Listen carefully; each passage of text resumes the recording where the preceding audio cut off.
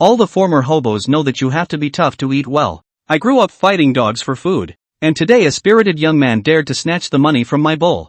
I grabbed a stick and broke both his legs on the spot, only to end up getting arrested. Just when I thought I would finally have a decent meal, the prison bully made me eat shit. Outrageous.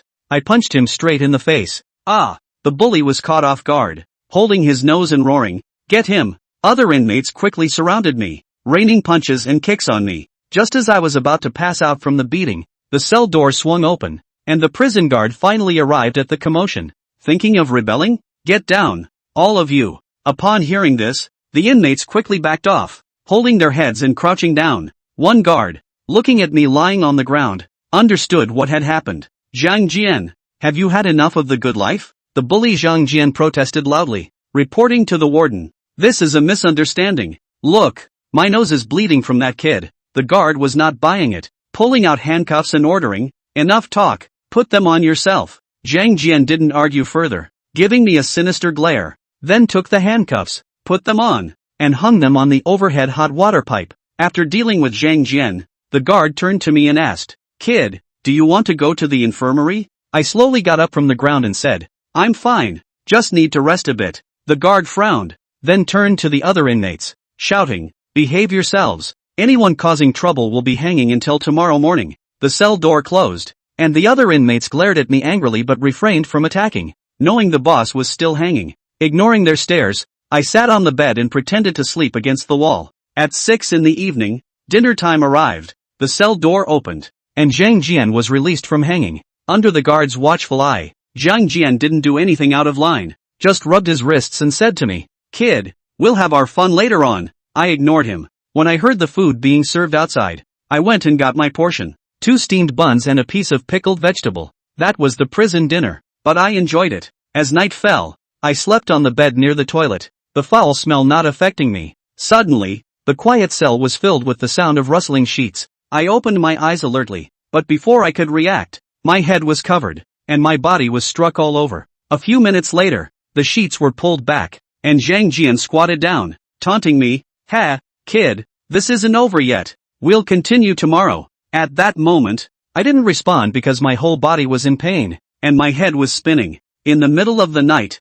I finally regained some strength and struggled to prop myself up with my arms. In the silent cell, I walked barefoot towards Zhang Jian's bed. I stood in front of Zhang Jian, hanging my head and staring intently at him as he slept. Zhang Jian seemed to sense my gaze and groggily opened his eyes. But I didn't give him a chance. I pressed one hand against his chest, lifted his chin with the other, and bit into his neck. "Ah!" Zhang Jian let out a piercing scream, his hands frantically clawing at my head, but to no avail. The other inmates were startled awake by the scream, and upon seeing me biting Zhang Jian's neck, they rushed over cursing. Despite their punches and kicks, my teeth remained firmly embedded in Zhang Jian's neck, refusing to let go. Zhang Jian continued to scream in agony, blood trickling down onto the bed. The onlookers paled in shock. "He's a madman. Help! Someone's been killed. Get help!" The cries for help echoed through the prison corridors. The prison guard who was dozing off in the duty room suddenly woke up, quickly got up, and ran towards the cell. As the cell door opened, several guards were shocked to see the scene and hurried to try to separate me and Zhang Jian. However, just like before, no matter how they tried to pull us apart, I refused to relent. Helpless, the guards had to pick up rubber batons and ruthlessly struck my back a few times. Unable to bear the pain, I couldn't hold on any longer and passed out with my eyes rolling back. After I loosened my grip, Zhang Jian's bloodied neck was exposed, which frightened everyone present. The prison guards quickly restrained the other inmates, sent one to inform the medical guards, and called for an ambulance. In the People's Hospital of Jingzhou City, I slowly opened my eyes while lying on the hospital bed. Following the battle in the cell last night, my condition was not good. Apart from my previous injuries, another rib had been broken. Woken up? The prison guard sitting at the door heard the voice and walked towards me. I didn't speak, just nodded lightly. The guard looked at me and shook his head helplessly, saying, "You look young, but you sure have a heavy hand. You almost bit off Zhang Jian's windpipe. He didn't die?" My reaction sent a chill down the guard's spine. This kid, upon hearing that Zhang Jian didn't die, seemed somewhat dissatisfied. The guard cleared his throat and asked me, "How old are you this year?" I lowered my gaze, shook my head slowly, and said, "I don't know." The guard immediately furrowed his brow, thinking I was lying. Who doesn't know their own age? But I wasn't lying. Since I can remember, I've been wandering the streets. When I entered the prison, I gave myself a name. Yu Fei. Xiao Huang. Is the person awake? At that moment, a voice sounded outside the ward, followed by a middle-aged man pushing the door open and walking in. The guard immediately stood at attention upon seeing him. Liang Jian. He just woke up. Liang Dong nodded at the guard, then approached me and asked, "Young man, how are you feeling?" I remained silent, shaking my head without uttering a word. Liang Dong nodded, then with his hands behind his back, he said to me, "I've inquired about your situation with the Sending prison. To be honest, I sympathize with you, but Jingzhou First Prison is under my jurisdiction." Liang Dong, you've caused me a lot of trouble. My expression remained calm as I nodded at him, seemingly understanding. However, Liang Dong extended his finger and pointed at my chest, warning me word by word, "This is the first and last time. If you cause trouble again, I will make you feel the despair of being alive. Xiao Huang, keep an eye on him." With that, he turned and left directly. Yes, Xiao Huang saluted again, respectfully seeing Liang Dong off. Phew, kid, you heard me, go back and be honest and stay out of trouble. After Liang Dong left, Xiao Huang let out a long breath and turned towards Yu Fei and opened his mouth. Yu Fei remained silent, nodding thoughtfully towards Xiao Huang. Chapter 3, The Fifth Master. 5 days later, Yu Fei, who was already able to get out of bed and walk, was sent back to the first prison of Beijing City. Only instead of going back to his previous cell, he was given a different cell block to follow the number. Ka, get in there. The one who sent Yu Fei back was the prison guard surnamed Huang. Master Fifth, there's a fledgling here with injuries, take care of him. After Yu Fei walked into the cell, Xiao Huang, who was following him, greeted one of the prisoners. That's the kid from the third ward, isn't it? The middle-aged man who was called the Fifth Master, raised his head to look at it and asked expressionlessly. The Fifth Master is 40 or 50 years old, with a big bald head, slightly fat and ordinary looking. Yes, it's not good enough to stay over there anymore, so I sent it to you. Little Yellow nodded towards Master 5 and said, "Ha, delivered to me, aren't you afraid that one cripple will find trouble with him?" The Fifth Master smiled, sizing up Yu Fei with interest, and opened his mouth towards Xiao Huang. The Fifth Master's mouth Wang cripple big name Wang Xinliang, because the right foot hamstring was picked off, walking with a limp, so the nickname Wang cripple. And Wang cripple had a very good relationship with Zhang Jian, knowing that Yu Fei was sent here, he would surely find in trouble to help Zhang Jian take revenge. This is what Supervisor Liang explained, so take the trouble, Fifth Master. Xiao Huang spread his hands, sending Yu Fei to the second prison area was explained by Liang Dong. There was nothing he could do. However, in recent days, after learning about Yu Fei's past, Xiao Huang also took some pity on him, which is why he helped him to say hello to the Fifth Master. Liang Tong? This is going to be fun. The Fifth Master smiled intriguingly, knowing that Zhang Jian's brother was in the second prison area. Liang Dong even arranged Yu Fei. Ka. Without saying anything more, Xiao Huang turned around and walked straight out of the cell. What's the name? After Xiao Huang left, Master 5 smiled and asked towards Yu Fei. Yu Fei. Yu Fei stood against the doorway and glanced at the Fifth Master and said,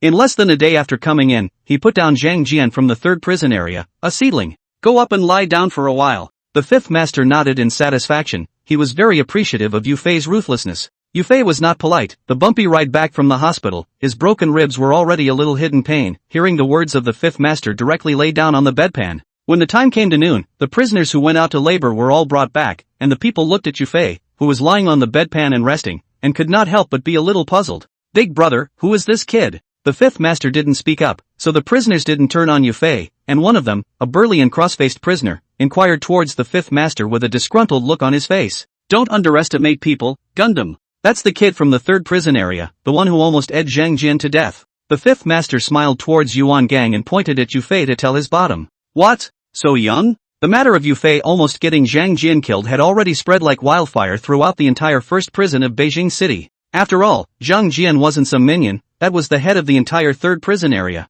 Only the gutter was overturned, and because of his arrogance, he was almost killed by Yu Fei, a fledgling. Yuan Gang touched his head and once again looked at Yu Fei, who was lying on the bedpan, and collected his contempt in his heart. It was also at this moment that Yu Fei, who had heard the commotion, climbed up and looked over towards Yuan Gang who was sizing himself up. Awake? Seeing Yu Fei get up, Master 5 smiled and opened his mouth to ask, but Yu Fei just nodded. Hey, you kids a mute, huh? Talking to my big brother, how dare you put on such a big show? Yuan Gang was not happy. His own big brother took the initiative to greet him. This kid even just nodded his head. Said Yuan Gang, he was ready to make a move. He would not be bluffed by Yu Fei's battle record. After all, Zhang Jian was nothing in his eyes. Seeing Yuan Gang's action, Yu Fei instinctively felt the danger and directly stood on the ground with his bare feet. Gonzo! But without waiting for the two to make a move, Master 5 directly opened his mouth and shouted at Yuan Gang. Big brother, this kid is a bit unruly. Don't worry, I'll teach. Come back. Yuan Gang looked back at Master 5 and opened his mouth to say that he just wanted to educate Yufei,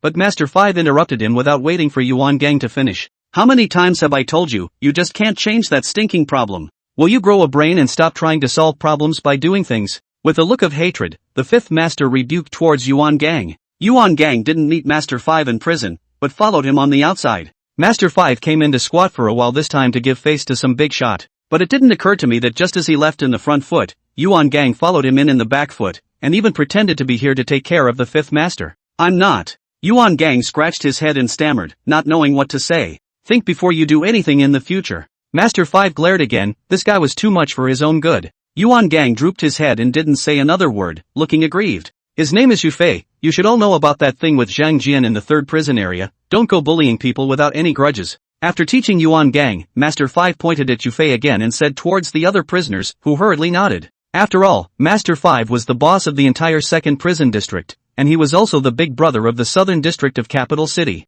Dinner is served. As soon as the fifth master's words fell, the prisoner in charge of putting out the food walked over with several large buckets. Still the standard of 2 nests, plus pickle lumps and a bowl of boiled radishes in salt water. Master 5, here's yours. Yufei had just finished receiving his own meal when the prisoner who had put it away fawned and brought a dinner plate. On the plate was a bowl of rice, a bowl of stir-fried vegetables, and a bowl of braised pork and a piece of fish stew. The fifth master did not say anything. Yuan Gang walked up and took it, then put it in front of the fifth master. Yufei glanced towards the dinner plate, and the rich meat flavor made him unconsciously gulp. The fifth master naturally noticed this scene, only to see the corners of his mouth rise slightly before he brought the small bowl containing the braised pork to Yufei. Eat. You're still wounded here, you can't just eat turnip nests. Facing Yufei's puzzled look, Master 5 smiled and said, Big brother, why give it to that kid? If you don't want it, give it to me. Yuan Gang was on the side but sour, not understanding why his big brother was so good to Yufei. Eat your food. Radishes are just fine, you're so gassy, it's just the right thing to pass gas.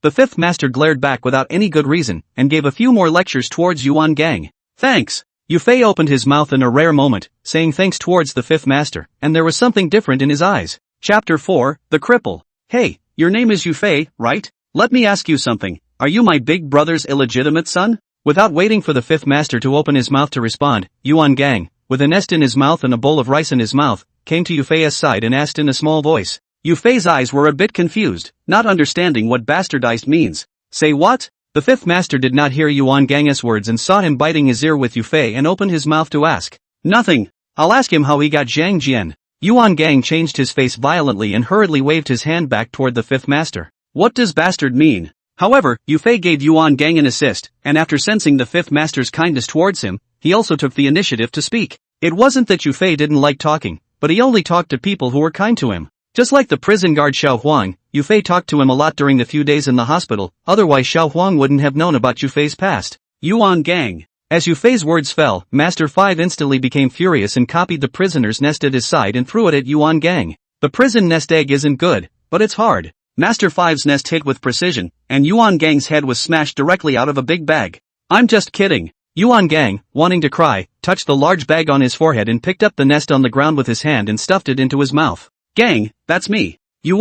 Can't you see the bag on my head? The prisoners who were robbed of their nests also cried, this stuff is standard, after eating it, there will be no more, although it is said that it is not delicious, but it can fill up their stomachs. Yuan Gang, give the nest back. Master 5 glared again, and Yuan Gang reluctantly broke the nest and returned half of it. On the other side, Yufei finally got the braised pork into his mouth, and then he froze. During the few days in the hospital, Yufei thought that he had already eaten the best food in the world, but this bowl of braised pork was another revelation. What's your boy's problem? Don't like to split my order. Seeing Yufei freeze, Yuan Gang came over again, his eyes fixed on the bowl of braised pork. This is something he would have eaten outside and puked, but here it's a different story, except for the fifth master where others have this treatment. Just like Zhang Jian, who is also the boss of a cell block, but he eats the same as the other inmates. Because these things don't look at your status in prison, they look at your energy on the outside. Yufei naturally heard Yuan Gang's words, and after a few moments of agonizing, he pushed the bowl containing the braised pork towards Yuan Gang. You really don't like it, do you?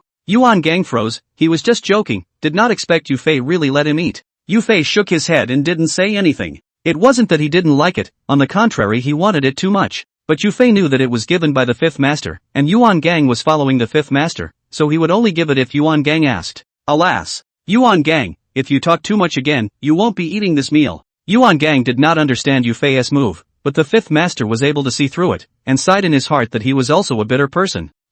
It's better if you eat it, I'm fine with radishes. After hearing the fifth master's words, Yuan Gang didn't dare to continue teasing Yufei, or else he would really easily run out of food. Not much later after eating, the guards came over and opened the cell doors, greeting the prisoners as they went out to labor. The fifth master had thought that Yufei was carrying a wound on his body, so he did not need to go out, and it was just the right time to accompany himself to chat. But it did not occur to me that the prison guards were specifically staring at him, and saw Yufei lying motionless on the bedpan and even tugged him. He's wounded. Master 5 frowned and spoke toward the prison guard. Master 5, I know, but this is what Superintendent Liang explained. The prison guard naturally understood what Master 5 meant, but this was not something he could make a decision on, as Liang Dong had personally given the order. Gonzo, keep an eye on him. After hearing that it was Liang Dong's intention, the fifth master wondered even more. But Liang Dong was the prison governor after all, and he had no business going to feud with the other side because of Yufei. However, Yufei, this young man, Master Fifth is quite fond of him again, so he gave an explanation towards Yuan Gang.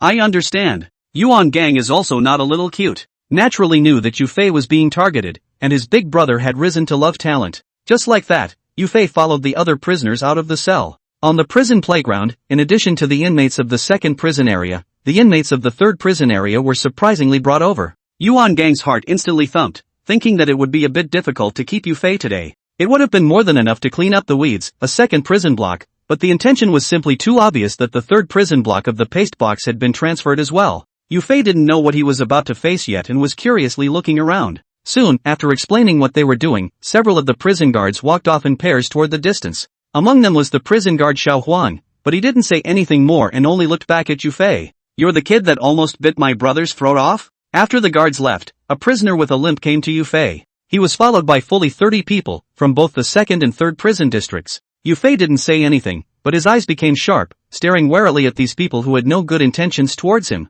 Cripple Wang, Zhang Jian gave you a message, huh? Yuan Gang leaned a step towards Yufei's side and opened his mouth towards the other party. The visitor was clearly Wang Xinliang, Wang Cripple, Zhang Jian's good brother. What do you mean, Kong? This man, Master Fifth, is going to protect? Wang Cripple's eyes narrowed slightly as he inquired towards Yuan Gang. Ha! My big brother had a nice chat with him. Yuan Gang did not say it outright, but the meaning was very clear. Yufei is the person that Master Fifth favors. Kong. My brother Zhang Jian is still lying in the hospital, his throat was almost bitten off by this kid. It cost our brothers a fortune to get him. Wang Cripple's eyes became even more vicious. He did not expect the fifth master to intervene in this matter. Zhang Jian was almost killed by Yufei, not to mention that for this opportunity to get his hands on him, he didn't give Liang Dong a lot of favors. Now Yuan Gang is going to let their expenses go down the drain with a light sentence. That's obviously impossible. What? You king cripple that's standing up? Not even giving face to my big brother. Yuan Gang's eyes were also slightly narrowed. He didn't expect that after he had made it so clear, Wang Cripple would still want to lay his hands on Yufei.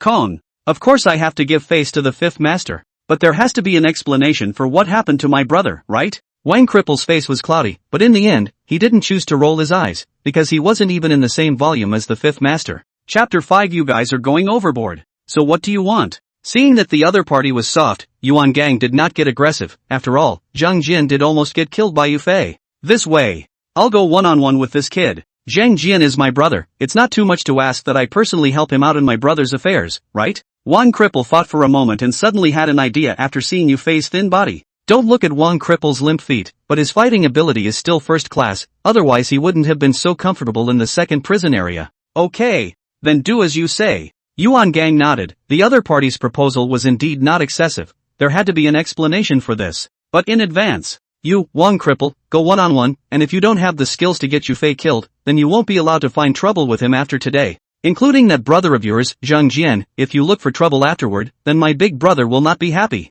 Immediately after that, Yuan Gang spoke again and warned towards Wang Cripple. I understand. Wang Cripple nodded, then signaled the others to disperse. Kid, it's up to you next. Don't embarrass my big brother. Yuan Gang also told his people to disperse, then patted Yufei's shoulder and said. Yufei was a bit unsure, but still nodded towards Yuan Gang. Rubbing. Not waiting for Yufei to turn back, Wang Cripple preempted the attack and directly scurried out with a stomp of his feet. Immediately after that, Yufei saw a fist that ran towards his face and swung over. But it was too late to react as Wang Cripple's fist smashed heavily into Yufei's face. Yufei's entire body stumbled and almost fell straight to the ground. It was hard to stabilize his stance, but Wang Cripple's attack arrived again, his knees slightly bent towards Yufei's stomach. Yufei reached out and blocked, not letting Wang Cripple's attack succeed, but immediately followed by another punch to the face. That's it? Then you boys won't live to see the day. After continuously whacking Yufei twice, Wang Cripple became even more excited and sneered before charging up again. Next to him, Yuan Gang watched as he slapped his thighs, and at the same time sighed, not realizing that Wang Cripple was still so flexible after limping on one foot.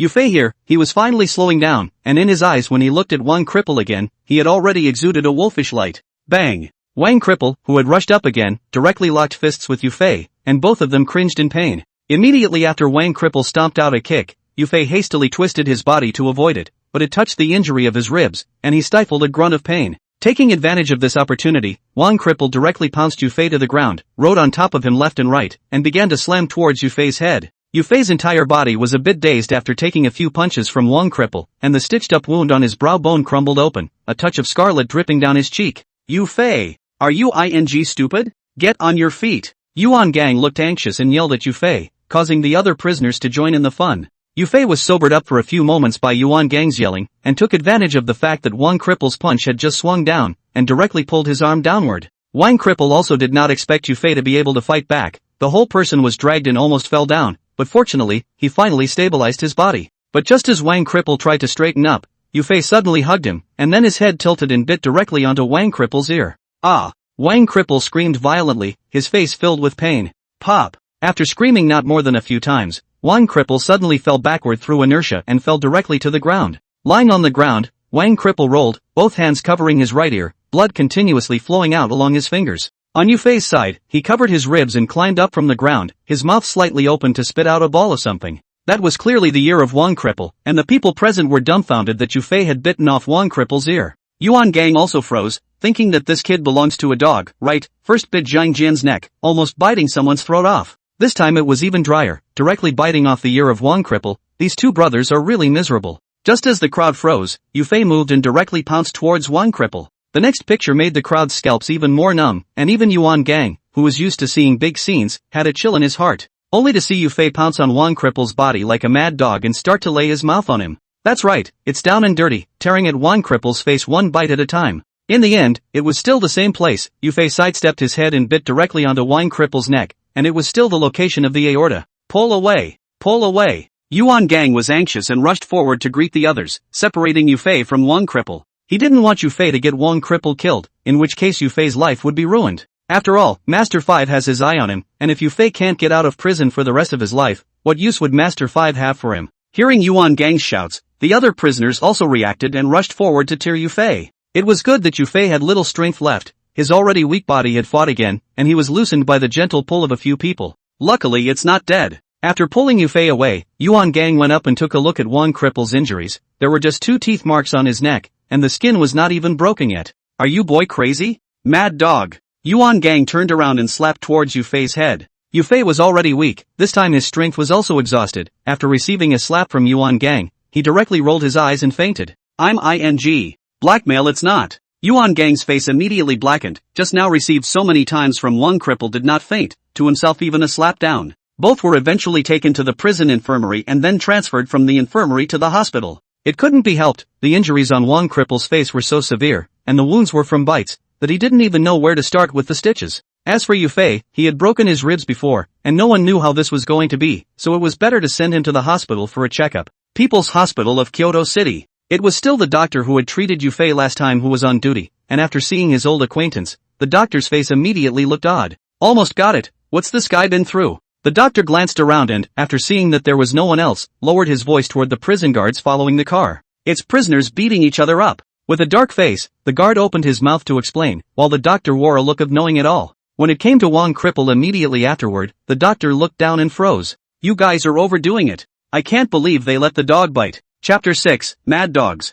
When he woke up again, it was already a few hours later, and the wound on Yufei's brow bone was restitched. As for the ribs, they are nothing serious, but they will have to stay in bed for a few more days. Glancing around, it was the same familiar white color, just not the same ward as before. Awake? The familiar voice rang out, and the prison guard was still Xiao Huang, making Yufei feel as if he was dreaming. What are you boys frozen for? Beaten silly? Little Yellow extended his hand and waved it in front of the frozen Yufei. No. Yufei leaned back and shook his head toward Xiao Huang. You're good, kid. Even the king's cripple is cleaned up. Seeing that Yufei was not much of a problem, Xiao Huang spoke again. Not dead? Yufei was still saying the same thing. Listening to Xiao Huang's entire body was stunned, so familiar feeling not dead, but I guess he has a death wish. That face, it's like a dog. Xiao Huang shook his head, then told Yufei about Wang Cripple's situation, describing the injuries on his face but suddenly paused. It's still dog-eared. Mad dog. Xiao Huang gave Yufei a deep look, followed by a nod and continued.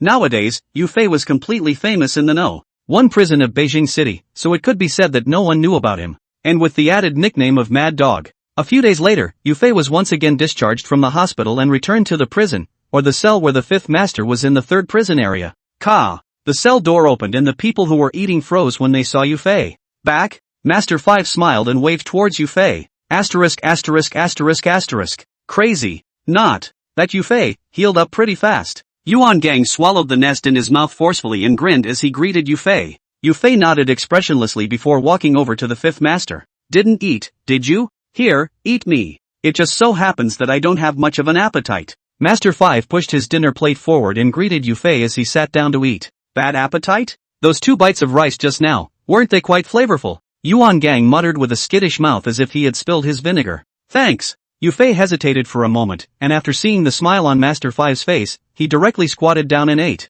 I say Yufei for you my big brother he didn't break the bank, you have to thank my big brother. Yufei had just eaten his meal when Yuan Gang came up with his rice bowl and chucked a piece of braised pork into his mouth and said, eating doesn't gag you. Master 5 sniffed and kicked towards Yuan Gang's ass, almost kicking him to drop his nest. Yufei, on the other hand, looked at Yuan Gang in uncertainty before turning his head to Master 5. Since Yuan Gang stood up for Yufei that day, the entire prison knew that Yufei was Master 5's man. Then Liang Dong, the prison warden, eyed the opportunity and used the 2 times Yufei caused trouble as a reason to get a lot of favors from the 5th master. Although Master 5 didn't even look at Liang Dong in the eye, the person like them who dealt with the most besides the police station was the prison. Even if the 5th master doesn't need it himself, then he has to pave the way for those who do things for him. Eat your food. After kicking Yuan Gang, Master 5 waved his hand toward Yufei. Yufei pursed his lips and did not say anything, looked deeply at the 5th master, and then continued to bury his head and dry the meal. In the days that followed, there were no more people in the prison who were looking for trouble with Yufei, and Master 5 and Yuan Gang learned about Yufei's past.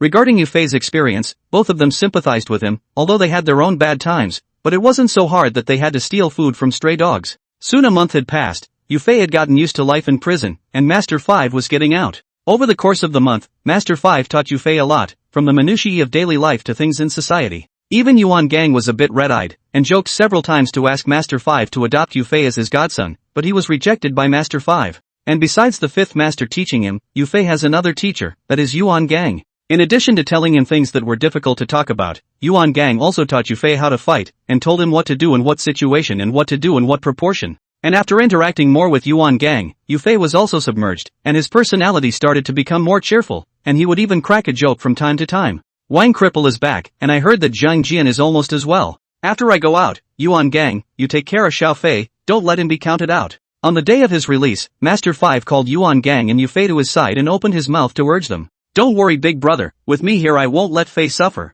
Yuan Gang patted his chest, Wang Cripple and Zhang Jian stream, he didn't put it in his eyes at all. Careful makes perfect, use your head more when things go wrong. Master 5 glared at Yuan Gang and continued to open his mouth towards his dictates. Master 5, Gang, he's very smart. Yufei looked at Yuan Gang, who was full of embarrassment, and smiled before helping him out. Right. Look big brother, Fei said I'm smart. Yuan Gang raised his eyebrows towards Yufei, this brother was not in vain. Dash? Have you forgotten what his nickname is? The 5th master once again glared at the two without any good reason, one naive and one mad dog. This combination is really no one. Yufei and Yuan Gang glanced at each other. Alright. If there's something you can't solve, call Li Xiang, he'll contact me. Master 5 waved his hand, then told Yufei and Yuan Gang the name of a person. Li wanted to be the supervisor of the 2nd prison district, the hand of the entire 2nd prison district. Got it, big brother, got it, Master 5. Yufei and Yuan Gang nodded their heads in agreement towards the 5th master. That's it. As he spoke, the prison guards had already come to collect the man, and Master 5 followed directly out after dropping a word. Dude, we're the only ones left, why don't we get together under the same blanket tonight? After the 5th master left, Yuan Gang looked at Yufei with some sadness. The first half of the sentence was quite normal, but the second half of the sentence made Yufei feel a hidden pain in his posterior. Kong. Aren't you afraid I'll bite you? Yufei didn't fall away and asked Yuan Gang with a grin on his face. Asterisk asterisk asterisk asterisk. Yuan Gang instantly widened his eyes, and there was a vague coldness between his legs, as if there was nothing left. Forget it. Let's just be brothers for good. Yuan Gang raised the white flag. He felt as if he could not spell Yufei. People at best spell soft. With this kid easy to spell no more. The next day, Yufei and Yuan Gang were letting off steam when suddenly a prisoner with his head down walked towards them with quick steps. Chapter 7 Next stop. Look out. Yuan Gang saw at a glance that something was wrong and violently yanked Yufei. The prisoner obviously froze for a moment, then immediately pulled out a wooden-handled screwdriver from the waist of his pants and stabbed it towards Yufei. But it was too late. Yufei was yanked by Yuan Gang, plus he was on guard himself, causing the prisoner to miss. Seek death. Yuan Gang was furious. He did not expect that the fifth master had just gone out, and someone had already made a move against Yufei. Bang! Yuan Gang gripped the prisoner's hair, and clamped down on his hand with the screwdriver, and slammed a knee directly into the head. That prisoner was instantly toppled over by Yuan Gang, and his entire body collapsed to the ground, fainting with both eyes rolled back. Wang Xinliang, do you have a ing death wish? Yuan Gang ignored the prisoner who had already fainted to death and directly turned his head to Wan Cripple who was not far away, letting his voice roar. Yufei followed suit and turned around, his eyes slightly narrowed as he stared at Wan Cripple, like a poisonous snake ready to strike. Kong, what's that got to do with me? Wan Cripple took 2 steps forward, and the face that was bitten by Yufei was chilling to look at. In the entire 3rd prison district, no one has a grudge against Fei except you, Cripple Wang. Yuan Gang is burning with anger. This Wang Cripple has done everything, but still dare to deny. Kong, you're being a bit unreasonable. Couldn't it have been someone from another cell block? Don't forget that Zhang Jian still has a grudge against him. Wang Cripple spread his 2 hands, a fierce smile on his face, and began to talk to Yuan Gang. Jian Zhang? Do you take me for a fledgling? Yuan Gang didn't bother with him anymore. He directly rushed up and kicked Wang Cripple over on the ground. Ahem. Yuan Gang, you've gone too far. Wang Cripple also did not expect Yuan Gang to make a move, covering his stomach and looking up with a stern cry. Ka! Just as Yuan Gang wanted to continue his cursing, suddenly the large iron gate connecting the playground to the cells opened, followed by several prison guards walking out with the inmates of the 3rd prison area. Liang Tung. You're eating at both ends, you're not afraid to hold out. Seeing the inmates of the 3rd prison area appeared, how can Yuan Gang still not understand what is going on? It must be that Liang Dong, that anti-bone boy, has taken the benefits of Wang Cripple again. Fei, be careful later. After cursing angrily, Yuan Gang barked towards Yufei beside him and then greeted his minions to gather. On the other hand, a few guards went straight back after bringing the inmates of the 3rd cell block to the playground and locked the big iron gate. Boy, hello again. I've missed you so much. Suddenly a voice that Yufei was very familiar with rang out, followed by the prisoners in the 3rd prison area suddenly dispersing, and Zhang Jian walked out with a vicious smile. So it's you bastard. I say why is he, Wang Cripple, suddenly hardened? Yuan Gang's eyes narrowed slightly when he saw Zhang Jian. It seems that this bureau was set up by Zhang Jian and Wang Cripple jointly. Kong, look at my neck, and look at my brother's face and ears, thanks to that boy. Our brothers have no intention of creating a misunderstanding with Master Fifth. Please raise your hand, Brother Gang. Zhang Jian didn't care about Yuan Gang's ridicule and tilted his head to point at his neck and Wang Cripple's face, trying to talk Yuan Gang out of this matter. Don't you know that Fei is already my big brother's man? Yuan Gang snorted. These 2 brothers are really talking nonsense with their eyes open. Yufei has followed the 5th master of this matter, the entire 1st prison in the capital city who does not know. Then there's nothing we can do about it, big deal. We brothers will rot in jail for the rest of our lives, then we'll have to get this mad dog killed. Seeing that Yuan Gang wouldn't let go, Zhang Jian was also broken. They can't compare to the size of the 5th master, and since they've chosen to tear themselves apart,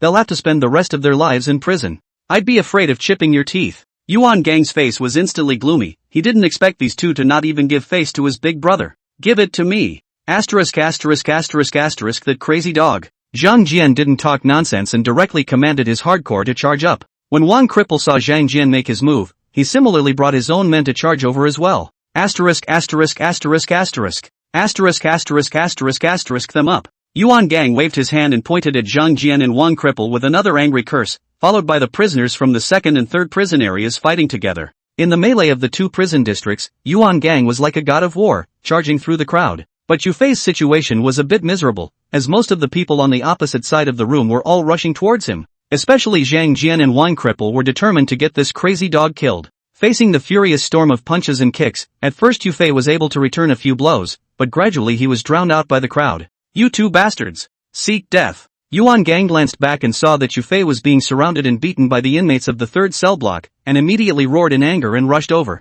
Mad dog? I'll make you a dead dog today. Zhang Jin turned his back, pulled out a file at the waist of his pants, and ran at Yufei's chest. Luckily, Yufei twisted his body at the critical moment, and the file didn't land on his chest, but was stuck on his left arm. But this time Yufei was equally bad. Zhang Jin's hand didn't collect any strength at all, and directly pierced Yufei's arm. Groove your mom. Yufei's eyes were bloodshot, and the intense pain made his entire body go crazy as he roared angrily and climbed up from the ground. Yufei stormed up so suddenly that Zhang Jian couldn't react in time and left the file on his arm. It was also at this time that Yuan Gang finally came to Yufei's side, and when he turned his head, he saw the file sticking out of his arm. Yufei's face was expressionless, his eyes staring deathly at Zhang Jian as his right hand slowly pulled out the file. I'll do it. With the file in his hand, Yufei was just about to rush towards Zhang Jian when Yuan Gang pressed him down. Yuan Gang directly snatched the file in his hand and turned his head to look at the crowd in the third prison area. Wang Xinliang and Zhang Jian, the two bastards, they want to rot in prison for the rest of their lives. Do you want to do the same? Today I, Yuan Gang, do something. Who dares to stop me for a moment? The crematorium in the southern district of the city. Out of the prison, that's your next stop.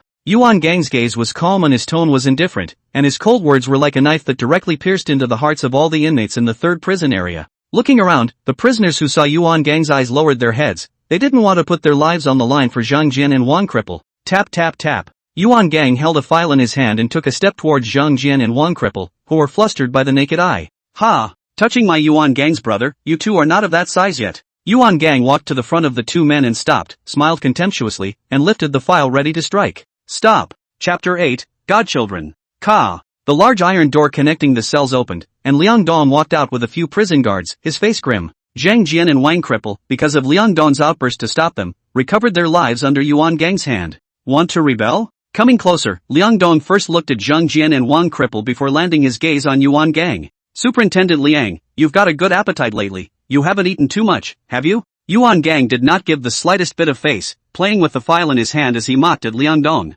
Yuan Gang, do you know who you're talking to? Liang Dong's face became even darker. He did not expect Yuan Gang to not give him any face at all. What? Are you Liang Dong, a dead man? Can't understand what the living say? Yuan Gang was even less accustomed to Liang Dong, and with both hands behind his back, he glanced at him with contempt. Yeah, worthy of being one of Qin's bachelors, even I, Liang Dong, want to get killed. Liang Dong laughed back in anger. He did not expect Yuan Gang to be so arrogant. Qin's bachelor, also known as the Fifth Master, his real name is Qin Koan, because in the family line 5, so outsiders call him the Fifth Master. Liang Tong. You have to understand one thing, my big brother, he's not afraid of you if he doesn't bother with you. Is it hard to believe that you think your weight is heavier than Lu Songlin's? Yuan Gang flung the file in his hand and exploded a message towards the self-important Liang Dong, which instantly made him change his face. The name Lu Songlin is very familiar to Liang Dong, and caused a hot debate in the municipal circle of Beijing State last year. This is the name of the former president of the Intermediate People's Court of Jingzhou City, a cadre at the deputy hall level. The legend is that it was offended and was taken out.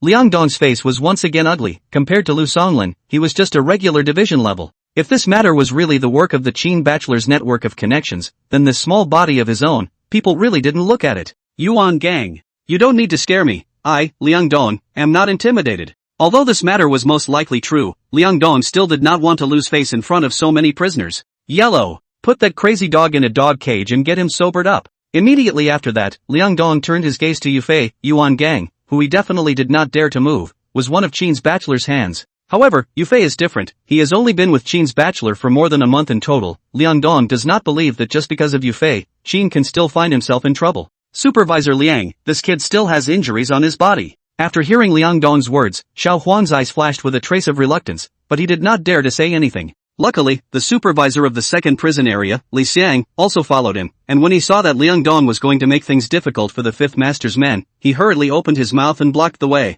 Li Xiang, I'm the warden of this prison. Liang Dong was about to explode with anger. It was even if the outsiders did not give him face, but his own subordinates even jumped out to go against him. Seeing the furious Liang Dong, Li Xiang did not say anything more, but only twisted his head to give Yuan Gang a reassuring look. Go! Xiao Huang saw that it was impossible to do anything, so he could only go forward and frame Yufei's arm, but it looked like he was framing, but it was better to say that he was holding him up. Yufei didn't say anything and clutched the wound on his arm tightly with his hand as blood continued to flow out along his fingers. Wait! Just as Yufei was about to be taken away, Yuan Gang reached out and stopped him. Fei is the godson my big brother recognized. Are you sure you want to put him in a dog cage? Yuan Gang stood in front of Yufei's body, his eyes looking straight at Liang Dong as he opened his mouth to ask, Godson? Liang Dong frowned, although he didn't really believe Yuan Gang's words, but if it was true that would be a big trouble. What? Don't believe it? Why else do you think I'd be so protective of him? Yuan Gang could see Liang Dong's suspicion, so in order to convince him, he spoke again.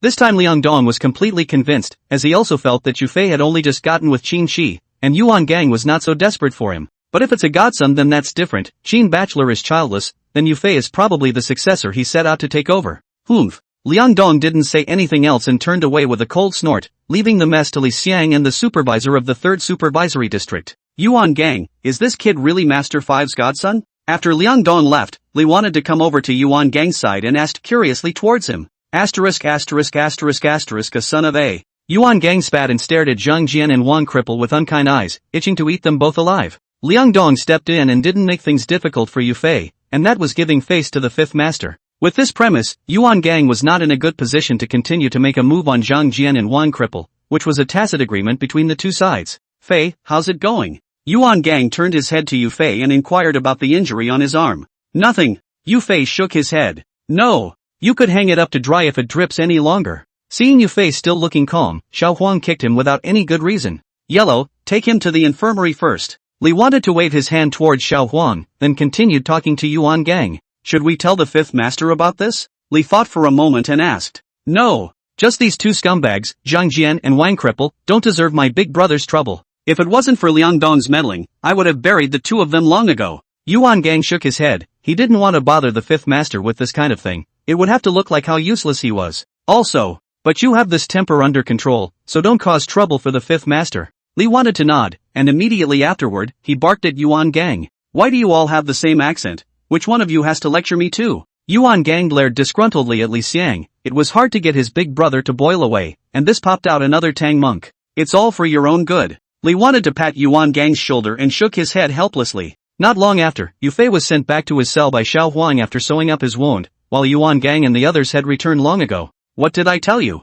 Can't you control that crazy dog's temper? Seeing Yufei come back, Yuan Gang pulled him to sit on the small bench, and then started training. Yufei was lectured, not understanding what qualifications Yuan Gang, this iron being, had to talk about his temper. Pop. What? Not convinced? Were you thinking of getting those two scumbags killed if I hadn't snatched the file from you at that meeting? Yuan Gang could see what Yufei was thinking and directly gave him a slap on the head and continued. Yufei rubbed his brain and nodded towards Yuan Gang. He did think so at that moment. Pop, do you still want to go out? You haven't even held a girl's hand yet, and you're rotting in jail like this. You're not holding back. Yuan Gang slapped again and directly made Yufei anxious. Chapter 9. Call me brother from now on. And you have the nerve to talk about me. If it wasn't for Liang Dong shouting that, you wouldn't have gotten those two scumbags killed just the same. Yufei rubbed his head and spat at Yuan Gang in dissatisfaction. Not the same. How old am I? I've enjoyed all I had to enjoy, and I've lived long enough. You're still young, you haven't seen the world properly yet, you need to know how to leave yourself a way out.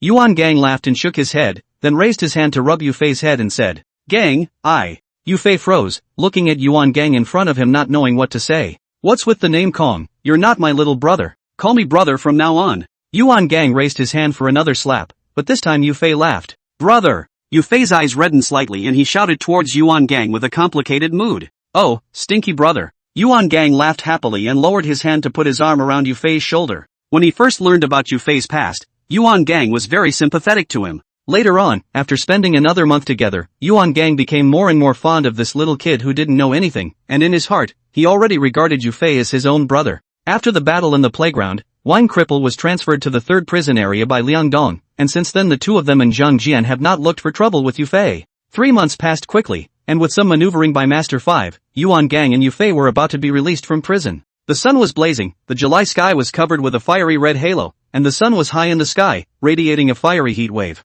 Ka! As the gate of the first prison of the capital city opened, two silhouettes walked out side by side. It was Yuan Gang and Yufei, one tall, one short, one fat and one thin. Yuan Gang was wearing a black trench coat, toadstools on his face, and a cigarette in his right hand. Yufei was still in the same clothes he had been in prison, because the rags he had before he was in prison were all thrown away by the prison guards, so he can only wear his prison clothes to get out of prison. Brother, aren't you hot? Yufei looked sideways at Yuan Gang, not understanding why he was still wearing that trench coat on such a hot day. What do kids know? It's called having class. Yuan Gang tartly exhaled smoke and glared at Yufei with contempt. But, brother, you're sweating a lot. Yufei pointed at Yuan Gang's head, which was already covered with beads of sweat, just waiting for a shiver to fly down. Brat, you. Squeak. Yuan Gang wiped the beads of sweat on his head and was just about to teach Yufei a lesson when an Audi 100 and a Santana, after braking sharply, stopped in front of the two. Ouch, my little baby. Yuan Gang saw the two cars and immediately brightened up, and with a strange cry, he lunged towards the Santana in the back. Yufei followed a few steps forward and peered curiously behind Yuan Gang. Dash, why are you still wearing prison clothes? Just as Yufei was mesmerized by what he was looking at, a familiar voice suddenly rang out. Master 5. Yufei shouted in surprise, and Master 5 just happened to get out of the back seat of the Audi 100. Dash got rid of all that crap before he went to jail, and that's why he came out in a little vest. Seeing his big brother get off, Yuan Gang couldn't care less about the rare Santana, and rushed forward to explain. I say, Donkey Kong, are you hot? As soon as Yuan Gang's words fell, the Santana's main driver's door opened, and a middle-aged man with a clean face got out of the car and asked the same question towards Yuan Gang as Yufei. Lin Sudong, you're floating, aren't you? Is that what you call Donkey Kong? After hearing the other party's words, Yuan Gang became furious and rolled up his sleeves, ready to strike. Stop it. Get in the car first and go back. Seeing that Yuan Gang was about to play tricks again, Master 5 helplessly called him to stop, and then he greeted several people to get on the car. Get in the back. I'm letting you drive my car for nothing. When his big brother gave the word, Yuan Gang could only press his temperament, but still glared at Lin Sudong and said, Come on, I can't afford to mess with it, but I can't hide from it? Lin Sudong smiled helplessly, raised his hands in surrender, and honestly got into the back seat. Fei, take the passenger seat, brother will take you for a float. Yuan Gang didn't let up and turned back to greet Yufei as he got into the car. But Yufei stood in front of the car door, but did not know how to open it, so anxious that his forehead was sweating. Ka! Yuan Gang got into the car and saw Yufei standing in front of the door at a loss for words, then remembered that he hadn't been in a car, and hurriedly opened the passenger door from the inside. Ha! That's a funny kid. After Lin Sudong saw the scene, he smiled and said towards Yuan Gang, This is my brother. Yuan Gang glared back at Lin Sudong, followed by saying without any good humor, You're suffocating, just go back and let off some steam later. What's the point of always fighting me? Lin Sudong was speechless. This big diamond went in for a trip as if he had eaten a landmine, sticking to it and blowing it up. I'm telling you little Donzi, don't bully him, he's really my brother. Yuan Gang, however, did not joke with him and pointed at Yufei to tell Lin Sudong once again. Pro? Lin Sudong froze for a moment, followed by sizing up Yufei and then looking at Yuan Gang. This doesn't look like it either. Cut the farting. His name is Yufei, just call him Fei. Fei, the one in the back you call Dong. Yuan Gang did not take care of Lin Sudong, finished a sentence and skillfully put on the gear, a foot of floor oil directly cradled out. Dong! Hearing Yuan Gang's introduction, Yufei shouted back towards Lin Sudong. Hello? Lin Sudong responded with a smile, only wondering in his heart about Yufei's identity. There are two competent generals under the hand of the fifth master, besides Yuan Gang, the other one is Lin Sudong. Yuan Gang and Lin Sudong, a man of letters and a man of arms, accompanied the fifth master Qin Kuan's rise from the humble beginnings, and step by step, he sat on the seat of the big brother of the southern district of the city of Beijing. As for why Lin Sudong didn't know about Yufei, it was because Master 5 didn't mention it to him after he was released from prison. The first prison of the capital city is located in the northern part of the city. The two vehicles sped for nearly half an hour's time, which returned to the southern part of the city, the territory of the fifth master. Squeak! With Yuan Gang's slamming brake, the two vehicles stopped in front of the only indoor goods market in the southern district of the city, Evergreen Mall. Gangzi, take little Fei to buy 2 sets of clothes, and change yourself into a set as well. Master 5 stuck his head out of the Audi 100 and shouted towards Yuan Gang and their side. Got it. Yuan Gang opened his mouth to respond, and immediately afterward, he turned back to look at Lin Sudong. Why are you looking at me when you're taking dash clothes shopping? Lin Sudong frowned, not understanding what Yuan Gang was trying to pull off again. Pay up. Yuan Gang grinned and extended his hands directly towards Lin Sudong. Asterisk asterisk asterisk asterisk. Why should I pay for the clothes you buy? Lin Sudong's head was almost smoking with anger. There was no such bullying. Chapter 10, Smoke on the Gas. I just got out. Where did I get the money? Besides, you've just met Fei. You have to give him a gift. Yuan Gang had a roguish look on his face, which made Lin Sudong's teeth hurt a little. I really owe you from my past life. In the end, Lin Sudong compromised, biting his back teeth and pulling his wallet out of his pocket. Fei, quickly thank you Dong. Not waiting for Lin Sudong to take money out of his wallet, Yuan Gang directly grabbed it and ran out of the car and shouted at Yufei. Thanks Dong. Yufei grinned and bared his large white teeth at Lin Sudong before following Yuan Gang out of the car. Yuan Gang. I'm not done with you. Lin Sudong's eyes are red. The wallet has his own just raised 10,000 yuan, but was Yuan Gang to scavenge? But Yuan Gang obviously couldn't hear it, and the two brothers, one wrapped in a trench coat and the other in the standard prison vest, winded their way into Evergreen Mall. Not long after, the two brothers returned to the car in their new outfits, carrying several shopping bags. Give me back my wallet. Lin Sudong gritted his teeth and extended his hand towards Yuan Gang. Here you go, here you go. Look at you being so petty. Yuan Gang had a look of impatience on his face and casually threw his wallet towards Lin Sudong. Where's the money? Receiving the wallet, Lin Sudong opened it and looked at it. Except for a few cards there was nothing else. Ahem. So what? I've been feeling a little light around the neck lately and bought a chain to wear. Yuan Gang awkwardly coughed a few times and then reached his hand in along the collar of his coat, followed by a large bright gold chain.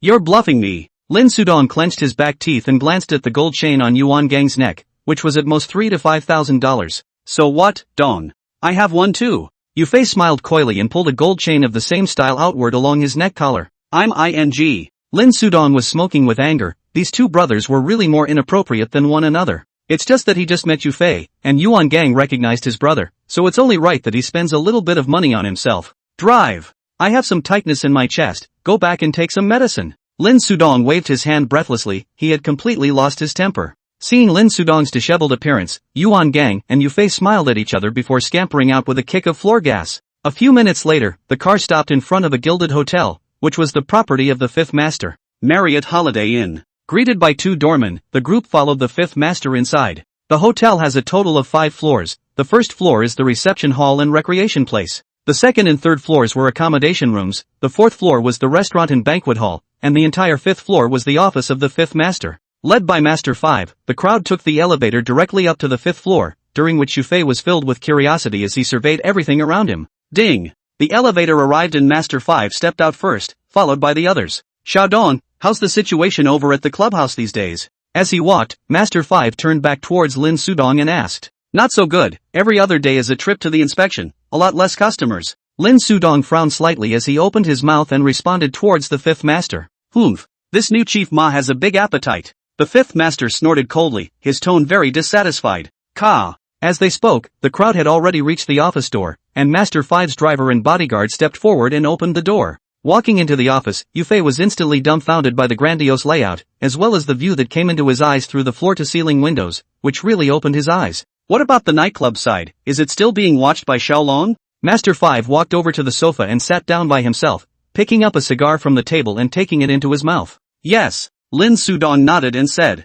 Gangzi, you first take little Fei to play for a few days, play enough and hurry back to take over, the nightclub there still needs you to look after it. After Yuan Gang lit the cigar for the fifth master took a hard sip and said. Got it. Yuan Gang nodded, this time his face was no longer the usual playful smile, it was as if he was a different person. Little Fei, just follow your brother Gang these days to have a good time and see the world. When your brother Gang goes to the nightclub, you'll follow him there and help him share the load. After instructing Yuan Gang, Master 5 turned his head towards Yufei, who was standing beside Lin Sudong, and spoke towards him with a smile. Got it, Master 5. Yufei nodded in confusion, not understanding what a nightclub was. Pop, what do you call fifth master? Call big brother. Upon hearing Yufei's words, Yuan Gang turned back to him and hooped him on the head, immediately after opening his mouth and correcting his name for the fifth master. Now that Yuan Gang has recognized Yufei as his younger brother, Yufei is also considered to be completely with the fifth master, and then shouting the fifth master is obviously a little bit strange. Got it, brother. Yufei bared his teeth and rubbed his head, agreeing with a face full of aggression.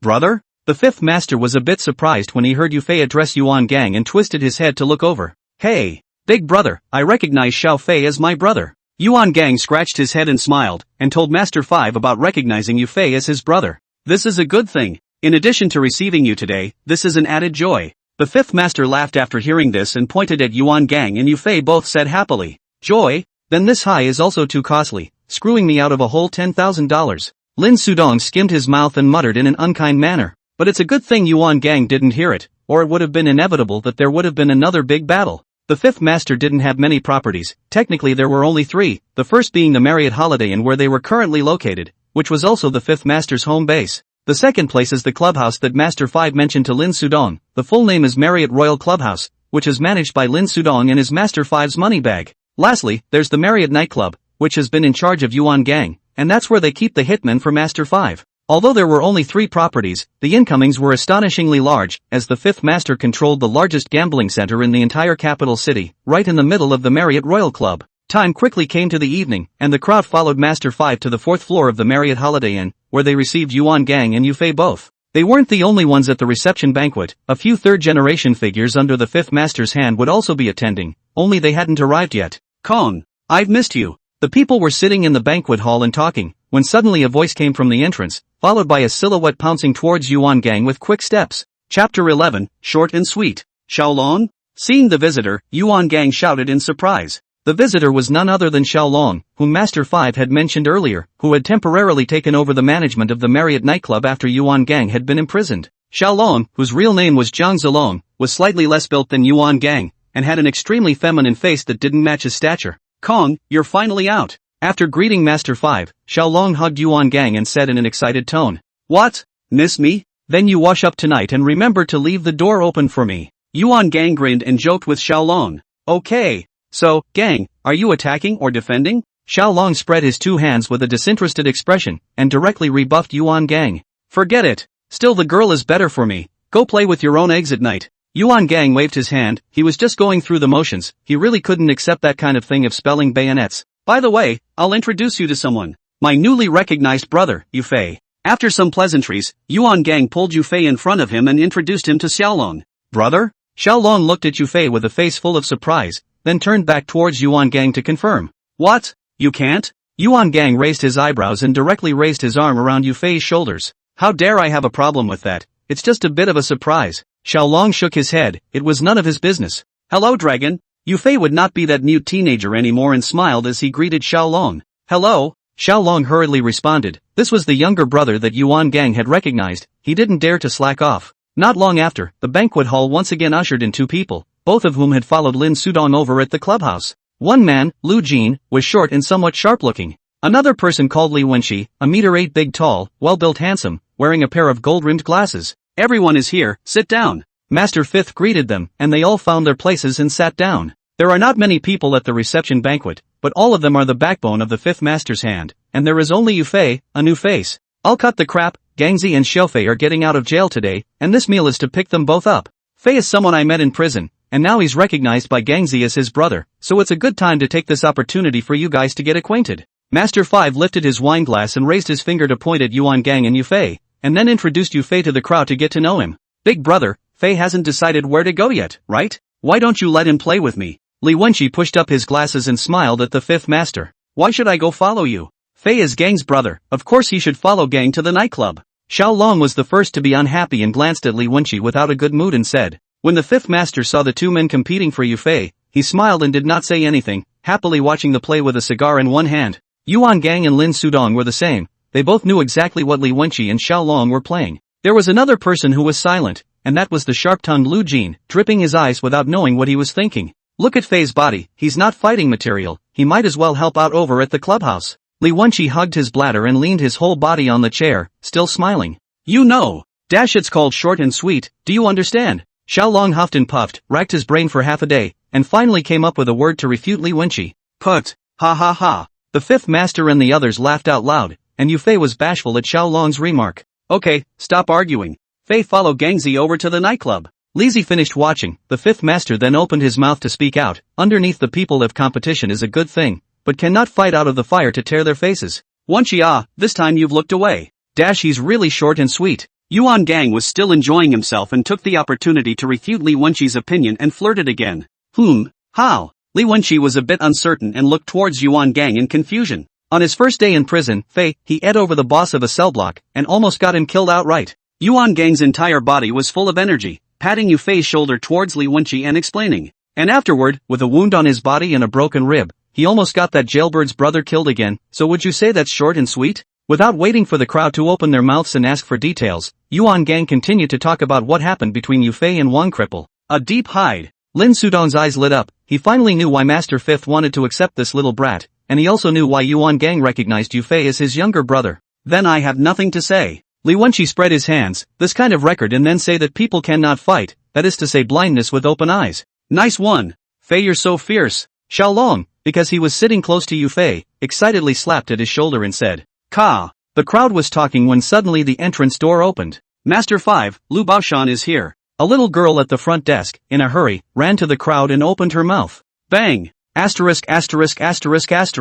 This fatty Lu, I think he doesn't want to get better. Hearing the three words Lu Baoshan, Yuan Gang slapped his hand directly on the table, followed by breaking into a curse. Just sit down, I'll go down and get him. Xiaolong was also full of anger and grabbed the table knife from the table to go downstairs. Settle down. The fifth master's fingers slightly curved, gently knocked the table a few times. Xiaolong immediately stopped his footsteps at the sound. The visitor is a guest. Go and bring the men up. Master 5 pointed to the chair where Xiaolong was sitting, then turned his head toward the little girl at the front desk. Xiaolong could only sit down helplessly after seeing the fifth master's gesture, but his face still had an exasperated look on it. Lu Bashan is the big brother of the western part of the city of Beijing City, and on weekdays, his relationship with the fifth master and them cannot be said to be much better, but it is not much worse. But not so long ago, during the period when the fifth master was in prison, the people under Lu Bashan's hand suddenly started to look for trouble. Yuan Gang was sent in precisely because of a clash with Lu Bashan's men. That was why Yuan Gang and Xiaolong were so angry after hearing Lu Bashan's arrival. Tap tap tap. Soon, the little girl at the front desk brought Lu Bashan to the banquet hall. The sound of leather shoes knocking on the ground was particularly obvious. La Wu, you didn't say anything when Gangzi came out so I could come over and apologize. Across the distance, Lu Bashan, who had a face full of crossmeat, shouted smilingly toward the fifth master. Chapter 12 Lu Bashan. Yufei sniffed and looked. The one who spoke was the big fat man in the lead. That was Lu Bashan. Lu Bashan is short and obese, from a distance looked like a ball, an ugly scar across the whole face, let a person look shudder. He was followed by 3 others, 2 middle-aged men in their 30s and 40s, with ordinary looks nothing outstanding. The other is about 27 or 18 years old, with a head of yellow hair dyed as if he had ADHD, either lifting his legs or shaking his shoulders. Treasure Mountain. I'm a little confused by what you're saying. What kind of gift or apology? The fifth master sipped a mouthful of cigar, as if he didn't know about that Yuan Gang thing, and said with a smile toward Lu Bashan. Egu, you still don't know, old 5? It wasn't some time ago that Hao Chang had a misunderstanding with Gangzi, which made Gangzi suffer for a few months. Seeing that the fifth master did not point it out, Lu Bashan very pompously slapped his thigh and talked about Yuan just going in. Is there such a thing? This brat isn't telling me the truth. I asked him how he got in, and he told me because he beat up a stinking beggar. With a surprised expression on his face, the fifth master raised his finger and pointed Yuan Gang toward Lu Bashan. Ha! Gangzi also has good intentions, afraid that old 5 you think too much not. A hint of viciousness flashed in Lu Bashan's eyes, and the fat on his face trembled with his laughter. What can I think of more? It's normal for juniors to fool around, we've been through this too. The fifth master waved his hand and mocked Lu Bashan explicitly and implicitly, causing several people behind him to burst into a rage. Not that. I came over today to discuss something with you, old 5. Lu Bashan implicitly gestured toward a few people behind him, then pulled over a chair and sat down and said, What is it? The fifth master's face was expressionless, but his heart was puzzled, not understanding what the two of them had to discuss things. I heard that clubhouse of yours, old 5, has been quite lively lately. Lu Bashan rubbed his big fat face, leaned his body forward slightly, and said with intention toward the fifth master.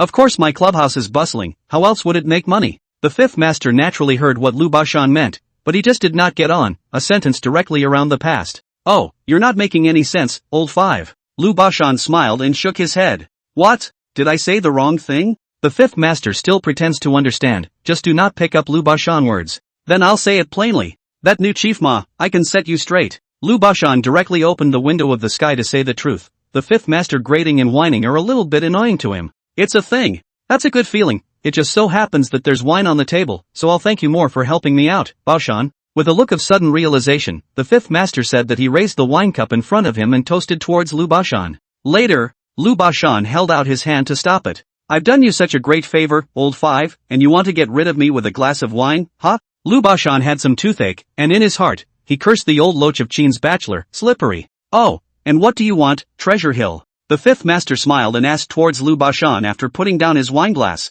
I'm going to stick my nose into the dishes in your clubhouse. Lu Bashan's gaze condensed as he bluntly stated his purpose. Bashan, you're kidding me, right? The fifth master put away the smile. Cutting off people's money is like killing their parents. This Lu Bashan is here to pry his own roots to come. Old 5, I'm not kidding you. Lu Bashan slowly shook his head and leaned back his body to lock eyes with the fifth master. Asterisk asterisk asterisk asterisk. Lu Bashan, you are not awake, right? Before the fifth master could say anything, Yuan Gang, who had the hottest temper, couldn't sit still and stood up and cursed angrily at Lu Bashan. Yuan Gang, who are you talking to? You're tired of living, aren't you? The 3 people behind Lu Bashan also got angry and directly disliked Yuan Gang angrily. As soon as these 3 opened their mouths, several of Xiaolong's people also stood up and joined in. Only Yufei didn't participate, but he also leaned to Yuan Gang's side, ready to strike at any time. Pop! All sit down! Just as both sides were cursing fiercely, Master Fifth slammed the table and shouted at Yuan Gang and the others. Lu Bashan also raised his hand and pressed the 3 people standing behind him.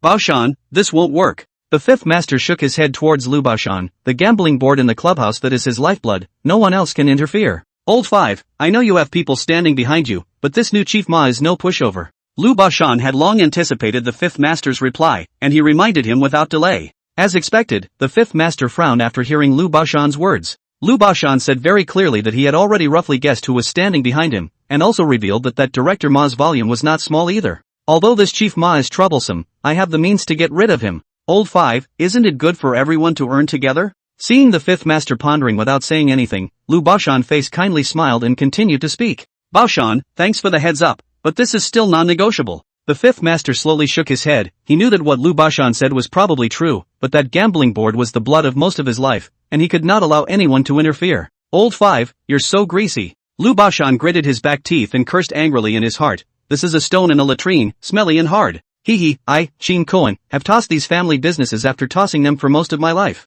One Director Ma comes along and I have to let you, Bashan, stick your nose in. What about another Director Wang or Director Lu? The fifth master shook his head and laughed. This is not at all a matter of a horse director. If his plate leaks one, then it will leak countless more in the future. Okay. Then I'll wish you good fortune for your Old Five. Lu Bashan saw that the fifth master's mind was made up, so he did not intend to stay longer. See them off. The fifth master did not get up, just said in a flat tone and watched Lu Bashan several people walk out of the door of the banquet hall. Master Five, this. Eat. After Lu Bashan and the others left, Lin Sudong hesitated for a moment to say something, but was interrupted by the fifth master. After the meal, Master Five asked Yuan Gang to take Yufei out to have fun. Xiao Long went to the nightclub, and Lin Sudong and the others returned to the clubhouse. Marriott Holiday in 5th floor, the office of the fifth master clamped a cigar and swallowed clouds, thinking for a moment and then picked up the 5110 placed on the table, found a number and dialed out.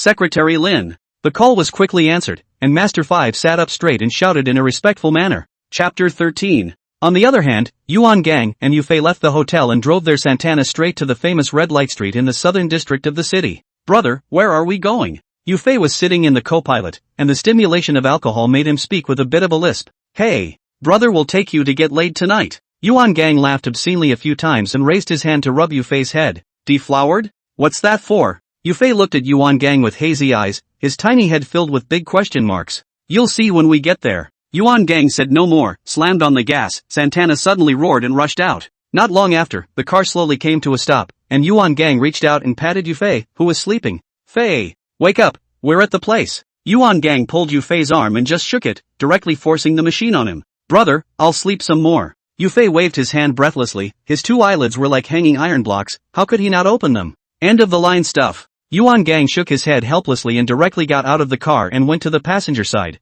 opening the car door and carrying Yufei onto his shoulders. Brother, what are you doing? Yufei was a little hard pressed by Yuan Gang's shoulder and patted his back and opened his mouth to ask. Keep your mouth shut, you'll be at the place soon. Yuan Gang slapped at Yufei's ass and went straight to the red-lit gatehouse on the side of the road and dug in. Yo, if it isn't Kong. The woman sitting in the gatehouse was startled by Yuan Gang, and only recognized the visitor after taking a closer look. Oh, Luna, it's been a long time. Yuan Gang looked at the woman and grinned, reaching out to pinch her. What for? Just met and you're making a move. Xiaoyu slapped away Yuan Gang's salty piggy hands and said with a face full of anger. Kong, who are you resisting? After the two of them flirted for a while, Xiaoyu turned her gaze to Yufei who was being carried on Yuan Gang's shoulder. This is my brother, bring him here to get deflowered. Yuan Gang patted Yufei's butt and introduced himself towards Xiaoyu. Daisy. Yu's eyes lit up. What's that look in your eye? You're not going to serve me? Yuan Gang was full of displeasure. I've been serving you for so long, Gang, and you're not going to change it up? Xiaoyu really looked at Yufei. After all, which woman does not like young? Cut the crap, it's my brother's first time, you find him a younger one. Xiaoyu was not happy, and Yuan Gang was even less happy. I know, you don't think of others at all when you have something good to do. Koyuki reluctantly agreed before turning toward the small room inside. You kid is still a meat and potatoes now. Yuan Gang gave a cold snort without any good reason and whacked Yufei's but a few times muttering in a low voice. How about this one, Gang? It didn't take long for you to return, accompanied by a beautiful young woman. That's her. The woman was wearing a small halter on top, and the bottom was paired with a pair of black hot pants, and Yuan Gang kept gulping at the sight of it. Then Gang, you can send the people in, just this room at the very outside. Xiaoyu nodded and lifted her finger to point at a room towards Yuan Gang. My brother is drunk, you suffer a little to work yourself up.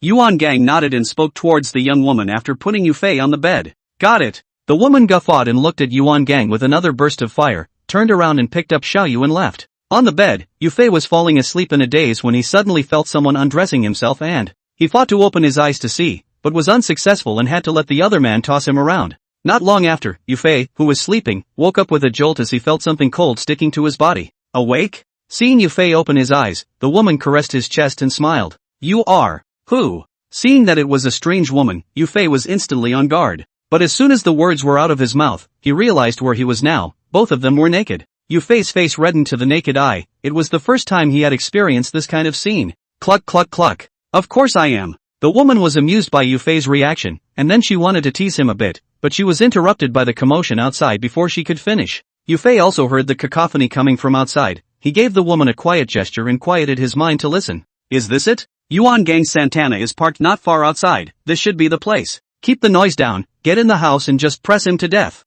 Several voices outside whispered, and Yufei instantly changed his face when he heard it. He couldn't care less about the woman in front of him at this point, fumbling for a handful of pants that he didn't know who they were, and putting them directly on his body. Wait, what are you doing? That's my. When the woman saw Yufei's movements, she reached out to yank him, but Yufei directly dodged it. Kong. Incoming. Yufei looked around, directly picked up the wooden nightstand beside him, kicked open the door of the room and rushed out with a shout. Asterisk asterisk asterisk asterisk. It's leaking. Asterisk asterisk asterisk asterisk this kid. After hearing Yufei's shout, the people outside froze, followed by cursing and rushing up. Yufei didn't have time to take a closer look at how many people were on the other side and raised the nightstand and smashed it, then copied the fruit knife placed on the table next to him. Fei, what's going on? The nightstand shattered, and Yuan Gang walked out of the room inside in his chaps, asking towards Yufei with a confused look on his face. How Chang? But when Yuan Gang's gaze was wrong, he instantly realized the person standing opposite Yufei, and he was immediately shocked and furious. Gonzo, it's been a long time. The flat-headed middle-aged man leading the opposite side, with a sarong around his neck and an arm dangling from his chest, grinned and greeted Yuan Gang. You bastard, how dare you play this with me? Yuan Gang's face immediately sank. How could he not understand what was going on with this battle across the street? Ha! Is it too much to ask to play this game with you with a knife in my neck and this arm? Cut him for me. Hao Chang smiled grimly and ripped the gauze from his neck, revealing a teeny centipede-shaped scar. Then he raised his arm again, followed by an angry cry with a vicious expression. And as his words fell, the 7 or 8 katana-wielding minions beside him instantly ran at Yufei and Yuan Gang and pounced on them. Fei! To the death! Seeing this situation, Yuan Gang shouted at Yufei, then copied the iron pipe beside him for drying clothes, and went towards the crowd to meet them. Yufei sniffed and made a decisive move, dodging the katana that was coming towards his head and aiming it at the visitor's waist. Chapter 14, Rangery. Put. Yufei didn't hold back, the blade of about 6 centimeters all but disappeared up to the hilt. The opponent directly covered his belly and fell down, scarlet blood flowing out along his fingers. Bang! Yufei, who had put down one person, was also cut down to the ground by his opponent, his entire shoulder bloody. Fei! Seeing Yufei get stabbed, Yuan Gang became furious and his eyes became bloodshot. Slot your mum! Yufei roared and lunged towards the person who had slashed him. Yuan Gang and Yufei both went crazy, especially Yufei, ignoring the katana that landed on his body. He rushed into the crowd and stabbed them. Hao Chang was terrified, although he was also a ruthless master. It was the first time he had seen a crazy person like Yufei who didn't want to die. Hao Chang's minions were even more needless to say. In a few moments they were once again put down by Yufei 2 people. The remaining few people had the intention to retreat. Plus there was a Yuan Gang next to them. They were even less of a match. Go! Move! Hao Chang panicked, dropped a sentence towards his minions and directly fled through the door. Seeing that their big brother had run away, the remaining few people no longer insisted and rushed out of the gatehouse right behind them. Get back here! But Yufei refused to let them go, holding the fruit knife and chased out. Yuan Gang how to shout cannot shout. Phew! Hao Chang ran as fast as he could while Yufei gradually stumbled on his feet due to the amount of alcohol he drank earlier, plus too many wounds and too much bleeding. Fei! Stop chasing! Yuan Gang followed behind Yufei, covering his arm and shouting loudly. He also received several knives on his body. You guys! Return to! Bang! Yufei felt his legs getting heavier and heavier, followed by a blackout before his eyes as he fell directly to the ground. Fei! How are you? Yuan Gang was shocked and hurriedly helped Yufei up, asking with an anxious face. But Yufei didn't have any reaction. His eyes were tightly closed, his face was pale, only a few wounds were still continuously flowing blood outwards. Marriott Holiday Inn, in the office on the 5th floor, the 5th master, who had just finished the call, was full of sadness and was looking out of the window through the glass. Buzz. Suddenly the cell phone on the table vibrated, and Master 5 frowned as he pressed the answer button. How? Big brother, come save Dash. Without waiting for Master 5 to finish, Yuan Gang on the other side of the phone cried out. Where are you? When the fifth master heard Yuan Gang's cries, he immediately reacted that something had happened, and hurriedly opened his mouth to inquire about the location. Red Light Street Koyuki here. Luckily, Yuan Gang still had his senses and told the fifth master where he was. Snap.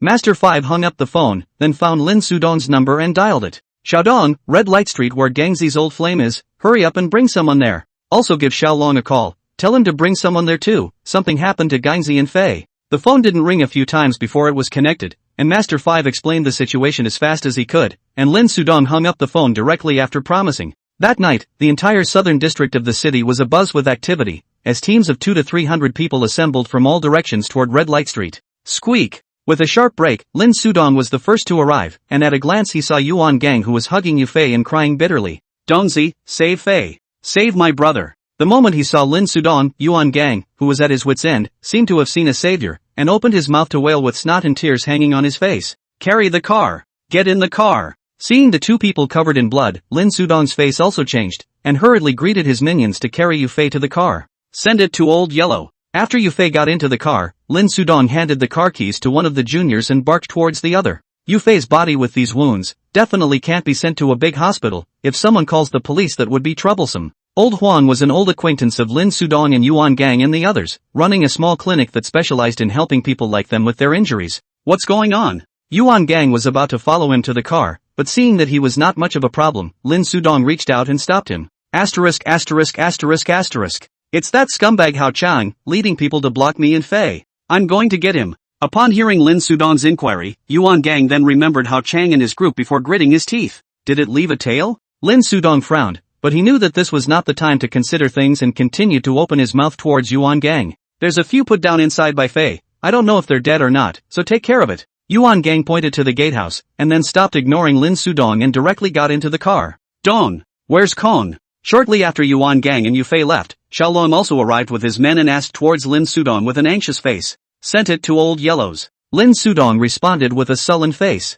How's Kong? Xiaolong's face changed drastically, and he was definitely seriously injured when he was sent to Old Huang. Gundam's not a big problem, Fei's a bit badly hurt. Lin Sudong shook his head. Phew, that's okay. Hearing this, Xiaolong let out a sigh of relief. Yu Fei after all just met, and his heart is definitely not as important as Yuan Gang. Who did this? After a moment of silence, Little Dragon continued to open his mouth and asked towards Lin Sudong. Forget that for now, there's a couple of people in the house, go ahead and take care of them. Lin Sudong looked up at the dark night sky and did not tell Xiaolong who had moved. Got it. Xiaolong nodded without further question and led the men directly into the gatehouse. A total of 3 people had fallen in the room, all of them put down by Yu Fei. One of them, the one who had been stabbed in the waist, was dying, and the other 2 were a little better off. Get in the car and drop it right in front of the hospital. Xiaolong looked at the trio and realized that there were no dead people, gave an explanation and went out again. Dong, the police are here. That new Chief Mon himself is leading the team. Xiaolong had just returned to Lin Sudong's side when Lu Jin hurriedly ran over.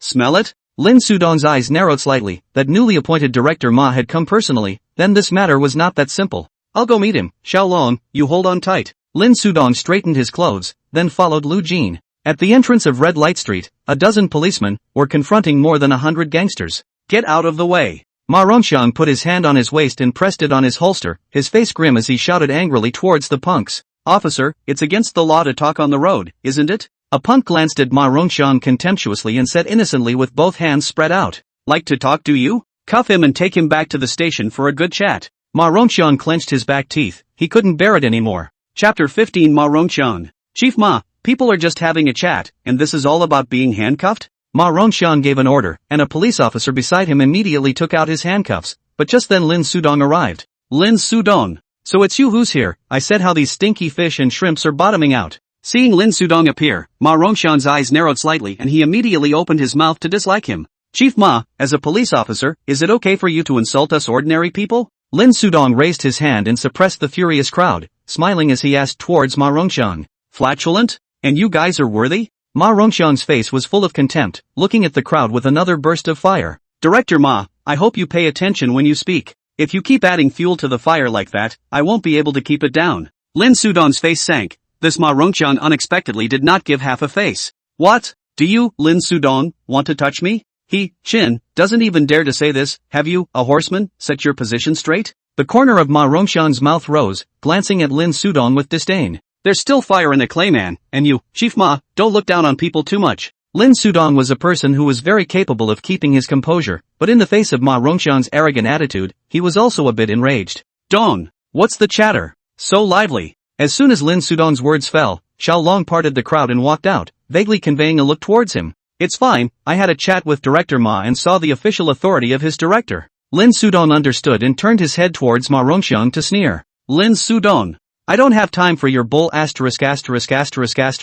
Just get your people out of the way. Watching the two men sing together, Ma Rongxiang became more and more anxious. He didn't come over tonight just to shoot his mouth off. My people? They're not my people, don't you dare put a label on me, Chief Ma. But I've got to go, I've got soup at home. Lin Sudong spread his palms and left with Xiao Long and Lu Jin several people after dropping a sentence. Seeing this, the others instantly comprehended Lin Sudong's meaning and made way for the police. Ma Rongxiang looked at Lin Sudong's departing back, his teeth gritted, but this would be a time when he had more important things to do, and after that, he brought his men and drilled into the red light street. There was no doubt that Ma Rongxiang had pounced, and Xiao Long had finished cleaning up the scene. On the other hand, in the small clinic near the Marriott Holiday Inn, Yuan Gang, who had finished bandaging his wounds, was looking worriedly at Yufei, who was lying on the bed. Yufei's eyes were tightly closed, and the upper half of his body was wrapped in gauze bandages, revealing only a head. Ka, how's Dash? The fifth master pushed the door in, looked at Yufei lying on the bed, and opened his mouth towards Yuan Gang and asked. Old Yellow says he's lost a lot of blood, and he's already contacted someone to get plasma.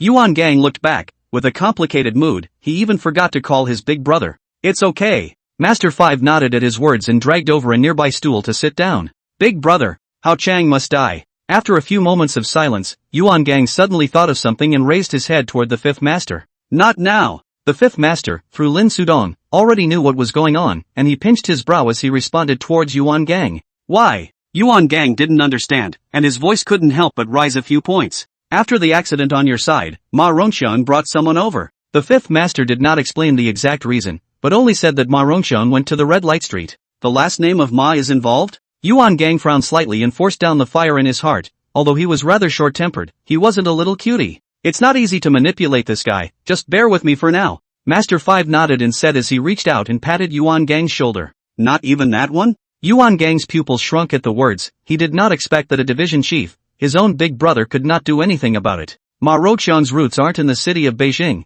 and that one is also very jealous of him. Master Five shook his head. He naturally knew who Yuan Gang was talking about, but that person also told him not to act rashly. A couple hours ago. Secretary Lin. Master Five sat up straight and shouted towards the phone in a respectful manner. On the other side of the phone was his biggest backer, Lin Xiangnan, secretary of the Municipal Party Committee of Jingzhou City. What's wrong? Lin Xiangnan said in a flat tone. Secretary Lin, that Ma Rongxiang who was just recently transferred from the southern district of the city, what kind of bottom is he? The fifth master is not nonsense, immediately with Lin Xiangnan, to find out the bottom of Ma Rongxiang. You ran into him? Lin Xiangnan's tone was a bit surprised as he inquired towards the fifth master. Sort of, he's been harassing the clubhouse side lately. The fifth master did not hide it, and told him about Ma Rongxiang leading the team to inspect the clubhouse every other day. Bear with me. Lin Xiangnan was silent for a moment, then slowly spat out 3 words immediately afterward. Secretary Lin, I'm not willing. When the fifth master heard the 3 words that Lin Xiangnan said, his entire body froze, and then he continued undeterred. You have to bear it even if you're not willing. This Ma Rongxiang is not easy to move. The day he came to Beijing State, the secretary of the Provincial Commission for Discipline Inspection personally gave me a call. Lin Xiangnan sighed. He knew that without revealing some wind the fifth master would not die, he could only expose Ma Rongxiang's bottom. The fifth master was silent. He did not expect Ma Rongxiang's relationship to be in the province, and it is also the secretary of the Provincial Commission for Discipline Inspection. Old Five. Bear with it for a while and take a step back. Lin Xiangnan was still a bit uneasy, and once again barked a word toward the fifth master. Secretary Lin, I know. The fifth master sighed in his heart and could only agree helplessly. Back at the clinic, after hearing what the fifth master had to say, Yuan Gang angrily slapped himself. Yufei is lying in a coma because he has suffered, but he can't help him to take revenge, which makes Yuan Gang feel very guilty. Gonzo. People don't stay pinned down, this revenge will be avenged sooner or later. Yuan Gang still wanted to slap himself. The fifth master rushed to reach out and stop it, and then opened his mouth in relieved. Big brother. This is my brother. Yuan Gang's eyes were red, pointing at Yufei on the bed and speaking toward the fifth master. Gonzo. You're my brother too. The fifth master gave a low gulp, and Yuan Gang instantly froze, slowly lowering his raised palm. Ka. The clinic door opened again and Lin Sudong walked in with Lu Jin and Xiao Long. Big brother. Lin Sudong and the three of them shouted towards the fifth master, then their eyes flicked to Yuan Gang. Seeing your father? Can't you see my brother is sleeping? Get the hell out of here. Yuan Gang twisted his head, not wanting Lin Sudong and the others to see his reddened eyes, and opened his mouth to curse. Chapter 16, Black Hot Pants. What's wrong with you? I've been helping you all night and I'm going to get a scolding from you later. Lin Sudong was also furious by Ma Rongxiang, and when he heard Yuan Gang's words, he immediately choked with him. There's a place too often, no place to die. Yuan Gang didn't bother with Lin Sudong. His mind was all about Yu Fei this time. Kodo, get out and talk. Lin Sudong was about to continue speaking, but the fifth master stopped him, then took the lead and walked out towards the door. Heartless. Lin Sudong's face was full of indignation, and he glanced at Yuan Gang without any good humor, then followed the fifth master out of the clinic. Lu Jin and Xiaolong didn't move. They knew that Master 5 and Lin Sudong had something to say, so they didn't follow them. Big brother, that Ma Rongxiang. This man cannot be moved. After leaving the clinic, Lin Sudong immediately wanted to say something about Ma Rongxiang's arrogance, but he was interrupted by Master 5. Lin Sudong frowned at his words, but did not say anything else. All taken care of? For Lin Sudong's calm response, the fifth master nodded in satisfaction. Deal with it, Lin Sudong responded. This Lu Bashan, I really underestimated him. The fifth master put his hands behind his back and gazed at the dark night sky and said slowly, in the 4 districts of Beijing City, there are a total of 3 big brothers. The fifth master and Lu Bashan is the second, respectively rooted in the South District and the West District of the city. There is another person, that is, Guan Hu of the New District in the north of the city, which has risen only in the past 2 years. The rest of the east side of the city, due to the economic backwardness of the fish and dragons, the 5 masters of the 3 have no idea of their, and the local gangsters and who do not obey anyone, so no one can be out of the head. And among the 3 districts of the north, south and west, the largest body of relations is the fifth master. After all, his backer is the secretary of the Municipal Party Committee of Beijing Municipality. He was followed but not by Lu Bashan, but by Guan Hu of the North New District, who was rumored to have been helped up by the mayor. In this regard, the fifth master also deliberately inquired with Lin Xiangnan, and finally confirmed the news. Guan Hu is indeed the mayor's lineage. Last but not least is Lu Bashan, who, despite being the big brother of the west side of the city, has no connections behind him. It's not that Lu Bashan is so powerful, but no one is willing to go and act as an umbrella for him, because Lu Bashan is too high profile and too capable of causing trouble. Among the 4 districts of the city of Beijing, the most chaotic is not the eastern part of the city without a big brother, but the western part of the city of Lu Bashan.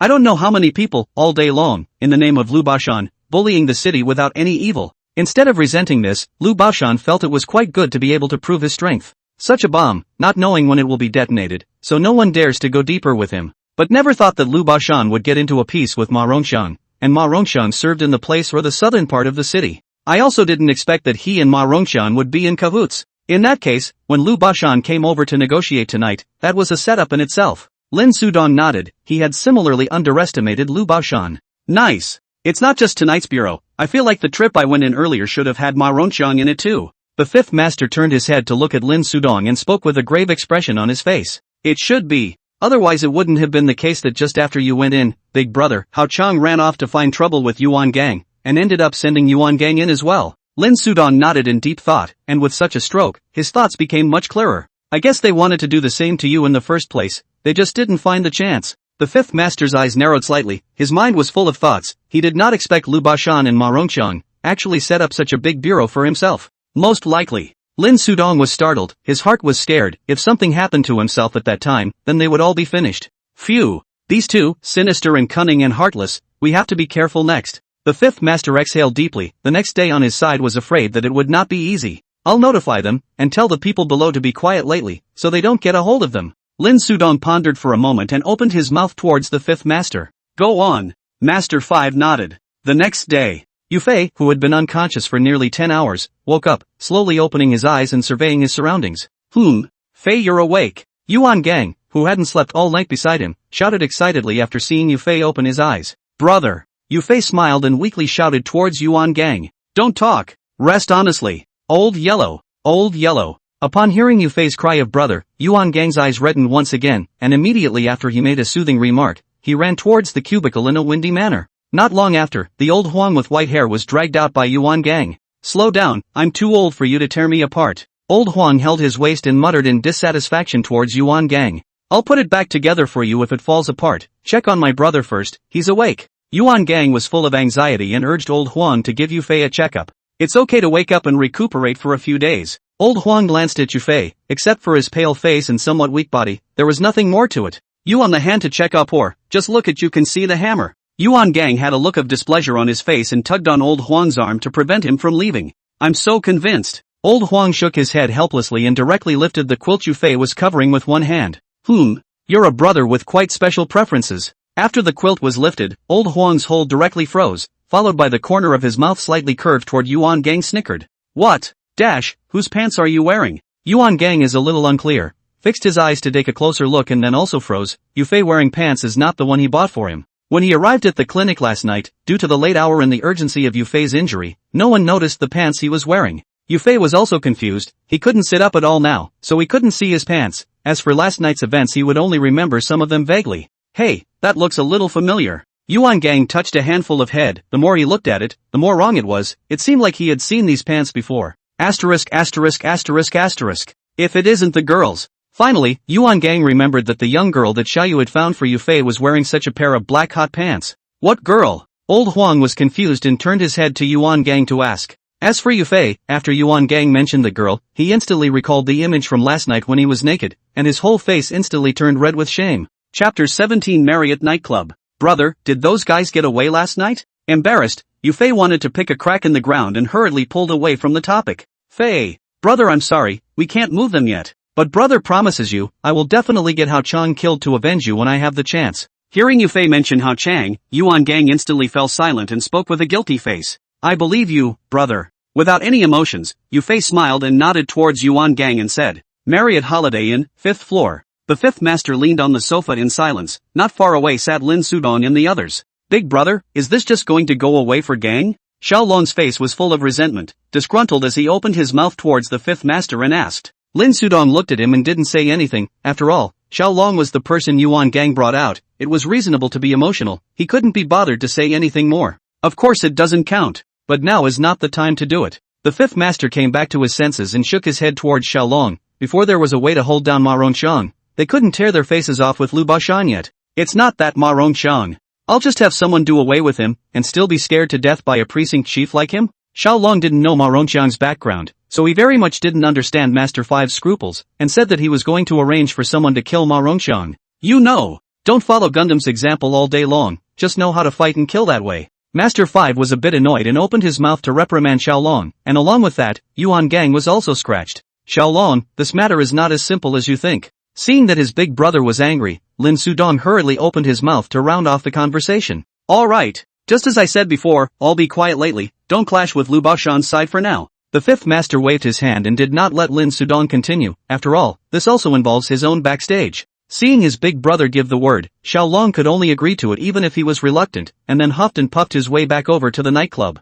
Xiaodong, you pay attention to the clubhouse there, if you really can't stop for a while. Master Five didn't care about Xiaolong's attitude and turned his head towards Lin Sudong to admonish him. Got it. Lin Sudong nodded. Ma Rongxiang had been staring at their clubhouse to check it out. It would be more worrying to open it rather than stop it for a while. Okay, you guys go back too. The 5th master waved his hand and looked out the window once again in deep thought after Lin Sudong and the others also left. Time quickly passed 10 days. During these days Lu Bashan and Ma Rongxiang didn't look for trouble again. Yuan Gang and Yufei's injuries were also much better. Fei, get in the car. Yuan Gang sat in the main driver's seat of the Santana and shouted at Yufei, who was standing in front of the car. The wounds on Yufei's body had all had their stitches removed, only that his body was still a bit weak. After 10 days of harboring in Old Huang's small clinic, Yuan Gang just couldn't stay any longer, so he decided to take Yufei back to the nightclub side to recuperate. Got it. Yufei agreed, looked up at the bright sunlight, opened the car door and sat up. Sit down. Yuan Gang skillfully put on the gear, a foot of floor oil and scampered out, straight to the Marriott nightclub. The Marriott nightclub had a total of 3 floors, with a ballroom on the first floor, karaoke rooms on the second floor, and the third floor was where the staff stayed, as well as Yuan Gang's office. Squeak! Not long after, Yuan Gang kicked the brakes, and the Santana steadily stopped in front of the gate of the Marriott nightclub. We're at the place, get off! Yuan Gang greeted Yufei, then took the lead and opened the car door and walked down. Kong! At the entrance of the nightclub, a few juniors who gathered outside to smoke immediately opened their mouths and shouted when they saw Yuan Gang. Where's Xiaolong?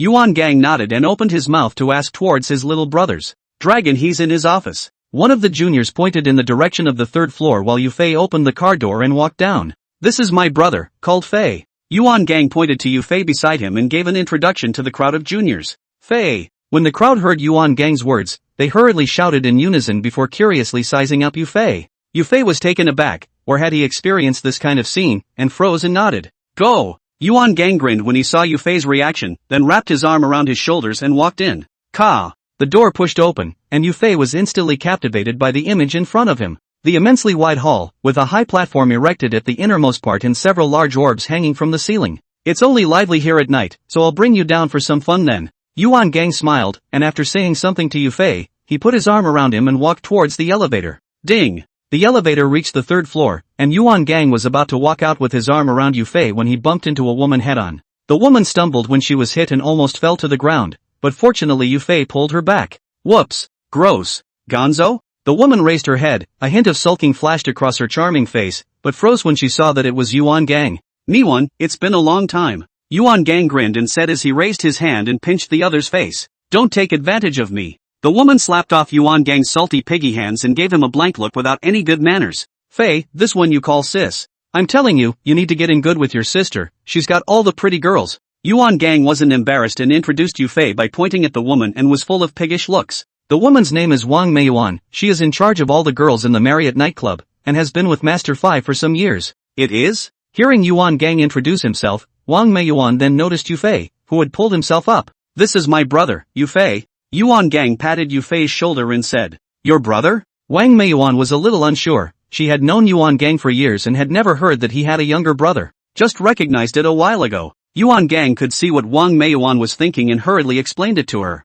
I'll say, in all the years we've known each other, I've never heard of you having a brother. Wang Meiyuan suddenly realized, and then twisted her head to measure up Yufei. The young man is really good looking. You go ahead and get busy, I have something else to find Xiaolong. After exchanging pleasantries, Yuan Gang greeted Wang Meiyuan and led Yufei to his office. Ka! The door to the room opened, and Yuan Gang and Yufei didn't wait to go in before a wisp of smoke wafted out. Xiaolong! You're cremating in your office. Yuan Gang's face sank, and he angrily rebuked towards the few people in the office who were smoking and playing cards. Kong! Seeing Yuan Gang's arrival, Xiaolong and the others hurriedly snuffed out the cigarettes they were holding in their mouths and shouted back at Yuan Gang. Chapter 18 Work. Hurry up and open the window for some air, you're not afraid to smoke yourselves to death. Yuan Gang lifted his hand to fan himself without any good humor. This office is almost catching up with the Jade Emperor's heavenly court. Xiaolong smiled awkwardly and hurriedly greeted his little brother to open the window. Kong, what are you doing back here? And Dash, no more days of recuperation? Only after the smoke had almost dispersed did Xiaolong open his mouth towards Yuan Gang and ask.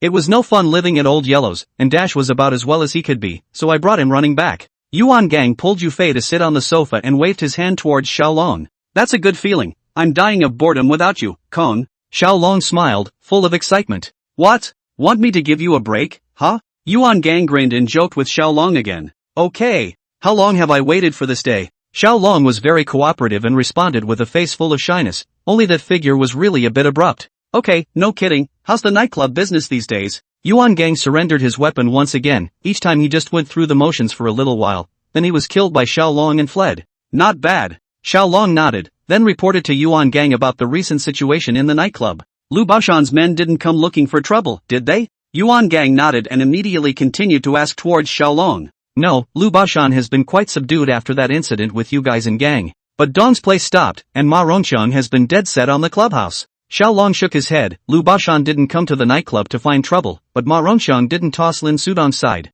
The clubhouse stopped? Yuan Gang frowned. Clubhouse that is their money bag, this stop do not know how much less income. Gang, I just don't get it. That Ma Rongqiang is just a precinct chief, why are we so afraid of him? Xiaolong spread his hands helplessly, talking about this matter made him angry, not understanding why they were held by Ma Rongqiang. You know. At the words Yuan Gang immediately cursed, exactly the same as the fifth master cursed, and directly froze Xiaolong. Some things are not yet time for you to know, how Big Brother explains how to do is. Yuan Gang likewise did not explain the reason, listening to Xiaolong's heart was very depressed. Aside from the fifth master, only Yuan Gang and Lin Sudong knew about Lin Shangnan's matter. After all, this was Master 5's bottom card, and the fewer people who knew about it, the better. Right, from now on, you're still in charge of the second floor, so let Fei keep an eye on the first floor. Yuan Gang didn't want to continue talking about this matter, and then directly pulled away from the topic and arranged an errand for Yufei. Okay. Then I'll bring little Fei to show his face later, so that those little brats don't recognize him. The little dragon nodded, no trace of displeasure on his face.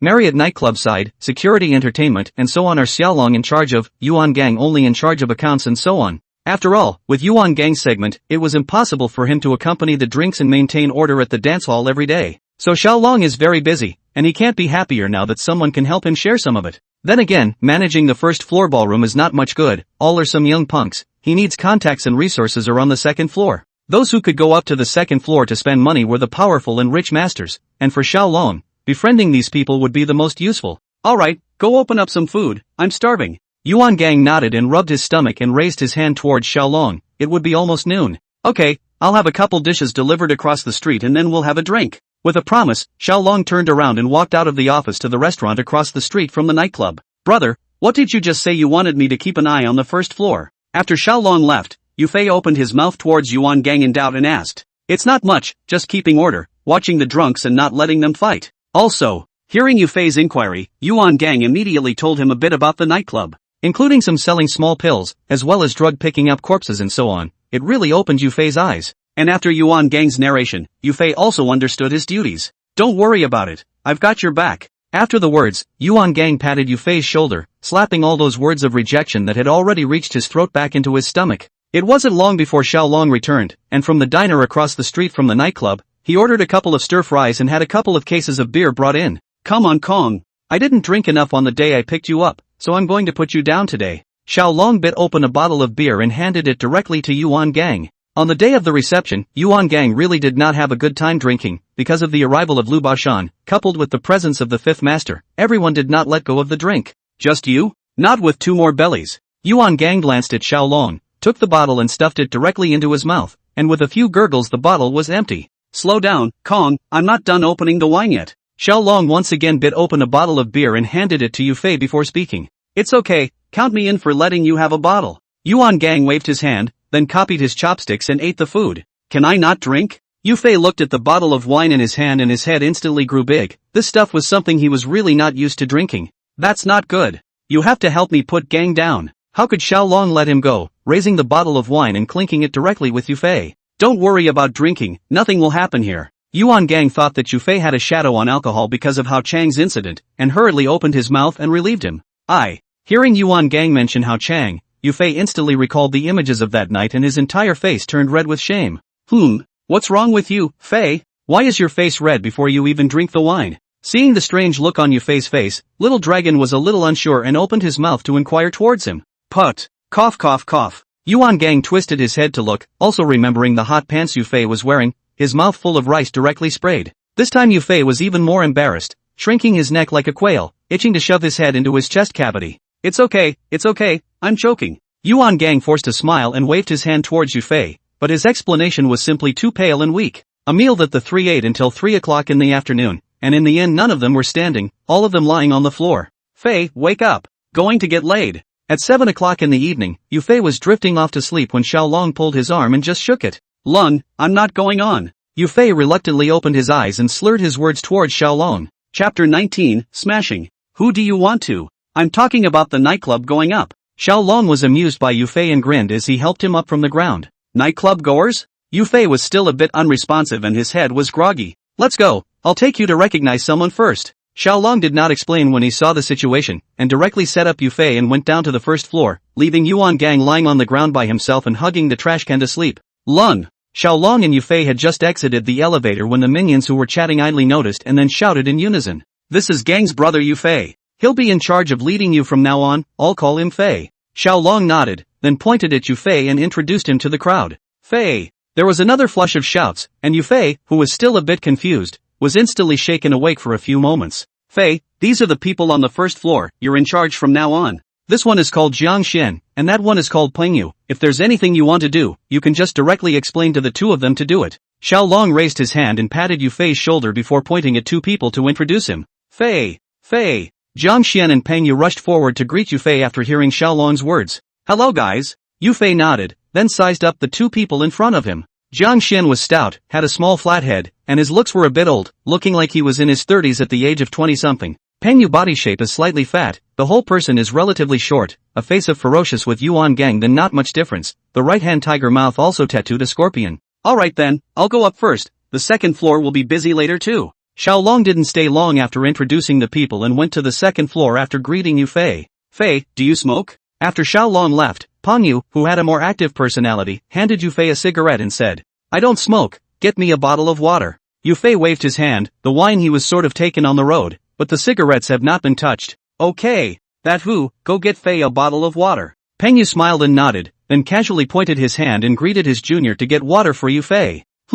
Fei, what are you doing here?" Yufei was chatting with Jiang Xian and Pang Yu when suddenly Wang Meiyuan walked in through the front door. Hope!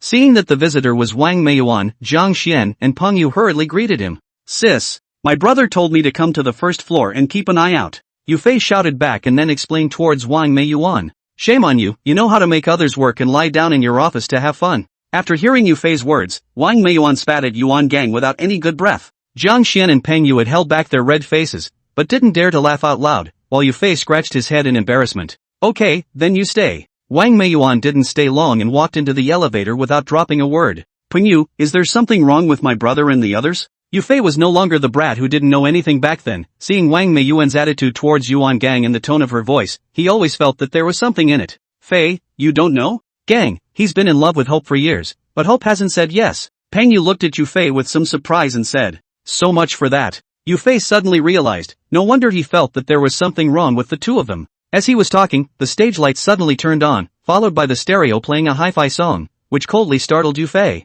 Then Yufei saw a scene that made his scalp numb, only to see the men and women in the center of the dance floor shaking as if they were electrocuted. What's all this? What the hell? Yufei was puzzled as to why these people were acting like they were having a seizure. "Fei, there's a situation." Not long after the opening, Yufei was still immersed in watching the swarm of demons, when Jiang Xian, who was silent on the side, suddenly opened his mouth. "What's wrong?" Yufei frowned and inquired towards Jiang Xian. "That's Lu Baoshan's man from the Western District." Jiang Xian raised his hand and pointed at a few people who had just entered the door towards Yufei. "Are you sure?" Yufei's eyes narrowed slightly as he looked in the direction of Jiang Xian's finger, where a total of 5 people were looking around. "Okay, the one in the lead is called Big Yellow, I've fought with him before." Jiang Xian nodded, he was very familiar with the leading one of the 5. "Pang Yu, go tell Brother Lung. Stop by the office and see if my brother is awake and talk to him too." After Yufei thought for a moment, he leaned in and spoke in Pang Yu's ear. "Brother Fei, there's no need to tell Brother Gang and Brother Lung, I'll just bring my men over to clean them up."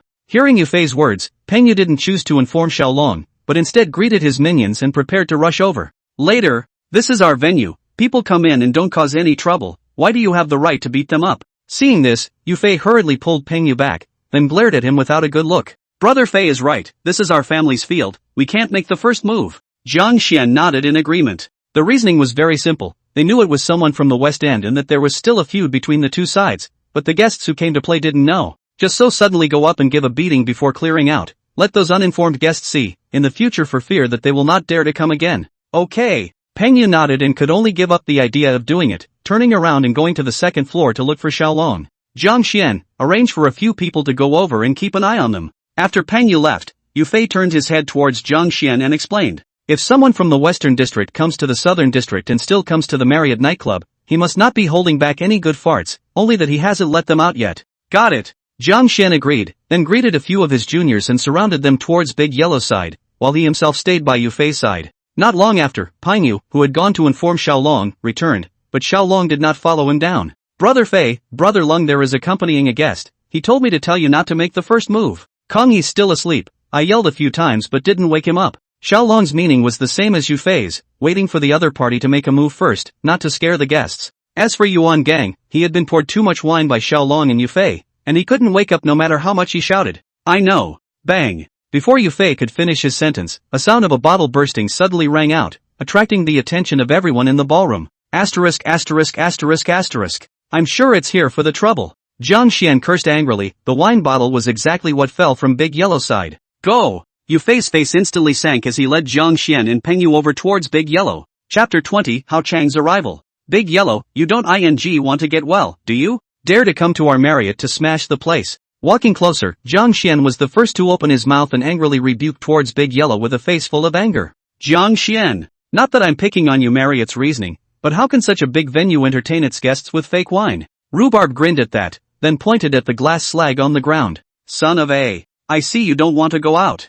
Jiang Xian's eyes narrowed slightly as he smoothly picked up a glass shard from the ground and took a few steps closer towards Big Yellow. "Jiang Xian!" Yufei gave a timely chorus, and Jiang Xian glanced back and helplessly stopped in his tracks. "Jiang Xian, you scared me to death." I came to play at your Marriott and you tried to get me killed by raising a few questions. Who will dare to come here in the future? Rhubarb spread out his palms with a frightened expression and shouted loudly to draw the attention of the guests to their side. Your name is Rhubarb, right? Jiang Xian was provoked into another outburst of anger, and Yufei hurriedly reached out to give him a hand before stepping forward and speaking. Which one are you? Big Yellow glanced at Yufei and tilted his head full of contempt as he asked. My name is Yufei. Yufei's eyes were calm as he looked at Big Yellow and slowly said his name. Yufei. You're Yufei? Big Yellow's pupils shrunk violently, remembering that the person Hao Chang had recently asked him to inquire about was named Yufei. He knew about Yufei's battle record. Hao Chang brought 7 knife men to catch Yuan Gang, and froze to be put down by 3 of them by this man in front of him. You know me? Yufei raised his eyebrows and said with some surprise. No. Our Kung asked me to say hello to you. Big Yellow nodded, a hint of ruthlessness flashing in his eyes. Hao Chang, is he here yet? Yufei came to a sudden realization, the corner of his mouth curled slightly towards Big Yellow as he asked. This Thai place of yours doesn't deserve our Kung. Big Yellow's face was full of contempt as he opened his mouth to sneer towards Yufei. He's afraid to come, isn't he? Last time I chased him like a lost dog, he didn't even dare to turn his head back. Yufei laughed and shook his head, bringing up the last time Hao Chang was chased and stabbed by himself. You! Big Yellow was instantly enraged and fiercely stood up to angrily stare at Yufei. What, he didn't tell you guys? Also, who has nothing to hang on to something so humiliating? Yufei had already pulled the initiative back and continued to open his mouth to taunt Hao Chang and irritate the Big Yellow guys. Asterisk. Little brat you looking for. Bang! As expected, one person behind Big Yellow couldn't help himself and stepped forward to make a move, but was directly kicked to the ground by Pengyu. Oh, what a face for you guys. Those who come to the Marriott to drink are welcome, but sorry for those who come over to cause trouble, clear them out for me. Seeing that his purpose was accomplished, Yufei immediately pulled up his voice and pointed at Big Yellow and several people and shouted angrily. Do it! Jiang Xian had long been unable to hold back, and after hearing Yufei's words, he was the first to charge towards Big Yellow. With a flurry of punches and kicks, the 5 Rhubarb men were soon put on the ground and stained with blood. Throw it out! Yufei didn't make a move from the beginning to the end, and when he saw Jiang Xian and the others finish the job, he instructed a sentence and then turned to leave. The few people from Big Yellow were like a dead dog, being carried and thrown out of the Marriott by Jiang Xian and Pengyu's minions. As for the guests, they were unaffected. After all, what nightclub doesn't have a few people who drink too much and look for trouble? Fei, I'll obey no one but you from now on. Pengyu extended a thumb toward Yufei. Me too. Jiang Xian nodded his head, just now, giving Big Yellow a fat beating really let him out of his bad breath. Ding! Yufei waved his hand and just as he wanted to speak the elevator rang, followed by Xiaolong walking out with 2 of his minions. Where are the people? Walking out of the elevator, Xiaolong hurriedly asked towards Yufei's trio. Brother Lung, it's been thrown out. Pengyu was filled with excitement and was the first to open his mouth in response. Thrown out? Xiaolong instantly frowned. He thought that Yufei hadn't listened to himself and had directly made a move against Lu Bashan's people. Brother Lung, I'm telling you, Brother Fei, he's amazing. Just now, Pengyu's eyebrows flew and he spitefully recounted to Xiaolong what had just happened. It's okay, dash. After listening to Pengyu's narration, Xiaolong immediately brightened up and turned his head towards Yufei in appreciation. The man's just sullen. Yufei smiled and shook his head. I was afraid you wouldn't be able to handle it, after accompanying. Bang! Xiaolong wanted to praise him some more, but just as he opened his mouth, there was a popping sound, and the door of the Marriott nightclub was smashed open. Yuan Gang! Your grandpa Hao Chang is here, hurry up and get out and kneel down. A ground of broken glass, Hao Chang carried a knife in his right hand and led dozens of minions directly in. Jiang Xian Pengyu, copy. Xiaolong's eyes widened angrily. He had thought that Lu Bashan had sent someone just to discuss them, but he hadn't expected that he would directly take action. Jiang Xian and Pengyu were briefly stunned before they ran into a room not far away with their men and came back holding a bundle of katana iron pipes. Go get everyone on the 2nd floor down here and these bastards up for me. Xiaolong copied a katana, explained to the little brother behind him, and directly ran at Hao Chang and rushed over. Yufei followed closely behind with his katana, and then behind him followed Jiang Xian and Pengyu, as well as a group of minions. The entire 1st floor ballroom was instantly in chaos, with guests scattering in all directions. Hao Chang! Your dragon father is here, hurry over and kneel down. Xiaolong roared and rushed to Hao Chang's body and slashed directly down, but it was dodged. Them. Hao Chang was startled by Xiaolong, cold sweat broke out on his brain. Just now if that knife chopped solidly, half of his brain would have to be cut off. With Hao Chang's order, behind the little brothers have rushed towards Xiaolong. Coincidentally this will Yufei and others also arrived. Swish! Yufei dodged the slash coming towards him and turned back to let go of one person, but immediately afterward an iron pipe smacked him in the back. Yufei stumbled and was directly jerked over to the ground, and was about to get up when he received another cut on his arm. Groove your mom. Raising his head, Yufei saw that the man was still going to do it, and swung his arm in a horizontal chop. The slash hit right on the face, and the right side of the opponent's face instantly opened a gash, scarlet blood continuously flowing out. Little brat. I've been looking for you for a long time. Yufei was about to get up when suddenly Hao Chang's voice came, followed by another slash that went straight to his head. Just when he thought his head was about to explode, suddenly someone behind him pulled Yufei, narrowly avoiding Hao Chang's knife. Chapter 21, Keiko, you're looking for me? Not bothering to see who pulled himself up, Yufei hurriedly got up from the ground and rushed towards Hao Chang. Little brat. Come on. Hao Chang did the same, with only Yufei alone in his eyes, roaring with rage as he swung his sword down again. But it didn't occur to me that Yufei didn't even dodge, raised his hand and blocked it with his arm, and directly ran a knife down to Hao Chang's head. Hao Chang was so terrified that he hastily sidestepped his head, and the katana grazed his ear and cut directly into his collarbone. Ah! A scream rang out as Hao Chang's ear was cut in half and Yufei's katana was still stuck on his collarbone. Hao Chang howled in pain and frantically waved the katana in his hand, forcing Yufei back. Yufei looked around, copied the steel pipe from his feet that he didn't know who had thrown it away, and charged towards Hao Chang once again. Bang! Yufei drew down a steel pipe, again heading for the head, and Hao Chang hurriedly raised his arm to fend it off. Immediately followed by another wail, Hao Chang's arm, which had just had its bandage removed, was knocked off again by Yufei. The intense pain made Hao Chang drop his katana and roll on the ground holding his arm. Seeing this, Yufei rushed forward to replenish his stick, but only just knocked it before it was interrupted. Hyper! The crowd was mingling in the chaotic ballroom when suddenly a gunshot rang out, forcing everyone to stop moving. Get on your knees. Whoever dares to shiver, I'll just shoot him. At the doorway, a middle-aged man in his 30s or 40s with an ordinary-looking face had a cigarette dangling from his mouth and was carrying a handful of 5 lenzi in his hand. This person Yufei has seen, when Lu Baoshan went to the Marriott Holiday Inn to negotiate, this person stood behind Lu Baoshan. Lu Manjun. I'm standing right here, you crash me down and see. Xiao Long stepped out from the crowd, his right hand raised, the tip of the knife pointing at Lu Manjun who was standing in the doorway and roared angrily. Hyper! Lu Manjun's gaze flinched, and without the slightest hesitation, he fired a shot towards Xiao Long's thigh. Ah! Xiao Long screamed miserably and instantly fell to the ground, his thighs covered with densely packed bullet holes of iron sand. Which else? Stand up for me. Lu Manjun held the 5 links on his end and once again opened his mouth to bellow towards the crowd. Seeing this, Yufei's heart was ready to rush up, but not waiting for him to move, behind him was a gunshot sound. Hyper! Lu Manjun's shoulder instantly exploded into a bloody mist, and the 5 links in his hand fell to the ground. Lu Manjun! You're so screwed up that you dare to come and trash my place. Yuan Gang's angry shout rang out, carrying an imitation big black star in his hand, covered in alcohol. Brother! Seeing Yuan Gang, Yufei shouted excitedly. Settle down. Yuan Gang was filled with anger, dropping 2 words and walking towards Hao Chang, who was lying on the ground, covering his ears. Keiko, you wanted to see me? Yuan Gang crouched down, the corner of his mouth slightly upturned as he asked towards the panicked Hao Chang. Yuan Gang, how dare you? Hyper! Hao Chang still wanted to put in some harsh words, but Yuan Gang had no interest in listening and raised his hand and shot him in the chest.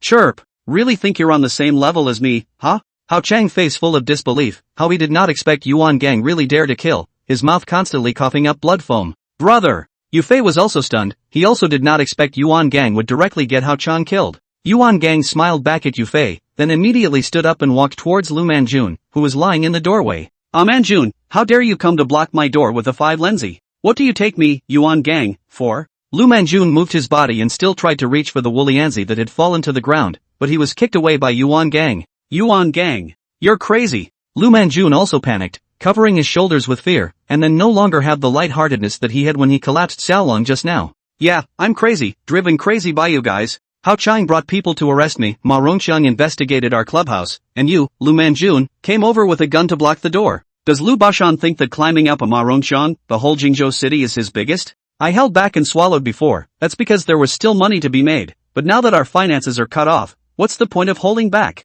Go on your way in peace, I promise you, I won't let Lu Baoshan live too long.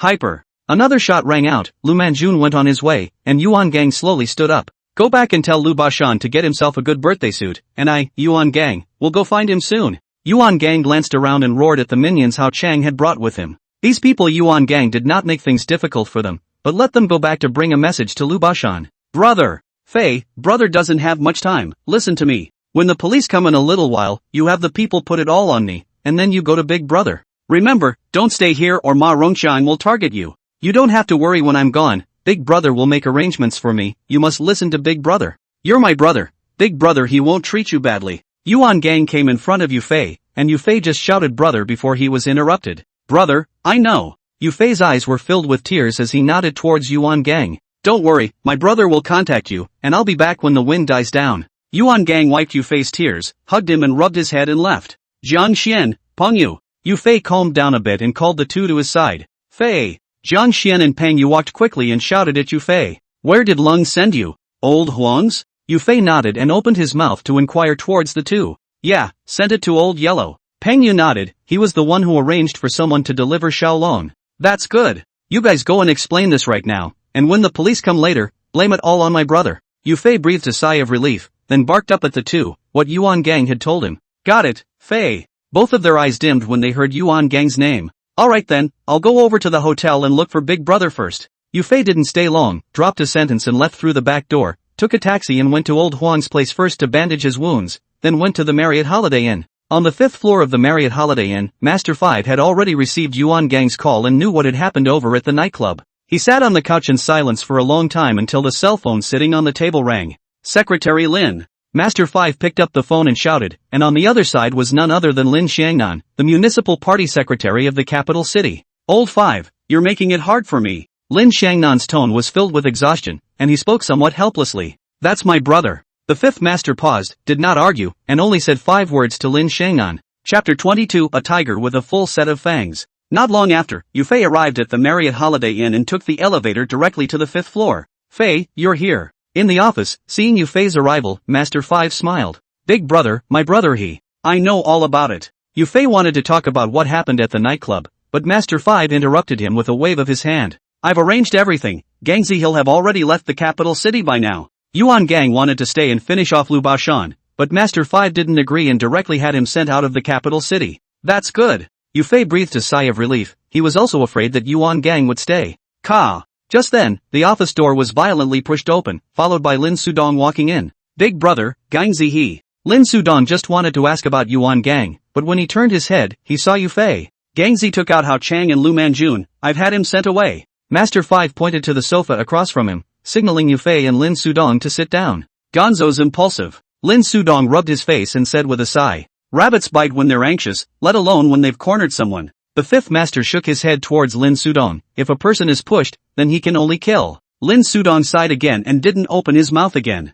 This time we and Lu Baoshan is completely torn face, you guys go out and everything to pay attention, don't let people give a circle. The 5th master continued to speak, barking at Lin Sudong. Got it. Lin Sudong drooped his head and nodded in response. Fei, the matter over at the nightclub should not be dealt with for a while. Tomorrow you go back first, get all the girls over here at the hotel, and for those below tell them to go straight to the clubhouse and stay there. After instructing Lin Sudong, Master 5 explained towards Yufei. Got it. Yufei nodded in agreement. Alright, Xiaodong, you don't have to go back either, just find a random room to stay with Fei. After explaining everything, Master 5 waved his hand at the two men. Immediately after that, Lin Sudong and Yufei walked out of the office together and went to the first floor lobby to get a room. With the key in hand, the two were about to go to their room to sleep, but just as they turned around Lin Sudong froze. Ma Rongqiang. Lu Baoshan. The hotel door into a few people, the leader is Ma Rongqiang, followed by Lu Baoshan and the last time I saw the small yellow hair. Lin Sudong. Where's Qin Kuan? Ma Rongqiang glanced at the voice and opened his mouth to ask after realizing that it was Lin Sudong.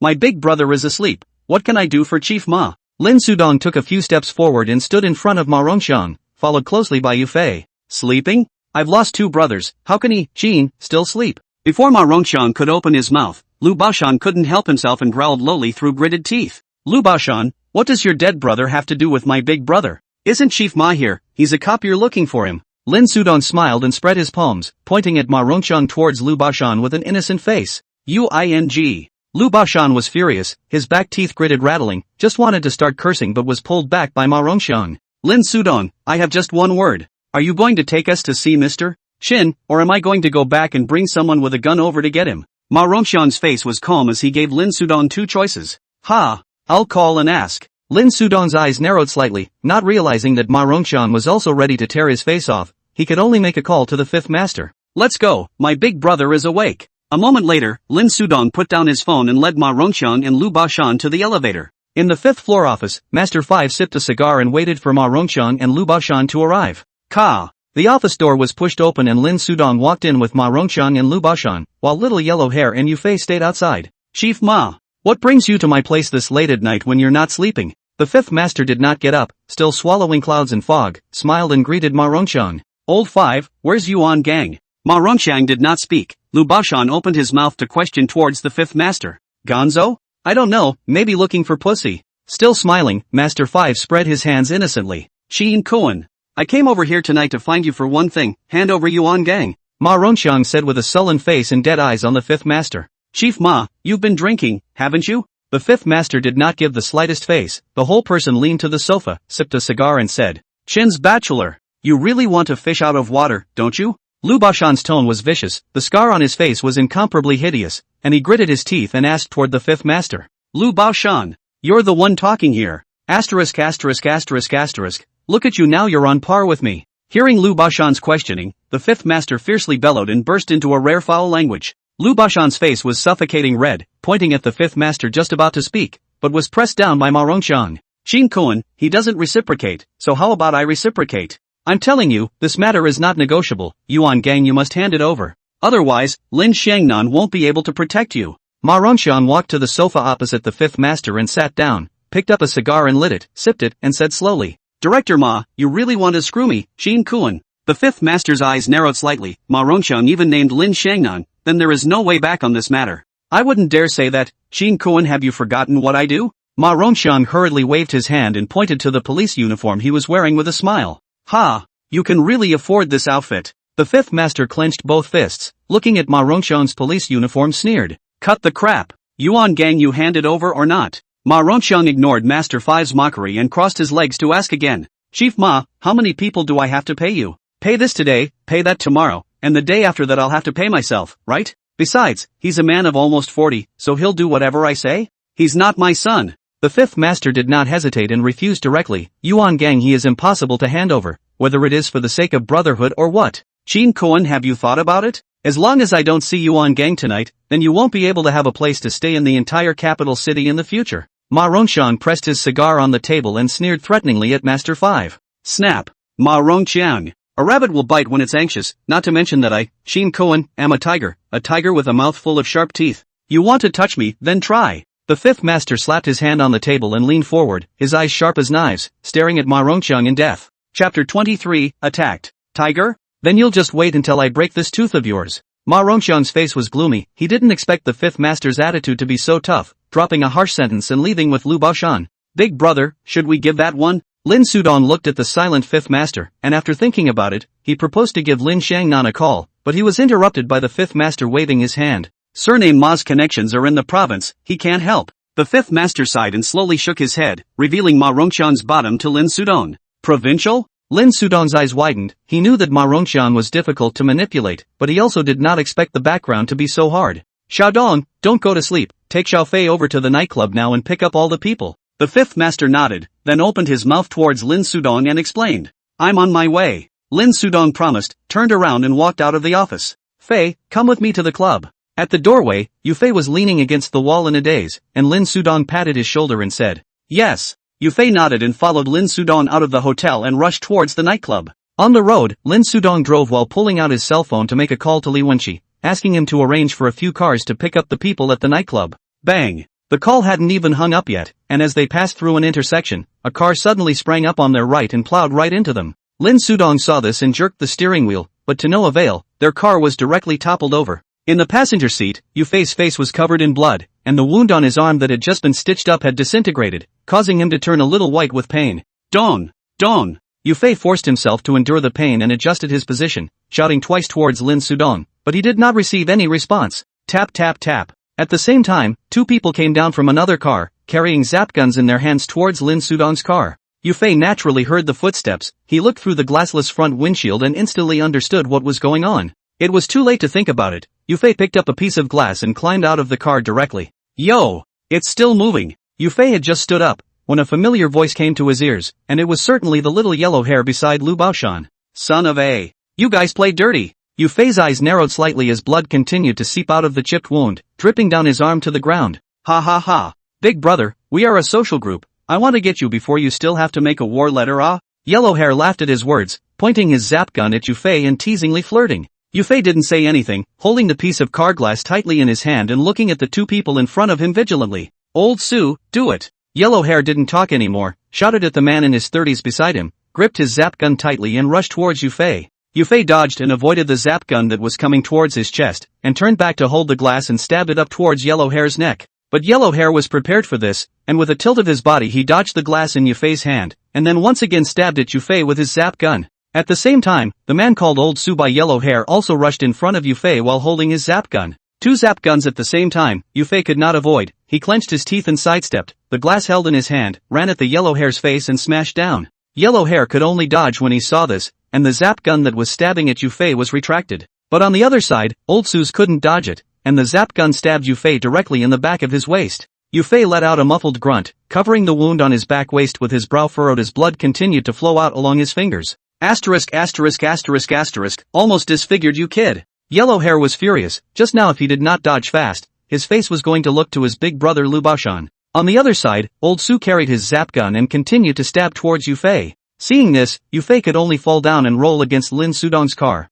Only then did he barely escape. Hey, donkey punch? You roll another one for me. Seeing Yufei's movements, Yellow Hair opened his mouth and sneered, leaning over with Old Su on the left and right. Yufei had no way to escape at this point. Several wounds on his body were still bleeding, and his body, which hadn't recovered well, became even weaker. Brother, I'm sorry. Yufei closed his eyes, and Yuan Gang's face appeared in his mind, murmuring in a small voice. Hyper. Just as Yellow Hair and Old Su were about to get Yufei killed, a gunshot suddenly rang out. Old Su's knees instantly exploded into a cloud of blood mist, and immediately afterward, he fell to his knees. Yellow Hair couldn't care less about Yufei when he saw this and dropped his zap gun and turned to run. Hyper. Another shot was fired, and Old Su, who was wailing on her knees, was silent. Yufei was dumbfounded, looking at the bullet hole in Old Su's head, his entire body froze. Fei, take me away. Right at this moment, behind Yufei, Lin Sudong stumbled out with his feet, carrying an imitation of a large black star. The moment the car was toppled over, Lin Sudong hit his head, and the whole person was in a daze, and Yufei did not hear him when he shouted.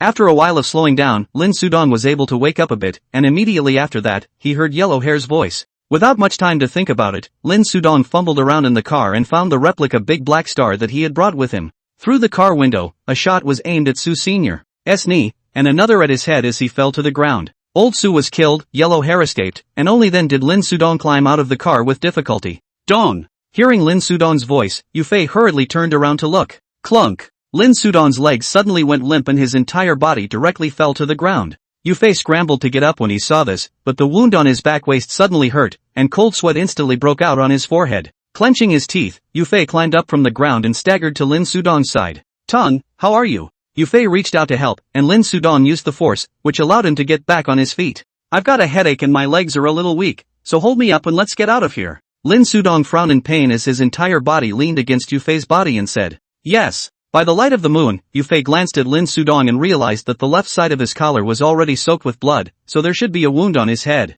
Not daring to delay, Yufei supported Lin Sudong and the two of them slowly disappeared into the dark night. Marriott Holiday Inn. In the office, Master 5 picked up the cell phone sitting on his desk and called Lin Sudong. After Lin Sudong and Yufei left, he felt a bit annoyed and thought to confirm the situation. But after calling several times in a row, Lin Sudong didn't answer the phone, and Master 5's heart instantly sank. Chapter 24. After hanging up again, not waiting for Master 5 to continue dialing out, Li Wenqi's call came in. What's wrong? The phone was connected, and Master 5 asked with some impatience. Big brother, Dong, he seems to be in trouble. Li Wenqi's tone was anxious and his voice was a bit trembling as he opened his mouth and said towards the fifth master. What? How did you know? Master 5 sat up straight with a jerk and his voice rose a few notches. I was on the phone with Dong just now, and Dong said for me to contact a couple of cars to pick up the people at the nightclub. But before the words were out of his mouth, there seemed to be a car accident on his end, and the phone hung up immediately afterward. I called several times after that, but there was no answer. Li Wenqi hurriedly opened his mouth to explain, listening to the fifth master's heart instantly thumped.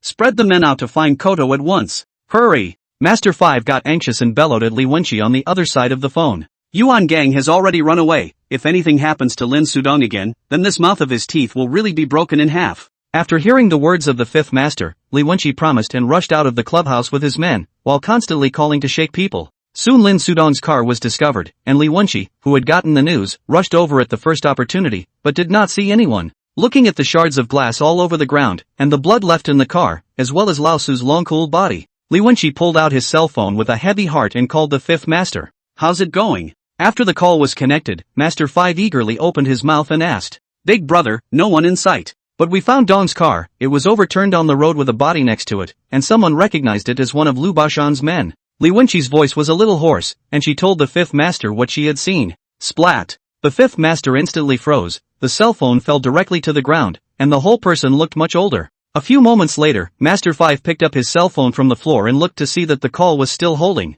Wenqi, code man, go into the west side of the city and get Lu Bashan. The fifth master's face was expressionless and his tone was flat. I know, Li Wenqi promised and hung up immediately afterward. That night, the southern district of the city was once again bustling with activity as more than 300 gangsters entered the western district of the city under the leadership of Li Wenqi and Lu Jin. Buzz. The cell phone on the table suddenly vibrated. The fifth master glanced at it was Lu Bashan, did not answer. After Lu Bashan called, Ma Rongxiang also came to the phone. The fifth master similarly did not answer. The two of them fought a dozen times one after another, and the fifth master just watched quietly without moving a finger. It wasn't until the caller ID changed to another person that Master 5 picked up his cell phone and pressed the answer button. Old 5, what do you want? On the phone, Lin Xiangnan's voice came out, sounding a bit angry. Secretary Lin, my brother is gone. The fifth master spoke faintly, no longer with the usual respect. Didn't Yuan gang run away? Lin Xiangnan was a bit unsure and asked suspiciously towards the fifth master. My other brother, Lin Sudong. The fifth master gritted his teeth, a hint of sadness in his tone as he opened his mouth towards Lin Xiangnan. Lin Xiangnan's heart instantly thumped when he heard this, and he knew in his heart that this was troublesome. Old 5, pull back the people first. If this goes on, there's going to be a big mess in capital city. After a few moments, Lin Xiangnan sighed and spoke persuasively towards the fifth master. Lin Xiangnan, I, Qin Koan, have been around for most of my life, and I only have 2 soul brothers. Now that one is running away and one is gone, you want me to stop? The fifth master's anger clumped together and he roared at Lin Xiangnan's name. Old 5. I know you're angry and sad, but you're making such a scene.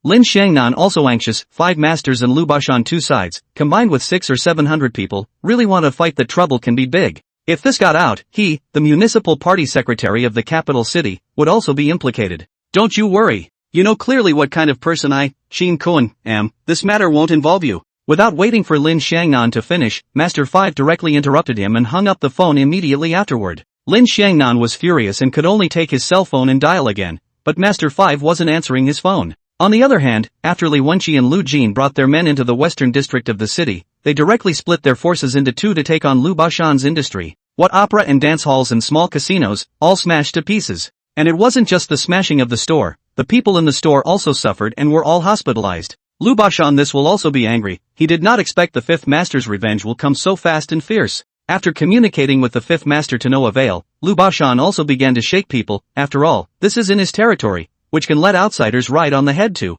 But just as Lu Bashan was about to make his move, Ma Rongxiang called to stop him. Of course Lu Bashan refused to agree. This is being beaten to the house. If he does not fight back, then who will still put him in the eyes in the future? But immediately after Ma Rongxiang's sentence, it made Lu Bashan dispel his thoughts. After Lin Xiangnan couldn't get through to Master 5, he thought for a moment before calling Ma Rongxiang. Yo, Secretary Lin. Are there any instructions at this late hour? Ma Rongxiang was a bit surprised and didn't understand what Lin Xiangnan was calling him for. Ma Rongxiang, I'm not going to bull you. You tell Lu Bashan right away to keep his hands off. Lin Xiangnan's tone was urgent, and Ma Rongxiang's entire body froze when he heard it. You're joking, Secretary Lin, shouldn't you go to Qin Koan about this? After reacting, Ma Rongxiang smiled, already understanding what was going on in his heart. I can't find him now. Lin Xiangnan didn't hide anything, and bluntly stated that he couldn't contact the fifth master. Ha! Secretary Lin, you're making it hard for me. Now that it's Qin Koan's people running to the west side of the city, can Lu Bashan let someone else ride on his head and on him? Ma Rongxiang smiled again. He knew that Lin Xiangnan was planning to give up on the fifth master. As long as he, Lu Bashan, doesn't make a move, you'll have the final say on the plates of the city south district from now on. Of course Lin Xiangnan could hear Ma Rongxiang's meaning. This was asking for favors from himself. Okay. Then I'll try a phone call. Purpose achieved, Ma Rongxiang promised, then hung up to call Lu Bashan. Chief Ma, what is it? This will be Lu Bashan, like a powder keg that has been ignited, talking and spitting sparks out. Disperse the men, no hands. Ma Rongxiang's tone was very strong, as if he was commanding his subordinates. Chief Ma, he, Chinchilla, has called me at home. Lu Bashan almost blew up directly, gritting his back teeth towards Ma Rongxiang. Chapter 25, Giving an Account of the Aftermath. Lin Xiangnan called me. From now on, we'll have the final say on the plates in the southern part of the city. Ma Rongxiang didn't care about Lu Baoshan's attitude and only mentioned what Lin Shangnan had said. Really? Lu Baoshan naturally knew who Lin Shangnan was and hurriedly opened his mouth to confirm. Do you need me to ask Lin Shangnan to give you a call?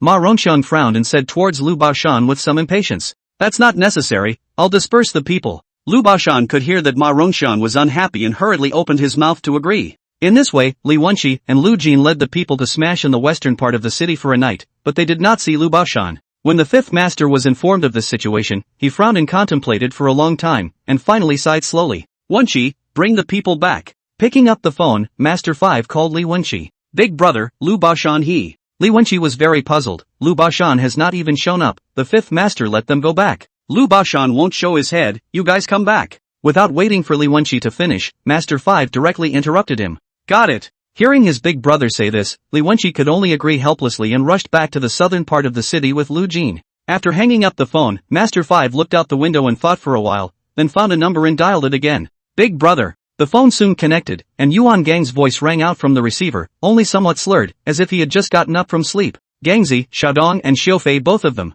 Master 5 wants to tell Yuan Gang about Lin Sudong and Yufei, but he can't go on halfway through the sentence. Tuko and Fei? What happened to the two of them? After hearing the fifth master's words, Yuan Gang instantly sobered up and anxiously opened his mouth to inquire. They're both gone. Master 5 sighed, his voice quivering a little. What? Yuan Gang's head buzzed and his mind went blank. Who did this? In the middle of the day, Yuan Gang came back to his senses and asked in an icy tone towards the fifth master. Lu Baoshan. I had Wenqi take someone to the west side of the city last night, but he didn't show up. Master 5 names Lu Baoshan and tells Yuan Gang what happened after he left. No show? Yuan Gang was a bit puzzled when Lu Baoshan was so calm. It should be Lin Shangnan. I flipped out with him last night because of Xiaodong and Xiaofei. Master 5 voiced his suspicions, and Yuan Gang instantly understood what was going on. I'm going back. Immediately after, Yuan Gang couldn't sit still and said that he was going to rush back to the capital city. Gonzo.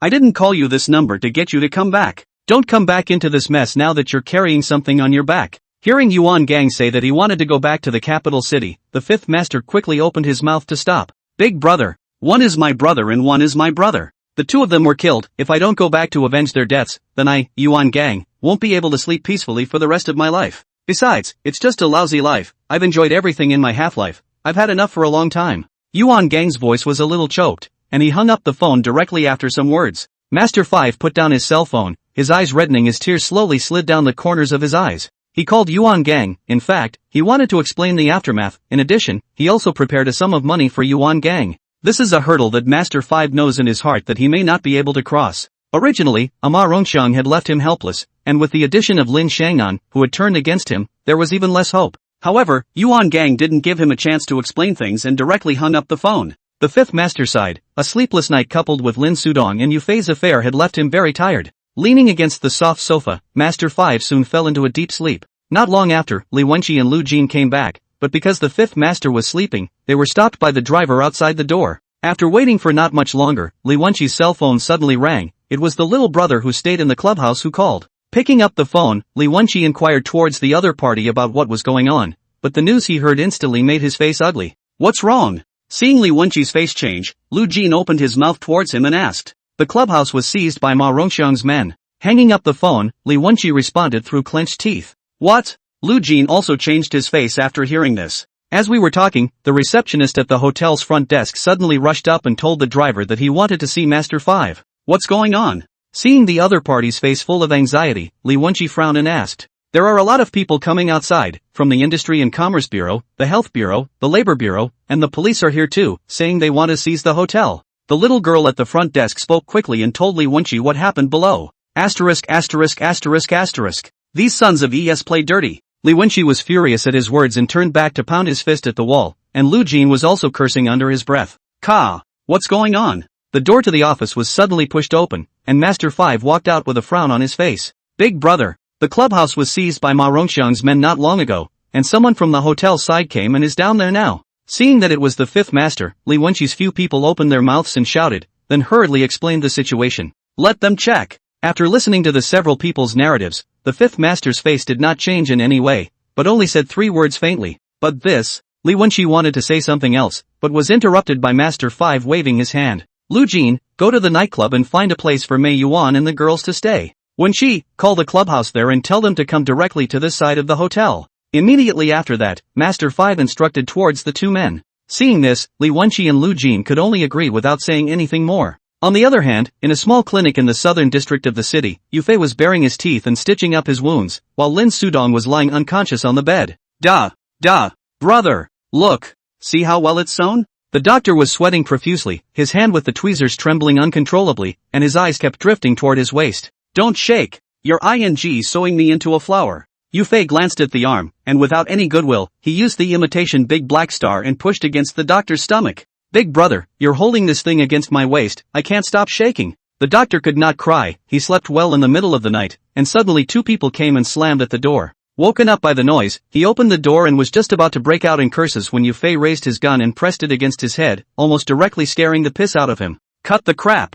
Be honest, I'm not going to shoot you. What are you afraid of? Yufei glared without a good mood, scaring the doctor so much that he almost threw the tweezers away. What if it goes off? Chapter 26, Yuan Gang's Return. Aha! Just as Yufei was scaring the doctor, Lin Sudong suddenly let out a muffled grunt, followed by slowly opening his eyes. Fei! Lin Sudong twisted his head and shouted at Yufei. Dong, you're awake. Yufei pushed the doctor away and walked quickly to Lin Sudong's body. Where is this? Lin Sudong frowned and asked after glancing around. I don't know, but it's a clinic, said Yufei. Suddenly remembered the doctor beside him and hurriedly pulled him to give Lin Sudong a checkup. Big brother, put that thing away, I'm so scared. The doctor carefully pointed to his waist, and Yufei took the imitation big black star and topped his waist again. Is there a phone? Lin Sudong didn't really care about his injuries, he was only thinking about calling Master 5 right now. Yes. The doctor sniffed and hurriedly responded, raising his hand to point to the landline on the table not far away. Fei, help me over. Seeing that there was a phone call, Lin Sudong thought about getting up,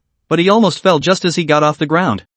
He might have cracked the leg bone in his calf. Seeing this, the doctor rushed to help Yufei help Lin Sudong to the bed, then pointed to his red and swollen calf and said, You didn't say so. Yufei glared back, scaring the doctor and shrinking his neck. Fei, I said the number, go and call Big Brother. Lin Sudong's entire face was twisted in pain, but he still remembered to call Master 5. Got it. Yufei agreed, his eyes deadpan on the doctor, and slowly moved to the phone. Then by Lin Sudong reported the phone number, Yufei dialed it under the doctor's teaching. Which one? The phone didn't ring for more than a few moments before it picked up, and Master 5's raspy, tired voice rang out. Big brother, I'm Fei. Yufei hurriedly responded. Fei, you're okay? On the other side of the phone, Master 5's entire body froze as he held the phone. A little injured, but not a big problem. Hearing the fifth master's inquiry, Yufei looked at the wounds on his body and said. The doctor listened but skimmed his lips, thinking that he was about to be sewn into a rag doll, and there was still not much of a problem. What about Xiaodong? How is he? The fifth master was anxious and hurriedly asked about Lin Sudong.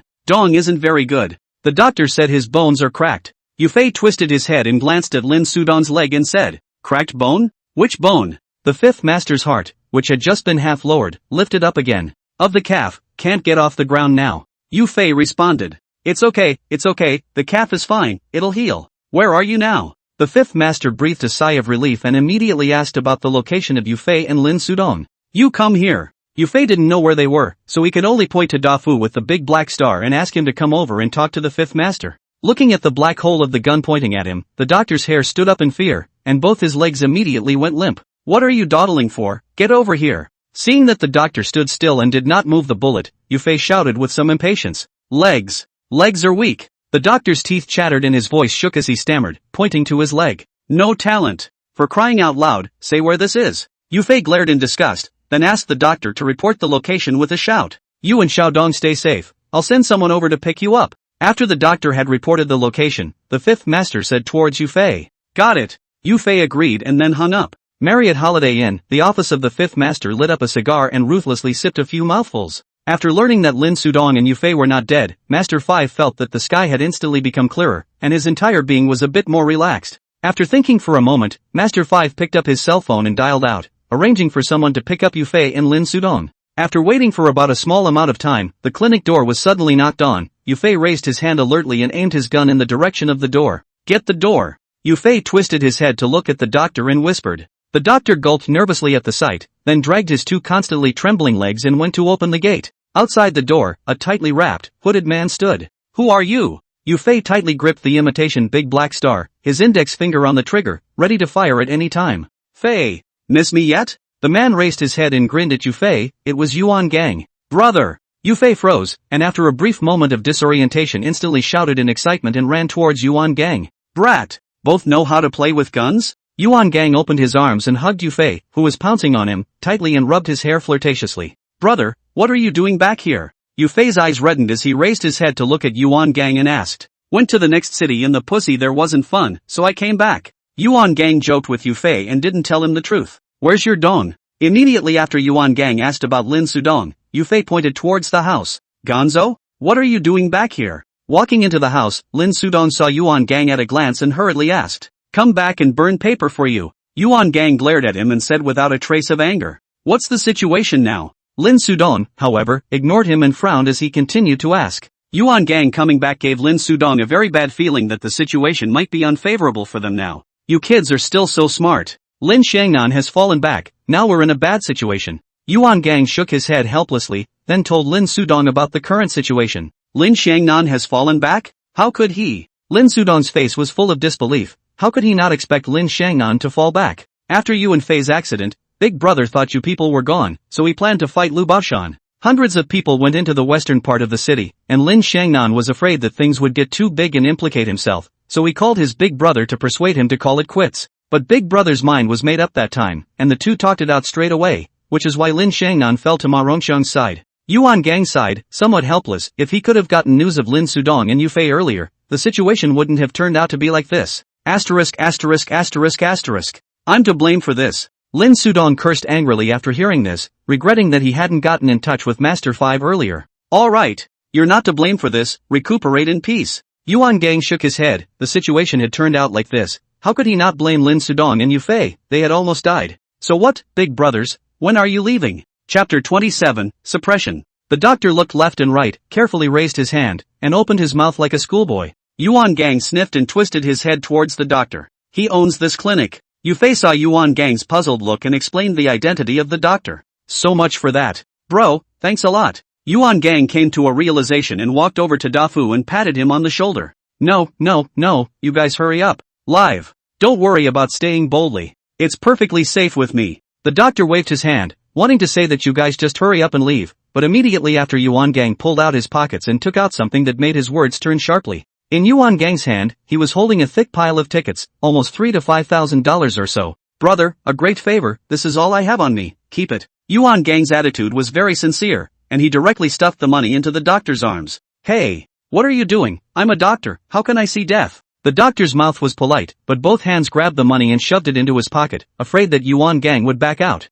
Yufei skimmed his lips at this scene and glared at the doctor in disgust. Beep. Right at this moment, a horn suddenly sounded outside the clinic, and startled Yufei immediately pulled out the imitation big black star. Asterisk asterisk asterisk asterisk. Dude, what are you doing? I don't want it. The doctor was startled by Yufei, and a cold sweat instantly broke out on his head, and said that he took out the money again. Settle down. Yuan Gang patted Yufei's shoulder and walked out of the house to open the door. There was a van parked outside the door that was about to fall apart, and on the main driver sat a person Yufei was very familiar with, and it was Old Huang. Hello Congo. Old Huang dangled a cigarette roll and took a sharp sip before greeting Yuan Gang. I said, can you change this car? It's not like we don't have money. Who's going to fall apart first? You two. Yuan Gang kicked the wheels of the car and said in a nonchalant manner. Be honest, if you dare to kick my wife again, I'll fight you. Seeing Yuan Gang's movements, Old Huang opened the car door, went up and gave him a kick. Ouch. What's the matter with you, Dash-chan, practicing embroidery on yourself? After kicking Yuan Gang, Old Huang walked into the clinic with his backhand and saw the naked Yufei at a glance. Yufei sniffed and glanced at the doctor beside him without any good reason, and the other party smiled awkwardly. You did this? Old Yellow circled around Yufei, then walked to stand in front of the doctor and asked. Ahem. So what? He pointed a gun at me and my hands were shaking. The doctor scratched his head and reached out to point at Yufei's waist in a sly manner. Okay, hurry up and load the truck. Old Huang slowly shook his head, then turned toward Yuan Gang. Immediately after the crowd carried Lin Sudong to the car and bid farewell to the doctor and left the clinic. 10 minutes later, the car stopped, and Yufei looked at his surroundings full of doubts. Because this is not Old Yellow's clinic, but to the countryside. What are you looking at? Yuan Gang patted Yufei's head. Brother, aren't we going back to the hotel? Yufei turned back towards Yuan Gang and inquired. You silly boy, forgetting that your brother has a back on him. Yuan Gang glared at Yufei and said without a trace of anger. Yufei instantly froze. He really forgot about this, and then rushed to help carry Lin Sudong out of the car. On the other hand, after Lin Xiangnan's fall, Ma Rongxiang and Lu Bashan became unscrupulous. First, they seized all of Master Five's properties, and then they began a multi-departmental joint law enforcement effort, making frantic arrests throughout the city's southern district. Even the two of them, Li Wenqi and Lu Jin, had to hide. Ma Rongxiang and Lu Bashan's purpose is very clear, that is, to force the fifth master to give in. In more than half a month, the entire southern district of the city underwent a major purge, and nearly half of the people who followed the fifth master were arrested by Ma Rongxiang. And that's not all. Lu Bashan had his people go straight into the southern part of the city and frantically suppressed the rest of them. But the fifth master just refused to compromise. Ma Rongxiang and Lu Bashan called. He did not answer a single one, so it has been consumed. Lu Bashan was a bit impatient, because he couldn't wait to take over the southern part of the city. In the bungalow, Old Huang was changing Lin Sudong's medicine. Yuan Gang and Yufei and Xiaolong, the three of them bared their teeth and played cards. Since Ma Rongxiang started arresting people, Old Huang has lived on this side of the bungalow, and has also picked up Xiaolong. Knock, knock. Suddenly, there was a knock on the door, and Yuan Gang and Yufei stood up fiercely and came to the courtyard with light hands. Who? The two of them leaned against the two sides of the gate, one on the left and one on the right, before Yuan Gang opened his mouth and asked, "It's me, Lu Jin." The person outside the door quickly responded, and Yuan Gang and Yufei breathed a sigh of relief. "What brings you boys over here?" The gate opened and Yuan Gang asked towards Lu Jin with some confusion. Ma Rongxiang scratched his red eyes. "Big brother asked me to come and hide here with you." Lu Jin looked a little tired, like he hadn't slept for days. "This son of a, I'll get him killed sooner or later." Hearing Lu Jin's words, Yuan Gang cursed angrily. "Let's go inside." Yufei closed the door and greeted Yuan Gang and Lu Jin towards the house. "Here." After entering the house, Lu Jin handed Old Huang the black plastic bag he was carrying in his hand, which contained the medicine Lin Sudong was going to use. "Hey, little Dongzi's rations are back." Old Yellow took the bag and grinned a joke. "Why don't you go play with Xiaolong and Xiaofei, and I'll go make dinner." Yuan Gang pointed to the card table and walked into the kitchen with a word toward Lu Jin.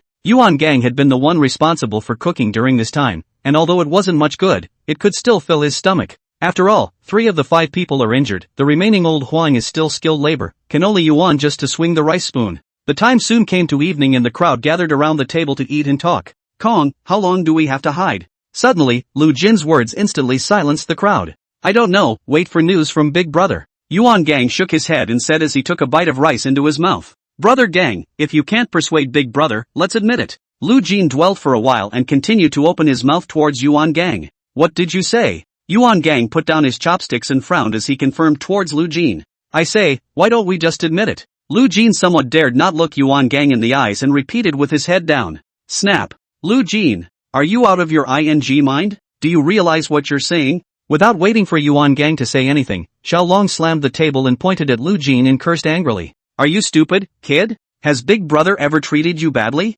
Yuan Gang reached out and held Lu Jin's chin, lifting his head up. Chapter 28, Traitors. "No, but I'm sick of this hiding." Lu Jin shook his head. "The fifth master is very good to his own people, no one can pick half a fault." Pop. Yuan Gang slapped a big mouth directly towards Lu Jin's face. "Have you had enough? What about when you were in your glory? Why don't you say enough is enough then?" Yuan Gang's anger flared and he pointed at Lu Jin and cursed. "Gonzo, what happened?" Lin Sudong's leg injury had not yet healed, so he had been lying on the bed in the inner room. Hearing the quarrel, he hurriedly opened his mouth and asked. "Rubbing." Hearing Lin Sudong's voice, Yuan Gang directly gripped Lu Jin's neck collar and dragged him to the inner room. "Come on. You repeat what you just said in front of Tuko." Yuan Gang was about to explode with anger, pushing Lu Jin forward and pointing at Lin Sudong towards him. "What's going on? What are you doing, Gonzo?" Lin Sudong frowned, not understanding what was going on, but he was still slightly dissatisfied when he saw Yuan Gang pushing Lu Jin. Although nominally the fifth master was the elder brother, Lu Jin and Li Wenqi were both brought up by Lin Sudong,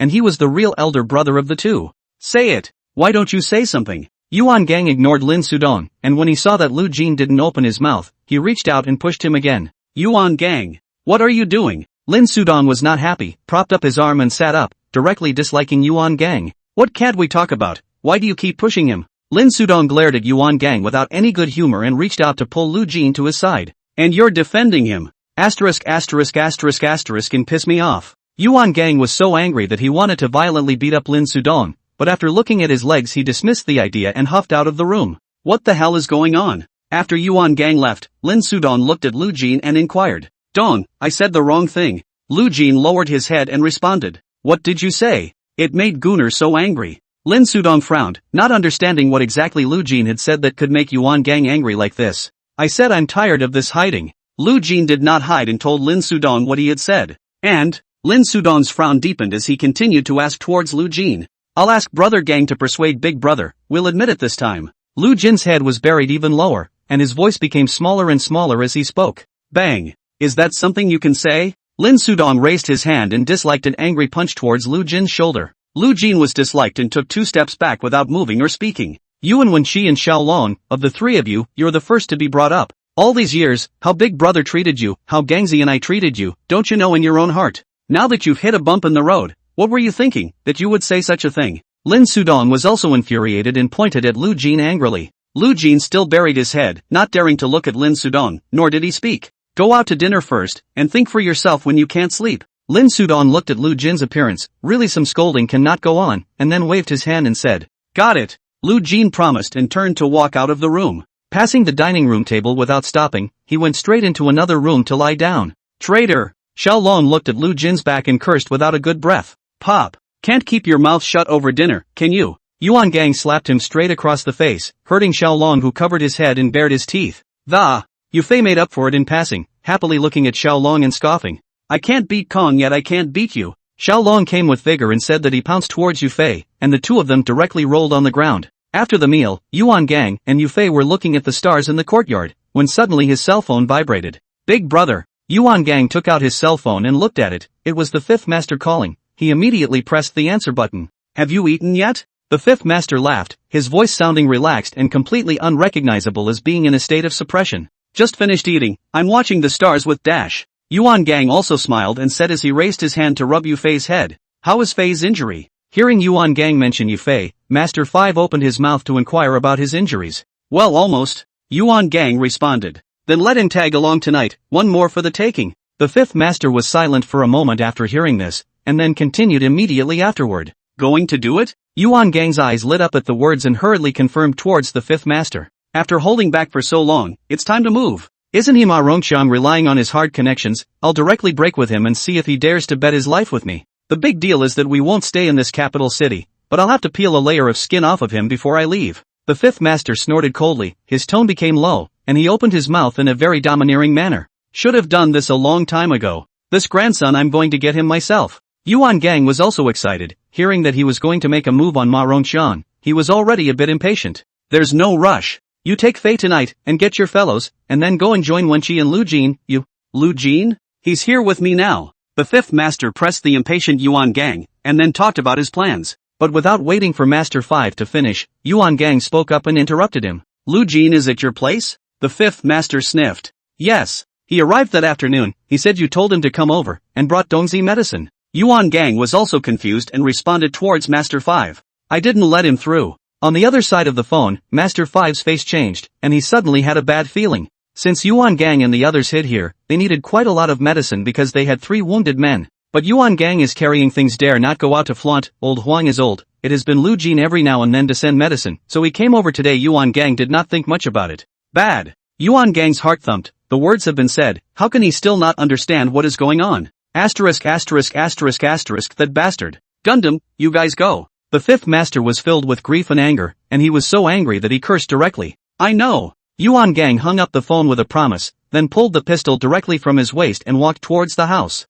Yu Fei was bewildered and didn't understand what was happening, but after seeing Yuan Gang's actions, he also drew his pistol from his waist. Bang! Yuan Gang kicked open the door of the room, startling Lu Jin and Xiaolong to get up instantly. Kong, you scared me to death. After seeing that the visitor was Yuan Gang, Xiaolong was relieved. Chapter 29, Blocked. Groove your ass, what did you do? Yuan Gang ignored Xiaolong, grabbed Lu Jin's collar and lifted him up. Kong, what are you doing? Xiaolong looked confused, not understanding what was happening. Xiaolong, go help Fei and old Huang, carry Dongzi to the car, we can't stay here. Yuan Gang didn't explain, but one sentence made Xiaolong understand what was going on. Asterisk asterisk asterisk asterisk. You're quite the traitor, you bastard. Xiaolong twisted his head to look at Lu Jin and directly slapped a mouth over, while cursing angrily on his mouth. Cut the crap. Hurry up and get Dongzi in the car. There was no time to delay, Yuan Gang urged towards Xiaolong. Got it. Xiaolong reluctantly agreed and turned around to leave with Yu Fei. Why? Yuan Gang put his gun against Lu Jin's head and asked in a low voice.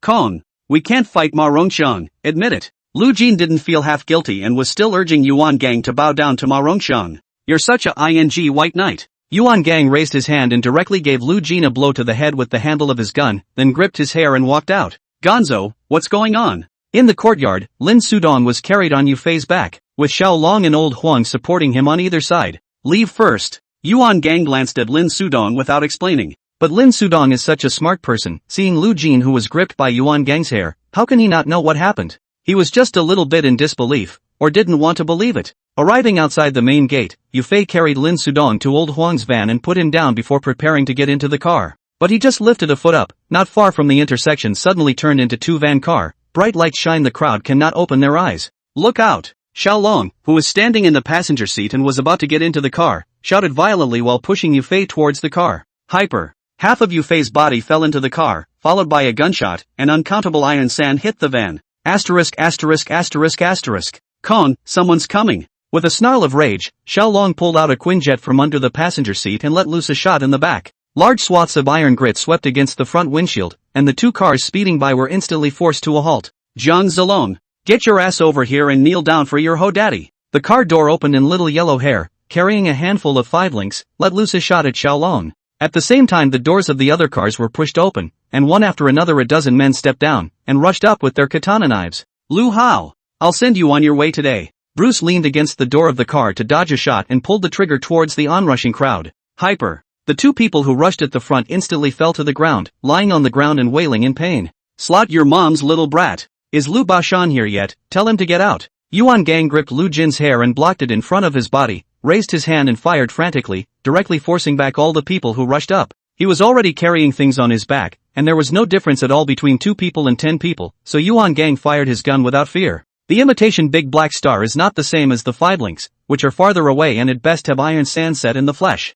But getting shot by a replica Big Black Star, especially in the vitals, is a real death sentence. Lu Hao, also known as Little Yellow Hair, after seeing Yuan Gang's reckless shooting, cold sweat also broke out on his brain, and the whole person hid behind the car not daring to show his head. But immediately afterward, 2 cars turned in again at the intersection and had their lights on. Yuan Gang's face changed greatly when he saw this. He didn't expect Ma Rongxiang to be so shameless as to let the police and Lu Bashan's people act together. Old Yellow, hurry up and drive away. Yuan Gang shouted toward the car, and when Old Huang heard it, he rushed to fire up the car and scampered out with a kick of the gas. However, Yuan Gang and Xiao Long did not get on the car, and Yufei also jumped down from the car. What are you doing down here? Yuan Gang leaned against the corner of the wall, put his gun against Lu Jin's head, and gave a low shout towards Yufei, who was crouching behind the woodpile. I'm not leaving until you do. Yufei stubbornly replied back before pulling out the replica Big Black Star at his waist. Yuan Gang, drop your gun and come out now, you can't get away. At the same time, people got out of the police car and started shouting with loudspeakers. Son of a, if I can't get away today, you don't want to live either. Upon hearing this, Yuan Gang cursed angrily and slammed towards the back of Lu Jin's head. Gang, I'm as kind as I can be. They'd have come over that afternoon if they hadn't been mindful of old favorites. Take my advice and admit it. Lu Jin frowned in pain and continued to open his mouth to advise towards Yuan Gang. Benevolent to the end? How the do you have the face to say that? The little dragon man was about to explode with anger, and directly shoved the 5 links into Lu Jin's mouth, saying that he was going to pull the trigger. Xiao Long, don't waste bullets. Yuan Gang hurriedly gave a chorus at the sight. Brother, they're coming. Yufei, on the other side, had been staring at the people on the other side, and this time a few policemen had already touched up with their guns raised. Hyper. Without waiting for Yuan Gang to react, Xiao Long directly stretched out his gun and released a shot. Back the up. Whoever dares to come up here, I'll just crash him. After firing the gun, Xiao Long roared directly. Jiang Zilong, don't put up any unnecessary resistance, just drop your guns and walk out for leniency. The few police officers who had felt their way up were pressed back, followed by the loudspeakers again. What a waste of words. Go straight up and get them. Lu Hao was a bit unhappy and rushed at the police officer shouting beside him. Keep your mouth shut. The policeman twisted his head and glared. If it wasn't for Ma Rongxiang, how could they be in the company of these punks? Xiao Long Xiaofei, you two go first, run towards the cornfield to the west, I'll hold you off. Seeing that the opposite side had made no movement for the time being, Yuan Gang turned his head towards Xiao Long and Yufei. What are you talking about, Con? I, Jiang Zilong, am a fear of death? Xiao Long gave Yuan Gang a disgruntled look and had no intention of leaving at all. Brother, you guys go first, I'll stay and block. Yufei didn't agree when he heard this. Instead, he asked Yuan Gang and Xiao Long to go first and he stayed behind. What a waste of words. Is this the time to argue about this? Run out one for one. Yuan Gang became anxious and shouted lowly at the two men. But Yufei and Xiaolong didn't take care of him at all, just like two stubborn seeds. Angry Yuan Gang a burst of toothache. Gang, let's switch guns, you take Fei and go first. A moment later, Xiaolong looked up at Yuan Gang with a serious expression. Chapter 30. Fart. You're my brother too. Yuan Gang directly cursed. Thought Xiaolong had thought too much in his heart. Kong, I mean it. I can't run fast on these legs, let me stay. Xiaolong shook his head and pointed at his leg towards Yuan Gang. His leg had been shot by Lu Manjun earlier, and now, although it didn't affect him much when he walked, he still couldn't run. Then none of them will go. Yuan Gang waved his hand. Kong, if we all stay here, what about Big Brother's place? Xiaolong was anxious and continued to persuade towards Yuan Gang. Hyper. As soon as the words fell, another gunshot rang out, fired by Yufei. When he saw the police approaching again, he couldn't warn Yuan Gang and Xiaolong in time and directly pulled the trigger. This was Yufei's first time firing a gun, and the powerful recoil scared him so much that he didn't even know where the bullet had hit. Fei, what's going on? Yuan Gang and Xiaolong were also startled and hurriedly opened their mouths towards Yufei. The police just came up again. Yufei rubbed his tiger's mouth and responded towards Yuan Gang. Kong, we can't put this off any longer. You hurry up and take Fei away. I'll hold you off. Taking advantage of Yuan Gang's inattention, Xiaolong directly snatched the imitation Big Black Star from his hand and then shoved the 5 links over. Xiaolong, you. Go! Yuan Gang was filled with anger and wanted to say something else, but Xiaolong aimed the gun directly at his head. Fei, let's go. Yuan Gang's eyes instantly reddened when he saw Xiaolong's actions, and he gritted his teeth and said towards Yufei, "Brother!" Yufei had been staring at the movements of the police and didn't see what was happening on Yuan Gang and Xiaolong's side. Go! Yuan Gang let out a low gulp and looked at the little dragon in front of him, tears slowly sliding down his face. Xiaolong took Lu Jin from Yuan Gang and grinned without saying anything else. Yuan Gang carefully leaned over to Yufei's side and tugged on him. The two of them slowly backed away. They want. Bang. Seeing Yuan Gang and Yufei trying to run, Lu Jin was anxious and opened his mouth to shout. But without waiting for him to finish, Xiaolong held the big black star and smashed it directly on his mouth. You've done your best as a traitor. Xiaolong's gaze was vicious, one hand choked Lu Jin's neck, and his tone was icy cold. Lu Jin did not say another word, holding the two smashed incisors, blood slowly flowing out along the corners of his mouth. But the commotion was still heard by the opposite side. Lu Hao cursed angrily and rushed out with his 5 links. Hearing the footsteps, Xiaolong was busy probing to see, and raised his gun to shoot after realizing that it was Lu Hao rushing up. Hyper. Several shots rang out in succession. Lu Hao fell to the ground covering his thigh, and Xiaolong's left arm was chipped and bloodied. Groove your ass. Are you all dead men? Hurry up and get him. Lu Hao covered his thigh as blood continued to ooze out along his fingers, growling angrily at the police and his minions. Ha ha ha. Come thee up if you've got the guts. I've got enough to kill one today, and one more to earn. Xiaolong let out a laugh at his words and roared through clenched teeth. The little brothers and policemen who had just been yelled at by Lu Hao to make some moves, once again caved in when they heard Xiaolong's words. And just as Xiaolong's side was confronting him, Ma Rongxiang and Lu Baoshan arrived at the Marriott Holiday Inn. In the 5th floor office, Master 5 waited for the call with a frown on his face, worried. Bang! The office door was suddenly kicked in, and then Master 5's driver was thrown in. Old 5, this dog you've got is too aggressive. Is it okay with you if I help you educate it?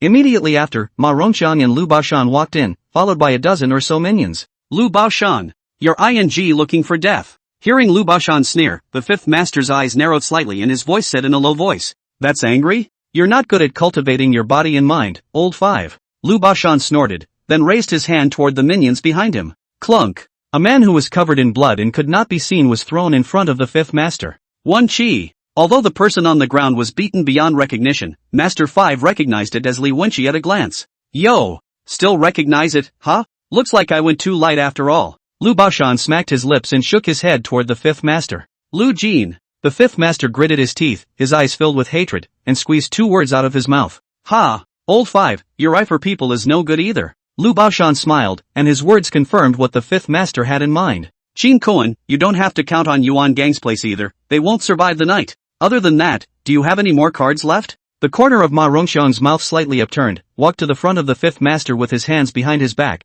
and condescendingly opened his mouth to ask. Ma Rongxiang, you really want to kill everyone? The 5th master raised his head and stared dead into Ma Rongxiang's face. I gave you a chance, but you didn't give face. Ma Rongxiang spread his palms and skimmed his lips towards Master 5. What do I have to do for you to spare these brothers of mine? Master 5 closed his eyes in despair and opened them a moment later with a sigh and asked. He lost, and he lost big. Ha! Simple. What do you think of all the properties in your name, plus a pair of your legs? Ma Rongxiang smiled and leaned down to look into the 5th master's eyes and said slowly. The fifth master sniffed and clenched his fists. Ma Rongxian was humiliating him, making him a cripple from now on, which was even more cruel than killing him. But after a few moments the fifth master let go of his hand, because he had no choice but to accept it, whether it was the situation at hand or for the sake of his brother. I agree. The fifth master collapsed, his waist bent, and the whole person instantly aged a lot. Ha ha ha. Chin Koan, Chin Koan, if I had known this, I would not have done it in the first place. Ma Rongxian let out a loud laugh and shook his head toward the fifth master.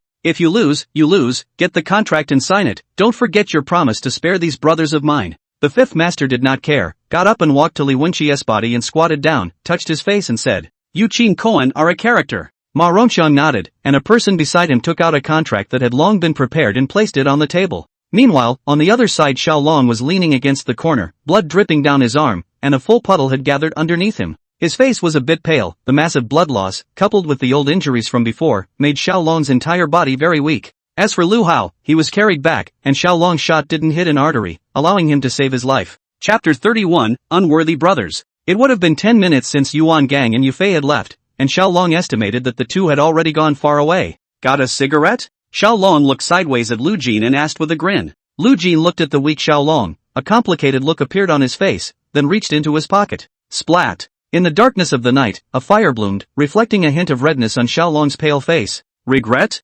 Xiaolong greedily sipped a mouthful of smoke and asked towards Lu Jin. No regrets. Lu Jin was torn for a moment, followed by firmly spitting out 3 words. Oh brother, I regret it. Xiaolong exhaled a mouthful of smoke and looked at the dark night sky and said slowly, What do you regret? Lu Jin was a bit surprised. I regret that I didn't get you killed before and let you become a scourge now. Xiaolong flicked the cigarette but away and turned his head to look at Lu Jin with an icy gaze and said. Lu Jin's gaze condensed at his words, and a bad feeling instantly rose in his heart. Brother! I don't feel like I can hold out much longer, so accompany me on my way. Xiaolong grinned, looking at Lu Jin's scalp, his heartbeat slowed down by half a beat. Although Xiaolong's injuries weren't very serious, the bleeding came out too much, and he felt that his entire body was groggy and could pass out at any time. Falling into the hands of Ma Rongxiang and Lu Baoshan, Xiaolong knows very well what will happen to him, so he decided to end himself, not to suffer that crime. Of course, Lu Jin must be brought along, he would not let this traitor live. Xiaolong, listen to me. You put down your gun and follow me out. I'll put in a good word for you and they won't give you a hard time.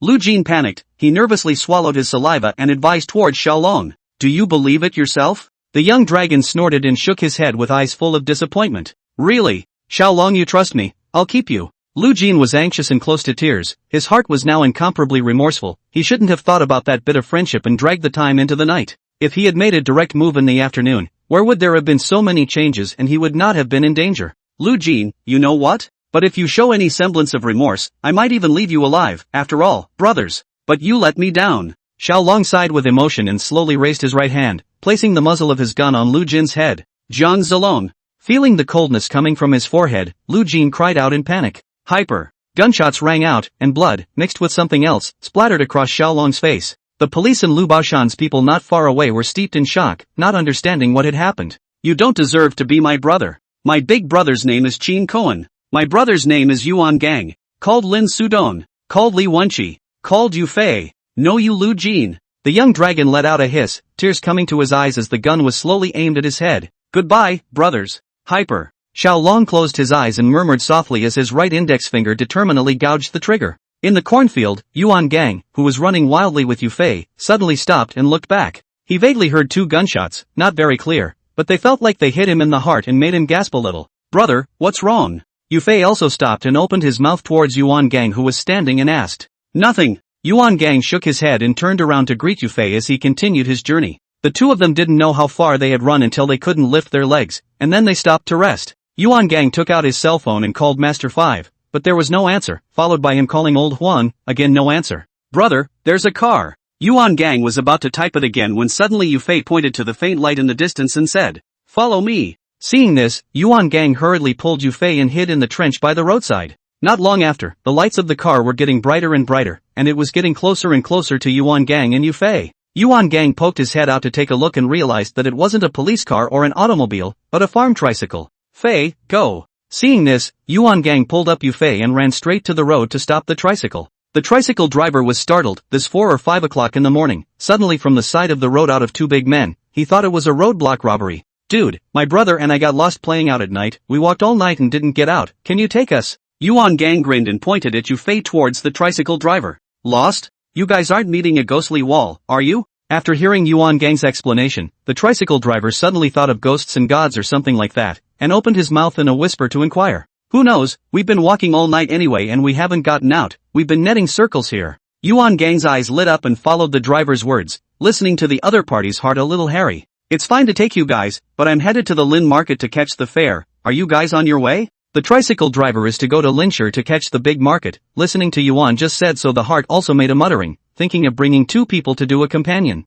Catching up is good. We brothers just happened to tag along for the ride. Yuan Gang hurriedly agreed. As far as this current situation was concerned, it would be good for them to leave the capital city. Okay, then you 2 come up here. The driver nodded and opened the passenger door. More than an hour later, the tricycle stopped, and Yuan Gang and Yufei got out of the car in a daze. This way, shaking the 2 of them, stomach turning, get off the car did not hold back, directly vomited up. Dude, thanks a lot. After getting a little better, Yuan Gang came to the driver's body and took out a pack of cigarettes from his pocket and handed it over. The driver looked down and saw that the cigarette box was full of foreign languages, and he had never seen it, not to mention smoked it. Though heartened, the driver waved his hand and refused. Yuan Gang naturally saw the driver's thoughts and shoved the cigarettes hard into his arms before leaving with Yufei. After walking not too far, the 2 found a breakfast place not far away. Yuan Gang pulled Yufei and dug in. Boss, 3 pounds of donuts and 2 bowls of soy milk, plus 2 bowls of tofu brains. After sitting down, Yuan Gang shouted at the boss who was frying the donuts, then took out his cell phone and called Master 5 again.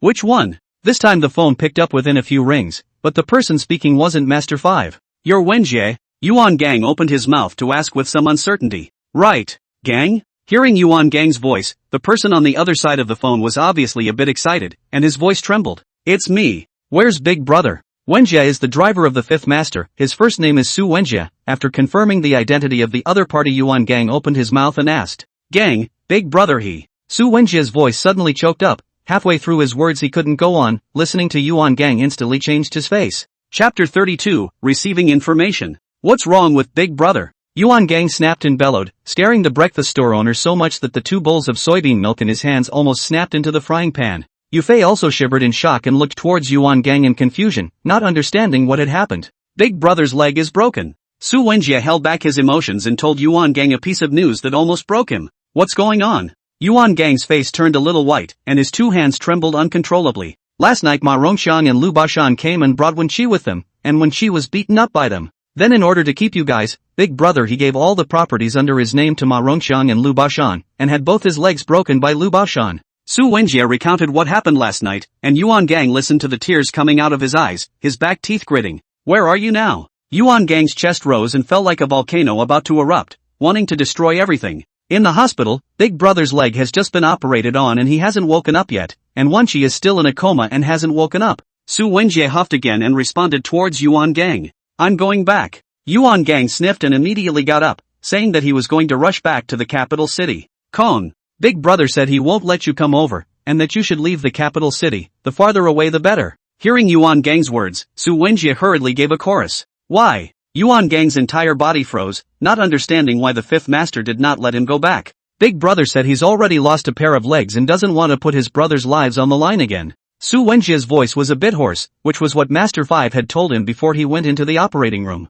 I must go back. Yuan Gang collapsed, tears could not stop flowing, he now has only 2 words in his heart, revenge. Brother Gang, this is what Big Brother explained. He said if you don't listen, then he'll never recognize you as a brother again. For Yuan Gang's reaction, Master 5 had long predicted it, so he also left Su Wenjie such a solid sentence. I know. Yuan Gang collapsed to the ground powerlessly, and the frightened Yufei hurriedly got up to support him. Gang, let's do this first, I'll call you when Big Brother wakes up. Su Wenjie knew that Yuan Gang must be having a hard time right now, so he directly hung up the phone after saying that. Yes. Yuan Gang froze in agreement, followed by the cell phone fell to the ground, hugging Yufei beside him and bawling his eyes out. Yufei was a bit at a loss when he saw Yuan Gang's appearance and could only let him hold and vent. The breakfast store owner, however, was depressed, coming over to cry store in the morning. How could he do this business? However, when he heard Yuan Gang's sorrowful cry, his heart could not help but feel a little sour, while he sighed and did not drive people away. Only after a long time had passed did Yuan Gang's emotions calm down, and Yufei breathed a sigh of relief.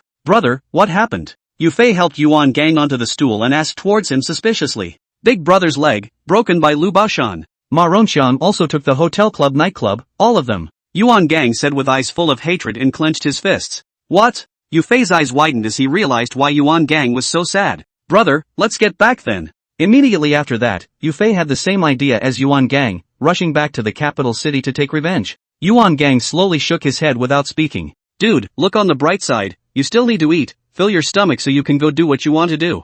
At that moment, the boss suddenly came over and pointed at the donuts and soybean milk that were about to get cold on the table. You're right. Fei, eat. Yuan Gang looked up and nodded after a moment, greeting Fei as he began to eat. A meal, the two tasted the same as chewing wax finished. When leaving, Yuan Gang also did not forget to thank the boss's sentence. Brother, where are we going? On the street, Yuan Gang and Yufei were both a bit confused, not knowing where to go. Let's find a place to stay first and wait for Big Brother's call. Yuan Gang sighed. Beijing City cannot return now, can only find a place to stay first and wait for news. Evening. In the small inn, Yuan Gang and Yufei were lying on their beds in a daze when the sudden sound of their cell phones vibrating brought them back to their senses. Hey, Big Brother? Yuan Gang picked up his cell phone and glanced at it. It was Master Five's number, hurriedly pressed the answer button and put it next to his ear. Gonzo. On the other side of the phone, Master Five's weak voice rang out, causing Yuan Gang to instantly redden his eyes. How are you doing, Big Brother? Yuan Gang held back his tears and inquired towards the fifth master with a sobbing voice. I'm fine, don't worry about me. The fifth master reluctantly smiled and turned toward Yuan Gang in relief. Big Brother, let me go back, I want to go back and see you. Yuan Gang could not help it, tears came out of his eyes. He now only wanted to go back to the capital city and accompany the fifth master. Gonzo, listen to me. Don't come back, and I don't want to toss anymore. Even though I've lost a pair of legs, I've seen a lot of things. I'm content to leave a life behind when I walk this path. The fifth master's voice was a little hoarse, and his tone was heavy, as if he was exhorting, and as if he was lamenting. Big Brother, just let it go? Yuan Gang's entire body froze. Konzi, Xiaolong is gone, you know? Master Five sighed and continued towards Yuan Gang. What? The little dragon is gone? Yuan Gang violently stood up from the bed, his forehead veins rippling, his face full of disbelief. Yufei also sat up, his hands gripping the bedsheet with a death grip, his eyes looking towards Yuan Gang's side. Having never heard from Xiaolong, Yuan Gang thought he had been captured. He committed suicide and got Lu Jin killed before he died. There was a hint of hatred in the fifth master's voice. It could be said that in his heart, Lu Jin was more hateful than both Ma Rongqiang and Lu Baoshan. Yuan Gang's mouth opened, but he couldn't say anything, his whole body was like a fool. After that it was always Master Five talking, and Yuan Gang just froze and listened until the phone hung up. Brother, Xiaolong he. Seeing Yuan Gang put down his cell phone, Yufei walked up and inquired with a somewhat shaky voice. The little dragon is gone. Yuan Gang raised his head, his eyes were covered with blood, until this time he was still a bit not slowed down. Yufei's heart thumped as tears slid down his cheeks and his chest continued to rise and fall. Other than Master Five and Yuan Gang, Xiaolong was the person Yufei was most familiar with. Perhaps it was the similarity in age that made the two of them play the best, especially during the time they were recuperating from their injuries at the bungalow. Now that he heard that Xiaolong was gone, Yufei was a bit unable to accept it because yesterday they were still playing cards together and fooling around. Fei, go out with brother. Yufei was still huffing and puffing when Yuan Gang suddenly pulled him up, then the two of them went out of the small inn. Chapter 33, Zhongbei City. The streets were empty at midnight and the silence was unnerving. In front of a birthday suit store, but suddenly two figures appeared, slapping hard on the wooden door. Who? Don't come during the day and come at night, old man, this is a birthday store, not a nightclub. The owner, who was asleep, was awakened by the tapping on the door and opened the store door with a curse. What for? Looking at the two people in front of him, one tall and one short, one fat and one thin, the boss asked impatiently. I'll cover what you have available in your store. Yuan Gang pushed the boss away and walked into the store to take a look around before turning back. You pack. What? The boss was a bit angry at being pushed by Yuan Gang, but after hearing his words, his whole body froze. I said I'll cover everything in the store. Yuan Gang said it again, and only then did the boss confirm that he hadn't heard it wrong. Dude, are you sure you're not having fun with me? Really? The boss always felt that there was something untrue, and came to Yuan Gang and asked again. Wrapped. Also, can you deliver it to me? Yuan Gang nodded, then immediately thought of something else and asked towards the boss. Yes. Must be able. Just tell me where to send it. The owner snapped twice and patted his chest. It was the first time he had made such a big sale since he opened his birthday suit store.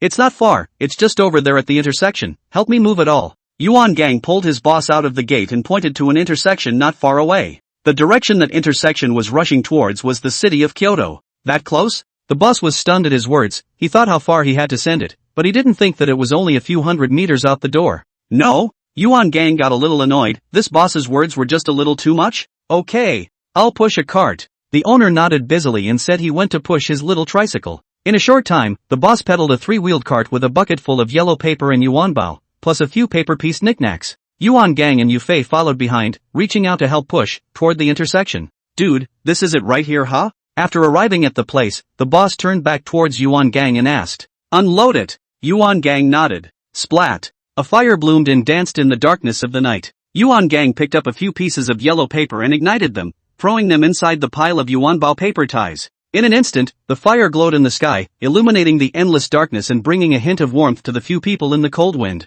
Yuan Gang and Yufei raised their heads and looked in the direction of the capital city under the reflection of the firelight. Neither of them spoke, just gazing in silence. The next day, Yuan Gang, with bloodshot eyes, yanked Yufei out of bed, and the two of them checked out of the room and went to breakfast. "Brother, are we going back?" After finishing breakfast, Yufei asked towards Yuan Gang. "No return." Yuan Gang shook his head. He naturally knew where Yufei was talking about returning to. "So where are we going?" Yufei was a bit unsure because Yuan just checked out the rooms. "Jiangbei City." Yuan Gang stuffed the last bite of the donut into his mouth and uttered a place name towards Yufei. "Where is that?" Yufei scratched his head. He had never heard of Jiangbei City. "It's in the next province, and I've never been there." Yuan Gang smiled and raised his hand to rub Yufei's head. "Brother, you don't always rub my head, not if Xiaolong says so." Yufei slapped off Yuan Gang's hand and reluctantly opened his mouth to speak, but halfway through his words both of them fell silent. "Go!" Yuan Gang sighed and stood up, leading Yufei out of the breakfast place. The two didn't go to the station to take a car, but just chartered a private car at a high price because they were carrying guns and because Yuan Gang was carrying things. The city of Jingzhou is part of Shannan Province, and is just an ordinary prefecture-level city in Shannan Province. Jiangbei City is different. Jiangbei City is the first-tier city of Hanha Province. The economy is very developed. It is not comparable to the city of Beijing. As for why he chose to go to Jiangbei City, it was because it was the way out that Master Fifth had pointed out to Yuan Gang, and there was a friend of his there. Master Five knows Yuan Gang's character. He is not a master who will live peacefully, so he contacted his friends and found a place for him to go. "Brother, aren't Dong and Old Huang coming with us?" On the way to Jiangbei City, Yufei suddenly thought of Lin Sudong and Old Huang and opened his mouth to inquire towards Yuan Gang. Dongzi is still injured, Big Brother has arranged a place for him, and Old Huang is following to take care of him. Yuan Gang shook his head. Not only did Master Five arrange a place for him to go, he likewise arranged Lin Sudong as well. Oh, Yufei's mood was a bit low. It was not easy for him to have so many familiar people, but now he and Yuan Gang were the only ones left again. More than 10 hours later, Yuan Gang and Yufei finally arrived at Jiangbei City, and as soon as they got off the bus, the two of them were shocked by the prosperity of the place. High-rise buildings standing everywhere, neon lights flashing on the streets, crowds of people bustling traffic, not at all comparable to the capital city. Yuan Gang brought Yufei with him, like two bumpkins entering the county, curiously surveying everything. Asterisk asterisk asterisk asterisk in small. Looking at the bustling night scene of Jiangbei City, Yuan Gang spat and cursed. What's smaller? Yufei was a bit puzzled, not understanding what Yuan Gang was talking about. The pattern is small. Compared to here, Kyoto is like the countryside. Yuan Gang slowly shook his head. He used to think that the capital city was prosperous enough. It seems that he was still too short-sighted. Let's go, find a place to stay first. This time is already quite late. The rode and sat in the car more than 10 hours. The two this will be a little playful mind or not, just want to sleep well. Staying in the hotel, Yuan Gang and Yufei were shocked again, and at the same time made a comparison with the Marriott Holiday Inn. Smaller. After looking around, Yufei nodded and said, "It's smaller." Yuan Gang expressed his strong agreement and smacked his lips to pick up the sentence. A night without words, the two slept directly to the next day at noon. If not, the front desk came up to ask to renew the room. Yuan Gang and Yufei can sleep until the night. After paying for 2 more days, Yuan Gang and Yufei washed their faces and prepared to go down for dinner. "Brother, the bed here is too soft." Walking out of the hotel, Yufei lamented towards Yuan Gang. "Yeah, sleeping so much I could barely get up." Yuan Gang nodded and said, "Right brother, what are we going to do next?" Yufei stretched his back and continued to ask towards Yuan Gang. "Have a good time for a few days and wait for 2 people on the way." Yuan Gang pulled out a cigarette and lit it, sipping fiercely in response. Yufei nodded at his words, because he knew that Lin Sudong and Old Huan would not come over, so he was not at all interested in waiting for anyone. In the next few days, Yuan Gang and Yufei played the entire Jiangbei City, which once again opened their eyes, and they couldn't help but sigh that this was heaven on earth. Chapter 34. 3 days later, Yuan Gang and Yufei were sleeping when suddenly the cell phone placed under the pillow vibrated. Yuan Gang heard the voice, confused, picked up and pressed the answer button and put it next to his ear. "Who?" Yuan Gang's eyes didn't even open and his voice was slurred. "Kong, we're here." The person on the other side of the phone laughed and responded excitedly. "Arrived?" Hearing the other party's voice, Yuan Gang sat up violently, and his entire body was much more energized. "Yeah, just got off. Brother Gang, this Jiangbei City is too prosperous, right? Compared to this, Jingzhou is like the countryside. The other party promised, and immediately afterward, he exclaimed about the prosperity of Jiangbei City, the same reaction Yuan Gang and Yufei had when they first arrived here. Oh, right.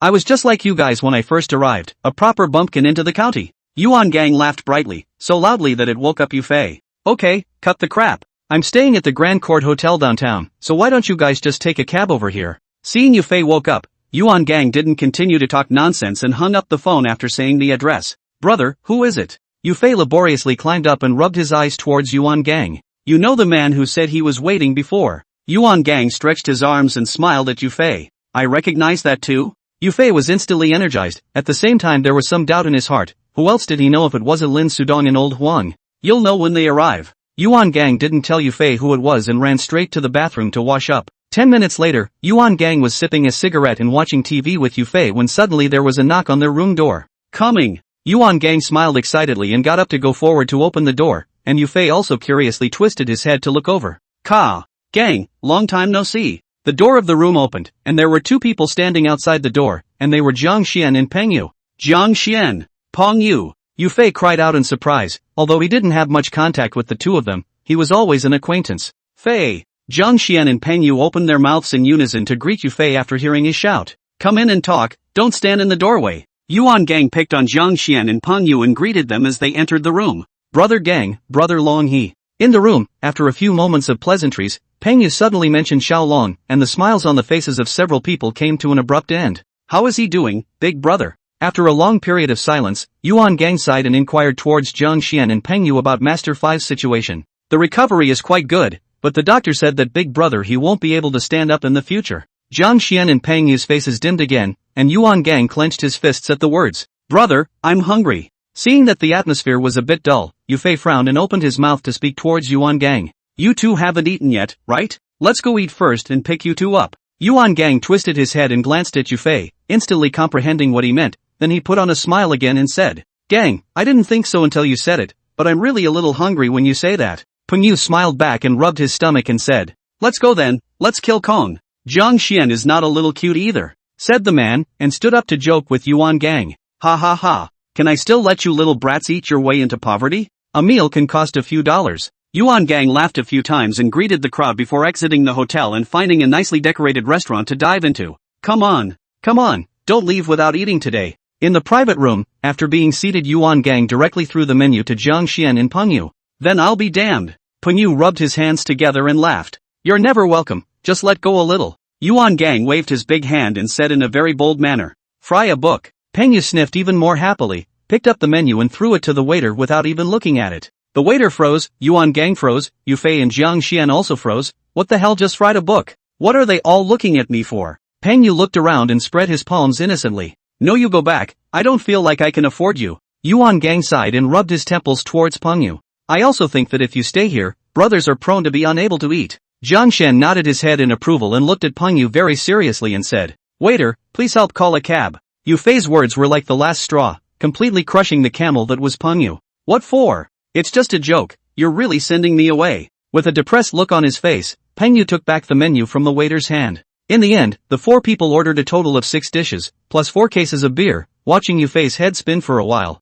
After 3 or 5 bottles, a trace of redness appeared on the faces of several people, and when they were chatting happily, a noise suddenly came from the next private room. Originally a few people did not care, after all, come out to drink some wine and blow a cow, louder and so on are normal. However, the sound from the next booth was getting louder and louder, and Yuan Gang and the few others wondered if they were talking through a loudspeaker. Really being a little annoyed by the noise, Yuan Gang asked Peng Yu to call the waiter over and asked him to go to the next private room to say something. The waiter nodded after hearing this and immediately went to the next booth to remind him. But it doesn't do anything, and in addition to being particularly loud, it coldly smashes the wall twice, which can make Yuan Gang angry enough. However, considering that several of his people were new to the city, Yuan Gang held back his anger and called the waiter over again to say something. The waiter also had to make another trip to the next booth, but this time something happened. Upon entering, the waiter didn't even finish his 2 sentences before he was directly hit with a bottle of wine, blood slowly flowing down his brain. And this is not all, the next room 7 or 8 people, directly gripped the neck collar of the waiter, came to Yuan Gang their side.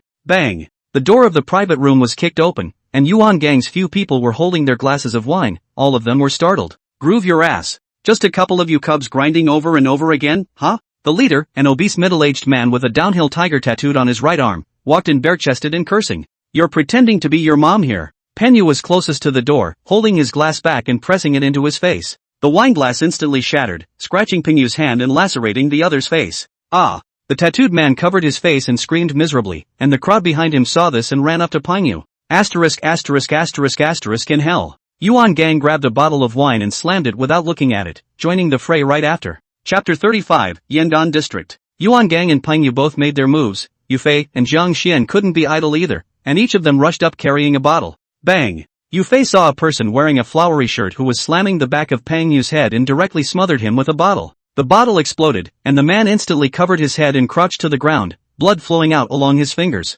Groove your ass. You're not pretending, are you? Get up and keep screaming. Pengyu was a bit beat mad, his face had a bloody nose and his clothes were ripped to shreds. He was grabbing a stool and slamming it on the tattooed man. Bam! Yuan Gang once again put down one person and directly kicked the door of the private room, even the door was smashed down. Penyu! Almost got it. The tattooed man was already smashed and confused, his body was bloodstained and looked a little creepy. Yuan Gang hurriedly stopped a hand towards Pengyu. Bastard! Pengyu spat and huffed, dropping the stool and kicking at the tattooed man again. Fei, Jiang Xian, go away! The package room is in a mess, the ground lying 7 or 8 people had broken blood. Yuan just greeted the crowd as about to leave. After all, he was still carrying things on his back that were not to be seen in the light of day, and it would not be long before the police were feared to be on their way. Wait!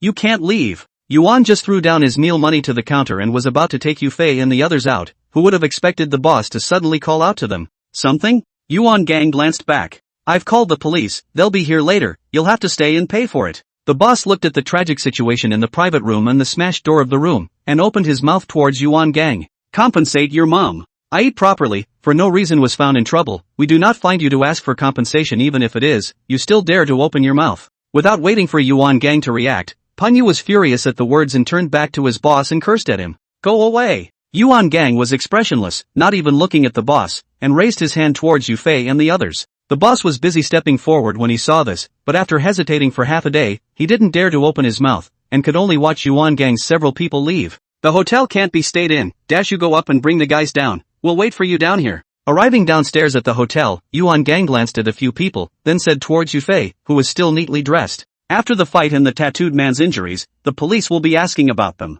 So this kind of big hotels can't continue to live because it's too conspicuous. Yes. Yufei nodded, took the key and went upstairs. There wasn't much to take, only 2 travel bags, one was Yuan Gang's, which contained some cash, as well as the replica Big Black Star and the 5 lianzi. The other is Pengyu's, what is loaded inside Yufei does not know. Bulging should be clothes and other things. Yufei slung his travel bag over his shoulder, and after checking out at the front desk, he rejoined Yuan Gang and the others. Let's go, to Goatsen. Yuan Gang took the satchel from Yufei's hand, and the few people took a car and left the city center directly. Jiangbei City has a total of 4 municipal districts, as well as 5 suburban districts, and Yangon is one of the municipal districts. It's not as busy as the central area of the city, but it's still a lot better than the Kyoto side. As for why he was going to Yangon, it was because the 5th master's friend was there. After 20 minutes or so, a few people finally arrived at the Yangon district. Looking along the car window, this place is a bit better than Kyoto in terms of architecture, but it's a bit far from the city's central district. But there are quite a lot of opera halls, dance halls, billiard halls, internet cafes, chess and card rooms, and these things can be found everywhere on the road.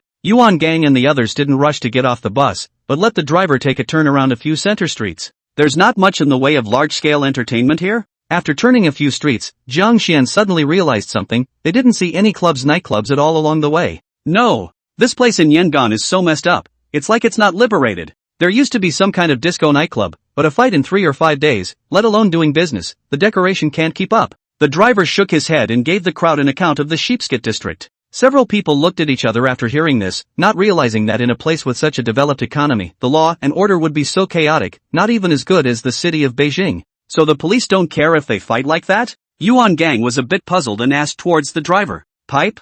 This Yangon police, as long as enough money is sent, it's the murderer who stands in front of them and pretends not to see. The driver snorted and made a comment that opened a few more eyes. Okay, stop at that hotel up ahead. After understanding almost, Yuan Gang pointed to dozens of meters away, a fairly well-decorated hotel and said. The driver stopped talking nonsense and straddled the road directly with a kick of the gas. Let's go and stay first. Getting out of the car, Yuan Gang led several people into the hotel and opened 2 adjacent rooms. Fei and I will share a room, you two will share a room. First go up and wash and then change clothes, then we'll go out for a drink. After opening the room, Yuan Gang said and handed one of the keys to Peng Yu. Hensi, get cleaned up later, I'm going to don't you for a bit tonight. Peng Yu took the key and said with a cheap smile towards Zhang Xian. Just you? And don't be afraid to break that toothpick. Zhang Xian glanced at Peng Yu's crotch and responded with a face full of disdain. Okay, you two want to don't or stab, go back to your room and talk about it, don't disgust us here. Yuan Gang waved his hand in disgust and dragged Yu Fei to their room. Within a short time, a few people had washed up and changed their clothes,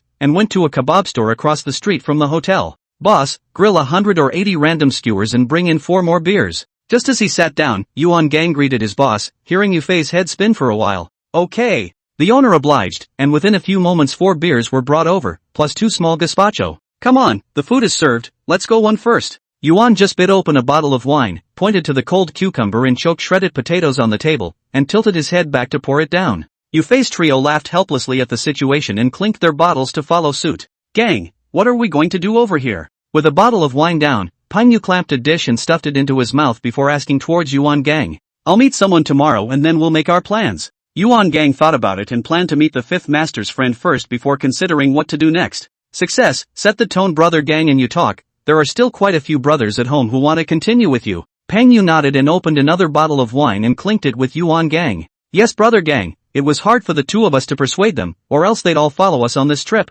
Zhang Xian also nodded in agreement. Chapter 36, Ji Rong. How many? Yuan Gang sighed at his words and immediately inquired towards the 2. There's a dozen guaranteed, and there's sure to be more if you ask again. Peng Yu said thoughtfully. Okay. When we get a foothold here, let them all come. Yuan Gang nodded. No matter what he wanted to do here, he needed manpower. And these are people who used to be with them, and they are certainly better to use than outsiders. That's a deal, I'll pass a message back later so they can get ready. Peng Yu laughed excitedly and raised the bottle again and knocked it against the table. This meal is very smooth, no trouble to find the door again. Yuan Gang, a few people drink also particularly enjoyable. Back to the hotel, directly sleep until dawn. Fei, get up. Walk me out later. Yu Fei was dripping with harumph when suddenly his entire body was directly yanked to sit up, and when he opened his eyes, he saw the Yuan Gang. Brother, where to? After slowing down for a while, Yu Fei then completely woke up and asked towards Yuan Gang in a puzzled manner. To meet someone, a friend of Big Brother. Also get you a cell phone, I forgot about this.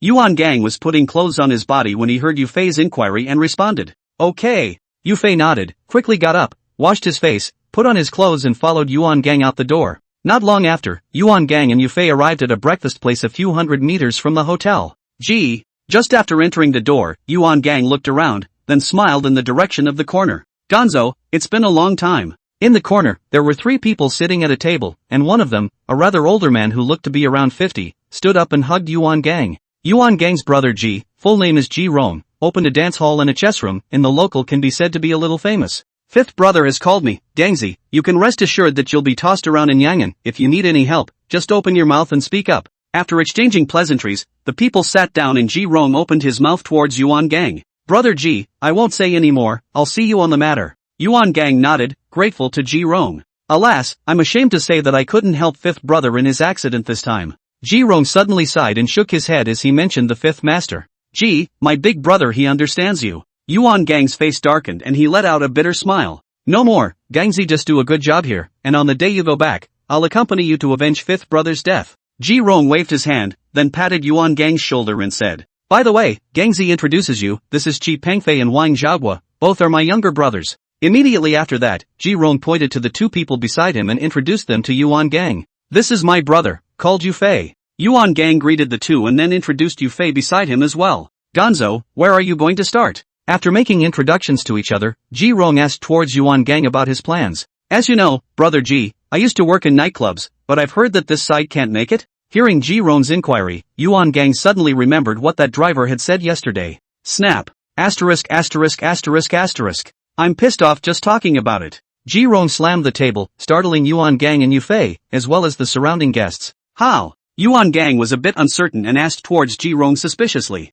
Back then, after I came back from Beijing State, I went around getting money to get a nightclub as well, just like your Marriott's. But within a few days of opening, the business made people's eyes water, especially one of our local stirrers, who had people coming in every day to cause trouble. And he still belongs to the kind of mangy dog, can't beat you to toss you, not to beat people to smash the store. I can't even keep up with the decoration, he smashed fast. Ji Rong said, more and more angry, smashed the table thumping. Guests were scared away several tables. Yuan Gang's expression was stagnant when he heard this, so the decoration that the driver said he couldn't keep up with was the nightclub that Ji Rong opened. Then I couldn't stand the toss, and that nightclub of mine went bust, and I had some money left over to open my current dance hall and boardroom. Immediately after that, Ji Rong sighed and continued with a face full of helplessness. That man has a grudge against you, Ji? Yuan Gang is a little puzzled. Simple red-eye business, should not be so engaged. This degree is almost catching up with the hatred of wife-taking. No offense. That's why I'm so angry. Otherwise they call him a stirrer. He just can't see the good in people. Ji Rong clenched his back teeth, his blood pressure spiking with anger at the mention of this.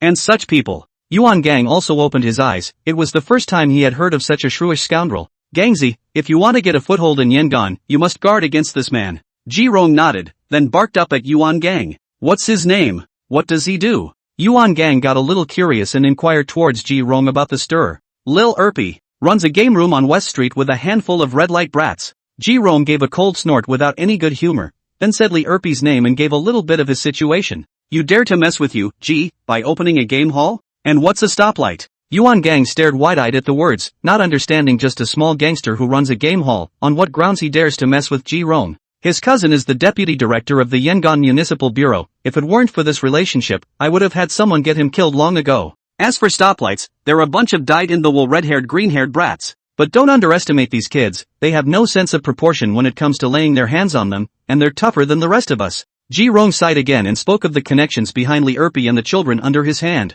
Okay, then I know. Yuan Gang did not expect that just such a stirrer would have a deputy director cousin. No wonder he did not let anyone die for so many years. That's it for now then, Gangzi, think about it, I'll pick you up tonight. Ji Rong nodded, got up and patted Yuan Gang's shoulder, saying that he was going to go back first. Okay, brother Ji, you go ahead and get busy, we'll see you tonight. Yuan Gang agreed and sent Ji Rong out the door with Yufei. Boss, pack 3 pounds of donuts and 2 drawers of buns, plus 4 bowls of tofu brains. Back at the store, Yuan Gang packed some food and carried it back to the hotel with Yufei. Fei, go see if Peng Yu and Jiang Xian have gotten up from their sleep yet, call the 2 of them over. Back in his room, Yuan Gang fiddled with his breakfast and turned his head towards Yufei. Yes. Yufei ran out with a promise and came to the door of Peng Yu and Jiang Xian's room to give it a thump. Chapter 37, The Opera House. Not long after, Peng Yu and Jiang Xian yawned and arrived at Yuan Gang in Yufei's room. Brother Gang, what's up?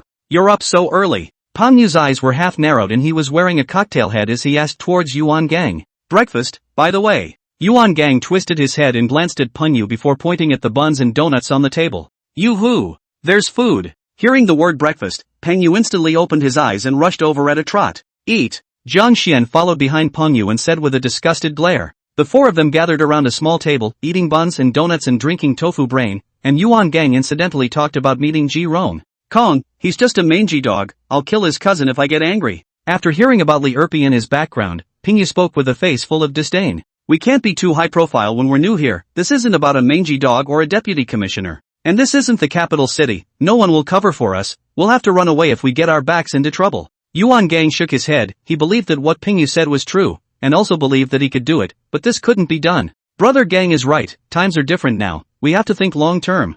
Jiang Xian nodded in agreement, he was a bit more stable than Peng Yu. But brother, what are we doing? Yufei also nodded and immediately opened his mouth towards Yuan Gang and asked. I've got 100 or so on hand, and it's certainly not enough for too big a field. Opera house, I think, venue and equipment plus the cost of punting, 100 or so is enough. Yuan Gang thought about it and decided to do his old job. But like the Marriott nightclub, so large scale is certainly not, can only simply open a song hall, first in Yangon stand before. There is also the fact that unlike dance halls, opera houses receive mostly rich and powerful people, which makes it easier to develop a network of relationships. The opera house is great. Hearing Yuan Gang's words, Peng Yu immediately lit up with that lewd expression, a glance could tell what he was thinking. After all, you can't sing vegetarian, there must be a girl, so this is close to home. Don't you get any ideas? Unless the girls in the field are happy with themselves, if you dare to use force, beware I'll break your third leg. Yuan Gang glared at him without a good look before he threatened towards Peng Yu. I say, big brother, the store hasn't even opened yet, and you're thinking about girls first? Jiang Xian was speechless, now that nothing has been finalized, this son of a is getting horny. Ha ha ha. A few people stared at the words, and then laughed out loud immediately afterward. They had indeed considered it a bit early. You guys are coming to a dinner party with me tonight, just to work on the venue. Once the place is finalized, Peng Yu, you and Jiang Xian will contact the people in Jingzhou and call them over. After laughing, Yuan Gang brought up the evening meal with Ji Rong again, and he decided to bring Peng Yu and Jiang Xian along. Time soon came to evening, and Yuan Gang, a group of 4, arrived at the address given by Ji Rong. Yangon Restaurant, with 4 large characters penned on the plaque and directly named after Yangon, is the largest and most luxurious restaurant in the entire Yangon district. Ji Rong, with Chi Pengfei and Wang Xiaogui in tow, was standing at the door waiting. Ji, sorry for being a little late. Yuan Gang took 2 quick steps and came to Ji Rong and said slightly apologetically. Not too late, we just got here too. Ji Rong waved his hand, not caring at all, and greeted the crowd before entering the restaurant. The second-floor private room, after being seated, Yuan Gang introduced Peng Yu and Zhang Fei, and both sides greeted each other. Brother Ji, after we talked in the morning, I went back and thought about it and decided to open an opera house. Wine and food on the table, a few bottles down, Yuan Gang took advantage of the wine to open his mouth toward Ji Rong. The opera house is great. When you open it up, there's nothing for me to go over and have some fun. Ji Rong immediately nodded his head and smiled broadly, showing an expression that all men understand, and said, It's all trivial. But I'm new here, and I don't know much about Yangon. Brother Ji, do you know if you know where there's a venue? I'll mull it over. Yuan Gang smiled and waved his hand, then immediately talked about the venue. Venue-wise, I do know a place, and it's right on East Street. Hearing Yuan Gang's words, Ji Rong thought a little and came up with a place. The most prosperous place in Yangon is only a few streets, of which East Street and West Street are the most, which Yuan Gang has long inquired about. And the venue is located in the East Street, which cannot help but let Yuan Gang heart a happy. This is really a doze meets a pillow, just right. That place used to be a restaurant, but it got out of business by the owner of the place. There are a total of 2 floors above and below, and although the floors are not high, they are large enough to be just right for a concert hall. Ji Rong continued to talk. Yuan Gang's eyes got brighter and brighter the more he listened. This place was simply for him. But there's a problem with that place, too, said Ji Rong with a sudden lurch and a frown. What kind of trouble? Yuan Gang asked suspiciously. Erpy Li had his eye on that place a long time ago. Ji Rong sipped his teeth and uttered the name of a person he didn't want to mention. Li Erpy? Why didn't he take it down when he was looking at it? Yuan Gang touched his head, somewhat unsure. Because that restaurant, that's the owner of the Yangon restaurant, looking for Li Erpy to get yellow. Then Li Erpy looked at that restaurant site again, but the owner said he wouldn't sell it to him. Because of this, Li Erpy even let out a harsh word that whoever dares to take over that site, he, Li Erpy, will not let anyone have a good time. Ji Rong spread his palms and let out a bitter smile. To give someone a hotel to screw yellow, but also miss the other people's venues, people do not sell but also put out the word that no one else is allowed to buy, really shameless. After listening to Ji Rong's narration, Panya did not hold back a direct curse, and Yuan Gang several people also frowned. Are there any other venues besides this one?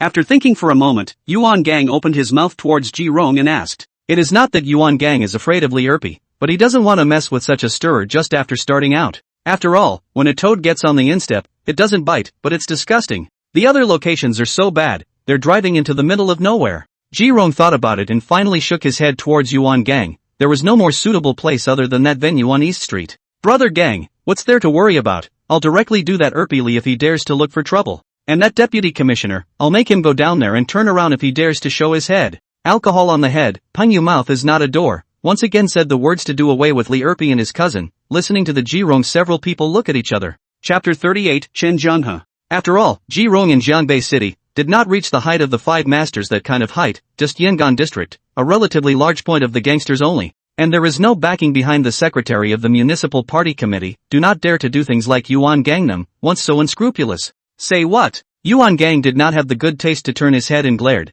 thinking that Pengyu, this kid drinks some horse urine, mouth has no gate. Brother Ji, I'll think about this. Turning back, Yuan Gang opened his mouth towards Ji Rong. It's okay Gundam, there's no rush for this kind of thing, think about it. Ji Rong waved his hand, all but unconcerned. The crowd didn't discuss the venue any further after that, pouring wine into their stomachs one after the other and drinking right into the latter part of the night before breaking up. Fei, do you think this can be done? Back at the hotel, Yuan Gang washed his face and asked towards Yu Fei after he was slightly sober. The opera house thing? Yu Fei was a bit confused from drinking, but he still understood Yuan Gang's meaning. Aha! Yuan Gang nodded. Can do. Yu Fei responded directly without even thinking. He could tell Yuan Gang had his heart set on it, he just needed someone to push him. And Yu Fei wasn't that little kid who just got out of prison and didn't know anything anymore. He also wanted to return to Beijing City to take revenge, but there was no doubt that the prerequisite was that there had to be capital for confrontation. Since they had chosen the Yangon district, they had to stand on their feet as fast as possible and then grow themselves.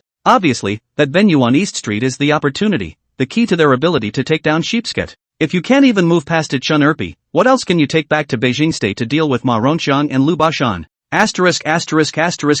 It, then. If we can't even handle a Chunurpi, how can we have the face to go back to the capital state? Yuan Gang would smile and walked forward to raise his hand to rub Yufei's head, but immediately afterward he paused as he thought of something. The night was silent, and the next day after waking up from sleep, Yuan Gang contacted Ji Rong and said that he wanted to go and look at the venue on East Street. Gonzo, are you serious? Ji Rong thought that he hadn't woken up and hurriedly confirmed towards Yuan Gang. Brother Ji, why would I lie to you about this? Not now, in the past, my big brother with our gang of brothers. Mixed, what kind of you also know? You think I will be afraid of him, a Chunurpi? Yuan Gang laughed, and his words shook Ji Rong's entire being as he listened to them. Yes, no matter how to say that the thin dead camel is bigger than a horse, what kind of player is he, Chunurpi? How can he be put into a piece of comparison with Yuan Gang? Gundam, I'm the one who got confused about this. Ji Rong sighed and apologized to Yuan Gang. What are you talking about, brother Ji? To be able to lend a hand to my big brother when he's down and out, this is a favor I, Yuan Gang, will remember for the rest of my life. Yuan Gang knew that Ji Rong had misunderstood and hurriedly explained.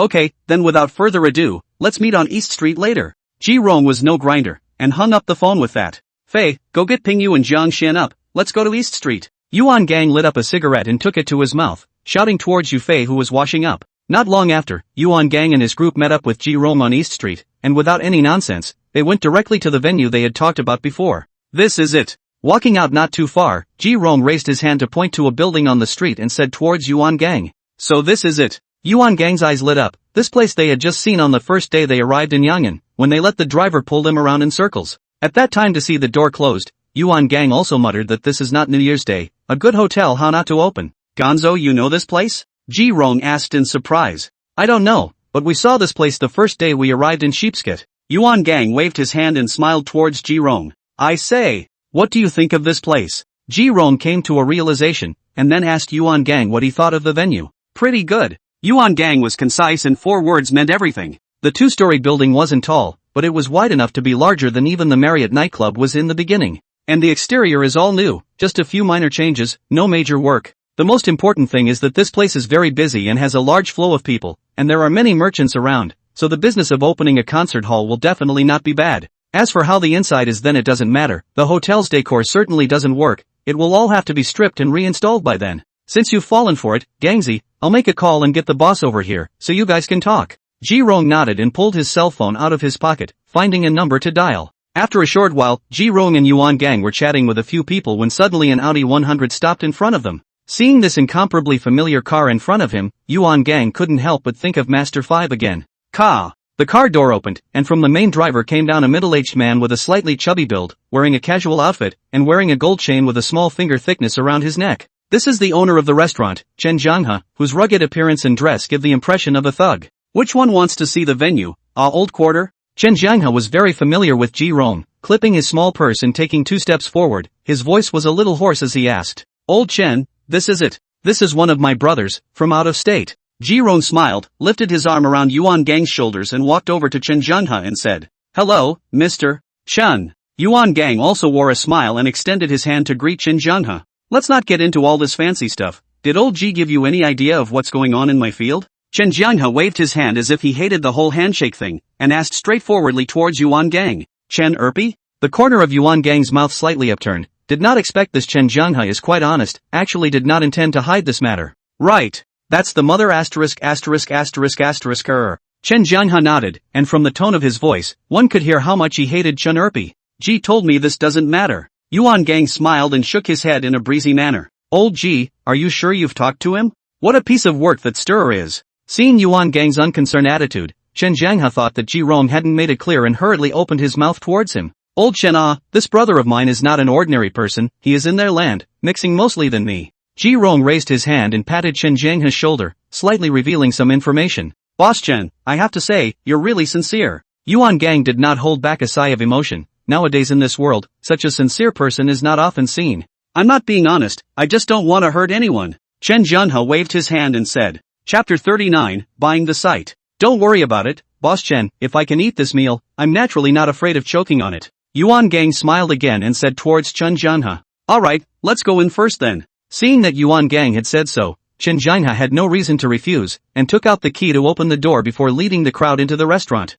The interior of the restaurant is very luxurious, not in any way inferior to that of the Yangon restaurant, and it is also very new. Yuan Gang roughly estimated that the area of this floor must be almost 1500 square feet or so, and 3000 square feet on the upper and lower floors is indeed not small. But at the same time, Yuan Gang was also a little unsure in his heart, because with such a large venue, his little money might not be quite enough. Asterisk asterisk asterisk asterisk. If it weren't for that son of a Chun Erpi, I really wouldn't want to sell this place. After walking around, the more Chen Jianghe looked, the more angry he became, and he directly cursed. Come on old Chen, what's the point of getting angry with that kind of stirrer? Ji Rong smiled in relief. What do you think of this place, brother? Chen Jianghe sighed helplessly and turned his head towards Yuan Gang. It's really nice, but that's the price. Yuan Gang nodded. The venue is indeed no problem. It is the price that I do not know if it is a big problem. You know all about the situation, and I can't possibly bluff you with old G around. I'm a pain in the ass, 180 in one bite. I've already lost blood at that price. Chen Jianghe didn't dawdle and directly stated the minimum price.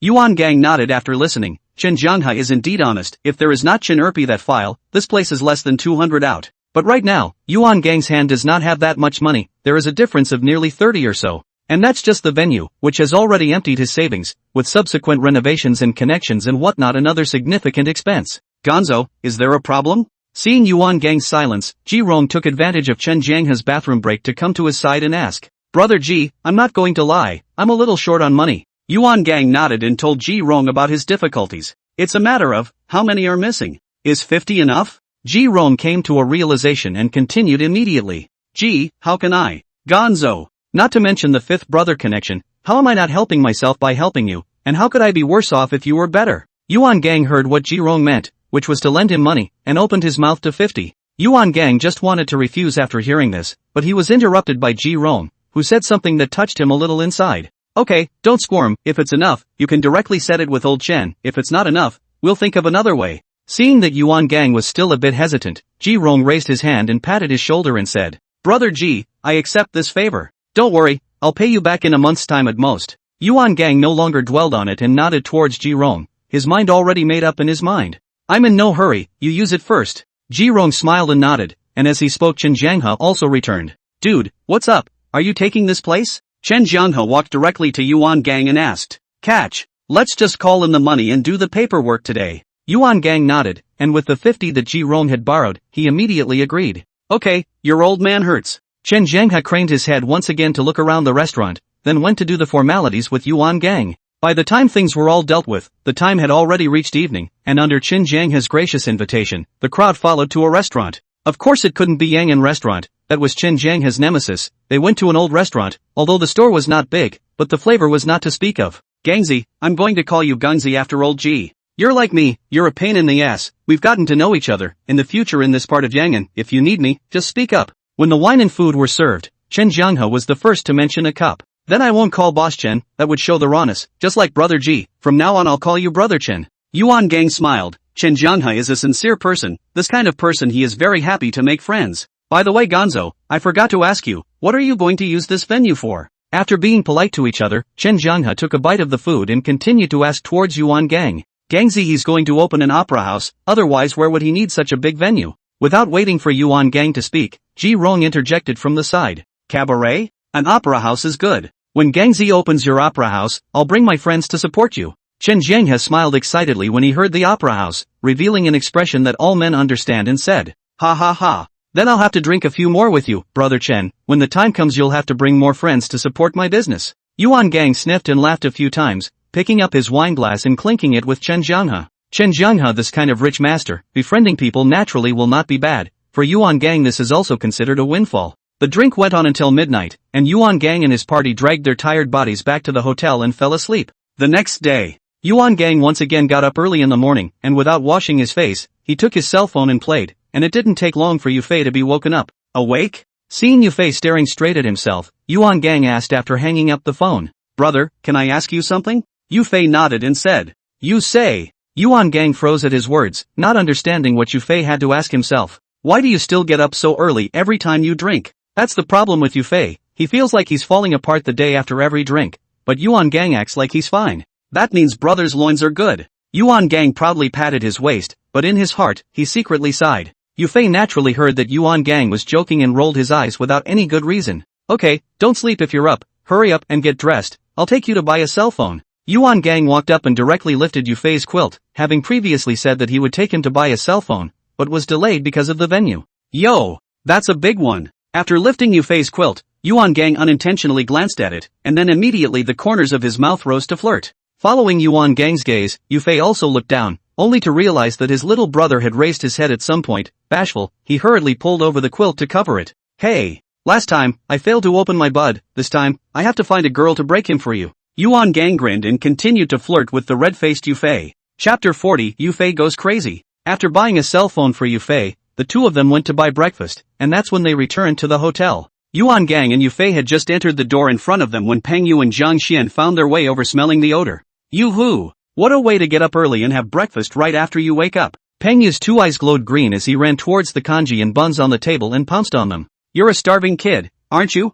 Yuan Gang glared at Peng Yu without a good look. Brother Gang, can't we send him back? If it goes on like this, brothers will easily not be able to eat. Zhang Xian smiled after him and said towards Yuan Gang with a fervent smile. Looks fine to me. Pigs can't eat as well as he can. Yufei's quick eyes snatched two buns from under Peng Yu's hands and agreed very much. Brother Fei, it's not even enough for little Schwanzi to talk about me, even you wanna kick me out. Peng Yu looked at Yufei aggressively, but his hand movements did not pause for a second, and he kept stuffing meat buns into his mouth. Okay, stop it. You two should call the side of Beijing State today and ask which brothers are willing to come over, so that they can come directly. Yuan Gang shook his head helplessly and followed up with business. That'll get them over here? Peng Yu couldn't even care about eating his buns when he heard that, and Zhang Xian was also a bit surprised. On second thought, let's get them over here now. I don't think we'll be able to hide the venue. Chen Erpi will know soon. We have to be on his guard. Yuan Gang nodded and voiced his concerns. Right now, there were only 4 of them, and they were in someone else's territory, so it would be easy to lose if Chen Erpi made a scene. No problem, I'll call after dinner. Peng Yu agreed and Zhang Xian nodded along. West Street New Era Game Room. Not surprisingly, Yuan Gang expected that Chen Erpi got the news yesterday when he was going through the venue formalities with Chen Jianghe. However, since Yuan Gang was a new face, he couldn't get a feel for the bottom line, which was why he didn't go over to look for trouble in the first place. Although Chen Erpi is a scoundrel, he is not stupid and knows what kind of people can be offended and what kind of people cannot be touched. After a night of inquiring, although Chen Erpi didn't learn the specifics of Yuan Gang's several people, he did learn that they were on good terms with Ji Rong. What kind of volume Ji Rong is in Yangon, he is clear about it, so Chen Erpi directly has a definite conclusion about Yuan Gang's several people. Bang, bang, bang. After Yuan Gang's few people finished their breakfast, they had been making phone calls in their rooms, contacting the people on the Beijing State side. Suddenly a sharp slamming sound rang out, drawing a few people to instantly go on guard. Because no one knew they were staying in this room, even Ji Rong only knew it was this hotel. And with their room bill still a few days away from the day, it's unlikely that the front desk will come up and call for payment. Bang! Without waiting for a few people to get ready, suddenly the door to the room was kicked in, followed by several youths with dyed red and green hair rushing in. Which one is called Yuan Gang? The lead one with a clip-on nose ring and a military spike in his hand shouted. I am. Yuan Gang frowned slightly, recalling what Ji Rong had told him. He instantly guessed that this was Chen Erpi's man. Groove your ass. You're the one who stole the venue from our pie. The leading green hair cursed and rushed towards Yuan Gang with his military spikes. Yuan Gang was furious when he saw this. He didn't expect Chen Erpi to be so reckless and directly send people over to make a move. Slot your mom's little brat. Your hair hasn't even grown yet, and you're pretending to be your master here. Peng Yu carried the stool and smashed it over. Zhang Xian followed closely behind, lifting the small table they were eating on and throwing it towards the door as well. Yufei didn't stay idle either. He directly stood up on the bed, yanked down the hollow iron pipe that hung the curtains, and stabbed at the greenhorn who rushed up. Chen Erpi's people certainly could not watch. The people outside the door kept rushing in. What red hair, yellow hair, purple hair, all kinds of colors dazzle people. Although they were only facing a group of 17 or 18-year-old kids, but there was no way that they all had guys in their hands, so Peng Yu and Zhang Xian didn't dare to go up and fight against them. There was only Yufei wielding a hollow iron pipe, constantly stabbing at the people rushing in. But 2 fists cannot beat 4 hands. Yufei hands of hollow iron pipe, not much will be the other party control. How he pulled out cannot pull back. Seeing this, Yuan Gang directly picked up the small dining table lying on the ground when the other party was still trying to push in, and pushed Chen Erpi's people outward with it on top. Yuan Gang violently exerted force. A group of 17 or 18-year-olds naturally could not withstand it, and were directly pushed to the door. But one of the redheads was quick on his feet and raised his arm and stabbed at Yuan Gang's shoulder with his military spike. Yuan Gang glimpsed when he immediately let go and backed away, but he was still a step too slow and was stabbed in the shoulder by the military thrust. Groove your mom. Yufei and Zhang Xian were both facing Yuan Gang's back, so they didn't see this scene. But the flanking Peng Yu noticed and rushed up, holding a handful of wooden chopsticks for eating. Yuan Gang, who had been stabbed, stifled a grunt and raised his leg to kick, distancing himself from Chun Erpi's men. It was at this time that Yufei and Jiang Xian also saw the wound on his shoulder, where scarlet blood was gushing out. Kong! Jiang Xian shouted anxiously, while Yufei instantly reddened his eyes. Ka chow!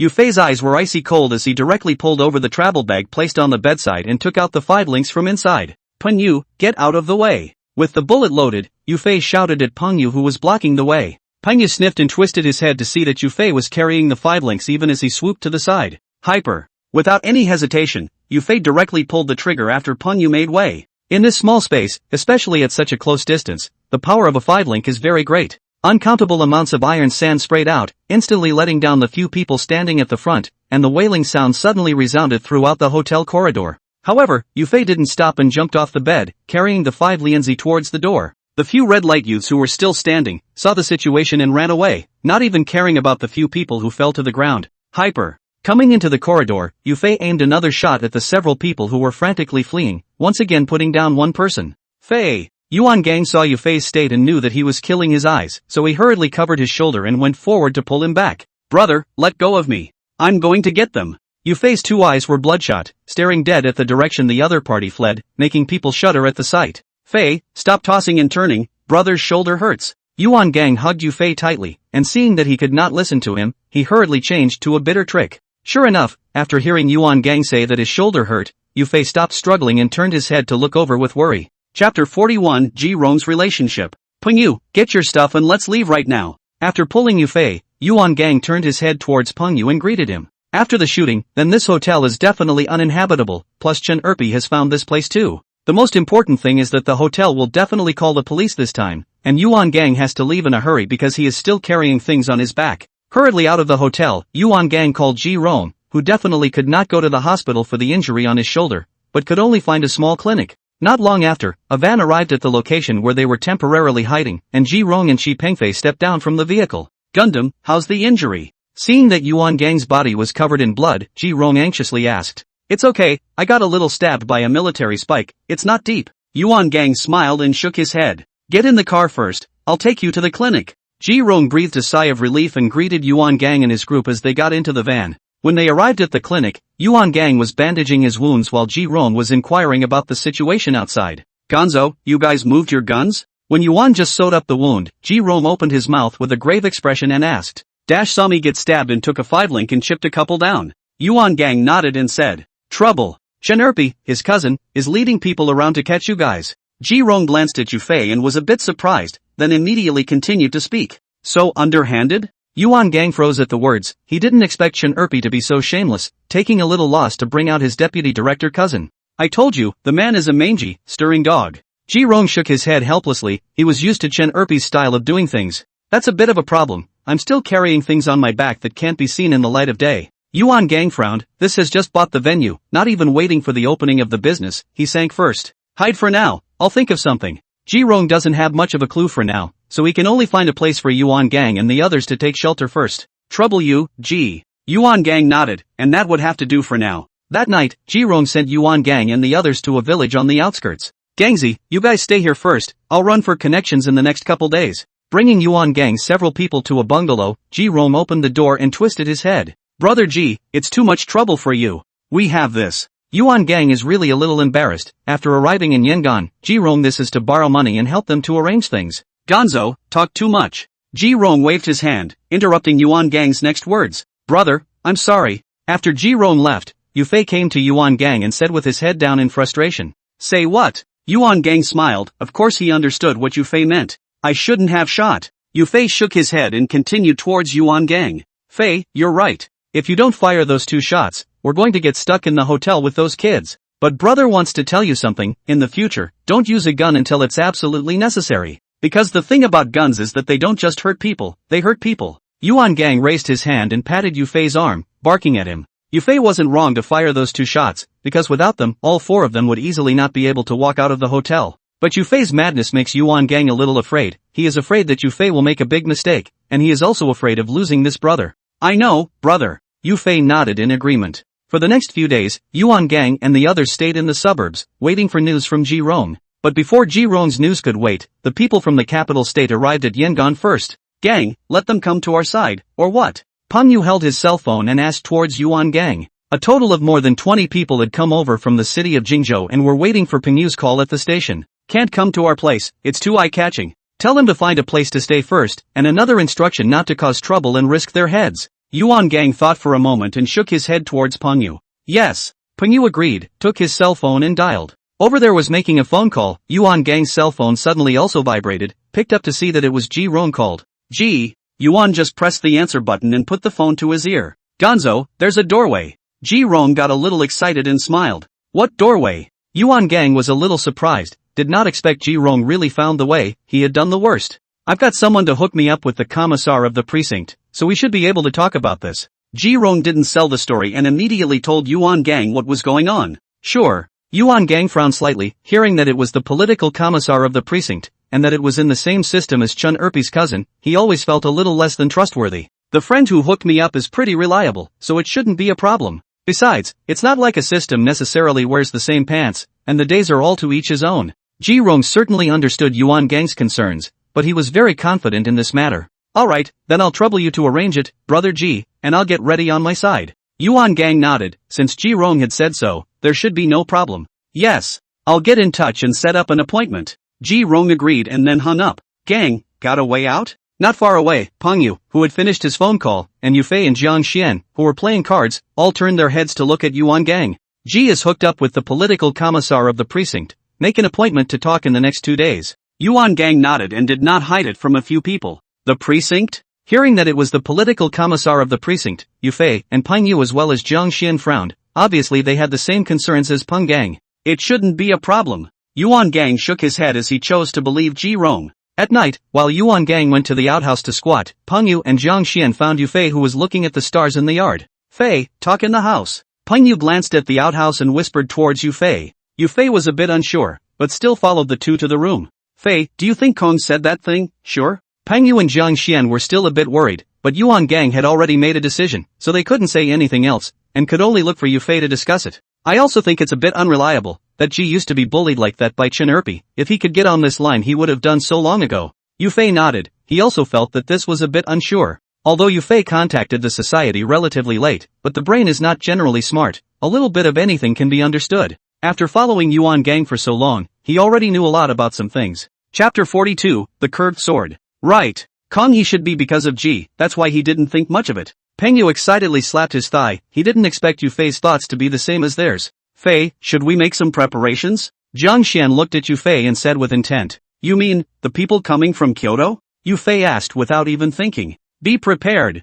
Jiang Xian nodded. Should I talk to my brother about this? Yufei was a bit torn, although he felt that Jiang Xian had a point, he still didn't want to hide it from Yuan Gang. Kong won't agree to that. Peng Yu shook his head, Yuan Gang what character they knew too well, definitely would not agree to this matter. Because by arranging for someone, it would be a blatant distrust of Ji Rong, and while they didn't mean it that way, that's what it was on the surface. Let me think. Yufei frowned and fell into deep thought. 2 days later, Ji Rong's side had made an appointment and had come to the bungalow to pick up Yuan Gang's few people. Brother Ji, I'm troubling you again. Yuan Gang looked at Ji Rong who was busy for him and said with embarrassment. Where are the words? By the way Gonzo, how much have you prepared? Ji Rong waved his hand and immediately asked towards Yuan Gang. 15, more or less? Yuan Gang thought for a moment, then spoke a number that. Quite a few, I was planning on 10, and you've got 5 more. Ji Rong nodded, taking 15 to hit the political commissar of the precinct was quite a lot really. You can't buy and sell just once, business is all about the long haul isn't it? Yuan Gang smiled and shook his head, he was laying the foundation for the future.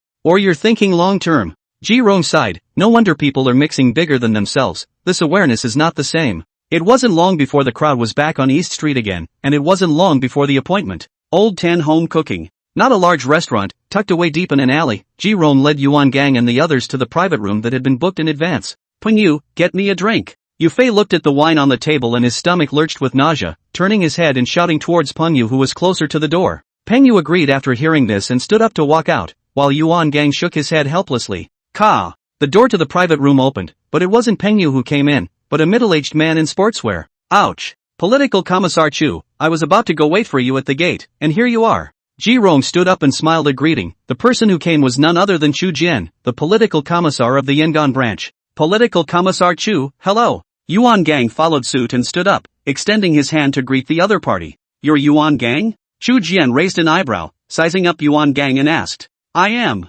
Yuan Gang nodded and responded with a smile. Okay, just arrived in Yangon and let off a gun, bold enough. Chu Jian's face was expressionless, and his words chilled the atmosphere, and the crowd couldn't tell if he was joking or what. Ka. The door to the room opened again and Peng Yu walked in with a bottle of juice and froze for a moment when he saw Chu Jian in front of him. Political Commissar Chu is joking. What are you all waiting for? Sit down. Ji Rong returned to his senses and opened his mouth to round off the conversation, and only then did the crowd take their seats. Political Commissar Chu, you know about that incident before. It was him, Chen Erpi, who deliberately picked a fight. This brother of mine is here to do business, and he doesn't want to offend anyone, which doesn't want you to maneuver around from it. The wine and food were served. Ji Rong went straight to the point, raised his glass and touched it with Chu Jian and said, Business? What kind of business are you going to do? Chu Jian took a sip from his wine glass and looked up at Yuan Gang and asked, Getting ready to open a cabaret. Yuan Gang smiled and hurriedly responded. The venue is the restaurant that bought Chen Jianhe, which did not offend him Chen Erpi. Following Yuan Gang's words, Ji Rong interjected again, explaining where the contradiction came from.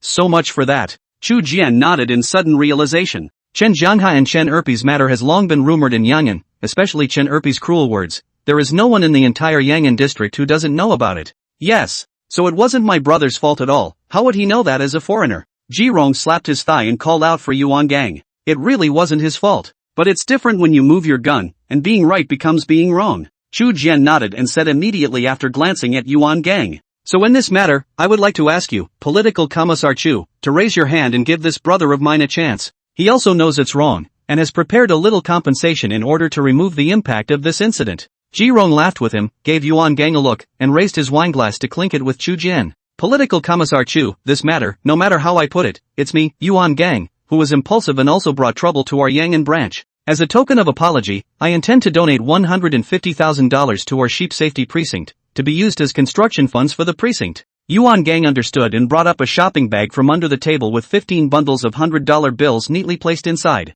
Boss Yuan is very generous. Chu Jian raised his eyebrows in some surprise, then he sipped his wine and said with a smile, Isn't this causing trouble for our branch, especially for you, Political Commissar Chu, to take the trouble? Ji Rong raised his hand to refill Chu Jian's cup and helped Yuan Gang with his assists. Ha! I'm eating out here, and I didn't tell the family, so I'll go out and make a phone call first. Chu Jian laughed and didn't answer, followed by patting his head, grabbing his cell phone and heading out of the private room. Gundam, it's a done deal. Should have called the station. After the door to the private room closed, Ji Rong whispered to Yuan Gang. And many thanks to you, Ji. Yuan Gang nodded. He was also glad that this matter could be resolved smoothly, and lifted his wineglass to clink it with Ji Rong. But Chu Jian left this time and didn't come back for nearly 10 minutes, which couldn't help but make the crowd a little suspicious. I'll check it out. Ji Rong was a bit unable to sit still and got up to go out to find Chu Jian. Bang! As soon as the words left his mouth, the door to the private room was suddenly kicked open from outside, startling the crowd. Ji Rong, you have quite a wide range of contacts. It's all been able to hook up with Political Commissar Chu. Outside the door, a slim, flowing man walked in, followed by 20 or 30 traffic lights. Chen Erpi. Seeing the visitor, Ji Rong's heart skipped a beat and he clenched his back teeth to utter 3 words. Yuan Gang. Several people are also shocked, looking at the crowds outside the private room, and then think of the Chu Jian who has not returned. How can not understand what is going on? You're Yuan Gang, right? A foreigner from the provinces dares to avalanche my people in Yangon. Chen Erpi ignored Ji Rong and turned his head to Yuan Gang, saying viciously. Chapter 43. The crash is over. What do you want to do? Just paddle. Yuan Gang casually copied a bottle of wine and just waited for the people outside to rush in. Oh, that's pretty tough. Didn't bring your Thai gun today though, did you? Then you'll have to kneel here. Asterisk him for me. Chen Erpi smiled, then stopped talking nonsense and pointed at Yuan Gang and shouted. As the words fell, Chen Erpi's juniors behind him, carrying katana steel pipes, began to rush toward the private room. Zhang Xian, block the door. Before Yuan Gang could react, Yufei directly overturned the table and shouted at Zhang Xian beside him. Zhang Xian saw this too late to respond and rushed to help Yufei, pushing the table towards the door. Peng Fei, help! Seeing Yufei's duo's movements, Ji Rong also instantly understood what they were thinking and shouted for Chi Pengfei to come forward to help. Although Yufei's reaction was fast enough, he still let 5 people in, lifting their hands and swinging their steel pipes and blades, greeting Yufei and the others. Bang! The hollow steel pipe smacked heavily on Yufei's back, hurting him so much that he immediately sucked in a breath of cool air. That wasn't all, the other greenhorn carrying a katana ran at Yufei's shoulder and slashed up. Groove your ass. Fortunately, at the critical moment, Yuan Gang kicked out violently, causing the katana to slash on the table. Ka chow. After kicking one person off, Yuan Gang held the bottle in his hand, turned around and pressed it on the other person's face. The huge force directly blew up the bottle, and the man immediately covered his face and screamed miserably. Seeing this, Peng Yu smoothly snatched the katana in the other's hand and slashed at the other few. Peng Yu, hurry up and make the call. Strongly enduring the pain on his back, Yu Fei shouted against the table. Peng Yu couldn't be bothered to respond, throwing the katana to Yuan Gang, pulling out his cell phone and dialing out. Yuan Gang was unsure, but now was not the time to ask questions, and after hacking over a few people in the house, he went up to help Yu Fei and the others block the door. But there was no choice but to have too many people outside, and after blocking for not much time, the table was directly kicked and cracked in half. Yu Fei several people can only let go of the situation and pick up the steel pipe slice knife on the ground to retreat back. Groove your ass. Cut them down for me. Kicking over the table that was broken in two, Chen Erpi looked at the juniors who were cut down by Yuan Gang and Peng Yu and cursed angrily. Little brat. Come on. Yuan Gang also roared angrily and rushed forward with his katana. Brother! Yu Fei was shocked in his heart and followed with a steel pipe, rushing into the crowd and knocking around. With a bang, one of the opponents was jerked to the ground by Yu Fei, his scorched hair dyed red with blood. But right after that Yu Fei received a slash to his back. Feeling a warmth flowing, Yu Fei knew that he had been opened up again. Bang! Not long after, Yu Fei's shoulder was slashed by the katana again, and cold sweat broke out on his forehead from the pain. Just as he turned around, a steel pipe swiped at him again and went straight for his face. Too late to dodge, Yu Fei could only resign himself to closing his eyes, but the heavy blow he imagined didn't fall, and he was held. Splat! A drop of warm liquid dripped onto Yu Fei's face, and he hurriedly opened his eyes. Entering his eyes, Yuan Gang frowned slightly and smiled reluctantly, a strand of scarlet slowly flowing down his forehead. Brother! Yu Fei cried out as he panicked. Kong! The words fell, another slice knife toward Yuan Gang body cut, not far beside Jiang Xian, rushed to jump over to push a hand. Yu Fei was carried by Yuan Gang and fell to the ground together, but when he climbed up, he realized that Yuan Gang's eyes were tightly closed and he had already passed out. Groove your ass. You seek death. Yu Fei gritted his teeth and let out a low growl, took the katana from Yuan Gang's hand, turned around and rushed into the crowd. In the face of the steel pipe and katana that greeted him, he didn't even dodge and swung like crazy. Yu Fei's madness had scared Chen Erpi. He had watched one of his juniors, who was almost chopped to the neck, but luckily he dodged at the critical moment. But even then, the chin was gaping open, like two mouths had grown, making people shudder at the sight. And just when Chen Erpi's heart was backing out, a group of people suddenly ran in from the front door of the hotel and ran at them. Asterisk asterisk asterisk asterisk. Xiao Yuan, cut down these sons of ES for me. Peng Yu also saw this scene and immediately shouted out in excitement. When Chen Erpi heard it, his heart thumped, little cute. Also knew that this was Yuan Gang and their people. Immediately after that, Chen Erpi tried to take advantage of the chaos to escape, but was unsuccessful and was chopped over by Jiang Xian with 2 knives. The situation was instantly one-sided, and before long, not a single one of the people that Chen Erpi had brought with him was left standing. Yu Fei was still mad, swinging his katana and kept swinging, not sparing the ones lying on the ground. Fei! Seeing this, Peng Yu rushed forward to hold him. If he continued to cut down like this, he would be killed. But Yu Fei acted as if he didn't hear it and kept struggling, almost injuring Peng Yu by mistake. Fei! Wake up! You're going to kill someone if you keep cutting. Peng Yu was strangling Yu Fei's arm to death, and he felt like he was losing his strength. Asterisk asterisk asterisk asterisk. Peng Yu, you're crazy. Fei is going to be strangled to death by you. Hearing Peng Yu's shouts, Jiang Xian also discovered the situation over here and gave him a kick without any good reason. Ha! Peng Yu sniffed and hurriedly loosened his hands. Yu Fei then slowed down and bent over with his hands propped on his knees, panting heavily. Go see my brother. Yu Fei was a bit off his feet, and it was a bit of a struggle to straighten up, so he could only turn his head and talk to Peng Yu and Jiang Xian. The two men agreed and then ran towards Yuan Gang to check his injuries. Gang has fainted, there's a gash on his head, he needs to be rushed to the hospital. Seeing that Yuan Gang's face was covered in blood, Peng Yu was busy picking up his head and looking at it, followed by shouting towards Yu Fei. I'll send him. Not waiting for Yu Fei to open his mouth, Ji Rong said with a sullen face, stepping forward. Trouble, Ji. Yu Fei nodded. Here they were unfamiliar with the place, they could only count on Ji Rong. Don't say trouble, this wouldn't have turned out this way if it wasn't for me. Peng Fei, you stay and follow Fei, they're not familiar with this place. Ji Rong waved his hand, his face full of guilt and remorse.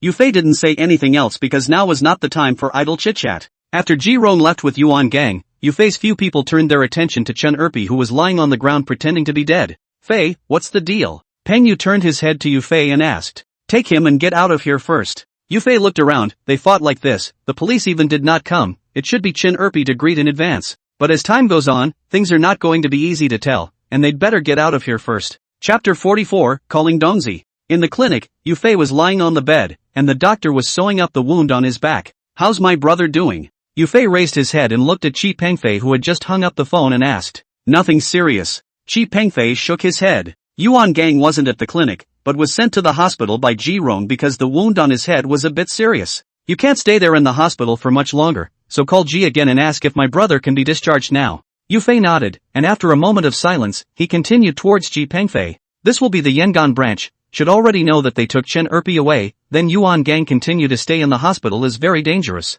Especially since he's still carrying things on his back, so if he's taken back by the precinct, he can probably just eat peanuts. Chi Pengfei promised and took out his cell phone to dial Ji Rong again. Fei, what do we do next? Pan Yu, bare-chested, stepped forward towards Yufei and asked. If we arrest Chen Erpi, his cousin will definitely be looking for us. Let's disperse the people first, tell him to hide toward the suburbs and not get caught by the police. The attitude of the sheep safety precinct is already very clear to them, and this path is simply not feasible. Yufei didn't have much of a clue at the moment, so he could only hide and wait for Yuan Gang to wake up. Got it. Pan Yu agreed, pulled his cell phone out of his pants pocket, and headed out of the house. Fei, my big brother said for us to go back to that bungalow, they're already out of the hospital. Pan Yu had just left when Chi Pengfei returned, and Ji Rong had already left the hospital with Yuan Gang. Yes. Then let's hurry. Yufei agreed and laboriously put on his clothes, greeting Peng Yu and Jiang Xian as they left the clinic. Half an hour later, Yufei and the others returned to the bungalow where they had hidden in the first place, and Ji Rong and Yuan Gang had already returned first. Ji, where's my brother? After getting out of the car and seeing Ji Rong, Yufei anxiously inquired. In the back room, people are still awake. Ji Rong looked sad and raised his hand towards the house. Yufei couldn't respond after hearing this and ran over to the room where Yuan Gang was. Slowly pushing open the door of the room, Yufei saw Yuan Gang lying on the bed at a glance, his entire head wrapped up in gauze. Brother! Yufei lightly moved his feet and came to Yuan Gang's body, shouting in a low voice. Dash! As the voice fell, Yuan Gang's tightly closed eyes suddenly opened and his voice was hoarse and weak as he responded. Brother, you're awake. Yufei was overjoyed and instantly reddened his eyes. Call Toko and tell him to come over. Yuan Gang frowned, probably after the anesthetic strength, the wound on his head started to hurt again. After slowing down for a while, he then continued to open his mouth towards Yufei. Yes. Yufei forced himself to hold back the guilt in his heart and found Yuan Gang's cell phone from his body, then called Lin Sudong. What for? The phone was quickly connected. Lin Sudong should be sleeping, his speech was a little slurred. Dong, I'm Fei. Yufei shouted at Lin Sudong, and the other side of the phone fell silent. Fei, what's wrong with Kongzi? A moment later, Lin Sudong's voice sounded once again, this time he was already much more awake. My brother he. Hearing Lin Sudong's inquiry, Yufei hurriedly told a bit about some of the things that had happened after they arrived in Yangon. Dong, my brother said for you to come to Yangon. In the end, Yufei then relayed Yuan Gang's words for Lin Sudong to come to Yangon. Wait for me. Lin Sudong didn't say anything else and hung up after dropping 3 words. Fei, how is Gang doing? Not long after, Peng Yu and Jiang Xian also came over and whispered towards Yufei inquiring. I woke up a while ago and now I'm back to sleep. Yufei glanced at Yuan Gang and gently pushed the 2 out of the room before speaking. I'll get that son of a... Pan Yu immediately cursed after hearing this and said that he was going to get Chen Erpi killed. Pan Yu! Yufei hastily gave a chorus, and Jiang Xian also reached out his hand to pull him. Will you stop being a jerk? It's already messy enough as it is. Jiang Xian glared without any good humor and raised his leg to give Pan Yu another kick. Don't be impulsive. Chen Erpi is still useful to keep, wait until Dong arrives. Yufei wanted to get Chen Erpi killed more than Pan Yu did, but he wasn't the same person he used to be. Dong is coming? Peng Yu and Jiang Xian both froze, of course they knew who Yufei was talking about, brother Dong. Just now my brother told me to call Dong and yell at him to come to Yangon. Yufei nodded and said. Hearing this, both Peng Yu and Jiang Xian breathed a sigh of relief, finally having a backbone again. Yuan Gang collapsed. Yufei's 3 hearts said that they were not panicked is a lie, but none of them just did not show it. And Yuan Gang also took this into consideration, which is why he asked Yufei to call Lin Sudong and tell him to come to Yangon. Is Gonzo awake yet? As the 3 were talking, Ji Rong walked in and inquired towards Yufei. I woke up a little while ago and now I'm back to sleep. Yufei nodded in response. I'm to blame for this tonight, if it wasn't for the people you guys set up, we'd have been accounted for there. Ji Rong sighed, his face filled with guilt. Brother Ji, I don't blame you for this, no one expected that Chu Jian would help Chen Erpi set us up. Yufei shook his head, Ji Rong also had good intentions, and he really couldn't be blamed for this. Let's not talk about it. It's good that everyone's okay. By the way, where did those people come from? Ji Rong waved his hand, followed by a puzzled question towards Yufei. From Kyoto, just arrived a few days ago. Yufei didn't hide anything and told Ji Rong about the origins of those people. From Kyoto? Ji Rong was a little surprised, not realizing that Yuan Gang had brought so many people from Beijing State. Brother Ji, I'm sorry that we arranged for someone to not tell you in advance. Don't think too much about this, it's not that we don't trust you, we're just leaving a way out. Yufei nodded and immediately apologized to Ji Rong, explaining that arranging the people was not a defense against him. I might have thought a little more about it if you guys had told me ahead of time, but now I just feel old. Ji Rong smiled, not caring about the matter, but instead lamenting. By the way, what's next for you guys? My advice is to hide for a while, there must be cops everywhere out there right now. Wait until this gust of wind passes before you leave Goatsan. Not waiting for Phase 3 to speak, Ji Rong continued. In Ji Rong's heart, he felt that Yuan Gang and the others definitely couldn't stay in Yang'an, and could only leave here after the wind had passed. After all, as the saying goes, the people don't fight with the officials, and now they are targeting the entire sheep safety precinct. Chapter 45, Lin Sudong's arrival. Let's hide from the wind for now, and wait for the rest until our dong arrives. Yufei nodded and didn't take Ji Rong's words about leaving or not leaving Yang'an, but revealed the news that Lin Sudong was coming. Dong? Lin Sudong? Hearing the word dong, Ji Rong frowned and thought for a moment, and after a moment asked with some uncertainty. Right. I called Dong just now, he'll already be on his way to Yangon by now. Yufei agreed, confirming what Ji Rong had in mind. Ji Rong was also acquainted with Lin Sudong, but not as familiar as Yuan Gang. But Lin Sudong is a role, he is very clear, the money bag of the 5th Master Qin Koan, can also be said to be the military advisor think tank. So after receiving Yufei's confirmation, Ji Rong's heart was abruptly startled, and he thought that Yang'an was going to change the sky. This is not to say that Lin Sudong is stronger than Yuan Gang, it is just that in this current situation, Lin Sudong still wants to come to Yangon, then it can only mean one thing, they are going to fight to the death in Yangon. While the people do not fight the government, black is not always overpowered by white, because some white is not so pure. For 2 days in a row, the people stayed in the bungalow, not going out once, but they knew exactly what was going on outside. The people from the Yangon branch came out in full force, led by Chen Erpi's cousin himself, and searched everywhere for Yuan Gang and his group. And not even Ji Rong was spared, having his dance hall and chess room seized. For a while the whole of Yangon was on edge, everyone was asking what had happened, and gossip was rampant. How are you feeling, brother? 2 days had passed and Yuan Gang's state was much better, but Yufei was still relentless in his questions. Fei, you've asked me 3 times in a while, my head hurts even if I'm fine. Yuan Gang smiled helplessly, Yufei's concern really made him a bit overwhelmed. As he was joking, Yuan Gang's cell phone suddenly vibrated, he took it out and looked at it, it was Lin Sudong calling. Are we there yet? Picking up the phone, Yuan Gang directly opened his mouth and asked. Okay, I'll have Fei go out and get you. Immediately after that, Yuan Gang gave another promise and then hung up the phone. Fei, Donzi is at the village entrance, go fetch him. Putting down his cell phone, Yuan Gang looked at Yufei and said. Yes. Yufei promised, and the whole person ran towards the outside with great excitement. Wait, take the gun with you. Yuan Gang hurriedly shouted out to stop him, pulling the travel bag beside him and taking out the replica big black star. It's right at the entrance to the village, so you don't need to bring it. Yufei didn't bother to pick it up, thinking that it would only take a few minutes to go back and forth, so there was no need to bring a gun. Bring it on. In case something happens, I don't want to be without a brother like you. Yuan Gang glared at him without any good humor and directly shoved the big black star into Yufei's hand.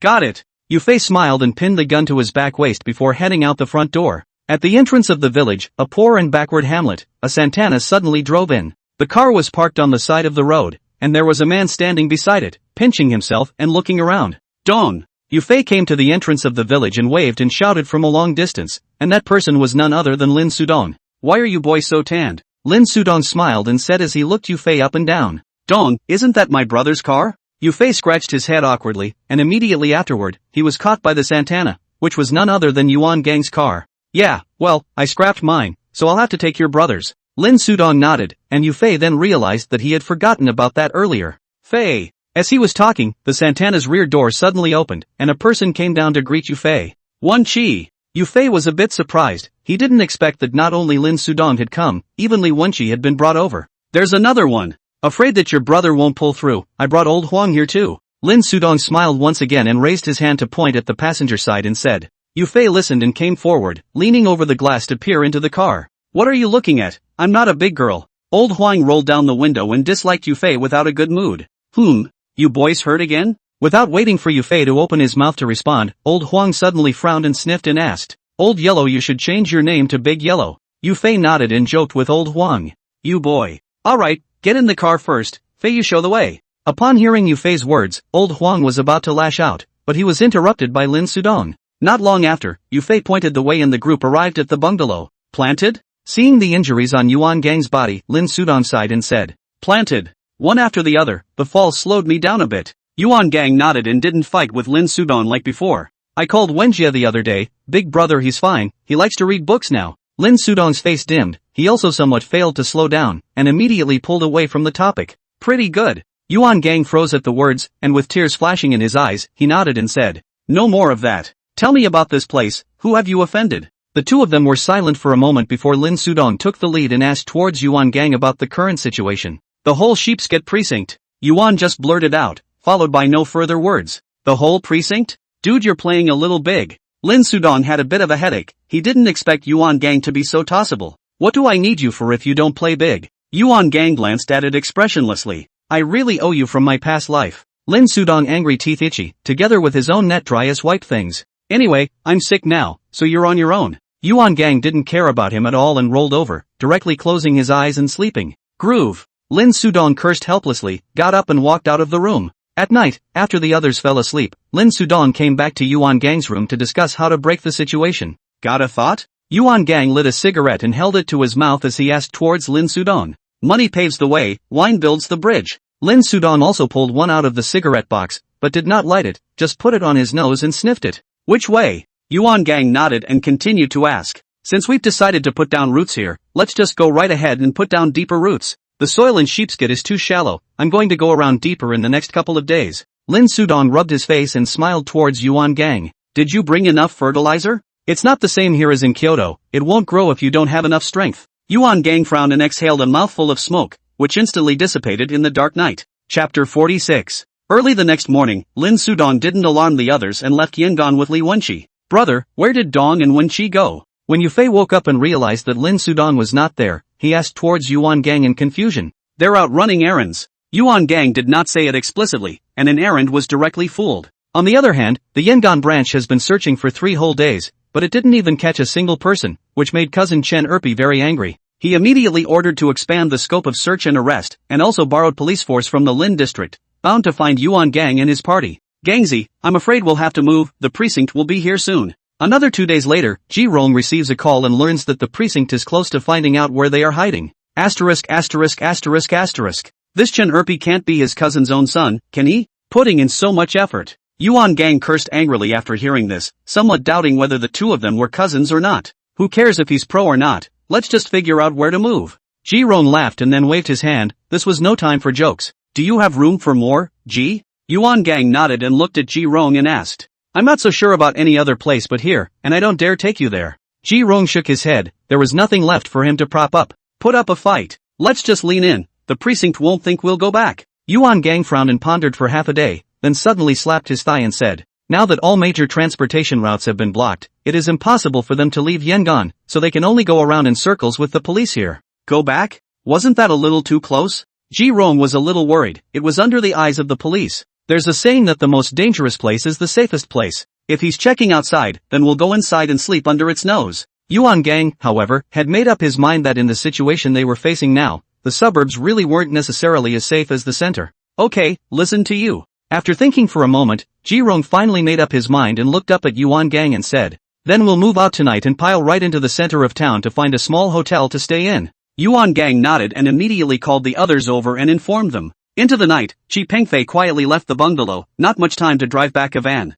Yuan Gang, Yufei, Pingyu, Jiang Xian, Lao Huang, Ji Rong, Chi Pengfei, total of 7 people, plus a Chen Erpi, the van stuffed full, slowly drove out of the village. Along the way the crowd was scared, staring at the side of the road to see if there were any barriers to check, not daring to breathe. Fortunately, the police's search direction was placed in the suburbs, and the interception of the center of gravity were on the main road out of Yangon. They were able to return to the central area without any danger. Ginkgo Inn. Yuan Gang and Yufei and Ji Rong, with Chen Erpi, stayed here and opened a standard room. Chi Pengfei followed Pingyu and Jiang Xian and stayed in another hotel a few dozen meters away. As for old Huang, Yuan Gang was afraid of implicating him and directly let him go out to live by himself. In the following days, the police force of the precinct ran to the suburbs every day to search for arrests, but Yuan Gang and they are happy to be at ease, all day nestled in the hotel drinking and playing cards. Until the night after 5 days, the broken cigarette Chi Pengfei did not hold back, quietly went downstairs to buy cigarettes, was recognized by a punk. Yuan Gang and they all have a bounty, and the punks reported it directly to the precinct,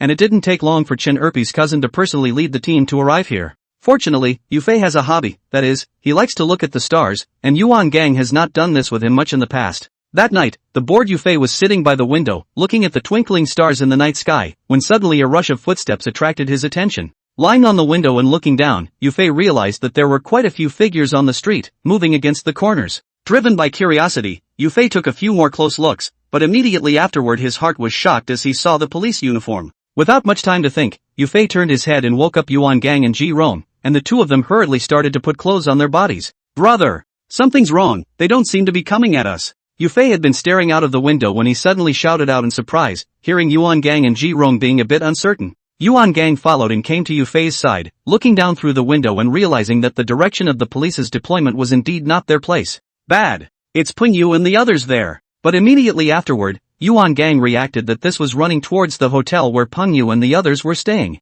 Brother Ji, take Fei and leave quickly, I'll go give Peng Yu and the others a heads up. Yuan Gang definitely couldn't watch Peng Yu's trio get arrested, turned his head towards Ji Rong and tucked in the imitation Big Black Star to go out. What a thing to say. That's your brother you carry yourself, I'll go put on the ringer. As soon as Ji Rong stopped Yuan Gang, he copied Wooly Anzi from the bed and ran over to the door of the room. Yuan Gang was anxious, he really didn't want to owe any more favors, especially from Ji Rong. Seeing this, Yufei took advantage of the two men's tearing and pulled out the Big Black Star from Yuan Gang's clothes pocket, opened the door to the room and ran down. Fei! Yuan Gang anxiously shouted, trying to stop Yufei but grabbed an empty hand, then looked again and there was no one left. Ji Rong was also in a hurry, but again, he didn't follow Yufei, and it was too late when he tried to stop him. When he came downstairs, Yufei's body was a little shaky, and he was nauseated and wanted to vomit. Forcing himself to endure his physical discomfort, Yufei walked up the street and ran 2 quick steps in the opposite direction from the police. Hyper. In the stillness of the night, 2 gunshots exploded, loud and sharp, like a dry thunderstorm waking up the world. The police, who were in the midst of laying down their charges, were startled by the sound of gunfire and turned to look in panic. A figure flashed by and was running wildly with its back to them, heading into the endless darkness. Get him for me. Chen Erpi's cousin, Chen Lisan, the deputy director of the Yangon district branch, roared with an ugly face. 7 or 8 policemen beside him immediately pursued with their guns, while the others launched a surprise attack on the hotel. Yufei struggled to run, constantly drilling alleyways into alleys, but never could shake off the police chasing behind him. Hyper. With a sudden gunshot, a strong wind blew past Yufei's ears, and there was some fiery pain on his face. Groove your ass. Hyper. Yufei dodged to the side, ducked behind the corner wall, and pulled the trigger with a roar. He didn't aim at all, didn't even look, and didn't know where the bullet hit. The effect was achieved, however, as several of the pursuing police officers stopped dead in their tracks and scattered to find cover. Taking advantage of this opening, Yufei pulled out his legs and ran, not entangling with them too much at all. Chapter 47, Arrest. After running for an unknown amount of time, after seeing that no one was chasing behind him, Yufei then stopped. After a slight reprieve, Yufei took out his cell phone and called Yuan Gang. Hey, how are you doing, Fei? The phone was quickly connected, and Yuan Gang anxiously opened his mouth to inquire. Brother, I'm fine. What about Peng Yu and the others, did they run away? Yufei agreed and then asked about the situation of Peng Yu's few people. Peng Yu and the others have escaped. Yuan Gang was relieved that Yufei hadn't been caught, and followed up by talking about the situation on their side. After Yufei fired those 2 shots, Peng Yu's men heard the commotion, then jumped out of the second floor window and ran away before the police arrived. Yuan Gang and Ji Rong had also left the hotel with Chen Erpi and were now hiding in a dump. Brother, I'm on my way to. Yufei was about to say that he was going to join Yuan Gang, but suddenly he heard footsteps approaching. Too late to say more, Yufei directly hung up the phone and took the gun out from his back waist. Yufei hid in his shanty, which was dilapidated and hadn't been lived in for a long time. The footsteps coming from outside became more and more obvious, and Yufei couldn't help but feel a little nervous, and a cold sweat broke out on his forehead. Tap tap tap. As the sound of footsteps continued to approach, Yufei finally realized who was coming, and it was the same police officers who were chasing him. Yufei cursed and quickly lowered his body while gripping the imitation Big Black Star in his hand. But as if it was a stroke of bad luck, the direction that those few policemen were searching was exactly where Yufei was hiding. Seeing that the other party was getting closer and closer to him, Yufei was somewhat unable to hold back, and fiercely got up and pulled out his legs to run. Stop! Hyper! A loud shout came from behind him, followed by several gunshots. Yufei was running when suddenly there was a pain in his arm, he was shot. Gritting his teeth, Yufei couldn't be bothered to check his injuries and ran wildly like a madman. But not long into the run, he despaired, for the run came to a dead end. Yufei leaned against the corner, and in front of him was a large tin bucket for garbage. He clutched his shot arm and huddled, his whole body hiding behind a tin barrel, praying that the police who were coming after him wouldn't find him. But heaven forbid, a couple of police officers saw blood speckled on the ground and followed it all the way to the alley. But they didn't act rashly because Yufei also had a gun in his hand and could only call for backup first. Seeing that the other party did not rush in directly, Yufei took out his cell phone from his pocket and called Yuan Gang. Fei, what just happened? Yuan Gang's voice was anxious. Just now Yufei suddenly hung up the phone. He called several times in a row but did not answer. Brother! I can't get away. Hearing Yuan Gang's concerned voice, Yufei couldn't help but redden his eyes and said with a slightly trembling voice, "Where are you?" Yuan Gang's entire body was stunned after hearing Yufei's words, followed by asking in an urgent voice,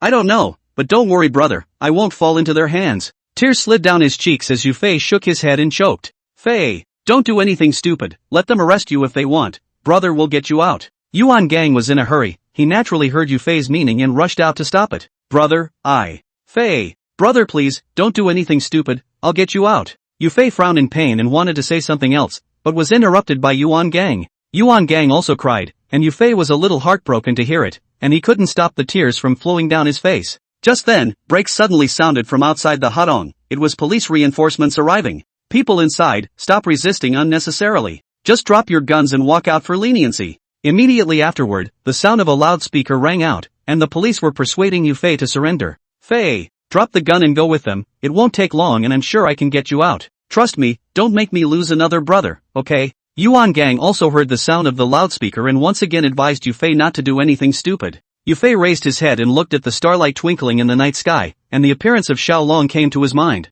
"Brother, I hear you." After a moment, Yufei let out a long breath as he decided to listen to Yuan Gang. "Fei, don't worry, brother won't let you stay inside for too long. Now you drop the gun, walk out with your hands up, and don't ever resist." Yuan Gang finally breathed a sigh of relief, and his voice was a bit hoarse as he taught Yufei what to do. "I know, brother." Yufei agreed, hung up the phone, and threw the imitation big black star on the ground. Phew! Taking a deep breath, Yufei covered his arm and stood up, slowly walking towards the outside. "He's out." I don't know who shouted, followed by all the police officers with their guns up and waiting in a tight line. A flashlight shone on Yufei's body, seeing him clearly and realizing that he didn't have a gun in his hand. Then without waiting for Yufei to walk out of the alley, two policemen quickly stepped forward and rushed to his side to pin him down. With his arm forcibly wrenched behind his back, Yufei frowned in pain, but did not utter a word. "Called what?" At this time, Chen Lisan carried his hands behind his back and walked up to Yufei's body, condescendingly opening his mouth to ask, "Yufei." Yufei glanced up and spoke his name. "Take it away."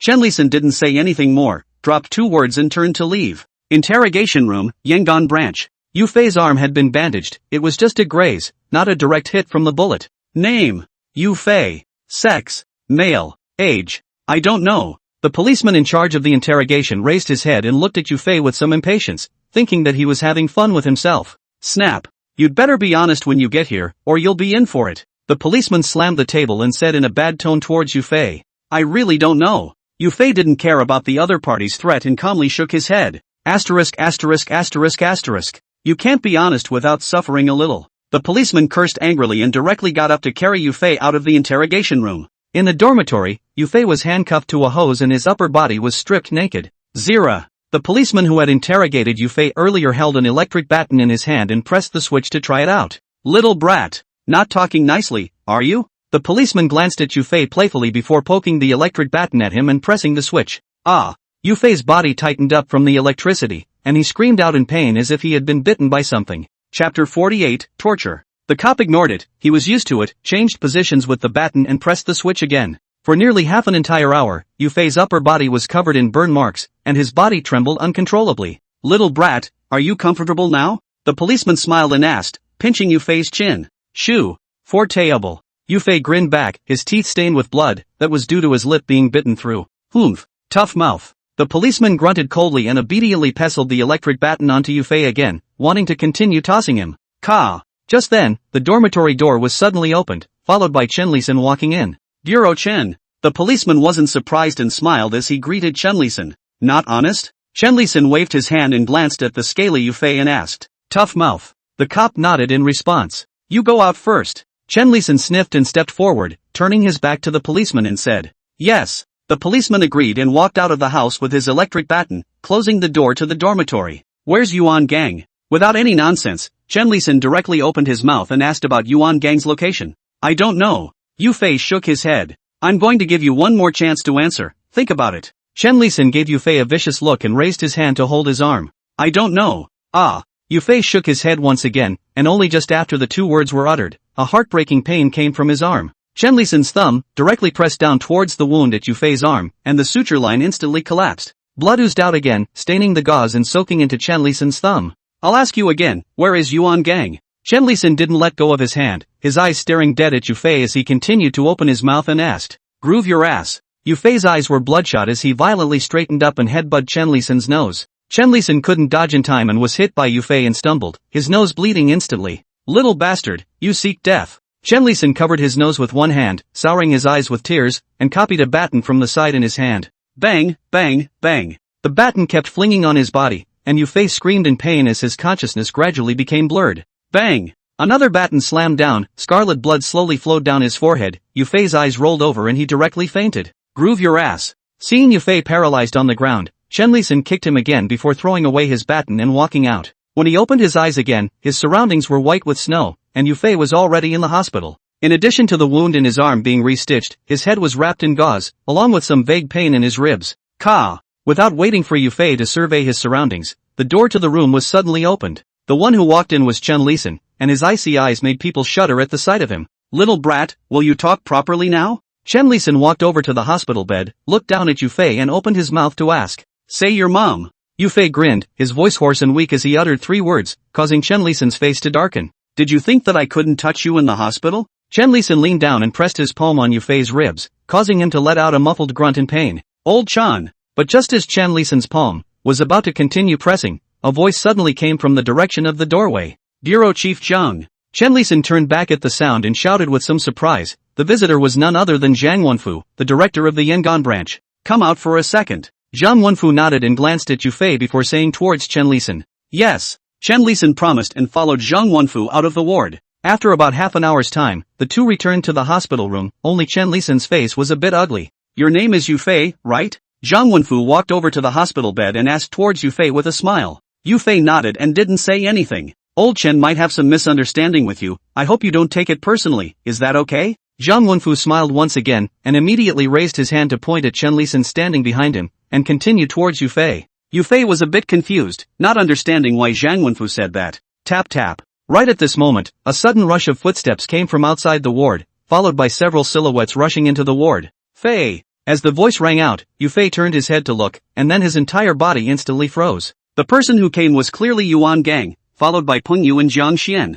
"Brother!" Yufei shouted with some disbelief, not understanding why they had come here. "Brother, run!" But immediately after that, Yufei reacted, "There are police here," and immediately shouted at Yuan Gang. But Yuan Gang didn't make a move and walked to the hospital bed with red eyes and hugged him. "Fei, you've suffered." Yuan Gang choked a little as tears slid down his face and dripped onto Yufei's face. "Hello, I'm Zhang Wenfu, the director of the Yangon branch." Just as Yufei was anxious, Zhang Wenfu, who was standing on the side, suddenly spoke up and also extended his hand towards Yuan Gang. "Yuan Gang." Yuan Gang stood up unhurriedly and shook Zhang Wenfu's hand while saying his name. "Director Zhang, I want to know how the injuries on my brother were caused." Without waiting for Zhang Wenfu to open his mouth, Yuan Gang continued, his eyes also looking at Chen Lisan who was grimacing. "Boss Yuan, let's forgive where we can, since the misunderstanding has been cleared up. There's no need for us to go deeper into it, is there? After all, you still have to do business in Yangon in the future, we all look up and see each other, we are all friends." Zhang Wenfu smiled and said as he reached out his other hand and patted the back of Yuan Gang's hand. "Ha! Director Zhang has a point, it's my pattern that's small." Upon hearing Zhang Wenfu's words, Yuan Gang's face flashed with a tangle, but in the end, he chose to compromise. "That's all for now then, there's a meeting at the station, so we'll be heading back." Zhang Wenfu nodded in satisfaction before leaving with Chen Lisan. "Brother, what's going on?" Yufei was a bit unsure and asked Yuan Gang with a puzzled face after Zhang Wenfu and Chen Lisan left. "Fei, I'm sorry." Yuan Gang turned around at the sound and sighed as he looked at the bruised Yufei, his heart filled with guilt. "What are you talking about, brother?" Yufei was not a little cutie. Of course he knew what Yuan Gang meant by that. Although he didn't know what had happened, it was obvious that things had been resolved. Yuan Gang and the others didn't need to hide anymore, and he himself didn't need to go to jail or eat peanuts. Chapter 49 Secretary of the Political and Legal Committee. That night, after Yufei hung up the phone, an angry Yuan Gang beat Chen Erpi to death. "Gonzo, what's going on?" Ji Rong was a bit puzzled, but didn't stop him, and only opened his mouth to ask after he had finished venting. "Fei's been captured." Yuan Gang's pair of eyes were bloodshot and his body trembled uncontrollably. Ji Rong froze after hearing this, and after a moment sighed without saying anything else. After a short silence, Yuan Gang picked up his cell phone and dialed Lin Sudong. "What's wrong?" The call was quickly answered, and Lin Sudong's voice was a bit tired. "Dongzi, how's it going over there?" Yuan Gang asked in a deep voice. "Contacts have been made, but the attitude is ambiguous and I have a feeling he has a bit of an appetite." Lin Sudong pinched his brow, he felt like his brain cells were being drained these days. Then give it to him. No matter how big his appetite is, $500,000 or $1 million, get the line up. Yuan Gang was a bit agitated, and his voice rose much higher. What's wrong with you? What are you going to do when you play like this? You're going to die. Lin Sudong's entire body was stunned, followed by a disgruntled opening. Fei's been captured. Yuan Gang held back his emotions and gritted his teeth as he told Lin Sudong about Yu Fei's arrest. Fei got caught? What's going on? Lin Sudong, confused, obviously in the afternoon, also said on the phone that everything is fine. This night people were arrested.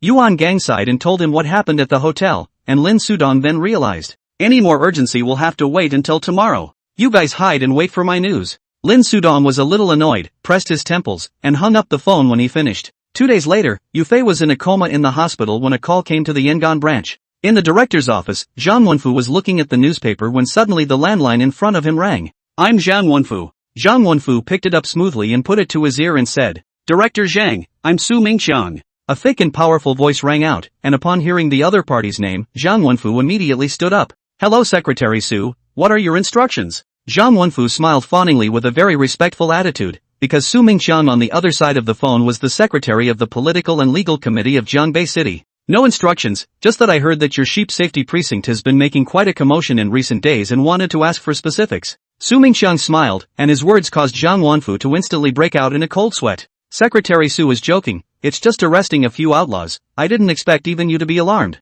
Zhang Wenfu still holds a hint of luck in his heart and wants to further confirm Su Mingxiang's attitude. So much for that. You've done a good job, Director Zhang. For the wrongdoers, it's a must to carry out a severe crackdown. But I still have to remind you that as law enforcement officers, we must investigate the facts clearly and not confuse black and white. Su Mingxiang smiled once again. Zhang Wenfu's little bit of mind he naturally heard out, and then proceeded to talk. If at first Su Mingxiang's nudging was still a bit ambiguous, then these words were clearly meant to be. Yes. Don't worry, Secretary Su, our Yangon branch will not wrongly accuse a good person, nor will we let a bad person go, and we will not discredit the municipal party committee and the municipal government. Zhang Wenfu promised, followed by righteous and beautiful words. That's good, I still have a meeting over here, so I won't disturb Director Zhang in his fight against the outlaws. Su Mingxiang didn't say anything else and directly hung up the phone. Asterisk asterisk asterisk asterisk. Damn Chen Lisan, this is also called no ing relationship. Putting down the phone, Zhang Wenfu's face was very ugly, and he didn't hold back a direct angry curse.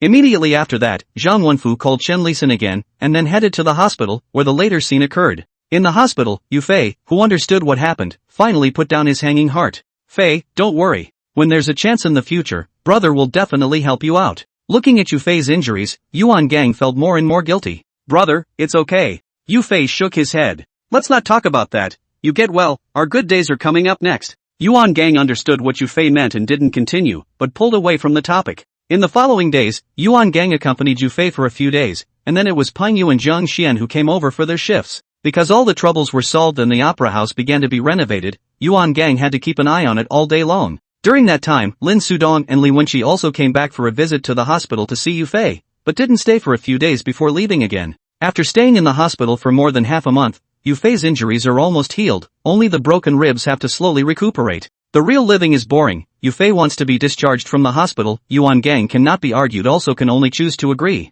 East Street, opposite the Opera House under renovation, where Yuan Gang has rented a house. With a 3-room layout, Yuan Gang lived in one room, Yu Fei lived in one room, and Peng Yu was rolling in bed with Zhang Xian. Fei, don't sleep, get up. That morning, Yu Fei was dripping with dreams when Yuan Gang suddenly opened the door to his room and walked in. What for? Yu Fei reluctantly opened his eyes and glanced at Yuan Gang and asked. Accompany my brother to buy a car. Yuan Gang laughed excitedly and directly lifted the quilt Yu Fei was covering and gave a shadowless slap towards his butt. Buy a car? Yu Fei ducked aside and asked Yuan Gang with some surprise. Yeah. Your brother Tung took my car, we can't always take a taxi when we go out, can we? Yuan Gang nodded and said. Okay. Yu Fei promised, put on his clothes nimbly, washed his face and followed Yuan Gang out the door. In the opera house, Peng Yu and Zhang Xian were supervising the work when Yuan Gang walked in with Yu Fei. I'm going car shopping, which one of you two is following? Yuan just entered and shouted, but neither Peng Yu nor Zhang Xian moved. Brother Gang, you and brother Fei just go, we'll stay here and keep an eye on the workers.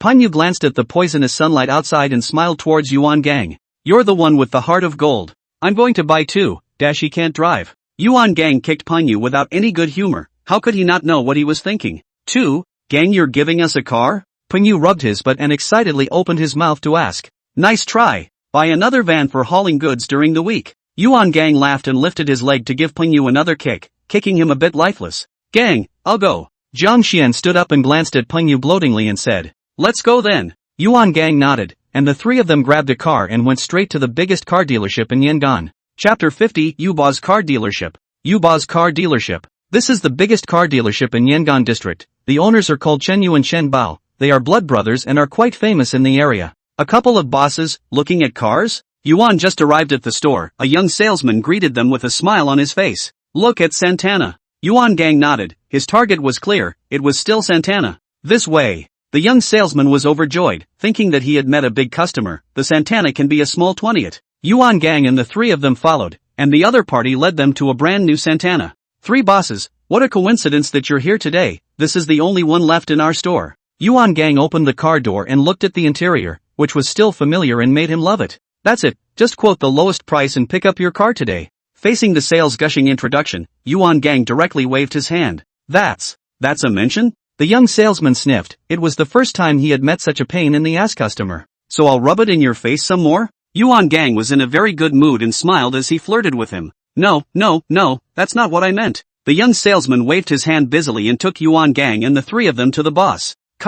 Pushing open the office door, Chen Yu, Chen Bao and the two brothers were smoking cigarettes and discussing who had the better girl. Brother Yu Bao, these three bosses have their eyes on the car and want to do the paperwork and pay the money to take it away today. The young salesman entered and greeted the two men before stepping aside to make way for Yuan Gang's trio. Sit this way, what kind of car are the three of you looking at? Hearing that he was going to pick up the car, Chen Bao hurriedly stood up and greeted Yuan Gang as the three of them went to the sofa and sat down. Just that Santana out there, quote me the lowest price and I'll just pay it and drive away. Yuan Gang sat down, took the cigarettes handed over by the other party, pointed toward the door and said, by the way, do you have any used vans here? I'd like to buy one. Said Yuan just remembered the van again, busy mentioning it to Chen Bao. Yes, there's a dozen of them parked outside. I'll show you later. Chen Bao smiled and nodded, happy while sizing up the three Yuan Gangs, as did Chen Yu. After all, it's not just anyone who can spend a little over $200,000 on a car in this neck of the woods. But even as they racked their brains, they couldn't think of any such person in the Yangon district. Snap! Just as the two sides had negotiated the price and were about to hand over the money, the office door was suddenly pushed open violently. A man of about 40, clutching a small leather bag, with a big belly and a greasy face walked in. Bao, hurry up and make some tea. I'm here to pick up the car. The man was very familiar and greeted Chen Bao and Chen Yu, sitting on the stool with his butt. Huang Saner, you're late. That Santana has been sold. Pa glanced a little disgusted, but smiled. Pa, are you making fun of me? Isn't that car still parked there? Huang Saner pulled out his ears and said as he raised his hand and pointed towards the door. Nah, these bosses watch out. We've finished negotiating the price. People will drive away later. Pa spread his palms and pointed at Yuan Gang's trio toward Huang Saner. *******. In this part of Yangon, there is still someone who dares to rob things from me, Huang Jiqian? Huang Saner immediately stood up at the words and cursed before walking to Yuan Gang. Pop, who the are you talking to, Huang Saner? Little Happy slipped you silly, didn't he? Chen Yu slammed the table and pointed at Huang Saner and cursed. What's the name? I'd like to see you take the car today. Huang Saner ignored Chen Yu and took out his cell phone from his pocket, pressing the number as he spoke towards Yuan Gang. Yuan Gang. Yuan Gang laughed, lying back. The whole person leaned on the sofa, did not put Huang Saner in the eyes at all. Yu Fei simply didn't bother and was looking at it with a car magazine. Jiang Xian was left, glancing helplessly at the two brothers and pulling out his cell phone to dial out. Yuan Gang? Why don't you call it a water tank? If I, Huang Jiqiang, don't nod my head today, I'd like to see how you're going to drive the car away. Huang Saner looked up and down, looking at Yuan Gang's large body frame, and directly flirted. While Chen Bao was holding his red face at the side, holding his cell phone and not knowing who he was calling, Chen Yu was frowning. Wang Qi Kung, right? And you don't have to scare me, dude isn't scared. I'm still going to have to take the car today, and you're going to have to nod your head to get me out of here. Yuan Gang did not get angry, slowly stood up, stretched out his finger to point at Huang Saner's chest, and said word by word. Slot you. Bang! When Huang Saner heard Yuan Gang's words, he raised his hand and was about to slap him, but Yu Fei got up violently and grabbed the ashtray and smashed it directly on his head. Ah! The ashtray exploded, and Huang San covered his head and lay on the ground screaming, blood dripping down his fingers. Did you break your hand? Yuan Gang didn't pay attention to Huang Saner and was busy grabbing Yu Fei's hand and examining it. Chen Bao, however, watched as his pupils contracted, as if he did not expect Yuan Gang's few people to be so decisive in their actions. As for Chen Yu, his frowning brows instantly stretched and a playful smile appeared on his face. What are you laughing at? Chen Bao noticed the smile on Chen Yu's face and asked in a nonchalant manner. Huang Sanner, this person is arrogant, but still a bit of strength, opened a billiard hall, under the hands of raising a lot of people. Now that they had been beaten in their store, Huang Sanner was sure to make a scene, and the two brothers were afraid that they would be involved. Although Chen Yu and Chen Bao also have some strength, but after all, they are still businessmen, and they cannot get involved with these punks. Wait for the show. Chen Yu laughed and shook his head, saying something that Chen Bao couldn't understand. It wasn't long before a dozen people suddenly rushed in from the car dealership, running aggressively toward the office. Huang. Entering the office, seeing Huang Sanner lying on the ground with a face full of blood, the leader, a young man wearing a black jacket, immediately exclaimed, "Yellow, your mom's brother? Asterisk asterisk asterisk asterisk them up." Huang Sanner saw that he had come, and in his heart, he climbed up and pointed at Yuan Gang's three people and cursed. The crowd sniffed and were just about to make a move, but just then, 7 or 8 cabs suddenly made a sharp break and stopped in front of the dealership. Immediately after, the 20 or 30 mouths of people, carrying steel pipes and knives, got out of the car, ran to the car dealership, rushed in. Kong. The leader, a small fat man, entered the door and shouted at Yuan Gang. Yufei had some impression of this person, called Xiao Yuan. Kong. Immediately after that, the 20 to 30 people behind Xiao Yuan also shouted in unison, immediately shocking Huang Sanner's people. Chapter 51. Fei, give me a hand. My men are here too, try to put up a fight? The corner of Yuan Gang's mouth curled slightly as he looked at the stunned Huang Sanner and teased. Not to mention the number of people, just Yuan Gang's side of the people, all fierce and vicious. Huang Sanner called out to the people compared to them, that is not even a level. Chen Bao also froze, some surprised when the Yangon district out of the Yuan Gang such a figure, so short time can swing to so many people. Only Chen Yu had a smile on his face, as if he had expected it. You. Huang Sanner swallowed and tried to say something, but stuttered and couldn't. Can I take the car? Yuan Gang carried his hands behind his back, stepped forward, and asked with a smile. Yes. Huang San froze and nodded, no longer having the arrogance he had at the beginning. Still calling me a water tank or not? Yuan Gang continued to ask. No. No more screaming. Huang Sanner shook his head violently, shaking off blood spots everywhere. My name is Yuan Gang, I've got the River Hotel over on East Street on my plate, if you wanna find me there. Do you hear me? Yuan Gang smiled again, raised his hand and patted Huang Sanner's face as he slowly opened his mouth. I hear you. Huang Sanner nodded honestly, being as good as he could be, giving both Yufei and Jiang Xian a happy look. Boss Chen, let's continue talking about the car, it's been delayed for quite a long time. Satisfied, Yuan Gang turned around, no longer bothering with Huang Sanner, and opened his mouth towards Chen Bao. Yes. Chen Bao promised and glanced at Huang Sanner. The other party had already left in disgrace. Not much time, the formalities were all done. Yuan Gang's several people paid the money, directly drove away from the car dealership.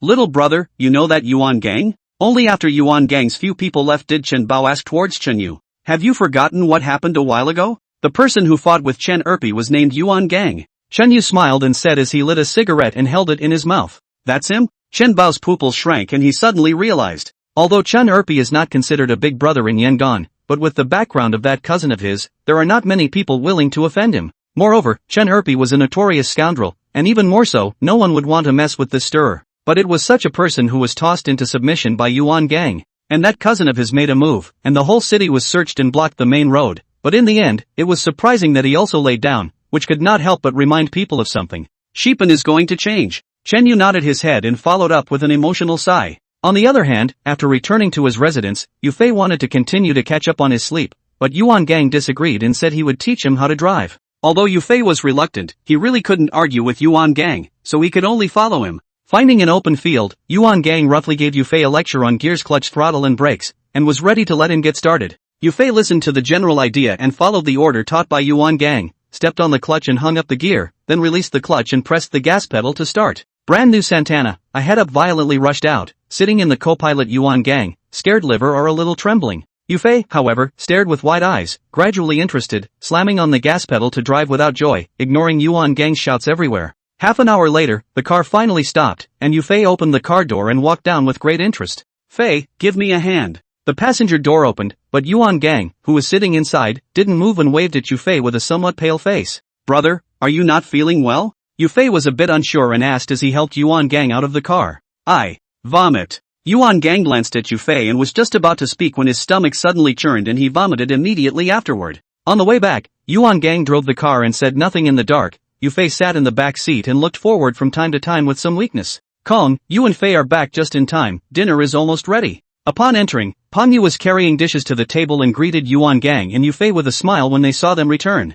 You guys eat, I don't have an appetite. Yuan Gang looked at the meal on the table, his stomach churned again, and he hurriedly ran back to his room. What's going on with Kong? Peng Yu scratched his head in confusion, then turned his gaze to Yu Fei, who was filled with embarrassment. Ka. Remember, never let Fei drive in the future, don't even touch the steering wheel. Yu Fei was just about to explain when the door to Yuan Gang's room suddenly opened, and he admonished Peng Yu in a very serious manner. Without waiting for Peng Yu to ask why, Yuan Gang once again closed the door to the room, which made Yu Fei even more embarrassed. What's wrong? At this time, Jiang Xian came out from the kitchen with a plate of food in his hand. Seeing Yu Fei and Peng Yu standing frozen in the living room, he asked with some uncertainty. Kong said he won't let Fei drive, he can't even touch the steering wheel. Peng Yu spread his palms and repeated Yuan Gang's words to Jiang Xian. Not letting Fei drive? Why? Jiang Xian quizzically turned his head to look at Yu Fei, and the atmosphere suddenly became quiet. I'm a little hungry, let's eat first. Yu Fei laughed awkwardly and walked to the dining table to sit down by himself, carrying the rice bowl to his mouth. Seeing this, Peng Yu and Jiang Xian didn't ask any more questions and started to show off their rice together with Yu Fei. Half a month had quickly passed, and the renovation of the opera house was nearing its end. With a total of about 3,000 square feet of space above and below, 40 private rooms were opened, 30 on the first floor and 10 on the second. The extra space on the second floor was renovated into an office and sleeping rooms. As for the staff, the waiters are readily available, and the minions from Kyoto can do the job, just in time to earn an extra paycheck. There was also a manager and 2 assistant managers, Yu Fei, and the duo of Peng Yu and Jiang Xian. But the work was all done by Peng Yu and Jiang Xian, and Yu Fei was just hanging around. Calculated, the current lack of a few front desk, Yuan Gang directly posted a recruitment advertisement, ready to recruit a few young girls. Brother Gang, the drinks and everything have been negotiated, now we just need the girl. In the office on the second floor of the opera house, Yuan Gang and Yu Fei were discussing the opening of the business when Peng Yu suddenly interjected. Don't worry girl, it's definitely in place before opening. Yuan Gang waved his hand, he had already made arrangements in this regard, he just didn't say so. Then it's nothing, let's just pick a good day to open. Peng Yu nodded without asking any more questions. Okay, put the word out, we're opening on July 18th. Yuan Gang scanned the calendar and finally chose to open on the day of July 18th, 5 days later. Chapter 52 Opening of Business. On July 17th, the day before the opening, a bus suddenly stopped in front of the opera house. Hey, there's no parking here, drive away. Peng Yu, who was squatting in the doorway smoking, went up and shouted at the bus driver. But the driver didn't react, like he hadn't heard. Are you deaf? Peng Yu frowned and directly dropped the cigarette on the ground, cursing and walking over. Just as he got closer, the car door suddenly opened, followed by a woman stepping out. Peng Yu, you little guy has a big temper. The woman sat on her bag and sized up Peng Yu, then smiled and flirted. Me one sis. Peng Yu's jaw almost dropped in shock and froze as he opened his mouth to shout. The visitor was none other than Wang Meiyuan, the mommy who used to bring girls to the Marriott nightclub. Where's Yuan Gang? You knew I was coming today, and you didn't say anything about picking up. Wang Meiyuan didn't bother with Peng Yu and looked around before asking where Yuan Gang had gone. Come, he's upstairs, I'll go get him. With an excited grin, Peng Yu turned and ran towards the opera house. Bang! Just as he ran to the door, Peng Yu collided with Yu Fei, who was heading out, and the two of them lay on the ground in unison. Peng Yu, you're in a hurry to get reincarnated, aren't you? Yu Fei rubbed his chest and climbed up from the ground. Sorry Fei, I ran too fast and didn't see it. What's that? Niwon sis is here. Peng Yu also climbed up from the ground and apologized towards Yu Fei before pointing at the door and whispering. My Yuan-san? Yu Fei tilted his head towards the door and realized that it was indeed Wang Meiyuan standing outside the door, and there was a constant stream of girls coming down from the car. Fei, you get busy first, I'll go talk to Gang. Peng Yu couldn't care less about Yu Fei and ran towards the second floor after saying that. Sis. Seeing this, Yu Fei rushed out of the doorway and greeted Wang Meiyuan. After all, this was the woman who might become his sister-in-law. Fei. Seeing Yu Fei, Wang Meiyuan also shouted in surprise. Sis, what brings you over? Yu Fei smiled and asked suspiciously towards Wang Meiyuan. What? Not welcome sis? Wang Meiyuan raised her eyebrows and flirted towards Yu Fei. That's not what I meant. Yu Fei hurriedly waved his hand in a flustered manner, watching Wang Meiyuan and the other girls burst out laughing. Just kidding. How can we make money if we don't come over? The Marriott nightclub is someone else's. Wang Meiyuan nodded Yu Fei's head, followed by a grimace and a sigh. Sis, let's go in first. Yu Fei knew what Wang Meiyuan was talking about and hurriedly pulled away from the topic, greeting the crowd as they entered. Me one. Just as he walked into the hall, Yuan Gang happened to come down from upstairs as well, and immediately shouted excitedly upon seeing Wang Meiyuan. Boss Yuan is so big, we came all the way here and didn't say anything about coming out to receive us. Seeing Yuan Gang, Wang Meiyuan, who was still smiling, instantly changed her face. It's just that I've been so busy lately that I forgot. Yuan Gang scratched his head awkwardly and explained towards Wang Meiyuan. Wang Meiyuan gave a cold snort without any good reason and blankly glanced at Yuan Gang without saying anything. Come on, don't play with your temper, so many people are watching. Yuan Gang smiled helplessly and raised his arm around Wang Meiyuan's shoulder and patted it. Step aside. Don't take advantage of me. Fei, show us around. Wang Meiyuan slapped off Yuan Gang's hand, turned around and sat on Yufei's arm, not caring about Yuan Gang at all. Ahem. So what, Fei, why don't you show your sister and the others around, and don't forget to assign rooms on the second floor later. Yuan Gang coughed awkwardly twice, but fortunately, the people around him were all acquaintances, so it was not a loss of face. Got it, brother. Yufei smiled gloatingly, watching Yuan Gang's teeth ache for a while. Wang Meiyuan brought over a total of nearly 30 girls, which would be the main force of the opera house in the future. After showing them the surroundings of the opera house, the crowd made their way to the second floor to assign rooms. The rooms on the second floor were mainly for the girls, even Peng Yu and Jiang Xin didn't have a share, except for Yuan Gang and Yufei of course. After tidying up the room, it was already evening, and Yuan Gang took Yufei and Peng Yu and Jiang Xin, and went to Yang'an restaurant to receive Wang Meiyuan. At the dinner table, after a few bottles of wine, Yuan Gang began to talk about what they had experienced when they first arrived in Yang'an, and Wang Meiyuan pinched a cold sweat as she listened. Especially when she heard that Yufei had been shot and arrested, and was being tossed around by the police in the station, with no good place for his whole body. Wang Meiyuan's eyes were filled with heartache. At the end of the day, the alcohol-addled Yuan Gang, embracing Yufei directly cried, full of apologies for this brother. Yufei didn't dislike it and didn't say anything, he just quietly hugged Yuan Gang and let him vent his emotions. Yufei knew that Yuan Gang was like this because he had been under too much pressure recently. Being on your own for the first time is not that easy. In the past, with the fifth master, he didn't need to think about anything, just listen and do. But now he is the one who carries the flag, behind dozens of nearly 100 mouths rely on him to eat, no matter how tired and bitter he has to chew up and swallow in his stomach. Helping Yuan Gang into the car, Wang Meiyuan dragged the three drunken men back to the opera house. The night was silent. Everyone was up early the next morning because it was the opening day of the opera house.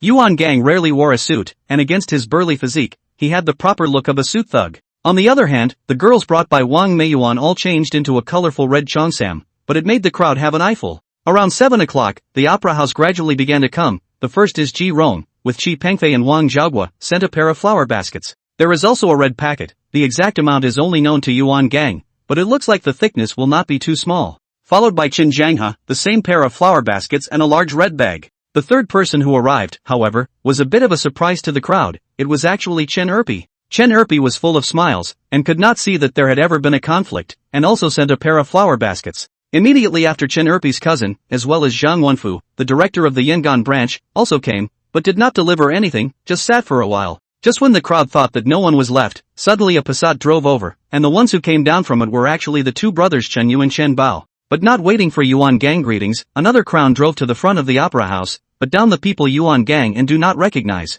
Congratulations, Boss Yuan. The visitor was in his mid-40s, looked well-mannered, and wore a pair of gold-rimmed glasses. Thanks. May I ask if you are? Yuan Gang smiled and nodded, shaking the other party's hand and asking. Goten's is mine. Chapter 53, Linran. So it's Boss Zhou. Yuan Gang suddenly realized that the other party turned out to be Zhou Haipeng, the boss of Yang'an restaurant, Chen Jianghe's old enemy. I'm here uninvited, Boss Yuan won't be unwelcome, right? Zhou Haipeng smiled, glanced at Chen Jianghe who was not far away, and asked towards Yuan Gang. How? Yuan Gang waved his hand. Zhou Haipeng and Chen Jianghe's feud has nothing to do with him, and he and Chen Jianghe are not good to that extent. That's good. Zhou Haipeng smiled and nodded. To Boss Chen, hello again. After greeting Zhou Haipeng, Yuan Gang walked up to greet Chen Yu and Chen Bao. I heard that Boss Yuan's opera house is opening, so we're kind of here to stabilize our customers. Chen Yu joked on his lips, but in his heart, he secretly marveled. I didn't expect that Yuan just came to Yangon not long ago, but there would be so many people to support the scene, black and white businessmen all together.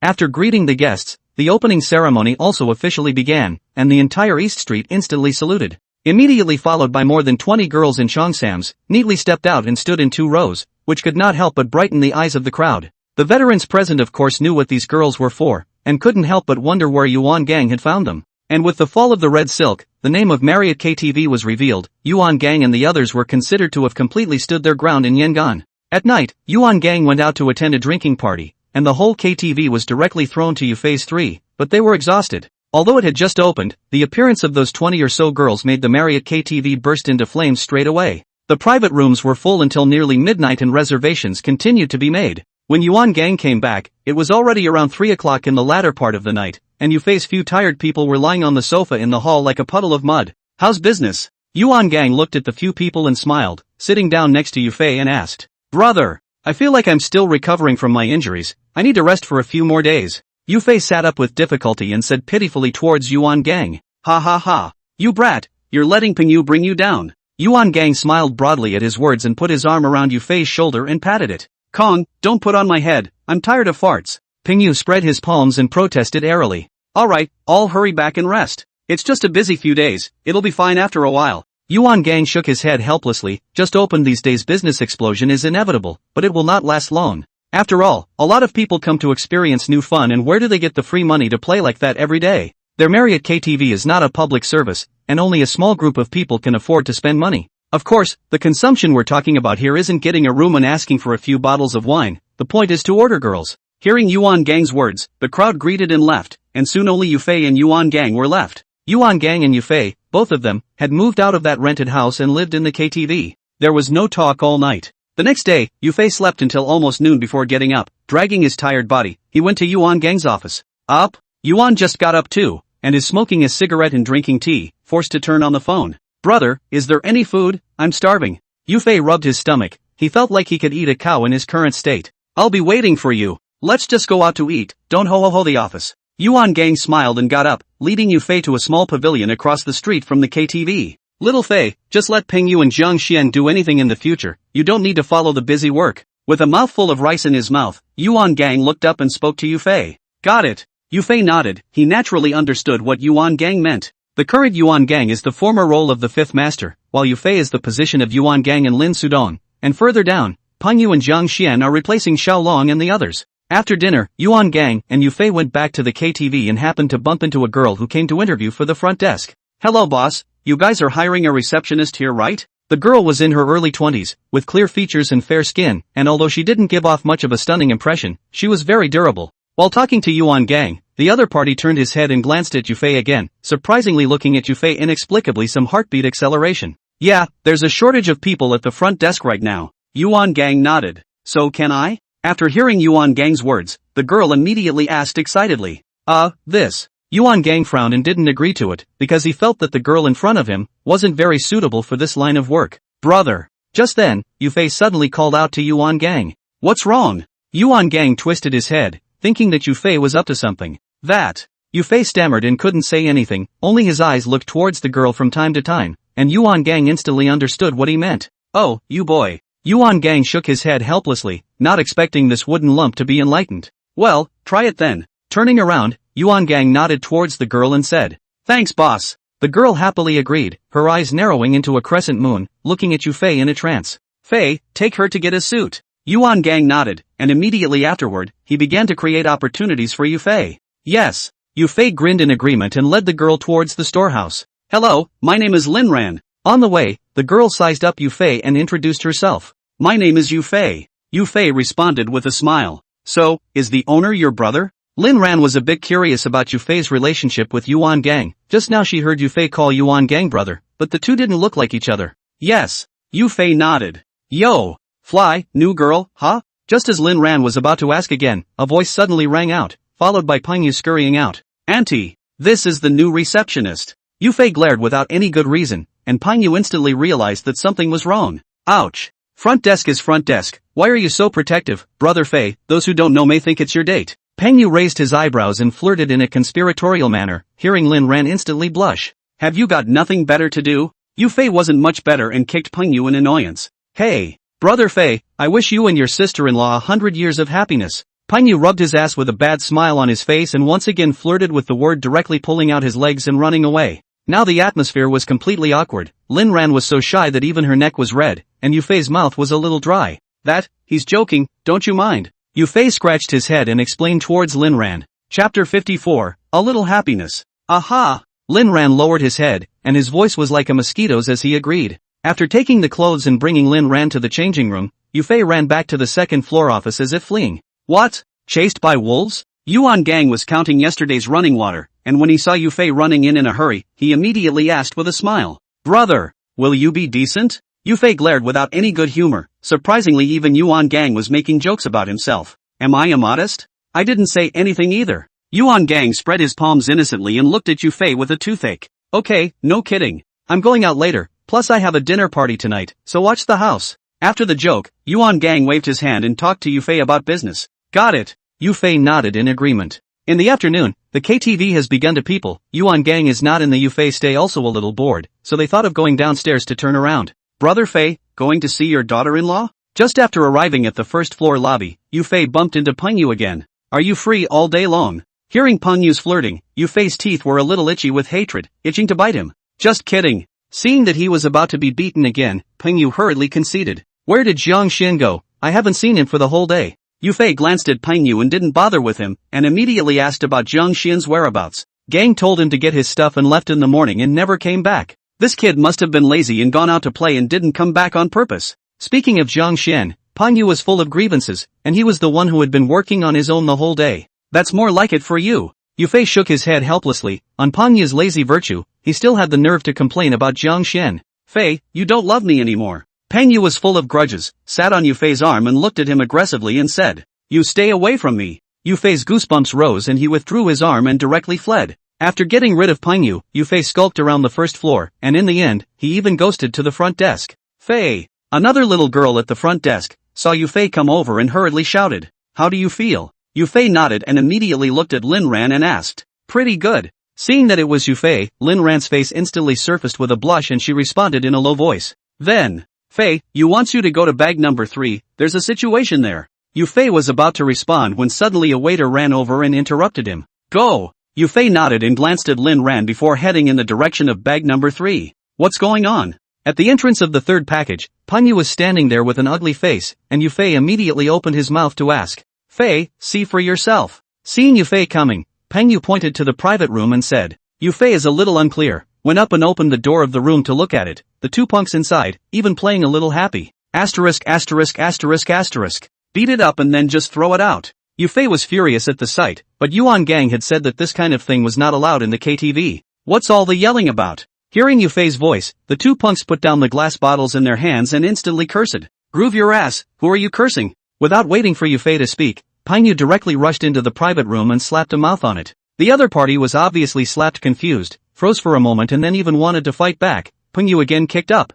Immediately after the doorway of a few waiters, also entered the private room, to the two people a punch and kick. Alright, throw the man out. After fighting for not much longer, Yufei stepped forward and stopped the crowd, then waved his hand and said, Asterisk asterisk asterisk asterisk in hell, two little brats, making a move without looking where it's at. Pengyu cursed without relieving himself and kicked at one of them again. Alright, from now on, all the guests on the first floor, tell them in advance that we are not allowed to play those messy things here. Yufei raised his hand and patted Pengyu's shoulder, followed by another admonition. Marriott KTV, the two floors of the private room hospitality guests are not the same. The first floor hospitality are ordinary guests, the second floor is to entertain the VIP. The guests on the second floor were basically people with status and position, they wouldn't dabble in these things, so there was no need to worry. But the first floor was a different story, entertaining a mixed bag of guests, all kinds of people. Got it. Pengyu nodded his head in agreement before explaining to the waiter to carry the two and throw them out. Returning to the hall, Yufei glanced towards Lin Ran's side and realized that the other party's face was a little less than perfect. Are you uncomfortable? Immediately after that, Yufei walked forward and asked towards Lin Ran with concern. No. Lin Ran shook his head and glanced at the two people lying on the ground outside the door, responding timidly. They're playing a little happy in the private room, we're not allowed to do that here. Seeing Lin Ran's reaction, Yufei instantly understood what was going on, and then hurriedly explained. So, Lin Ran suddenly realized what little happy was, which she still knew. Don't be afraid, we're regular here, just stay at ease. Yufei nodded, but was still a bit uneasy and once again relieved. However, the little girl beside Lin Ran's body, her face was a bit unnatural. Regular? What are those girls on the second floor for? To do the waiter's laundry. Got it. Obviously Lin Ran didn't know this, smiling and nodding towards Yufei, looking a little lost in thought. Fei. Luckily, Jiang Xian walked in from the doorway and shouted at Yufei, which didn't make the situation awkward. Ah, Jiang Xian, you're back. Yufei returned to his senses and greeted Jiang Xian. What's up with those two guys at the door? Jiang Xian nodded, then pointed at the two people lying on the ground outside the door and asked,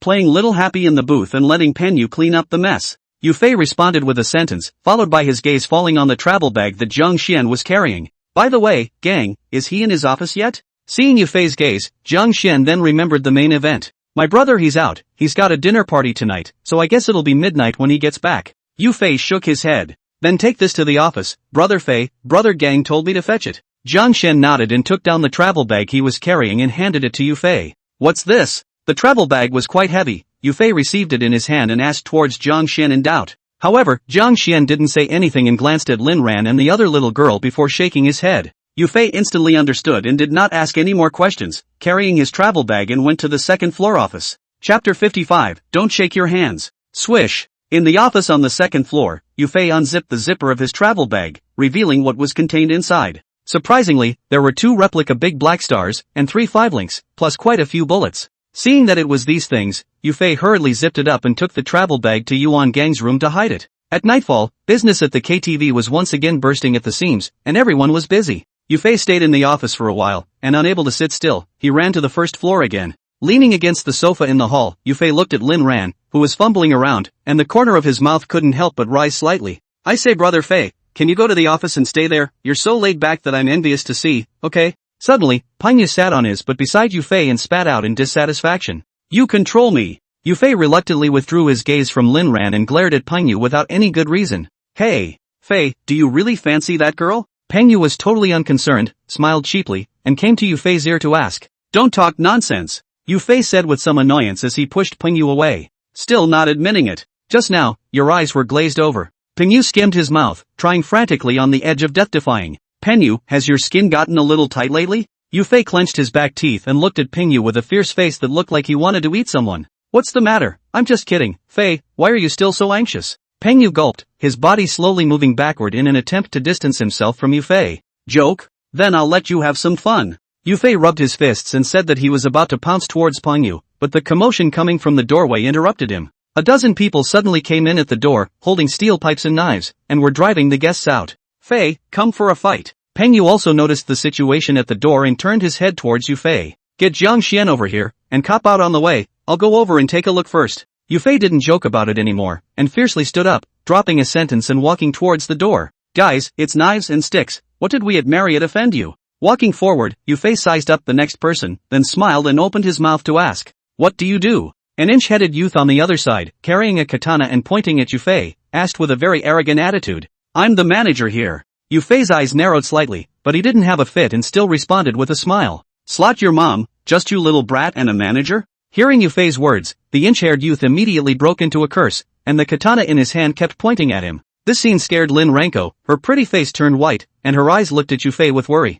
Dude, if you have something to say, just say it, and don't keep pointing that knife at me. Yufei frowned, the other party's attitude made him a little impatient, and the smile on his face tightened. Do you have a ing temper? I'll tell you what's wrong with you. Hearing Yufei's words, the inch-haired youth became even more energized and directly pressed the tip of the knife against Yufei's chest. Groove your ass, you don't want your ing arm. Just then, a sudden voice rang out, followed by a group of people rushing out from the back corridor. The one who spoke was clearly Pengyu, followed by Jiang Xian, and behind him were more than 20 waiters carrying katana knives. The inch-haired youth immediately took a step back when he saw this, and the tip of the knife left Yufei's chest. Little brat, try pointing at another one, and you'll see if I chop you. Walking closer, Pengyu took the katana from one of the people behind him and cursed again at the inch-headed youth. Asterisk asterisk asterisk asterisk you. What did I point out? A bunch of outsiders are pretending to be your mom here. The inch-headed youth also got on top of his head and pointed at Pengyu and cursed. Groove your ass. Pengyu didn't talk nonsense with him at all, carrying the katana and slashing towards the inch-headed youth, a direct chop on the arm.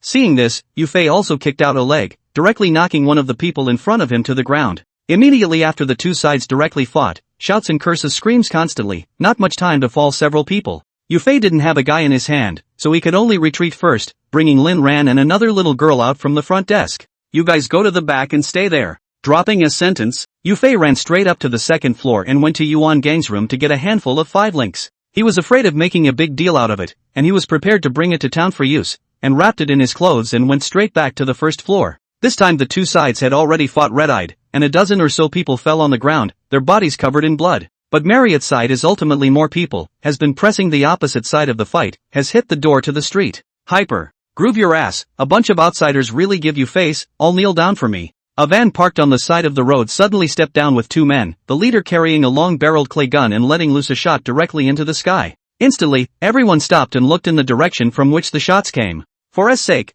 let's see you guys jump around a little more. The visitor loaded another round and pointed at Pengyu and the others as he continued to swear. Pretending to be your mom with a stick? If you've got the guts, you'll have to break one of my old men. Peng Yu didn't eat this at all and raised his hand to point his katana at the other party and cursed. Little pussies, trying your guts on me. The visitor was furious and raised his clay gun and aimed it at Peng Yu. Hyper. Another shot rang out, but it wasn't from a claymore, it was from a 5-link. Yu Fei, carrying a 5-lenzy, stepped out from the back of the crowd and walked directly in front of his opponent. Ka, come on. You shoot him and I'll shoot you, so nobody loses. Yu Fei directly disliked the 5-links on his opponent's head and said with a grin. Little brat, scaring me? When I, Li Yaodong, came out to make a living, you were still wearing ing crotch pants. Unbelieving, Li Yaodong raised the clay gun upward again. Here, I'll stand closer and hit you, don't shiver your hands. Seeing this, Peng Yu directly walked forward and pressed his chest against Li Yaodong's gun. If you have that kind of gumption you can open it. Shoot my brother in the head and see if I can blow your brains out. Yu Fei endowed his 5-links with another top, and cold sweat instantly broke out on Li Yaodong's head. Li Yaodong was a local gangster in Yangon, but he was hanging out in the suburban town. The two people who were thrown out of the Marriott by Peng Yu in the afternoon were his little brothers, who came to get goods for Li Yaodong. Learning that his little brother had been beaten, he immediately rushed over with his men, ready to retrieve the scene. After some inquiries, I know that the Marriott KTV is opened by outsiders. Li Yaodong instantly have the bottom, but whichever thought that will meet the two do not want a life of the Lord. Chapter 56 Relationships Behind the Scenes. What's the grind? Trough your ass. Shoot. Peng Yu roared once again and pushed forward. Li Yaodong immediately took a step back in shock. If you don't have that kind of vigor, don't come out with a broken stick to scare people. Yu Fei smiled and reached out to take the clay gun over. Li Yaodong did not dare to resist at all. I gave you your chance, now let's talk about compensation. Your people have disturbed our business and injured our Marriott people, how are you going to settle this? Immediately afterward, Yu Fei stepped forward and asked towards Li Yaodong. Go ahead. Li Yaodong was completely shocked and didn't have half a temper. $100,000, or a leg, your choice. Yu Fei was also painfully quick. Hearing Li Yaodong's words, he directly gave two choices. $100,000? Why don't you just take my life? Li Yaodong's eyes widened, not expecting Yu Fei to ask for so much. It was simply a lion's share. Do you think I wouldn't dare? Yu Fei's eyes narrowed slightly, and his 5-lianzi pressed against Li Yaodong's chest as he said icily. 100,000 is too much. Li Yaodong's scalp was a little numb, but he still didn't want to shell out so much money. One leg, then. Yu Fei didn't talk nonsense with him and directly moved his gun down and aimed at Li Yaodong's right leg knee. Wait. Seeing this, Li Yaodong busily shouted, cold sweat pouring from his forehead. I don't have time to listen to your bull ********. Last 3 counts of time, pick or I'll pick for you. Yu Fei put down a sentence, his index finger on the trigger slightly hard, he was really ready to shoot. Marriott KTV this just opened the second day, was hit on the door, if not handled well, I am afraid that in the future, we'll be writing on the head of the I'll pay. Li Yaodong did not dare to hesitate, he knew that Yu Fei would really shoot and hurriedly shouted. Peng Yu, you handle it. Yu Fei nodded, put away his gun and spoke towards Peng Yu before heading back to the KTV. Since the matter had come to a head, it would be fine to let Peng Yu and Jiang Xian take care of it, and there was no need for him to take the lead again. There was also the fact that with all this commotion, someone was bound to call the police, and he'd have to put his gun away in a hurry. As expected, it didn't take much time for the sheep security branch to arrive, make a routine inquiry, and then there was no follow-up. After all, Zhang Wenfu had given the word that the people below should not go to Marriott's trouble, and even if something happened, they should turn a blind eye to it. When Li Yaodong saw this situation, he was even more out of temper, and could only honestly call someone to send money over. In the hall, put the gun. Yu Fei returned to the first floor, but did not go out to show his face again. Are you okay? Glancing back, Yu Fei realized that Lin Ran was sizing himself up curiously, and he hurriedly asked with a smile. Nothing. Lin Ran shook his head. Brother Fei, the old boy finished his call, it won't take long for the money to be delivered. Yu Fei was about to say something else when Peng Yu suddenly came back from outside with a face full of excitement. Didn't your legs tremble just now? Yu Fei laughed, then flirted towards Peng Yu. Brother Fei, should I say no, my legs were weak in that meeting just now, I just forced myself not to kneel down. Speaking of being held at gunpoint, Peng Yu said with some trepidation. No one would be unafraid to look at that black hole of a gun pointing at them, after all, there is only one life. But Fei, you were so dominant just now, that old boy man was scared silly by you. Immediately after that, Peng Yu gave another thumbs up, tonight's Yu Fei really impressed him. In the past, Yu Fei gave Peng Yu and Jiang Xian the impression that he was just Yuan Gang's younger brother, and that he was bold and ruthless. But tonight's Yu Fei showed Peng Yu something different. Don't flatter me, my hand shivered just now and I almost even lost my gun. Yu Fei smiled and shook his head, as for whether his hands were shivering or not, that was something only he knew. While joking, Yu Fei's cell phone suddenly vibrated, pulling it out to see that it was Yuan Gang who called. Brother! Pressing the answer button, Yu Fei put the phone to his ear and shouted. Fei, something happened at the store? Yuan Gang spoke with a bit of a lisp, and it sounded like he should have been drinking a lot. There was a small problem, it's been fixed.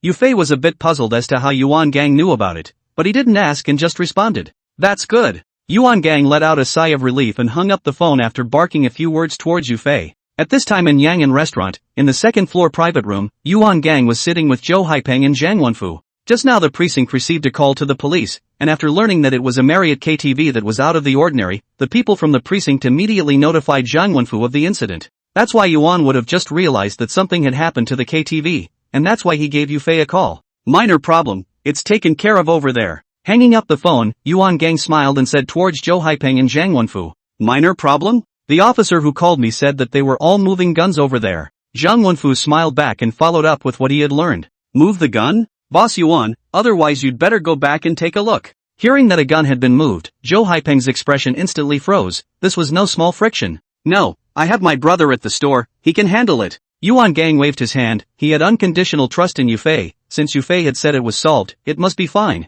Your brother? Is that the one called Yufei? Hearing Yuan Gang's words, Zhang Wenfu thought for a moment, then asked with some surprise. Director Zhang still has an impression of my brother. Yuan Gang nodded, meaning to say, oh, that's all in the past. He Chen Lisan is also a moment of confusion. Zhang Wenfu is also not a little cute. Naturally heard the meaning of Yuan Gang's words and immediately snorted. Yes. Let's not talk about the old sesame seeds, we still need to look ahead. Zhou Haipeng more or less understood some of it and opened his mouth to round off the conversation. Seeing the two of them say that, Yuan Gang could only stop and didn't bother arguing about anything. No more of that. I invited Boss Yuan over today. Actually there's something I want to ask for your help. Seeing that the atmosphere was a bit awkward, Zhou Haipeng opened his mouth again and also finally stepped into the main topic. Looking for my help? Boss Zhou, you're in the restaurant business, I'm in the opera house business. What can I do to help you? Yuan Gang laughed, and after pouring a bellyful of wine, the foxtail was finally revealed. The favor I asked Boss Yuan for has nothing to do with the industry.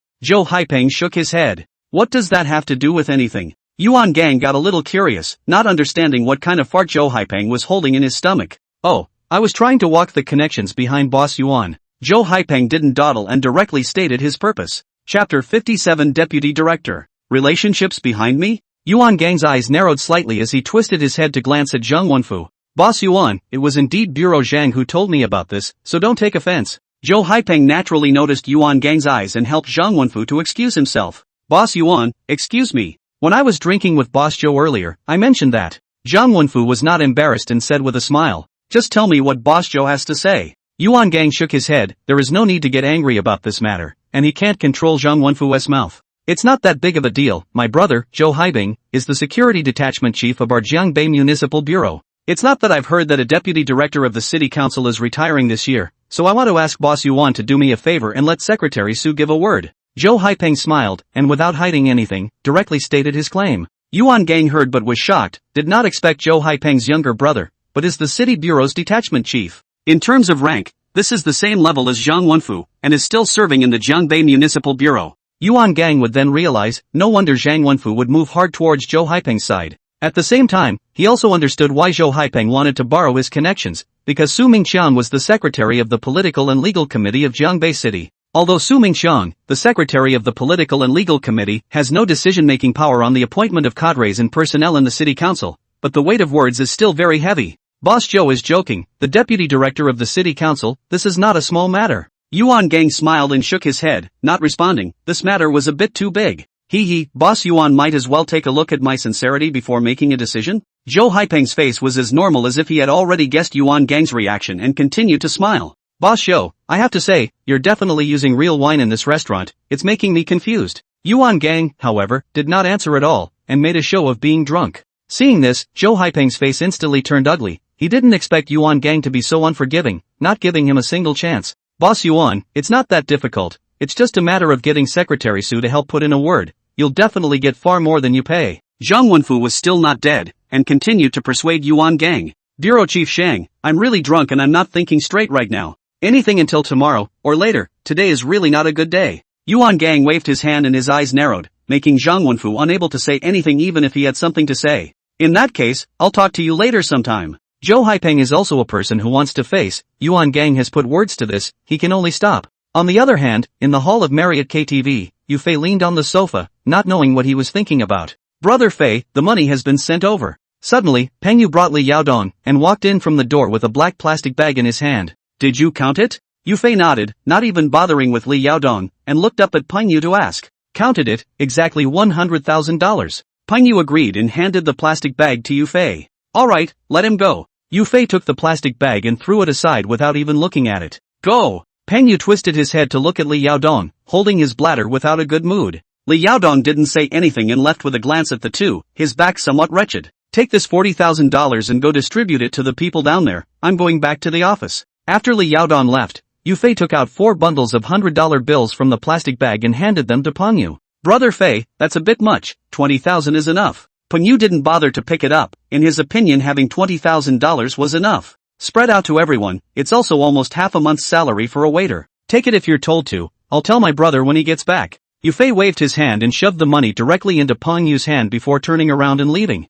In the second floor office, Yufei had just sat down not long before Yuan Gang also came back with a full body of alcohol. Brother, can't you stop drinking? Looking at the drunken Yuan Gang, Yufei spat out a sentence without any good reason. Brat, you're still in charge of your brother. Yuan Gang laughed and kicked Yufei before sitting on his butt on the sofa. By the way, what's going on tonight? Immediately after that, Yuan Gang continued to open his mouth and asked. Yufei carried a cup and poured hot water while telling Yuan Gang the whole story. You did the right thing, we are not allowed to play these 7 or 8 bad things in the store, encounter directly clear out. Yuan Gang took the cup from Yufei's hand and nodded as he took a sip of water and said. That's right brother, I made that Li Yaodong pay out $100,000, 40,000 was taken and divided among the people below, the rest is here. Saying that Yufei remembered the $60,000, picked up the plastic bag and handed it over to Yuan Gang. Ha! Good job, brat. Yuan Gang looked at the $60,000 and smiled, then took out another $20,000 and threw it towards Yufei. Yufei was dumbfounded, holding $20,000 and looking at Yuan Gang, not understanding what this meant. Keep 10,000 for yourself and give 5,000 each to Peng Yu and Zhang Xian. Seeing that Yufei didn't understand, Yuan Gang raised his hand and pointed at the $20,000 in his hand and said, Brother, I don't want it. Yufei shook his head after hearing this and threw 10,000 back, leaving only for Peng Yu and Zhang Xian. Why don't you want it? Yuan Gang froze at his words and asked in uncertainty. It's not like I have anywhere to spend my money, you buy me all the food and clothes, what do I need money for? Yufei spread his palms and said towards Yuan Gang in a serious manner. Silly boy. Then you mustn't spend money to talk to someone, just that new receptionist, don't you have your eye on her? Yuan Gang laughed helplessly and immediately mentioned Lin Ran, flirting towards Yufei. Brother you. Knock, knock. Yufei was a bit annoyed and was about to retort a few words when suddenly the office door was knocked. Enter. Yuan Gang threw the money back to Yufei, then turned his head and shouted. Ka. The office door was slowly pushed open, and the one who came in was surprisingly Lin Ran. Boss, there's something I want to. Tell that to Dash, I'm drunk, I'm going to bed first. Lin Ran looked a little nervous, his 2 hands clasped together, and he managed to gather enough courage to speak, but was interrupted by Yuan Gang. Immediately after that, Yuan Gang winked at Yufei and left the office without looking back. What's the matter with you? The atmosphere instantly became awkward, and Yufei saw this and hurriedly opened his mouth to ask. That, I want to quit. Lin Ran squirmed for a while before he opened his mouth to respond. Resignation? Why? Yufei froze, how could he not expect Lin Ran to come to resign? This made him feel a bit caught off guard. Chapter 58, Oddballs. Hearing Yufei's inquiry, Lin Ran lowered his head and didn't say anything, and the scene was once again quiet. Because of what happened tonight. A moment later, Yufei suddenly thought of something and opened his mouth to ask with some uncertainty. Aha! Lin Ran nodded and responded in a small voice. The scene of the firefight tonight had really scared Lin Ran. Especially at the end when Yufei walked out with his gun, the muzzle of the gun pressed against Li Yaodong's head, frightening her whole body to tremble uncontrollably. Lin Ran had never experienced this before and couldn't accept it, which is why he decided to quit. Tonight is. Yufei opened his mouth, wanting to explain, but not knowing how to go about it. Accident? When you run a venue like this, trouble and fights are basically commonplace. Say normal? Wouldn't that just add fuel to the fire and solidify Lin Ran's desire to quit? Really? A moment later, Yufei sighed helplessly and asked with some reluctance. Although they had known each other for less than a day, this girl did make Yufei's heart flutter. He'd never liked anyone else because the old him didn't deserve it, and that would have been when he was still living for the sake of living. Now that he finally had a chance, although he couldn't say whether he liked it or it was just a whim, Yufei was really a bit reluctant. Hearing Yufei's words, Lin Ran looked up at him with a somewhat complicated expression. Actually, this kind of thing is rare, and even if it would happen again, I wouldn't let you get hurt. Seeing that Lin Ran didn't say anything, Yufei's heart rekindled hope and persuaded again, only his voice was getting smaller and smaller. Because as he spoke, he himself felt that something was wrong, and his whole face turned red with shame. Of course, Yufei wasn't the only one who blushed. Lin Ran was even more exaggerated, directly red to his neck. Ahem. Well, how about trying it again for a couple days? In the end, it was Yufei who didn't hold back and coughed awkwardly twice, opening his mouth to ask towards Linran. Linran raised her head, still not speaking, and with a red face, she glanced at Yufei, turned around and ran out of the office. Yufei froze, not understanding what Linran meant by this, whether to stay or leave. A moment later, Yufei stood up violently, wanting to go find Linran and ask him. But after hesitating for a while, he never managed to work up the courage, and finally lay down on the couch and stared at the ceiling. After a sleepless night, Yufei stared at the ceiling for the whole night. A pair of deep dark circles under his eyes was particularly eye-catching. Ka! The office door was pushed open and Yuan Gang walked in yawning. Asterisk. Walking over to the sofa, Yuan Gang glanced down and exploded in shock. Brother! You scared me! Yufei sat up violently, he was also shocked, and said towards Yuan Gang without any good breath. What did you do last night? Yuan Gang looked at Yufei's black eye and glanced around the office and didn't find anyone else. Didn't do anything. Yufei shook his head, not understanding why Yuan Gang asked. No way. With those panda eyes of yours, you'd have to toss and turn most of the night at least to look like that. Yuan Gang touched his chin and smacked his lips, not believing Yufei's words at all. Panda eyes? Yufei scratched his head, not understanding what this meant. Go look in the mirror yourself. Yuan Gang shook his head. Another teenager has since become an adult. There is one less boy and one more man in the world. Yufei couldn't care less about Yuan Gang and ran over to the bathroom, and only realized what was going on after looking in the mirror. Brother, I didn't do anything last night. Back in the office, Yufei said towards Yuan Gang in a very serious manner. Okay, I got it. Yuan Gang smiled and nodded, the flavor of which needed no introduction. I'm going to find Pengyu. Seeing this, Yufei also gave up explaining, took the $20,000 and left the office. On the first floor hall, Yufei did not hold back a glance at the front desk, and found that there was only another little girl in the back, and he could not help but lose his heart. Fei, up so early. Turning back, Pengyu and Jiang Xian walked towards him, and the two greeted Yufei. From my brother, you two split it. Yufei nodded and pulled out a bundle of $100 bills from his pocket and threw it into Pengyu's arms. Ouch. It's better to be gang. Jiang Xian, you didn't do anything last night, so I'll take all this money. When Pengyu received the money, he immediately kissed a few times in excitement and then joked with Jiang Xian. Fei, what did you do last night? Jiang Xian, however, did not pay attention to Pengyu at all. His attention was all on Yufei's face, looking at the pair of panda eyes and asked in doubt. Dreamed and didn't sleep well. So what? I'm going across the street for breakfast. Hearing Jiang Xian's inquiry, Yufei awkwardly made an excuse before running in the direction of the door and falling away. Bang! Yufei lowered his head, trying to avoid others from noticing his black eyes, but just as he reached the door, he collided with someone. A fresh fragrance hit his nose, and Yufei felt very familiar as he smelled it, then jerked his head up. Into his eyes was clearly Lin Ran, who was covering his chest, obviously hurt by the impact. Lin Ran! Yufei shouted excitedly. Sorry, I'm late. Hearing Yufei's voice, Lin Ran couldn't care less about her chest pain and said with a red face. It's okay. Yufei hurriedly shook his head, just be able to come. What's a little late?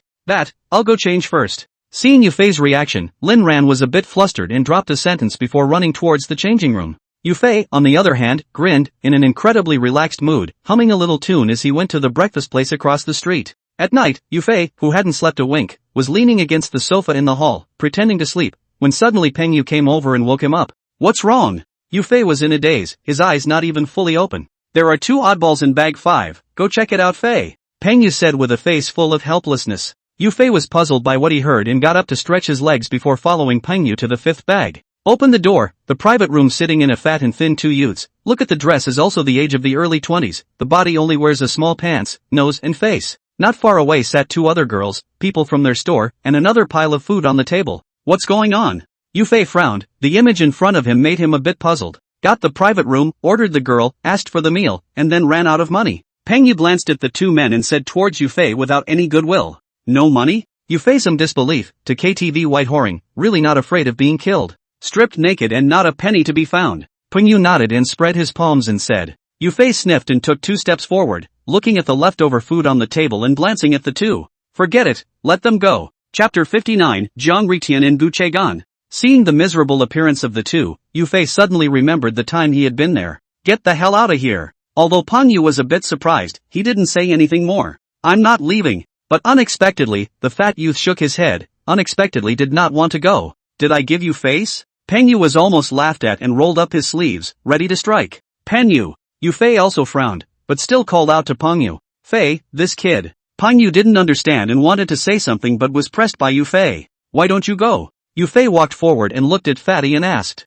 There's nowhere to go. The fat man was very dry and gave the reason directly, and the thin man next to him nodded. What are you two called? Yufei smiled at his words. These two were quite interesting. My name is Jiang Ritian, his name is Gu Chegan. Hearing Yufei's inquiry, the thin man just wanted to speak, but was stopped by the fat man. Put. Instantly, the entire private room all burst out laughing. Even Yufei couldn't hold back his grin. Jiang Ritian? Gu Chegan? Since you two have no place to go, stay and be a waiter. Peng, give them both credit for tonight's spending and deduct it from their paychecks. After a moment, Yufei shook his head helplessly and decided to leave the two behind. Okay. Peng Yu also thought that these two living treasures were quite interesting, so he didn't say anything when he saw that Yufei wanted to keep them. Leaving the private room, Yufei returned to his office on the second floor and told Jiang Ritian what he had done with Gu Che. Yuan Gang was also almost offended by these two names and couldn't stop his tears from flowing. Soon a few days passed and the blazing business gradually smoothed out, but it didn't stop Marriott KTV from already being the hottest venue in Yangon.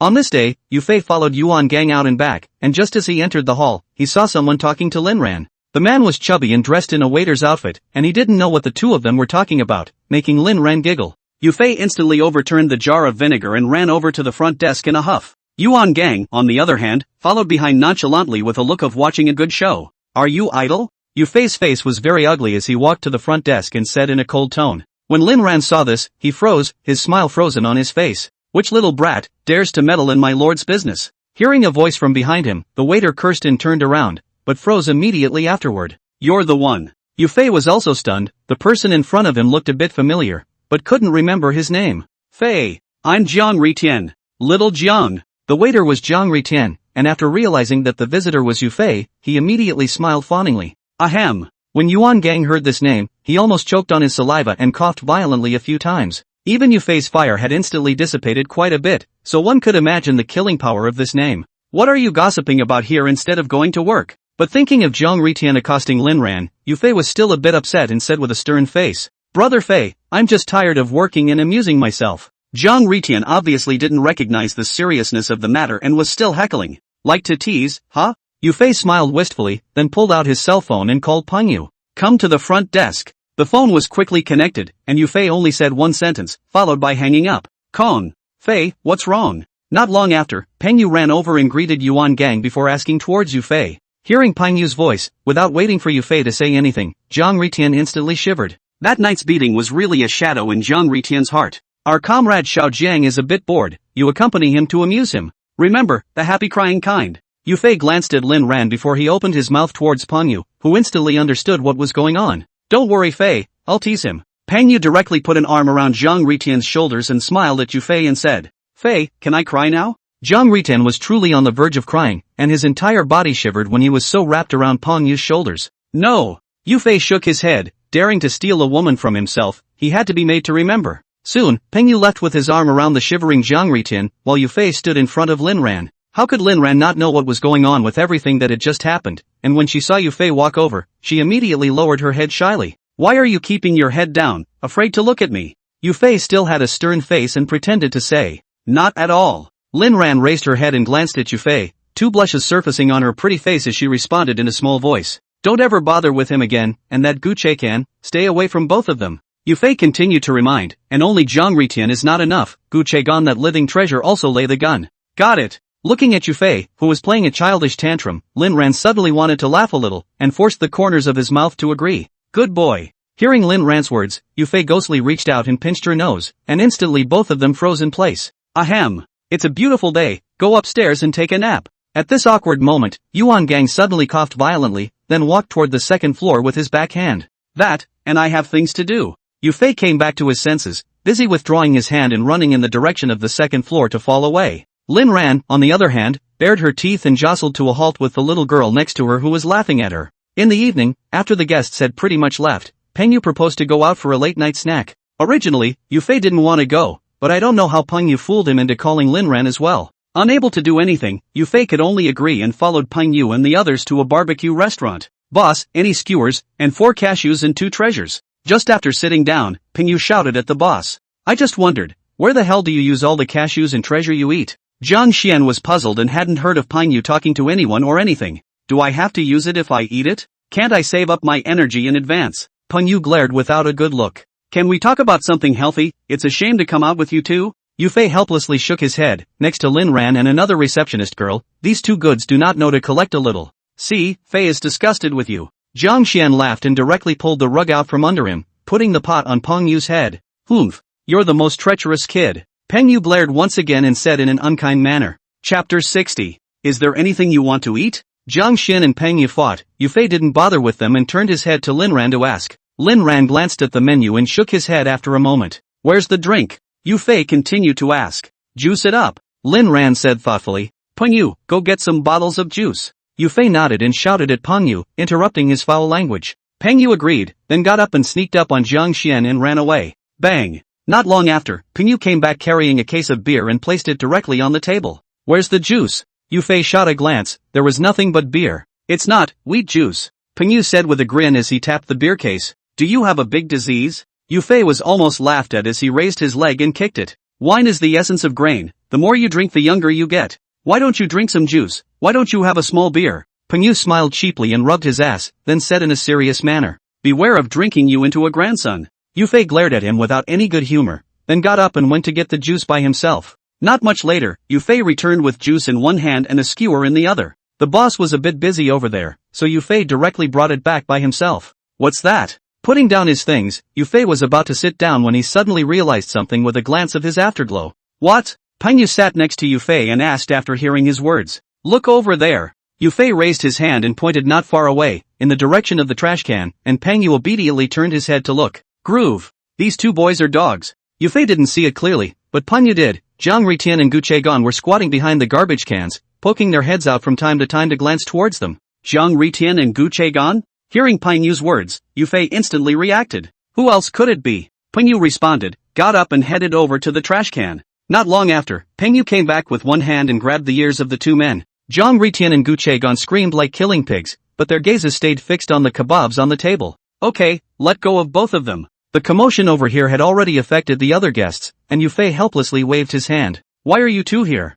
There are still customers in the store, aren't there? Peng Yu didn't have the good sense to let go of his hand. Yufei looked at the two and continued. It's Gu Checan. He dragged me here by force. Zhang Ritan reacted quickly, directly dumping the pot onto Gu Chegon while copying a handful of kebabs and jerking them off with his hand. Fart. Obviously you. Gu Checan's eyes widened, somewhat in disbelief at Zhang Ritian's betrayal. Okay, Peng Yu, tell the boss to add 2 more stools. Yufei shook his head helplessly. These two living treasures can was even more heard their conversation, and then mouths followed them out. Boss, add 2 stools. Seeing that Yufei had said so, Peng Yu could only twist his head and shout. For the next few hours, Yufei and Peng Yu drank beer and chatted, while Lin Ran and the other girl interjected from time to time. As for Zhang Ritian and Gu Chegon, they were madly jerking the brazier, and it didn't take much time to dry in more than 100 skewers. I say you two are starving, the 5 of us don't even eat as much as you two. Peng Yu looked at his brother and sisters eating, and spat out a sentence without any good reason. Fragrant. It smells so damn good. Zhang Ritian shook his head, his mouth stuffed and slurred.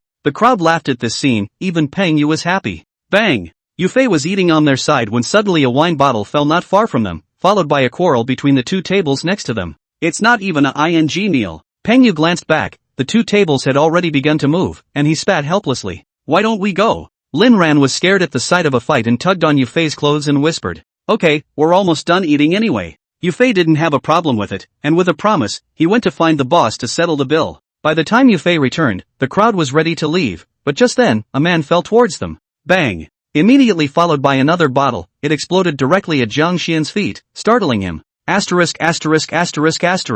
Dude, watch it, don't ING misfire. Zhang Xian slapped the wine that had splashed on his pants leg and spat out in an unkind manner. Mistake your mom. Who the are you talking to? Originally, the crowd didn't intend to cause trouble and wanted to leave directly, but a bare-chested youth, after hearing Zhang Xian's words, directly cursed. Groove your ass. Who are you cursing, little pussy? Peng Yu quit, turned around and cursed, then walked towards the bare-chested youth. Just calling you a bastard, why? The other party was also very unconvinced and tilted his head back to fight Peng Yu. Zhang Ritian, you and Gu Chegon send Lin Ran and the others back. Seeing this, Yufei knew that with Peng Yu's temperament, he was afraid that he wouldn't make things right, so he immediately shouted towards Zhang Ritian. Stop fighting! When Lin Ran heard this, her face was filled with worry, and as she pulled Yufei's arm, she said, Good boy. Yufei smiled at Lin Ran, then patted the back of her hand to comfort her. Jiang Ri. Turning back, Yufei intended to admonish Zhang Ritian again, but he was nowhere to be found. Little brat, eat your grandpa John's kick. Right at this moment, a loud shout rang out violently as Jiang Ritian appeared beside Peng Yu and kicked at the bare-chested youth.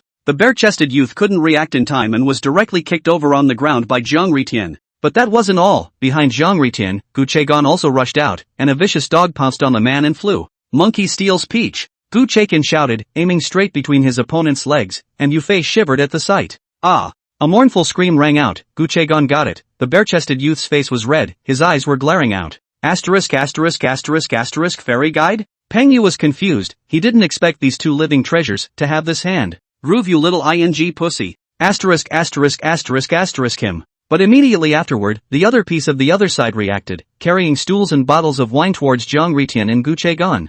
Bang! Asterisk asterisk asterisk asterisk. Jiang Ritian had his head blown off, the bottle exploded, and a splash of scarlet flowed down his face. Groove your ass. Seeing this, Peng Yu was furious and copied the stool beside him and smashed it. Asterisk asterisk asterisk asterisk. Jiang Xian, do it. Yufei was also in a hurry and couldn't care less about Lin Ran. Picking up a brazier of skewered meat in his hand, he ran at the other person and rushed over. Chapter 61. With a bang, Peng Yu was hit squarely by a stool and his entire body fell to the ground. Immediately after that, the other party was going to do it again, but this time Yufei and Jiang Xian had already rushed up. Groove your ass. Yufei cursed and held a brazier, running at one of the other person's chest and stabbing it. The man was shocked at the sight and hastily backed up to dodge, but he was still stabbed in the arm by Yufei. Immediately afterward, Jiang Xian carried a stool and directly smashed it towards his back, and the man was instantly put over on the ground. A bunch of little pussies, what a face for you. Yufei pulled up Peng Yu, glanced at him viciously, and once again rushed towards the other party.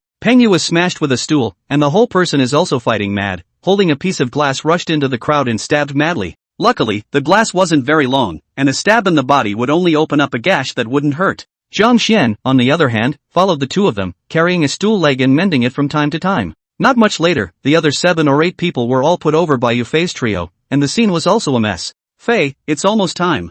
Jiang Xian was still relatively calm, and when he saw someone not far away pulling out his cell phone and making a call, he hurriedly spoke towards Yufei. Go! Yufei glanced at it, dropped the brazier in his hand, and nodded towards Jiang Xian. Asterisk asterisk asterisk asterisk it, I'm gonna get these bastards. However, Peng Yu had not yet lost his temper, and picked up a stool leg from the ground, saying that he was going to continue to lay his hands on it. Peng Yu! Yufei hurriedly intercepted a handful of them and dragged him away from the scene with a raw pole. On the other side, Lin Ran and the other little girl didn't move away too far. Seeing Yufei's few people approaching, he hurriedly jogged to meet them. How are you doing? Coming to Yufei's side, Lin Ran nervously grabbed his arm and asked with an anxious face. I'm fine. Yufei shook his head and responded with a smile. Let's get out of here. Lin Ran breathed a sigh of relief, followed by eagerness. Because just now she heard someone call the police, worrying that Yufei and the others had been taken by the police. Yes. Yufei nodded and without further ado, the few people quickly returned to the store. Marriott KTV. On the first floor, Yuan Gang, who had nothing to do, was sitting on the sofa in the hall and smoking. Suddenly, Yufei several people walked in from the doorway. Didn't you guys go for a snack? How did you build this? Yuan Gang heard the commotion and glanced up, followed by a puzzled question. Yufei several people go to eat a snack Yuan Gang is aware of, and Peng Yu also called him, but he did not music move. Don't mention it, bad luck. Peng Yu rubbed the head of his shoulder and sat down on the couch with his teeth bared. What's going on? Yuan Gang became even more puzzled and looked directly at Yufei to ask. Obscure indeed. Yufei also shook his head with a bitter smile, but did not explain what was going on. Are you guys teasing me here? Nothing else to say but bad luck? Yuan Gang was angry and laughed. 1 or 2 of them all asked in vain, just heard 2 words, bad luck. Brother Gang, I am out of strength, let Jiang Ritian talk to you. Peng Yu waved his hand and directly laid down on the sofa. Jiang Ritian? Where? Yuan Gang looked around and did not find Jiang Ritian's figure. Yufei's few people also reacted, and immediately afterward, they all froze. Asterisk asterisk asterisk asterisk. We left them there. A moment later, Peng Yu was the first to react and shouted violently. It seems to be falling. Yufei followed closely and nodded as well. Where did it land? Yuan Gang was about to go crazy, just listening to a few of them being all over the place. He didn't even know what was happening. Seeing this, Yufei hurriedly recounted what was going on to Yuan Gang, hearing his entire being cry and laugh. You guys are a bunch of troublemakers, going out for a snack and getting into this kind of crappy. Yuan Gang shook his head helplessly, he didn't even know what to comment. Brother, this will Jiang Ritian and Gu Chegan should have been taken away by the precinct. You first fished them out. Yufei was a bit anxious. After all, Jiang Ritian and Gu Chegan were both his own people, and it was because of them that he went in. Wait. Yuan Gang glared at him without any good humor. went back to the office to get the car keys and went out. Jiang Laoer, I said, why don't you watch out? Two big living people can be left there. After Yuan Gang left, the atmosphere was a bit dull, and Peng Yu kicked Jiang Xian without any good humor and said, get used to it. We used to be the only ones who fought, but I didn't realize there were two more of us this time. Jiang Xian glared, followed by an angry grunt. You two are really talented. Yu Fei shook his head helplessly, then turned his head to look at Lin Ran who was on the side. It's getting late, why don't I take you home? Seeing that Lin Ran was a bit tired, Yu Fei spoke. Okay. Lin Ran listened and agonized for a moment, then nodded. Originally, she wanted to refuse, but having just seen the scene of the fight, she was indeed a bit scared, so she agreed to let Yu Fei give her a ride. You two watch the store. Yu Fei was ecstatic and turned his head towards Peng Yu and Jiang Xian before following Lin Ran out the door. Where Lin Ran lived, it wasn't far from the Marriott KTV, it was about a 20-minute walk. Are your parents home? On the way, Yu Fei saw that the atmosphere was a bit dull, so he opened his mouth and asked, what do you want? After hearing this, Lin Ran raised his head and looked at Yu Fei warily. Just ask. Yu Fei's entire body froze, and immediately afterward he reacted and said with an awkward smile, I live by myself. Seeing that Yu Fei really wasn't thinking that way, Lin Ran was relieved. What about your parents? Yu Fei was a bit puzzled and didn't understand why Lin Ran didn't live with her parents. But Lin Ran just shook his head and didn't say anything, and his demeanor was a bit downcast. Seeing this, Yu Fei didn't ask any more questions, the two of them just walked quietly. Not much later, the place where Lin Ran lived arrived, in a bungalow area not far from East Street. I'm here. Not long after walking inside, Lin Ran suddenly stopped and said towards Yu Fei. Okay, then you go in. Yu Fei was a bit distracted. Hearing Lin Ran's voice, this brought him back to his senses, and he busily agreed. Then be safe on your way. Lin Ran nodded and spoke to Yu Fei before opening the door and walking in. The gate closed, and Yu Fei retracted his gaze with fondness and set off on his way back. Walking out of the bungalow area and coming to a thong intersection, Yu Fei was just about to turn left and go over, when suddenly a van ran and drove over to him. Yu Fei was shocked and hurriedly dodged to avoid it, but the van stopped in front of him. Your eyes. Bang! The car came down. Yu Fei just wanted to swear. Suddenly his head suffered a heavy blow, two eyes rolled over and directly fainted. Chapter 62 Li Yaodong. Marriott KTV. Yuan Gang Santana stopped at the gate with a sharp brake. The car door opened and Zhang Ritian and Gu Chegon got out of the car with their noses bruised and swollen, holding each other up. How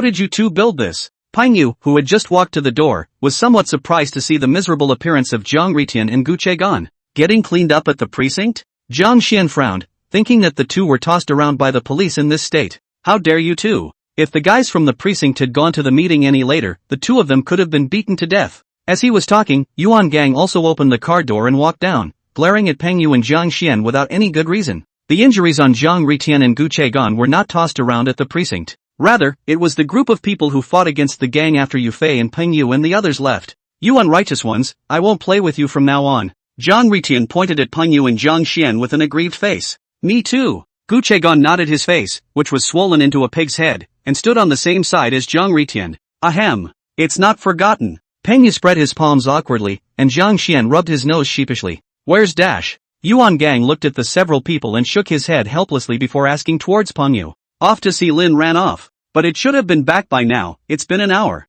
Peng Yu replied back, followed by some doubt as to why Yu Fei hadn't returned yet. Some useless mind. Yuan Gang's eyes lit up at the words, and immediately afterward, he raised his leg and gave Peng Yu a kick. Waste and treasure for nothing. Jiang Xian also shook his head and looked at the little cutie, like glancing at Peng Yu. What do they mean? After Yuan Gang and Jiang Xian left, Peng Yu scratched his head uncertainly and asked towards Zhang Ritian and Gu Chegon. Lazy. Zhang Ritian gave a cold snort without any good reason and went back to the store without turning his head. Play with yourself. Gu Chegon followed suit and followed Zhang Ritian's lead. Sick. Peng Yu looked at the back of the two leaving and spat on his spit. The next day, Yuan Gang woke up and went to Yu Fei's room to take a look. After realizing he hadn't been back all night, he smiled in relief. Arriving at the lobby, Yuan was just about to go across the street to have breakfast when he met Lin Ran, who had come to work.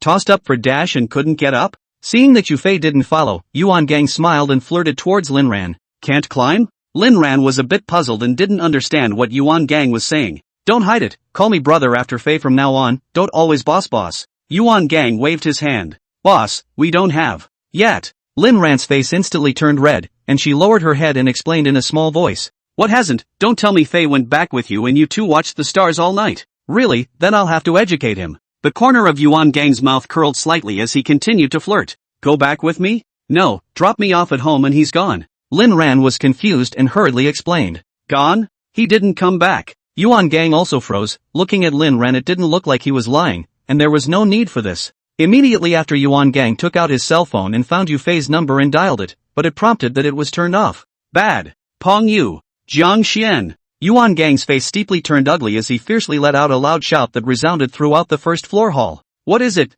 Gang? Peng Yu and Jiang Xian were counting the stock of liquor when they heard Yuan Gang's voice and hurriedly ran out from the storehouse. Fei wasn't at Lin Ran's last night and didn't come back, Yuan Gang said to the two with a sullen face. What? Hearing Yuan Gang's words and looking at his expression, Peng Yu and Jiang Xian instantly associated something. We're closed for the day, spread out the men and inquire about Fei's whereabouts. Yuan Gang clenched his fists, dropped a sentence and went to the second floor office, took out his cell phone and called. Nanshan Township, Yangon District. In a bungalow at the east end of town, a group of people were squatting in the yard, eating donuts and drinking thin rice. Big brother, should we send some to that kid? As he was eating, suddenly a man raised his head and looked at the middle-aged man sitting on the threshold and asked, Give it away, my ass. I haven't gotten my $100,000 back yet, and you're trying to add to it. The middle-aged man was none other than Li Yaodong, holding his rice bowl and cursing without a good mood. Seeing Li Yaodong get angry, the little brother resentfully shrunk his neck and did not speak again. Snap. After the last mouthful of rare rice was finished, Li Yaodong threw the bowl into the water basin next to him and walked into the house. Get up, don't play dead. In the living room, Li Yaodong shouted as he kicked twice toward a large dog cage. The cage held none other than Yufei, already beaten and bloodied. After hearing Li Yaodong's voice, Yufei's eyebrows twitched for a moment, followed by opening his swollen eyes. Little pussy, still recognize me? Seeing Yufei wake up, Li Yaodong squatted down and asked with a vicious smile. Bastard. Yufei grinned, his brow furrowing slightly in pain, but he still sneered. Okay. You're tough, but in my hands, you don't want to get better. Li Yaodong's eyes narrowed slightly, not getting angry with Yufei, and continued with a grim face. When you do it, don't shiver. Yufei laughed once again, and followed it up by mentioning Li Yaodong's sore spot. Groove your ass. Li Yaodong became furious and couldn't stay calm any longer, opening the cage door and kicking at Yufei. Cough cough cough. Yufei stifled a grunt of pain and then coughed. There was no strength to fight back half the time. Erwazi, where's his cell phone? After getting out of breath, Li Yaodong locked the cage and shouted towards the door. Over here. Erwazi hurriedly ran in, pulled out Yufei's cell phone from his pocket, and handed it over towards Li Yaodong. Marriott KTV. In the office on the second floor, Yuan Gang looked at the cell phone in front of him with a furrowed brow, and the ashtray next to him was stuffed with cigarette butts. Ka. The office door was pushed open and Peng Yu walked in. Any news? Yuan Gang jerked his head up and opened his mouth to ask. Peng Yu didn't say anything, just slowly shook his head. Bang. Asterisk asterisk asterisk asterisk. Yuan Gang slammed the table in anger at the sight, then grabbed the ashtray and slammed it out. Chen Erpi, Chen Lisan, Wang Wenfu, Zhou Haipeng, Ji Ron, and so on, Yang in here, whether it is a former enemy or a good relationship, Yuan Gang all contacted all over. He didn't know how many calls he had made during the morning, but there was no news of Yufei. And as time passed, Yuan Gang became more and more uneasy, his hands trembling uncontrollably. Chapter 63, $500,000. And just when Yuan Gang was about to despair, his cell phone suddenly rang. Picking up and seeing that it was Yufei who called, Yuan Gang immediately pressed the answer button. Hey, Fei, where the hell have you been? Yuan Gang was ecstatic and shouted excitedly after picking up the phone. Peng Yu, who was sitting on the sofa, heard Yuan Gang's words and violently stood up and ran over. Die? He's not dead yet. However, on the other side of the phone, the one who spoke was not Yufei, but a voice that made Yuan Gang feel unfamiliar. Who are you? How's my brother? Yuan Gang's face changed drastically, and he asked in a busy and urgent voice. Your brother is quite nice, and just now he was scolding me. Li Yaodong, who was on the other side of the phone, turned his head to look at Yufei and said, Dude, who the hell are you? Don't give my brother a hard time. If there's anything that comes at me, Yuan Gang, I'll take it. Hearing that Yufei was alright, Yuan Gang let out a sigh of relief and immediately continued to speak. My name is Li Yaodong. I don't know if your brother told you about my name? Li Yaodong didn't hide anything and directly exposed his identity. Li Yaodong? $100,000? Yuan Gang thought for a moment and instantly remembered who it was. The night he dined with Zhou Haipeng and Zhang Wenfu, someone came to the store to cause trouble. Yufei had told him that the leader was called Li Yaodong, and he finally compensated them with $100,000. Humph,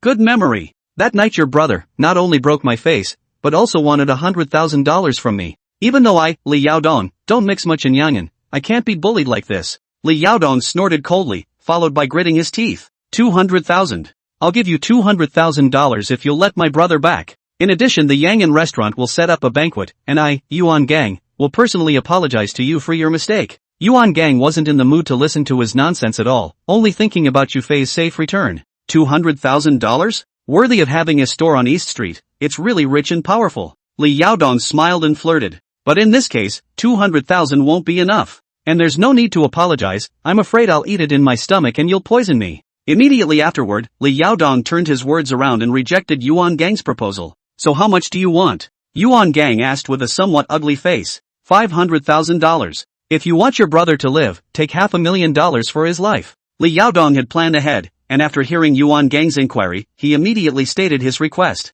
Yes, but I can't get that much money in a short time, you have to give me some time. Yuan Gang agreed without even thinking about it. But at the moment, Manhwarecap didn't have that much money on its books at all, only about $200,000. No problem. I can give you 2 days, I'll be in touch in 2 days. Li Yaodong is also dry, gave Yuan Gang 2 days to get the money together, followed by hanging up the phone. Yuan Gang still wanted to talk to Yufei, but he didn't expect Li Yaodong to hang up directly, and when he called again, the phone was already turned off. Kong, is that Li Yaodong? Seeing Yuan Gang put down his cell phone, Peng Yu asked with a sullen face. Aha! Yuan Gang agreed, then lit a cigarette and held it in his mouth. Asterisk. That son of a, I'm going to inquire about his den. Peng Yu cursed and huffed and headed for the door, but was stopped by Yuan Gang. Now is not the time to settle scores, let's bail out little Fei first. Yuan Gang shook his head. Now that Yufei was still in Li Yaodong's hands, they could not act rashly. You go to Jiangxian first and pull back all the people, I'll go get the money together. Immediately after that, Yuan Gang continued towards Peng Yu. Got it. Hearing Yuan Gang's words, Peng Yu could only give up and promised to walk out. After Peng Yu left, Yuan Gang did not raise money at the first time, but inquired about the bottom of Li Yaodong. He asked Ji Rong, and after learning about Li Yaodong as a person, it made Yuan Gang's headache even worse. Although Li Yaodong didn't mix much in Yangon, he started out as a peddler of small pleasures and is still in the business. Yuan Gang knew that these types of people were very difficult to deal with because they had little bottom line. At that time, even if the money was given to Li Yaodong, Yufei might not be able to survive. Hanging up the phone with Ji Rong, Yuan Gang once again fell into deep thought. In the hall on the first floor, Peng Yu hurriedly ran down, and Lin Ran rushed to welcome him when he saw this. Although Yuan Gang had said that it would not be open, Lin Ran had not left and stayed in the lobby waiting for news. Have you heard from Fei yet? Lin Ran's face was a little pale as he anxiously inquired towards Peng Yu. There. Peng Yu glanced at Lin Ran and nodded after a moment of silence. How is he now? Hearing Peng Yu's words, Lin Ran breathed a sigh of relief. There was finally news. Tied up. Peng Yu shook his head and told Lin Ran about Yufei's situation. How? Lin Ran was so shocked that his body trembled uncontrollably. Don't worry, Fei will be fine. Peng Yu sighed and gave a word of relief towards Lin Ran. As if she hadn't heard, Lin Ran dropped onto the sofa, tears sliding down her cheeks. Peng Yu couldn't care less about comforting her and pulled out his cell phone to call Jiang Xian while running towards the outside. At night, usually very hot Manhwarecap door closed, the signboard is also black, only the second floor has lights flashing. In the office on the second floor, Yuan Gang was sitting in front of his desk, in addition to Peng Yu and Jiang Xian on the sofa, as well as Wang Meiyuan and Lin Ran. Originally, Lin Ran wasn't supposed to be there for this kind of occasion, but Yuan Gang had left her behind. Gangzi, don't worry about the money, I'll take it to you first. After understanding Yufei's current situation, Wang Meiyuan opened her mouth and said towards Yuan Gang. When she first took the girls at the Marriott nightclub, Wang Meiyuan had also saved up a lot of money, $400,000 or $500,000 was still there. I'm not worried about the money, what I'm most worried about is that Li Yaodong won't release anyone after receiving the money. Yuan Gang slowly shook his head, not to mention $500,000, $1 million he could come up with. But the key issue was not the amount of money, but whether Li Yaodong would keep his promise and release Yufei. Why don't we call the police? Lin Ran was still simple, thinking that the police could handle everything, and opened his mouth to propose towards Yuan Gang. Call the police and Dash is dead. Yuan Gang shook his head again, he didn't explain to Lin Ran because now was not the time. Gang, can you feel out where Li Yaodong is hiding? After a short silence, Jiang Xian raised his head and asked. I've had people asking around. Yuan Gang nodded. Jiang Xian had the same idea as him, which was to feel out Li Yaodong's location and then go directly to rescue Yufei. But wouldn't that be too risky? Peng Yu frowned, he understood Yuan Gang and Jiang Xian's meaning, but he always felt that he was not very trustworthy. Chapter 64, The Mysterious Duo. The risk is high, but Li Yaodong is a low-life junkie, and it would be just as risky to expect him to keep his word. Yuan Gang nodded, followed by a helpless sigh and said, Gang, bang. After another silence, Peng Yu was just about to say something, but the office door was suddenly slammed open. Immediately after that, a fat and a thin silhouette directly rolled in. Jiang Ritian. Gu Che Gun. It's about time, and you two are still adding to the ing mess. The ones who rolled into the office were none other than Jiang Ritian and Gu Chegon, and the furious Peng Yu instantly cursed. The two of them, Jiang Ritian and Gu Chegon, didn't have a place to stay, so Yu Fei let them sleep in the private room at night. That's why the two of them would still be in the KTV after all the other waiters had left. Ahem. Gang, we're both catching rats, and we accidentally fell in. Jiang Ritian's face was a bit embarrassed, coughing twice before finding a very outrageous excuse. There's nothing going on, you guys go ahead and get out. Yuan Gang's face was also a bit ugly, but he still forced himself not to lose his temper. Kong, can he come back, Fei? Hearing Yuan Gang's words, Gu Chegon had wanted to leave, but Jiang Ritian didn't move his feet. I don't know. Yuan Gang's face darkened and he shook his head. He didn't know if he could save Yu Fei back. Gang, I can help. Jiang Ritian's face was a little complicated, and after a few moments of agonizing, he said towards Yuan Gang. You can help? How can I help? Yuan Gang frowned, somewhat not quite believing Jiang Ritian's words. Kong, I can't tell. Can you lend me your cell phone so I can make a call? Jiang Ritian shook his head and didn't tell Yuan Gang, only saying that he needed to make a phone call. You're crazy. On the side of the Gu Chegon, after hearing Jiang Ritian's words but changed his face, busy tugging him a hand whispered. Asterisk asterisk asterisk asterisk off. But Jiang Ritian ignored Gu Chegon and raised his leg and kicked it. Here. Although Yuan Gang was puzzled, he didn't ask too many questions and just handed his cell phone to Jiang Ritian. Gang, we'll be back later. Receiving the cell phone, Jiang Ritian dropped a sentence, pulled Gu Chegon and ran out. Gang, both of them. Peng Yu looked at the back of the two leaving and wanted to say something, but was interrupted by Yuan Gang waving his hand. These two aren't that simple. Yuan Gang said thoughtfully, and the people present instantly froze. When he first heard Yu Fei talk about what Jiang Ritian and Gu Che did, Yuan Gang was a bit puzzled. Where would a normal person take such a name? Then again, they both had the wrong accents and weren't even Yangon natives. At first, Yuan Gang was a little skeptical. Jiang Ritian and Gu Chegon, two people, will not be Lu Bashan or Ma Rongshan get over to stare at him. After all, even though he was in the provinces now, it was easy to inquire about his whereabouts. This concern, however, was dispelled by Yuan Gang not long after, as there was no need for the two of them. Today's Ma Rongshan and Lu Bashan has completely controlled the capital city. Yuan Gang, even if they go back, cannot change anything. After all, the municipal party secretary of Jingzhou City, Lin Shangnan, have stood with them, plus Ma Rongshan's background in the province, no one can move them at all. There was also the idiotic behavior of Jiang Ritian and Gu Chekan, which made Yuan Gang even more convinced that these two were definitely not sent here by someone else. But although the two of them were behaving in a manner that was just like the second little cutie, were no different, Yuan Gang was still observing them all the time. After this period of time, although Yuan Gang did not see anything, his intuition told him that these two people were definitely hiding something. So just now, after hearing Jiang Ritian say that there was a way to save Yu Fei back, Yuan Gang gave him his cell phone even though he didn't really believe it. More than an hour later, Jiang Ritian returned, followed by the listless Gu Chegon, as if he had been wronged by something. Brother Gang, Brother Fei is in Nanshan town. Jiang Ritian put his cell phone on his desk and spoke towards Yuan Gang. What? How do you know? Yuan Gang fiercely stood up and asked towards Jiang Ritian in disbelief. Everyone else was a little shocked too, but reacted with little conviction. Kong, I can't say, but I can assure you that what I'm saying is true. Fei is definitely in Nanshan town. Jiang Ritian slowly shook his head without explanation, while Gu Chegon, who was standing behind him, was muttering something in a low voice. I believe you. After a moment of silence, Yuan Gang gave Jiang Ritian a deep look before nodding. Peng Yu Jiang Xian, you two come with me. Immediately after that, Yuan Gang took out an imitation big black star from the drawer and pinned it on his back waist.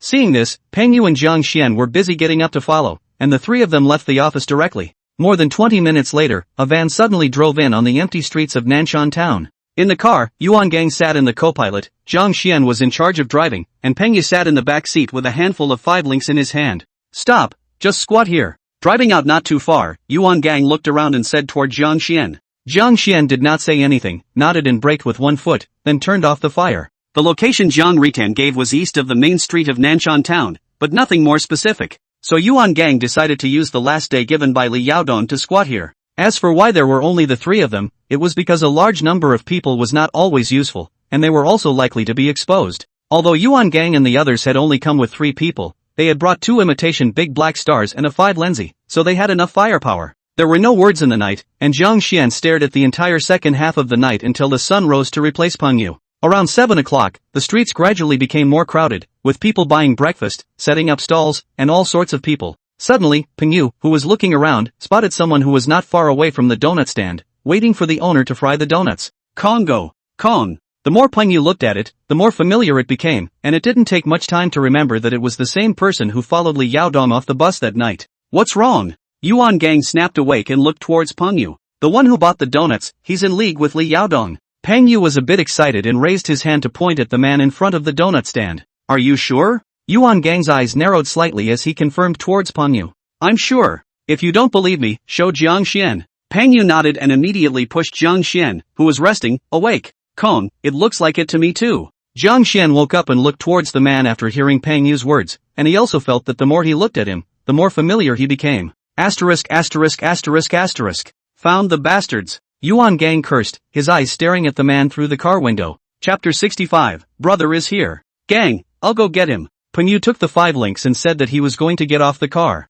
Rush, my ass. Look at all that breakfast he bought, can he eat that much by himself? It must be that Li Yaodong is nearby. What if you'll go down and arrest him now and startle that son of a... Yuan Gang yanked Peng Yu back with one hand and glared at him without any good reason. Kong is right, let's just keep an eye on where he goes. Jiang Xian nodded, very much agreeing with Yuan Gang's words. Okay. Hearing the words of the two men, Peng Yu could only give up and put down the 5 link tiles resentfully. Not much later, the man left with a large bag of donuts and thin rice, Yuan Gang 3 people in the car, dead eyes on his direction. Finally, the man stopped in front of a bungalow not far to the east, opened the door and walked inside. Kong, that's it. Peng Yu shouted excitedly. Gang, shall we do it now? Jiang Xian also turned his head and looked at Yuan Gang and asked. No, there are too many people now, it's easy to pocket the gun if it goes off. Yuan Gang thought for a moment and shook his head at the two. It would be a town full of people, and things could easily get out of hand if they discharged their guns. Although there is Su Mingqiang behind the secretary of the Political and Legal Committee, but that is not a gold medal, too much noise, if you still have to go wrong.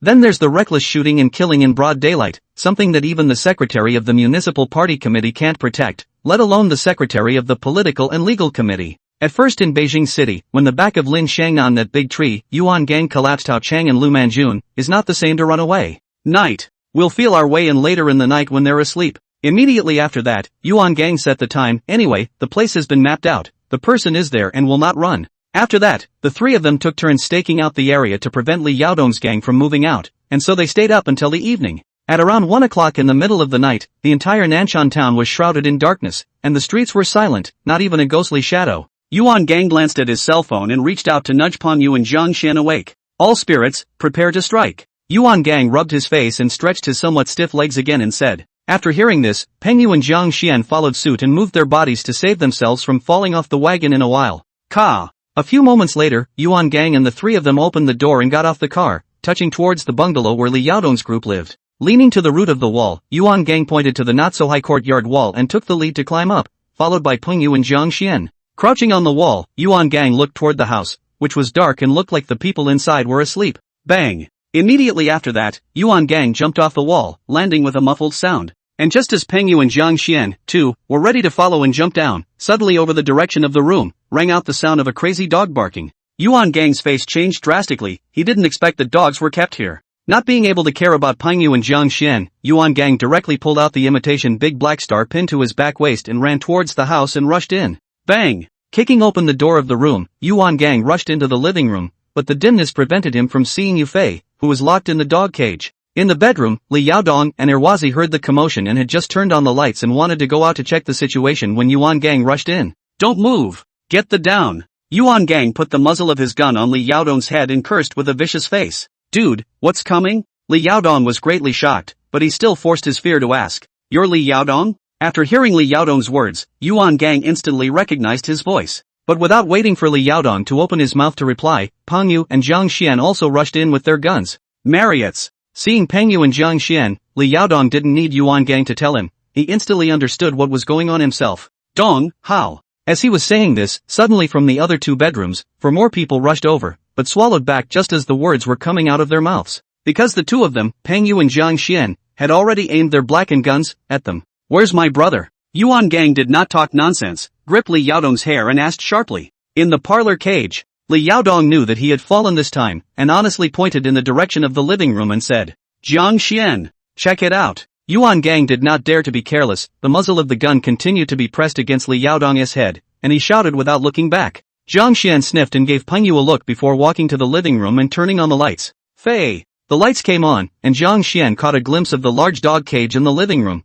in which Yufei was dying and collapsing. Jiang Xian, what's going on? Hearing Jiang Xian shout, Yuan Gang immediately asked anxiously. ********. I'll kill you, son of a hyper. Jiang Xian, however, did not respond and went straight back to the bedroom and fired a shot at Li Yaodong. Fortunately, Yuan Gang was quick and tugged Li Yaodong to the side, and the bullet only hit his leg. Ah! Miserable screams rang out instantly, but Yuan Gang couldn't care less about Li Yaodong and ran over to the living room. Fei! After seeing Yu Fei in the dog cage, Yuan Gang's entire body froze for a moment, and his eyes instantly turned red. Who's got the keys? Immediately after, Yuan Gang saw the lock hanging on the cage door again. He forced himself to resist the urge to kill and gritted his teeth as he asked towards Li Yaodong's group. Here it is. Beside Li Yaodong, Erwazi took a key from the bed and gave a trembling response. Yuan Gang immediately walked forward, grabbed the key and opened the lock on the cage door. Fei, can you hear me? Brother is coming. Looking at Yu Fei, who was covered in blood, Yuan Gang wanted to carry him out, but he was afraid of hurting him, and his hands just stopped trembling in midair. Yuan Gang didn't dare to think about what Yu Fei had gone through to be tossed around like this. His face was swollen, his head was cut open, and the blood that dripped down from his face was all congealed on his face. The upper half of his body was also gone, and in its place were bloodstains all over his body, as if he had been whipped, and his whole back was skinned open. Yuan Gang's voice was trembling a bit, and his eyes turned bloodshot, just like a furious beast. After a moment, Yuan Gang did not move Yu Fei, but stood up and returned to the bedroom. All who? Yuan Gang glanced around the crowd and asked in an icy tone. Li Yaodong's group of people looked at each other in dismay. They certainly knew what Yuan Gang was asking. We didn't touch him. After a short period of silence, one of the juniors could not bear the pressure and responded stiffly while his eyes drifted towards Li Yaodong's side. Chapter 66, Gu Chegon leaves. Yuan Gang didn't say anything and swept the eyes of the people one by one, then nodded. You guys go. Yuan Gang could tell that these people weren't lying, and that the injuries on Yu Fei's body should have all been done by Li Yaodong himself. The crowd was a bit incredulous at the words. They all stared blankly at Yuan Gang without moving. A moment later, it was still Erwazi beside Li Yaodong who was the first to react, lifting his leg and walking towards the door. Seeing that Yuan Gang did not stop them, the others hurriedly followed in their footsteps and instantly dispersed. Jiang Xian, Pengyu, you guys take Fei to the car and rush him to the town health center. After the others left, Yuan Gang glanced at Li Yaodong, who was still wailing, and turned his head towards Jiang Xian and Pengyu. Gang, what about you? The two of them nodded at the words, followed by Pengyu opening his mouth to ask. Don't mind me. You go your way. Without any more nonsense, Yuan Gang directly gripped Li Yaodong's hair and dragged him to the ground. Then like dragging a dead dog, he dragged Li Yaodong outside, leaving a line of blood on the ground. Pengyu and Jiang Xian looked at each other when they saw this, but they didn't say anything, and immediately after that, the two of them went to the living room. South Hill Township Health Center. In the hospital room, Yu Fei wrapped like a dumpling, lying on the hospital bed. Next to him, Jiang Xian hugged his bladder and leaned against the corner of the wall, faking sleep. Tap tap. Suddenly, a footstep sounded, gradually approaching towards the ward. Ka! The door to the room opened, and the person who came in was Pengyu, carrying 2 plastic bags of breakfast in his hands. Did you call gang? Jiang Xian opened his eyes when he heard the commotion and saw that it was Pengyu who opened his mouth to ask. No. Pengyu shook his head and put his breakfast on the windowsill, taking out a donut in his hand and stuffing it into his mouth. As he was eating, his cell phone suddenly vibrated, and Pengyu hurriedly picked it up to take a look. Kong. The one who called was Yuan Gang, and Pengyu pressed the answer button and shouted vaguely. Which ward? Yuan Gang asked towards Pengyu without any nonsense, his voice sounding a bit tired. It's the second left in the door. Pengyu violently swallowed the fries in his mouth and opened his mouth to respond. Not much later, Yuan Gang appeared in front of the ward door and shuffled in. His clothes were a little dirty and dusty everywhere, like he'd rolled on the ground. There was still blood on the back of his hand, rubbing open a few small cuts and slightly reddening the joints. Gang, you're... Seeing Yuan Gang's appearance, Pengyu just wanted to inquire, but was interrupted by him waving his hand. Walking straight to the hospital bed, Yuan Gang lowered his head and looked at Yu Fei, whose eyes were tightly closed, with a heartbroken look on his face. Pengyu, call the people's hospital and have them come over with an ambulance to pull Fei back. A moment later, Yuan Gang said without looking back. Yes. Pengyu agreed, picked up his cell phone and dialed. It's easy to find things like ambulances. It doesn't matter if there are patients who need emergency care, as long as there's money. More than half an hour later, an ambulance from Yangon District People's Hospital drove into Nanshan Township Health Center. At noon, in the ward on the second floor of the People's Hospital, in addition to Yuan Gang and Pengyu as well as Jiang Xian, Lin Ran, Zhang Ritian and others also came over. Lin Ran was sitting next to the hospital bed, her face covered in tear stains and her eyes bloodshot. Lin Ran, you don't need to go to work first, just stay in the hospital with little Fei. Also Pengyu and Jiang Xian, you two come over with me in shifts to watch. Yuan Gang saw Lin Ran's emotions stabilize before he spoke. Lin Ran didn't say anything, he just looked at Yuan Gang and nodded, while Pengyu and Jiang Xian agreed. Alright, I'll stop crowding around here, Go back and get ready to resume business tonight. Immediately after that, Yuan Gang looked at the others and waved his hand, saying, Gang, you guys go back first, I'll stay. Hearing Yuan Gang's words, Zhang Xian stood up and said, Okay. Yuan Gang did not refuse and nodded in agreement.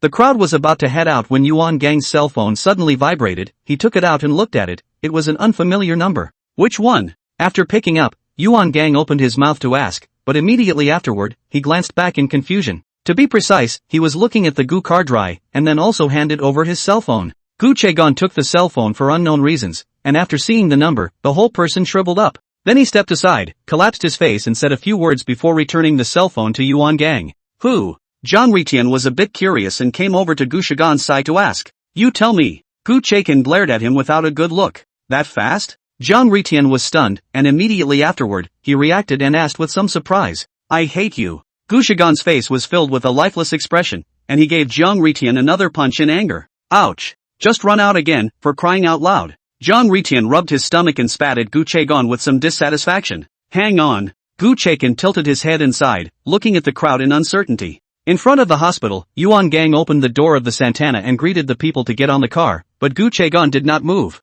What are you waiting for? Get in the car. Panyu rolled down the window and shouted at Gu Chegon. You guys go, I'm not going back. Gu Chegon shook his head. What a silly thing to say. Squeak. Pengyu was just about to speak when an Audi A8 suddenly stopped next to them, in front of Gu Chegon to be precise. Xiaoxian, do you know how anxious mom and dad are? Immediately after the main driver down a person, 30 years old or so, the figure is straight with a kind of inexplicable momentum, dissatisfied with the Gu card dry reprimanded. Brother! Gu Chegon lowered his head and didn't dare to retort a single word, only shouting after the other party finished his lecture. Get in the car! Hearing Gu Shigan's cry of brother, the other party said with no more follow-up, turning his head and glancing at Yuan Gang and the others. Gu Chegon also looked back at the crowd, but didn't say anything before opening the door of the A8 and sitting in it. Yuan Gang looked expressionless at this scene, while Pengyu was wide-eyed, and Wang Meiyuan was also a bit surprised. As for Zhang Ritian, he was shrinking his neck and almost drilling under the car, as if he was hiding from some flood beast. After Gu Chegon got into the car, the man he called brother, also opened the main driver's door and sat in it before starting the car and leaving.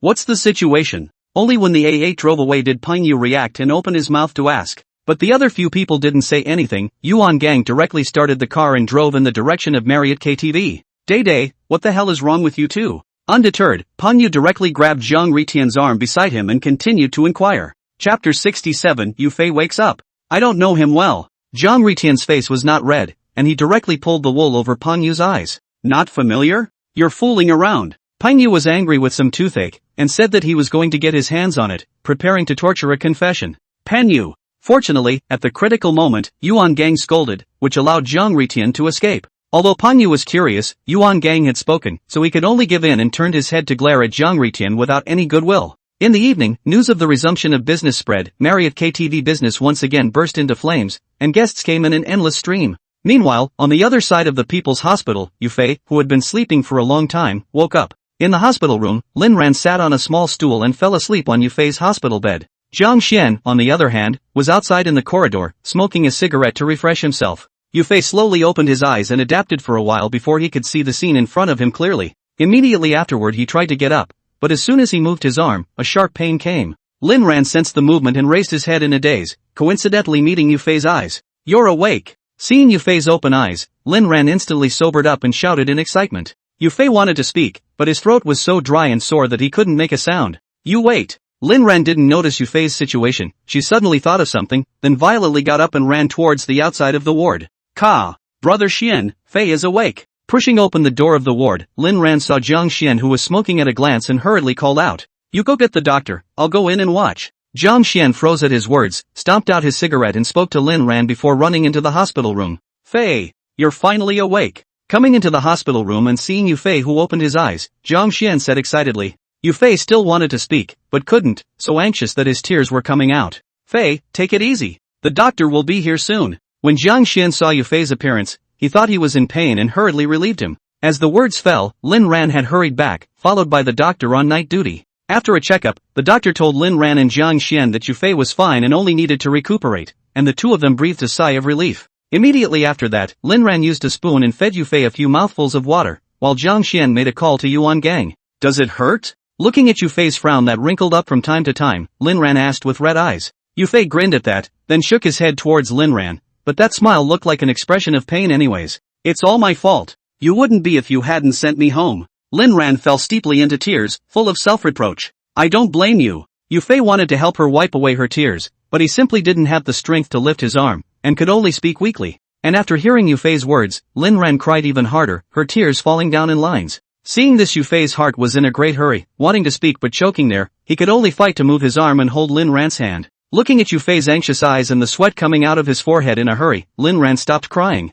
Immediately afterward, a layer of redness suddenly surfaced on Linran's originally haggard face, because someone's fingers were tickling her palm in an unfaithful manner. It wasn't long before Yuan Gang rushed over and hurriedly ran into the hospital room. Fei! Seeing Yufei wake up, Yuan Gang shouted excitedly. Brother! Yufei, this will have slowed down, his voice is much better, only his voice is still weak. Does it hurt? Yuan Gang touched Yufei's face and asked with a red-eye frame. It doesn't hurt. Yufei shook his head. Silly boy. Hearing Yufei's words, Yuan Gang was even more taut and forced himself not to fall into tears. Don't worry, Fei, brother has avenged you. That bastardly Yaodong, I've already buried him. Immediately after that, Yuan Gang smiled and continued. Brother, you. Don't worry, it's safe. Yufei's face changed after hearing this, and he wanted to speak but was interrupted by Yuan Gang. You get well and don't think about anything, there's brother. Yuan Gang laughed again and lightly patted Yufei's chest and said. Got it. Yufei nodded in agreement. This hospitalization is Yufei lived the longest time, enough to live nearly a month's time before being discharged.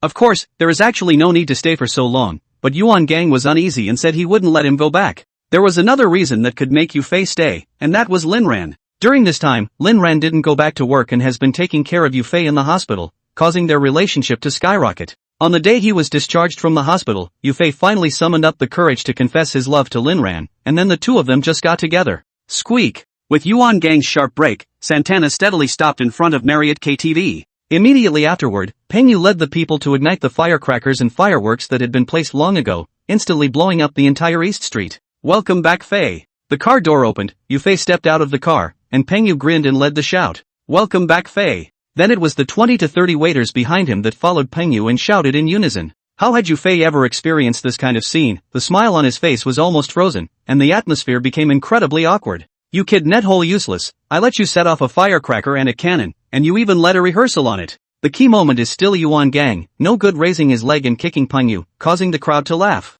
Brother Gang, we're just happy that Brother Fei is back. Pengyu spread his palms and said with an aggrieved face, didn't get enough? Yuan Gang glared, then raised his leg again, scaring Pengyu into fleeing. Brother, go in first. Yufei shook his head helplessly and greeted Yuan Gang. Walking into the hall, Yufei stood still and surveyed the surroundings, wanting to see what had changed in the store. Brother Fei. Welcome back. Suddenly, a ball of flesh rushed out of the hallway not far away and ran toward him with a yell. Jiangri. Bang. Yufei fixed his eyes, that meatball is Jiangri Tian. He just wanted to shout, but it did not occur to him that Jiangri Tian's little fat legs did not fall over, directly tripped together. Immediately after that, Jiangri Tian's entire body fell to the ground, and the object he was carrying in his hand was thrown towards Yufei. Snap. Yufei couldn't dodge in time and was hit with precision, slapping him directly on the face. And it wasn't just him, Yuan Gang and Lin Ran and the others beside Yufei also suffered, their bodies covered in white specks. Asterisk asterisk asterisk asterisk. You're trying to ing us. Looking at the white spots on his body, Pengyu cursed towards Zhang Ritian with a black face. Chapter 68 Gu Xian and Zhang Hao. In the office on the second floor, only Yuan Gang and Yufei were left after the bustle. Fei, you'll have to lead a few people too. As he was chatting, Yuan Gang suddenly changed his words and said, Leader? What kind of people? Yufei was a bit unsure and didn't understand what Yuan Gang meant by that. Bring some minions. Look at Pengyu and Zhang Xian, which time do they go out without 3 or 5 people? Let's not talk about anything else, but at least there's some security. Yuan Gang smiled and explained towards Yufei. This time it was an accident, from now on I'll just call up Pengyu or Zhang Xian when I go out. Yufei waved his hand, he didn't have that kind of mind to bring in a little brother. Pengyu and Zhang Xian both have their own things to do, and there are always times when they can't take care of them. Besides, you can't treat them both like little brothers. Yuan Gang, however, disagreed and said that he would let Yufei bring a few people alone. Okay. Seeing that Yuan Gang was so insistent, Yufei could only nod and agree. However, after pondering for a while, Yufei then realized that apart from Pengyu and Zhang Xian, there were no more people from Marriott that he was familiar with.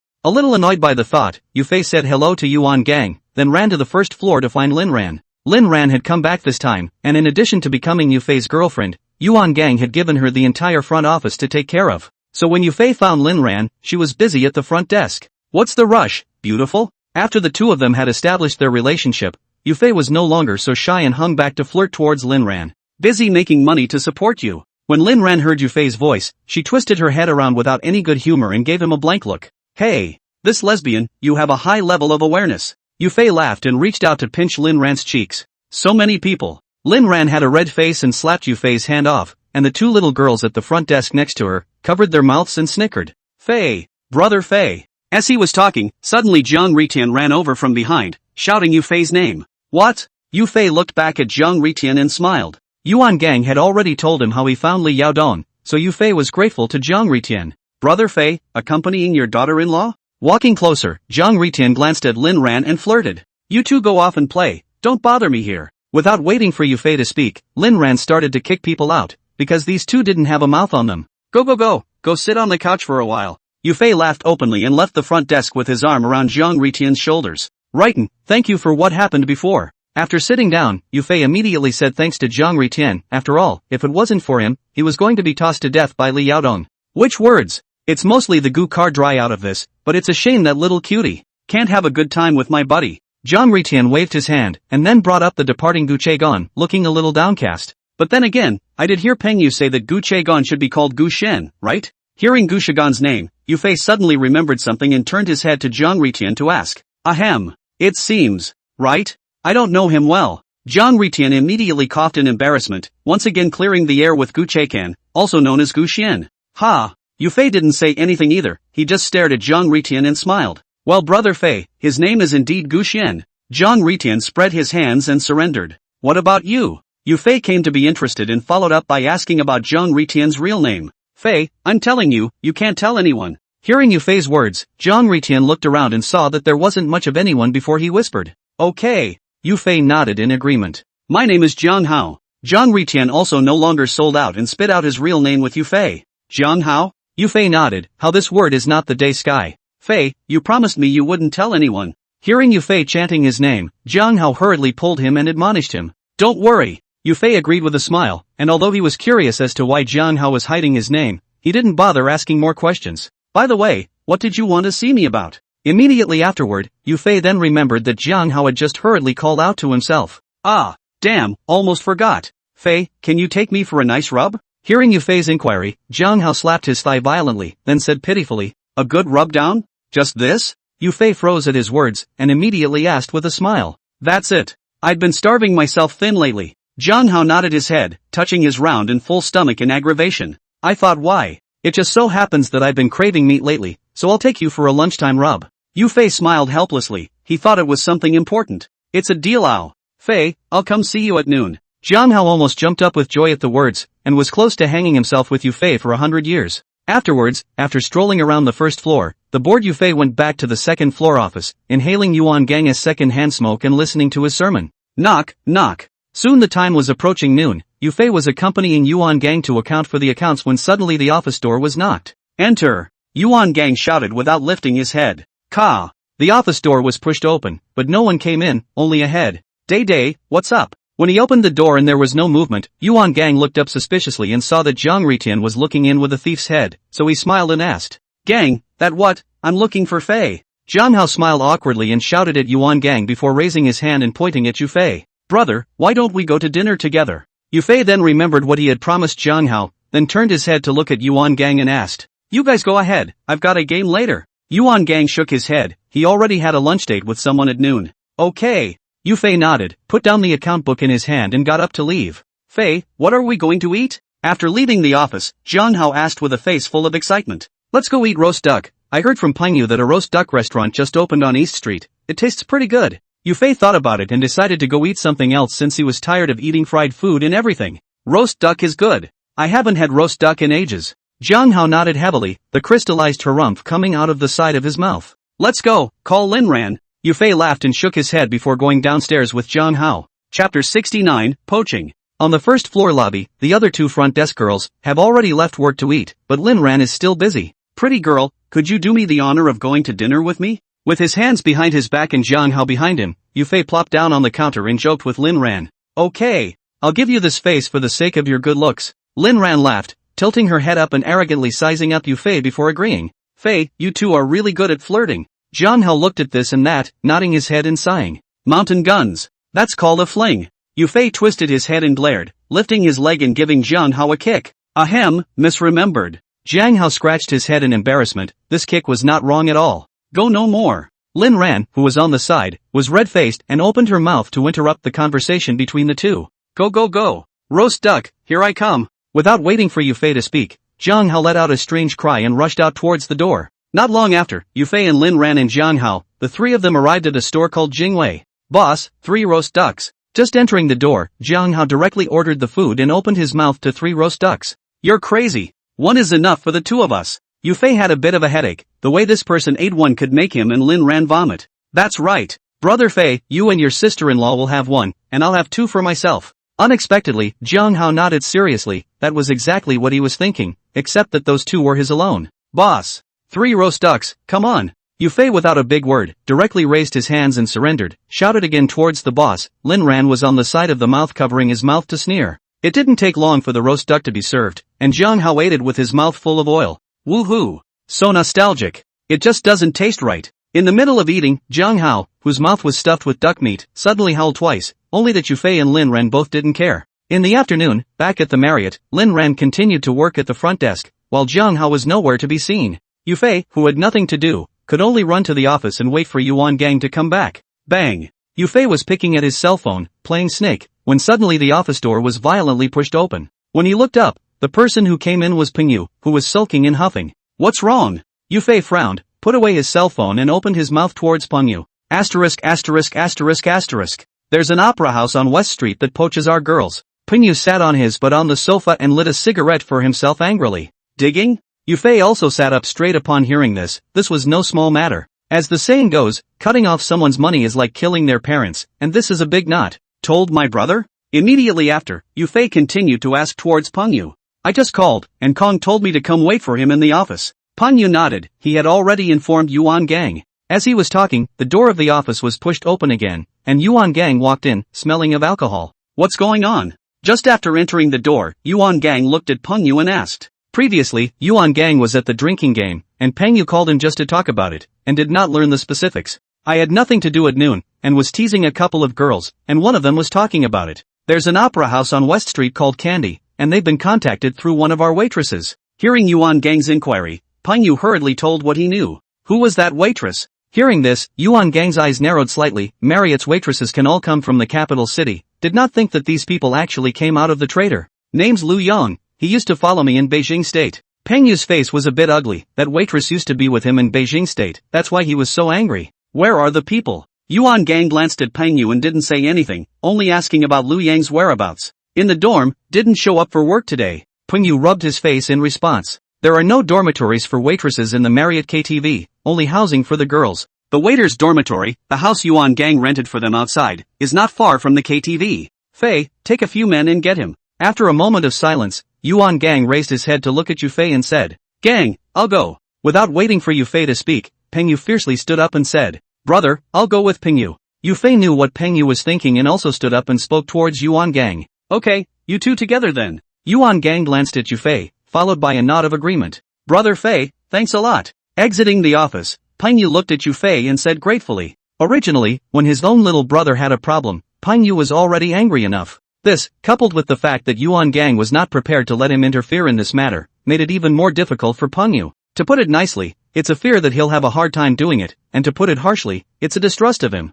After all, the two of them, Pengyu and Jiang Xian, used to be with Xiaolong, and Yuan Gang was still a layer away. Say what? Don't think too much, my brother didn't mean it like that. Yufei smiled and patted Pengyu's shoulder, helping Yuan Gang to explain. After that the two didn't have any more nonsense, took a few people and went straight to the waiter's dormitory, and when they found Lu Yang he was still asleep. Groove your ass. Seeing Lu Yang, Pengyu was furious and raised his leg and kicked over. Lu Yang, who was sleeping, was jolted awake by this kick. You, what are you doing? Lu Yang covered his stomach in pain and raised his head to look at Pengyu and asked. What am I doing? I want to ing you up. Pengyu didn't hold back and went up and punched and kicked Lu Yang again. Pengyu, alright. Seeing this, Yufei went forward and pulled Pengyu. After all, Yuan Gang would have to ask questions later. Lu Yang didn't say anything else after taking a beating. This time he had already guessed what was going on. Driving to the van, the people went back to the KRV. Yufei and Peng Yu directly brought Lu Yang to the private room on the second floor. Ka. The door to the private room opened, and Yuan Gang walked in with an expressionless face.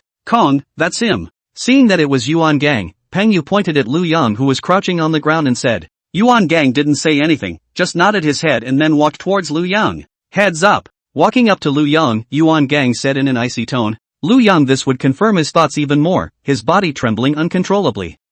Yuan Gang, didn't treat you badly, did I? Yuan Gang stared at Lu Yang's face for a moment before slowly opening his mouth to ask. No. Lu Yang shook his head. Yuan Gang gave them a very good treatment. In addition to the waiter's salary, extra money would be paid every month, in addition to the dividends at the end of the year. Chapter 70, Sweeping the Floor. That's why. Yuan Gang was a bit angry. He knew that it wasn't easy for these people to follow him from Beijing State, so he gave them the best treatment. But that's how it is, and yet there are still people who don't know enough to count themselves with outsiders. Especially when there was that incident with Lu Jin, Yuan Gang could be said to hate traitors to the extreme. Gang, I'm sorry. Lu Yang lowered his head in shame. He didn't have the courage to look Yuan Gang in the eyes. Actually, Lu Yang didn't do it because of the money, but he hooked up with one of Candy's girls and was set up by the other. You go. Go back to the capital state or wherever you want, Manhwa can't keep you. After a short period of silence, Yuan Gang tilted his head and sighed. He didn't have the heart to do it after all. No matter what, this group of people had come all the way from Kyoto State to follow him,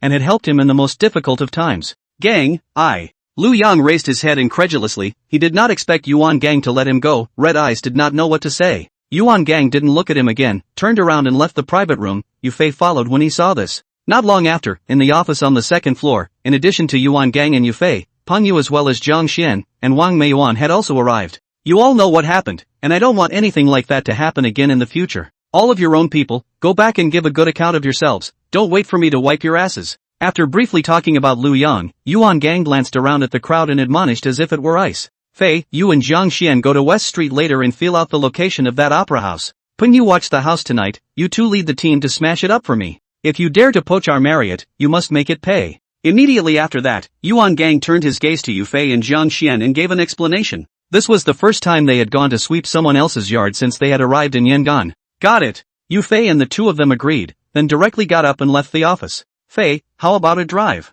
Going down to the first floor, Zhang Xian took the van's keys from the storehouse and proposed towards Yufei. Yeah. Yufei immediately agreed with excitement, but he hadn't touched the steering wheel in a long time. Where to? At the front desk, Lin Ran saw that Yufei and Zhang Xian were laughing and joking as they headed towards the door, so she hurriedly opened her mouth to ask. The lords are out on business, so don't pry, you womanizer. Seeing that it was Lin Ran, the corners of Yufei's mouth rose slightly, and he came in with his hands behind his back in a pretentious manner. Fei is dominant. Zhang Xian also watched the fun and clapped his hands to cheer Yufei on. I'm a woman. Less inquisitive? Lin Ran froze at his words, followed by a mouthful of silver teeth gnashing, but Yufei would have already slipped away by now. At the door, Zhang Xian opened the main driver's door and was just about to get in when Yufei stopped him. I'll do it. Yufei grinned and directly sat on his butt. Zhang Xian also did not think much, followed on the co-driver, blissfully forgetting that Yuan Gang had once warned, never let Yufei drive, the steering wheel cannot even be touched. So the result was that by the time he reached West Street,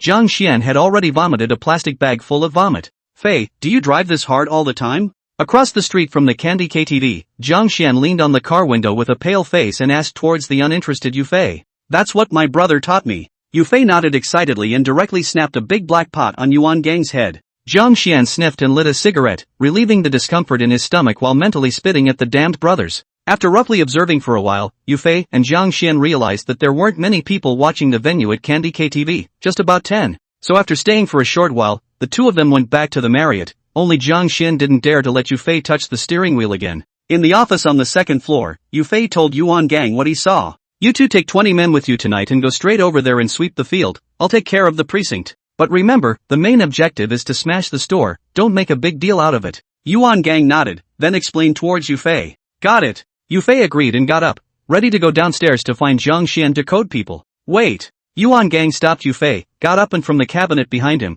took out a handful of 5 links and handed it over. Bring a dick just in case, but try not to use it if you can. Immediately afterward, Yuan Gang seriously barked at Yufei. After all, no one knows if there is a guy in the other person's field. In case they get anxious and take it out and crash a gun, then they don't even have a chance to fight back. That's why Yuan just now would have this consideration and asked Yufei to bring along a handful of 5 links to calm down the scene with. As for the imitation big black star, forget it, that thing is too powerful and not necessary if you're not running to die. Got it. Yufei promised. He was naturally clear about Yuan Gang's considerations, and after receiving the 5 lianzi and wrapping them in his clothes, he turned around and went downstairs. Jiang Xian, order 20 men and leave in a moment. Arriving at the hall, Yufei happened to encounter Jiang Xian and immediately shouted at him. It's already past 6 in the evening, and the sky is getting dark, so it's the best time to do it when they have all the people there. Yes. Jiang Xian promised, turned around and headed for the door, which would have Marriott's people smoking and farting outside. Where are we going again? At the front desk, Lin Ran heard Yufei and Jiang Xian's conversation and immediately walked up and asked,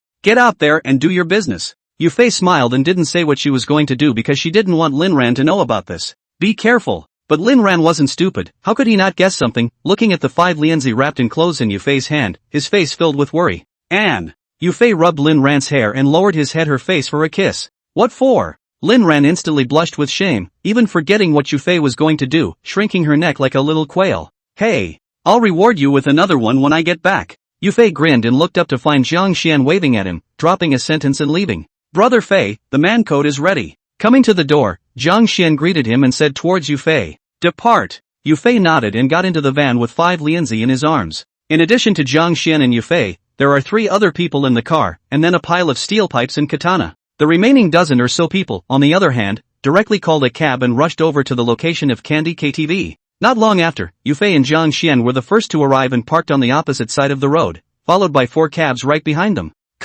When everyone got out of the car, Jiang Xian directly pulled open the rear door and began to distribute the guys. Chapter 71. You don't have the drive. Do it. Yufei got out of the car holding Wu Lianzi, and without any nonsense, he directly waved a big hand towards the crowd. In an instant, 20 people, led by Jiang Xian, crossed the road with katana steel pipes and rushed over to Candy KTV. This will be the West Street is lively time, the street passers-by bustling. Had been Yufei, they attracted the attention of the eyes. In front of the Candy KTV door, 2 waiters who were squatting on the ground, killing time and smoking cigarettes, also saw this scene. It was too late to react, and before they could get up and enter the door to ventilate the situation, Jiang Xian directly rushed to them with his men. Crouch down honestly. One swindle and your ing wasted. However, Jiang Xian didn't move them because these 2 were just waiters, not spectators. And their main goal tonight was to smash up the store, not to cut people up. Bang! Crossing over the 2 waiters, Jiang Xian directly threw a steel pipe onto the glass of the Candy KTV's main door, which instantly exploded. Marriott errands. Anyone who doesn't want to suffer, hold your ing head and crouch down. Immediately afterward, Jiang Xian walked into the hall and yelled at the waiters and receptionists who were filled with stagnant faces. Groove your ass. Where's the little pussy brat that dares to sow his wild oats in candy? As the words fell, a couple of small brothers who were watching the venue rushed out from the corridor leading to the private room, cursing and running towards Jiang Xian and the others. Cut them down. Jiang Xian is not accustomed to problems, raised his hand and pointed with a steel pipe, and the minions behind him rushed up. This would be followed by Yufei, hugging the 5 lianzi wrapped in his clothes and not making a move. Facing Marriott's sudden attack, Candy's people had no resistance at all, and it didn't take long for all the people on the first floor to be let down on the ground. Jiang Xian, lead the charge to the second floor. Yufei glanced at the first floor and saw that there were only 2 or 3 big and small cats on the first floor, so he immediately shouted towards Jiang Xian, "Brothers, upstairs." Jiang Xian promised and went up the stairs in a flash, followed by Marriott's minions. The Candy, like the Marriott, is 2 floors, but the square footage is vastly different. Just arrived at the second floor, a few people armed with katana knives ran to Jiang Xian and they rushed over. It should be someone downstairs to give the message.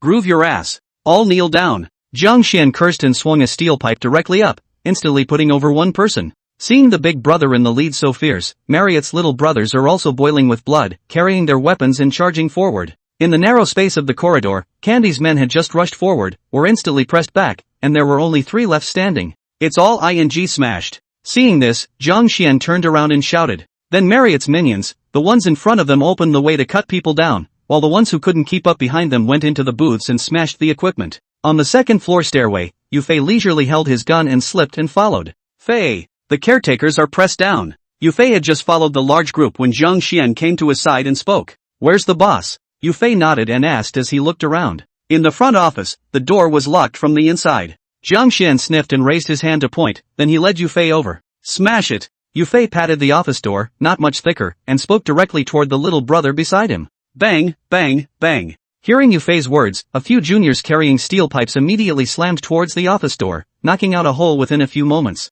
Yufei glanced down the hole. A figure was holding a cigarette and sitting in front of the desk. Reaching out his hand and unlocking the door from the inside, Yufei took the lead and walked in. The Marriott? The person sitting in front of the desk, the boss of the candy, opened his mouth and asked towards Yufei. Yufei nodded and didn't say anything, but his eyes were sizing up the other party. The owner of the candy was not a tall man, but strong, with a small flat head, a mustache, and in his 40s. You marry at line just in Yangon stand not long, from the East Street to run West Street to sweep the scene to come. The candy boss was expressionless and looked calm, but the fine sweat that broke out on his forehead betrayed him. What's your name? Yufei smiled at his words and asked in a very humble and courteous manner. Deng Wufeng. The candy boss froze for a moment, as if he didn't expect Yufei to be so polite. Boss Deng. It's true that we Marriott is from out of town, and it's not easy to get a foothold in Yangon. You say we run from East Street to West Street to sweep the floor, so how do you figure you're digging us Marriott guys? Yufei nodded and took 2 steps forward to Deng Wufeng, leaning his body slightly forward to ask. There's a lot of you guys, so I'll admit to withholding. Deng Wufeng's eyes narrowed slightly, his heart instantly realized, but he remained dead set against admitting it. Asterisk asterisk asterisk asterisk head? You are so shameless. Yufei was almost infuriated and laughed, and didn't hold back a direct burst of foul language. Doesn't. Snap. Deng Wufeng still wanted to argue, but without waiting for him to finish, Yufei directly slapped him across the face. Little pussy, you're looking for death. Deng Wufeng covered his face and froze for a moment, then his entire body burst into a rage. He hadn't been slapped in the mouth in how many years. Immediately after that, Deng Wufeng reached out and pulled open a drawer, taking out a homemade pistol from it and aiming it directly at Yufei. Yufei reacted quickly, and the moment he saw Deng Wufeng pull out the drawer, he pulled out the 5 links and pushed it against his head. Little brat, do you want to try to see who has the fastest hands with me? Deng Wufeng's face was hideous as he stared dead at Yufei and said through gritted teeth. Don't shiver your hands. Yufei smiled, as if he didn't see the muzzle of the gun pointing at him, and said very calmly. However, Jiang Xian and the others behind him were in a hurry, cursing and about to charge upwards. All go back. Do your jobs. Yufei didn't even return his head, raised his left hand and raised it, waving back the crowd behind him. Come on. You take a shot, I'll take a shot, and let's see which one of us has the best life. Immediately after that, Yufei smiled once again and said towards Deng Wufeng with his finger on the trigger slightly harder. You think I don't dare? Deng Wufeng's eyes were crimson, beads of sweat dripped from his forehead, and his hands were shaking slightly. You don't have the gumption. Yufei put away his smile and his gun was once again pushed forward, his eyes filled with disdain. Groove your ass. Deng Wufeng was irritated and stood up violently, and his gun was pointed at Yufei's head. I'm going to count to 3, and anyone who doesn't shoot is a grandson. Yufei grinned and leaned his head directly against Deng Wufeng's gun. 3, 2, snap. Yufei didn't give Deng Wufeng a chance to react, and as soon as his words fell, he directly started the countdown. But only just counted to 2, Deng Wufeng couldn't hold on any longer, and the whole person sat back down again powerlessly. Chapter 72 Guests. Rewind 5 years, you little brat will definitely have to die here today. Deng Wufeng gasped as if he had taken a bath, his clothes were soaked with sweat. It's a shame you're getting older and that snack energy is wearing off. Yufei didn't save face in the slightest and glanced at Deng Wufeng and said, Say, how can you leave me a way out? Deng Wufeng admitted, this matter was originally he did not do the right thing, and now cannot spell people, can only concede. However, what Deng Wufeng didn't expect was that Yufei and the others came over this time, just to let him learn from his mistakes, and didn't intend to kill him with a stick. It's up to you if this road is still open. Yufei didn't point it out, dropping a sentence and turning to leave. This will be outside the smashes almost, see Yufei out. Jiang Xian greeted the minions began to retreat. Fei, you're so gung-ho, I'm convinced. Getting into the van, Jiang Xian started the car and said towards Yufei with a face full of excitement. I shiver too. Yufei smiled and spread his palms in response. Ouch. Jiang Xian glanced at Yufei and didn't say anything, then slapped the steering wheel and nuzzled out with a kick of the gas. Marriott KTV. In the lobby on the first floor, Yufei had just entered with Jiang Xian and the others when Lin Ran ran towards him. Are there any injuries? Coming closer, Lin Ran's face was filled with worry, her hands gripping Yufei's arm tightly as she asked. Alive and kicking. Yufei grinned and came over to Lin Ran's face and kissed her. Nasty. Lin Ran slapped him in the face without any good humor, followed by standing on her tiptoes and kissing Yufei on the mouth. Yufei instantly froze, his mind going blank, his heart thumping as he looked at the blushing Lin Ran. Jiang Xian and the others were all smiles, whistling and poking fun at the two. It was too fast just now, I didn't feel much, can you do it again? It was only after a while that Yufei slowed down and said towards Lin Ran with a face full of piggishness. Nice try. Lin Ran blankly glanced at Yufei, then darted back to the front desk. Fei, I can do it too. Oh. Yufei was disappointed when Jiang Xian came to his side and teased with a smile. Asterisk asterisk asterisk asterisk off. Yufei glared in disgust, raised his leg and kicked it over, and the two of them fought their way up to the second floor. Ka. Pushing open the office door, Yufei and Jiang Xian joked and walked in. In the office, Yuan Gang was sitting in front of his desk, Peng Yu was sitting on the sofa, and the two were chatting. Back, how was it? Seeing Yufei and Jiang Xian enter, Yuan Gang looked up and asked with a smile. Con. I'm telling you, Fei is fierce today. Without waiting for Yufei to open his mouth, Jiang Xian stepped forward with a face full of excitement and talked about what happened at the candy. Ha! Looks like the old boy, he's coming to the door tomorrow. After listening to Jiang Xian's account, Yuan Gang leaned back in his chair and grinned. Fei is dominant. Pang Yu, on the other hand, turned his head towards Yufei and gave him a thumbs up. Fei, don't ever do that again. If you really need a douchebag, you won't have anywhere to cry when the time comes. And you too, I don't want to have to visit your graves at the clearing. Immediately after that, Yuan Gang gathered his smile and looked towards Yufei and Jiang Xian as well as Pang Yu, and barked out a sentence. Got it. Yufei nodded, he knew that Yuan Gang was doing it for his own good. Jiang Xian and Pang Yu followed suit. Alright, go scatter the money. Followed by Yuan Gang pulled open the drawer, took out 2 bundles of $100 bills from it, and threw them directly to Jiang Xian. Okay. Jiang Xian promised, and together with Pang Yu, he took the money and left. How does it feel to be out on the job for the first time with a team? After Jiang Xian and Pang Yu left, Yuan Gang looked at Yufei and asked with a smile. Not bad. Yufei cocked his head, unable to think of anything, and casually made a perfunctory remark. Brat. Yuan Gang shook his head helplessly. Brother, I'll go down there if there's nothing else. Yufei grinned and said that he wanted to bolt. Taking Lin Ran home, huh? Remember to bring a few people with you, but don't be like last time. Yuan Gang glared without good humor. When you have an object, you forget your brother. This younger brother is really cannot be wanted. Got it. Yufei nodded excitedly, then ran out of the office in a puff of smoke. At the front desk on the first floor, Lin Ran was packing up her things and preparing to go home from work. Pretty girl, do you need a bodyguard at home? Yufei was light-handed and suddenly appeared in front of Lin Ran, startling her. You scared me. Lin Ran covered her chest and slapped Yufei without a good reason. I'll take you home. Yufei smiled and went up to help Lin Ran with her things, and was ready to head for the door. Forget it. But Lin Ran suddenly paused, because she recalled that last time, Yufei had sent her home, and that's why he had been caught single. Don't worry. Yufei naturally knew what Lin Ran was thinking, only to see that he stretched out his hands and snapped a few times, and a few silhouettes immediately appeared at the door. Report, the team is ready to go. The one who hit the head was Zhang Hao, who saluted Yufei in a serious manner, making everyone laugh. How about my bandolier guards? Yufei laughed, then twisted his head to look at Lin Ran and asked with a raised eyebrow. Who's protecting who, you two? Lin Ran's eyes turned into crescent moons with joy, covering her mouth as she laughed and asked. Sister-in-law, of course I'm the one protecting brother Fei. Without waiting for Yufei to open his mouth, Zhang Hao directly ran over and patted his chest. Right. He protects me, I protect you. Yufei followed suit and nodded in agreement. That'll do. Lin Ran agreed, finally agreeing to Yufei sending her home. There was no talk all night. The next day, Yufei woke up early, but when he came to the office, he found Yuan Gang drinking tea. Brother, you're not sleeping? Yufei thought that Yuan Gang hadn't slept and asked towards him suspiciously. You think I'm you? Got up a little early with guests coming over later. Yuan Gang glanced at him without a good look, then brought up the time when Yufei hadn't slept all night because of Lin Ran. Guests? Yufei smiled awkwardly, followed by curiosity, who in their right mind would run to a KTV to play in the morning. Here it comes. As he was talking, Yuan Gang's cell phone suddenly vibrated. He looked at the number and smiled at Yufei. Bring him up. Pressing the answer button, Yuan just listened for a moment, then hung up with one sentence. Ka. Not long after, the office door was pushed open and Pang Yu walked in first, followed by Deng Guofeng.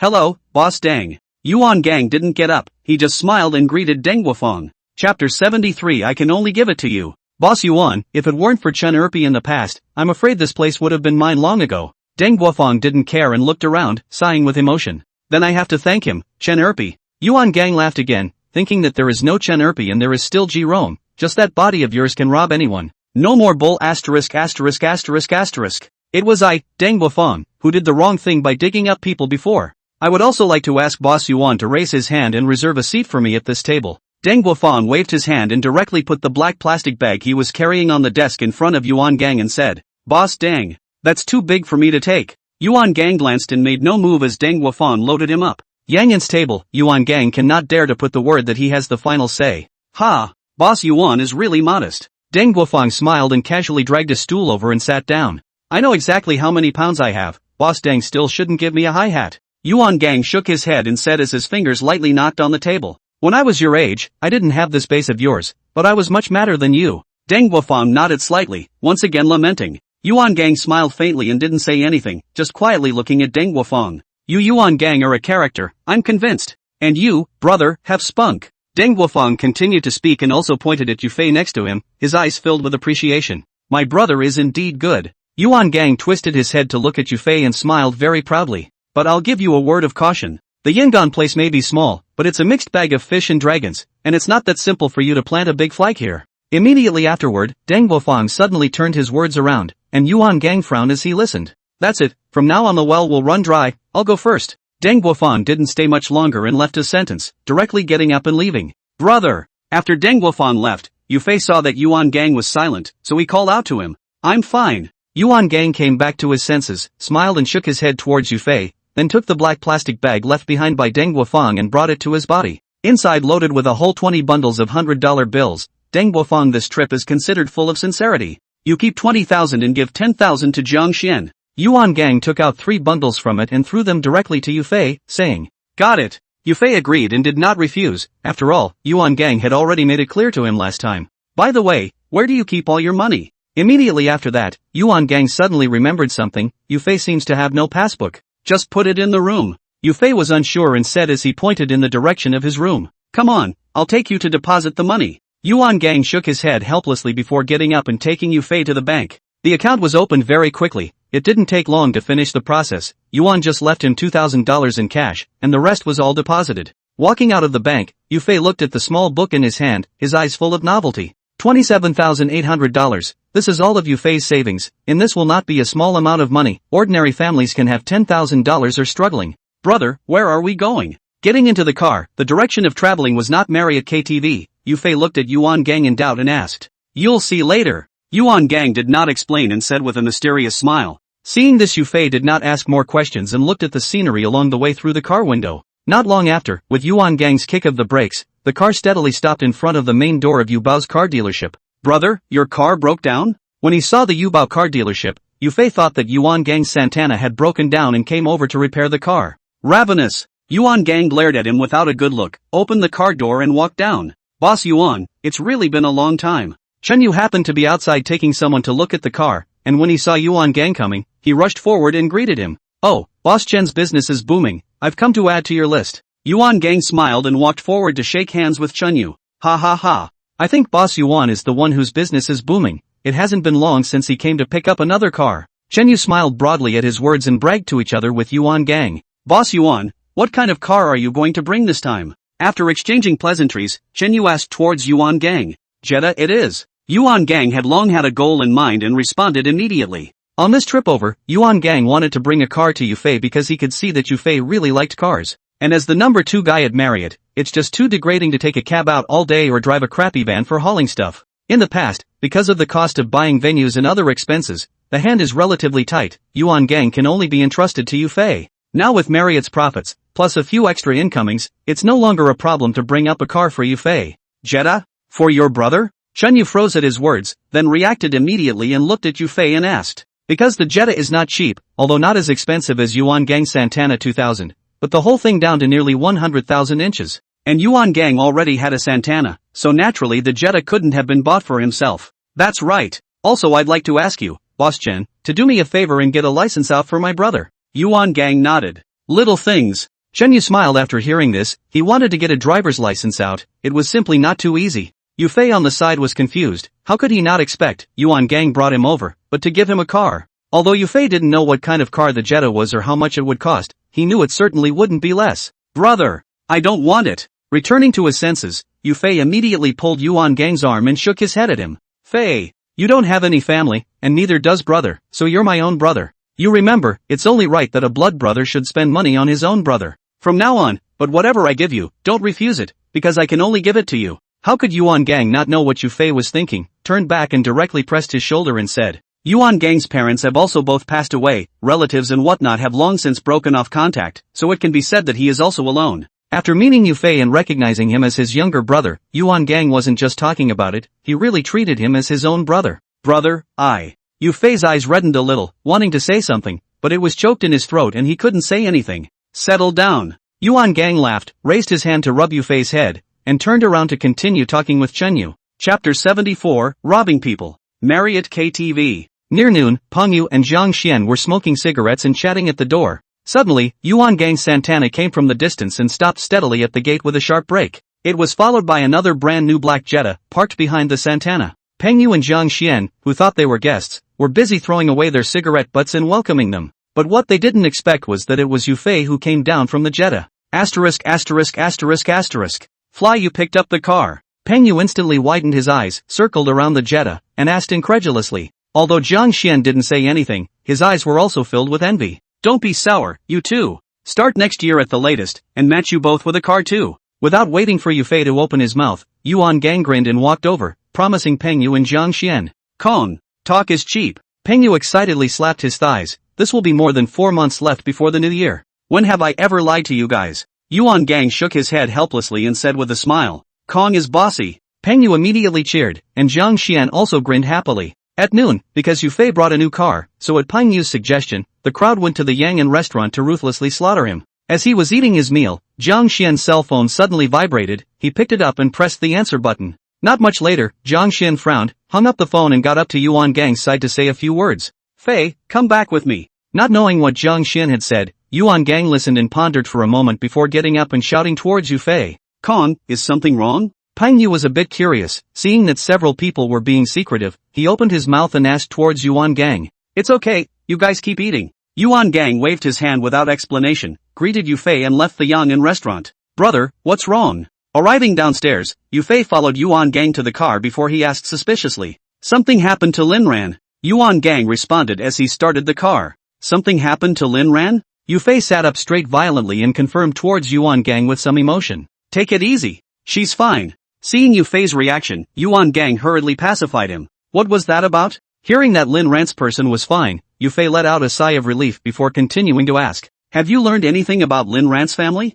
Yuan Gang did not answer Yufei's question, but instead asked a rhetorical question towards him. Asked once before, she didn't say. Yufei shook his head. He had asked the first time he sent Lin Ran home, but Lin Ran didn't tell him. Her family got in trouble and someone found their way to our store. Yuan Gang nodded, face slammed on the gas, running in the direction of the Manhwarecap TV and sped away. The specifics of the situation Yuan Gang does not know very well. It was the waiter in the store who called Jiang Xian. He said that someone wanted to take Lin Ran away from the store, and when he was stopped, the other party said that Lin Ran's father owed money. Soon, Yuan Gang and Yufei returned to the store, and Lin Ran was sitting on the sofa in the lobby crying, with the little girl at the front desk beside her comforting her. Not far away, 2 men in casual clothes, around 30 years old, were being surrounded by several waiters. Lin Ran. Seeing Lin Ran's face pearly, Yufei rushed over after entering the door. Are you okay? Coming in front of him, Yufei held Lin Ran in his arms and asked with concern. Lin Ran didn't say anything, just shook her head towards Yufei with red eyes. Dude, where? On the other side, Yuan Gang came to those 2 men and opened his mouth to ask. He could tell that these 2 were definitely not local to Yang'an, or else they wouldn't have come directly to Marriott to rob people. The current Marriott, not to say that it had a great reputation, but after going through so many things, the local forces in Yangon wouldn't easily come looking for trouble. Next door to Qingzhou. One of them sized up Yuan Gang before opening his mouth to respond. The Green Zone? Is this how you people in Qingzhou do business? Go straight to the store and rob people? Yuan Gang nodded, followed by his eyes narrowing slightly and questioning in an icy tone. Qingzhou district is right next door to Yangon district, the same Jiangbei municipal district. Yuan Gang is aware of it. Though from what I learned earlier, there were extenuating circumstances. But for the other party to come directly to their Marriott to snatch someone without even greeting them was clearly slapping Yuan Gang in the mouth. His father owes us money and now he can't pay it, so we have to come to his daughter. The other party was not intimidated by Yuan Gang and tilted his face and said with a straight face. Snap. I asked. You come to my territory to rob people without a ing hello. Yuan Gang, however, did not spoil him and directly slapped him with a mouth. This matter was already slapping their Marriott's face, and on the contrary, these 2 were still unaware of it, which made Yuan Gang a little furious. Groove your ass. Do you not want to get well? We're from the Qingzhou Jing Master. Seeing Yuan Gang make a move, the other man became furious and directly brought out their backstage. Bang. Master Kyung, as you call him, may be great in your Qingzhou district, but this is ing Yangon. Yuan Gang kicked out again, and the other man was directly kicked over on the ground. I'll give you 2 minutes to call that Master Kyung of yours and have him talk to me personally. If there isn't an explanation for this time, then you 2 won't be able to leave Yangon. Immediately after that, Yuan Gang stood tall and pointed at the 2 of them and shouted angrily once again. The 2 people lying on the ground, this will only understand, they are encountered hard stubble, rushed to pull out a cell phone and began to call. Don't go home for a while these days, just stay at the store and ask your sister Miyuan to arrange a room for you, or just stay at your place. Yuan Gang ignored those 2 and turned to Yufei and said, stay at my place. Yufei directly ignored the first option after hearing this, instantly causing Lin Ran to blush. Brat.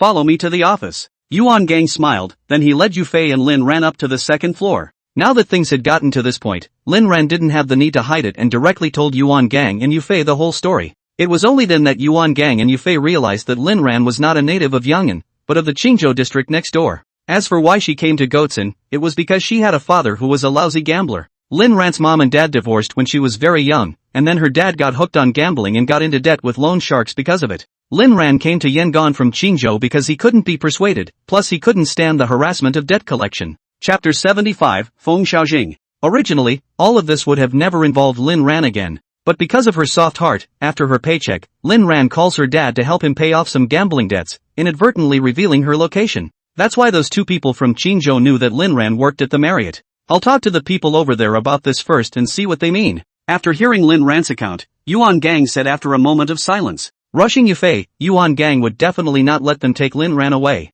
Kong, thank you. Lin Ran was so moved that tears floated to her eyes again and she thanked Yuan Gang. Just be good with Fei. Yuan Gang waved his hand. As we were talking, the office door was suddenly knocked, followed by a waiter walking in, saying that two people from Qingzhou were looking for Yuan Gang. Fei, send Lin Ran to your room to rest for a while. Yuan Gang listened and gave an explanation towards Yufei, then had the waiter bring the person up. Not long after Yufei left with Lin Ran, the two people from Qingzhou were brought to the second floor office. Are you done with the contact? Yuan Gang glanced at the two before opening his mouth to ask. One of them nodded and took out his cell phone and dialed it before handing it to Yuan Gang. Hey! Yuan just took the cell phone and put it to his ear and fed it. Hello? The person on the other side of the phone snorted, sounding somewhat younger. Your Master Kyung?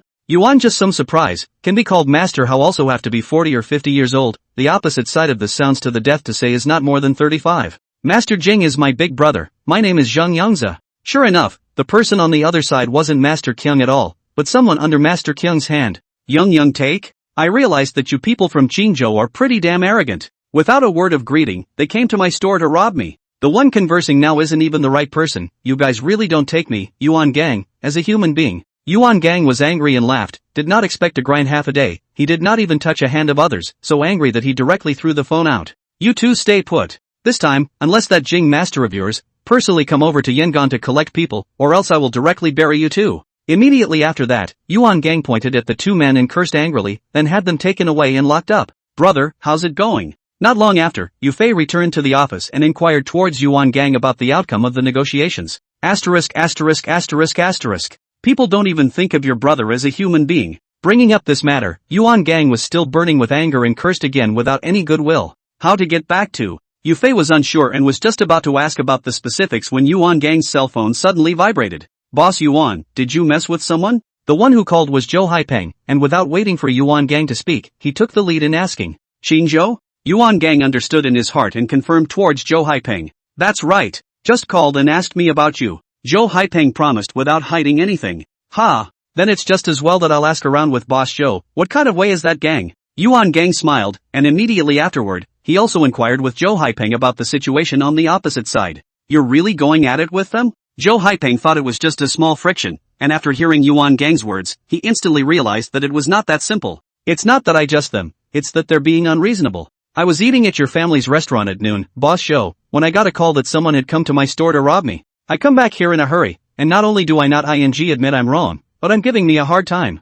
I let their big brother personally talk to me, gave me a hole I do not know how many hands, change you can bear? Yuan Gang gave a cold snort without any good humor, then he told Zhou Haipeng what happened. So much for that. Zhou Haipeng suddenly realized, this kind of thing in exchange for who also cannot bear, foreign to even dare to be so arrogant. But Boss Yuan, I have to remind you that this Feng Xiaojing from Qingzhou is not simple. Immediately after that, Zhou Haipeng barked another sentence towards Yuan Gang. Although he had some unpleasantness with Yuan Gang before, he had not torn his face off. Moreover, Yuan Gang is now standing in Yang'an, how is also considered a local force in Yang'an. Zhou Haipeng certainly cannot help the people of Qingzhou to speak. How? Yuan Gang was a bit curious, and at the same time, he thought that this Master Jing's name was really crazy, that he was called Cao Jing. Qingzhou is not like our Yangon, no one serves anyone, Feng Xiaojing is a serious big brother there. And this man is a lone shark started, under the hands of the most lack of is the fighter, you want to fight with him really have to think about it. Zhou Haipeng's tone is very grave, and is very unfavorable to Yuan Gang. Thanks for the reminder, Boss Zhou. Yuan Gang agreed and didn't say anything, just mulling it over in his own mind. That's all for now then. Zhou Haipeng didn't continue to say anything else and directly hung up the phone. Brother, what's wrong? Seeing Yuan Gang put down his cell phone, Yufei hurriedly opened his mouth and asked, "Oh, we've got a hard bone to chew on this time." Yuan Gang smiled, but wasn't the least bit nervous. No matter how hard it is, just smash it. Yufei was aware of it in his heart, but was equally full of concern. Worthy of being my Yuan Gang's brother. Yuan Gang grinned again and raised his hand to pat Yufei's shoulder. After listening to Zhou Haipeng, Yuan Gang naturally knows the gap between their Marriott and Feng Xiaojing, but he is not afraid at all. Because you can't always keep your head down when you're walking down this road, you can't really lift it up after a while. And Yuan Gang is also a person who has seen a big scene, really counting Feng Xiaoyu Kyoto is also a little worse. Fei, call Peng Yu and the others and tell them to hurry back after dinner. Immediately after that, Yuan Gang gave an explanation towards Yufei before getting up and going to his room. Not long after, Peng Yu and Jiang Xian, who received the call, returned to Marriott KTV. Kong, what happened? Just after entering the door, Peng Yu, who smelled of alcohol, looked at Yuan Gang and asked, "Go wash your face and clear your head first." Yuan Gang shook his head helplessly and glared at him in an unfavorable manner. After that, Yuan Gang gave Peng Yu and Jiang Xian a word about Lin Ran and the situation over in Qingzhou. "I have no intention of bowing down. I've let someone ride my neck in on me. If I don't pick 2 of his balls off, I simply won't even mix in the future." Immediately after that, Yuan Gang made a direct statement that he was going to fight hard with Feng Xiaojing. It wasn't about Lin Ran anymore, it was about Feng Xiaojing's people coming over and punching their Marriott in the face. Him. What green state in green state? I'll give it an 8-pack. Peng Yu was the first to agree, directly slapping the table and cursing. Chapter 76, Someone from Qingzhou. Gang, I hear you. Jiang Xian also nodded and spoke towards Yuan Gang. As for Yufei, he didn't need to take a stand at all. The direction Yuan Gang pointed his finger was his battlefield. "Oh, him then." Yuan Gang grinned, very satisfied with Peng Yu and Jiang Xian's choices. "Lately you all pay attention, nothing to go out less sneaking around, be careful to be caught single." Immediately after that, Yuan Gang barked another sentence towards a few people. "Got it." Peng Yu and Jiang Xian agreed before leaving the office. "Fei, take this." After the 2 of them left, Yuan Gang pulled open the drawer and took out an imitation big black star from it and handed it to Yufei. Yufei didn't refuse and took it and pinned it directly on his waist. At night, the Marriott KTV operates normally, no different from usual. Only Yufei, who usually stayed more in the office, sat on the lobby couch for the whole night. After sending off the last table of guests, Yufei and Lin Ran went up to the second floor together and happened to run into Yuan Gang. "You two keep it down at night or I'll come and break down the door." Yuan Gang looked at the 2 of them and grinned before flirting. "Brother." Yufei was not very thick-skinned to begin with, and when Yuan Gang said this, he directly reddened to the root of his neck. Lin Ran was no exception, hugging Yufei's arm and shrinking her entire body behind him. Ha ha ha. Seeing the reaction of the 2, Yuan Gang touched a handful of his head and with a big smile, he went back to his room. My brother, he's joking." Yufei was a bit embarrassed and turned his head to Lin Ran to explain. "Come on." Lin Ran lowered her head, not daring to look Yufei in the eyes, and sheepishly urged. Soon, the 2 of them also returned to Yufei's room, looking at the only bed in the room. The atmosphere once again became awkward. "Ahem. So what? I'm going to take a shower." Yufei lightly coughed twice, he inexplicably had some dry mouth and was busy speaking towards Lin Ran.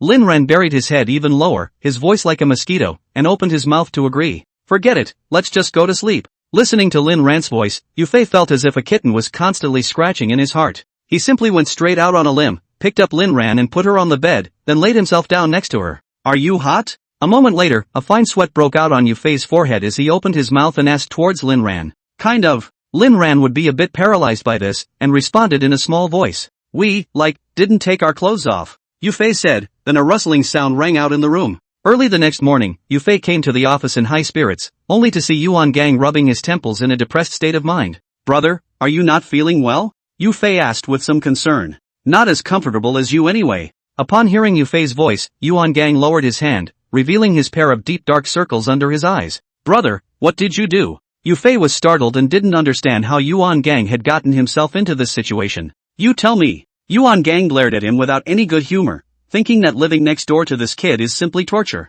Yufei was instantly embarrassed as he had reacted. The soundproofing of the rooms on the second floor didn't seem to be very good, and he often heard Yuan Gang snoring. In the days that followed, Yufei and Lin Ran's relationship heated up quickly, sticking together all the time, but it was a bitter experience for Yuan Gang. For Yuan Gang, it was a torture when he slept every night. But that's when it started. In the middle of the night in the corridor on the second floor, there would always be a sneaky figure sneaking to Wang Meiyuan's room. It was another night, and Yufei was sitting on the sofa in the first floor hall as usual, peeking towards Lin Ran's side from time to time. It would be just the right time to get on the man, with people coming and going throughout the first floor lobby.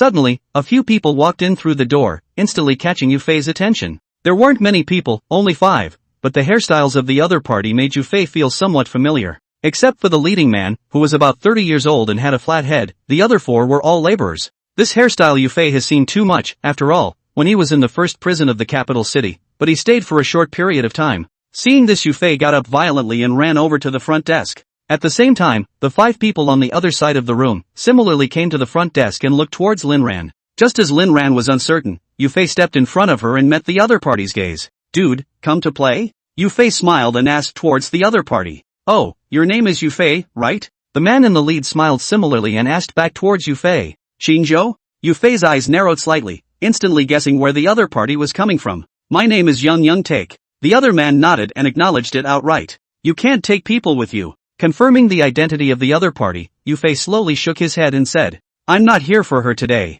Zheng Yangzi similarly shook his head. "I'm looking for Yuan Gang, your brother, and the 2 people you arrested." Immediately afterward, Zheng Yangzi continued, "My brother's not here." Yufei shook his head again. He wasn't lying, Yuan Gang did go out. "Then I'll wait for him to come back. Just in time to see how your Marriott's venue is as well." Zheng Yangzi smiled and said as he looked around with his hands behind his back, "Come to play, we Marriott naturally welcome." Yufei nodded and didn't kick the other party out. That would look like they were too patternless. Zheng Yangzi, who heard these words, immediately brightened up and nodded appreciatively towards Yufei. Not long after, Yufei brought Zheng Yangzi and his group to the private room on the 2nd floor. Zheng Yangzi was also really generous. Not only did he order the most expensive wine, but he also called a girl for one person. After leaving the private room, Yufei took out his cell phone and called Yuan Gang. "Hey, Dash, what's wrong?" There was some noise on Yuan Gang's side, and it sounded like he should be at a drinking game. "Brother, someone's coming from Qingzhou." Yufei didn't talk nonsense and immediately opened his mouth. "Where are the people?" Hearing Yufei's words, Yuan Gang instantly sobered up a few points and asked in a grave tone. "It's in the store, the leader's name is Zhang Yangzi. I gave them a private room on the 2nd floor." Yufei twisted his head to look at it, then continued towards Yuan Gang. "I'll be right back." Yuan Gang promised and hung up immediately afterward. "Go get Jiang Xian over here." Putting down his cell phone, Yufei pondered for a moment, then beckoned and called over a waiter to explain. Regardless, he still had to arrange a hand to prevent tearing his face off with Zhang Yangzi and the others later. Chapter 77, Zhang Yangzi. "What's wrong, Fei?" Not much later, Jiang Xian came to the 2nd floor and inquired towards Yufei. "Someone's coming from Qingzhou. Greet some of your brothers and get ready." Yufei didn't talk nonsense and directly explained. "Someone's coming? Where?" Jiang Xian was a bit surprised, wondering how Yufei knew that someone had come over from Qingzhou. "Playing in it." Yufei raised his hand and pointed to the private room. "That bold?" Jiang Xian twisted his head to look and said with some surprise. "This is the difference between Jiang Xian and Peng Yu. If Peng Yu was here, he would have already clamored to go in and do battle."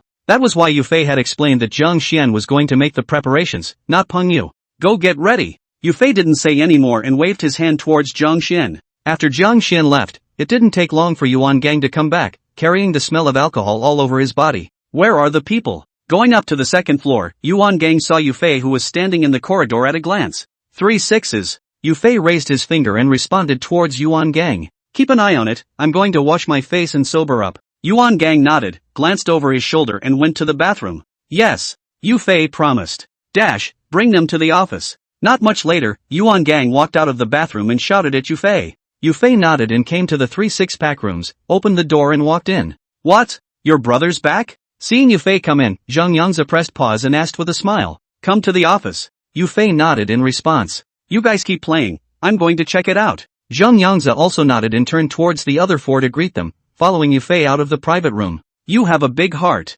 Yufei some surprise, this Zhang Yangzi is really so bottom line. "Ha! Your brother is a man of honor, I've learned that." Zhang Yangzi smiled, although he had only passed a phone call before, he already had a rough understanding of Yuan Gang's character. Yuan Gang is a very sophisticated person, very typical of an old-school gangster, and won't do those underhanded tricks. Yufei skimmed his mouth after hearing this and did not say anything, thinking that if he called Peng Yu up, your mouth would have to be knocked askew. Ka! Pushing open the office door, Yufei walked in with Zhang Yangzi. Yuan Gang was sitting on the sofa smoking a cigarette in a big horse. Young take? Yuan Gang glanced up. "It's me." Zhang Yangzi nodded and walked to sit down opposite Yuan Gang. "What's it to me?" Yuan Gang crossed his legs and asked knowingly. "Come and get them." Zhang Yangzi was very dry and directly stated his purpose. "No.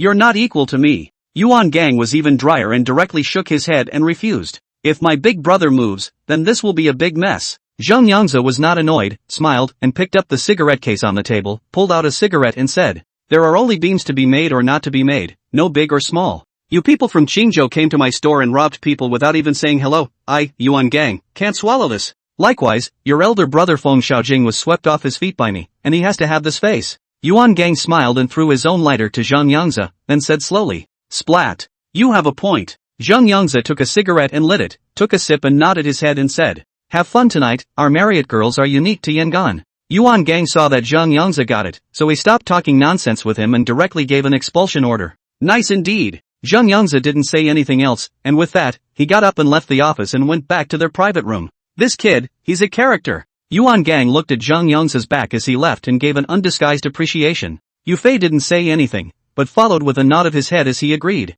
"Fei, explain to the people below that they should all be careful lately." Yuan Gang was silent for a moment and looked up towards Yu Fei and barked, "Got it." Yu Fei nodded in agreement. "Alright, nothing else, I'm going to bed. This wine is giving me a headache tonight." Immediately after that, Yuan Gang also got up and left the office, directly going back to his room to sleep. Zhang Yangzi and his group, who played at the Marriott until late, also had a great time. When he left, he kept praising towards Yu Fei about how good the girls at Marriott were. Yu Fei also just smiled and didn't say anything. After all, both sides were going to go to war next. "Fei, who was that guy just now?" After Zhang Yangzi and his group left, Peng Yu suspiciously walked up and asked. Young Take. Yu Fei responded. Young Take? The one in the green zone? Peng Yu was first stunned, feeling that the name was a bit familiar, and then immediately remembered. "That's right." Yu Fei nodded. Asterisk. Why didn't you say so earlier, Brother Fei? I'll bring my men after him. As expected, after receiving confirmation from Yu Fei, Peng Yu was immediately going to lead people to leave Zhang Yangzi behind. A little deep. Yu Fei pulled Peng Yu, followed by lifting his leg and giving him a kick. "Fei, what are you kicking me for?" Peng Yu was a bit unsure and slightly disgruntled as he inquired towards Yu Fei. "Guess why I didn't do anything when he was in the store." Yu Fei glared at him without any good reason before turning around and leaving. How can there be such a big difference between people's heads? Zhang Xian also hugged his bladder and shook his head helplessly. Chang Lao Air, who are you calling brainless? Peng Yu burst into a rage. Yu Fei is not even a problem. Zhang Xian even dared to be shady with himself. Still a little bit, just not much. Zhang Xian grinned. This stupid is not quite complete yet. I'll fight you. Peng Yu bared his teeth and grinned as he ran and lunged at Zhang Xian. There was no talk all night. Early the next morning, Yu Fei was shaken awake by Lin Ran and reluctantly opened his eyes to get dressed. "Fei, I'm craving sugar cake. Let's go to the breakfast place across the street." As he was washing his face, Lin Ran suddenly said from behind, hugging Yu Fei.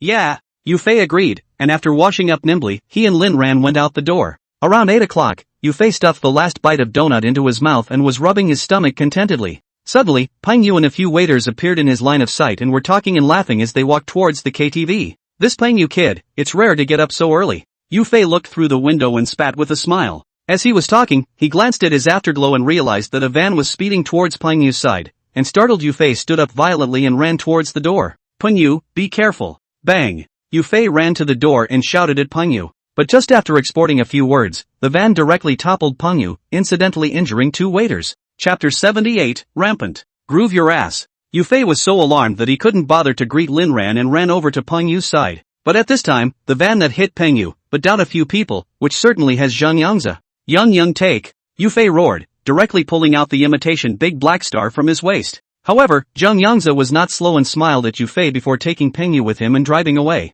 Looking at the van that was moving away, Yu Fei knew that it was useless to shoot, so he could only helplessly put it back on his waist. Dash, what's wrong? At this time, Lin Ran chased out of the breakfast store and asked towards Yu Fei in confusion. Peng Yu has been taken. Yu Fei's face was very ugly as he gritted his back teeth and responded. Not long after, on the second floor of Marriott KTV, the office was smoky.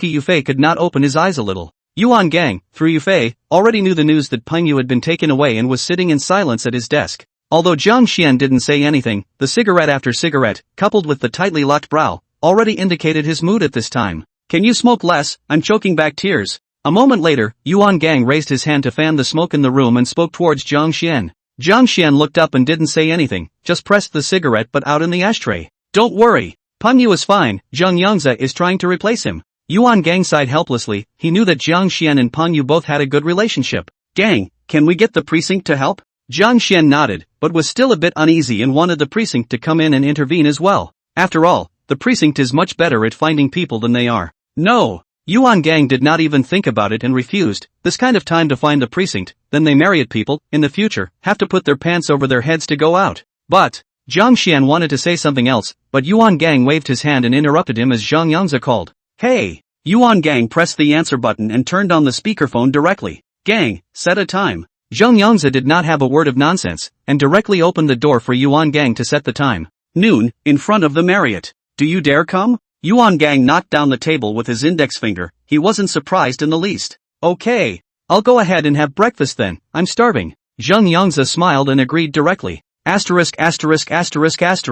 This son of a is wild. Hanging up the phone, the usually calm Jiang Xian couldn't help himself and immediately cursed angrily. Still careless. Yuan Gang's face didn't look good either, looking out the window without knowing what he was thinking. Soon the time came to noon. The van that took Pingyu away in the morning braked directly to the entrance of the Marriott. Yuan Gang and the others were already waiting. Yufei had his right hand on his back waist, Zhang Xian had a handful of 5 links tucked into his sleeve, and behind him were all of Marriott's waiters. The car door pulled open and Zhang Yangzi was the first to step down, followed by 2 labor heads with 5 links on their end. Such a big fight? Zhang Yangzi looked at Marriott's men and horses and did not panic at all, rubbing his hands and smiling. Where are the people? Yuan Gang asked with an expressionless face, glancing at Zhang Yangzi. Inside. Zhang Yangzi turned back and pointed towards the car, then another labor head, racked Pengyu out of the car. Pengyu's entire body was a bit depressed, and his face was wrapped in gauze, which should be a bruise from being hit in the morning. Jiang Xian. Seeing that Pengyu was not much of a problem, Yuan Gang shouted without looking back.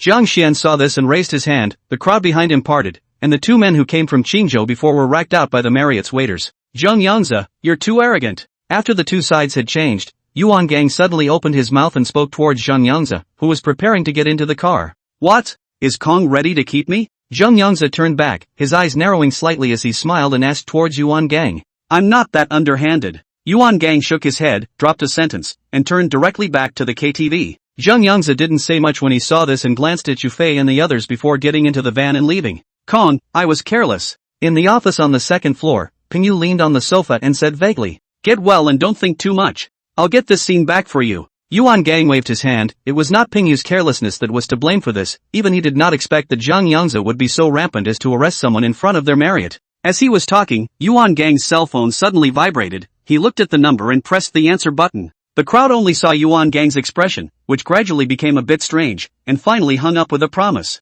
Brother, is something wrong? Seeing that after hanging up the phone, Yuan Gang was frowning and not speaking, Yufei asked suspiciously. Fei, Jiang Xian. You 2 take a trip to the Huading Hotel on Sherwan Street, and bring your guys. Upon hearing Yufei's voice, Yuan Gang came back to his senses, and immediately afterward, he gave an explanation. The Huading Hotel? Going there for what? Zhang Xian was a bit unsure and asked suspiciously. Arrest. Yuan Gang twisted his head to look and slowly spat out 2 words from his mouth. Shekwan Street is not far from East Street, just 2 streets away, and the Huading Hotel is located in the center of Shekwan Street. Suddenly, in the direction of the east corner of Shekwan Street, a brand new Jetta and a van made a sharp turn and turned right in. The car was Yufei and Jiang Xian, as well as 7 or 8 Wanhouse Juniors, and they drove in the direction of the Huading Hotel. Asterisk.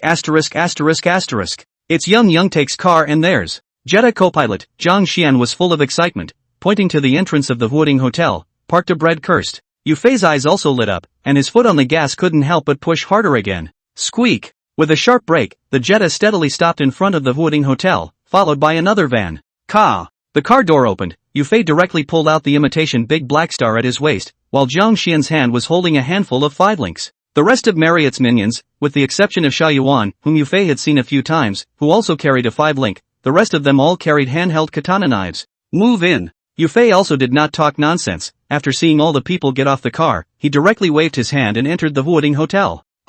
With the entry of Yufei and his group, along with the undisguised holding of a gun, the little girl at the front desk of the hotel instantly screamed, "Keep your mouth shut." Jiang Xian didn't have the slightest bit of compassion and directly pointed his black hole gun at the little girl. The guys who drove that van by the door, a couple of them had laborer's hair. What room did they stay in? Yufei walked up and pointed to the van that Zhang Yangzi and the others were driving outside the door and asked towards the little girl who was already pearly. Chapter 79, The Guesthouse Battle. Second floor, 208 and 209. The little girl was frightened and timidly pointed in the direction of the second floor, naming the room where Zhang Yangzi and his party were staying. Go! Yufei didn't say anything, and led the people to rush up towards the second floor. But after going up to the second floor, what Yufei didn't expect was that they met one of the labor heads head on. Someone's coming. The other party first froze when they saw Yufei and the others, followed by running backwards with a shout. Hyper. Groove your ass. Jiang Xian would not let him go, and fired a shot with his 5 links, directly crumpling the man to the ground, his back full of bullet holes made by iron sand. Immediately after, the screams instantly resounded throughout the entire second-floor corridor, and Zhang Yangze and the others who were in the room, this time also reacted. Hyper. Just as Yufei and Jiang Xian, among others, wanted to continue rushing towards the room, suddenly a labor head sidestepped out of the room and discharged 2 shots with his 5 links, directly pinning Yufei and the others back. Asterisk. Give it to me. Seeing this, Yufei pinned the imitation big black star back to his waist, and as soon as he took the 5 links in Xiao Yuan's hand, he directly rushed out with a furious curse. In this kind of narrow space, the imitation big black star is not really as good as the 5 links. The pressure is not a little bit worse. Hyper. Yufei kept firing his gun and kept pressing forward while Jiang Xian followed behind him. For a time, the entire corridor was filled with iron sand splashes, and the pressured Zhang Yangze's side didn't dare to show their heads again. Jiang Xian. Just when he was almost at the door, the 5 link in Yufei's hand also ran out of bullets, and he shouted without looking back. Jiang Xian instantly understood and stepped forward with his gun, taking Yufei's place. Yufei, on the other hand, pulled out the imitation big black star once again, his eyes staring deathly at the doorways of the 2 rooms. Soon, the closest room to them, room 208, arrived, and the labor head who had just shot and crushed Yufei and the others was in this room. The crowd didn't dare to rush in. Yufei shook his pistol, and a gunshot rang out inside instantly. Circle. Yufei frowned and shouted towards Xiao Yuan behind him.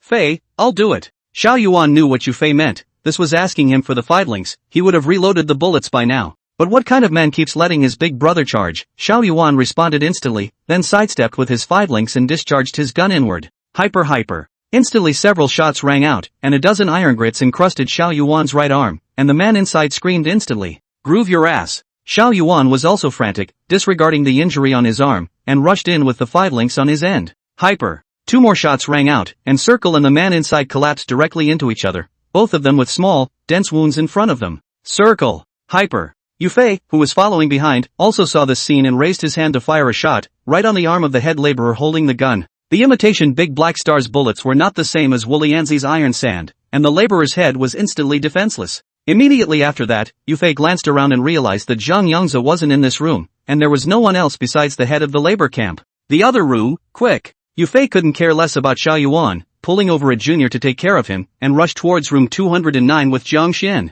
Coming to the doorway, Yufei and Jiang Xian leaned against the wall and listened to the movement inside. After a while, there was no sound coming out of the room. Jiang Xian was really a bit impatient. Fei, life, death, and riches, I'll go first. Zhang Yangze, I groove your mom. Jiang Xian twisted his head to look at Yufei, and after saying this, he directly roared angrily and rushed into the room. But what he didn't expect was that Zhang Yangze jumped out the window and ran away. Brother Fei, the man ran away. Jiang Xian was furious and shouted back, and Yufei, who was right behind him, also happened to see the scene. You take the man back. Yufei's heart crossed and he came to the window and spoke towards Jiang Xian before jumping straight down. Below the window was a small alley with only one exit. Yufei carried the replica big black star and sized it up, realizing that the other party didn't stay, followed by a quick step to catch up. After chasing after him for not much longer, Yufei chased him to a shantytown, a place he had never been to before. Yufei didn't dare to be careless, carefully and vigilantly surveying the surroundings, slowly slowing down his steps. Little brat, groove your ass. Hyper. Just as Yufei was about to approach a corner, a sudden angry curse rang out, followed by another gunshot. Yufei reacted quickly, directly sidestepped and hid behind a telephone pole. Iron sand hit the top, crackling. Come here, little brat. Hyper. The other party, still cursing, aimed another shot at the pole where Yufei was hiding. Yufei didn't dare to show his head and closed his eyes, quietly listening to the movements over there. Not long after, a light footstep suddenly sounded. Yufei heard it and ran quickly around the corner. As expected, the other party chose to run directly after firing 2 shots, and Yufei rushed over just in time to see a back. Hyper. Yufei raised his hand and fired 3 shots in a row. 2 shots were empty, and 1 shot hit the opponent's thigh. As a miserable scream rang out, the escaping silhouette instantly collapsed to the ground, holding his thighs and wailing in pain. Yufei still didn't dare to be careless, his heart thumping as he slowly leaned towards the man. Walking closer, Yufei realized that this person was not Zhang Yangze, another labor head. The 5 links in his opponent's hand had been flung away into the distance as he fell to the ground, and Yufei was relieved to see this. Groove your ass, where did Zhang Yang go? Yufei crouched down and gripped the neck collar of the labor reformer head and questioned at him. But the other party ignored Yufei and only covered the wound on his thigh and wailed in pain. Tap. Suddenly, a rush of footsteps came from behind in the empty alleyway. Yufei was shocked in his heart, and he violently turned around and raised his gun to point it, only to find that the visitors were Jiang Xian and two of Marriott's minions. "Brother Fei, where's Zhang Yangzi?" Without waiting for Yufei to speak, Jiang Xian eagerly inquired. "Run!" Yufei's face was a bit ugly as he glanced at the labor head lying on the ground and said, "Asterisk asterisk asterisk asterisk." Jiang Xian sniffed and cursed angrily, kicking another foot towards the laborer's head without any goodwill. "Don't toss him. We've made a bit of a fuss this time, let's not go back to the store and find a place to hide." Yufei pulled Jiang Xian and continued immediately afterward. "You two take him to the hospital and keep an eye on him so he doesn't get away." Jiang Xian nodded and turned back towards his two juniors to give an explanation before leaving with Yufei. Chapter 80, Zhou Haipeng's Intentions. On the other hand, in the office on the second floor of the Marriott KTV, opposite Yuan Gang was sitting Zhou Haipeng. "Boss Zhou, how did you know that Zhang Yangzi was at the Huading Hotel?" Yuan Gang sipped a mouthful of smoke, while then asked towards Zhou Haipeng.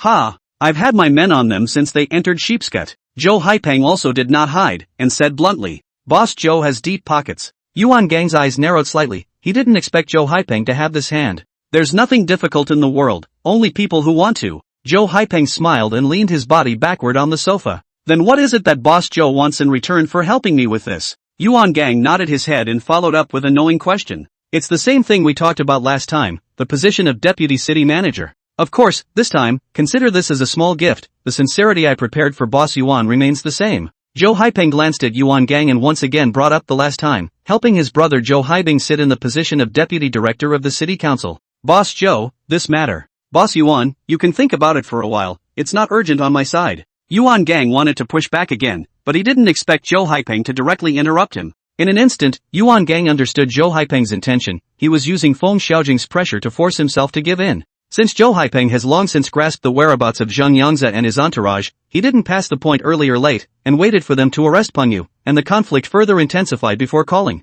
This not only revealed his strength, but also forced Yuan Gang to accept a favor from him. And then in passing, he brought up the matter of the deputy director of the city council, clearly telling Yuan Gang that as long as he promised to let Su Mingxiang help speak, then Zhou Haipeng would help him deal with Feng Xiaojing. "Then I'll think about this matter." Yuan Gang nodded his head, the words had already been said to this point, he simply couldn't refuse. "That's all for now then, I've got some things to do at the store, so I'll be off." Seeing that his purpose was achieved, Zhou Haipeng didn't stay much longer and directly got up and left. Sending Zhou Haipeng away, Yuan Gang didn't have time to catch his breath before his cell phone vibrated. Picked up and took a look, but it was Zhang Wenfu, the branch chief, who called. "Bureau Chief Zhang, what are the instructions?" Yuan Gang pressed the answer button and smiled. "Instructions? I wouldn't dare. Boss Yuan, the commotion you made on Shirwan Street is making it hard for me." Zhang Wenfu was a bit angry and his tone was very unpleasant. But this can't be blamed on him, after all, Yufei and the noise they made at the Huading Hotel was really not small, and the gun shooting in the middle of the day was like a firecracker. "Bureau Chief Zhang, I'm a good citizen, a businessman. You're scaring me with this hat on my head, but it's scaring me straight." How could Yuan Gang admit it, and directly pulled the skin with Zhang Wenfu. "Boss Yuan, you're not making any sense. Otherwise, I'll personally set up a task force to look into this." Zhang Wenfu was on the verge of being infuriated and laughed, forcing down his agitation and gritting his teeth to threaten. "Ha! That kind of thing is out of my hands, I didn't even leave the front door today. If you don't believe me, you can ask Boss Zhou. If you don't believe me, he can testify for me." Yuan Gang was not in a hurry and smiled towards Zhang Wenfu. Zhou Haipeng is not a set for himself, then this tiger skin he does not pull white not pull. "Boss Zhou? You two talked?" Sure enough, when he heard Yuan Gang say that Zhou Haipeng could testify to him, Zhang Wenfu immediately muttered in his heart. "Yes, just walked away from me not too long ago." Yuan Gang agreed and was almost happy in his heart. "Okay, I know." Zhang Wenfu heard Yuan Gang's answer, the matter of Shirwan Street was not even mentioned again, and directly hung up the phone. Asterisk asterisk asterisk asterisk. Two turtles. Putting down his cell phone, Yuan Gang's face gradually sank, and immediately afterward, he cursed. A few moments later, Yuan Gang once again picked up his cell phone and found Yufei's number and dialed it. "Brother!" The phone quickly connected, and Yufei on the other side opened his mouth and shouted. "Dash, where are you guys now?" Yuan Gang didn't ask about Zhang Yangzi and directly asked about Yufei's current location where they were. "Jiang Xian and I just arrived out of the city, we were just about to find a place to hide." Hearing Yuan Gang's inquiry, Yufei hurriedly responded. "No need to hide, you guys come back. By the way, did Zhang Yangtae get caught?" Yuan Gang grinned, thinking that these two boys are quite smart, knowing that the commotion has made a big mess and hurrying to run away. "Brother, I'm sorry, I let Yangtae get away." Hearing Yuan Gang ask about Zhang Yangzi, Yufei said in a low tone. "It's okay, just run away." But Yuan Gang was completely unconcerned, as if he knew the outcome from the beginning. Brother, I'm talking about letting Young Take run away. Yu Fei thought he had heard wrong and hurriedly repeated it again. I hear you. You guys come back first, come back. Yuan Gang agreed and didn't explain too much to Yu Fei over the phone. Fei, what did Kong say? As the phone hung up, Jiang Xian looked at Yu Fei and asked. My brother said for us to go back, no need to run. Yu Fei frowned and responded. Is it okay to make so much noise? Jiang Xian was a little surprised, not understanding that they, Marriott, when did they have such an iron relationship with the precinct? I'm not sure. Yu Fei shook his head, he was also wondering. In the evening, the sun had just gone down, and the two of them, Yu Fei and Jiang Xian, rushed back to Marriott KTV from the suburbs. On the second floor office, Yu Fei pushed open the door and walked in with Jiang Xian. Back? Hearing the commotion, Yuan Gang looked up and said with a smile. Brother, what's going on? Yu Fei nodded his head, and immediately afterward, he could no longer hold back the doubts in his heart and asked towards Yuan Gang. Let's not talk about it, I'm going to the center of the city. I'll be leaving soon, you two keep an eye on the house these days. Yuan Gang waved his hand, and then began to pack up his things in the eyes of Yu Fei and Jiang Xian who were puzzled. Brother, what are you doing in Midtown? Yu Fei really couldn't understand that with Marriott's situation at the moment, Yuan Gang even had to go out for a few days. If they didn't know Yuan Gang very well, Yu Fei and Jiang Xian would have thought he was going to run away when they heard this. Go meet up with your dong and meet some other people. Yuan Gang did not hide it anymore, and directly explained the purpose of his trip to the city center district. Dong is coming? Yu Fei's eyes lit up and his entire body was a little excited. He thought that Yuan Gang had gone to pick up Lin Sudong and come over. The crowd hadn't seen each other since Lin Sudong had traveled to the central part of the city to run relations before. During that time Yu Fei asked Yuan just a few times, but they were all put off by him. Chapter 81, The Other Gun. Humph, come on my ass. Where's Yangon as good as Midtown, and he's willing to come to this hole? Yuan Gang gave a cold snort without any good reason, then spat. Okay. Yu Fei nodded helplessly. Alright. Unsurprisingly, Zhang Yangzi should subside in the last few days, so just do your normal business. If there's an emergency, call me. Saying that Yuan Gang had already packed up his things, he gave another admonition towards Yu Fei and Jiang Xian before heading straight downstairs to set off. Yu Fei and Jiang Xian were both very confused and didn't understand how Yuan Gang was certain that Zhang Yangzi wouldn't come looking for trouble in the next few days. But this time Yuan Gang had already left, and the two of them could only swallow these questions back into their stomachs. In the middle of the night, Yu Fei lay in bed with his arms around Lin Ran, recalling the events of the day. Fei, did you guys go to Sherwan Street today? Suddenly, Lin Ran propped up her arms and lay on Yu Fei's chest to look at him and asked. Who did you hear that from? Yu Fei is a little surprised. This matter knows very few people. The little brothers only follow the 7 or 8 clear. And Jiang Xian has also instructed them all. The matter of the Wuoding Hotel is not allowed to talk nonsense. After all, the commotion is too big. I heard from the receptionist who came to take over at night that there was a gunfight on Shekwan Street this afternoon, like a firecracker. It just so happens that you and Jiang Xian weren't around that afternoon, so who else could it be if not you guys? Lin Ran blankly glanced at Yu Fei before saying the basis for his guess. Then you guessed wrong. Jiang Xian accompanied me to fix the car at that afternoon meeting. Yu Fei didn't admit that he didn't want Lin Ran to be exposed to too much of this kind of thing. You take me for a 3-year-old. Lin Ran slapped Yu Fei without any good humor, her face puffed up. Really didn't lie. Yu Fei covered his chest and continued his sophistry. I've been looking at your gun and it's missing several rounds. Lin Ran glared at Yu Fei, followed by biting him and said, You touched the gun? Yu Fei instantly frowned and asked towards Lin Ran in a very serious tone. I'm just looking. This time it was Lin Ran's turn to feel weak, because Yu Fei had told her many times not to let her touch the gun for fear that she wouldn't be able to fiddle with it and hurt herself. Yu Fei sat up violently at the words and took out the imitation Big Black Star from the bedside table to have a look at it. Fortunately the safety was off. No more touching, you hear me? Putting the gun back in its original position, Yu Fei turned his head to look at Lin Ran, his expression serious as he admonished. Got it. But you're not allowed to lie to me anymore either. Lin Ran timidly agreed, followed by tilting her neck and making conditions with Yu Fei as well. Ahem. So what? I'll show you my other gun. Yu Fei awkwardly coughed a few times, this promised, then the lie just spread will be punctured. So in order to pull away from the topic, Yu Fei had to offer up his big baby. Nasty. In the 2 days that followed, just as Yuan Gang had said, Zhang Yangzi seemed to have disappeared, not showing his head at all. And Yuan Gang also rushed back from the central part of the city on the evening of the 3rd day. Brother, you're back. That night, Yu Fei was sitting on the sofa in the first floor hall as usual, and when he saw Yuan Gang coming back, he immediately shouted in excitement. Where are Peng Yu and Jiang Xian? Yuan Gang patted Yu Fei's shoulder, then asked with a smile. They're both busy. Yu Fei pointed towards the corridor. Go, come up with me. Yuan Gang nodded and greeted Yu Fei before heading to the 2nd floor. Brother, how are Dong and the others? Walking into the office, Yufei inquired towards Yuan Gang about Lin Sudong and their situation. They're much more comfortable than we are. Yuan Gang lit up a cigarette and said without any good humor. By the way, young Youngtaek hasn't shown his face in the past few days, has he? Immediately afterward, Yuan Gang turned his words around and asked about Zhang Yong's situation. No. Yufei shook his head. That kid's holding his breath, he'll probably pop up in the next couple days.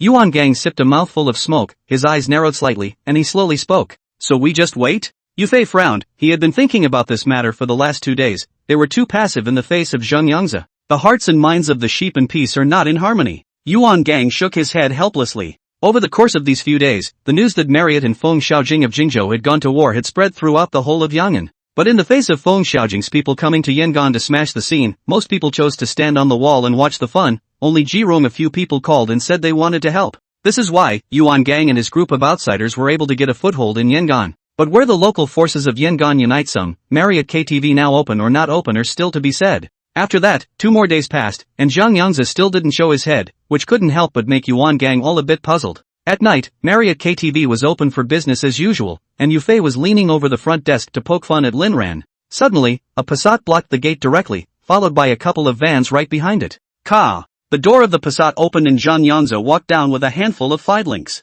Yuan Gang, get out here and kneel down. Hyper. Zhang Yongza roared and crashed a shot at the door. The glass door instantly exploded. Look out! Yufei was shocked in his heart, and he busily pressed Lin Ran down and hid himself under the counter. Give it to me. There was another roar immediately afterward, and then the 30 or so men who had gotten out of the van rushed into the hall with their katana knives. Groove your ass. Asterisk asterisk asterisk asterisk them up. It just so happened that Zhang Xian came out from the inner corridor with a few waiters, and when he saw that someone was smashing the scene, he immediately roared angrily and rushed up. Hurry upstairs. Yufei gave an explanation towards Lin Ran and rushed out carrying the stool at the front desk. Coincidentally, he had left his gun in his room today and didn't have it on him. Bang! Just rushed out of the front desk, met the other side of the people right in the face, and Yufei directly smashed a stool. The rounded stool hit with precision, smashing into the opponent's head and instantly putting one over. Marriott's. Asterisk asterisk asterisk asterisk them up. Picking up the other party's katana in his hand, Yufei roared and charged again.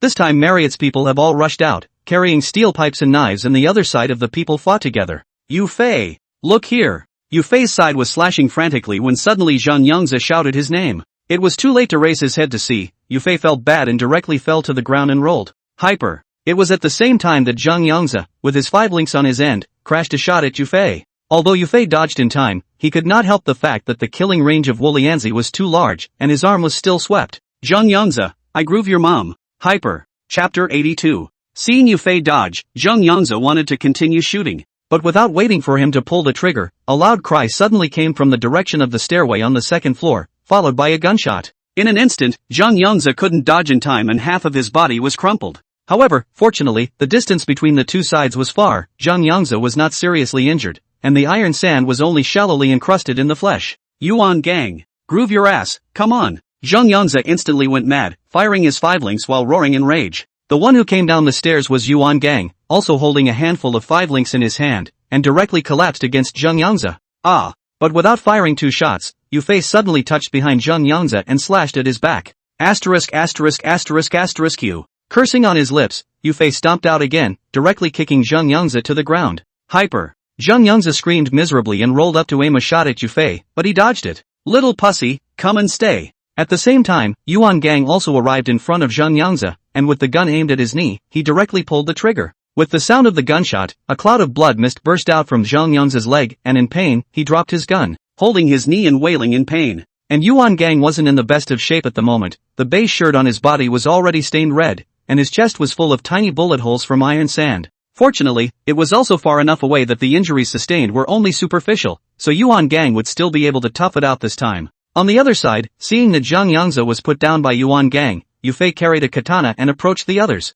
But it didn't take long for him to stop fighting, and scarlet blood dripped down his arm and onto the floor. The gun that Zhang Yongza just crushed Yufei with was close enough that his arm was encrusted with at least 7 or 8 pieces of iron sand. Fei! Just as Yufei was in a bit of a trance, Zhang Xian suddenly shouted, followed by a katana, which directly slashed at his back. Yufei stumbled, and his entire body slumped forward before falling to the ground. And the man behind him, seeing that he still had to make up for it, swung his arm round and chopped straight down. Seeing this, Yufei violently rolled over, and the katana suddenly grazed his shoulder and split on the floor. Immediately after that, Yufei saw the right moment and kicked at his calf, and the man immediately toppled over onto Yufei's body. Groove your mom. Yufei forced himself to endure the pain of the wound and directly strangled his neck. Both arms kept exerting force, his face was suffocated red. Feeling a strong sense of suffocation, the one strangled by Yufei also became anxious and frantically tore at his arm. But it didn't help at all. Yufei was as if he was crazy, he couldn't feel the wounds on his arms even when he was raked to them, and used his whole body's strength on both arms. Fei! Just as the man was about to be strangled to death by Yufei, Yuan Gang arrived and managed to break his arm. Brother! Yufei came back to his senses, and his entire body suddenly deflated and cried out feebly. This would be the two sides had finished fighting, the people Zhang Yangzi brought ran and were injured, and he himself was left behind. And Marriott's side is also not good, after the fight can still stand there are not a few left. In addition to Yuan Gang and Yufei, Zhang Shen and Peng Yu are also injured seriously. Especially Peng Yu, his face was opened up with a gash, not very deep, but it looked very scary. As for the entire first floor hall, it has been smashed and broken, with broken glass everywhere, and redecorating it will be another considerable expense. This time, it was actually Zhang Yangzi who had underestimated Marriott, treating them as a local force in Yangon. How could he not expect that Marriott's people would be so capable of fighting? All of them were as if they didn't want to die. Coupled with the fact that he had been caught by Yufei and the others once before, Zhang Yangzi felt a bit humiliated, so he went to his head. After transferring people from Qingzhou, they didn't even inquire and chose to do it directly. So it turned out to be like this. Not only did Zhang Yangzi not sweep Marriott off the board, but he was left on his own. Fei! Yufei had just sat up and was breathing heavily when Lin Ran ran down from the second floor crying. Seeing that it was Lin Ran, Yufei forced a smile, not wanting to worry her. Fei, how are you? Lin Ran's face was pearly, tears couldn't stop flowing down her face, and when she saw Yufei covered in blood, she didn't even dare to touch him for a while. I'm fine. Yufei shook his head and tried to raise his hand to wipe away Lin Ran's tears, but he cringed in pain. Lin Ran cried even harder at the sight of this, and the few times she tried to speak she choked in her throat. After this battle, 80% of Marriott's people were hospitalized, almost wrapping up a floor of wards directly. Yufei was naturally one of them, living in a room with Jiang Xian and Peng Yu. As for Yuan Gang, he took Zhang Yangzi, who had bandaged his wounds, and didn't know where he had gone. 2 days later, this day Yufei was lying on the hospital bed, chatting with Peng Yu and Jiang Xian, when suddenly his cell phone vibrated. Lin Ran, look who's calling. Yufei twisted his head and spoke towards Lin Ran. It's Kong. Lin Ran picked up his cell phone and glanced at it before handing it over towards Yufei. Brother, what's wrong? Pressing the answer button, Yufei put the phone to his ear and asked. You guys pack up your stuff, I'll be there to pick you up later. Yuan Gang was driving when the sound of whistling wind came from the other side of the phone. Yes. Although Yufei was a bit surprised, he didn't ask more questions and hung up the phone with a promise. Fei, what are Khan's instructions? Seeing Yufei hang up the phone, Peng Yu opened his mouth and asked. Pack your things, my brother will pick us up later. Without any nonsense, Yufei climbed up and responded. Packing? Where to? Peng Yu and Jiang Xian were both stunned, they were both still carrying injuries on their bodies. I don't know. Yufei shook his head, he never bothered to ask more about the things that Yuan Gang explained. Seeing this, Peng Yu and Jiang Xian could only follow suit and get up, packing up their things and preparing to leave. On the other hand, Yuan Gang drove his Santana and was speeding in the direction of the hospital. Suddenly, his cell phone vibrated, and Yuan Gang thought it was Yufei calling back, so he picked it up without even looking at it. Yuan Gang, right? But the voice coming from the phone was very unfamiliar to Yuan Gang,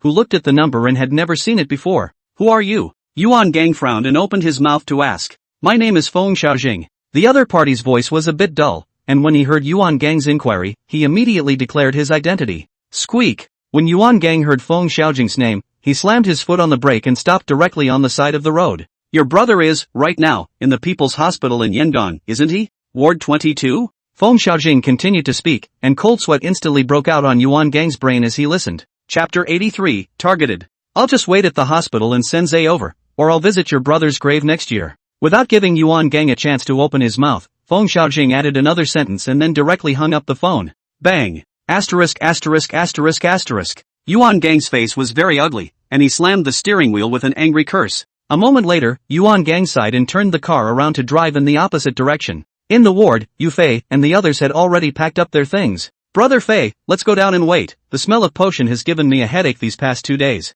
With gauze wrapped around his face, Peng Yu limped off the ground and offered towards Yufei. Okay. Yufei nodded and agreed. Yuan Gang was about to arrive anyway. With that, Peng Yu limped and excitedly walked towards the door. Ka! Pushing open the door to the hospital room, Peng Yu habitually glanced toward the stairway, then he stopped in his tracks. What's wrong? Jiang Xian, who was following behind, was a bit puzzled and pushed Peng Yu to ask. Ka! Someone's on to us. Peng Yu retreated back in silence and closed the door before saying, "You can't be mistaken, can you?" Upon hearing this, Yu Fei and Jiang Xian, both of them, frowned. "Absolutely not. 4 or 5 of them, standing right there at the stairway." Peng Yu shook his head. He had just seen very clearly that those people were definitely not good. "Jiang Xian, keep an eye on the door. I'll make a call." Saying that, Yu Fei gave an explanation towards Jiang Xian, then took out his cell phone and called Yuan Gang. "Brother, we're being watched." The call was quickly answered, and Yu Fei hurriedly talked about the current situation of several of his people. "I know, it's Feng Xiaojing's men." Yuan Gang returned with a sullen face. "What?" Yu Fei was abruptly shocked, surprised that Feng Xiaojing had come to the door so quickly, but also puzzled how Yuan Gang knew about it. "Feng Xiaojing called me just now. He told me to send Zhang Yangzi to the hospital." Yuan Gang naturally understood Yu Fei's doubts, then he explained to him. "Brother, let's try." "No. Stay put, wait for me to deliver the men and then pick you up." Yu Fei came to a realization and immediately wanted to say try to see if he could run out, but he was interrupted by Yuan Gang before he could finish his sentence. How could Yuan Gang not know what Yu Fei wanted to say, but the risk of this was too great for him to gamble. "Got it." Yu Fei sniffed in agreement and didn't say anything else. "Fei, listen to your brother. You guys wait for me honestly at the hospital and don't do anything stupid." Yuan Gang was still a bit uneasy and urged again. "Okay." Yu Fei honestly promised a sentence, and only then did Yuan Gang hang up the phone. "Fei, what did Gang say?" Seeing Yu Fei put down his cell phone, Peng Yu hurriedly asked. "It's Feng Xiaojing's men." Yu Fei sat on his but on the bed and responded towards Peng Yu. "What?" Peng Yu and Jiang Xian were both surprised and shared the same doubts as Yu Fei. "Feng Xiaojing called my brother, meaning to exchange us for Zhang Yangzi." Yu Fei composed himself and briefly explained towards the two. Asterisk.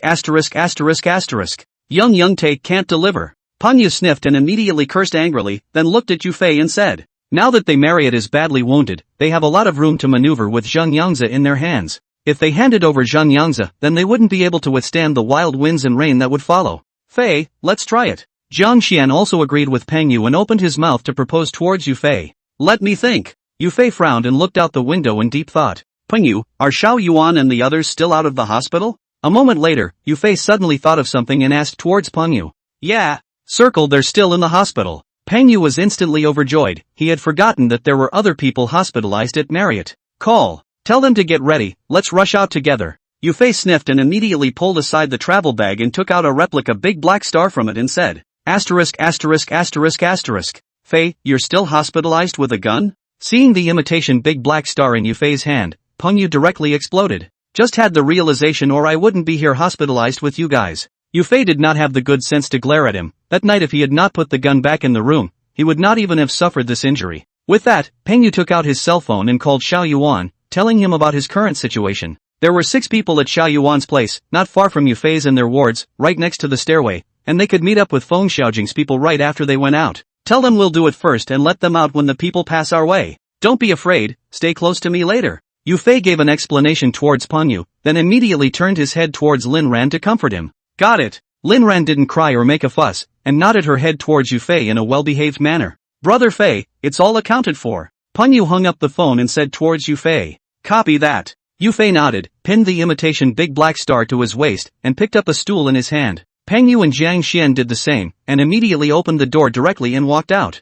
"Little pussies from Qingzhou, look at your father there." Just as they went out the door, the few people standing at the stairway instantly looked towards Yu Fei and the others, and Peng Yu immediately opened his mouth to taunt them. "Groove your ass. Looking for death." How had they ever received this kind of anger in Qingzhou, and they immediately cursed. "You guys aren't brought out by Zhang Yangzi, are you? It's true that what kind of big brother there is, there's what kind of little brother there is." Peng Yu continued to taunt and poke them directly in their aorta. It, him. One of them couldn't hold back any longer and ran towards Yu Fei and the others, followed closely by the others. "Circle. It's closed for business." Seeing the other party rushing up, Peng Yu immediately shouted, then raised his stool and smashed it. Immediately after that, Jiang Xian also rushed up, while Yu Fei was protecting Lin Ran from behind. "Groove your ass, them." At the same time, leaning against one of the wards at the entrance of the stairs, Xiao Yuan rushed out instantly with 5 people, directly breaking the other party's back. Bang! Jiang Xian swung his stool and directly smashed over one person. Peng Yu followed with a kick, and that person's face was immediately imprinted with a 43 large foot.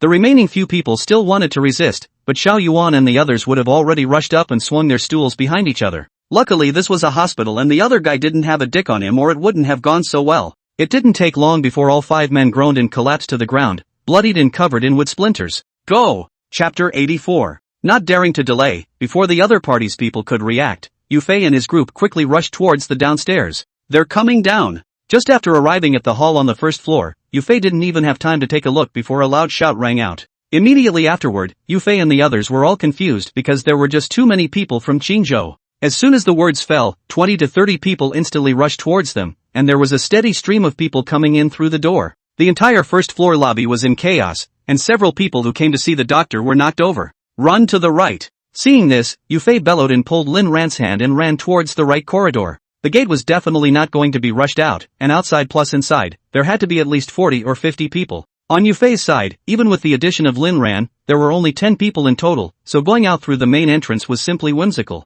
But what Yufei didn't expect was that there were also people blocking the door at the exit of the right corridor. There weren't a lot of them, but as long as we could hold them off for 10 seconds or so, the ones behind us would catch up. Seeing this, Yufei's heart instantly sank. He gritted his teeth and directly pulled out the imitation big black star from his waist. This would already be a time to fight for your life, and if you were caught, it wouldn't end well. Hyper. Yufei was ruthless, aiming at one of the people rushing towards him and raising his hand to fire a shot. In an instant, a cloud of blood mist exploded from the man's chest before he fell straight to the ground. Groove your ass. Whoever comes up here dies. Hyper. Yufei roared, followed by 3 more shots, knocking down 2 people. This time, Yufei's hands were no longer measured, and his shots were all aimed at the vitals. However, this also achieved remarkable results. 4 shots put down 3, and 1 directly did not move. Suddenly scared, the others did not dare to continue to approach. Just like that, Yufei led the crowd and rushed out directly through the side door. Hyper. But just as he went out the door, a gunshot exploded, and Yufei's calf instantly went up in fiery pain. Hyper. It was too late to raise his head to see. Yufei flung his hand by feeling and directly pulled the trigger to fire a shot. The man didn't expect Yufei's reaction to be so fast and didn't have time to fire a second shot, rushing to hide behind a car. You guys go first. Immediately after that, Yufei pushed Lin Ran towards Jiang Xian and raised his gun directly towards where the other party was hiding. Fei! Lin Ran cried out eagerly and tried to go forward but was yanked by Jiang Xian. Go! Jiang Xian's eyes were bloodshot. This was not the time to pull and tug, and with a low gulp, he led the crowd away. But before they could run a few steps, Qingzhou's men followed and rushed out from the side door, continuing to chase towards them. As for Yufei's side, he was directly surrounded by people from Qingzhou, a dense circle, at least 100 or 10 people. Little brat, you reacted pretty fast. At that moment, the man hiding behind the car also came out, carrying a handful of 5 links in his hand. The other party is a big man of more than 1 meter 8, with a very strong body, not even too much worse than Yuan Gang. With a mean-looking face and a big bald head, a proper sociopathic look. Yufei didn't say anything and stood in the middle of the crowd with his gun. His pants were already soaked with blood and he just looked at them coldly. On the other side, Jiang Xian and the others were caught up without running far because they were carrying injuries on their bodies, plus Lin Ran couldn't run fast. Asterisk. No more running, fight them. Peng Yu really couldn't run anymore, panting heavily and looking back, he said. Sister-in-law, go away. Jiang Xian also had the same intention, turning his head to look at Lin Ran and said. However, Lin Ran did not move and stood still looking in the direction of the hospital, tears falling like rain. However, just as Peng Yu and Jiang Xian, several people, were preparing to fight for their lives, suddenly several police cars, with sirens blaring, drove over from far and near. The people from Qingzhou immediately stopped when they saw this. After all, this is Yangon, not Qingzhou, and they have no connections in the precinct. Saved. Peng Yu grinned at the sight and directly laid down on the ground and rested. At the same time, on the other side of Yufei's body was standing in front of a man in his 50s, who was clearly Feng Xiaojing. Feng Xiaojing is not very tall, the whole person is also very thin, the hair is already a little gray, with a beard, looks like a small old man. Yufei? Feng Xiaojing sized up Yufei before opening his mouth to ask. Feng Xiaojing? Yufei raised an eyebrow and asked a rhetorical question towards Feng Xiaojing. Shout out to Master Kyung. Hearing Yufei's words, the man beside Feng Xiaojing, who had a burly figure, directly raised his gun and said, Shout out to your mom. Yufei grinned and followed suit, raising his hand and aiming his gun at Feng Xiaojing. You're ing looking for death. Seeing Yufei pointing his gun at Feng Xiaojing, the man's eyes narrowed slightly and he immediately said angrily, Don't shake your hands, let's shoot together. The corners of Yufei's mouth rose slightly. He knew in his heart that he would definitely not be able to leave today, and it would be considered a gain to be able to pull on Feng Xiaojing before he died. Wang Yang. But without waiting for the man to speak again, Feng Xiaojing reached out and stopped him. Pity. Immediately after, Feng Xiaojing once again looked at Yufei and slowly shook his head. Yufei frowned, not understanding what Feng Xiaojing meant by that. And just then, the sirens became clearer and clearer. Feng Xiaojing twisted his head and glanced at it, without saying anything directly turned around and left. Count on your kid's life. Wang Yang also looked outward and put away his gun and followed Feng Xiaojing to exit the crowd. Get down! All hold your heads and crouch down. Immediately afterward, the sound of Dao Dao yelling rang out, and the police car from the Yangon branch had already driven into the hospital, with more than 30 policemen leaning over with their guns. Yufei tilted his head and looked at the sky, not running away. Because he couldn't run away at all, and there were 100 or so other people around him who were surrounding him. Within a short while, the police from the precinct saw Yufei and the gun he was holding. Put the gun down. They all knew Yufei, as most of them, they hadn't gone to Marriott to have fun. Yufei didn't resist and placed the imitation big black star on the ground, then cooperatively extended his hands. Handcuffed, Yufei was escorted directly to the police car. Meanwhile, Yuan Gang, who had just arrived at the hospital, happened to see this scene. On the passenger side of his Santana was sitting a somewhat pale Zhang Yangzi. Fei. Yuan Gang gripped the steering wheel tightly, his forehead veins rippled, and his eyes were slightly red. He didn't expect that after 1,000 instructions from him, Yufei still chose to do this. Yufei, you know, that's my brother. Yuan Gang raised his hand and pointed to the car Yufei was sitting in, and said towards Zhang Yangzi without looking away. Zhang Yangzi didn't say anything and twisted his head to look at Yuan Gang suspiciously. Next we won't stop until we're dead. Chapter 85, 1 dead, 1 seriously injured. Sheepshead Branch. In the interrogation room, Yufei was leaning back in his chair, his brows furrowed. The wound on his leg had been treated, but the excruciating pain made cold sweat break out on his forehead. Suddenly, the door was pushed open, and Zhang Wenfu, the director of the Yangon branch, walked in. I said you boys are crazy, aren't you? What happened last time at the Huading Hotel was even worse, but this time, they even shot at the hospital. Zhang Wenfu slapped a file on the table, his face was very ugly as he angrily cursed towards Yufei. 1 dead and 1 seriously injured, it's such a big deal, you're an outlaw, aren't you? Without giving Yufei a chance to open his mouth, Zhang Wenfu continued to spray spittle. Bureau Zhang, what's the result? Yufei laughed, not caring, and directly asked about what a downer he was. Results? What else could it be? Zhang Wenfu glanced at Yufei and said without any good humor, can you make a phone call? Yufei nodded, then suddenly thought of something and looked at Zhang Wenfu and asked. Zhang Wenfu didn't say another word and took out his cell phone from his pocket and was about to hand it over to Yufei when a call came in. Later, looking at the caller ID, Zhang Wenfu dropped a sentence and directly got up and left the interrogation room. Yufei tilted his head up and looked at the ceiling for a while before closing his eyes. No need for phone calls, we'll send you to the detention center first later. Not much later, Zhang Wenfu returned and spoke directly towards Yufei. Although Yufei was surprised, he did not say anything more and nodded towards Zhang Wenfu. Marriott KTV. In the office on the second floor, opposite Yuan Gang was sitting Zhou Haipeng. Bureau Chief Zhang promised to send it to the detention center for custody first, and then deal with it after the winds of this have passed. Zhou Haipeng put down his cell phone and said towards Yuan Gang with a smile. Thanks. Yuan Gang nodded, relieved in his heart. You're welcome. Since we're all on the same rope, this is all as it should be. Zhou Haipeng smiled again. Yuan Gang has already inquired, 1 dead and 1 seriously injured, go through the normal procedure Yufei certainly cannot keep. So he could only make an appointment with Zhou Haipeng and promise him the same thing he had proposed earlier. Although there was the background of the municipal party secretary, the other party definitely wouldn't get into this muddy water, because their relationship hadn't reached that point yet. Then again, after this incident, Zhou Haipeng will definitely not let go of this opportunity. Instead of waiting to be pressurized by the other party, Yuan Gang had better agree directly and painfully.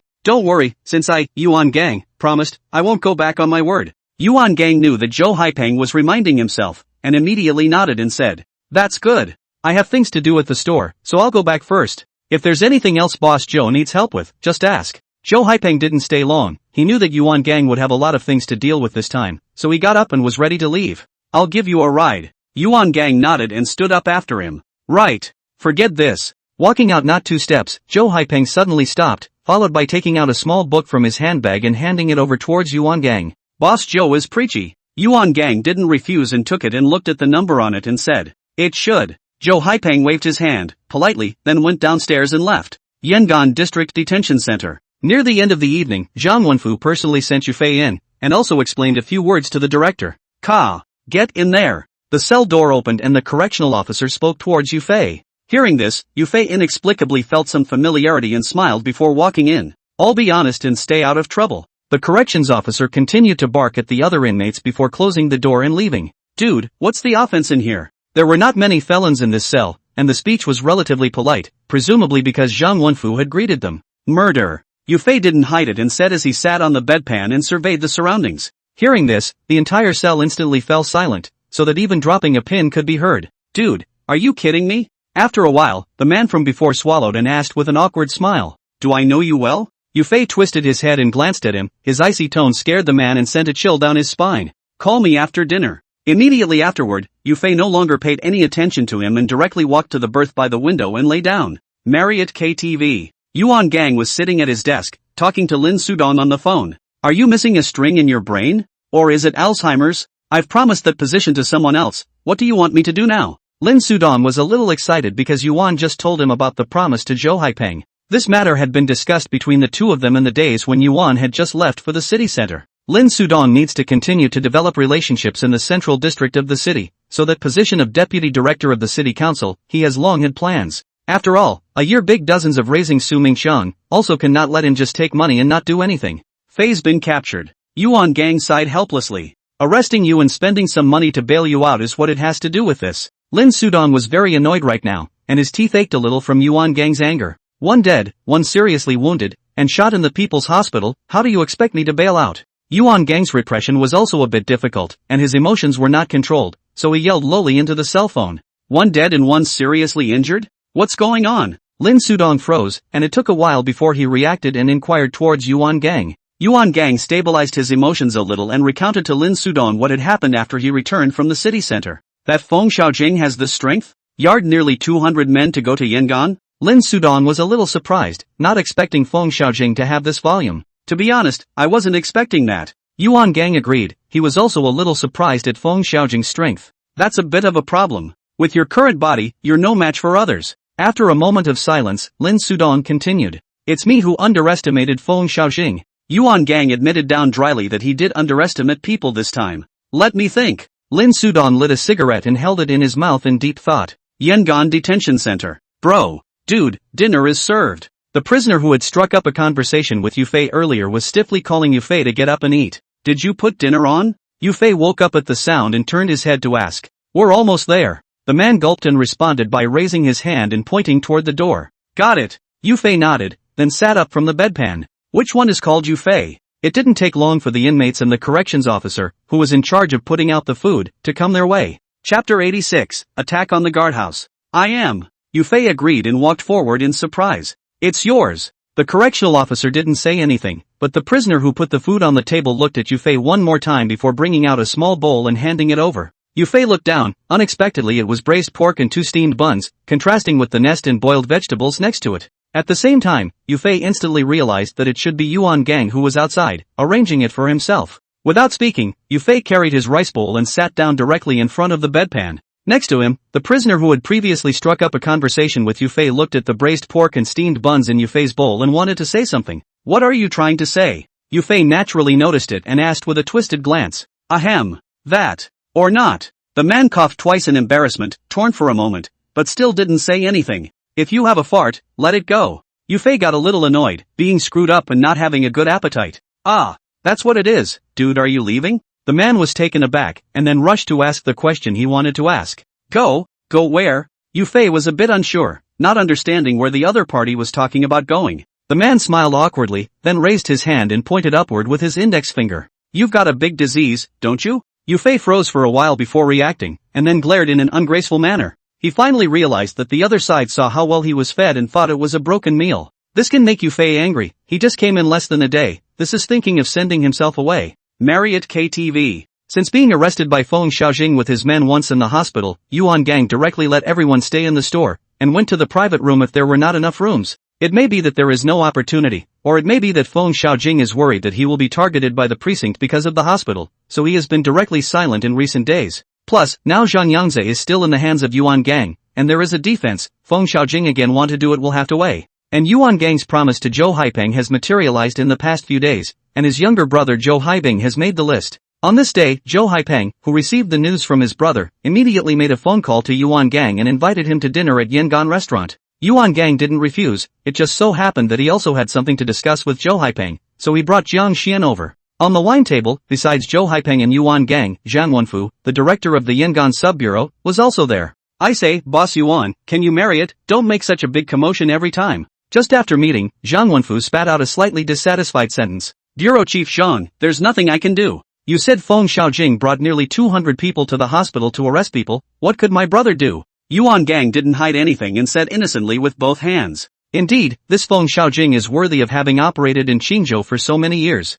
Zhou Haipeng followed with a nod of approval. Right, Bureau Zhang, I happen to have something I want to ask you. Yuan just sat down and said without waiting for Zhang Wenfu to continue. Want to ask about your brother, do you? Zhang Wenfu understood in his heart and took a sip from his wine cup and said, That's right. Yuan Gang nodded. He did want to ask about Yu Fei. This whole thing is pretty nasty. Let's spend 10 days in the detention center and see which way the wind blows. If there are no unforeseen circumstances, feel free to give a fault and then bail out. Zhang Wenfu had already had a plan and knew that Yuan Gang was bound to ask him, so he responded without even thinking about it. Then I'll trouble Bureau Zhang. Yuan Gang nodded. He didn't care what the sentence was or how long it was, just as long as people could get out. After that, a few people pushed and drank until almost the middle of the night before breaking up. Yangon Detention Center. A few days passed in a row, and Yu Fei had gotten used to life in the detention center. Compared to the one prison in the capital city where he had once stayed, this place was much more comfortable. Especially the food. Yu Fei opened a small stove for every meal. Even in the morning there would be 2 eggs,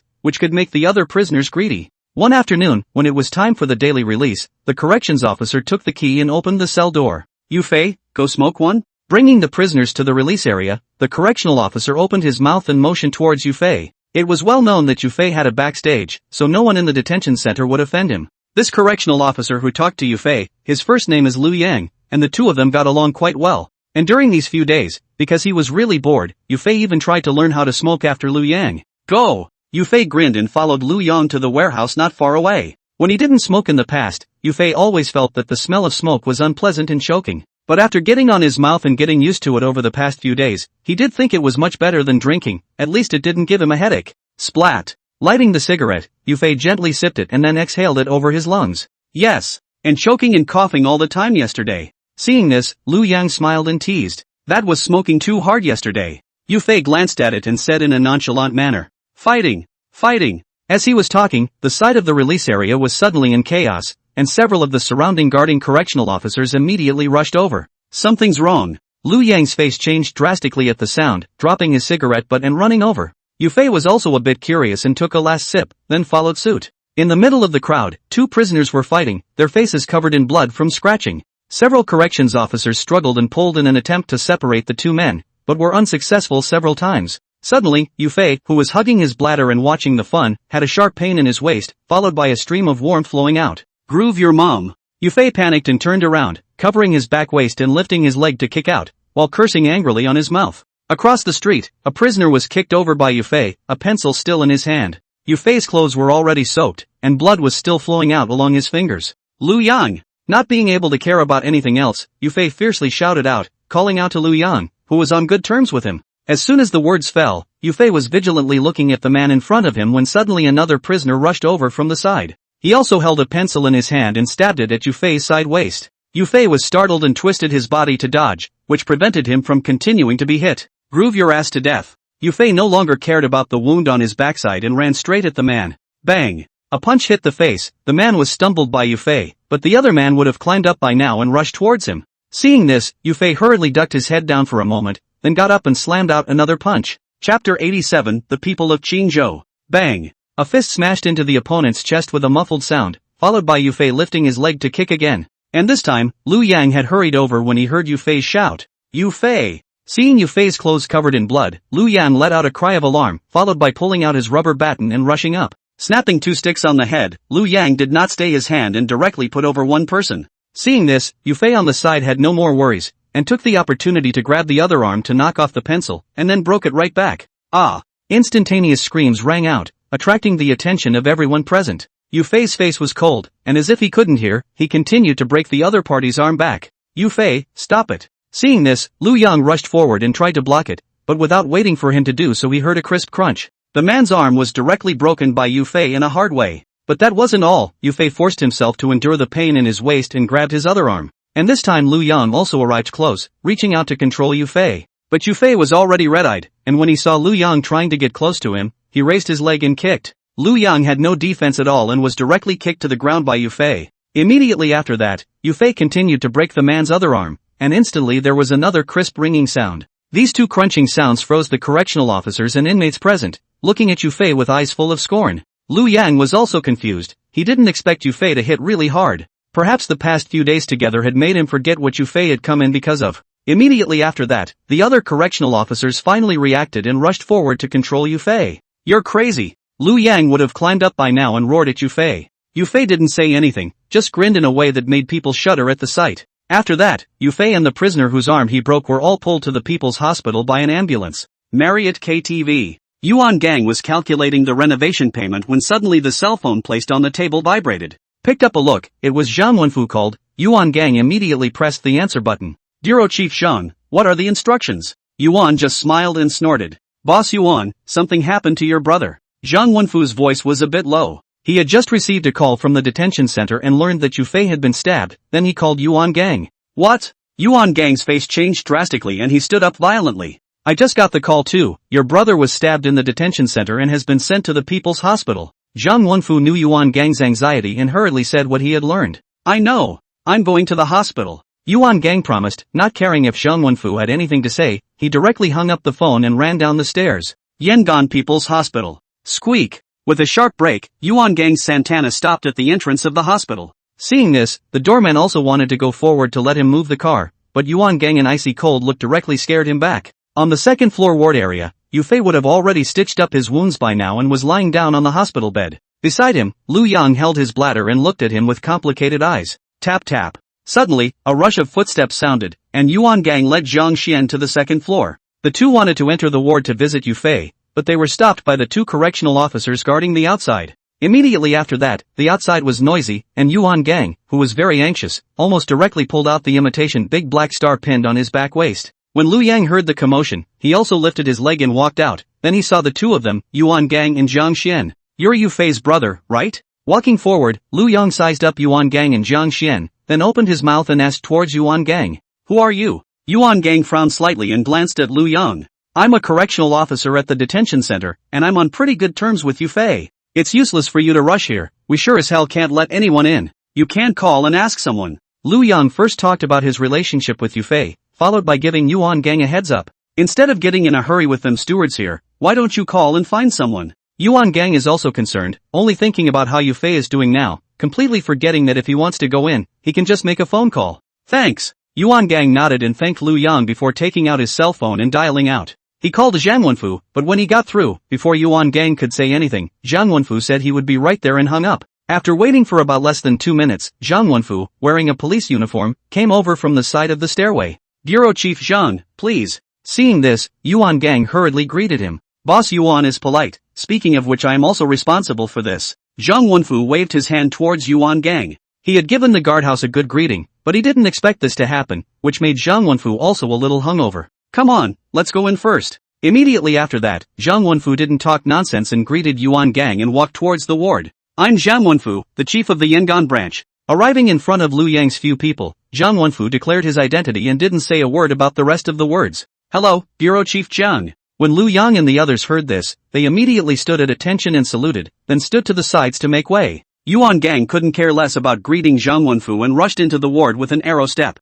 "Fei." Seeing that Yufei had gauze wrapped around his waist and was lying on the hospital bed, Yuan Gang immediately shouted, "Brother!" Hearing Yuan Gang's voice, Yufei twisted his head to look at it, then called out with a smile, "How's the wound?" Yuan Gang touched Yufei's hair and inquired with a face full of concern. "Nothing." Yufei laughed again and shook his head. "On the way here, I called the director of the detention center and asked, those two were just sent in yesterday. And it's all from Qingzhou." As he was talking, Zhang Wenfu walked up and revealed a piece of news to Yuan Gang. "Feng Xiaojing." Yuan Gang didn't even think about it and directly blurted out a name. "There's no one else but him." Zhang Wenfu nodded. "This is really too obvious, just sent in yesterday, and all of them are people from Qingzhou, besides Feng Xiaojing, who else can there be? He's looking for death." Yuan Gang's eyes narrowed slightly as he spoke in a vicious tone. "My guess is that he's trying to pressure you and it shouldn't take long for him to contact you." Immediately afterward, Zhang Wenfu stated his analysis. "It should be. He wants me to hand over Yun Take." Yuan Gang nodded. He agreed with Zhang Wenfu's idea. What an old fox. Zhang Wenfu couldn't help but sigh with emotion. 88. Medical parole. After chatting with Yufei for a while, Yuan Gang and the others didn't stay long and left the hospital to go to Yang'an restaurant. Yuan just wants to talk to Zhou Haipeng because he's about to launch a counterattack against Feng Xiaojing. In addition to Zhou Haipeng and Zhang Wenfu, Ji Ron was also called over by Yuan Gang with a phone call. Because Marriott's people alone are just a little less than adequate. "Boss Zhou, I'll say what I have to say. Feng Xiaojing struck out at me twice in a row, almost killing my brother, and I'm ready to strike back. Yuan Gang was very dry, and just after the crowd had taken their seats, he looked at Zhou Haipeng and said, "No problem. It's okay for him, Feng Xiaojing, to be a bully in Qingzhou, but he's still so rampant when he arrives in Yan'an. I can't put out many men, but as long as Feng Xiaojing is hiding in Yan'an, I can dig him out for you." Zhou Haipeng nodded and agreed to Yuan Gang's proposal and also made a guarantee. Really? Yuan Gang immediately brightened up. His biggest worry was that he couldn't find where Feng Xiaojing was. "We're on the same rope." Zhou Haipeng smiled and didn't say anything more. "I'll try to cooperate with you on my side, but don't make too much noise or I'll have a hard time doing it." Immediately after that, Zhang Wenfu also spoke. "Bureau Chief Zhang, just help play match on your side." Yuan Gang nodded in understanding. After all, how could they not let the police help them in the war? Gonzo. "On my side you speak directly, there are not many people, but every one of them is open-minded. Last but not least is Ji Rong. His relationship with Yuan Gang needs no introduction. Brother Ji, I won't say thank you, let's look backward." Yuan Gang nodded. With Ji Rong he didn't need to be so polite. "Boss Zhou, then this is settled, let me know when you have news." Immediately after that, Yuan Gang turned his head to Zhou Haipeng and said, "Yes." Zhou Haipeng promised, then raised his wine glass and clinked it with the crowd. In the days that followed, all of Marriott's people were concentrated in the store, and Feng Xiaojing had no chance to get his hands on them. As for Yufei, he never went back to the hospital because he was afraid that Feng Xiaojing would continue to play dirty. But even so, Feng Xiaojing did not return to Qingzhou, and has been staying in Yan'an to look for opportunities. 10 days later, Yufei's wounds had been removed, and the hospital matter had been suppressed and gradually faded into oblivion. Then Yuan Gang thought about getting Yufei out as soon as possible. He got Zhang Wenfu to operate, and gave a sentence of manslaughter and gun possession, totaling more than 5 years in prison. Immediately after Yufei was sent to the first prison in Jiangbei City, in which he stayed for less than a week in total, he was picked up on medical parole. At the entrance of the first prison of Jiangbei City, a Santana and a Jetta were parked here early in the morning. As the prison gate opened, Yufei was escorted out by 2 prison guards. Fei. Immediately after that, Santana and Jetta came down, first Yuan Gang and Lin Ran, then Jiang Xian with Peng Yu, and Jiang Hao who cheekily followed them. "Brother!" Yufei first shouted excitedly towards Yuan Gang before looking at Lin Ran and the others. "Miss me yet?" After they all greeted each other, Yufei looked at Lin Ran and asked with a grin. "You asshole." Lin Ran's tears instantly collapsed and she directly jumped into Yufei's arms, slapping his chest. "Not anymore." Yufei smiled. Of course he knew why Lin Ran had scolded herself. Then he whispered in her ear, "Well, go back first." Yuan Gang smiled and patted Yufei's back before greeting the crowd and getting into the car. More than 20 minutes later, in front of the Marriott KTV, the firecracker salute instantly exploded on East Street. Yufei stepped out of the car and looked around. It still felt familiar. "I say brother Fei, you and your sister-in-law with this firecracker salute, it's like you're getting married." Peng Yu glanced at the two of them, Yufei and Lin Ran, then came forward and flirted. "I think so. No brother Fei, you and sister-in-law, let's get the wedding over with today." Jiang Xian also grinned and followed Peng Yu's catch. "Where are the happy events? When is the feast?" Immediately after, Jiang Hao also smelled the odor and came over, only his focus was a bit different from the others. Yufei sniffed and glared unkindly, while Lin Ran was blushing. "I say Hinata, that's not the name you should be called, Eclipse Genius fits you." Peng Yu kicked him without a good reason. "Why?" Jiang Hao was a bit uncertain and asked suspiciously. "He called you a dog." Yufei shook his head helplessly and came to Jiang Hao's ear to arch the fire. Asterisk. "Stinking bandicoot, I'll fight you." Jiang Hao was furious at his words and ran to pounce on Peng Yu. After such a long time together, Jiang Hao was already very familiar with the crowd. Especially Yufei, the two of them had the best relationship, as it was Yufei who had left Jiang Hao behind in the first place. Plus, usually, Yufei took Jiang Hao down to the restaurant when he had nothing to do, which poked him even more. Right after that was Peng Yu. Although he beat up Jiang Hao at first, Jiang Hao didn't hold a grudge, and in some ways the two of them were still a bit stinky. While this side was fooling around, Yuan Gang suddenly received a call from Zhou Haipeng. The two of them hadn't said a few words before Yuan Gang's face showed excitement. "Stop it, there's business." Hanging up the phone, Yuan Gang interrupted the crowd before greeting and heading towards the second-floor office. "Brother, what is it?" When he reached the office, Yufei asked suspiciously. "Feng Xiaojing has news. Zhou Haipeng just called me and said he found his nest." Yuan Gang didn't sell himself short, and immediately spoke about the news he had gotten. "Really?" Yufei's face was full of excitement. Twice he almost folded in Feng Xiaojing's hands, but he was holding a bellyful of fire. Asterisk. "I'm going to kill that old man this time." Peng Yu followed suit and cursed. "No one is left at home. Peng Yu, you and Jiang Xian, now hurry up and go prepare the guys." Yuan Gang nodded, then gave an explanation towards both Peng Yu and Jiang Xian. Immediately after that, Yuan Gang took out his cell phone again and called Ji Rong, telling him to code people to get ready. "That's right Fei, go to my room and get that travel bag under the bed." Hanging up the phone, Yuan Gang remembered something else and explained towards Yufei. Yes. Yufei promised, got up and went to Yuan Gang's room. It didn't take long for Yufei to come back with his travel bag, which looked heavy. Asterisk asterisk asterisk asterisk. For today, I almost went straight to work as an arms dealer. Yuan just took the travel bag and put it on the table to pull the chain and said. Yufei sniffed and looked down, then his heart was suddenly shocked as he saw 2 small earthen melons. Asterisk asterisk asterisk asterisk. Brother, you sleep with this under your bed? Chapter 89. Look at the gun. What? Is it a problem to keep this under the bed? Yuan Gang asked with a smile as he picked up 2 small earthen melons from his travel bag. You're playing tug with Hades. Yufei glanced at it and said in a nonchalant manner. Where would a normal person put this under the bed? And it's made of clay, so it might blow up at some point. You brat, how dare you flirt with your brother? Yuan Gang grinned and raised his leg to kick Yufei. Kong. All set. As he was talking, Jiang Xin suddenly pushed open the door and spoke towards Yuan Gang and Yufei. Let's go then. Yuan Gang nodded and picked up his travel bag and handed it to Yufei before taking the lead and walking out of the office. Marriott had put out about 30 people in total, even Jiang Hao was counted, and had already pulled out his family's money. On the other side, Ji Rong's men were a bit less, only in their early 20s, but they were all ruthless characters who dared to strike. Although in terms of numbers, Yuan Gang's side was only a quarter of Feng Xiaojing's, there were times when more people were not useful. Moreover, they are engaged in sneak attacks. Feng Xiaojing cannot bring 200 people around every day. It is estimated that there are 10 or 20 already tops. Arriving at Jirong's chess room, the 2 sides converged on each other. Congo, my men are ready. Seeing Yuan Gang's arrival, Jirong hurriedly greeted him and said,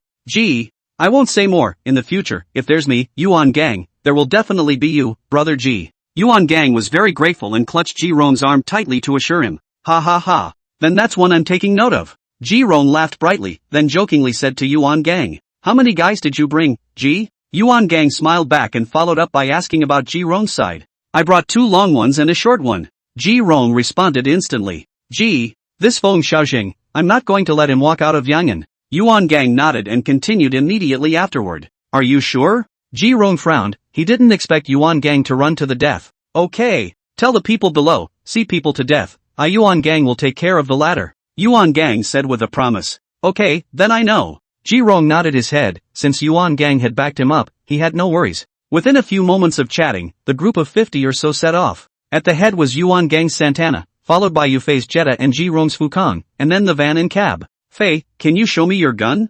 Jiang Hao, who was sitting in the back row on the Yufei car, said as he looked at the replica big black star on his waist. What kind of tiger and wolf talk is that? Yufei's head was full of black lines, and his mind was a little unstable. Ha ha ha. Brother Fei, I want to see your gun too, let me study it with Raiten. Co-pilot, Pingyu smiled at the words, followed by a flirtation, teasing the other 2 juniors in the back row, holding back laughter held a red face. Pingyu, do you believe I'll kick you down? Yufei twisted his head and glared, saying without any good humor. Just kidding. Pingyu snapped and glanced outside, just this car speed was kicked down, not dead but also have to fade skin. Fei, I'll take that as a yes. Immediately after that, Jiang Hao directly acquiesced to Yufei's consent and reached out to pull out the imitation big black star. Don't move. Not off the bail. Hyper. When the gun was pulled out, Yufei was shocked in his heart, and immediately wanted to remind Jiang Hao that he had left the safety on. But before he could finish, a sudden gunshot exploded and a small hole in spider pattern instantly appeared on the front windshield. The carload of people were all confused, only the imitation big black star in Jiang Hao's hand. The muzzle of the gun was still smoking. Asterisk asterisk asterisk asterisk. You're ing crazy. After a while, Pengyu reacted, his brain instantly broke out in cold sweat, and he turned back towards Jiang Hao and cursed. Pengyu, bring back the gun. Yufei was also a bit flustered, looking at the bullet hole not far from him, and rushed to say. It was a good thing that Jiang Hao was sitting in the center. If he was on the left or right, Yufei and Pengyu would have to reimburse one of them by designation. It's... Jiang Hao was also shocked. This was the first time he had ever fired a gun, and his tiger's mouth was shaken and raw. He also didn't realize that he just flicked that snap and struck out. Jiang Ri-Tian, if you ever touch a gun again, I'll just chop your hand off. Pengyu took the imitation big black star and gave Jiang Hao a slap on the head without any good humor. As he was talking, Yufei's cell phone suddenly rang, and he took it out to see that it was Yuan Gang calling. Brother! Pressing the answer button, Yufei put it to his ear and shouted. Fei, what was that noise just now? Did your car get a flat tire? Yuan Gang and the others were in the front, and they also heard the gunshots and thought it was Yufei's Jetta with a flat tire. As for the sound of gunshots, Yuan Gang didn't even think about it, who has nothing to do with shoot for fun in a car. No! The gun just went off. Yufei glanced at Jiang Hao from the rearview mirror and said without any humor, going off the rails? You guys aren't hurt? Yuan Gang froze at his words, followed by eagerly inquiring towards Yufei. It's okay brother, hit the glass. Yufei looked at the bullet hole in the front windshield and hurriedly responded. That's good. But how does one hit the glass? Brother, I'm driving, wait until we get to the place. Yuan Gang let out a sigh of relief, but immediately afterward he reacted, even if it went off, how could it hit the glass? But without waiting for Yuan to finish his sentence, Yufei spoke up and interrupted him because Jiang Hao was tugging on the corner of his coat in a pitiful manner. Okay. Yuan Gang promised and didn't ask any more questions before hanging up the phone. Pinto Township. This place just happens to be stuck on the demarcation line between the city and the suburbs, and Yuan just got the news from Zhou Haipeng that Feng Xiaojing is harboring here. On the main street, in front of the GNXAN Hotel, there was a Toyota Crown and two Peugeot 505s parked, all with Qingzhou license plates.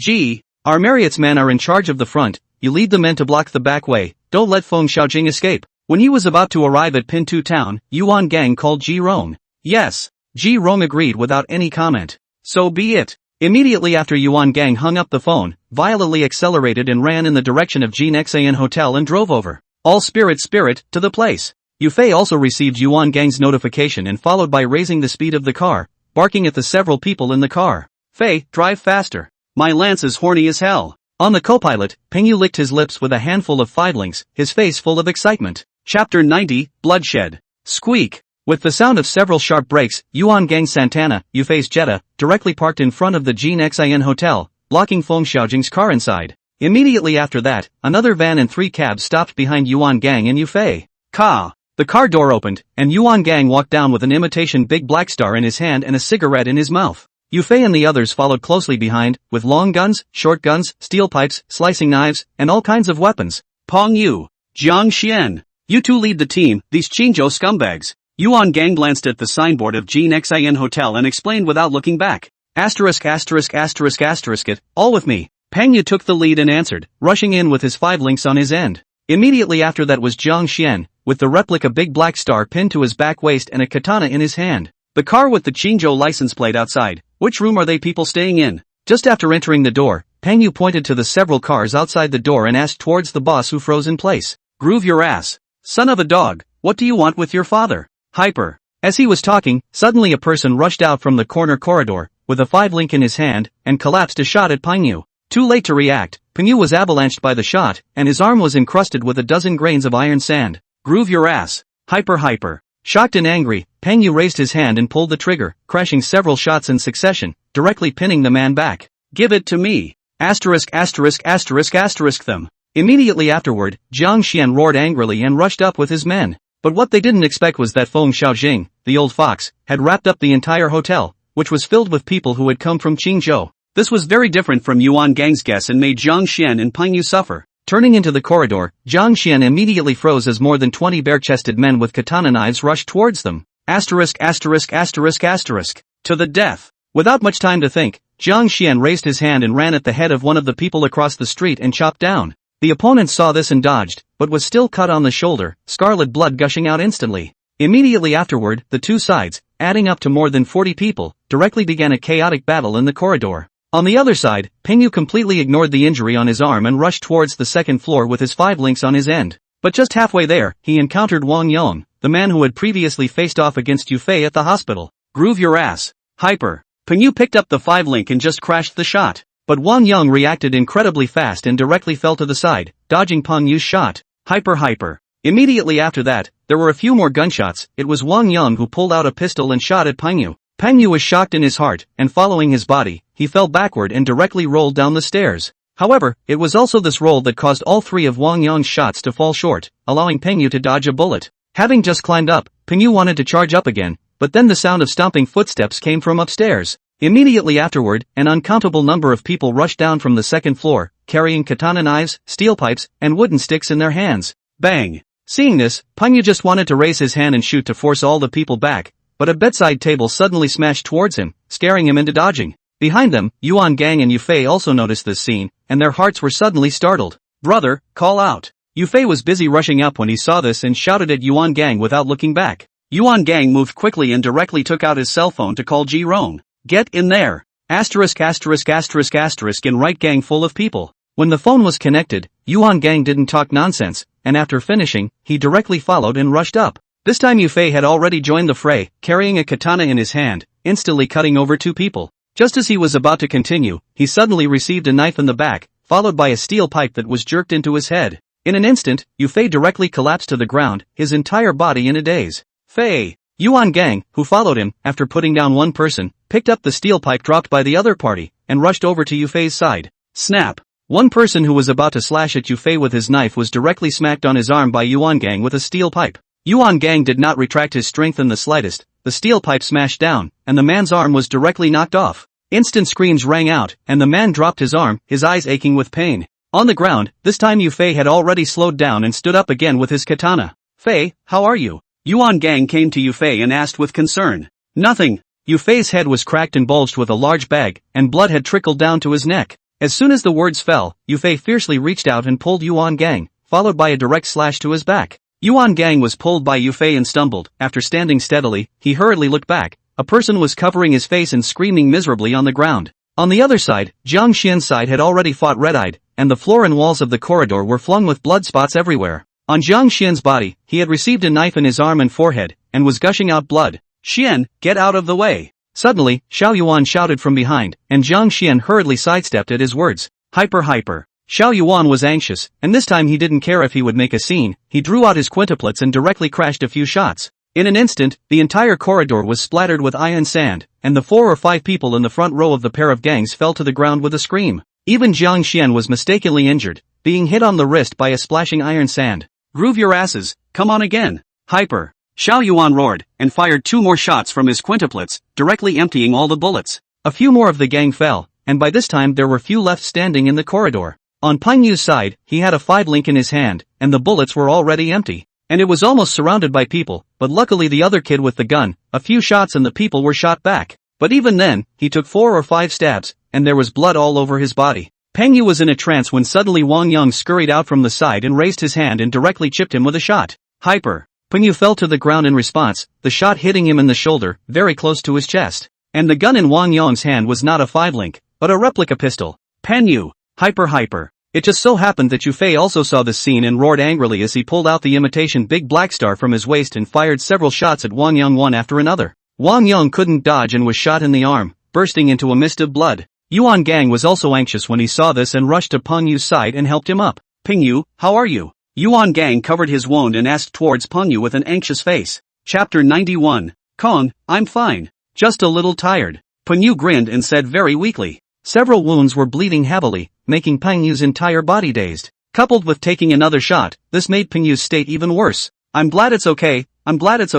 Yuan Gang breathed a sigh of relief, and just when he wanted to look back, Yufei came to his side. Without waiting for Yuan Gang to say anything, Yufei reached into his coat pocket and directly pulled out a small melon. Fei! How could Yuan Gang not know what Yufei was trying to do, so he quickly chimed in. Although the thing, which was never meant to be put on display, depends on where it's being used. Yufei was already red-eyed, not listening to advice at all, and raised his hand to pull out the safety pin. What for? Fortunately, at the critical moment, a pair of big hands pressed down on Yufei, and it was certainly Ji Rong who hurriedly arrived. Because the houses in the town were all in a row, they had to come from the back and make a big circle, which delayed them some. And with Ji Rong arriving with his men, the situation instantly shifted with the addition of raw power. All of the men in the pair's gang were knocked up to the second floor, except for those lying on the ground incapacitated. This thing won't work here, put it away. Ji Rong barked a sentence towards Yufei with a grave expression, then led the men to run up to the second floor. Fei! Yuan Gang once again let out a low drink. Yufei finally came to his senses and put the small melon into his pocket.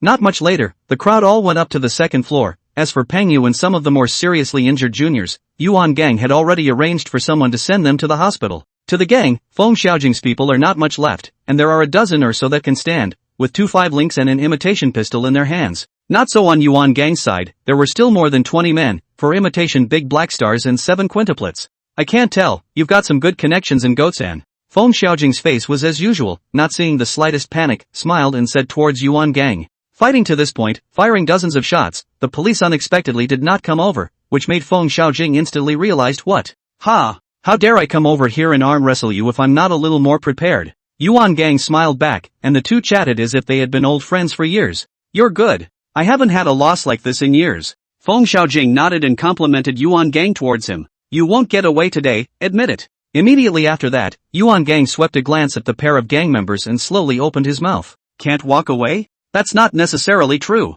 Feng Xiaojing raised an eyebrow at his words and said with a smile. You still have a backhand? Yuan Gang frowned, not understanding why Feng Xiaojing was so confident. I have traveled this road for so many years, how could I not leave a way out? Feng Xiaojing said as he pulled out his cell phone and found a number to dial. Hey, big brother. Soon the phone was connected, and Feng Xiaojing directly pressed the speakerphone. Did you get the man? Feng Xiaojing smiled and glanced at Yuan Gang before turning his head to look at Yufei. Gotcha, that little is pretty intense. The person on the other side of the phone laughed, and the words that followed immediately made Yufei panic. Let her make a sound. Feng Xiaojing continued to smile, his eyes still fixed on Yufei. Pop. Speak. Instantly, a voice rang out on the other side of the phone, and then came the sound of a woman crying. Groove your mom. Hyper. Yufei's eyes instantly turned red. That crying voice was clearly Lin Rant's, how could he not hear it? Saying that, Yufei raised his hand, the gun was aimed at Feng Xiaojing's head and directly pulled the trigger. Luckily, Yuan Gang pulled him in time, and the bullet hit the wall next to him, but this also made the atmosphere instantly tense.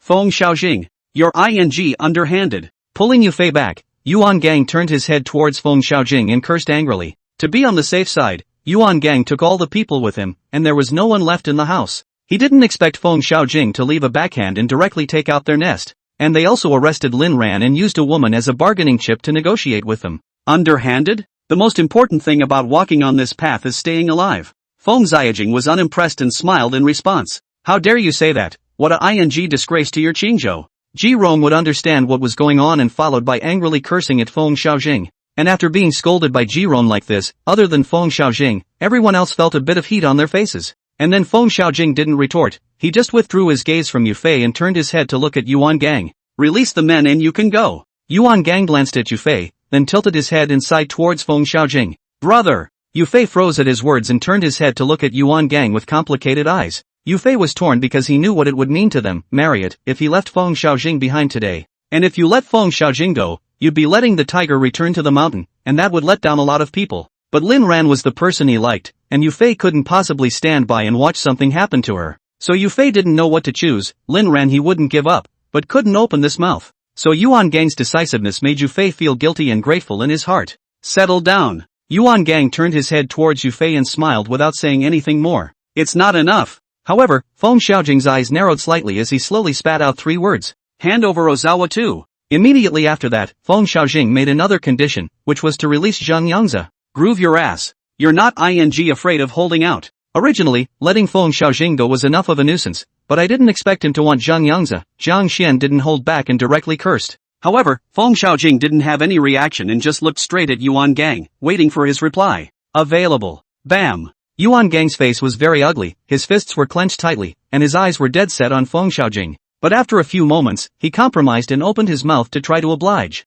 But without waiting for him to finish, Yufei directly dropped the imitation big black star on the ground and walked towards Feng Xiaojing. Seeing Yufei's move, the crowd tensed up, and Wang Yang raised his hand and aimed his gun at him. You know what? My brother has done enough for me. Without him, I'd be nothing more than a bum on the street, still snatching food from wild dogs. Speaking slowly, Yufei pulled out the small cantaloupe from his coat pocket and hooked his finger on the safety pin. Fei! Yuan Gang was shocked in his heart and shouted in a hurry. My brother buys me all the food and clothes and stuff, and my brother bought me a car, which I love. So, I'm already guilty, why do you have to give me an inch? Chapter 92, compensate you for a real one. Don't you care about that little girlfriend of yours? Feng Xiaojing's eyes narrowed slightly, and although his heart was also a bit flustered, his face remained as normal. Fei! Forget it, man, give it to them. Yuan Gang's face turned pale, afraid that Yufei would do something stupid. Ha! You just made us choose, now I'm making you choose. Release the men and then you leave, or we go to hell together. As for Zhang Yangzi, don't even think about it. Yufei smiled as if he didn't hear Yuan Gang's words and said with his eyes dead set on Feng Xiaojing.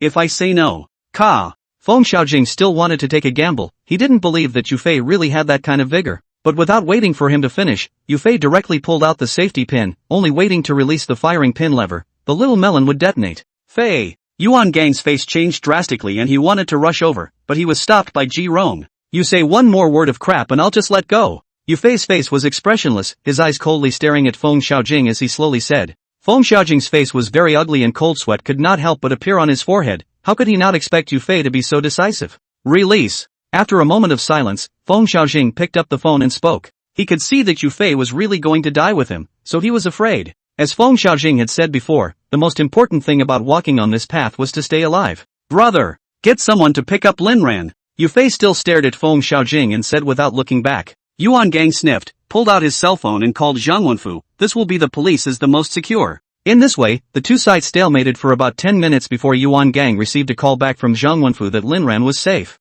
Can we go now? Feng Xiaojing saw Yuan Gang put down his cell phone and asked towards Yu Fei with a sullen face. Fei, let them go. Without waiting for Yu Fei to speak, Yuan Gang said. In fact, he could have gone back on his word and left Feng Xiaojing and the others behind. But Yuan Gang didn't want to do that because he wasn't on the same page as Feng Xiaojing and couldn't do such a thing. You won't live long. Yu Fei nodded at his words and lowered his hand in an icy tone. Feng Xiaojing sent someone to move Linran, just like touching Yu Fei's reverse scale. I'll wait for you. Feng Xiaojing gave Yu Fei a deep look before leading the way downstairs. Gonzo. Seeing this, Ji Ron wanted to say something, but was interrupted by Yuan Gang shaking his head. Fei, hurry up and throw that thing out. After Feng Xiaojing and his group left, Yuan Gang hurriedly opened the window next to him and said towards Yu Fei. Brother, can't this be plugged back in? Yu Fei picked up the small melon and the safety pin and looked at them, asking towards Yuan Gang in confusion. It's homemade, who knows if it'll snap, get rid of it. Yuan Gang didn't dare to let Yu Fei take this risk and urged him to hurry up and throw it out the window.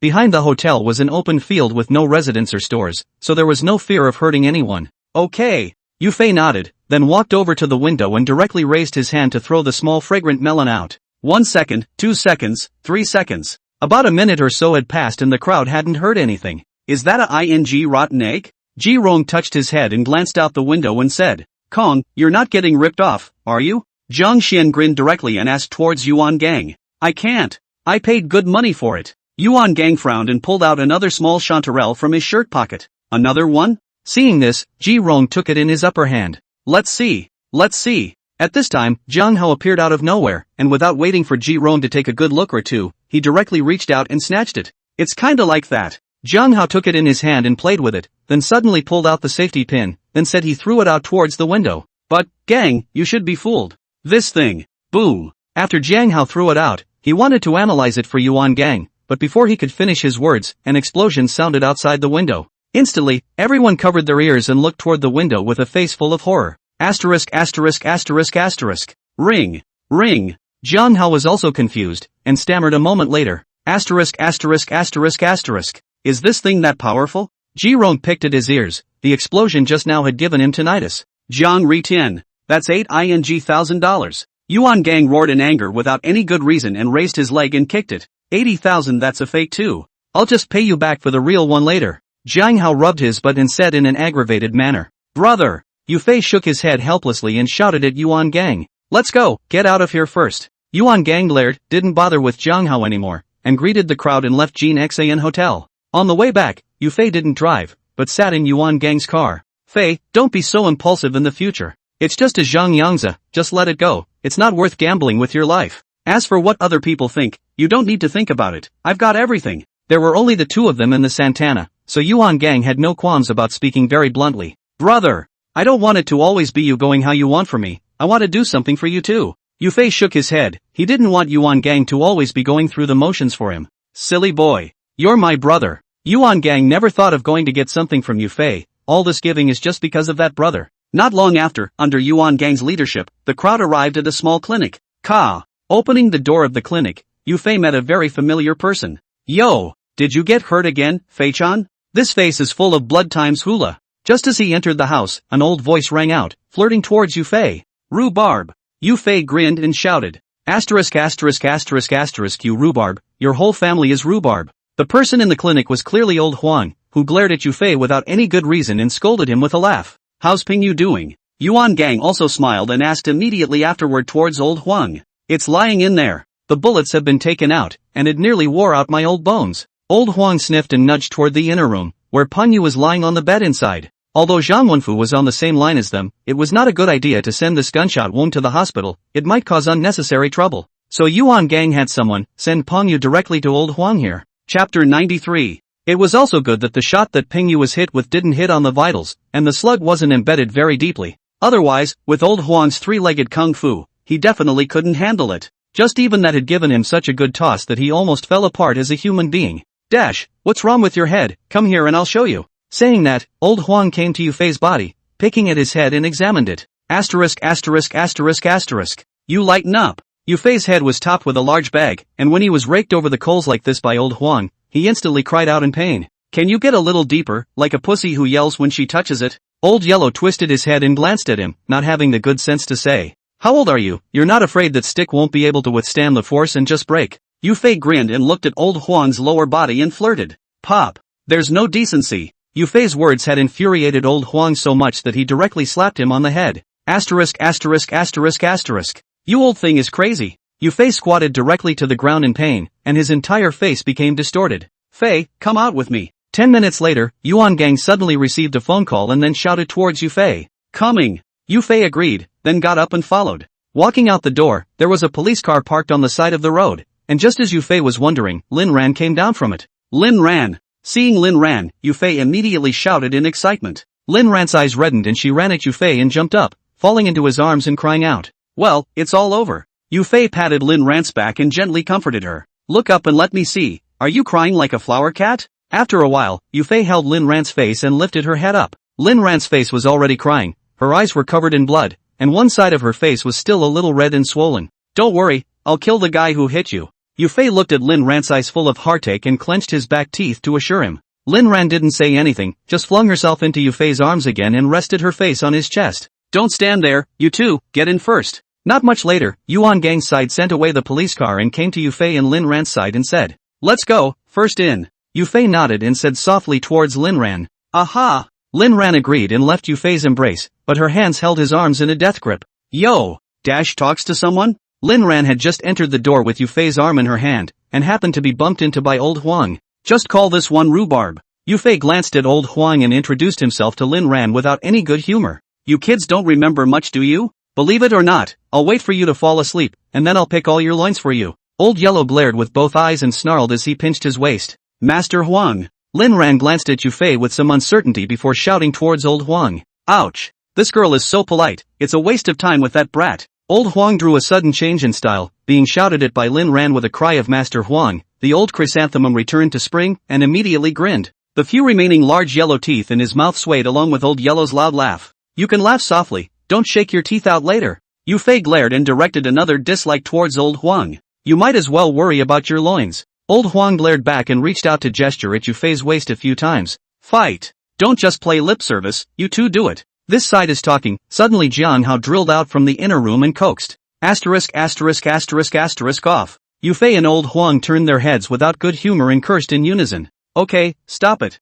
Fei, come here, I have something to tell you. Yuan Gang shook his head helplessly before opening his mouth and interrupting the three, beckoning towards Yufei. Yufei sniffed in agreement and let go of Lin Ran's hand to walk over. We've lost both of us in Feng Xiaojing, so we should be able to settle down for a while. It just so happens that there's nothing to do. Why don't you take Lin Ran to the middle of the city for a few days, to take a break? Coming aside, Yuan Gang said with a smile. Brother, no need. Yufei glanced back at Lin Ran and said with a frown. He naturally knew what Yuan Gang meant, worried that Lin Ran would be stimulated by this incident. But considering the situation that Marriott is facing right now, Yufei really doesn't want to leave Yuan Gang's side. Obey. In a short period of time, Feng Xiaojing definitely won't make any more moves, so just go with confidence. Besides, there's still a phone, and the city center is not far from Yangon. Yuan Gang knew that Yufei would not agree and directly raised his hand and patted on his shoulder to continue persuading him. Okay. After a moment of silence, Yufei slowly opened his mouth and nodded his head in agreement. There was no other reason. What Yuan Gang said did make sense, and then there was the fact that Lin Ran had just cried and made his heart ache.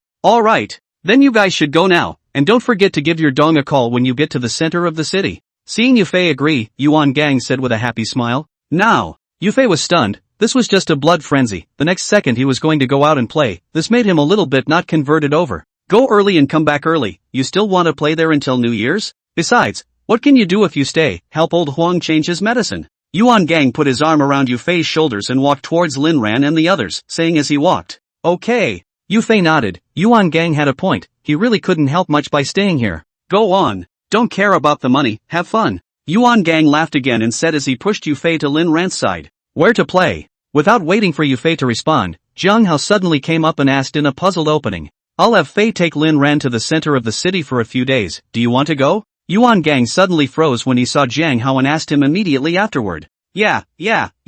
Hearing that he was going to play in the middle of the city, Jiang Hao had no sense that he would be a light bulb, and immediately agreed with excitement. Then you'll all go together. Yuan Gang nodded, making the tour group grow by another person. Until he got into the car, Yufei was still a bit unadjusted, and his entire body was in a daze.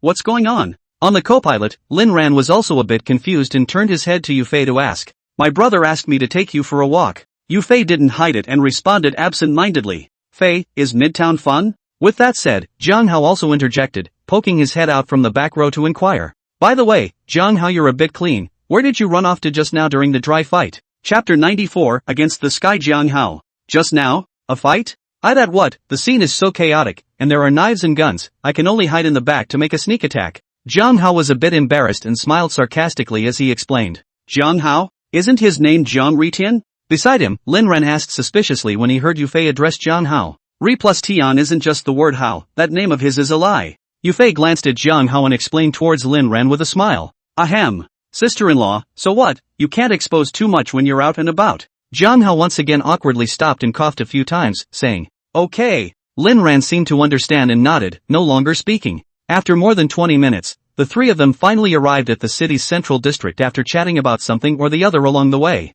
Yufei didn't contact Lin Sudong the first time, but found a place to stay first. It was still the magnificent Court Hotel, the first place Yuan Gang landed in after arriving in Jiangbei City with Yufei. 2 rooms were opened, one for Yufei and Lin Ran, and one for Jiang Hao himself. Fei, when are we going out? After arriving at the city's central district, Jiang Hao's entire body was very excited. Let's talk about it tomorrow, it's a day off. Yufei didn't even think about it and directly replied back. After a dry spell and injuries to his head and back, Yufei really didn't have the energy to move. Okay then. Jiang Hao nodded his head in dismay, helpless that he had no money in his pocket and could only follow Yufei to eat and drink. If you eat, the hotel has it, just call the front desk for a delivery, so you don't have to go out and get into trouble. Yufei was still a bit uneasy, afraid that Jiang Hao would run out and scurry around by himself, and barked at him again. Got it. Jiang Hao collapsed instantly. He did have this idea, but it didn't occur to him that it was directly stifled in its infancy. Back in his room, Yufei took off his shirt with Lin Ran's help. Does it hurt? Looking at the newly added wound on Yufei's back, Lin Ran asked with some heartache. It doesn't hurt. Yufei laughed and shook his head, turning toward Lin Ran in relief. You know what, when I was taken today, I thought I'd never see you again. Lin Ran unfolded her arms and hugged Yufei, lying on his chest and whispering. It won't happen again. I promise. Yufei's face was a bit complicated as he raised his arm to encircle Lin Ran, and the two of them just quietly hugged. At nightfall, Yufei and Lin Ran were cuddling and sleeping in bed when suddenly his cell phone vibrated. Who? Yufei was in a daze, his eyes didn't even open, and he fumbled to press the answer button to his ear. Yufei, is it? On the other side of the phone was an unfamiliar voice. Who are you? Yufei instantly sobered up and asked with a frown after looking at the cell phone number. City Council. Do you recognize Jiang Hao? The person on the other side of the phone continued, and black lines instantly surfaced on Yufei's brain. Recognize. What happened to him? Yufei agreed, knowing that Jiang Hao must have not listened to himself and ran out to cause trouble. Why don't you come over here? It's not clear on the phone. The other party didn't say what Jiang Hao had committed, but asked Yufei to go to the city bureau. Okay. Yufei hung up with a promise, and it so happened that Lin Ran also woke up when she heard the sound. What's wrong? Lin Ran asked sleepily. Jiang Hao was arrested by the city council. Yufei rubbed his temples, feeling a bit of a headache. Arrested? What did he do? Lin Ran also sobered up at his words and sat up in confusion as he continued to ask. I don't know, the city council asked me to go there. Yufei shook his head and picked up his clothes and put them on. I'll go with you. Hearing Yufei say that he was going to the city council, Lin Ran didn't want to stay in the hotel by herself and followed suit. 10 minutes later, with Yufei's foot on the brake, the Jetta steadily stopped at the entrance of the city office. Here for what? Walking into the hall, he happened to meet a police officer head-on and opened his mouth to ask a question towards Yufei and Lin Ran. I'm here to find someone called Jiang Hao.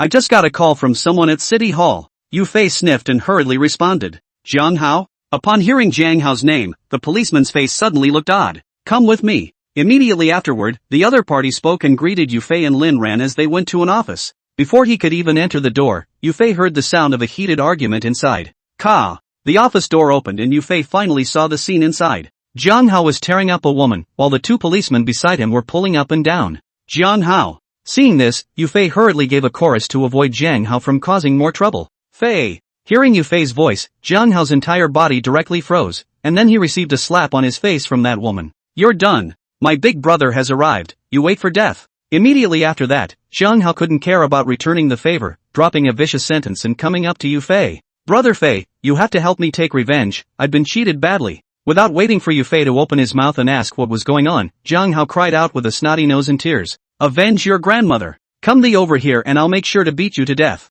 As soon as the words fell, the woman violently turned around, pointing at Jiang Hao and cursing. Then Yu Fei froze, and it wasn't just him, Lin Ran beside him was also confused. Because of this woman, the voice that came out was surprisingly very rough, sounding more manly than even Yuan Gang's voice. What is this? Yu Fei sized up the woman and glanced at Jiang Hao in front of him, really not understanding what was going on. You, my friend, whored yourself out in the middle of the night and then got snookered by him. Seeing this, the policeman who led the way for Yu Fei shook his head helplessly and explained.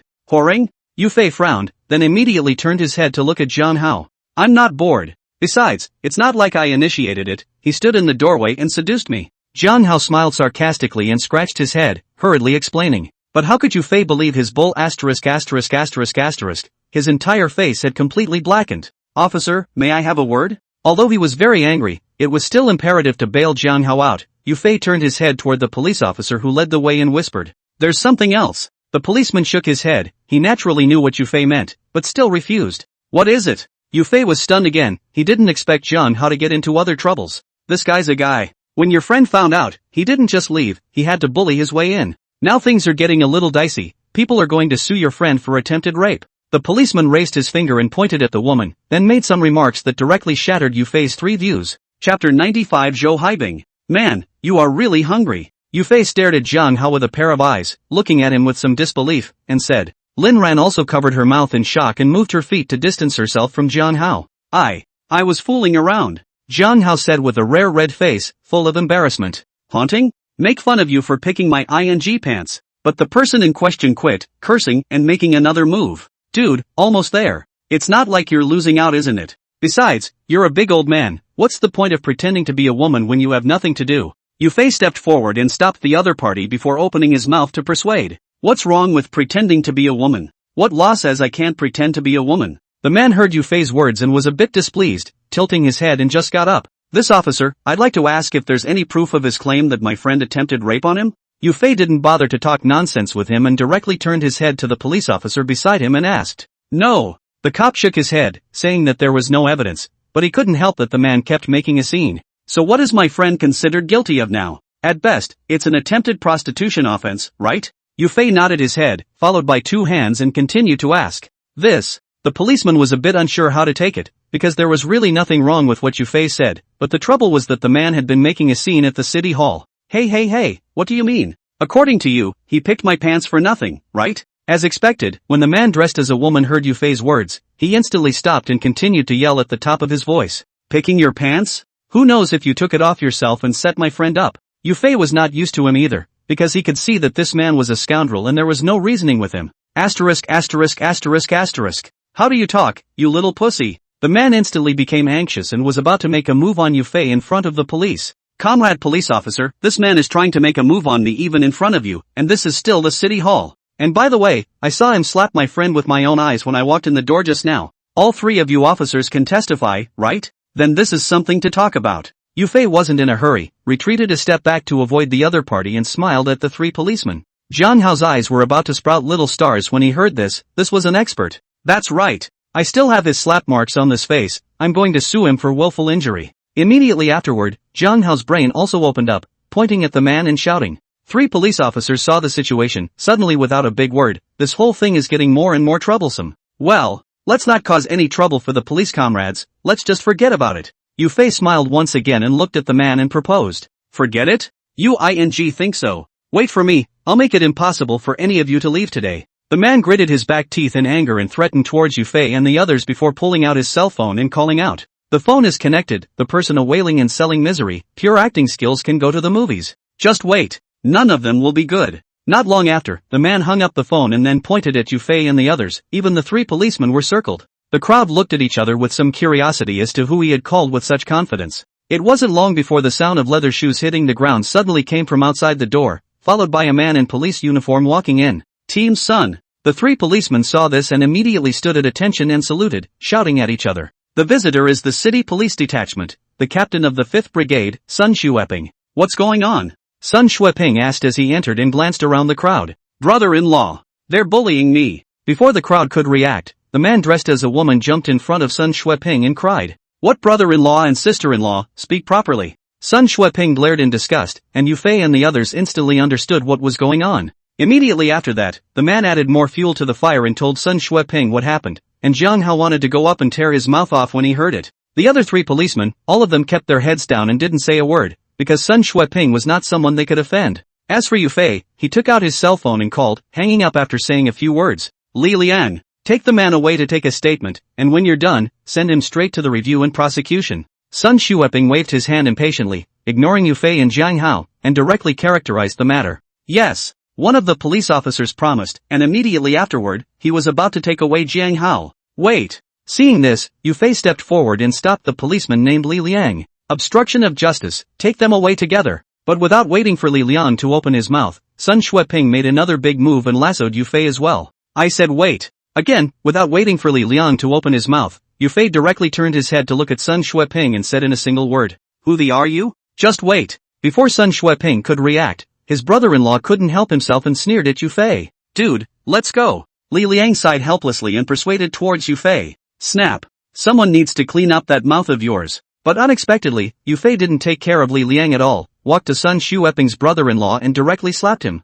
I groove your mom. The other party was confused by the slap, and when he reacted, he just wanted to make a move, but he was kicked over on the ground by Yufei again. Stop. Sun Xueping also froze for a moment, back to God immediately towards Yufei to stop a drink. Live your mom. You're even more of a slapper than he is with that face, and someone will be here to clean you up later. Yufei didn't give half a face and turned back towards Sun Xueping and cursed. Groove your ass. Sun Xueping was also angry. It was the first time he had been scolded like this, and immediately afterward, he copied the rubber baton next to him. Sun Xueping. But just as he was about to make a move on Yufei, a loud shout suddenly came from outside the door. Chao Chi. Sun Xueping instantly froze and turned around with a lagging shout. Sun Xueping, you're awesome. What do you want with a baton? The person who came was Zhou Haibing, Zhou Haiping's younger brother, the detachment chief of the city's security detachment, Sun Xueping's top boss. Just after Sun Xueping arrived, Yufei directly called Yuan Gang and told him that he had an incident at the city bureau. Then there was a chain reaction, phone call after phone call, and finally to Zhou Haibing's cell phone.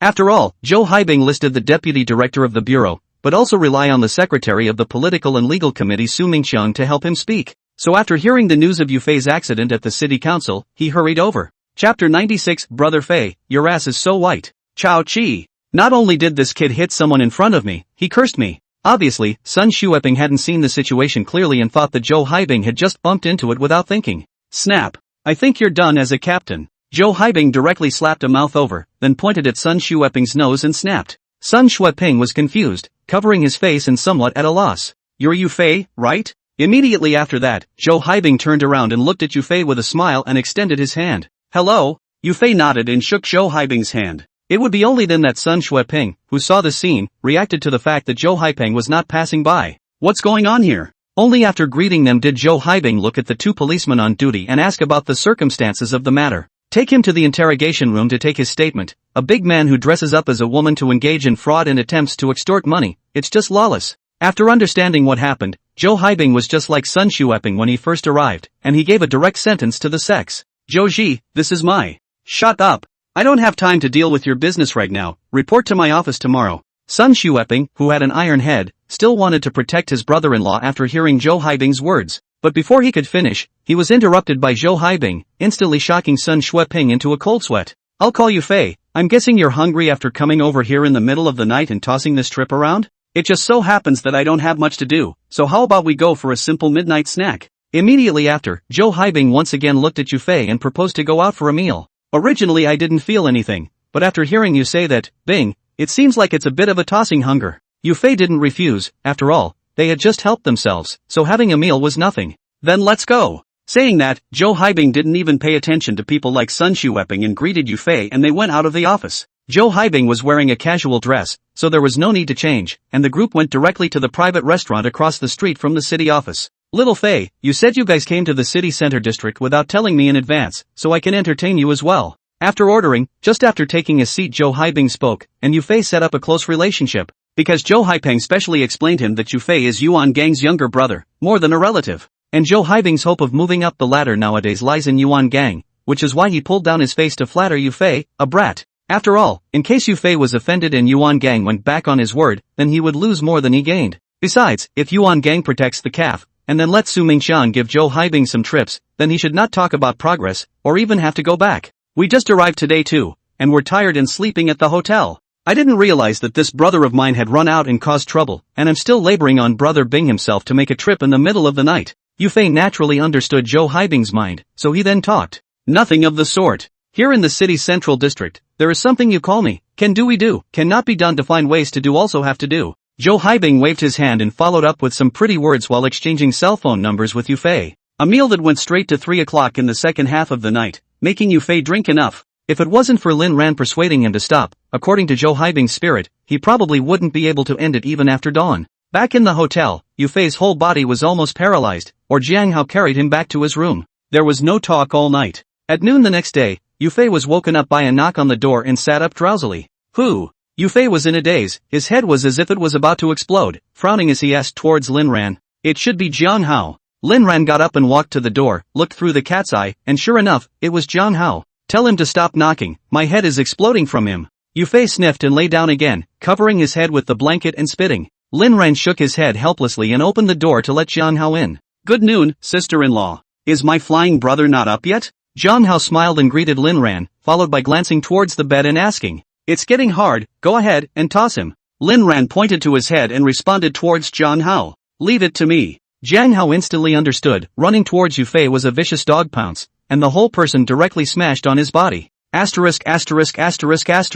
Jiang Hao, you're going to ing die. Yufei was almost out of breath from the pressure, and he cursed angrily without any good breath. Fei, the sun is on your ass, hurry up and get up. Jiang Hao grinned, then directly lifted the quilt, revealing a fully naked Yufei.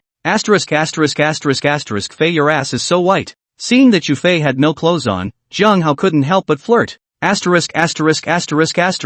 You stay the away from me. Hearing Jiang Hao's words, Yufei instantly sobered up, followed by a kick. He hadn't forgotten what Jiang Hao had done last night, staring Yufei with goosebumps. Ouch! Fei, what are you kicking me for? Jiang Hao fell backwards and directly rolled off the bed, rubbing his stomach in aggravation. Lin Ran, in the future, don't open the door for this damaged bastard when I'm not wearing clothes. Yufei didn't pay any attention to Jiang Hao and turned his head to Lin Ran to admonish him. Lin Ran also reacted instantly, covering her mouth and shaking with laughter. After lunch, Yufei took the two of them and replayed all the places that Yuan Gang had taken him to back then. Lin Ran was having a very good time and still had some unfulfilled feelings, while Jiang Hao was a bit listless. As evening approached, Yufei didn't rush to take the two of them to dinner, but instead called Lin Sudong. Hey, Dong. The phone was connected and Yufei was the first to open his mouth and shout. You boys remembered me? I thought you wouldn't be able to give me that call until you got back. Lin Sudong has long known the news that Yufei came to the city center district, and Yuan Gang called just before he left. Dong, you know I'm here, huh?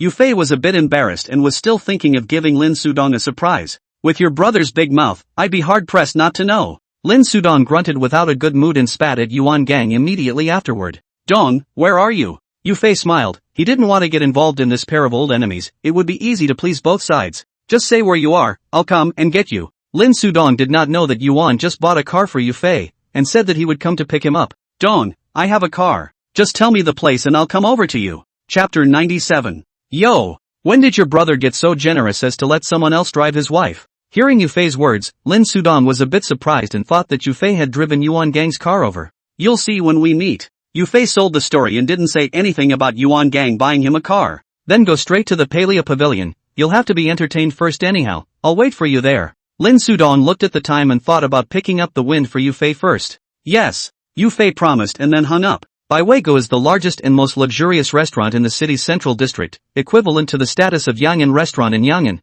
but the two are not comparable at all. As for the location, it's very easy to ask around, just ask any local and they'll know where it is. 10 minutes later, Yufei drove around in his car and finally arrived at the Barilla Pavilion. Fei. Just after getting off the bus, Lin Sudong, who was standing at the entrance of the Baiwei Pavilion with his small purse clutched, shouted at Yufei. Dong. Yufei closed the car door and greeted Lin Sudong. Wan Qi. Walking closer, Yufei realized that Li Wenqi was also there and hurriedly smiled and greeted him. You're good, Fei, you're even worthy of a car. Dong, look at Fei, I'm so envious. Li Wenqi and Yufei hugged each other, then pointed at the Jetta and flirted towards Lin Sudong. Donkey Kong has changed his nature? Such a big deal. Lin Sudong was also a bit surprised and said as he circled around the Jetta. Dong, my brother is still generous, okay?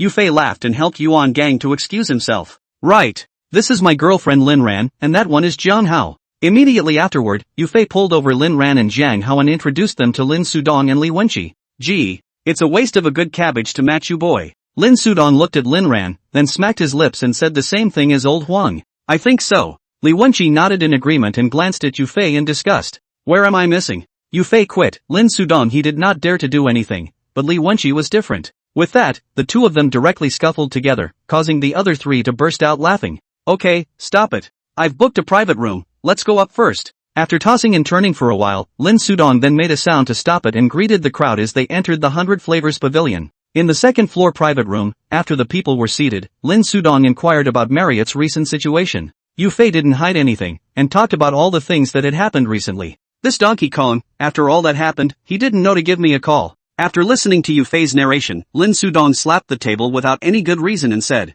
unless there was something big, Yuan would have just discussed it with Lin Sudong. As for the things on the Marriott side on weekdays, no matter how difficult it was, Yuan Gang would not disclose a single word to Lin Sudong. Because Lin Sudong has his own things to do in the city's central district, Yuan Gang doesn't want him to be distracted. Yufei didn't dare to answer. If he answered this, he might be the one to get scolded. Now that Feng Xiaojing's side is also greatly injured, there shouldn't be any action in a short period of time. Fei, I'll join you when you go back, and help your brother pull out this nail first. Immediately afterward, Lin Sudong was silent for a moment and continued towards Yufei. Got it. Yufei didn't dare to object, so he could only promise to wait until he found time to ask Yuan Gang. And then came Yufei's moment of agony, as Lin Sudong and Li Wenqi frantically poured wine and almost drank him under the table. It was only until the latter part of the night, when they saw that Yufei really couldn't drink anymore, that Lin Sudong and Li Wenqi called it quits. Then the crowd didn't leave and directly stayed at the Barilla Pavilion. Not only can you eat at the Barilla, but you can also stay here and there are quite a few entertainment programs. Lin Sudong helped Lin Ran and helped Yufei to his room. As for Li Wenqi and Jiang Hao, the two of them had long since run off to have fun.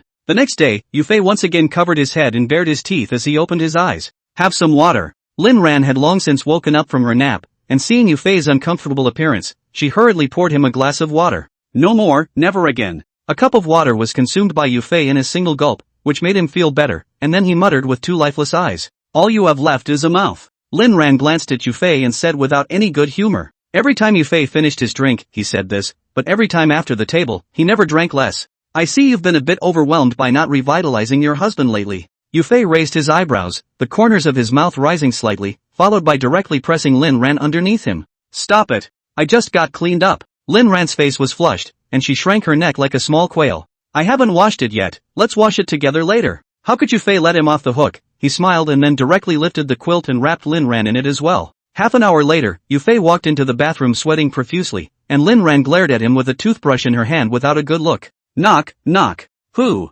As he was washing up, suddenly the door to his room was knocked on, and Yufei twisted his head and shouted, Me! Wenqi! The person outside the door was Li Wenqi, who responded after hearing Yufei's voice. Later, Yufei promised, and Lin Ran washed up as fast as they could, then dressed, before opening the door and letting him in. You're up early enough, Yufei said with a smile. Morning? Dude, you're not even awake at the bar, it's noon. Li Wenqi blankly glanced at Yufei, walked to the window and pulled open the curtains, and said in a good-natured manner, Ahem. Is it noon already? Yufei coughed twice to hide his embarrassment. By the way, where did Jiang Hao go? Immediately afterward, Yufei suddenly thought of Jiang Hao and hurriedly changed the subject. Don't you dare mention him. Hearing Yufei mention Jiang Hao, Li Wenqi was filled with a helpless expression. What happened to him? Yufei was a bit puzzled, not understanding what Jiang Hao had done to make Li Wenqi show this expression. Fei, tell me the truth. Where did you pick that dude up from? Li Wenqi didn't explain, but instead asked back towards Yufei very seriously. Pick it up? Not exactly a pickup. What happened to him?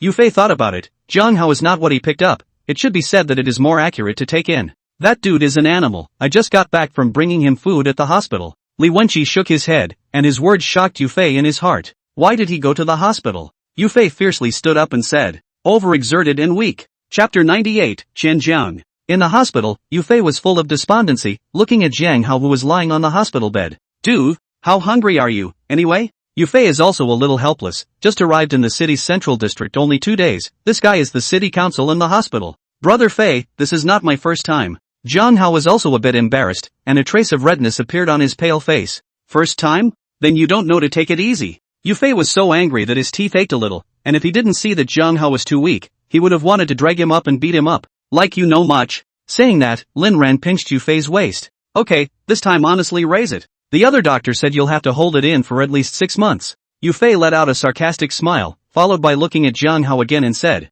it doesn't pay for itself. Jiang Hao tilted his head in despair and looked at the ceiling, shedding 2 lines of tears. Fei, you're such a funny dude. Li Wenqi looked and laughed, and came to Yufei's ear and whispered, interesting? You're just not seeing anything more interesting. He almost banged a guy the night before last. Yufei skimmed his mouth without any good humor, then brought up Jiang Hao's heroic past. What the hell? Li Wenqi froze, and he wondered if he had heard wrong. Fei, Wenqi, what's going on? As he was talking, Lin Sudong suddenly walked in from outside the door and asked towards Yufei and Li Wenqi after looking at Jiang Hao. Dong! The 2 men shouted at Lin Sudong, then Li Wenqi recounted what had happened. False? How many times? Lin Sudong directly listened to confused, he or the first time to see dry that thing dry vein. Li Wenqi didn't answer and turned his head to look at Jiang Hao, who was lying on the hospital bed, and extended a slap. 5 times? You're good enough to toss. Lin Sudong was also happy, pinching his waist and grinning. That's a first for him. Yufei sighed and added afterward. Awesome. Lin Sudong didn't know what to say anymore, and could only give Jiang Hao a thumbs up.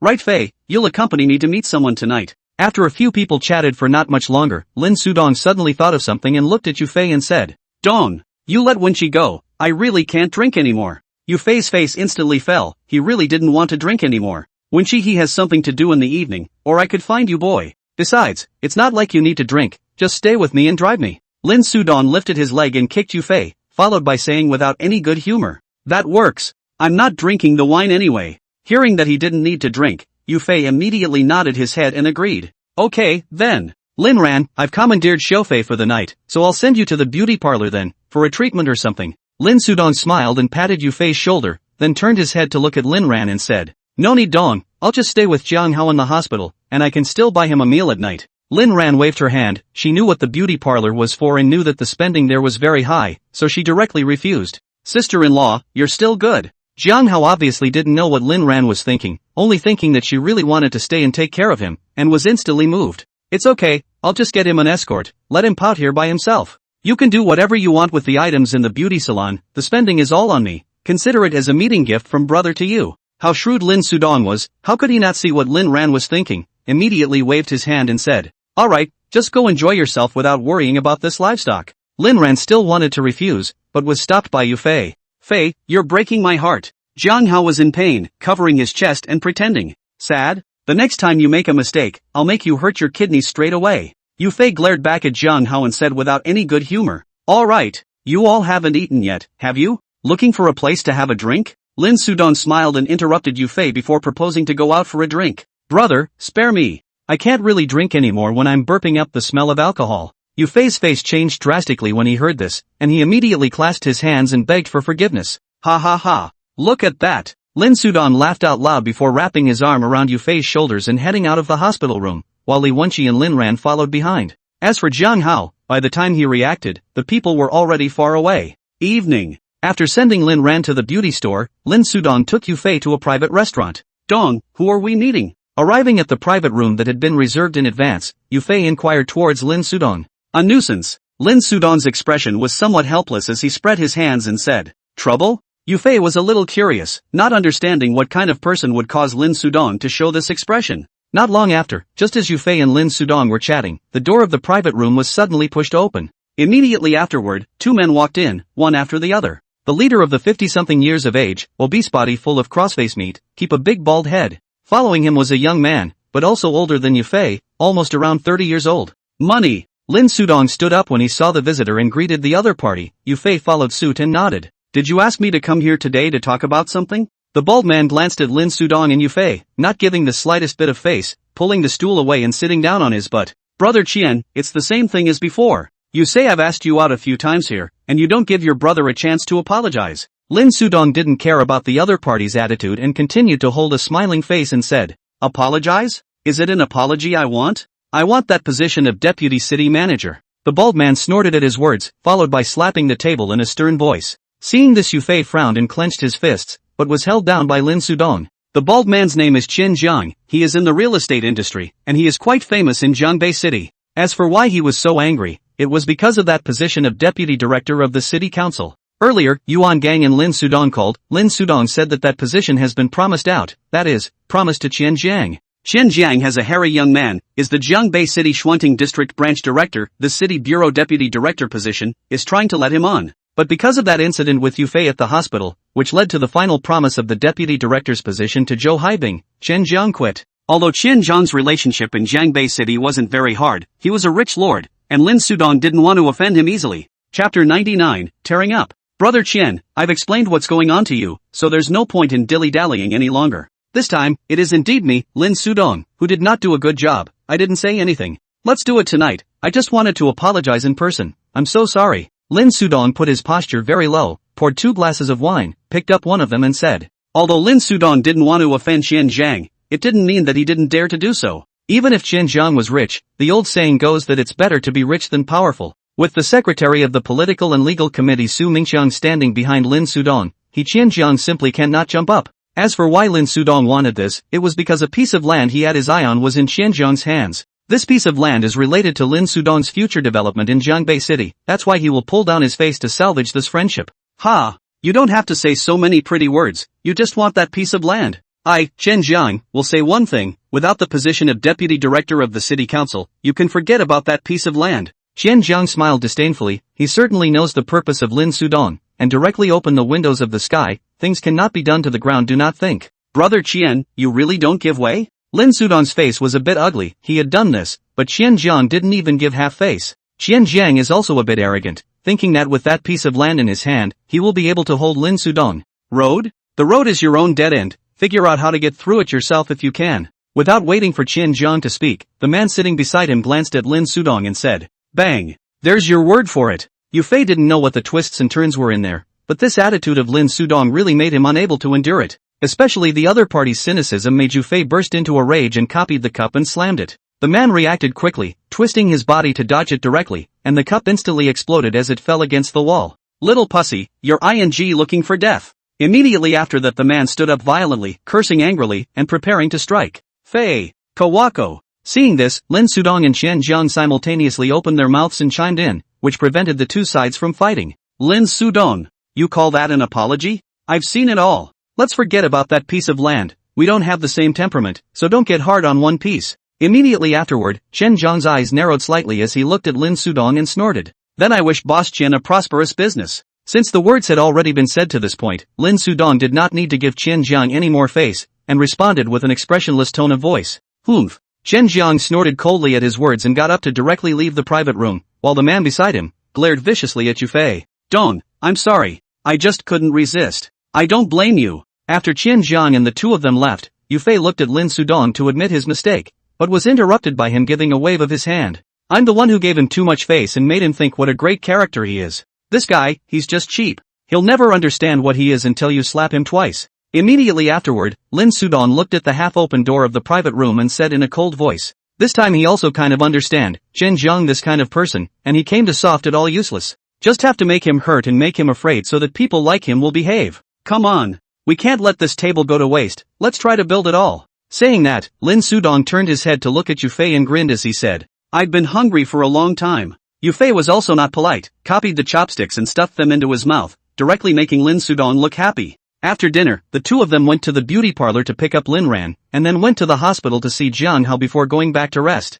The next day, before dawn, Yufei's cell phone vibrated. Picking up and glancing at it, it was an unfamiliar number. Yufei directly flung it aside and continued to sleep. But not much later, the cell phone rang again, the same number from earlier. Who? Yufei was a bit annoyed and picked up the phone and shouted. Brother Fei, it's me, Jiang Hao. On the other side of the phone, it was surprisingly Jiang Hao. Jiang Hao? Where did you get a cell phone? Yufei instantly opened his eyes at the words and asked with some surprise. I borrowed the nurse's. Jiang Hao said with a somewhat awkward smile. Okay. What's the call for this early in the morning? Yufei came to a realization and continued to ask. So what Fei, I'm hungry. Jiang Hao once again let out a sarcastic laugh, hearing Yufei's blood pressure instantly soar up. Hungry? Pout. I'll bring you dinner when I get up from my nap. Yufei was speechless. He thought that there was something important, and said that he was ready to hang up the phone. Don't, Fei. People's doctors have said that I'll have to take dietary supplements for this, or I won't be able to get it back for 6 months. You can't stand to see your brother's sexual bliss go away.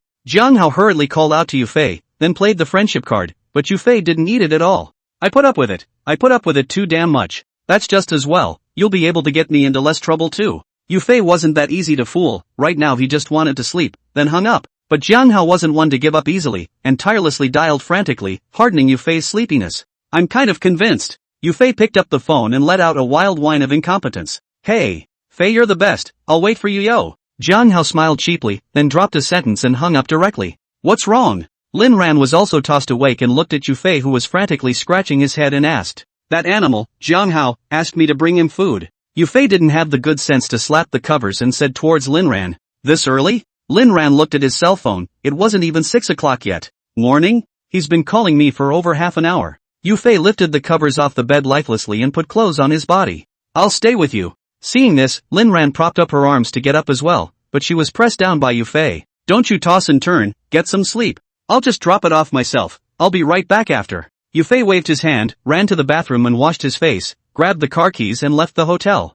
Going downstairs, Yufei looked around, there was a breakfast place right across the street that was already open for business. Boss, 2 pounds of donuts and 2 bowls of soy milk, and get 10 more tea eggs. Yufei entered the door with a yawn and called out to the boss, who was busy. Then you'll have to wait, I have to fry the donuts now, the owner said without looking back. Chapter 100, Gunshots. It's okay, I'm in no hurry. Yufei took out his cigarette case and took out one to hold on his mouth and said. After about 5 minutes or so, breakfast was ready, and Yufei got into the car with a large bag. Just after starting the car, his cell phone rang again, still called by Jiang Hao. Can you get a little deeper, I'm already headed for the hospital. Pressing the answer button, Yufei said without any good humor. Ahem. So what, I'm just saying drive safe. Jiang Hao coughed twice in embarrassment and casually found a reason. Asterisk asterisk asterisk asterisk off. Yufei hung up the phone in a bad mood, then threw the phone directly onto the passenger seat. The hotel was not far from the hospital, it was only a 5 or 6 minute drive, and Yufei quickly arrived at the last stoplight. Bang! Green light, Yufei a foot throttle scampered out, but did not think the back followed up a van, directly accelerated from the side of the top up. Yufei was thrown by inertia, and his head directly smashed into the main driver's window, and the glass instantly exploded. A touch of scarlet, running down his forehead, his whole body was a little dazed. Tap tap. Suddenly, footsteps sounded, and Yufei twisted his head in a trance. Little Pop, remember me? The man named Kawako, who had followed Zhenjian last night, stood still in front of the car. Bumped out of your mind? You can't do this either. Chuanzi laughed and said that he was going to reach out to pull open the car door and drag Yufei out of the car. I can do your mom. But Yufei would have already reacted by now, feeling up a piece of broken glass from his body and stabbing it directly on Chuanzi's arm. Groove your ass. Little pussy, if I don't get you killed today, Chen Xuan, will take your surname. Kawako hastily retracted his arm, but the glass was already deeply embedded in his flesh, and he was so angry that he immediately cursed angrily. Yufei, on the other hand, took this opportunity to twist the key and hit the fire, and scampered straight out. Immediately after, Yufei turned his head to look at the passenger seat, wanting to take his cell phone to call Lin Sudong. But that bump just now caused the phone to fall and get stuck under the seat. With a million anxieties in his heart, Yufei glanced at the rearview mirror, and Xuanzi had already driven after him. Seeing this, he could only hold on to the steering wheel with one hand and turn sideways to feel for his cell phone with the other. But the blood that continued to trickle down his forehead blurred his vision, and he didn't drive far before crashing into a tree on the side of the road. Yufei's head smashed into the steering wheel again, followed by Chuanzi's car crashing into it, directly jamming the Jetta in place and unable to move. Seeing this, Yufei couldn't care less about the impact or not, and immediately opened the storage box on the passenger side and took out a replica Big Black Star from it. This is what Yuan Gang asked him to bring with him, because he had a grudge against Feng Xiaojing and was worried that Yufei would be caught single, so he asked him to bring it with him just in case. Originally, Yufei didn't intend to move his gun because this wasn't Yang'an, but the middle of the city. The Jiangbei Municipal Party Committee and the municipal government can all be here. If the gun is moved, the trouble will definitely be big. But at the moment of life and death, Yufei couldn't care less, he could only survive first. Ka! Chuanzi opened the car door, a military spike in his hand, and walked towards Yufei's side. Hyper! Without waiting for Kawako to lean in close, Yufei directly kicked open the car door and lifted his hand to pull the trigger. Taken aback, Kawako rolled to the side in a panic in an attempt to avoid it, but was still chipped in the arm. Immediately afterward, Yufei got out of the car holding up the replica Big Black Star, stumbling a bit. Kawako didn't dare to fight hard when she saw this, and covered her arm and ran into the park next to her. How could he not expect that Yufei would have a gun in his hand? In Xuanzi's opinion, Yufei is just a little kid, he must be a handful to clean him up, but he didn't expect to end up with such a big loss. Startling away Xuanzi, Yufei didn't chase after him because he would be in a very bad state. Getting back into the car, Yufei laboriously found his cell phone from under the passenger seat and then called Lin Sudong. Hello? Lin Sudong was still awake, and his voice was a little muffled. Dong, something's happened to me. Yufei leaned back in his seat and said with a big breath. Dash? Something's wrong. Lin Sudong instantly sobered up at his words and inquired towards Yufei. That Chuanzi next to Qianzhang has approached me. Dong, I'm moving the gun. Yufei didn't talk nonsense, directly picking the key points and said succinctly. Drop the gun first, and don't let the police find it. By the way, where are you people? I'm on my way. Lin Sudong's tone was also grave. Of course he knew what kind of impact would be formed if he opened fire in the middle of the city. The stoplight on the east side of the hospital, a little north of me. Yufei struggled to get up and out of the car, glanced around, and then threw the gun into a trash can not far away. Immediately after that, Yufei found the 2 shell casings and threw them in together. I'll be right there. Not daring to delay, Lin Sudong hung up the phone, put on his clothes and rushed over. On Yufei's side, after talking to Lin Sudong on the phone, he could already faintly hear the sound of sirens. Sitting on his butt, Yufei thought about it and picked up his cell phone again and dialed out. Hello? The call was answered and the voice on the other end was slurred, again not awake. Bing, it's Fei. Yufei called as Zhou Haibing. After all, he is the City Bureau of Public Security Detachment of the detachment. The piece of firearms happened to be under his control. Fei, what's going on this early in the morning? Hearing that it was Yufei, Zhou Haibing instantly sobered up a few points and asked towards him with a smile. Bing, I've got a problem, moving guns. Yufei didn't hide it, and immediately told Zhou Haibing about the trouble at hand. What? A gun was fired? Zhou Haibing instantly sat up from the bed and confirmed towards Yufei in a grave tone. Bing, it's too late to tell what's going on. The city council will be here as soon as they speak. I've already thrown the gun away, but I'm still a little uneasy about it. That's why I'm giving you this call. Yufei twisted his head to look at the street. A police car was speeding towards him with its lights flashing. I'm going to the station right now. Zhou Haibing is no nonsense, and now it is imperative that he rushes to the city council and stops the case. As long as the case is in his hands, there's so much room for maneuver. The phone hung up just as the police car pulled up close and 3 officers stepped out of it. The policeman who led the way, with a really big black star still raised in his hand, cautiously approached Yufei. Throw out your weapons. The policeman's eyes stared deathly at Yufei as he opened his mouth and snapped. Comrade policeman, do nail clippers count? Yufei grinned and pulled out a nail clipper from his pocket before throwing it on the ground. Chapter 101, Where did you lose your gun? Don't bull ****** me. When we're all cuties. The policeman obviously didn't believe it, and kept his gun pointed at Yufei, not daring to be careless at all. Then I'll get down and you can search yourselves. Yufei was also dry, directly holding his head with both hands and lying on the ground. Seeing this, the policeman with the gun gave the other 2 a look, signaling them to search Yufei. After a while, Yufei's whole body was searched and no weapon was found, so the 3 policemen were relieved. Can I get up now? Yufei tilted his head and asked. Lying on the ground was really hard to pinch.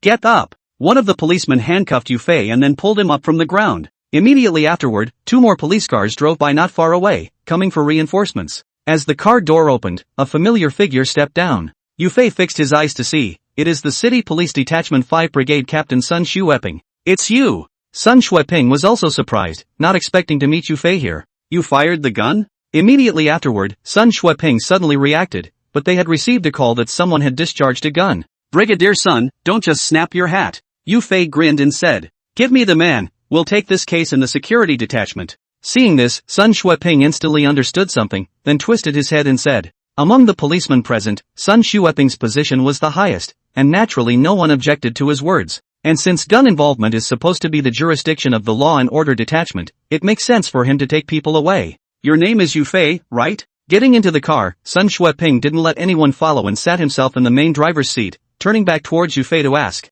Good memory, Brigadier Sun. Yufei nodded in response. That thing before, I also didn't know about your relationship with Joji. We are considered to be a big water that washed away the Dragon King temple. Don't take it to heart, huh? Immediately after that, Sun Shueping brought up the incident at the city council that night and made a gesture of goodwill with Yufei. Yufei raised his eyebrows, naturally understanding what Sun Shueping meant. He was not surprised. Because Zhou Haibing is now in need of Su Mingqiang's help, Sun Shueping offended Yufei. Zhou Haibing naturally will not give him good fruit to eat. In the last 2 days, Sun Shueping was tossed around by Zhou Haibing. Otherwise he wouldn't be on duty at the city hall in the middle of the morning as a brigadier general. Brigadier Sun is overthinking it. I'd forgotten about that incident if you didn't mention it. Yufei thought about it, but still gave Sun Shueping a step down. After all, the other party is at least a captain. And on Zhou Haibing's side, it's just an exchange of benefits, and it's hard to say how long it will last. It would be nice to develop an additional line at City Hall. That's me thinking too much. Sun Shueping smiled, relieved in his heart. He was truly afraid that Yufei would hold on to it.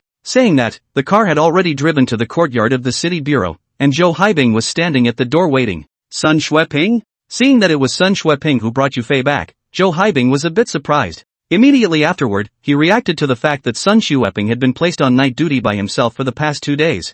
Bing! Getting out of the car, Yufei greeted Zhou Haibing. Let's go in first. This will be the morning rush hour. The city council people come and go. Zhou Haibing nodded and did not say anything more. What's going on? Coming to the office, Zhou Haibing locked the door before opening his mouth to inquire about the specifics. Yufei didn't hide it, and talked about the conflict with Chuanzi, including what happened in the morning. Where did you lose the gun? Zhou Haibing nodded his head after hearing this, then continued to ask towards Yufei. Just happened to pass a garbage truck and I threw it in. Yufei kept his eyes open and did not tell the exact whereabouts of the gun. Because he was afraid that Zhou Haibing would find that gun and use it later, it had Yufei's fingerprints on it. That's okay. Zhou Haibing's eyes narrowed slightly. Yufei's excuse obviously didn't hide from him, but he didn't say anything about it either. Knock, knock. As he was talking, there was a sudden knock on the office door. Who? Zhou Haibing gestured towards Yufei before asking out loud. Branch Shou, there's a Lin Sudong looking for you. Hearing Zhou Haibing's voice, the person outside the door immediately returned. I know.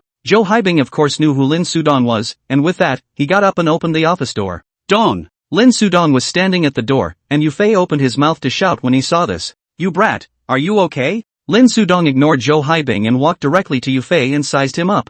Nothing. Yufei smiled and shook his head. He wasn't too badly injured, just a small cut on his head, which would have stopped the bleeding. Lin Sudong nodded, his heart was relieved. If anything really happened to Yufei, he didn't even know how to explain to Yuan Gang. Yuan Gang was very clear about what kind of person Yufei was. Lin Sudong was simply more intimate than his own brother. Branch Shou, how's the investigation going on this? Shooting and wounding in broad daylight, our city council can't act hastily. Immediately after that, Lin Sudong then turned his head towards Zhou Haibing and spoke towards him. Don't worry, for this kind of vicious person, our city council will naturally not let go. Zhou Haibing was not annoyed and said with a smile. Smart people conversing is so simple. Lin Sudong a little bit. Zhou Haibing instantly understood how to deal with this matter. That's good. By the way Zhouji, I have a few words I want to say to my brother. Lin Sudong nodded, then suddenly remembered something and continued towards Zhou Haibing. I'm going to the bathroom. Zhou Haibing knew what he was doing and went straight out of the office and ran over to the bathroom. Where did you lose the gun? Lin Sudong's biggest worry was also the gun, and after Zhou Haibing left, he hurriedly asked towards Yufei.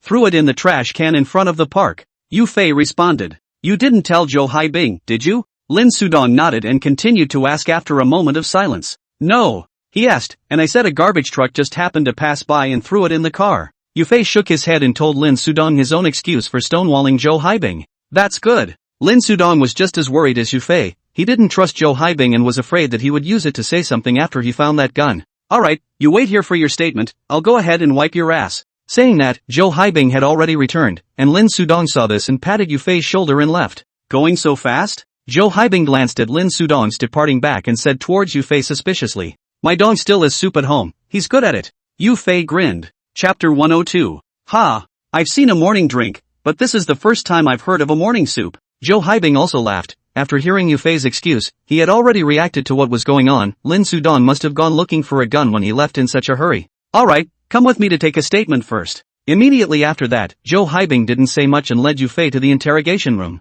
By the time Yufei came out, it was almost noon, and Lin Ran was sitting on a chair in the hallway waiting for him. What brings you over? Yufei rubbed Lin Ran's hair and said with a smile. And you say it. Lin Ran didn't have the heart to slap Yufei's hand away, then directly stood up and hugged him. Alright, it's alright. Let's go back. Yufei lightly patted Lin Ran's back, then pinched her cheeks and said. Aha! Lin Ran promised and followed Yufei out of the city office. Squeak! Just as they reached the door, a Santana braked to a stop directly in front of the two men. Get in the car. The one sitting inside was clearly Lin Sudong, but instead of him driving the car, it was Li Wenqi. Tung, how did you know I'd be out here? Yufei was a bit puzzled because Lin Sudong's arrival was also too coincidental. Dong called me just now. Without waiting for Lin Sudong to speak, Lin Ran said. I say. Yufei came to a realization and pulled Lin Ran into the back seat. By the way Tung, how's my car? On the way to the hospital, Yufei suddenly remembered his Jetta and hurriedly asked. Basically scrapped. Lin Sudong shook his head helplessly. His life was almost lost, and he was still thinking about the car.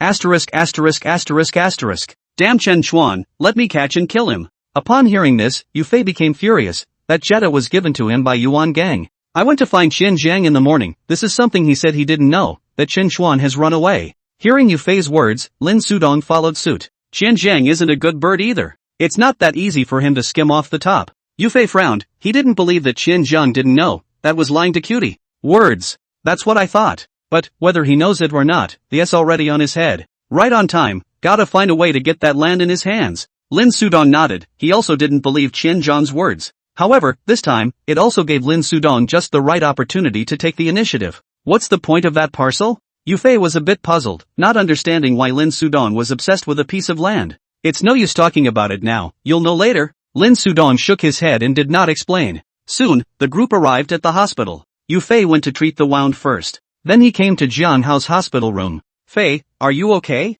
Seeing Yufei, Jiang Hao directly rolled over and got out of bed to welcome him, and that action was as skillful as it could be. In the morning session, seeing Yufei for half a day, Jiang Hao called again. But it wasn't Yufei's voice that picked up, it was a police officer from the city council. Jiang Hao instantly realized that something must have happened to Yufei, and then called Marriott's front desk landline. It couldn't be helped, he only remembered 2 numbers, besides Yufei's cell phone number, it was Marriott's landline. And this call went over an alarmed Yuan gang as well, directly calling Lin Sudong to give him a stinky scolding. An anxious Yuan gang, but also to rush to the city center, Lin Sudong spent a lot of effort to persuade him to stop. Asterisk asterisk asterisk asterisk off, I'm sick of seeing you. Yufei lifted his leg and kicked Jiang Hao directly, saying without any good humor. Don't, Fei, I was wrong, really wrong. Jiang Hao thought that Yufei was really angry, and apologized somewhat at a loss for words. Alright, hurry back and lie down, I'm not dead. Yufei laughed helplessly and said as he slapped Jiang Hao's head again. Right Fei, call your brother back, he knows about this too.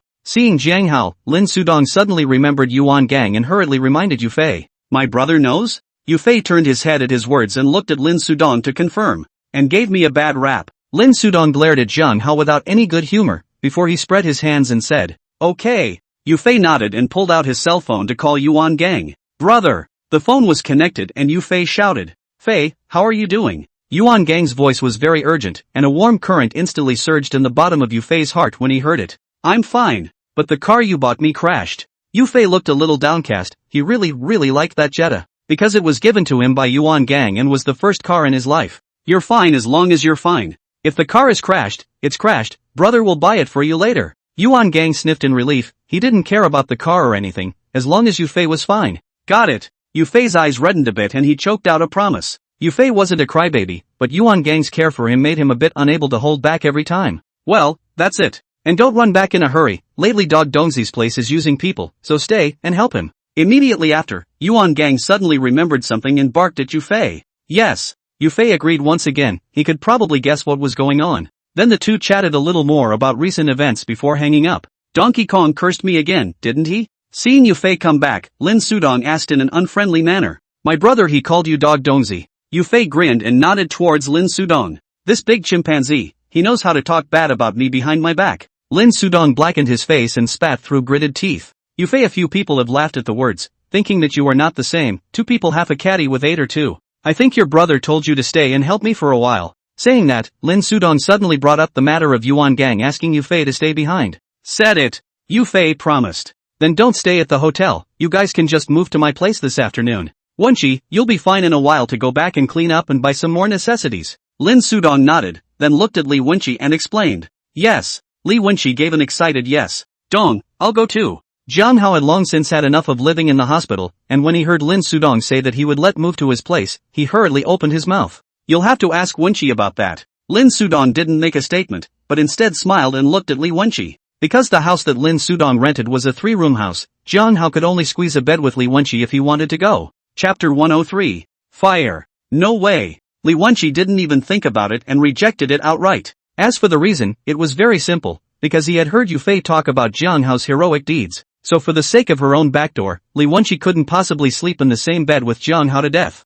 Then I can always sleep on the couch. Jiang Hao glared at Yufei grudgingly, then said pitifully. This can be had. Lin Sudong smiled and nodded. In the afternoon, Li Wenqi went to buy daily necessities for Yufei's few people, while Lin Sudong drove them back to the hotel to pack up their things. Luckily, Yufei and Lin Ran didn't bring much luggage with them, and the move was fairly easy. In the evening, instead of going out, the crowd ordered a few dishes and drank them at home. Of course, the only participating players were Lin Sudong and Yufei and Li Wenqi, while Lin Ran and Jiang Hao were the cheerleaders. Wenqi, you go and take care of Fei's car tomorrow, and find another garage to ask if it can be repaired. Fei, you follow me tomorrow and we'll go meet Qianjiang again. As he was drinking, Lin Sudong suddenly talked about business. Yufei and Li Wenqi sniffed and hurriedly nodded their heads in agreement. Dong, what about me? Jiang Hao was full of excitement, raising his hands high toward Lin Sudong and asking. You? Brush those dishes tomorrow, plus I've got some clothes saved at my place, so you can wash them all in one piece. The corners of Lin Sudong's mouth rose as he pointed at the pile of plates and bowls in front of him and flirted.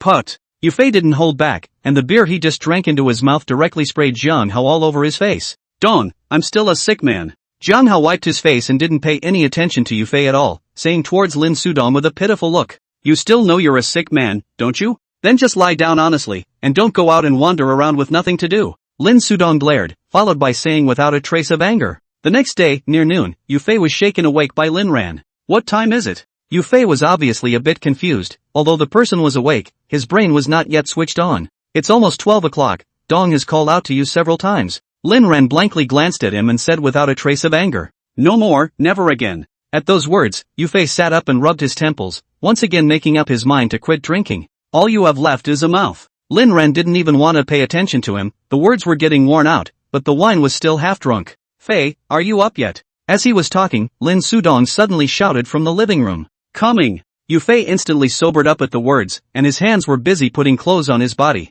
Dong, are we leaving now? Not much later, Yufei came out of the room and looked at Lin Sudong and asked. Why don't you wash your face first, and we'll both go outside for a quick bite, then we'll head over to Qianzhang's. Lin Sudong nodded. Yes. Yufei promised, then directly dug into the bathroom. Fargo Realty. After casually eating something, Lin Sudong brought Yufei to Qianzhang's company. Hello, may I ask who you are looking for? Just as they entered, the two were stopped by security. Tell Qianzhang that Lin Sudong is here. Lin Sudong pushed the security guard away as he lifted his leg and walked towards the elevator. The security guard still wanted to stop him, but he was directly glared back by Yufei's fierce eyes. Ding! The elevator reached the third floor, and Lin Sudong took the lead, lightly finding Qianzhang's office. Mr. Qian, busy? Lin Sudong was not polite, pushing open the office door and walking directly to the sofa to sit down. Qianzhang was following up the call, it was from the security guard at the entrance, but apparently the reminder was a bit late. Ha! A client that communicates to communicate a contract. Qianzhang smiled awkwardly and hung up the phone before finding a random excuse to excuse himself. By the way, what's the matter with you, Don? Immediately afterward, Qianzhang pulled away from the topic and looked at Lin Sudong to ask. It's no big deal. It's this brother of mine who came out, he wants to talk to Chen Xuan. Lin Sudong didn't point it out and casually pointed at Yufei and said. Xiaodong, I really didn't lie to you. Kawako he didn't tell me anything, if I knew how could I let him do this? And I can't reach him now, so it's useless for you to look for me. Qianzhang glanced at Yufei before explaining towards Lin Sudong. Today's Qianzhang obviously did not have the arrogant attitude of that night. Because Lin Sudong has already made a statement to him, the land can be unwanted, but Chen Xuan must die. In this way, Qianzhang would not be able to pinch Lin Sudong's neck, and would have to be restrained in turn. Because Lin Sudong has already contacted Su Mingqian to pressurize Qianzhang's Yuanda real estate from all sides. Mr. Qian, I'm not a 3-year-old child, so don't coax me with these words. I, Lin Sudong, have only one claim, you hand over Chen Xuan and from now on we will not interfere with each other. Lin Sudong smiled, waved his hand towards Qianzhang, and gave Yufei a veiled look. Snap. Yufei instantly understood and pulled out an imitation big black star from his back waist and slapped it directly on the table. This gun was the one Yufei had lost, and was recovered by Lin Sudong. Mr. Qian, I have a word too. If I can't see Chen Xuan today, then I'll have to take it out on you. Yufei's eyes were ruthless as he stared at Qianzhang, staring him so much that cold sweat broke out on his forehead. Fei, what are you doing with this? Put it away quickly. What did I tell you before you came? Beside him, Lin Sudong instantly chided when he saw this, saying that he was about to go get that imitation big black star. Dong! I was almost killed by Chen Xuan yesterday, if I didn't have a guy on me, I'd be lying in the morgue. But Yufei was one step faster than him and directly held the gun in his hand and aimed it at Qianzhang's head. Dude! Let's talk this over, don't you point that thing at me. Qianzhang instantly panicked, in the face of that black hole of gun muzzle, ordinary people could not withstand this pressure. Fei! Quickly put down the gun, this has little to do with the human money chief, why are you taking it out on him? Lin Sudong glanced at Qianzhang and followed suit to advise him. Then who do I take it out on? Dong, you don't have to persuade me, I just have one thing to say today. Chen Xuan isn't coming, someone has to help him lose this life. Yufei couldn't listen at all, and became more and more agitated, pointing his gun up and down at Qianzhang's head. I really can't reach him. Dude, stop shaking it, this thing tends to go off. Qianzhang was scared into a cold sweat, and his clothes were soaked through, like he had just come out of the water. Hyper. I don't know whether it was intentional or unintentional, but the gun in Yufei's hand really went off, startling Lin Sudong, who froze and looked at Yufei. Chapter 104, Land in Hand. As for Qian Zhang, his entire body was paralyzed directly on the sofa as if his bones had been taken out. Fortunately, the office was soundproofed well, and the gunshot didn't disturb anyone outside. Mr. Chen. It's really true, sorry ha. The corners of Yufei's mouth rose as his body leaned back and leaned on the sofa, smiling. I can't control you anymore, can I? Lin Sudong would have reacted by now, raising his hand and slapping Yufei before snatching the imitation big black star. Mr. Qian, are you okay? Immediately afterward, Lin Sudong turned his head to Qian Zhang and asked with concern. Nope. It's okay. Qian Zhang, this time the whole person is stupid, has not come out from the shot just now, speech is a little unsteady. Since it's fine, let's keep talking, Mr. Qian, don't you remember anything? Yufei sniffed, stood up and came to Qian Zhang, and asked as he gripped his neck collar. Brother, I swear to God, I really can't reach Chen Chuan. Qian Zhang was on the verge of crying, cursing Chen Chuan's 18 generations of ancestors in his heart. It was obviously the trouble he caused, but in the end, he had to take the blame himself. Bang! Qian Zhang, you're ing bluffing me. Yufei roared, cupped Qian Zhang's chin, and slammed his head directly onto the table. Lin Sudong, I'm ing convinced. I don't want the land, it's yours. Qian Zhang was smashed, a little confused. His big naked head was knocked out of a mouth, scarlet blood flowed out at once. Ground your mom's skin. I want Chen Chuan, you're ing deaf. Yufei once again cursed angrily and lifted Qian Zhang's head to slam it again. Fei. At this point, Lin Sudong finally spoke up and droned towards Yufei. Don't mind it, Dong. I'm going to get this son of a... Yufei did not know whether it was real or acting. His eyes were red, grabbed the ashtray next to him and was about to start smashing. You're ing crazy. Lin Sudong saw this and hurriedly stopped it, then slapped a mouth over. Get loose. Immediately after that, Lin Sudong gave another angry shout, and only then did Yufei reluctantly let go of his hand. Mr. Qian, how are you? Lin Sudong helped Qian Zhang up and casually took a rag or something and directly covered his head to stop the bleeding. Lin Sudong, I'm convinced, don't toss me. You want the land, here you go. I have a contract in my desk drawer, let's sign it right away. Qian Zhang was really shivering. He now very much regretted messing with Lin Sudong and Yufei, and only thought of hurrying to get rid of the two of them. Mr. Qian, what are you talking about? Lin Sudong smiled vaguely, then continued to pretend. Dude, can you stop acting up for me? I'm really ing convinced. Qian Zhang had long seen that Lin Sudong and Yufei were acting, one singing blackface and the other singing whiteface. But Yufei's blackface singing was just too scary. Especially the shot that went off. Qian Zhang could feel that Yufei really wanted to kill him. So he had half a mind to use his good offices and only thought of hurrying to send these two ancestors away. Fei, get the contract. The corners of Lin Sudong's mouth twitched with some embarrassment. Then he simply stopped pretending and directly shouted at Yufei. Got it. Yufei agreed and glanced at Qian Zhang before walking towards his desk. Mr. Qian, don't worry. Although we didn't have a very pleasant chat, I, Lin Sudong, am sure that the money won't be a penny short of yours. Receiving the contract from Yufei, Lin Sudong glanced at it before handing it over to Qian Zhang. Whatever. Qian Zhang didn't talk nonsense, signed his name, then stamped the official seal and handed it back directly to Lin Sudong. From now on, let's stay out of each other's way. Also Chen Chuan I really can't get in touch with, it's useless for you guys to toss me around. Immediately afterward, Chen Zhang covered his head with one hand and directly issued an expulsion order. Chen Chuan, I will find him. Mr. Qian, let's have a good cooperation. Lin Sudong smiled, and after collecting the contract, he stopped talking nonsense, called Yufei and left. In the car, Lin Sudong didn't say a word and just stared at Yufei dead in the face. Dong, what's up? You're all grossing me out. Yufei sheepishly pushed Lin Sudong and said with a sarcastic smile. If I didn't stop you just now, were you really ready to give Qian Zhang a scoop? Lin Sudong glared and asked in an unkind manner. Ahem. No way, I just scared him.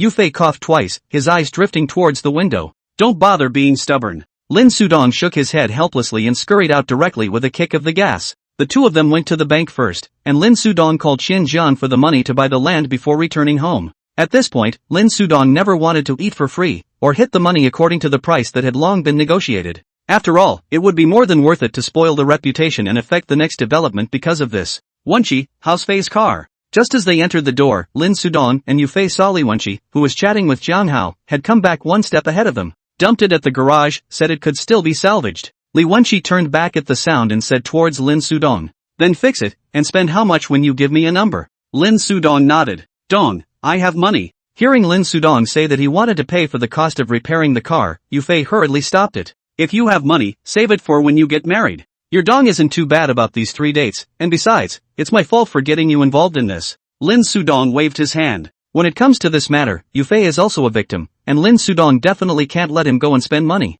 Besides, Lin Sudong is in the same generation as Yuan Gang. How can he let Yufei, who is his younger brother, spend his own money to repair the car? Okay. Yufei nodded, knowing that Lin Sudong would definitely not change his mind. We're not eating at home tonight, let's go to a restaurant, you guys look for a place. Immediately afterward, Lin Sudong said one more sentence towards the crowd before going back to his room to put the contract away. I want seafood. Upon hearing this, Jiang Hao was the first to pop up, proposing to go eat seafood in the evening. I'm fine with that. Li Wenqi spread his palms, then turned his head to look at Yufei and Lin Ran. Do you want some? Yufei also opinion, he has no requirements for food, can fill the stomach on the line, so he looked at Lin Ran and asked. I'm all for it. Lin Ran wasn't picky about what he ate and nodded. The vote was unanimous, and when Lin Sudong came out of the room, the crowd went to a nearby seafood stall. Boss lady, 4 pounds of lobster first too. Just after entering the door, Jiang Hao shouted at the boss's wife who was taking down the orders for the other customers. Chapter 105, Not Stopping for Dinner. You're not afraid to hold out, and 4 pounds of lobster. Lin Sudong kicked Jiang Hao without any good humor, thinking that it was too embarrassing to bring this kid out. Yufei and the others did the same, disgustedly distancing themselves from Jiang Hao, indicating that they didn't know him well. Hey, if you don't have 4 pounds, 1 pound will do. Jiang Hao wasn't embarrassed and grinned, finding an empty table and sitting down. You don't say, we do have them in the store by the pound. As he was talking, the boss's wife came over with a smile. It's the only living treasure in the store, it's been in the tank for almost a month now, and if no one orders it, it's probably going to hiccup in a few days. Then do it. The corner of Lin Sudong's mouth twitched. This was really coincidental. Its mother opened the door to coincidental to home. Shrimp tails splashed in oil, shrimp brains steamed in egg, take the rest and make a congee. Jiang Hao's face was filled with excitement when he heard this, and he immediately opened his mouth to pick up. Yo! A connoisseur. The boss's wife immediately brightened up and said with a thumbs up towards Jiang Hao. Lin Sudong was also a little surprised, sighing that this little fatty was quite good at eating. In a short time, in addition to the 3 lobster, the other 7 or 8 dishes ordered were also served on the table. Don't move yet, Dong. Seeing that Lin Sudong was looking around for something, Yufei hurriedly shouted. What's wrong? Lin Sudong was a bit unsure and looked at Yufei and asked suspiciously. Can I not drink? Yufei looked pitiful, almost pleading as he inquired towards Lin Sudong. No. Lin Sudong grinned and refused outright. Boss, move 3 beers over here. Immediately after that, Lin Sudong didn't look for himself and directly shouted in the direction of the back kitchen. Sinning. Yufei's face was full of despair, and he could already vaguely feel that unbearable feeling when he woke up the next day. While this side was eating, another group of people came to the stall, in their early 20s, dressed in flowing clothes. Just after entering the door, one of the lewd-looking skinny monkeys blew a rogue whistle towards Lin Ran. Yufei and the others were in the middle of drinking and didn't notice this scene, while Lin Ran frowned and didn't bother with the other party. But that skinny monkey is a little ungrateful, see no one to take care of him, but also thought that he had met a few goons and softballs. Then with a 6-fold step, he walked towards Yufei and their table. Dude, what's up? Li Wenqi was the first to notice the skinny monkey and turned his head to ask suspiciously. Who the is your buddy? The thin monkey saw that Li Wenqi was wearing glasses and had a svelte look, so he opened his mouth and disliked him. Eat, huh? Such a foul mouth. This time Lin Sudong and the others also looked over, and Yufei even cursed directly without any good reason. Little pussy, how do you talk? Upon hearing this, the skinny monkey's eyes glared as he pointed at Yufei and cursed. The noise of the quarrel over here instantly attracted the attention of everyone in the store, and those who came with the thin monkey also leaned over. Cussed. Fei. Yufei became furious and grabbed the bottle in front of him, saying that he was about to smash it over, but he was pressed down by Lin Sudong. Come out for dinner, don't be so hostile. Immediately afterward, Lin Sudong turned his head to look at the thin monkey and opened his mouth to advise him. Who the are you to educate on your father here? The skinny monkey didn't give half a bit of face, especially when he saw that the people on his side were leaning over. Bang! As soon as the words fell, just before the others could react, Li Wenqi grabbed an empty wine bottle and pressed it directly onto the skinny monkey's face. In an instant, the bottle shattered, stabbing the skinny monkey with blood all over his face, and Li Wenqi's hand was also cut open. Little pussy, what a ing face! Immediately after that, Li Wenqi kicked out again, directly knocking the thin monkey over on the ground. This flowing operation made Yufei and Jiang Hao stare blankly. Although Yufei had known Li Wenqi for a longer time, he had never really seen him make a move. Especially with Li Wenqi's svelte look, he didn't look like he could fight. As for Jiang Hao, there was no need to mention that he and Li Wenqi had only just met a few days ago. At this time, the other party's people also reacted and ran at Li Wenqi. Seeing this, Yufei copied the chair underneath him and smashed it directly, helping Li Wenqi to relieve himself. Immediately after, Lin Sudong and Jiang Hao also joined the fray, carrying wine bottles and frantically exploding their heads. The gang was only 6 people in total, and all of them were youngsters in their early 20s, so they were no match for Lin Sudong and the others. So before Yufei could join in, the people were all on the ground. Ouch! Don't smash it! This side was cursing and swearing when the boss's wife ran out of the kitchen with an anxious face. Asterisk asterisk asterisk asterisk in hell, not even for dinner. Wen-chi, go and settle the score. Lin Sudong copied his jacket and cursed without a good mood. I'll do it. Yufei was closer and directly took out $500 from his pocket and put it into the boss's wife's hand. The meal totaled about $300, and with all those smashed stools and wine, there was enough left over to buy new ones. Go away! Immediately afterward, Lin Sudong greeted the crowd and they directly left the stall. Wen-chi, didn't see that coming, you fight hard enough? After leaving the door, Yufei put his arm around Li Wenqi's shoulder and said, Dude, there's more fierce. Wen-chi laughed, followed by a crotch top, causing the crowd to burst into laughter. Alright, let's find a place to eat some more, I'm not drunk enough. Saying that, Lin Sudong looked around before leading a few people to a hot pot restaurant not far away. Once again, the crowd sat down and chatted about what had just happened. Wen-chi, tomorrow you take Xiaofei over there to take another look, and clear out all the people as soon as possible. A few bottles of beer down, Lin Sudong suddenly turned the conversation to business. Yes, Li Wenqi agreed, but confused Yufei. Clear man? Clear who? Yufei was a bit unsure and looked at Lin Sudong as he asked suspiciously. You'll see tomorrow. Lin Sudong smiled and didn't explain, and the anxious Yufei scratched his ears for a while. There was no talk all night. Early the next morning, just as the sky was breaking, Yufei was awakened by the sound of a slamming door. Who? Yufei didn't even open his eyes and asked in a daze. Looks like Wen-chi. Lin Ran was also woken up and said as he sat up propping up his arms. Bang bang bang. Fei, get up. It's time to go. As he was talking, the sound of the slamming door sounded again, and it was indeed Li Wenqi's voice. It's early in the morning, calling for souls. Yufei sat up with a reluctant face and rubbed his temples and spat. Chapter 106, The Resort. Where are we going? On the Santana, Yufei sat on the co-pilot and asked towards Li Wenqi who was driving. Didn't Dong take that piece of land? That's where we're going. Li Wenqi did not hide it from Yufei and said with a smile. Land? Are you sure you're not driving in the wrong direction? Yufei sniffed the whole thing and asked as he looked around through the car window. They would be out of the city center by now and were driving towards a mountain. What? Where do you think that lot is? Li Wenqi naturally knew Yufei's thoughts, and at first he hadn't thought about it somewhat. It must be downtown. Yufei said without even thinking about it. I was thinking the same thing as you before. Li Wenqi nodded, but after saying that, there were no more words, making Yufei anxious. Well, after not much time, they arrived at their destination. Don't you tell me this is it. Getting out of the car, Yufei looked around and said towards Li Wenqi with some disbelief. This is it. Li Wenqi smiled and nodded. They would be at the foot of a mountain, and not far away were a few earth huts with chimneys erected on their roofs that were emitting a steady stream of cooking smoke. This place was not very remote, to say the least, as it was not particularly far from the city center, which was less than a 20-minute drive away. But Yufei really couldn't figure out what kind of development or how to make money from this place. Let's go over there first. Yufei was still wondering, when Li Wenqi suddenly tugged at him and then walked towards those earthen houses.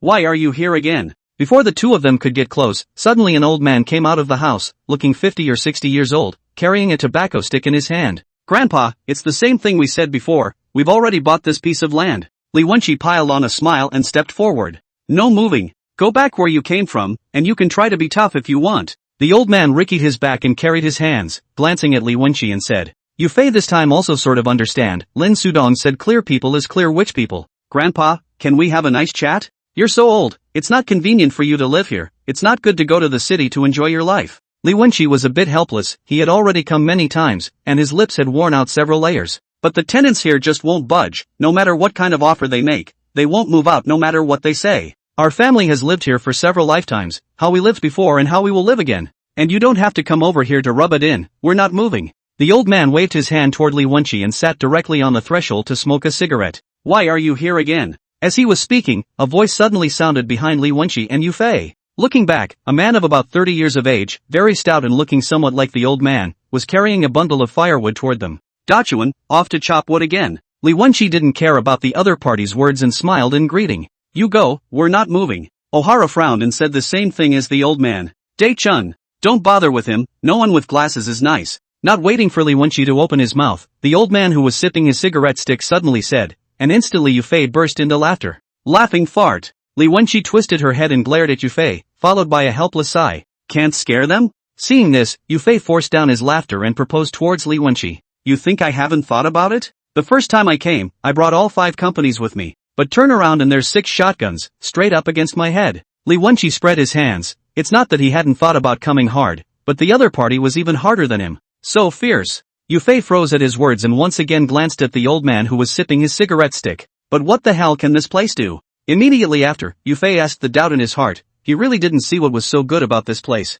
Resort. Li Wenqi didn't sell out this time and told Lin Sudong's intentions. Resort? Dong, he wants to start farming. Yu Fei couldn't help but widen his eyes at his words. Raise a fart. You call that a farmhouse? Li Wenqi was almost amused and said with a disgusted glare at Yu Fei. Ahem. So what's this resort for? Yu Fei coughed awkwardly twice and continued to ask. Make money. Li Wenqi slowly spat out 2 words. Hearing Yu Fei wanted to strangle him. Nonsense, I can't help but know it's a moneymaker. Yu Fei said without a trace of anger. This resort of ours is not like ordinary resorts. Li Wenqi laughed, but immediately afterward, like before, there was no afterthought. How not to suffocate you? Yu Fei had some toothache and didn't understand where this was all learned. Every time he spoke, he only said half of what he said. Ka chow. Mom. As he was talking, suddenly the sound of glass breaking came from the house, followed by Dahara's exclamation of surprise. The old man instantly turned pale and hurriedly got up and ran towards the house. Get in there. Yu Fei and Li Wenqi were a bit unsure, followed by the 2 of them. Inside the house, an old woman was lying on the floor with her eyes tightly closed, and next to her was crouching Dahara who didn't know what to do. What's going on? The old man was shocked in his heart at the sight and anxiously inquired towards Dichun. My mom, he was getting the bowl out and all of a sudden it fell on the floor. Dachuan's tears were coming out in a hurry, pointing to a few broken porcelain bowls next to him. Get the car and take it to the hospital. It just so happened that Yu Fei and Li Wenqi followed them in, and seeing the scene in front of them, they rushed to say something. But the old man didn't agree, looking a little hesitant. Human life is at stake. What are you old man grumbling about? Yu Fei saw this and disliked it without any good reason, then directly went forward and picked up the old woman. Wenqi, get the car door. Immediately after that, Yu Fei shouted at Li Wenqi, lifted his leg and ran towards the house. Seeing this, Dachuan and the old man rushed to follow. I'll drive. Putting the old woman in the back seat, Yu Fei grabbed the keys and sat in the main driver's seat. Boom! This was followed by a kick of the floorboards, and the Santana roared off in an instant. In the back seat, the 2 fathers and sons who were riding in the car for the first time had their faces white with fear,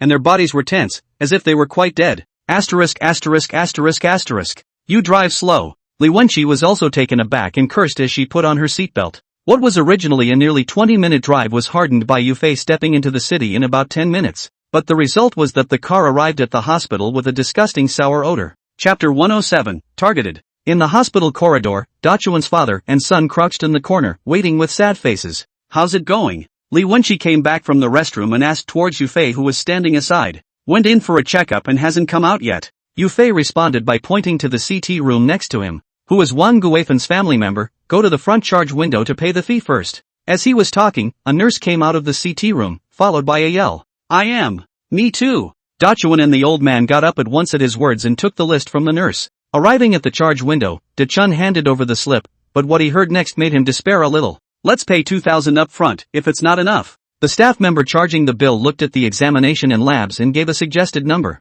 How? How much? Dachuan's head buzzed, how he did not expect a trip to the hospital would cost so much money. $2,000. The other repeated the sentence again, while sizing up Okiai. Seeing this, Dachuan rummaged through his pockets in embarrassment, but only managed to find a few dollars in change. The old man on the side, with lowered eyelids, looked a little bitter. Let's deposit 500. I'll go get the money and come back later to make up for it. It so happened that Yu Fei followed up, and seeing the situation of the 2 fathers and sons, he took out $500 from his pocket and handed it over. No, we don't want your money. Seeing this, Dichun froze, stagnantly looking at Yu Fei, while the old man reached out and stopped it. It's going to be paid back. Yu Fei ignored it, peeled off the old man's arm and slapped the money on the window. You. The old man raised his hand and pointed at Yu Fei, wanting to say something, but in the end, he didn't. Your mom should be out soon, go over and wait. Yu Fei didn't even look at it and explained towards Dichun, then walked out of the hospital to get the money. Not long after, Yu Fei came back, and Dichun and the old man were still squatting in the same position as before.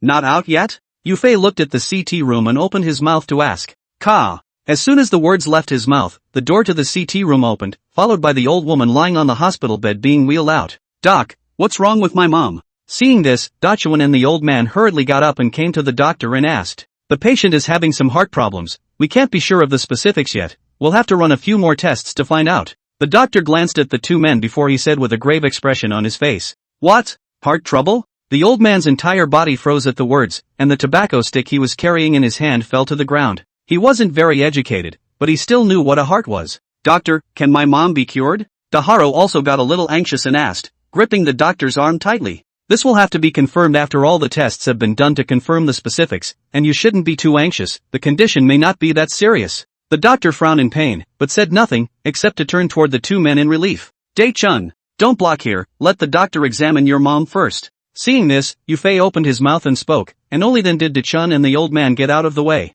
"Come on, don't be a crybaby, the doctor said it might not be that serious." Li Wenqi also relieved, the two fathers and sons looked a little better. "Take it." With that, Yufei walked over to Dae-chun and shoved $200 into his hand. You? How many days can you eat on those tens of dollars and drink the northwest wind behind you?"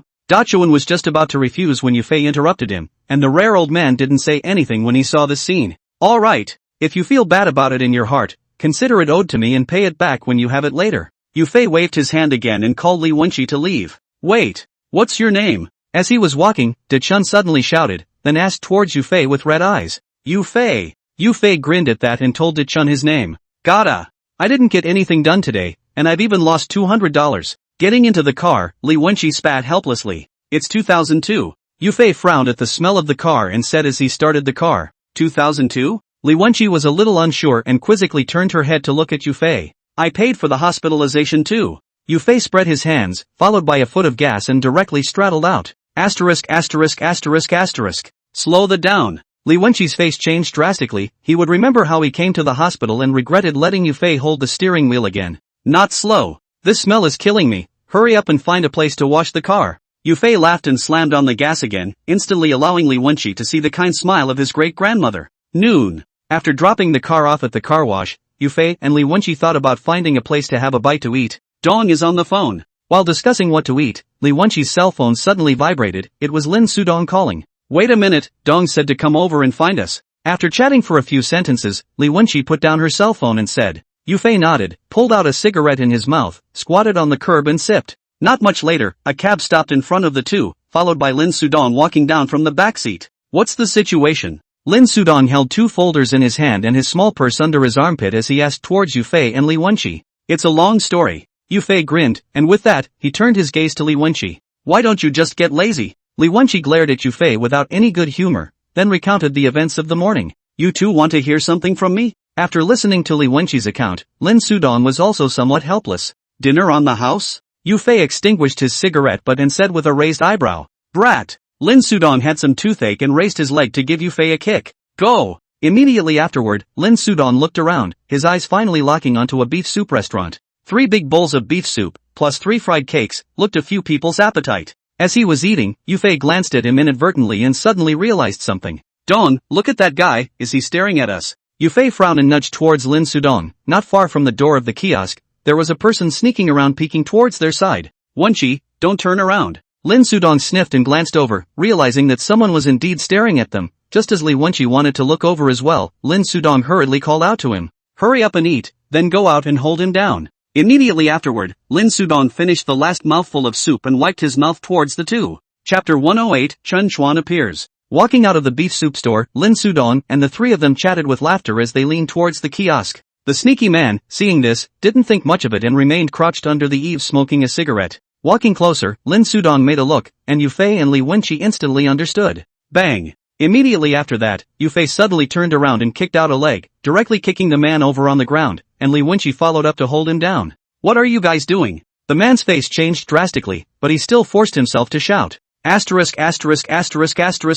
little pussy, and staring. Li Wenqi raised his hand and slapped it, grinning and cursing. "Who's watching you guys?" The man was dead set on denying it, and fought to tilt his head back in sophistry. "Dash, go get the car." Lin Sudong didn't rush to ask him and turned his head towards Yufei to explain. "Yes." Yufei promised and ran over to the car wash a dozen meters away. "What do you want?" Hearing Lin Sudong's words, the man swallowed and asked. "Find a mountain and bury you." Lin Sudong glanced down and said in an icy tone. "Help! Murder!" At that the man's expression froze, followed by yelling. Seeing this, Li Wenqi slapped a mouth on it, then kicked it again, and the man instantly became honest. "One more ing scream and I'll knock your teeth out." Lin Sudong stepped forward and gripped the man's hair in warning. Squeak! As soon as the words left his mouth, suddenly a van braked to a stop not far from them. Lin Sudong and Li Wenqi turned their heads to look at the sound, and one person came down from the main driver, which was Chen Chuan. "Lin Sudong, I heard you were looking for me." Hyper. Chen Xuan's hand held a 5-link sub, and with a loud shout, he directly pulled the trigger. Wenqi, run! Lin Sudong's face changed drastically, pulling Li Wenqi and running. The glass door of the kiosk behind him instantly exploded. Slot your ass over here and get on your knees for me. Hyper. Seeing this, Chen Xuan crashed another shot and roared angrily before chasing after him. Meanwhile, Yufei's side had just pulled out of the car wash and then saw the scene. It was too late to think about it. Yufei slammed on the gas and ran into Chen Xuan. Little pussies. Hyper. Chen Xuan twisted his head at the sound and saw Yufei sitting in the driver's seat at a glance, and raised his hand and crashed 2 shots. As the shots rang out, the Santana's windshield was instantly covered in spider veins, encrusted with uncountable amounts of iron grit. Yufei's vision was obstructed, and he couldn't see the road in front of him at all, and straight away he crashed into a hardware store on the side of the road. And at this time Chen Xuan, the hand of the 5-link sun also shot out of bullets. See the situation, he did not stay longer, drove on the van and left. The whole street was a mess. Yufei was a little disoriented by the airbag collapse. Lin Sudong and Li Wenqi saw this and rushed forward to pull him out. Fei, how are you? Lin Sudong patted Yufei's face and inquired with concern. I'm fine. Yufei shook his head and braced his arms to climb up. Seeing this, Lin Sudong breathed a sigh of relief, then got into the car and took out a replica Big Black Star. Fei, you take the gun and go first. Wenqi and I will stay and wait for the police. Lin Sudong shoved the gun into Yufei's hand and explained towards him. Yes. Yufei nodded, pinned the gun to his back waist, and rushed away from the scene. The gun must not be left behind, or there will be big trouble when the police arrive and search it out. As for why Lin Sudong let Li Wenqi stay, it was because he was injured. The shot that Chen Xuan fired just now when he was chasing them swept on Li Wenqi's back, and a few iron grits were being embedded in the flesh. Although the injury wasn't very serious, the blood would have soaked through his clothes by now. And that's the best evidence to get the city council to increase the manhunt for Chen Xuan. It wasn't long before several police cars arrived with their lights flashing, and a dozen or so police officers were heavily armed. Just after blocking off the scene, 2 more police cars sped up, in which Zhou Haibing was clearly seated. In addition to Zhou Haibing, the security detachment chief, there is a deputy director of the municipal bureau in the car, the detachment chief of the criminal investigation detachment, as well as the brigadier general of the armed police brigade.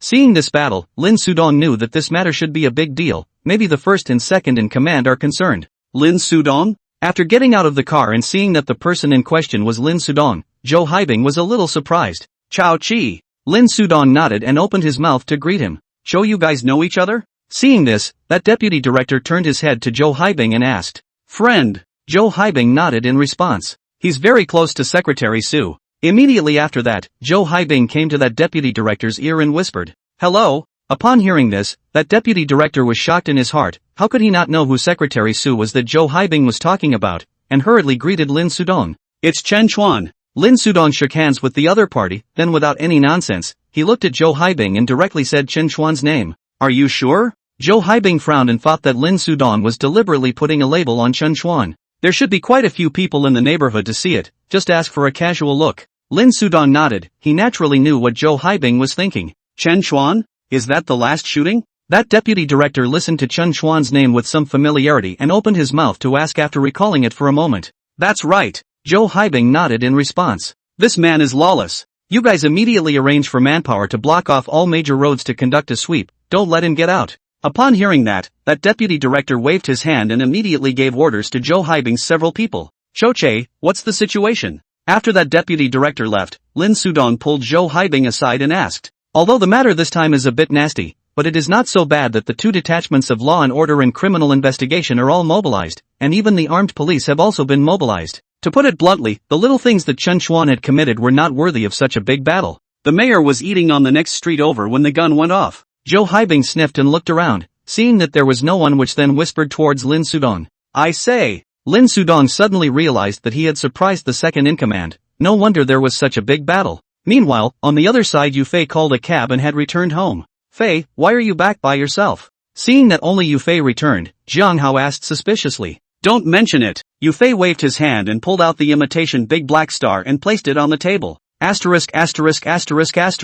Fei, you took out Wenqi? Chapter 109, Building Bridges. Jiang Hao's eyes widened as he looked at Yufei and asked in a fervent manner. You got mush in your head? Yufei gave Jiang Hao a slap in the face without any good humor, and he didn't know what was going on in his head all day. Sister-in-law, look at Fei. Jiang Hao covered his head full of grievances and turned his head to Lin Ran to accuse him. Serves you right. Lin Ran almost laughed out loud and said with an unkind glare. Ugh, why is it always me who gets hurt? Jiang Hao wanted to cry without tears, and tilted his head up to look at the ceiling with emotion. Fei, where did Wen-Chi go? Lin Ran shook his head helplessly and turned his head to Yufei to ask.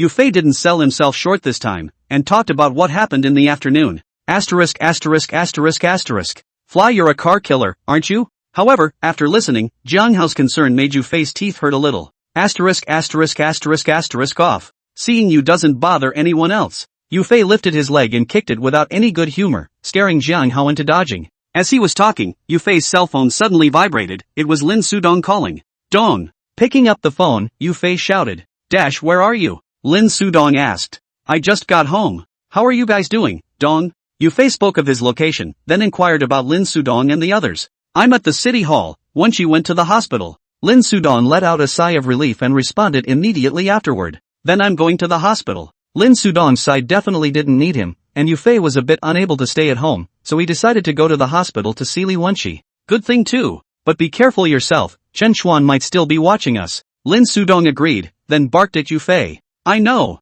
Immediately after that, Yufei hung up the phone, got up and was ready to head to the hospital. Fei, I'm going too. At this time, Jiang Hao suddenly came up and wanted to follow Yufei to the hospital. What a mess you're adding by following. Yufei glanced back and said without a good mood. How am I just adding to the chaos? I'm so big and fit. How can I carry 2 more shots if something happens? Jiang Hao was a bit aggravated and patted his big round belly, saying, You wish me well. Yufei glared, and after thinking about it, he picked up the replica Big Black Star again and pinned it to his back waist. I won't need you to block the gun, just help me protect your sister-in-law. Immediately afterward, Yufei turned back and kissed Lin Ran on the cheek, then looked at Jiang Hao and said, Okay. Jiang Hao agreed with a face full of reluctance. Be careful. Lin Ran's face was filled with worry as she grabbed Yufei's arm and urged. Yes. Yufei agreed with a smile before turning around and leaving. In the hospital, Li Wenqi's wound has been bandaged and is being questioned by the police. Yufei did not go forward when he saw this. He would be carrying a gun on him. It was best not to go in front of the police. With nothing else to do, Yufei asked the nurse to find out which ward Dachuan's family was in, thinking of going over to see the results of the examination. On the second floor of the inpatient area, Yufei pushed open the door of the 13th ward and walked in. Yufei! Dachuan turned his head at the sound and saw that it was Yufei, who immediately shouted. The old man was crouching next to the hospital bed, and was picking at his stick of tobacco with a sad face. How's your mom?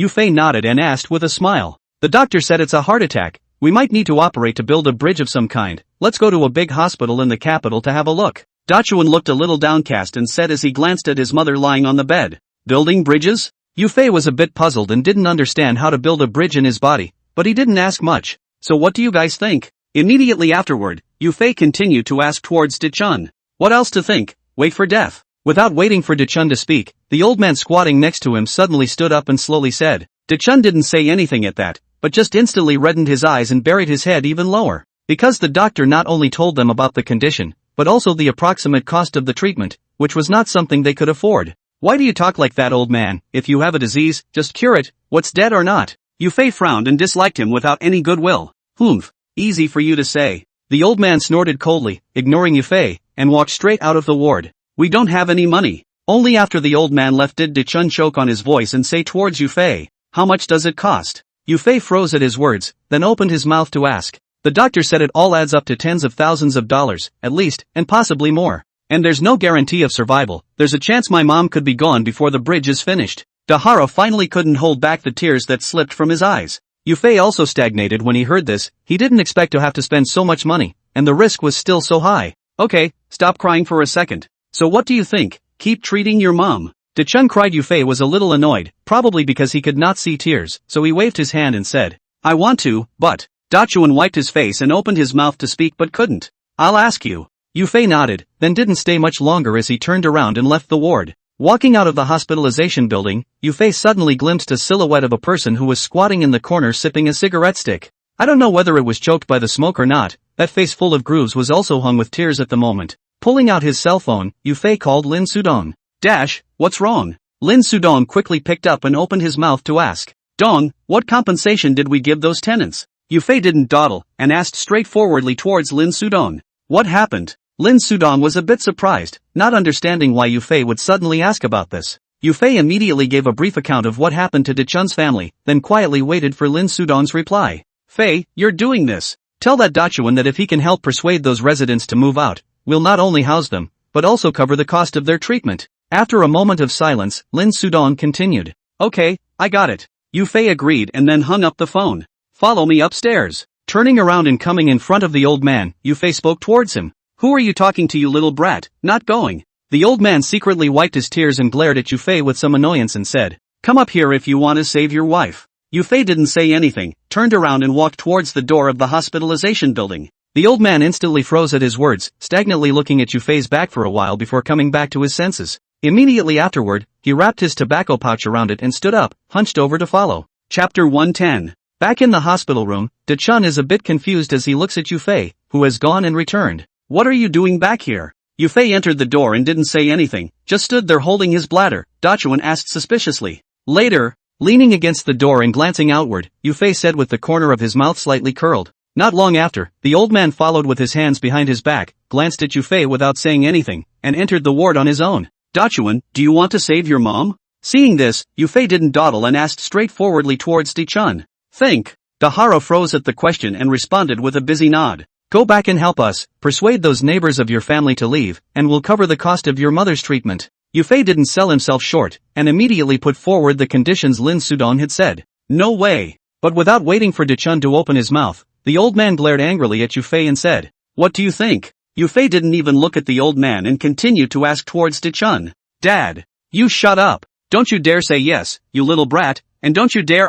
call me dad. De-chun looked back and with a complicated expression, he just shouted out, but he was directly interrupted by the old man. De-chun, are you a ing man? If he can be cruel enough not to save his wife, you're not going to save your mom either. Seeing this, Yufei immediately pointed at De-chun and shouted angrily, and the shocked old man froze. The old man opened his mouth to try to argue, but how could he not say anything, twisted his head to look at his old partner lying on the bed, his face full of shame. Help! I want to save my mom. De-chun was also awakened by Yufei's shout and clenched his fists with a low growl. You! Stop it! I can't stand by and watch my mom die. The old man raised his hand to point at De-chun, but before he could speak he was disliked by De-chun. Yufei! I'll go back with you. Immediately after that, De-chun turned his head to Yufei and said, it's a man. Yufei laughed and raised his hand towards De-chun's shoulder to dislike it. He was a man without parents, and he longed for affection very much, but Yufei had never been born with hatred because of it. If he was switched to De-chun's position, Yufei would not hesitate to make a choice, no matter what the cost. That was why Yufei was so happy after hearing about De-chun's choice. Old man, take care of your wife. When he was about to walk out of the entrance of the ward, Yufei suddenly stood still and turned back to faintly say. This time the old man didn't get angry and didn't try to argue anymore, but just had a complicated look, looking at his old partner who was lying on the bed. Coming downstairs, Yufei suddenly remembered something, then called Lin Sudong. Dong! The phone quickly connected and Yufei opened his mouth and shouted. Is it done? Lin Sudong didn't talk nonsense and directly asked towards Yufei. Touché. But now there's a matter that needs to be settled. Yufei said with a promise. What is it? Lin Sudong was a bit uncertain. What else needs to be resolved after all the talks? I don't have a car. Yufei was a bit embarrassed, but he had to say it, so he still opened his mouth cheekily. Asterisk asterisk asterisk asterisk. I forgot about it. Why don't you come over to me and we'll go get a car to start with? Lin Sudong slammed his head, he had forgotten about this. Yufei's car is still in the garage overhaul, and his car has just finished crashing, so he can't rely on a taxi all day to go out and run errands.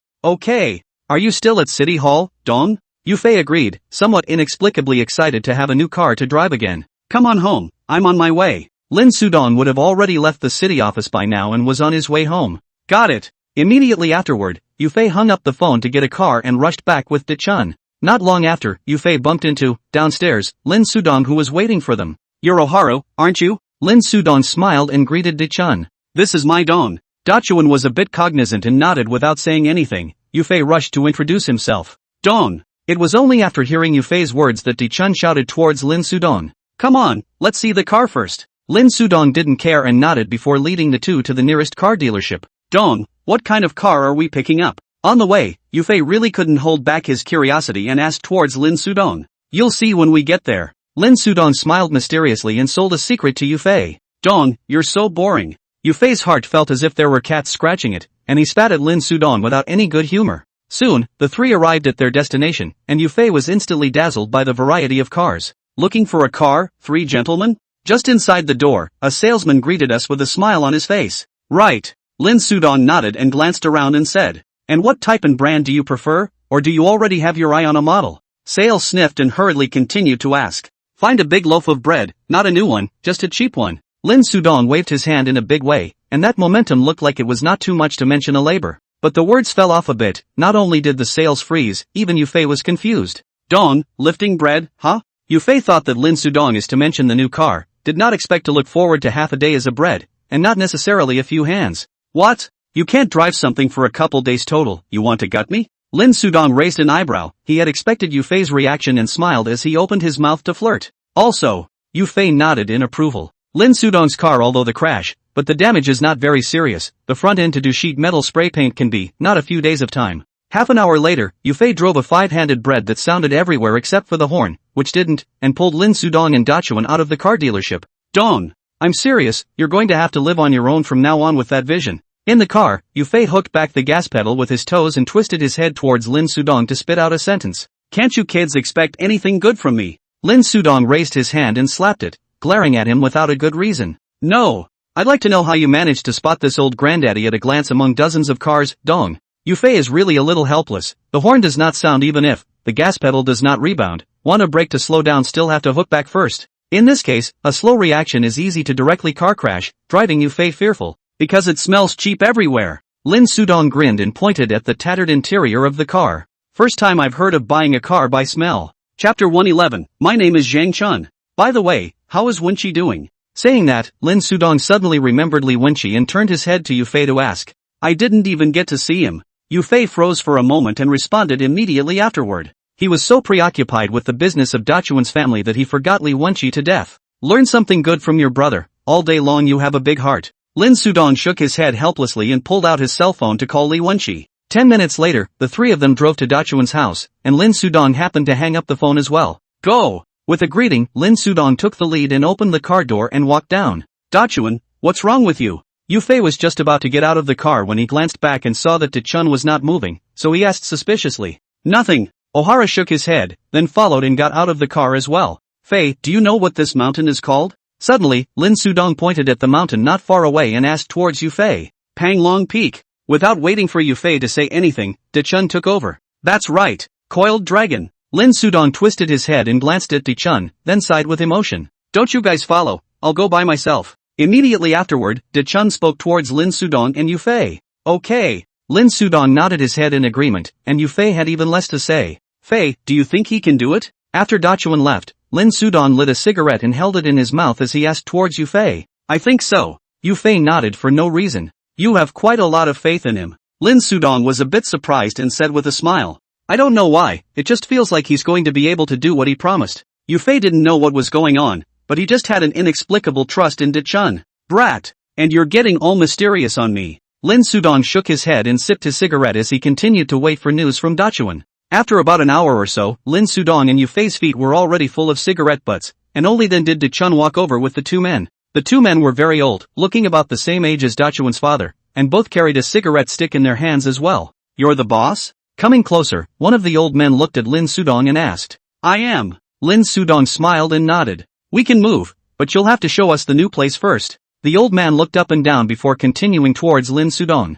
No problem. Lin Sudong nodded once more, the place of placement he had already found. And you'll have to make it up to us. But that wasn't all, the old man followed up with conditions. What compensation? Lin Sudong frowned and asked. $10,000 a family. We'll move if you say yes, or forget it. That's still for the sake of you paying for Dachuan's mom's medical care, the old man said as he held out a finger. No problem. Hearing that it was just a family of $10,000, Lin Sudong was relieved and agreed without even thinking about it. He thought that these people were going to ask for a lion's share of the money, but he didn't realize that it was just an extra $100,000 or so. Son, so when are we going to see the house? The man nodded, then inquired towards Lin Sudong. Now will do. Lin Sudong couldn't wait for them to move out quickly and hurriedly responded. Let's go then. The other party didn't dawdle and agreed instantly, perhaps also for the sake of Dachuan's mom to receive treatment quickly. I mean, you're such a big boss, and you drive this piece of? That youngster before, wasn't he working for you? People drive better than you. Coming up to the van, one of the older men didn't hold back his spit. Although none of them had a car, they had seen the Santana that Li Wenqi drove when he came before. In comparison, the van was a pile of scrap metal, and it's no wonder people couldn't see it. Ahem. So what, the car isn't mine, it's his. Lin Sudong coughed awkwardly for a few moments before pulling Yufei in front of him to take the blame. Yufei just wanted to speak, but after seeing Lin Sudong's eyes that wanted to knife people, he directly swallowed back. After working until the evening, Lin Sudong and Yufei finally served these two old men well. After looking at the resettlement houses, Lin Sudong treated them to another meal before sending them back. As for Daechun, he went back to the hospital and told his dad about what had happened that afternoon. The old man was silent for a long time after hearing this, not saying anything, just tilting his head and sighing. The next morning, Lin Sudong and Yufei sent Dachuan's family to the train station. Here's $100,000, you guys can use it first, call me if you don't have enough. Lin Sudong did not go back on his word, and also made things very beautiful, directly gave Dachuan family 100,000 yuan. And he also promised that he could be contacted again if it was not enough, which moved Dachuan's family. After receiving the black plastic bag containing the money and the note with Lin Sudong's cell phone number, Daechun turned his gaze to Yufei who was on the side. Yufei! Daechun shouted out Yufei's name. What? Yufei was a bit unsure and asked with a smile. When my mom gets better, my life will be yours, Daechun said with a very serious expression and a firm tone. What are you talking about, who wants you dead? Yufei first froze at the words, and after reacting, he smiled and punched Dachuan's shoulder and said, My name is Young Chun. Without explanation, Okan turned away with his last words. Although the money was given by Lin Sudong, Zhang Chun understood very well that without Yufei's words, there wouldn't be this result. With Lin Sudong, they were only exchanging interests, but Yufei's actions were what saved his mom's life. Brat, I envy you. Yufei was still confused when Lin Sudong suddenly smiled and spoke towards him. Envy me? What? Upon hearing Lin Sudong's words, Yufei came back to his senses and immediately asked in confusion. You'll see later. Lin Sudong shook his head without explaining, turned around and left. What's wrong? Yufei glared at him without any good humor, then followed. In the evening, in order to celebrate the pulling out of those nail households, Lin Sudong directly booked a table at the Baiwei court. Dong, when are we going to start construction? After the food and wine were served and the people drank a few cups, Li Wenqi looked at Lin Sudong and asked. There's no rush. Before we do that, let's go to Yangon. Lin Sudong shook his head, although everything was currently ready, he had no intention of starting construction. Instead, he thought of going to Yangon first and helping Yuan Gang to pull out that nail of Feng Xiaojing before saying so. Yufei didn't say anything when he heard this, as this was something Lin Sudong had mentioned a long time ago. Chapter 112, Return to Yangon.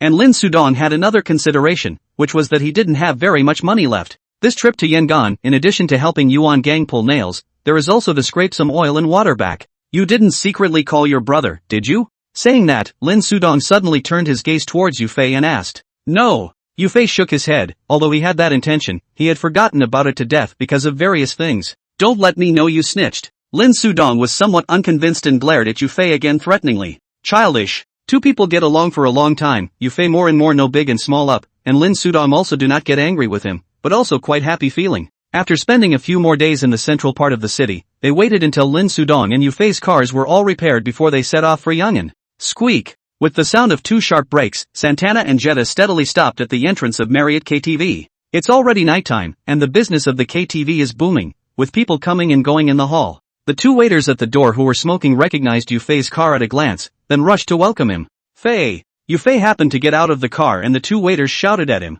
Yo! Little Fei Z has gone back to Yangon, and this status is skyrocketing. Without waiting for Yufei to open his mouth, Lin Sudong's flirting voice sounded behind him. Dong! The two waiters sniffed and looked, seeing that it was Lin Sudong hurriedly shouted. They all came from Beijing State and followed Yuan Gang a long time ago, so they were naturally no strangers to Lin Sudong. Can you be a little bit of a brother? Yufei was a bit helpless and spat back. You're the brother in Goatsan. Isn't that right, Fei? Lin Sudong was so playful that he went up and put his arm around Yufei's shoulders and continued to flirt. Where's my brother? Yufei was completely speechless, so he simply stopped ignoring Lin Sudong and turned his head to the waiter to ask. In the office. Hearing Yufei's inquiry, one of the waiters responded. Didn't go out? Where did that car go? Yufei was a little surprised that Yuan Gang's car was clearly not in front of the store. Hen drove out. The waiter responded again. Okay. Yufei nodded before greeting the crowd and entering the store. In the office on the second floor, Yuan Gang was picking at his cell phone, not knowing what he was looking at.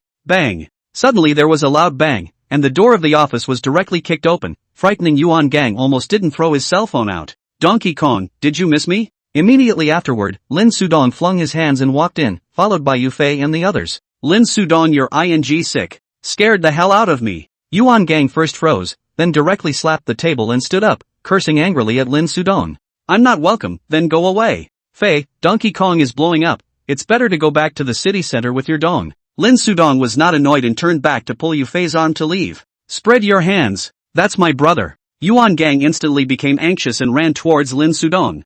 Yufei was shocked at the sight and thought that the two were going to fight, so he hurriedly stood in the middle to block it. But unexpectedly, Yuan Gang and Lin Sudong directly hugged each other, sandwiching Yufei, the one who persuaded the fight, in the middle. Dog Dongzi. You didn't say anything in advance when you came to Yangon, so I could pick you up downstairs. Yuan Gang patted Lin Sudong's back and grinned. You big Kong, if I had to tell you in advance, you'd still let me come. Lin Sudong also returned a few pats, grinning in the same way. Brother, Dong, can you two let go for a second? Between the two, Yufei was pinned a bit breathless. Bastard, you still know to call your brother? Going out for so long and giving me that one call. Yuan Gang sniffed and loosened his arm, raised his hand and gave Yufei a slap, followed by a disgruntled statement. That's not too much to do and forget. Yufei covered his head and responded in an aggravated manner. Alright, you big Vajra, don't bully Fei, this brat has done me a big favor. Seeing this, Lin Sudong smiled and waved his hand, helping Yufei put in a good word. Big favor? What favor? Yuan Gang was a bit surprised, not understanding what Yufei had done to make Lin Sudong say that.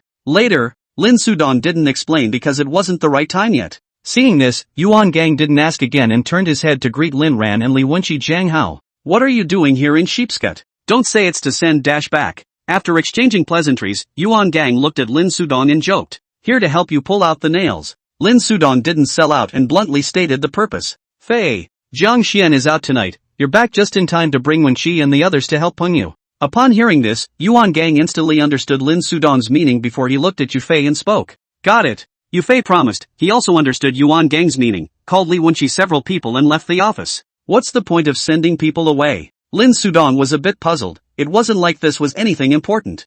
I'm afraid I'll scold you later and embarrass you in front of them. Yuan Gang glared at Lin Sudong, then said without a trace of anger. You said you could just mind your own business, what's the point of coming to my place? Immediately after that, Yuan Gang did not give Lin Sudong a chance to retort and continued. Who says I'm here for the fun? I'm telling you Donkey Kong, I didn't come over to help this trip for nothing, you're going to have to pay me. Lin Sudong didn't hide anything, and very bluntly stated his purpose of scraping the oil. How much is missing? Yuan Gang gave a cold snort without any good humor. How could he not hear what Lin Sudong was saying? Not a small mouth, at least 200. Lin Sudong lit a cigarette in his mouth and said slowly. It's got to be 300, right? Don't always keep your mouth shut. Yuan Gang glanced at Lin Sudong and also pulled out a cigarette and held it in his mouth. It's called having depth. What do you know? Lin Sudong viciously sipped a mouthful of smoke and said in annoyance. I've got about 100 in my hand, so I should be able to borrow around from someone and then mortgage the store to get a bank loan for some should be about right. Yuan Gang didn't pay any attention to him, calculating to himself. A little tired. Lin Sudong sighed at his words. Hang in there, you can always get through it. Yuan Gang grinned, raised his hand and patted Lin Sudong's shoulder and said. Okay, give me a second, nothing else you get your ass back in there. Immediately afterward, Yuan Gang stood up and pulled Lin Sudong towards the door. No return. However, Lin Sudong slapped Yuan Gang's hand away and returned to the sofa to sit down. Dog Dongzi, don't you give me a sunny face. Chapter 113 Lin Sudong's idea. Told you I came to help you pull out the nails, so quit whining to me. Lin Sudong completely ignored Yuan Gang's words and waved his hand, saying, I could use your help. Yuan Gang glared at Lin Sudong and exasperatedly sat back on the sofa as well. Has Feng Xiaojing made any moves recently? Lin Sudong didn't pull any punches with him and directly asked about the business. No. This old boy seems to be intimidated by Fei, half the wind hasn't blown over lately. Yuan Gang shook his head. Since the last hotel firefight, Feng Xiaojing hadn't moved again. Scared? What's going on? Lin Sudong didn't know the details of the hotel firefight, so he was a bit surprised as to how Feng Xiaojing could be intimidated by Yufei, a hairy kid.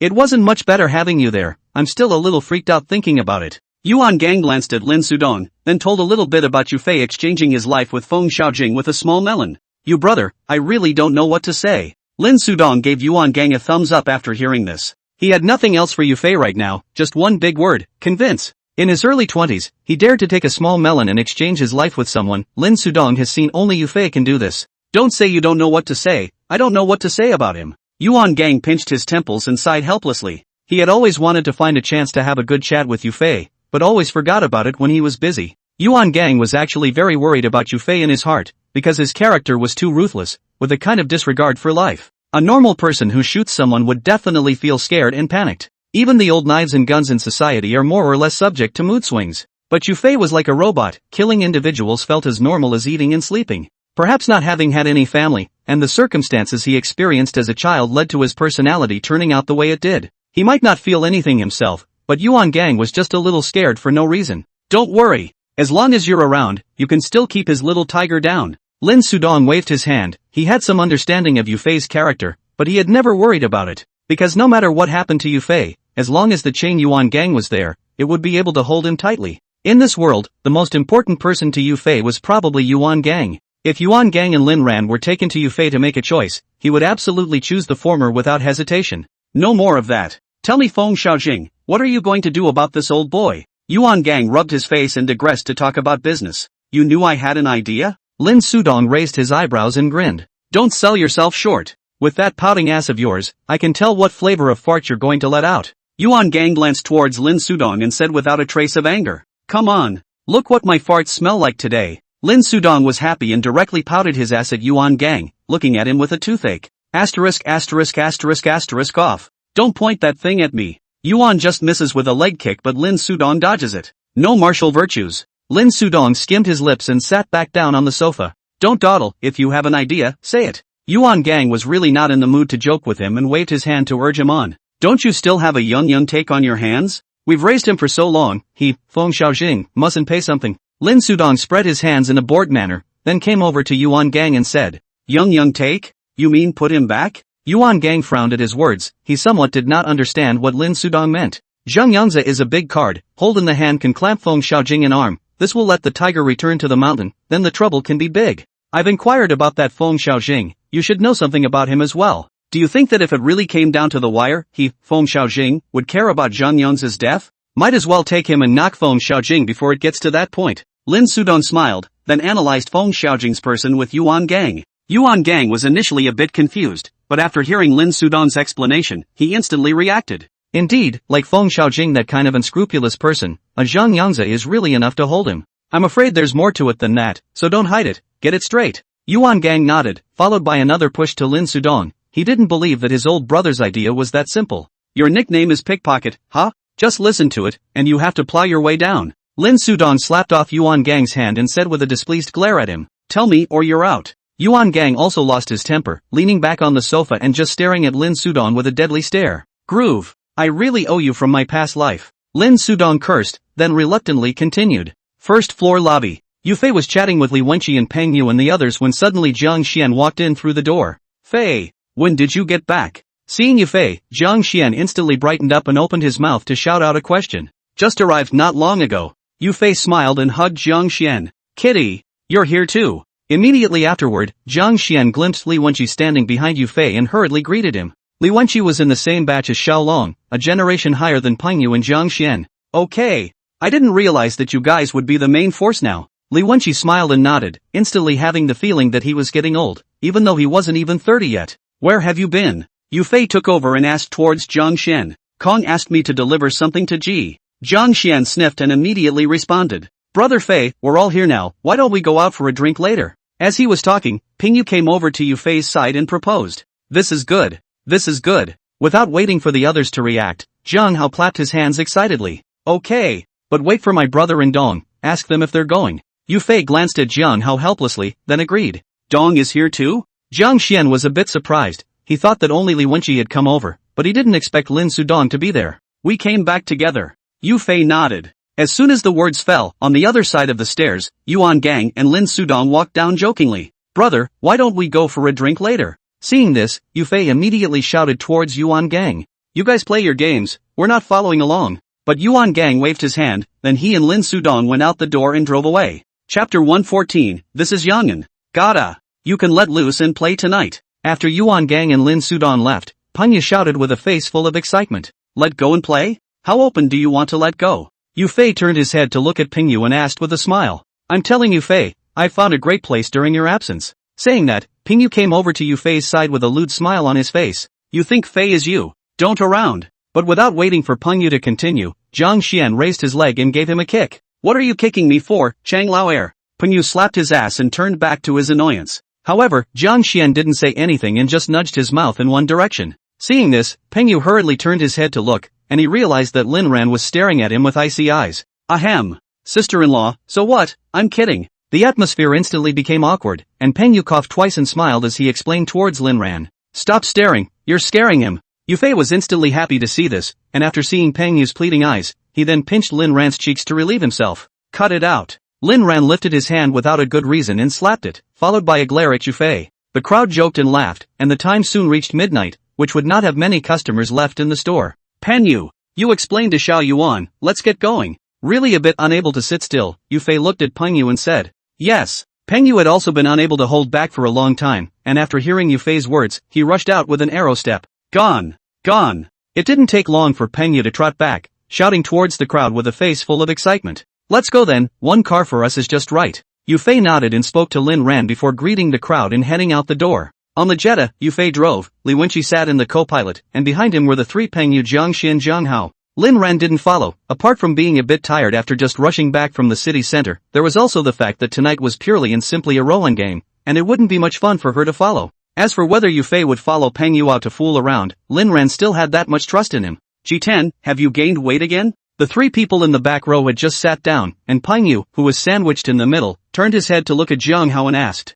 how? I've been weak lately, okay? Zhang Hao's face was full of aggression. He was starving what kind of person, but Peng Yu even disliked him. Haydn? On the co-pilot, Li Wenqi was a bit surprised to hear Peng Yu address Zhang Hao. Brother Qi, you don't know his name? Peng Yu was even more surprised, at least followed to the city center to play for more than half a month. Li Wenqi do not even know the name of Zhang Hao. I know, it's not called Zhang Hao. Li Wenqi was a bit confused and looked back at Peng Yu and said, Zhang Hao? Not Zhang Ritian. Peng Yu was also confused, and followed by turning his head to look at Zhang Hao. Don't you two get it right, his name is Zhang Hao. Just as Zhang Hao was filled with embarrassment, Yufei said without looking back. Asterisk. Zhang Ritian, you lied to me. Peng Yu sniffed and became furious, raising his hand and disliking Zhang Hao's shoulder. Rightin', isn't that how? Li Wenqi suddenly realized and said with a smile. It's a shame I was so nice to you. Peng Yu got even more angry and messed around with Zhang Hao in the back seat. You two stop tossing and turning, you're about to crush me. But the sight of Zhang Xian suffered a disaster. Originally the space is not very big. The two of them, this fuss behind the back has become more crowded. Alright, Peng Yu, wait until we get to the place where you can toss him. Yufei's main driver's seat was also toppled several times, and he hurriedly opened his mouth to give a shout. Waiting to get off the bus. Hearing Yufei's words, Peng Yu this made a stop, but still put a harsh word towards Zhang Hao. Fei, help me. I'm still sick. Zhang Hao was also wimpy enough to face Peng Yu with half a temper, and turned his head toward Yufei for help. Sick? What's going on? Peng Yu frowned and asked, uncertainly. The boy has played himself false. At the mention of this, Li Wenqi didn't hold back and laughed outright, then turned back to explain. Playing yourself weak? You're a Iron Hand. Peng Yu and Jiang Xian were a bit unbelievable, and they turned their heads to look at Zhang Hao to ask. It's not that. Zhang Hao was full of indignation and glared at Li Wenqi without any good humor, blaming him for not explaining clearly. Just on his second day in Midtown, when she took him to have fun, he didn't control himself, and then he got weak. In the end, it was Yufei who helped Zhang Hao explain, and only then did Peng Yu and Jiang Xian understand what was going on. Man, how hungry are you? Can't we just take this stuff over a long period of time? Do you have to have it all at once? Immediately afterward, Peng Yu looked at Zhang Hao with a face full of disgust and flirted. Hearing this, Yufei and Li Wenqi couldn't help but glance at each other, and the two of them tacitly thought of something even hungrier. Zhang Hao's face was also a bit anxious, fearing that Yufei and Li Wenqi would expose his black history, but fortunately the two of them still left him with three thin faces. Not long after, with Yufei's kick of the brakes, the Jetta stopped in front of a large stall. Go! There's seafood and barbecue here, more for you to nourish your body. Yufei smiled and flirted towards Zhang Hao before pushing open the car door and getting out. Let's find a private room. After all of them got off the bus, Zhang Xian looked at the messy environment outside and couldn't help but remember what happened at the last barbecue restaurant. Zhang Xian wasn't afraid of fighting, but it was simply unnecessary to come out for a meal and encounter this kind of thing. That works too. Yufei nodded and called the waiter to say something before following to the private room. The what? Let me say this before we eat. Just after ordering, Yufei suddenly cleared his throat and said with a serious expression. What's wrong, Fei? The crowd was full of doubts, and Peng Yu was the first to open his mouth and ask towards Yufei. I never got off the table standing when I was in Midtown. Yufei glanced at Li Wenqi before looking at Peng Yu and Jiang Xian and said. During his time in the city's central district, Lin Sudong and Li Wenqi hadn't missed out on filling him with alcohol. Yufei's drinking capacity was not good. These two old oil also will battle, which time he drank to the bottom of the table. Understood. Roger that. The two of them immediately agreed, and immediately looked towards Li Wenqi wistfully. Dash you play this. How could Li Wenqi not know what was going on and spat at Yufei with a face full of indignation. Hey, this is Goat An. Yufei smiled, then directly bit open a bottle of beer and passed it towards Li Wenqi. Chapter 115, Does it hurt? Nearly 3 o'clock in the latter half of the night, Peng Yu and Jiang Xin and Jiang Hao, the three of them walked out of the stall with their arms around their shoulders. Behind them was followed by Yu Fei, and Li Wenqi who was already unconscious as she leaned on him. Brother Fei, then you suffer, we'll sneak off first. Walking out not too far, Peng Yu suddenly turned around and said towards Yu Fei with a smile on his face, "Get lost." Yu Fei cursed without a good mood. "Right. Jiang Hao, you don't follow the hilarity, nimbly get in the car and go back with me." Immediately afterward, Yu Fei suddenly thought of something and shouted at Jiang Hao, "Fei, I can." Jiang Hao was a little reluctant. He had built a bunch of whipped treasure waste for this meal tonight, in addition to 2 pounds of oysters. "You can my ass. If you fudge one more time, you'll never have sex in your life." Yu Fei was almost angry and laughed. "This is really hungry and anxious. For that little thing don't even want life. Okay." Jiang Hao drooped his head and came to Yu Fei's side to help him support Li Wenqi. "Rightin', don't worry. Even though you can't go, your brother you won't let you suffer. I'll order 2 tonight." Peng Yu grinned, not forgetting to flirt with Jiang Hao again before leaving. "Any more stalling and you two aren't going either." Not waiting for Jiang Hao to open his mouth, Yu Fei said with an unkind glare. Peng Yu sniffed and didn't dare to continue joking, pulling Jiang Xian and getting into a cab. Back at the KTV, Yu Fei and Jiang Hao helped Li Wenqi to a private room. "Gotta. You can stay here tonight too, Wenqi is drunk, keep an eye on him." Putting Li Wenqi on the sofa, Yu Fei took a breath and said towards Jiang Hao, "Fei, are you serious?" Jiang Hao blinked his eyes and looked at Yu Fei with some disbelief as he asked, "What for? If you're not afraid that Wenqi will kill you tomorrow, then do whatever you want, I don't care." Yu Fei glanced at Jiang Hao. He wasn't in the mood to care about those messy things. All he wanted to do now was to go back to the quilt and sleep with his arms around Linran. "Fei, what are you talking about? I can't go down on an acquaintance." Jiang Hao didn't know if he had drunk too much, but he even pouted, watching Yu Fei get a chill. "You two play by yourself." Immediately afterward, Yu Fei didn't dare to stay longer, dropping a sentence and going up to the second floor. "Fei, come in." When he passed by the office, Yu Fei realized that the light was still on inside, so he wanted to go in and take a look. But just as he reached out to push the door, the office door was suddenly pulled open from the inside, and right after that Yuan Gang came out and spoke towards him. Asterisk asterisk asterisk asterisk. "Brother, you scared me to death." Yu Fei covered his chest and grumbled with a pale face.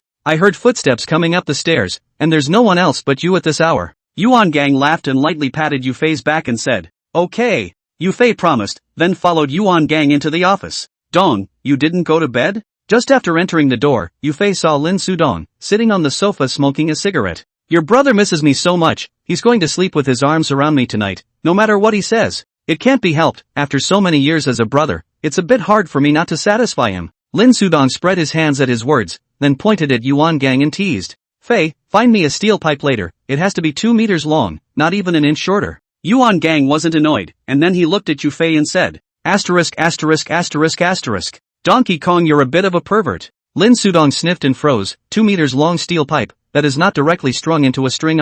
No sense of decency. Yu Fei shook his head helplessly. These two came together as if they were underage. After chatting for not much longer, Yu Fei was sleepy and greeted Yuan Gang and Lin Sudong before running back to his room. The night was silent. The next day, Yu Fei slept until almost noon, and was tossed around by Lin Ran before he reluctantly climbed up. After briefly washing up, Yu Fei and Lin Ran were preparing to go across the street to have an early dinner. But just as they arrived at the first floor lobby, they heard a sharp popping sound. What happened? Lin Ran's face was filled with doubt as he looked over in the direction the voice came from. Asterisk asterisk asterisk asterisk. Yu Fei had been a bit confused as well, but immediately afterward he reacted and hurriedly ran towards the private room where Li Wenqi and Jiang Hao were sleeping. Ka! Pushing open the door of the room, Yu Fei instantly froze, stagnantly looking at the image in front of him. In the private room, Jiang Hao was sitting on the sofa, his face full of innocence and fuming. Li Wenqi, on the other hand, stood next to him, his back teeth gritted and rattled, his body naked. Jiang Hao, what did you do?" Yu Fei swallowed his saliva, his speech was a bit unsteady, and looked at Jiang Hao to ask,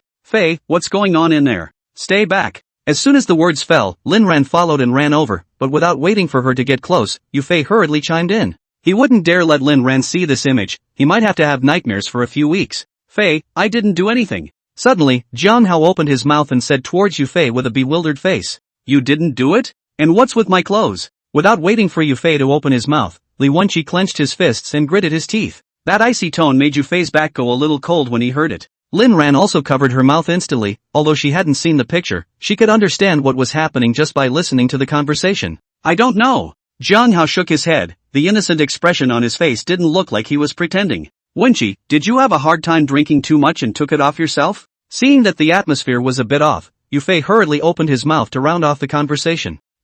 Do you still fold your clothes neatly when you get drunk and undressed? Li Wenqi raised her finger to point at the clothes placed on the table and twisted her head to look at Yufei and asked. Yufei sniffed and froze, fixed his eyes to see that it was true, the clothes and pants were folded very neatly. Now Yufei was also numb, glancing at Jiang Hao without any good humor, calculating in his mind how to help him out. Right. Not much later, Yufei suddenly had an idea, and he carefully glanced at Li Wenqi. Wenqi, so what, do you feel any pain? Yufei's voice was small, as he felt that the question was a bit awkward and tainted with a bit of presumptuousness. What do you mean? Li Wenqi didn't react for a moment and was a bit confused by the question. It's that ass of yours. Yufei let out a sarcastic smile, then raised his hand and pointed. Nothing like that. Li Wenqi swished, her face and neck instantly reddened, then said towards Yufei in annoyance. Ahem. I'm just asking to make sure. Yufei was also embarrassed and coughed twice to snort. Fei, I feel as if mine hurts a little. Chapter 116, Emptying the Nest. Don't you add to the confusion. Yufei glared at Jiang Hao without any good humor, not looking at what the situation was now. Wenqi, what's that? Put your clothes on first. Immediately afterward, Yufei turned his head to look at Li Wenqi and advised him. Fei, you go first. I'll see to this myself. Li Wenqi nodded and picked up her clothes and put them on her body towards Yufei in response. Okay. Yufei ignored Jiang Hao's pleading eyes and directly brought the door of the private room with him. Come on, let's eat. Turning around and pulling on Lin Ran's hand, Yufei quickly left the tragic scene. When she came back from dinner, Li Wenqi was joking around with Zhang Xian and Peng Yu in the hall. Yufei looked around, but didn't find Jiang Hao's figure. Brother Fei, you're not being righteous. As he was wondering, Jiang Hao's voice suddenly sounded behind him, and Yufei hurriedly turned around to look. A bruised nose and swollen face were no longer enough to describe Jiang Hao's miserable condition at this moment. His whole face was almost swollen into a pig's head. And you have the nerve to say it. Yufei was almost laughed at by the anger. This matter could even be relied on his own body. Humph. Jiang Hao snorted coldly, no longer bothering with Yufei, carrying a few plastic bags and walking towards Li Wenqi's side. ********. What the hell? Peng Yu and Zhang Xian had also just seen Jiang Hao's miserable condition and were startled by this pig-headed monster. Brother Qi, your meal. Jiang Hao didn't pay any attention to the two men, respectfully placing the plastic bag on the table and then said towards Li Wenqi. Haiden? Peng Yu instantly heard Jiang Hao's voice, but still confirmed with some disbelief. ***********. Jiang Hao twisted his head and disliked him without a good mood. Dude, what did you do? Peng Yu couldn't care less, he only wanted to know how Jiang Hao had gotten into this situation now. Fei. While this side was talking, Yuan Gang and Lin Sudong suddenly walked in through the door. Brother, Dong. Yufei turned back at the sound and greeted the two. We're closed for the day, so get your guys ready to go out and run some errands tonight. Walking closer, Yuan Gang looked at everyone and gave an explanation. Going out? Where to? Yufei was a bit puzzled and looked at Yuan Gang and asked. Brother will take you around Qingzhou. Lin Sudong said with a smile as he put his arm around Yufei's shoulders. Qingzhou? Emptying Feng Xiaojing's nest? Yufei immediately brightened up when he heard this. When Feng Xiaojing sent someone to arrest Lin Ran, he had held a bellyful of fire, and he had not let it out until now. Fei, you lead the group of our Marriott's men, and go to Qingzhou with your brother Dong tonight. Zhang Xian, you stay and follow me. Yuan Gang smiled and patted Yufei's shoulder, then turned his head to Zhang Xian and said. Gang, just me? Zhang Xian was a bit unsure. Yufei took all the people to Qingzhou, what was the use of him staying behind by himself? One of you is enough, drive me tonight. Yuan Gang nodded and threw the car keys over in his hand. It's time to eat, sleep, and get refreshed to leave at 5 o'clock. Immediately after that, Yuan Gang gave another admonition before he and Lin Sudong went up to the second floor. Pen Yu, you go get the men together and talk about it, plus get the guys ready. Seeing this, Yufei turned his head towards Peng Yu and then followed suit. Brother, what's going on? Chasing to the office, Yufei impatiently asked towards Yuan Gang. I made an appointment with Feng Xiaojing to get him to trade 50 for Zhang Yanzi tonight. Take this opportunity, you guys go to Qingzhou to give that old bastard a good pain. Yuan Gang didn't sell anything, and immediately explained to Yufei. Right. Keep your temper, don't make it too big, it's not our territory after all. Saying that, Yuan Gang suddenly thought of something and urged towards Yufei with a grave expression. Got it. Yufei nodded in agreement. But brother, we've never been to Qingzhou, how are we going to find Feng Xiaojing's field when the time comes? Immediately afterward, Yufei thought of a problem, and that was that they didn't know Qingzhou at all. And I don't even know how many properties Feng Xiaojing has and where they are. What do you think we both did last night? Lin Sudong smiled and said as he pulled out a cigarette and held it in his mouth. You guys went to the Green State last night? Yufei froze at his words, somewhat incredulous. That was Feng Xiaojing's territory, and the two people, Yuan Gang and Lin Sudong, had already strutted around and stepped on the spot. This rash bastard dragged me there. Yuan Gang nodded and glanced at Lin Sudong and said. Feng Xiaojing has quite a few properties, but the centerpiece is a clubhouse and a nightclub. These two places are our targets tonight, smash them all to pieces. Lin Sudong didn't care and continued to speak towards Yu Fei about the situation of Feng Xiaojing's industry. No problem. Yu Fei excitedly agreed. Not much longer, Li Wenqi and the others also came to the office one after another, and Lin Sudong talked about the situation again. The time quickly reached 5 o'clock, and Yu Fei and the others were ready. On the Jetta, Peng Yu drove the car, with Yu Fei sitting in the co-pilot, and Jiang Hao and Xiao Yuan, as well as a little brother, in the back row. Li Wenqi didn't join them, but got into Lin Sudong's Santana. Apart from Yuan Gang and Jiang Xian, the rest of the people from Wanhao poured out their nests and all ran over to Qingzhou. More than 30 people were divided into two teams. Lin Sudong and Li Wenqi led one team, targeting the clubhouse under Feng Xiaojing's hand. The other one leading the group was Yu Fei, heading straight for the remaining nightclub. In terms of numbers, these 30 or so people from Marriott were too few compared to the minions under Feng Xiaojing's hand. So it will have to find compensation from other aspects. After all, Qingzhou is Feng Xiaojing's territory. Yu Fei, needless to say, had the imitation big black star on his waist, and Peng Yu and Xiao Yuan each carried a handful of 5 links on their bodies. On Lin Sudong's side, it was the same configuration as Yu Fei's in theirs, with the same 2 longs and 1 short. Of course, bringing so many guys wasn't to run for their lives, but to hold down the field and facilitate their withdrawal from the boundaries of Qingzhou. At around 6 o'clock, Yu Fei and his group of 5 cars in total arrived at the center street of Qingzhou district without any problems. Come to my car. Just after stopping the car, Yu Fei received a call from Lin Sudong. Yes. Yu Fei promised, and after explaining to Peng Yu, he pushed open the car door and walked down. Dong, what's wrong? Coming to Lin Sudong's car, Yu Fei leaned on the Santana's passenger window and asked. Get in the car, I'll show you the place. Lin Sudong raised his hand and greeted Yu Fei as he got into the car, and several of the juniors in the back row had already gone down. Yu Fei didn't say anything when he saw this and opened the car door and sat on it. Chapter 117. There are more watchers here at the clubhouse. 2 cars for me, you take one. Soon, with Li Wenqi's foot brake, Santana stopped at the roadside opposite the clubhouse. Lin Sudong raised his hand and pointed towards Yu Fei. No problem. Yu Fei nodded his head without any comments, then followed and surveyed the clubhouse. It had to be said that Feng Xiaojing's taste was still good. The decoration of this clubhouse, looking at Yu Fei, immediately brightened up. Not in that traditional gilded style, but in the European style, like a castle palace. Nice, huh? This Feng Xiaojing may be old, but his taste is still fine. Your brother and I are also discussing opening a clubhouse in the future and decorating it like this. Lin Sudong naturally noticed Yu Fei's reaction and grinned towards him. It's pretty good. I just don't know what it's like inside. Yu Fei nodded, having seen the decoration outside. He was now very curious about the scene inside. Inside? Rags and tatters. Lin Sudong directly laughed out loud and followed with a flirtatious remark. Nothing wrong. Yu Fei instantly reacted. After tonight, it is not just ragged. Let's go to the club. Immediately afterward, Lin Sudong patted Li Wenqi's shoulder and Santana continued to drive forward. Without driving far, on the same street, Yu Fei sought his target for the night. Blue Bay nightclub. There was a steady stream of customers at the door, mostly young boys and girls, all dressed in non-mainstream attire. This is it. When you're done here, meet us at the clubhouse and let's pull out of the east end of the street. Lin Sudong turned his head towards Yu Fei and explained towards him. Yes. When are we going to do it? Yu Fei agreed, then asked with some impatience. What a monkey wrench. It's not like we're in a hurry to pick up a girl. Wait for news from your brother. Lin Sudong smiled and flirted towards Yu Fei.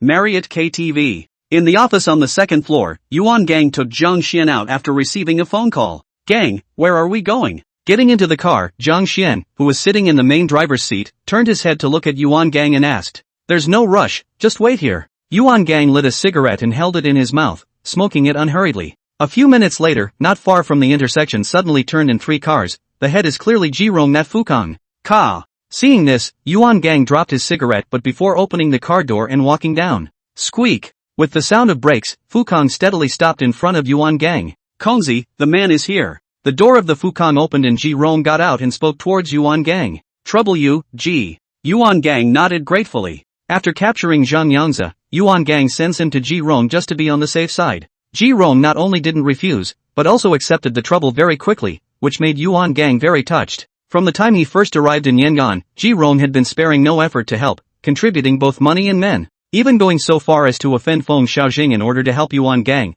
which made him a little unsure of how to return this favor. Gonzo, you're being polite again. I used to be friends with the 5th master, so I'll help you for his sake. But it's our relationship now, so don't get mad at me. Ji Rong shook his head, raised his hand and patted Yuan Gang's shoulder and said, although Ji Rong, don't mix much in Yangon, I have a problem. That's what I've decided is my friend and brother. Even if I have to fight for my life, I'll stand up for it. Immediately after that, Ji-Ron looked at Yuan Gang very seriously and continued. Gee, I understand. Yuan Gang nodded heavily and didn't say any more words of thanks. Alright, it's getting late, let's finish early and come back early. I was thinking of having a few drinks with you. Seeing this, Ji-Ron laughed before digressing. Yes, my car is in the front, gee, you guys just follow. Yuan Gang agreed, and after that the two of them returned to their respective cars. 10 minutes later, at the junction of Yangon and Qingzhou, four cars suddenly drove in from an abandoned construction site. The leader is Yuan Gang Santana, and this is where he and Feng Xiaojing had an appointment. It wasn't long before a few more headlights swung across the abandoned site.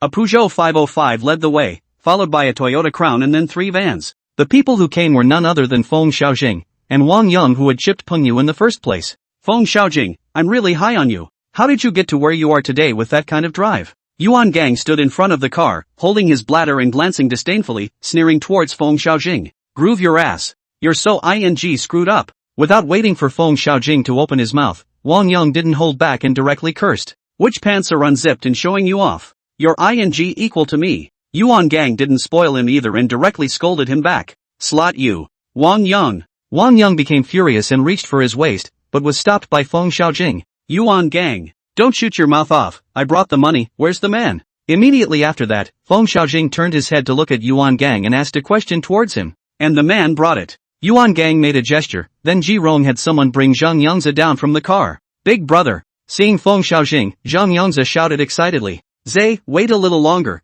big brother will take you home. Feng Xiaojing smiled and nodded, then raised his hand towards Wang Yang. Seeing this, Wang Yang went back to the car and took down a travel bag and threw it directly at Yuan Gang. After catching it, Yuan just unzipped the zipper and took a look at it, which was full of bundles of $100 bills. Gee, let go. Immediately after that, Yuan Gang didn't count and directly turned his head to look at Ji-Rong and said, yes. Ji-Rong agreed, then clamped down on Zhang Yangzi's neck and pushed forward. Zhang Yangzi was pushed and stumbled, almost falling directly to the ground as he limped towards Feng Xiaojing's side. His knee, in the first place, was chipped by Yuan Gang with a 5-link shot at close range. Now, although the wound has recovered well, it still leaves an after effect, and the knee is a bit bent when I walk. Zay, what happened to your leg? Feng Xiaojing's entire body froze directly when he saw this, and rushed to ask after returning to his senses. Zhang Yangzi, however, didn't answer and just shook his head in frustration. Groove your ass. Yuan Gang, I'll get you killed sooner or later. Seeing this, Wang Yang once again gritted his teeth and cursed towards Yuan Gang. Forget morning and evening, how about noon? The yang will be in full swing then, and I can't turn into a ghost and come back for you. Yuan Gang was totally unconcerned, grinning and flirting. Chapter 118. Yuan Gang. You're too wild. Feng Xiaojing was also enraged and raised his hand to point at Yuan Gang with a loud shout. Am I as crazy as you? Bringing a few hundred men from Qingzhou to Yangon, you think I, Yuan Gang, am scared? Yuan Gang was not at all accustomed to problems, and similarly raised his hand to point at Feng Xiaojing, directly disliking him. Groove your ass. Wang Yang couldn't hold back any longer and pulled out a pistol from his waist and aimed it at Yuan Gang. Little pussy, put the gun down. Ji-Rong cursed at the sight, then also pulled out his gun and pointed it at Wang Yang. In an instant, everyone in the room tensed up, copping a feel and staring at the pair of guys dead in the face. What? Feng Xiaojing, are you planning to give up half of your face? Yuan Gang smiled, threw his travel bag onto the hood, and looked at Feng Xiaojing with his hands behind his back as he asked. Face? The grass is 3 meters high in the grave if you want that. Feng Xiaojing snorted coldly, his eyes narrowed slightly. He would really have the heart to make a move this time. Although both sides had guns in their hands, they had the advantage of numbers, and it was definitely Yuan Gang's side that suffered more in the fight. Are you sure you want to do it? Been here so long and you haven't noticed anything? Yuan Gang remained bland and glanced at Feng Xiaojing as he continued to ask. Feng Xiaojing frowned momentarily, then looked around. Where's your brother? Immediately after that, he suddenly remembered someone, and that was Yu Fei. For the young man who was holding a small cantaloupe and wanted to exchange his life with his own, Feng Xiaojing could be said to be deeply impressed. But since it would be night, the only lighting around would be headlights. Plus, his attention was all on Zhang Yangzi, so he didn't realize that Yu Fei wasn't there. Ha ha ha. Feng Xiaojing, you're getting old. Upon hearing this, Yuan Gang did not answer Feng Xiaojing, but instead smiled broadly and lamented. Gee, let's go. Let's go back and find a place to drink. Immediately after, Yuan Gang no longer cared about Feng Xiaojing, picked up his travel bag and got into the car.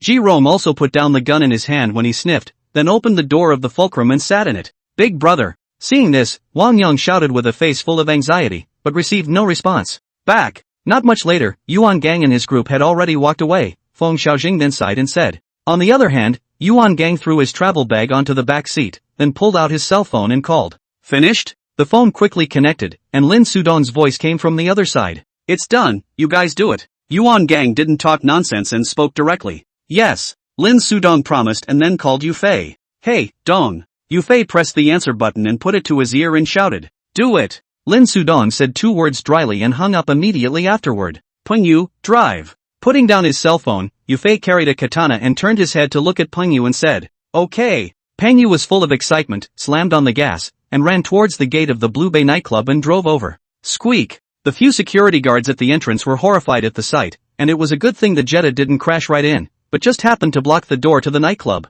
UING. Slot your asses down, all of you. The security guard was a little exasperated, cursing, and about to reach for the car door. But before he could touch it, Yufei pushed open the car door and stepped down, and directly cut over one person. Go inside and chop up anyone who dares to resist. Immediately after that, Pengyu also got out of the car and shouted at the minions following behind him. Hyper. Marriott errands. Get on your ing knees. Xiao Yuan took the lead, and after rushing into the nightclub with his 5 links, he directly chipped a shot and roared. Slot your mom's little pussy, do you know whose place this is? As soon as the words left his mouth, a head laborer stepped forward and raised his hand to point at Xiao Yuan and cursed. It's your mom's. Hyper. Xiao Yuan stepped forward with his 5 links and aimed a direct shot at the laborer's head, and the screams instantly resounded throughout the first floor hall. Cut them down. Immediately after that, Pengyu greeted and rushed towards the other security with a few juniors. Yufei also looked at one person, and after dodging the stool thrown by the other person, he raised his hand and ran to the shoulder and slashed up. Seeing this, the man sidestepped and tried to dodge, but Yufei's wrist flipped and chopped directly on his thigh.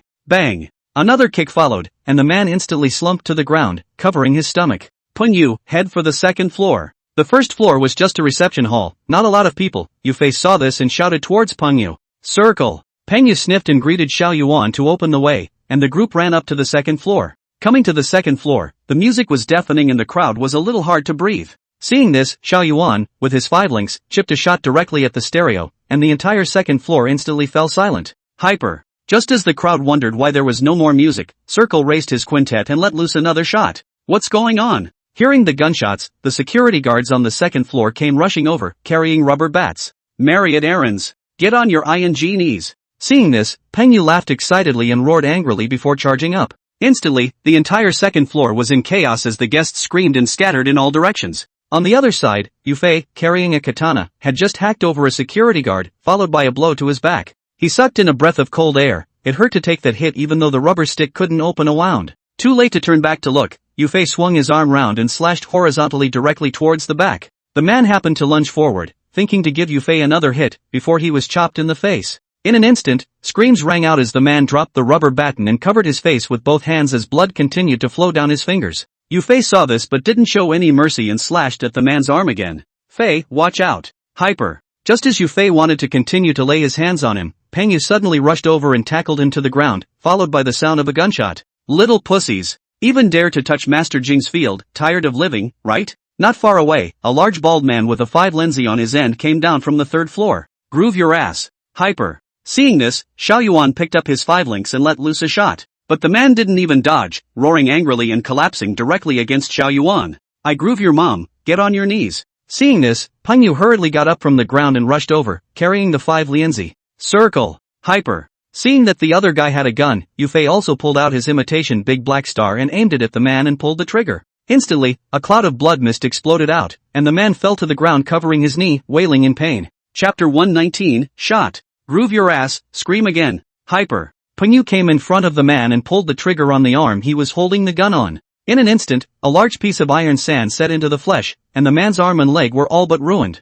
Pengyu, don't dawdle with him, smash everything you can, and hurry up. Just as Pengyu still wanted to torture the man, Yufei suddenly shouted at him. Got it. Pengyu agreed, lifting his leg and kicking it again before he led the men to start smashing. Circle, how are you? After explaining to Pengyu, Yufei came to Xiao Yuan's side and inquired. It's okay, Fei. Circle shook her head, a few iron grits set in her arm, but not embedded very deeply. You take the men and fire up the car, which is ready to pull out. Yufei glanced over and saw that the progress on Pengyu's side was very fast, so he decided to let Xiao Yuan go down and rest first. Yes. Xiao Yuan didn't dawdle, and with a promise she led the way down the stairs. Fei, found something good. Not much later, Pengyu suddenly ran down from the 3rd floor and shouted at Yufei. What's good? Yufei was a bit unsure and followed and went upstairs. In the office on the third floor, a woman wearing glasses was crouching on the floor, looking terrified and huffing. Not far from the side, a safe, half a man high, had its door opened. "Fei, look." Peng Yu raised his hand towards the safe and said with a face full of excitement as he looked towards Yu Fei. "So much money." Yu Fei immediately brightened up. "The safe actually has dozens of bundles of $100 bills. There is a black plastic bag, do not know what is loaded." "Any bags yet?" Immediately after that, Yu Fei asked towards Peng Yu and then looked around. "There's one over there. In that cabinet over there." As soon as the words fell, without waiting for Peng Yu to open his mouth, the woman with glasses raised her hand to point at the closet and spoke timidly. "Peng Yu." Upon hearing this, Yu Fei smiled and shouted towards Peng Yu. "Roger that." Grinning back, Peng Yu took out a travel bag from the closet and packed all the contents of the safe into it. "It's almost time, let's pull out." Returning to the second floor, Yu Fei looked around. What could be smashed had pretty much been smashed, so he prepared to go and join Lin Sudong. "Yes," Peng Yu promised, then greeted his minions and went downstairs. Coming to the first floor, at this time, the street outside the door was already crowded with people, mostly the guests who ran out just now. "Hyper. Listen up, all of you, we're from the Marriott in Sheepscot. Take a message to that old bastard Feng Xiaojing and tell him to hurry up and make an appointment to register at the crematorium, or else he'll easily fail to get in line." Out of the door, Peng Yu saw so many eaters around, directly raised his hand and released a gun and said, "Hurry up." Yu Fei did not have the good taste to glare, a group of outsiders so loaded, not afraid of being left behind. Peng Yu smiled sarcastically and followed, getting into the car. "Hurry to the clubhouse." Yu Fei was still sitting in the co-pilot, and after getting in the car, he spoke towards the little brother who was driving the car. The little brother sniffed and slammed his foot on the gas, and the Jetta roared to life. "Fei, there's a cop up ahead." Just as he was about to arrive at the clubhouse, the little brother who was driving suddenly shouted, "Stop the car." Yu Fei hurriedly looked up at the sound. The road in front of him was really blocked, and 2 police cars were stopping there with flashing lights. Immediately after that, Yu Fei shouted at his little brother to stop, pulling the imitation big black star from his waist and holding it in his hand. "Fei, it doesn't seem to be blocking us." On the back row, Peng Yu was also on guard with his 5th company, but he realized something was wrong. Because the police car in front of them was pointed at them with the butt of the car, and there was no roadblock in sight. Hyper. A few people were puzzled when suddenly a series of gunshots rang out in front of them, startling Yu Fei and the others. Dong is blocked. Drive and run right through it. Immediately afterward, Yu Fei reacted that it should be difficult for Lin Sudong to leave, then hurriedly shouted. The little brother smiled and put his heart, directly pressed the gas pedal to the bottom and ran into the police car blocking the road. Bang! With a loud bang, 2 police cars were smashed apart from it, and Yu Fei and their Jetta instantly rushed to the front of the clubhouse. This sudden scene startled everyone present, the people from Marriott that Lin Sudong had brought with him, the people from Feng Xiaojing's clubhouse, including the police from the Qingzhou branch. Hyper. Immediately afterward, Yu Fei directly opened the car door and walked down, and without saying a word raised his hand and fired several shots. Peng Yu followed suit, leaning against the car with his 5 links at the end, aiming a barrage at Feng Xiaojing's men. Hyper. Suddenly, Yu Fei, who was covering Lin Sudong as they got into the car, felt a pain in his shoulder, followed by a stream of warmth running down his arm. "Fei!" Peng Yu followed with a shout as he saw Yu Fei get shot, the bullet piercing through his shoulder bringing out a mist of blood. "Get in the car!" Yu Fei forced himself to endure the pain and gritted his teeth and shouted before he sat back down in the car. "Fei, stay close." On the other side, Lin Sudong, who had already managed to sit in the car, shouted through the car window. Bang! The Santana accelerated violently, directly knocking the police car blocking the road on the other side out of the way as well. "Come on, keep up." Yu Fei covered his arm and leaned against the seat. Seeing this, he immediately shouted. The little brother sniffed and slammed on the gas, and sprinted off after the Santana. Immediately after that, Yu Fei's cell phone suddenly vibrated, and he pulled it out and threw it directly to Peng Yu. "Brother Fei, it's Dong." Peng Yu took the cell phone and glanced at the caller ID towards Yu Fei. "You catch." Yu Fei frowned tightly, the blood flowing from his shoulder had soaked his clothes. His entire body was now groggy, and he forced himself to respond towards Peng Yu. "Dong." Peng Yu also did not nonsense, after connecting and put into the ear and shouted, "Where's Fei?" Lin Sudong gasped for air, hearing that it was Peng Yu's voice was a bit surprised, and hurriedly opened his mouth to ask. "Fei's been shot through the shoulder." Upon hearing this, Peng Yu immediately explained Yu Fei's current situation. "What? Groove the up."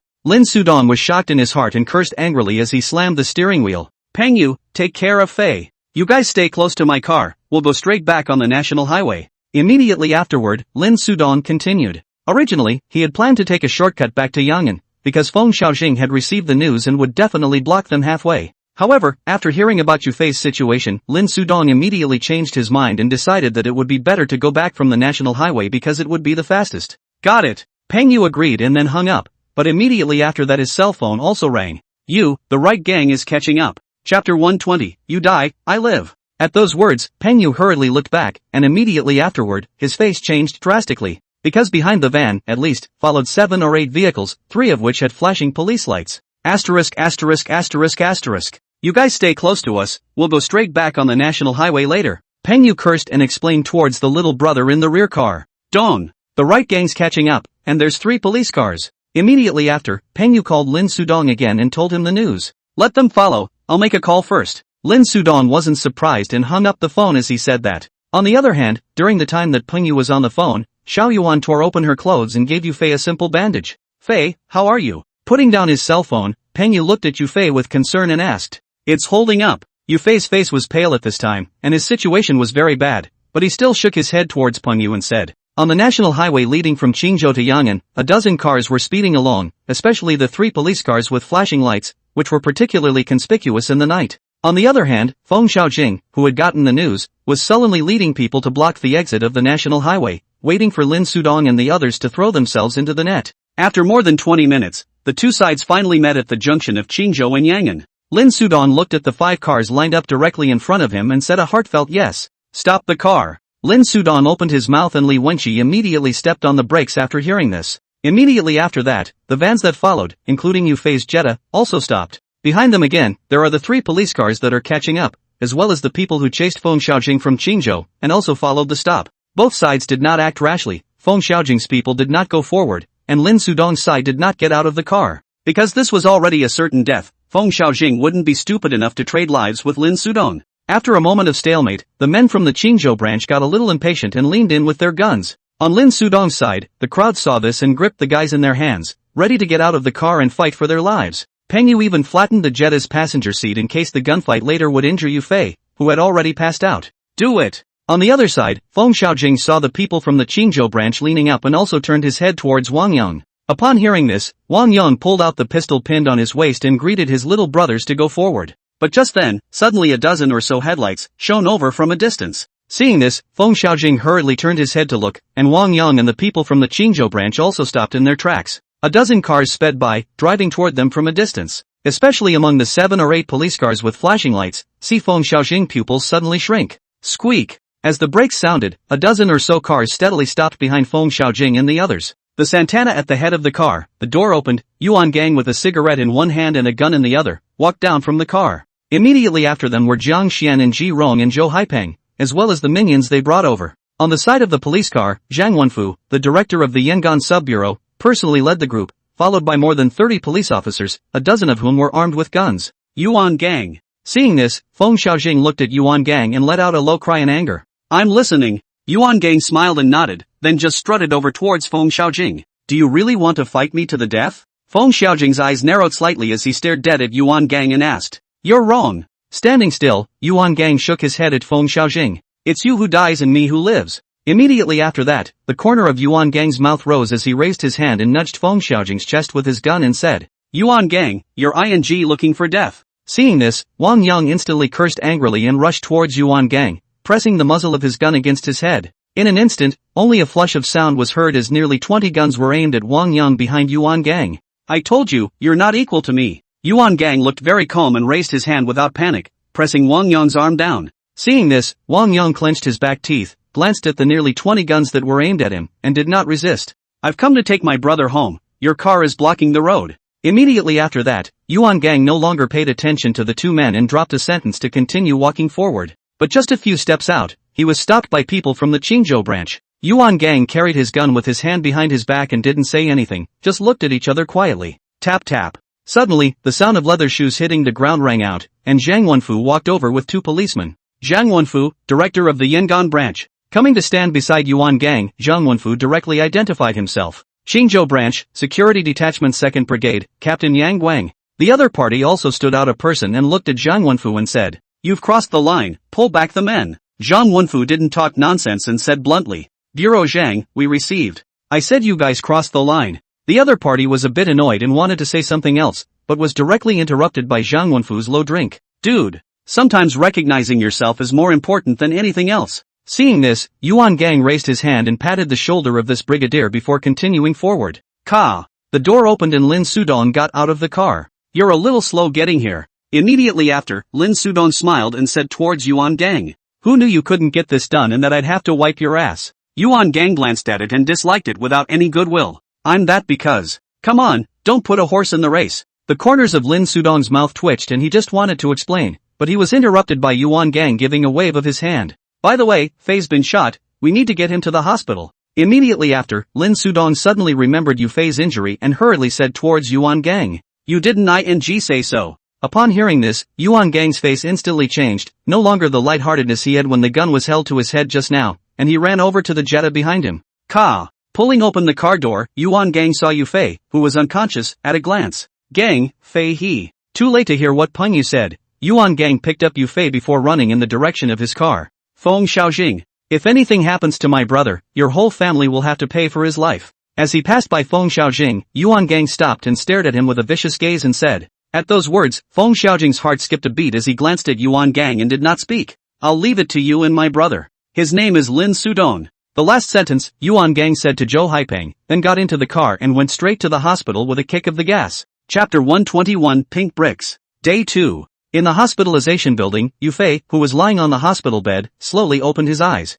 Fei. Seeing this, Lin Ran, who was accompanying Yu Fei and whose eyes were red and swollen, immediately shouted. Tap tap. Immediately after that, there were several more hurried footsteps, and Yuan Gang and Lin Sudong and the others surrounded them. Dash, how are you feeling? Yuan Gang was full of concern and with a pair of dark circles under his eyes, he asked softly towards Yu Fei. At those words, Yu Fei wanted to speak, but the weak him couldn't even make half a sound. Doctor. Get a doctor. Yuan Gang saw that Yu Fei couldn't say anything, his heart was even more anxious, and he shouted back. It didn't take long for Yu Fei's attending doctor to come over, and Yuan Gang and the others hurriedly made way. Not a big problem. Being awake means it's okay, just a little weak from blood loss. After an examination, the doctor turned back to Yuan Gang and said, That's good. Upon hearing this, Yuan Gang let out a sigh of relief before giving a look to Peng Yu. Peng Yu instantly understood and pulled out a thick red envelope from his pocket and stuffed it into the doctor's hand. Call me again if you need anything. The doctor didn't move, slipped the red envelope into his pants pocket, smiled, and left.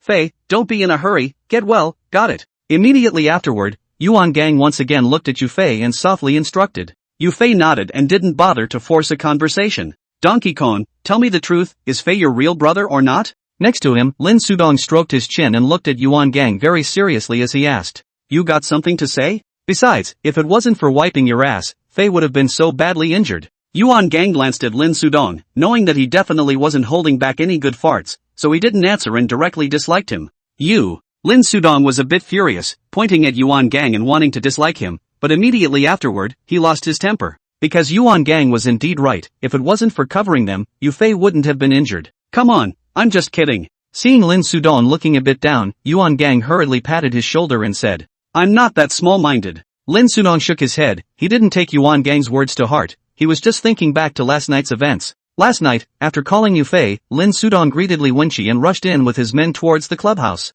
But what Lin Sudong did not expect was that he still underestimated the importance of this club in Feng Xiaojing's heart. The first floor was the same as the nightclub side, the same hospitality hall, but the difference was that there were too many people watching the club side. On the first floor alone, there were about 20 men at least, and there were 2 with guns. So Lin Sudong and the others didn't even go up to the second floor and were directly blocked below. And with the sound of gunshots, many more people came down from upstairs, so Lin Sudong and the others were even more unable to rush. And not only were they crushed in numbers, but among those who came down from the upper floors, they brought a short gun and 2 long guns, directly crushing Marriott's men out of the door. Another thing is that after the gunshots went off on the clubhouse side, the Qingzhou branch responded quickly and went straight to 4 police cars. And the other party's intentions were very obvious, they were running towards Lin Sudong and the others, and they didn't even bother with the people in the clubhouse. After that, it was the picture Yu Fei and the others saw, Lin Sudong and the others were surrounded in the center and attacked from both sides. By the way gang, we brought back something from Feng Xiaojing's nightclub last night. Seeing that the atmosphere was a bit dull, Peng Yu hurriedly found a topic and said, What is it? Yuan Gang was a little surprised, not understanding what could be in the nightclub that was worth bringing back. I'll get it. Upon hearing this, Peng Yu immediately ran out and went to Yu Fei's Jetta to get the travel bag back. It's all here. Peng Yu handed the travel bag to Yuan Gang and said with a grin, And make such a big bag, mysterious. Yuan Gang shook his head helplessly before unzipping the travel bag. Asterisk. Are you guys going for gold? Seeing the dozens of bundles of $100 bills loaded inside, Yuan Gang immediately burst out a foul mouth. Asterisk asterisk asterisk asterisk. Why don't I have this luck? Lin Sudong also cursed, feeling some toothache. After some counting, the whole 42 bundles of $100 bills were neatly placed in front of the crowd. What is it? While the others were still counting the money, Lin Sudong noticed the black plastic bag underneath the traveling bag and then carried it out with one hand. Gonzo. Immediately after, Lin Sudong looked at Yuan Gang with a grave expression and shouted, "What's wrong?" Yuan Gang was a little surprised that Lin Sudong didn't call him by his nickname, and followed by turning his head to look over. Asterisk asterisk asterisk asterisk. Feng Xiaojing, this old thing, even sells flour. After looking at the contents of the plastic bag, Yuan Gang's face also changed, followed by a curse. The plastic bag contained none other than a couple of powdered bricks, and such a large amount was certainly not for pleasure. This kind of thing, when the fifth master specifically instructed Yuan Gang and Lin Sudong, until death cannot be dabbled in, and also do not allow the following people to touch. And not only that, but even in their field, no one is allowed to play this kind of stuff. Like before, Li Yaodong's two little brothers, after being discovered by Peng Yu playing a little pleasure in the private room, they were directly beaten violently and then thrown out. Call Zhang Wenfu and ask him to take over the indicators. Immediately after, Lin Sudong looked at Yuan Gang and proposed, "Pass the F asterisk asterisk asterisk ing metrics." Who knows if that old boy would have sold it upside down. Peng Yu, take the bathroom and flush it all. Yuan Gang waved his hand. He didn't trust the kind of person Zhang Wenfu was, then lifted the plastic bag and threw it towards Peng Yu. Yes. Peng Yu agreed and went to the bathroom with the plastic bag. Punch it clean, don't keep it to yourself you kid, watch out I'll break your dog's legs. Yuan Gang was still a bit uneasy and barked another sentence towards Peng Yu. Come on. This money is what you brought back, so Dog Dongzi and I will forget about it and split it all up for you. Immediately after Peng Yu returned, Yuan Gang pointed to the 42 bundles of $100 bills and said, "Groove. Did Jin Gang you're going too far." It was Lao Zi who led the team to Qingzhou. At those words, Lin Sudong quit and raised his leg to give Yuan Gang a kick. You have the nerve to grab money from the juniors, huh? Yuan Gang glanced over and grinned. Of course he knew that Lin Sudong was just joking, but he still didn't hold back his dislike. Asterisk asterisk asterisk asterisk off. Seeing you doesn't bother anyone else. Lin Sudong hated some of his teeth and glared at Yuan Gang without any good reason and cursed. "Gang, you split it." The crowd looked at each other and smiled, then they turned their eyes to Yuan Gang, waiting for him to distribute them. Chapter 122 Lin Sudong wants someone. Peng Yu and Xiao Yuan, take 20,000 each, and Wen Qi takes 30,000. Fei take 50,000, and divide the remaining 30 among the following. What do you think? Yuan Gang nodded, and then he threw the money into the hands of the person whose name was called. No problem. Grinning, Peng Yu put the 2 bundles of $100 bills to his nose and sniffed them. Peng Yu didn't have a problem with Xiao Yuan taking the same amount of money as himself, because several times to go out to do business, Xiao Yuan's performance he saw in the eyes, and also know that Yuan just intentionally want to bring up Xiao Yuan. As for Yu Fei taking 50,000, the crowd had even less to say. After all, it wasn't them lying in the hospital bed. Then again, although on the surface Yu Fei and Li Wenqi belonged to the same generation, in actuality everyone could see that Yu Fei still pressed Li Wenqi by half a head. The reason for this, of course, was because of Yuan Gang, that really spoiled Yu Fei as his own brother. Besides, I'll take 20 more, and each of you will add 20,000 more, and the rest of the piece will be divided down below. Immediately after that, Yuan Gang continued. After all, that 420,000 is Yu Fei they brought back. This trip to Qingzhou to do business, he as a big brother did not have a little show. It would be a bit unjustifiable. Kong is bossy. Peng Yu was overjoyed and immediately shouted with his hands raised. $40,000 is not a small amount of money, because this will be the national average monthly wage level, only $800. As for Yu Fei, after scoring $70,000 again, the deposit was already about to break the 100,000 mark. Donkey Kong. No, I'll forget about it with you too, it's too much ing money. Lin Sudong was also a bit envious and came over to Yuan Gang to flirt. Okay. Peng Yu, make some arrangements and let your brother Dong hang out with Wang Laosan for a few months first. Yuan Gang grinned and instantly agreed. Wang Laosan? What does he do? Lin Sudong frowned. The name Wang Laosan was a name he had never really heard of. Brother Tung, Wang Laosan is the one who cuts the fruit plate. Peng Yu's face was suffocating red as he forced a smile and explained towards Lin Sudong. Groove. Lin Sudong instantly blackened his face and glared at Yuan Gang without any good reason. Okay, no kidding. All cheer up lately, Feng Xiaojing won't be at peace after taking such a big loss. With that, Yuan Gang waved his hand and barked at the crowd. Soon, 3 days passed, and Yu Fei's condition had gotten much better. On Feng Xiaojing's side, there was a delay, which made Yuan Gang and Lin Sudong very puzzled.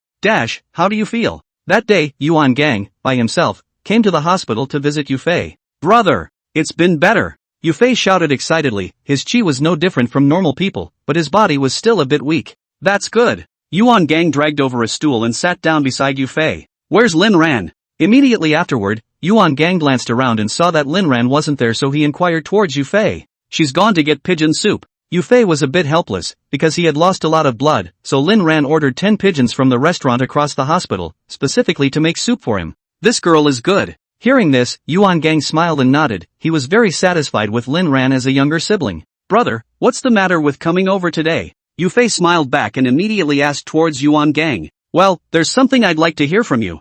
I'd like to bring up the little round. What do you think? Yuan Gang nodded, then got down to business. Circle? I don't have a problem with it. It's fine. Yu Fei was a bit puzzled by what he heard, not understanding what this Yuan Gang was discussing with him. Xiao Yuan, whose real name is Jiang Yuan, used to follow Peng Yu at that time in Beijing State. Although he is only a junior brother and a junior brother, he dares to fight in charge, so Yuan Gang has a little impression of him. Later, when he arrived at Yangon, Xiao Yuan became more adventurous, and several times when he went out to run errands, he was on top of the first one, and suffered a lot of injuries. So Yuan Gang had the idea to bring up Xiao Yuan to join Peng Yu in Zhangxian. Of course, the main reason was because Lin Sudong had asked him for someone. Lin Sudong is working on a resort over in the central district of the city, and needs a handful of people, and they have to be trustworthy. So, he set his sights on Yuan Gang, wanting to gouge people over from the KTV side. Yuan Gang naturally wouldn't refuse, because once the resort was up and running, the revenue wasn't comparable to the KTV on his side. But Lin Sudong wants more than just little brothers, Jiang Xian and Peng Yu. He also wants to take one away,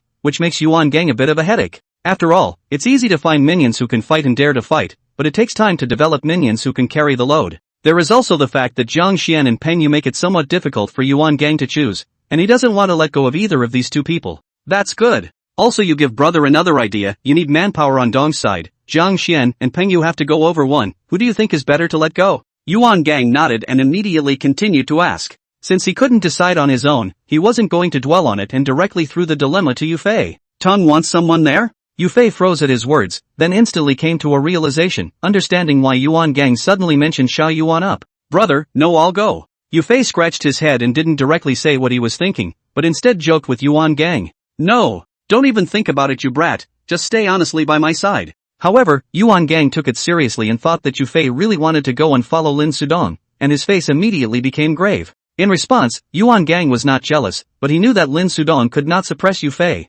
Just like Lin Sudong said, only Yuan had just been able to suppress Yu Fei, the little tiger, no one else could. I'm kidding. Yu Fei grinned, and when he saw that Yuan Gang had gotten serious, he hurriedly opened his mouth to explain. Get to the point. Upon hearing this, Yuan Gang glared in an unkind manner. Jiang Xian, he's more stable. Peng Yu isn't really suited to go to Dong's, he's too rowdy and short-tempered. Yu Fei let out a sarcastic smile and immediately afterward stated his thoughts. In his opinion, Jiang Xian was more suitable than Peng Yu, because he would have already had some idea of what kind of guests Lin Sudong, that resort, would be entertaining in the future. Upon hearing this, Yuan Gang nodded with approval before he frowned in silence. Gang, you're here. For a while, it was Lin Ran who came back, which interrupted Yuan Gang's contemplation. What are you calling gang? Shout brother. Yuan Gang looked back and smiled towards Lin Ran. Brother! Lin Ran's cheeks reddened slightly and she timidly shouted. Yuan Gang had long ago told her to change her name, but Lin Ran was a bit shy and never did. That's right. Yuan Gang nodded in satisfaction.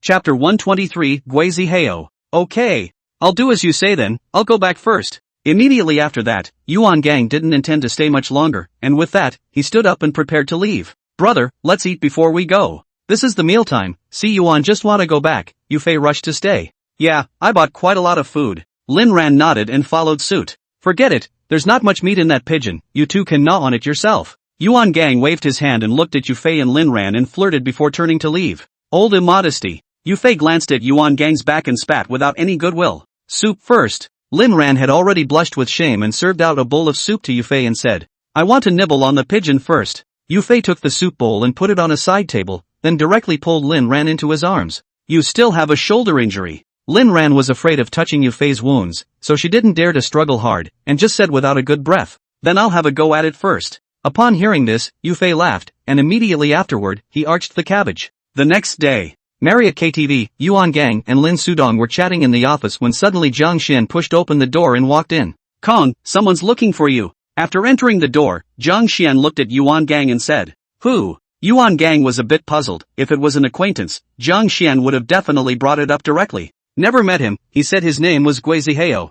Jiang Xian shook his head. The man just gave his name and then said he was looking for Yuan Gang. By the way, that guy drove a Passat. Immediately after, Jiang Xian remembered the car driven by Gui Zihao and hurriedly added, Passat? Lin Sudong raised an eyebrow at his words. To be able to drive a car that cost over $200,000, it must be a bit of a come on. Let him up. Yuan Gang was also a bit unsure. He had never heard of the name Gui Zihao in his impression, and didn't understand why the other party was looking for him. Yes, Jiang Xin promised, then turned around and left. After not much time, the office door was pushed open again and Jiang Xian walked in with two people. The one walking in front, around 50 years old, with a slightly chubby body and a kind-looking face. The man following behind is younger, around 30 or 40 years old, short but lean, and looks a bit like Chicken Brothers. Which one is Yuan Gang? The man, who was quite old, stepped forward and asked towards Yuan Gang and Lin Sudong. I am. Your name is Gui Zihao? Yuan Gang responded, followed by a rhetorical question. I'm from Qingzhou. Gui Zihao nodded, then with a single sentence, he made all three of Yuan Gang frown.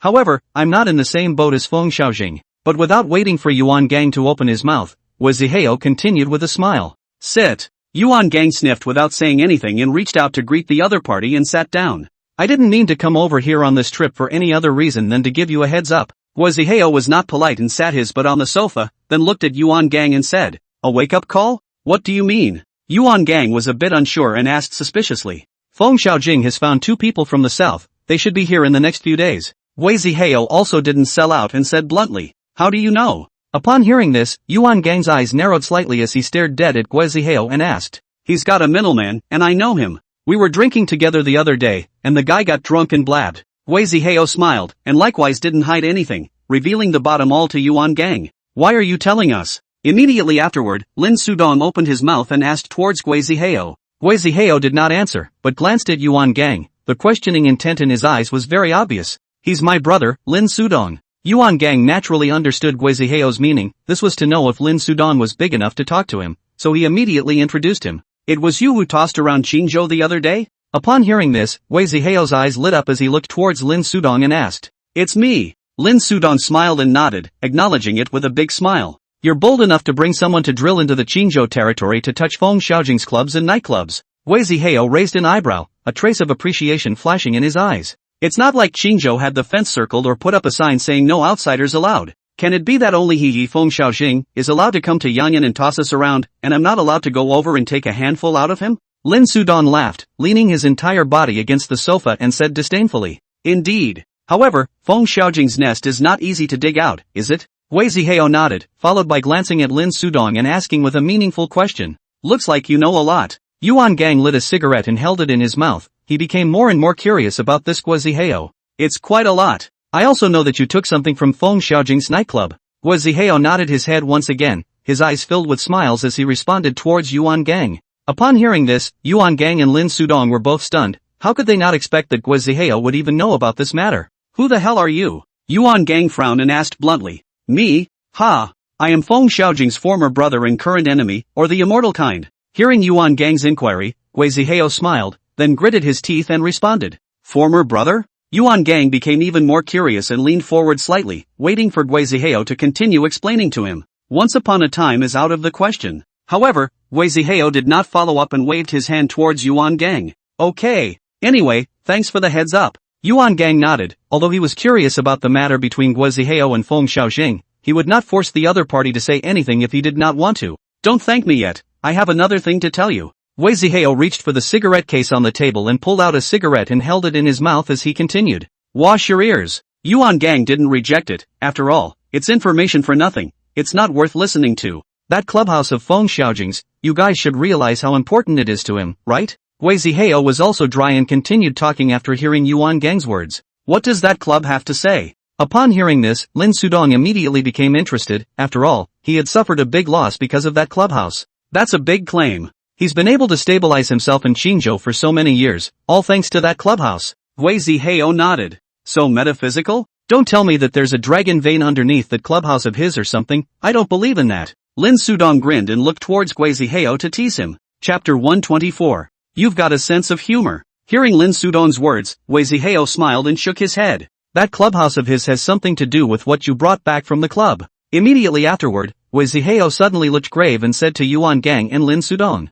You mean? That's right. Upon hearing this, Lin Sudong's eyes lit up as he suddenly thought of something. But without waiting for Lin Sudong to finish, Gui Zihao interrupted him with a nod and a smile. What do you mean? Yuan Gang was a bit puzzled, not understanding what Lin Sudong and Gui Zihao were saying. Asterisk asterisk asterisk asterisk. No wonder there were so many people in the clubhouse and so many guns. This old boy is playing so big. Lin Sudong didn't bother to explain to Yuan Gang and directly cursed. He's got a lot of people involved in that clubhouse of his. From what I understand, that line in Qingzhou is basically all swooped in.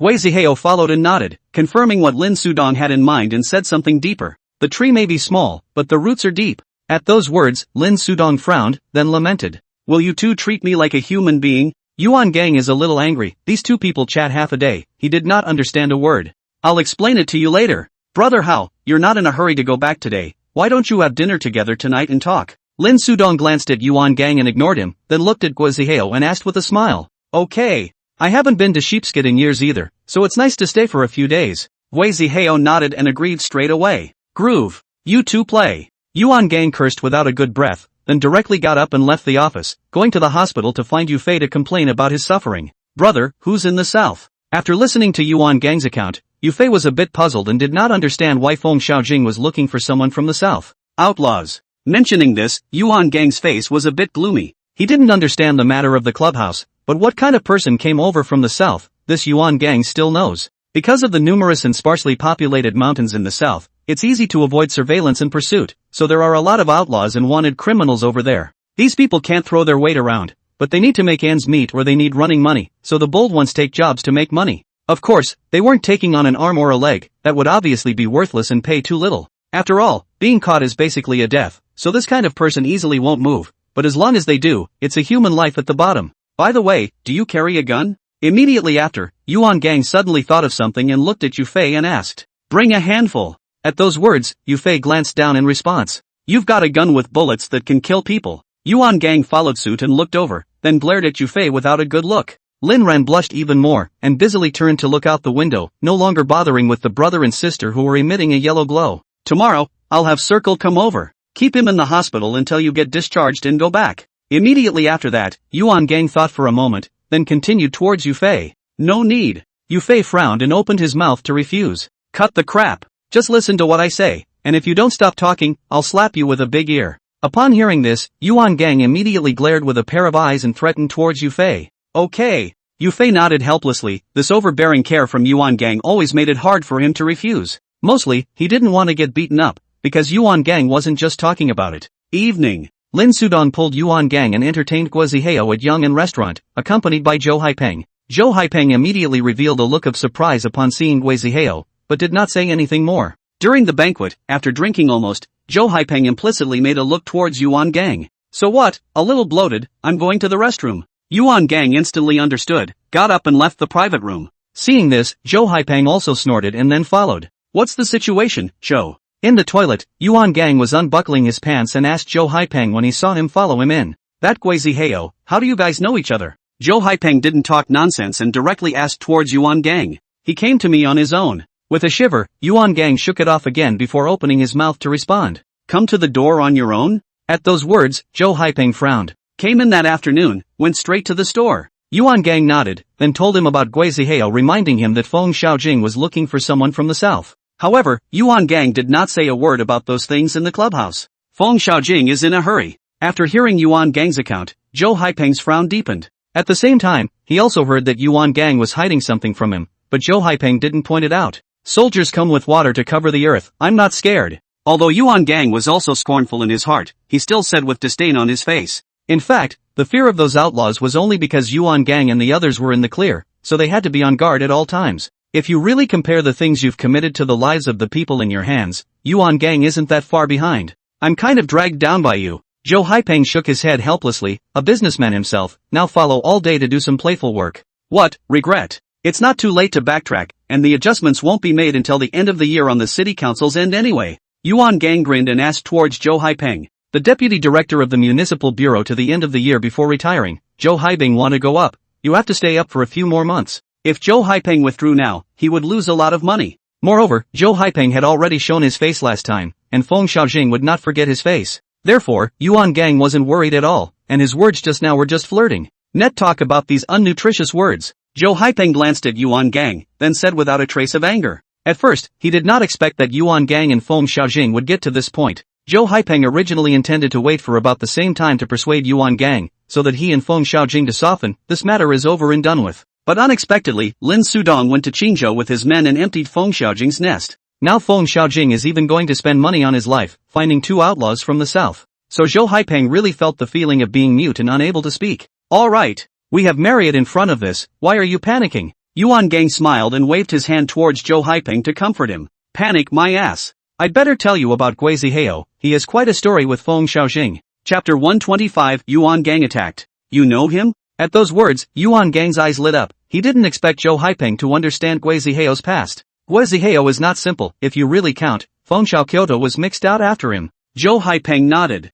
The Qingzhou of the first time was no different from the current Yang'an. No one obeyed anyone, and it was Gui Zihao who beat them into submission one by one. But then Gui Zihao went in for 2 years, and by the time he came out Feng Xiaojing had already established himself. Then I don't know what happened between the two, they flipped out and then fought, but in the end, Feng Xiaojing won and Gui Zihao was driven out of the Qingzhou territory. There was no more news of Gui Zihao after that, until I saw him again today. Immediately after, Zhou Haipeng told Yuan Gang all that he knew. So much for that. Yuan Gang nodded thoughtfully, not knowing what he was thinking. Gui Zihao came out this time, I guess he also wants to bring down Feng Xiaojing, although it's a good thing for us, but you don't want to be used as a gun by him. Seeing Yuan Gang's silence, Zhou Haipeng followed with a reminder. Don't worry, Yuan Gang, am not that stupid. Yuan Gang grinned, then without further thought, greeted Zhou Haipeng and went back to the private room. Day 2. Early in the morning Yuan Gang brought Xiao Yuan to the hospital, and Yu Fei hadn't even woken up yet. Fei, brother is here. Seeing this, Lin Ran gently pushed Yu Fei twice before he opened his eyes in a daze. Brother, you're here. Seeing that it was Yuan Gang, Yu Fei propped up the bed with one hand and sat up with Lin Ran's help. Don't work so late in the hospital. Yuan Gang was full of smiles as he looked at Yu Fei and flirted. Yu Fei's ward is a single room, which was specially arranged by Yuan Gang stuffing money into the hospital. Brother, will you be decent? Yu Fei was a bit helpless, how could anyone make fun of his own brother all day long? As for Lin Ran, she had long since run out with a blushing face. What? Sick of your brother, huh? Upon hearing this, Yuan Gang feigned anger and glared at Yu Fei as he asked. How dare I? Completely defeated, Yu Fei raised one hand in surrender and admitted defeat. Alright. No kidding, take this. Saying that, Yuan Gang turned his back and pulled out an imitation big black star from his back waist and handed it to Yu Fei. Yu Fei didn't refuse and took it and shoved it directly under his pillow. Xiao Yuan, you can stay here for the rest of the day. I'll find someone to add an extra bed for you later. Immediately after that, Yuan Gang turned to look at Xiao Yuan again and barked a sentence. Got it, Gang. Circle nodded in agreement.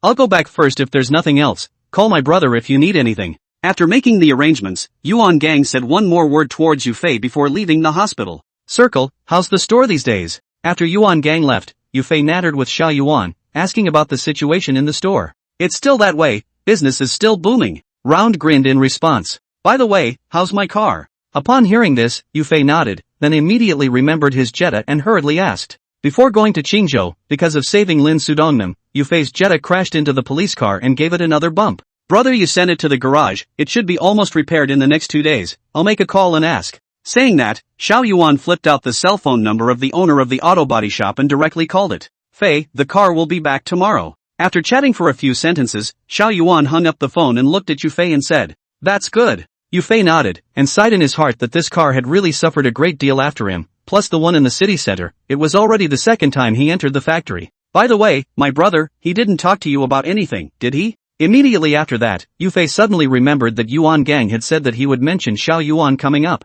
Chatting a bit. At that, Round grinned in response. Wouldn't that be a bad idea, though? After all, I used to be with you. Immediately after, Xiao Yuan was torn again, because he was with Peng Yu before, and in the future, the two of them would have to sit on an equal footing, unavoidably a little awkward. Peng Yu didn't even say anything, and you're still pretentious about it. Yu Fei smiled and told Xiao Yuan about Peng Yu's attitude. Yesterday, after Yuan Gang left, Peng Yu also came to the hospital to see him, and Yu Fei took the opportunity to ask him about his opinion on mentioning Xiao Yuan up. Peng Yu acted indifferent, but it was in line with his character. Is you okay with that? Hearing Yu Fei's words, Xiao Yuan hurriedly confirmed. What do you think he has to say about it? Yu Fei smiled and asked a rhetorical question, and Xiao Yuan immediately scratched his head in embarrassment. Alright, don't spend all day imagining things. Saying that, Lin Ran had already returned. Seeing this, Yu Fei waved his hand towards Xiao Yuan. On the other hand, Yuan Gang left the hospital and was ready to go back to the store. But not much farther out, just after turning a corner, a van rushed head-on.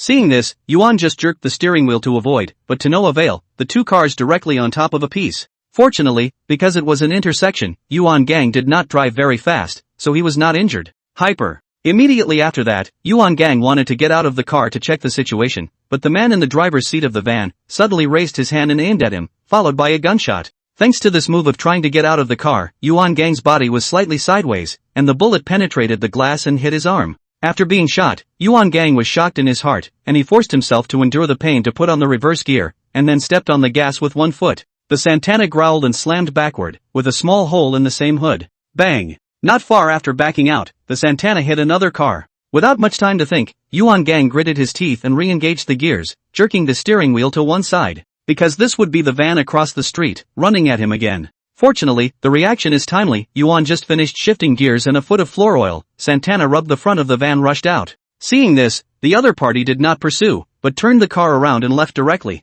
After getting rid of the danger, Yuan Gang wanted to take out his cell phone to call Lin Sudong, but this time his arm was already a bit numb. Helplessly, Yuan Gang could only give up this idea and then ran in the direction of the hospital and drove over. 10 minutes later, Lin Sudong received a call from Yuan Gang and arrived at the hospital with Peng Yu and Zhang Xian as well as a dozen or so of Marriott's juniors. Gonzo, how are you doing? After seeing Yuan Gang, Lin Sudong inquired towards him with an anxious face. Not dead yet. Yuan Gang's arm would have been bandaged by now, the same penetrating wound as Yufei's, but not as severe as his. Asterisk.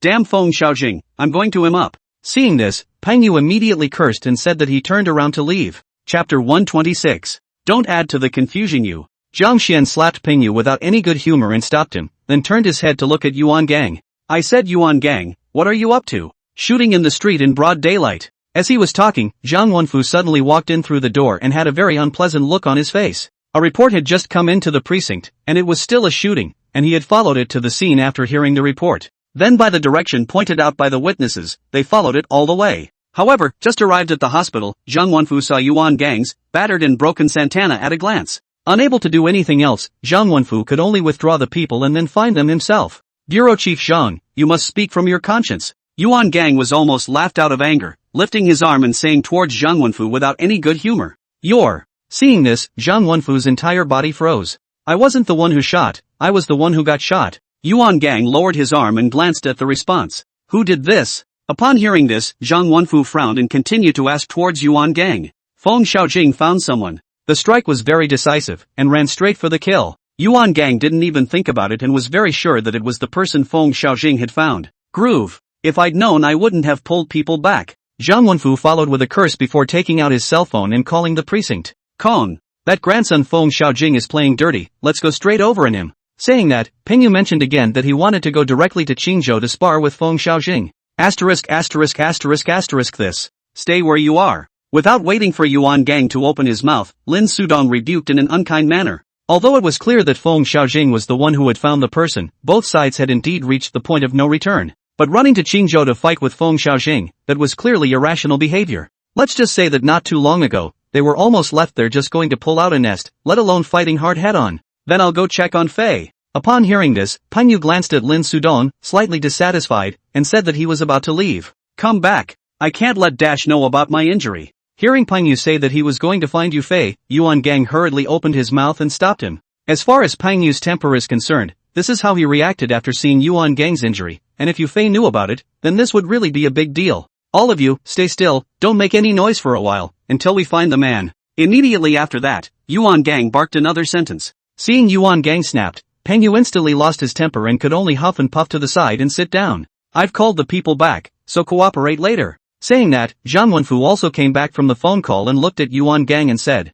yes. Yuan Gang nodded in agreement. If you want to find that person out, it's definitely not possible to rely only on them, Marriott, you have to have the cooperation of the precinct. You get well, I'll go back and figure this out. Immediately after that, Lin Sudong also spoke towards Yuan Gang. Okay, you go back first. Yuan Gang knew that Lin Sudong was trying to go back to Guiziheo to see if he had a way to dig out the person. It didn't take much time before only Zhang Xian and Peng Yu were left in the room, as well as Marriott's minions. Let them all go back. What's it like to be in a hospital? Seeing that the ward was surrounded by people, Yuan Gang frowned and spoke towards Peng Yu and Zhang Xian. You take the people back, I'll stay. Hearing this, Zhang Xian agreed and then looked at Peng Yu and said, I'm staying. However, Peng Yu shook his head and rejected Zhang Xian's offer. Alright, let Ping Yu stay. Jiang Xian wanted to say something else, but was interrupted by Yuan Gang. Considering that donkey temper of Ping Yu's, Yuan Gang thought it would be better to keep him around, so that he wouldn't take it upon himself to run out and cause trouble. Okay. Jiang Xian nodded, then greeted Marriott's minions and left. But he had just gotten down to the first floor when he happened to run into Lin Ran, who had bought breakfast for Yufei. Sister-in-law. Seeing this, Jiang Xian could only harden his head and greet Lin Ran. Jiang Xian? Did you guys come to see Dash? Lin Ran responded with a smile, thinking that they were here to see Yufei, but this was a bit too many people really. Nope. Brother Gang asked me to bring someone over for a physical to see if there's anything messed up. Jiang Xian hurriedly shook his head before finding a random excuse to excuse himself. So much for that. Lin Ran nodded and said, Sister-in-law. So what, I've got things to do back there, so I'll be off. Jiang Xian didn't dare to stay longer for fear that Lin Ran would see something and said that he would leave with people. Back in the ward, Yufei and Xiao Yuan were standing by the window, chatting with smiles on their faces. Let's eat. Lin Ran shouted at the two men and then set breakfast on the table. Thank you, sister-in-law. After being seated, Xiao Yuan carried a bowl of rare rice towards Lin Ran. No need to be so polite. Lin Ran smiled and shook his head. By the way, I met Jiang Xian downstairs just now. Immediately afterward, Lin Ran talked about just now, meeting Jiang Xian downstairs. Jiang Xian? What's he doing at the hospital? Upon hearing this, Yufei was a bit puzzled because Jiang Xian didn't come to him. Said he was bringing someone in for a physical. Lin Ran peeled eggs in his hands and responded towards Yufei. A medical checkup? And with someone? Yufei was even more confused. This ing do a medical checkup also need to bring someone?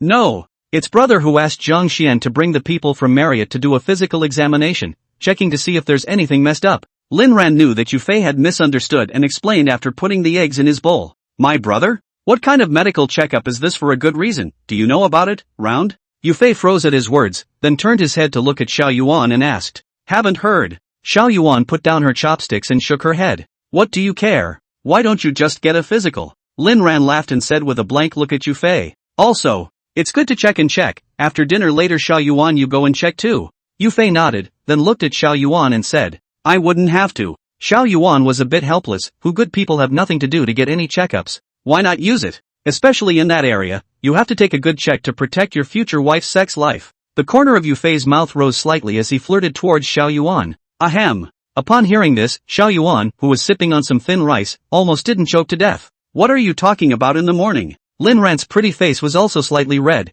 and she glared at Yufei without any good reason. Ha ha ha. Just kidding, let's eat. Seeing this, Yufei burst out laughing before greeting the two of them and continuing to eat. Chapter 127. Brother is here, it's okay. Go! Let's both accompany Xiao Yuan to get a physical. After eating breakfast, Yufei, who had nothing to do, suddenly proposed. Brother Fei, you're for real. Xiao Yuan sniffed, then said helplessly. It's good to be idle, I'll go down for a walk too. Yufei grinned, he was really a bit suffocated these days and was thinking of going out to get some air. Okay. It was only then that Xiao Yuan realized that it was Yufei himself who wanted to go out for a spin. Near noon, Xiao Yuan's physical examination was finally done, but Yufei didn't want to go back to the ward. Sneak around some more. I haven't finished digesting my breakfast, and I won't be able to eat when I get back. Facing Lin Ran surging, Yufei casually found an excuse to stall. Okay, so sneak around for 5 more minutes. Lin Ran nodded helplessly. As he was walking, Yufei suddenly glimpsed something, and immediately afterward his heart skipped a beat. What's wrong? Seeing Yufei stop, Lin Ran asked. My brother's car. Yufei looked in one direction and said with a slightly trembling voice. Not far from them, Yuan Gang Santana was parked there, but the head and tail were smashed beyond recognition. If he hadn't seen the license plate, Yufei probably wouldn't have recognized the car as Yuan Gang's. Gang's car? Upon hearing this, Xiao Yuan also fixed her eyes on the past, and then realized that it was indeed Yuan Gang Santana. This is also Zhang Wenfu's fault, because it is Yuan Gang's car, so he did not let the people towed back to the precinct, stayed here in the hospital. Brother! Yufei, who was in a daze, suddenly murmured, followed by running towards the outpatient building. Fei! Fei! Seeing this, Lin Ran and Xiao Yuan hurriedly chased after him. Where's my brother? Rushing into the outpatient building, Yufei stopped a nurse and grabbed the other's arm and asked with an anxious face. The nurse screamed in shock and then fought her way out. Fei, take it easy, let go of people first. This time, Lin Ran and Xiao Yuan also caught up and rushed towards Yufei to console him. Where's my brother? But Yufei acted as if he hadn't heard it, his neck veins rippling like he was crazy. Circle, call gang. Seeing this, Lin Ran knew that the two of them couldn't dissuade Yufei, and hurriedly said in an urgent voice towards Xiao Yuan. Yes. Xiao Yuan promised and took out her cell phone and called Yuan Gang. At that moment, a number of people heard the commotion and gathered around, including patients and doctors, as well as 2 hospital security guards. Seeing this, the 2 security guards ran at Yufei and rushed over, letting Lin Ran stop them no matter what. Yufei's eyes were crimson, and the wound on his shoulder directly collapsed because of the security guard's tearing, a scarlet red slowly spreading on his clothes. Luckily, at this time, Yufei's attending doctor was also attracted by the noise and rushed forward to stop the 2 security guards. He knew what kind of person Yufei was, and after seeing the blood on his clothes, cold sweat instantly broke out on his brain. Kong. Meanwhile, the phone finally picked up on Xiao Yuan's side, and he hurriedly shouted, "Circle? What's wrong?" Yuan Gang's eardrums hurt a bit from the shock, and after putting the cell phone farther away, he then opened his mouth to ask. But just then, Xiao Yuan noticed the blood on Yufei's shoulder, and he instantly went to his head. "Groove your ass." Immediately after that, Xiao Yuan gripped the cell phone in his hand and ran to whack the security guard with his fist. The security guard couldn't react in time and was directly knocked to the ground. Seeing this, Xiao Yuan kicked out at another security guard, but the other dodged it. "Dude, take it easy. I'm Yufei's attending physician, and I." Seeing Xiao Yuan make a move, Yufei's attending doctor rushes forward to stop it so that things don't get too big. Asterisk asterisk asterisk asterisk off. But who cares about that? Xiao Yuan disliked him with a punch directly to his face. Instantly, that doctor's nose bled furiously, and the bridge of his nose collapsed a bit. Immediately after that, Xiao Yuan continued to charge towards the 2 security guards, not holding back in the slightest. On the other side, Lin Ran cried out, her hands covering Yufei's shoulders and not daring to let go. "Fei!" I don't know how long it took, but with the sound of a loud shout, Yufei instantly froze in place. Immediately after, Yuan Gang ran over quickly from not far away and directly hugged Yufei. "Brother!" Yufei looked up and after confirming that it was Yuan Gang, his eyes instantly reddened. "Brother's here, it's okay." Yuan Gang let out a sigh of relief and lightly patted Yufei's back and said, "Kong." This time, Xiao Yuan's side was also finished, and the 2 security guards were lying on the ground with their faces covered in blood. "Brother, let's check Fei's wound first, his shoulder is bleeding again." Lin Ran's face was covered in tear stains as she anxiously spoke towards Yuan Gang. Upon hearing this, Yuan Gang hurriedly let go of Yufei to take a look at the blood staining him everywhere. "Where's the doctor?" Immediately afterward, Yuan Gang anxiously bellowed. "Here." As soon as the words left his mouth, Yufei's attending physician leaned over with his nose covered. "My brother's wound is disintegrating, show him." Yuan Gang was full of anxiety and couldn't be bothered to ask why the other party's face was full of blood. "Rush it over to the emergency room." That doctor didn't dare to offend Yuan Gang, even though his face was covered in blood, he still greeted a few colleagues. Half an hour later, Yufei returned to the ward and relayed on the hospital bed, his eyes tightly closed and his face a little pale. Next to her, Lin Ran had already cried her face off, her hands clutching onto Yufei's arm.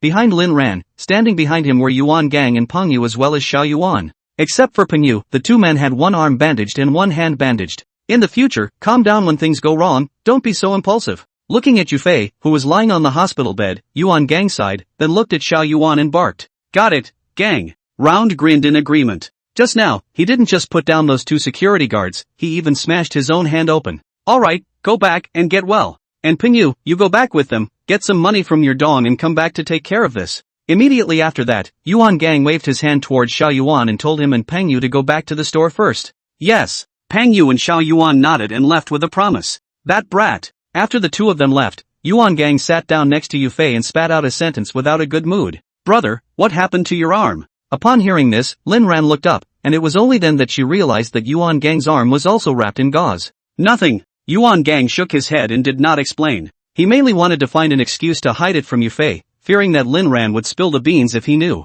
"What's wrong with him, Fei?" Immediately afterward, Yuan Gang looked at Lin Ran and asked. Just now he hadn't been able to ask what had happened. "We saw your car downstairs and then Dash did this." Chapter 128, Bullet Holes. "I say." Yuan Gang shook his head helplessly and mentally spat at Zhang Wenfu. As he was speaking, Yufei frowned, then slowly opened his eyes. "Dash, how are you feeling?" Seeing this, Yuan Gang hurriedly bent down and asked with a face full of concern. "Brother, what happened to you?"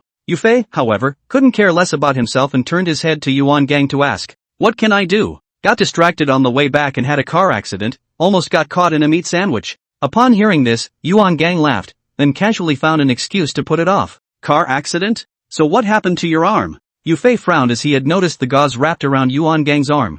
"I got angry and got out of the car and fought with someone." "Don't worry, that guy was hurt a lot worse than me. Your brother didn't drop his share for you." Yuan Gang grinned again. "It's okay." Yufei breathed a sigh of relief, although he still didn't believe Yuan Gang's words a little bit, but the person was fine. "Don't just talk about me. You brat, control your temper in the future, don't go crazy without moving." Seeing that Yufei didn't pursue any further, Yuan Gang was relieved in his heart, then he barked at him. Got it. Yufei nodded in agreement. In fact, Yuan Gang's exhortation was a bit redundant. As long as nothing happened to him, Yufei would never lose his mind. In this world, if he had to pick a person Yufei cared about the most, it would definitely be Yuan Gang. Yufei's reliance on Yuan Gang was unimaginable to ordinary people, because it was this light that dispelled all the darkness in his inner world. Okay, let's both brothers raise it this time. When Peng Yu comes back later, tell him to ask the dean for an extra bed, and I'll stay here with you. Yuan Gang looked around before deciding to keep an eye on Yufei in the hospital for the next few days. By the way, not interrupting your two sex lives, are we?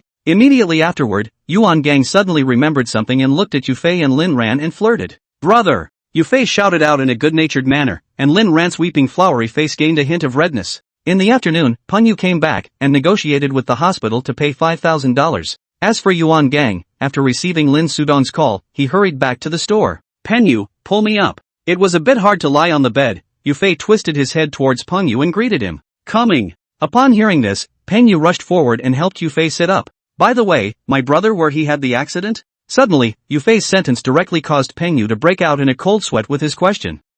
It's not far out of the hospital. Where does Peng Yu know where Yuan Gang got into a car accident, and he doesn't even know that he found this excuse, so he can only casually put off a sentence. Oh. Yufei's eyes narrowed slightly. He had already felt that there was something wrong with this, and after seeing Peng Yu's reaction, he confirmed this thought even more. I heard from my brother that the guy who hit him was stabbed twice by him. Not much of a problem, is it? Immediately after, Yufei once again looked at Peng Yu and asked, directly digging a big hole for him.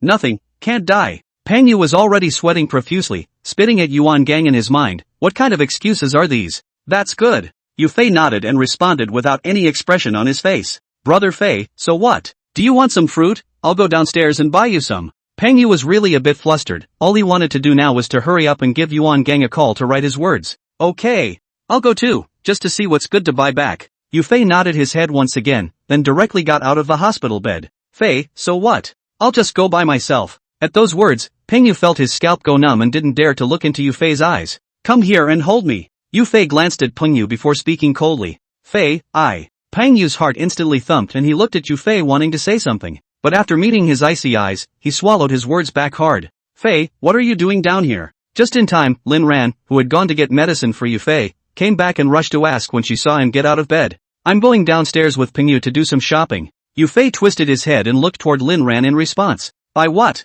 I'll just go with Peng Yu, you lie down. Lin Ran frowned, holding Yufei up and trying to get him back into the hospital bed to lie down. I can't lie down. However, Yufei shook his head, then walked directly towards the door. Seeing this, Lin Ran and Peng Yu could only rush to follow. Fei, aren't you going shopping? Downstairs, Yufei brought the two of them to the parking lot once again, and Lin Ran looked at him suspiciously and asked. However, Yufei didn't respond and walked to Yuan Gang's Santana by himself and sized it up. Suddenly, Yufei's eyes narrowed slightly while his face sank as he saw bullet holes on the windshield and hood. Come on, let's go back. Immediately afterward, Yufei turned around and spoke towards Lin Ran and Peng Yu. Lin Ran was a bit unsure, his heart filled with doubts as he followed. But Peng Yu froze in place because he also saw the two bullet holes. Peng Yu, if you dare to call my brother, you won't get to be a brother for the rest of your life. Just as Peng Yu was contemplating on informing Yuan Gang, Yufei suddenly looked back at him and said. Upon hearing this, Peng Yu's face was filled with a tangle of colors, not knowing what to choose. After a few moments, Peng Yu shook his head helplessly and finally put down his cell phone to follow him.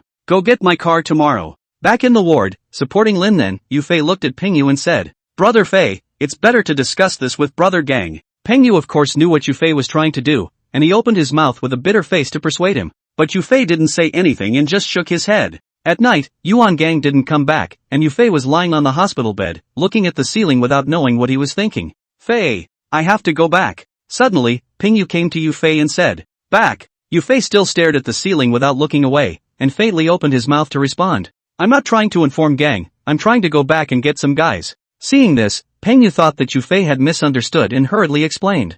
I can do it myself. At those words, Yufei turned his head to look at Peng Yu and said with a frown. Fei, if you take me, Peng Yu, as a brother, take me with you. Peng Yu shook his head, followed by a firm gaze towards Yufei and said. Go on, let's do it together. Yufei was silent for a moment before he smiled and looked at Peng Yu and nodded. Peng Yu smiled back, and without saying anything else, he turned around and left the hospital room. Chapter 129. Day 2. Peng Yu left the hospital without eating breakfast, leaving Lin Ran wondering. Near noon, Yufei's cell phone suddenly received a text message, and he closed it after taking a look at it. Go get dinner, I'm hungry. Immediately afterward, Yufei looked at Lin Ran and said, "This early?" Lin Ran was a little surprised. Usually Yufei didn't have much of an appetite, often putting off lunch until the afternoon. "I have a better appetite today." Yufei smiled and nodded. "Okay, then I'm on my way." Seeing this, Lin Ran agreed and said that he would go down to buy food. "Wait." However, Yufei suddenly shouted and stopped Lin Ran. "What's wrong?" Lin Ran was a bit unsure and turned back to Yufei to ask,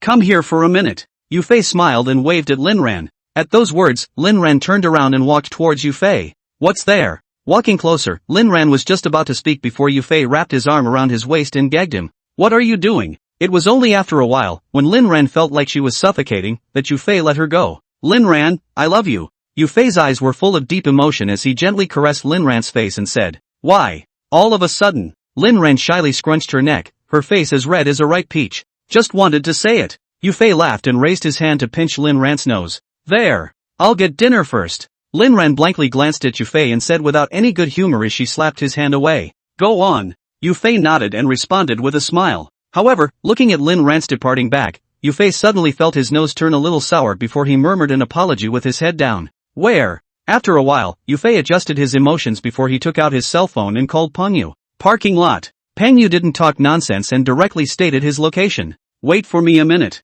Yufei hung up the phone, took out the imitation big black star from under his pillow, and pinned it to his back waist. Then again, from his shirt pocket, he pulled out a small notebook and a piece of paper and put it on the bed. That little book is his bank book, and the money in it was rounded up by Yuan Gang to exactly $100,000. That piece of paper, on the other hand, was the letter he had left for Lin Ran, which Yufei had secretly written while Lin Ran was sleeping at night. "Parking lot." "Ka." Yufei opened the Jetta's passenger door, then sat on his butt. "Did you get the stuff?" Immediately afterward, Yufei looked at Pengyu and asked. "Got it." Pengyu nodded, then turned back and grabbed a set of Qingzhou license plates from the back row. "Go ahead and change when we get out of Yangon." Yufei took it and looked at it and said, "Yes." Pengyu agreed and then started the car. But just as they turned out of the hospital, they happened to cross paths with Lin Ran, who was returning from buying dinner. Seeing this, Yufei hurriedly put down his seat and lay down, and Pengyu was also scared and stepped on the gas. Luckily, Lin Ran didn't notice them, and only looked at the Jetta a couple times more, finding it somewhat familiar. Returning to the ward, seeing that Yufei wasn't there, Lin Ran immediately frowned. Immediately afterward, she discovered the small book sitting on the hospital bed and the letter Yufei had left for her. Asshole. After reading the letter, Lin Ran directly sat down on the ground and hugged his knees and cried after cursing angrily. It took a while for her to catch her breath and pull out her cell phone to call Yufei. But Yufei would have already turned his cell phone off, so Lin Ran couldn't get through. And just then, Yuan Gang suddenly called, and Lin Ran hurriedly picked it up when he saw it. "Lin Ran, what's Fei doing? Why is the phone still off?" Yuan Gang's side was puzzled. He had just been calling Yufei as well, but the prompt had been turned off. "Brother, Dash is gone." With a sobbing voice, Lin Ran responded towards Yuan Gang. "Gone? Where did it go?" Upon hearing this, Yuan Gang instantly froze, and after reacting, he hurriedly inquired towards Lin Ran. "I don't know." Lin Ran's voice was muffled from crying, and the letter Yufei left him didn't say where to go. "Then what do you know?" Yuan Gang was also anxious and directly shouted angrily into his cell phone. "Fei left me a bank book and a letter that didn't say where he was going."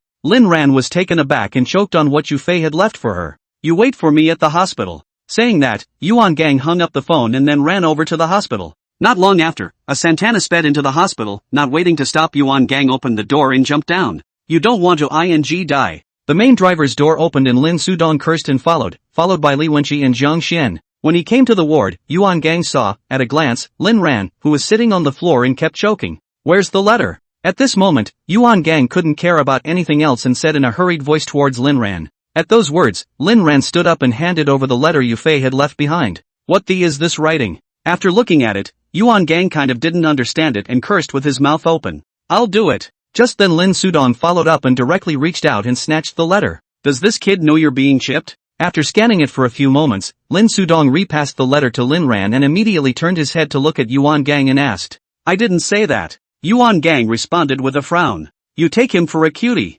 Ha? He doesn't know if you don't tell him?" Upon hearing this, Lin Sudong glanced at Yuan Gang without any good humor and said, "Right. Dash went to the parking lot again yesterday." Without waiting for Yuan Gang to open his mouth, Lin Ran suddenly thought of something and hurriedly said. Originally, she was also a bit messed up, but when she heard Lin Sudong say just now that Yuan Gang had been crushed, Lin Ran then reacted to why Yufei had to make another trip to the parking lot. "Groove. I forgot the car." At that, Yuan Gang slapped his thigh. He thought of towing the car back, but forgot because he was too busy. No need to guess, this kid must have gone to Qingzhou. Immediately afterward, Lin Sudong frowned and spoke. You mean, he went looking for Feng Xiaojing? Hearing Lin Sudong's words, Yuan Gang's heart instantly thumped. Who else could it be? By the way, does he have a dick on him yet? Lin Sudong nodded, then looked at Yuan Gang and continued to ask. Yes. I saved him a short one. Yuan Gang's face was a bit ugly, and in his heart, he regretted that he should have told Yu Fei earlier and then persuaded him. Kong, Dong, Pong, you should have followed. As he was talking, Jiang Xian suddenly stepped forward and said towards Yuan Gang and Lin Sudong.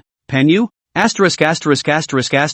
The brat's not here either. Upon hearing this, Yuan Gang looked around before he gritted his back teeth and cursed. Chapter 130, Entering Qingzhou again. Panyu, he went back last night and took a short gun from me. I thought he was afraid something would happen to Fei and brought it on him just in case, so I didn't think much of it. Jiang Xian blamed himself a little. When Peng Yu went back to ask for his gun last night, he should have asked properly. 2 men and 2 guns, I'll be damned if this can take out Feng Xiaojing. Lin Sudong shook his head helplessly and said, Alright, what a time to be talking ing. You watch the house, I'll lead the men to get those 2 brats back. Yuan Gang waved his hand and said as he glanced at Lin Sudong in an unfriendly manner. Jiang Xian, you're coming with me. Also call round and tell him to yard a carload of men to follow as well. Immediately afterward, Yuan Gang turned his head to Jiang Xian and explained. Brother, I'll go too. Hearing Yuan Gang's words, Lin Ran hurriedly stepped forward. Let's go then. Looking at Lin Ran, who was crying with a flowery face, Yuan Gang agreed helplessly. Just now, because of the rush of emotions, Yuan Gang spoke a bit heavily to Lin Ran, and he now had some regrets. After all, this was his brother's woman.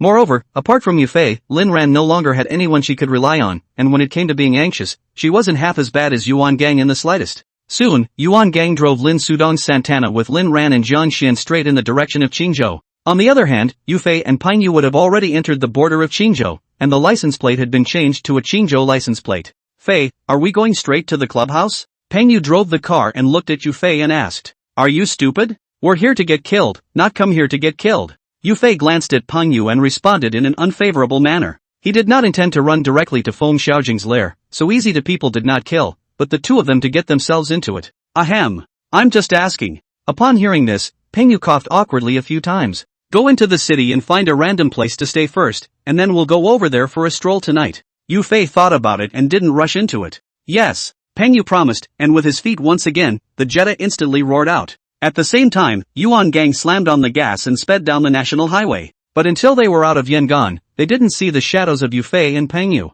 Brother Gang, we've entered the boundaries of Qingzhou. Seeing Yuan Gang still driving forward, Jiang Xian opened his mouth and reminded him. Got it. Yuan Gang continued to step on the gas and promised without looking back. As soon as the words left his mouth, Jiang Xian's cell phone vibrated. It was Xiao Yuan calling. Xian, where have you gotten to? After the call was connected, Xiao Yuan asked towards Jiang Xian. Just entered Qingzhou, you guys hurry up and keep up. Jiang Xian didn't talk nonsense and reported their location, then barked towards Xiao Yuan. After all, Qingzhou was Feng Xiaojing's territory, and although it was currently in the suburbs, God knows where Yuan Gang would chase him. So he could only let Xiao Yuan and the others catch up as soon as possible, so that there was a bit of a bottom line anyhow. Yes. Round agreed and said nothing else before hanging up. Kong, we're almost downtown. 10 minutes later, Jiang Xian once again reminded towards Yuan Gang. But Yuan Gang didn't have any reaction, and Santana didn't slow down at all, still speeding. Kong, Don's license plate is registered in Qingzhou, it's too dangerous if we go into the city. Seeing that Yuan Gang was unmoved, Jiang Xian could only continue to open his mouth to persuade him.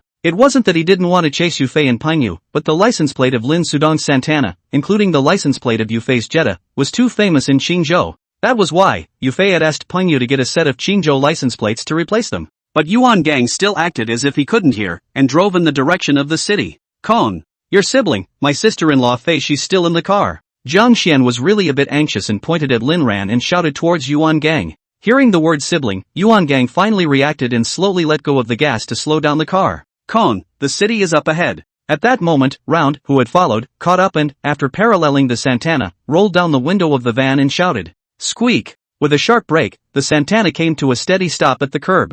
Go back! Yuan Gang gripped the steering wheel with both hands, his eyes dead set on the direction of the city for a while before he spoke. Circle, turn around. At those words, Jiang Xian shouted through the car window towards Xiao Yuan's side. You drive! Immediately after that, Yuan Gang directly opened the car door and got out, switching places with Jiang Xian. The atmosphere in the car on the way back was very somber. Jiang Xian drove the car without a word, and Lin Ran sat in the back row and shed silent tears. Yuan Gang, on the other hand, had his eyes closed, his entire body leaning helplessly against the seat, his hands trembling unceasingly. On the other side, Yu Fei and Peng Yu had already stayed in a hotel not far from the clubhouse, and they'd chosen the room facing the street, with a view right over the clubhouse through the window. Let's take shifts to keep an eye out, don't worry about anything else, just look for Feng Xiaojing's Toyota Crown. Yu Fei glanced towards the window, then turned his head towards Peng Yu and said, yes. Fei, I'll go first then. You still have injuries, rest more. Peng Yu agreed, then raised his hand and pointed at Yu Fei's shoulder. Okay.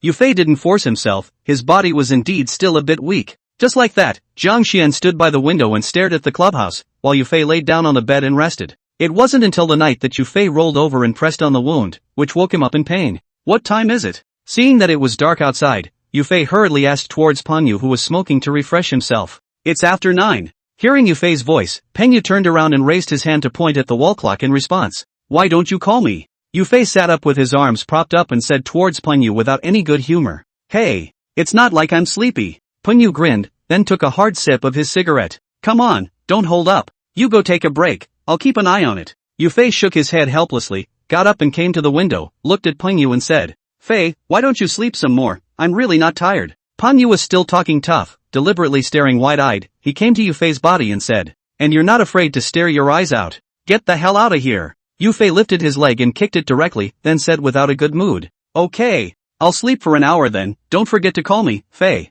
Peng Yu dodged and dodged, followed by a backward lean, and fell directly onto the bed. Sleep on you. Yu Fei stared at the clubhouse with his eyes and said without looking back. But he got no response until a few minutes later, when deafening grunts resounded throughout the room. Chapter 131. Snap. After staring for more than an hour, Yu Fei lit a cigarette and held it in his mouth, sipping hard. Just after exhaling smoke, a car suddenly stopped in front of the clubhouse, and it was Feng Xiaojing's Toyota Crown. Peng Yu. Peng Yu. Seeing this, Yu Fei shouted twice without turning his head back, but received no reply. Don't sleep. Turning around, Yu Fei directly lifted Peng Yu's quilt and slapped him on the face again. I don't eat pig's feet. Peng Yu snapped out of it and muttered with confused eyes. Eat. Hurry up and get the guys downstairs. Yu Fei didn't have the good sense to give him another slap, then pinned the imitation big black star on his waist and directly opened the door and walked out. At those words, Peng Yu finally sobered up a few points, rubbed his face and busied himself with his gun to follow. When they came downstairs, the two didn't go to the clubhouse, but went to the car to keep staring.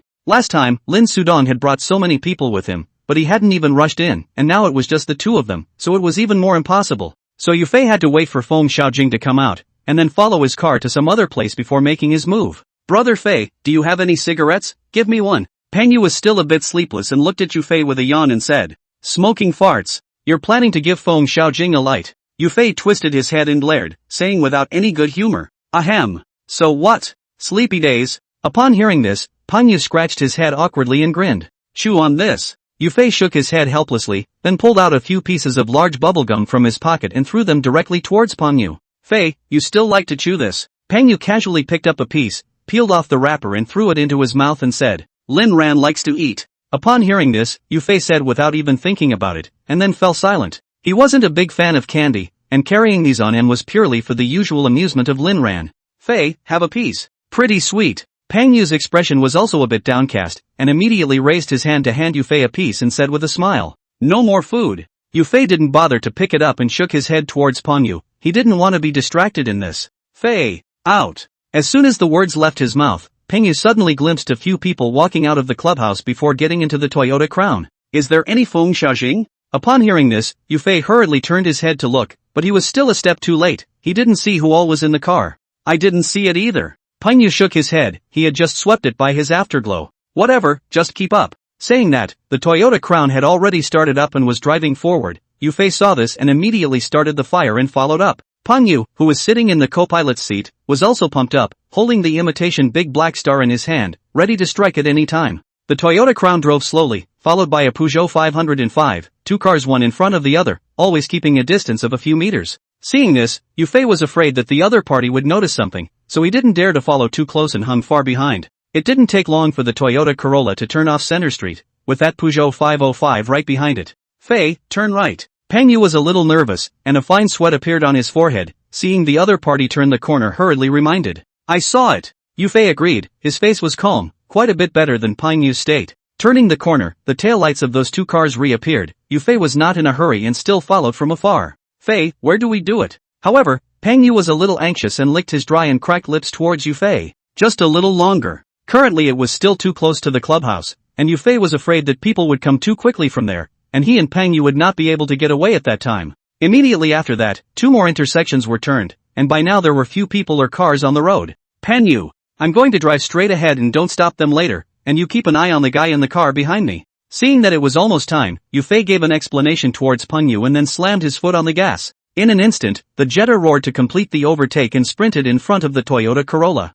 Squeak! Immediately after that, with Yufei's sharp brake, he directly stopped the Toyota Crown and Peugeot 505. "Peng Yu, do it! Hyper!" Opening the car door, Yufei shouted at Peng Yu, then drew his imitation Big Black Star and fired 2 shots at the main driver's seat of the Toyota Crown. Not bothering to see if he had hit anyone, Yufei ran in the direction of the back row and rushed over. "Yufei!" Just then, a sudden loud cry rang out, and Wang Yang stood next to sign 505 and aimed his gun at him. "Shout out to your dad! Hyper!" Luckily, Peng Yu followed in time and directly chipped 2 shots at Wang Yang, forcing him back. On Yufei's side, he came to the back seat, and he carefully dodged pulling on the door without pulling it open. Seeing this, Yufei didn't dare to take a risk, crouched down and raised his hand, shooting at the rear window of the Toyota Crown. "Slot your mom, Yufei, get your ass out here." At this time, Wang Yang suddenly roared angrily, then brought a junior brother to directly charge over. Wang Yang was holding a homemade pistol in his hand, while the junior was carrying a 5-link. Seeing this, Peng Yu was just about to shoot to stop him, but the little brother directly chipped a shot at him.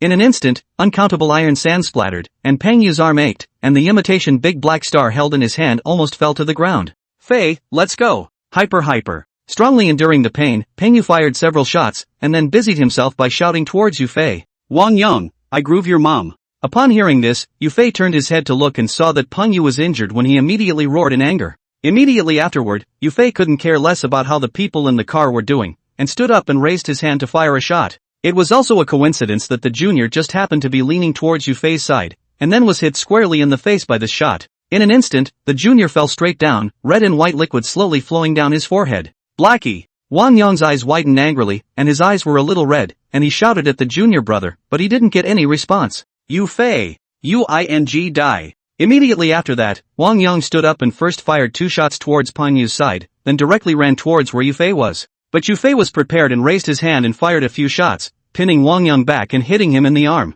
"Fei, let's go!" At that moment, Peng Yu's voice sounded again, and he was already sitting on the main driver's side of the Jetta. Upon hearing this, Yufei glanced in the direction where Wang Yang was before getting back on the co-pilot. Boom! With the roar of the engine, the Jetta was like an arrow off the string, disappearing into the night in the blink of an eye. At this time, Wang Yang, on the other hand, came in front of that little brother and covered his arm and knelt down. Chapter 132, You're all I've got. "Fei, where are we going?" After driving a distance, Peng Yu turned his head to Yufei and asked. "Stop the car, I'll drive." Yufei glanced at Peng Yu's arm, the sleeve of his shirt was already soaked with blood, and he rushed to speak. "I'm holding up." However, Peng Yu shook his head, not wanting to delay. "Cut the crap. Even if you die here tonight, I'll accompany you on your way." Upon hearing this, Yufei let out a low cry without any good reason. "Got it." Hearing Yufei's words, Peng Yu grinned before slamming on the brakes. "No matter which way we go, we have to leave Qingzhou first. However, Yangon can't go back, there are definitely people blocking us over there." After changing seats, Yufei stepped on the gas and then opened his mouth. "Anyway, the gas tank is full, step on it wherever you want, Fei."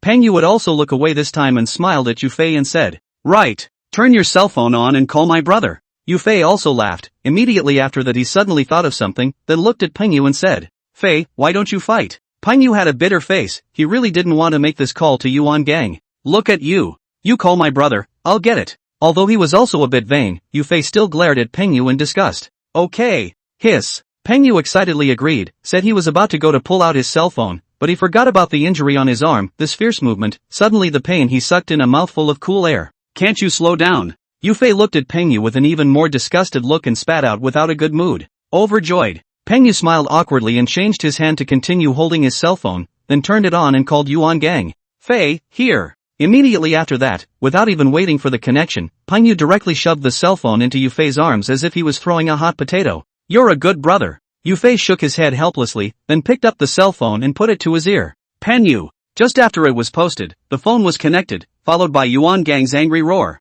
"Brother!" Yufei was so startled that he almost didn't throw his cell phone, and after slowing down, he timidly opened his mouth and shouted, Yufei. I don't have a ing brother like you. Hearing that it was Yufei's voice, Yuan Gang froze for a moment, followed by a growl. Brother, listen to me solve. Where are you? Yufei still wanted to explain, but Yuan Gang directly interrupted him and asked about where they were. It's heading out of the Green State, and I don't know where that is. Hearing this, Yufei replied honestly. You guys moved Feng Xiaojing? Hearing Yufei say that he was leaving Qingzhou, Yuan Gang was startled in his heart and hurriedly inquired. Moving. I don't know if I'm dead though. Yufei agreed and added a sentence after finishing. Fei, don't ever go back to Yangon, someone must be blocking you on the road now. Upon hearing this, Yuan Gang's tone instantly became grave as he barked towards Yufei. I know, I didn't drive in the direction of Sheepskit. Yufei had already thought of this and responded with a promise. That's good. Upon hearing Yufei's words, Yuan Gang let out a sigh of relief. By the way, are you too hurt? Immediately after that, Yuan Gang suddenly thought of something, and the heart that had just been put down instantly lifted up again.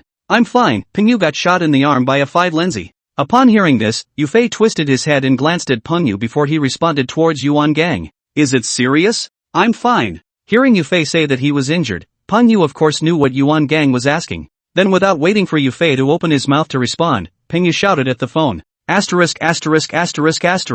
You brat, let's see how I'll fix you when I come back. Upon hearing Pengyu's voice, Yuan Gang instantly burst into a rage, followed by a furious curse. It was so loud that even if it wasn't on speakerphone, you could hear it just as clearly. Fei, you guys hurry up and leave Qingzhou and find a place to hide from the wind. I'll ask around on my side and see what Feng Xiaojing's situation is. Also remember, you must not return to Yangon if I don't ask. After scolding Pengyu, Yuan Gang continued to bark at Yufei. Got it. Yufei promised. And no more cell phones, you brat. If you dare to make me unable to find you again, then I, Yuan Gang, won't have you as my brother from now on. Immediately after that, Yuan Gang warned towards Yufei in a very serious tone. But, brother, what if we don't turn it off? What if the Green State Division locates us? Yufei didn't agree to go down this time, because he considered the Qingzhou branch side, which could locate their position through cell phone signals. Don't worry about that, I'll take care of it at the Qingzhou branch. Just wait for my call and do whatever I tell you to do. Yuan Gang had long considered all this and already had a countermeasure. Then I know.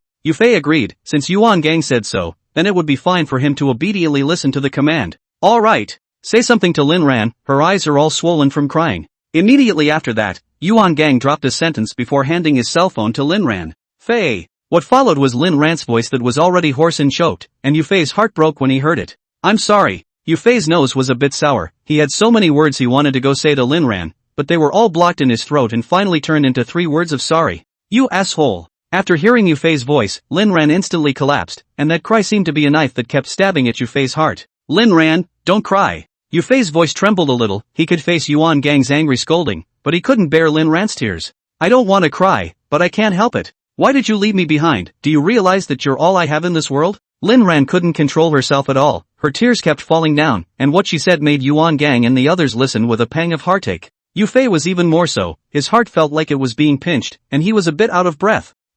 Yufei opened his mouth, but what didn't know what to say. Fei, I really love you so much. Don't you ever leave me again. Immediately afterward, Lin Ran's words once again transformed into a sharp, fast knife that stabbed into Yufei's heart. Not anymore. I swear, I'll never leave you behind again. The tears in his eyes didn't hold back after all and slowly slid down his face. Yufei's heart was completely broken. Chapter 133, You're the best at this. There. If this brat dares to do that again in the future, I'll be the first to say no. Yuan Gang sighed helplessly, then took the cell phone from Lin Ran's hand and turned toward her in relief. Wang Meiyuan on the side was even more filled with heartache and opened her arms to hold Lin Ran in her embrace. Fei, let's talk about what we have to say when we get back. You guys leave Qingzhou as soon as you can now, and then give me a peace report. Immediately after, Yuan Gang put the cell phone to his ear and once again barked at Yufei. Yes. Yufei gave a final promise before hanging up the phone. Fei, this is the first time I've seen you cry. Next to him, Pengyu grinned and flirted towards Yufei. Off. Yufei wiped his face and cursed without a good mood. At the same time, the entire Qingzhou area had been completely bustling with countless punks running towards the suburban national highway and rushing over. Even the Qingzhou branch had sent out all its police cars and manpower to set up barricades at various major transportation routes to intercept them. But it didn't take long for a phone call to reach the office of the chief of the Green State Division. Immediately afterward, all the police officers who were out on interception duty received the order to withdraw. At this time, Yufei and Pengyu, on the other hand, had already left the boundaries of Qingzhou and entered the muting district.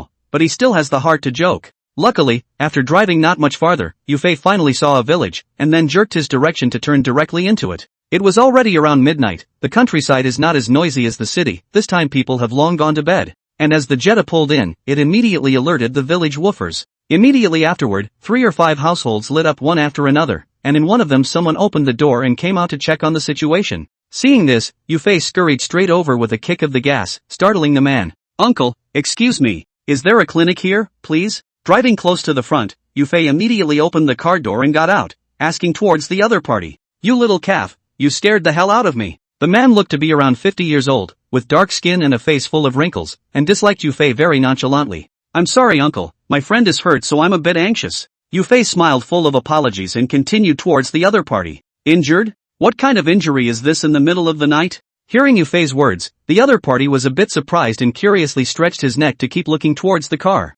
Yufei didn't talk nonsense and went straight back to the car to help Peng Yu down. "Holy, how's this whole thing?" After seeing the blood on Peng Yu's arm, the man immediately widened his eyes and inquired towards Yufei. "The two of us went into the mountains to hunt birds. It was so dark, we didn't see it before we chipped him in the arm." Yufei pretended to be a bit embarrassed and made a random excuse. "In this will, the hand has a clay gun shotgun is not uncommon, into the mountains to shoot some wild game are also common," so the man did not very surprised to hear. "Then you have to be lucky you didn't hit that bird of his." At those words, the other party glanced at Peng Yu and smacked his lips in a joke. "Uncle, is there a clinic in this village or not? I'm dying of pain." Peng Yu asked with a dark face and no good manners. "Not for people, but for livestock." The man shook his head in response. "Nothing. It's okay to watch livestock." Upon hearing this, Yufei immediately brightened up. Who cares if he looks at people or livestock, if he can heal the injury, it's fine. After all, it would be the latter part of the night, and the two of them were so unfamiliar with the area that they didn't know where they'd gotten to. Even if they continue to open, they may not be able to find a clinic,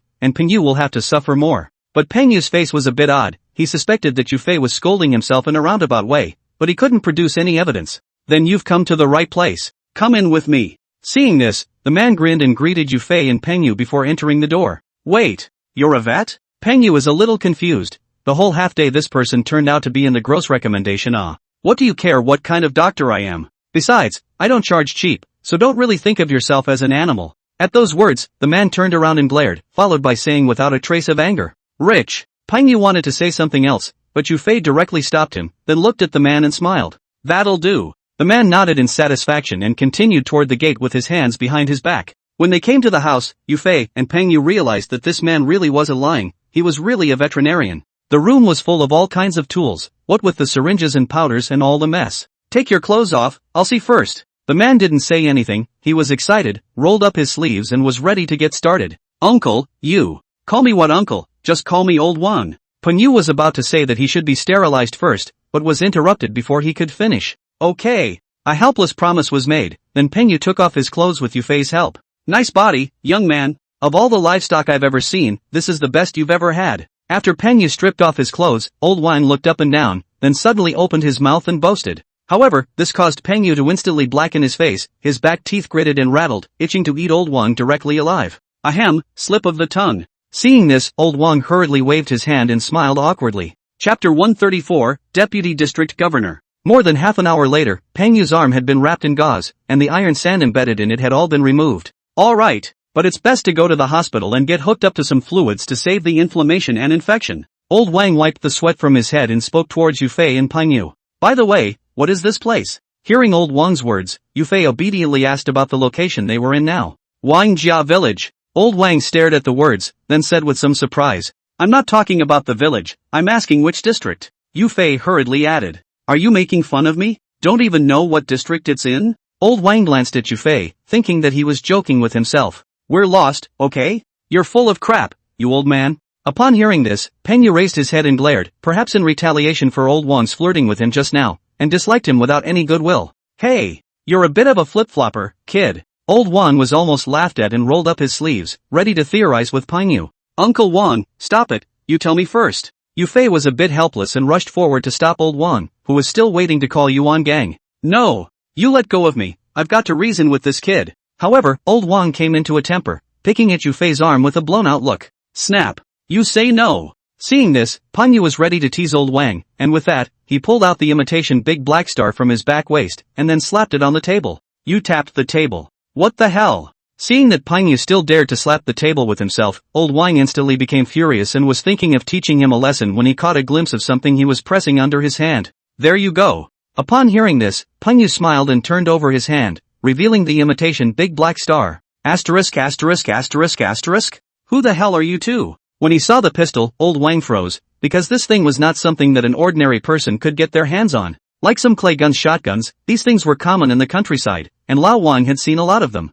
But short guns, this is the first time. The old king immediately suspected the identity of the two Yufei, and did not dare to move again. Put it away. Yufei glanced at Peng Yu without any good humor, then raised his leg and gave him a kick. Uncle Wang, first tell me which district this is. Immediately afterward, Yufei looked at Old Wang and continued to ask. Mukutiai district. Old Wang was honest this time, and after hearing Yufei's words, he immediately responded. Wuting district? Where is this? Yufei and Peng Yu looked at each other, neither of them had ever heard of this place. West of Qingzhou. You two aren't from Jianbei City? Old Wang added another sentence while looking at Yufei and Peng Yu suspiciously and asked. I'm going to make a phone call. Upon hearing this, Yufei didn't pay attention to Old Wang, said a word towards Peng Yu and went to the courtyard. Immediately after, he pulled out his cell phone and directly called Yuan Gang. Fei, how are you guys doing? The phone was answered just after one ring, and it looked like Yuan Gang had been waiting for their call. Brother, we're fine. Hearing Yuan Gang's inquiry, Yufei hurriedly responded. That's good. Where are you guys at this point? Have you run out of the green state yet?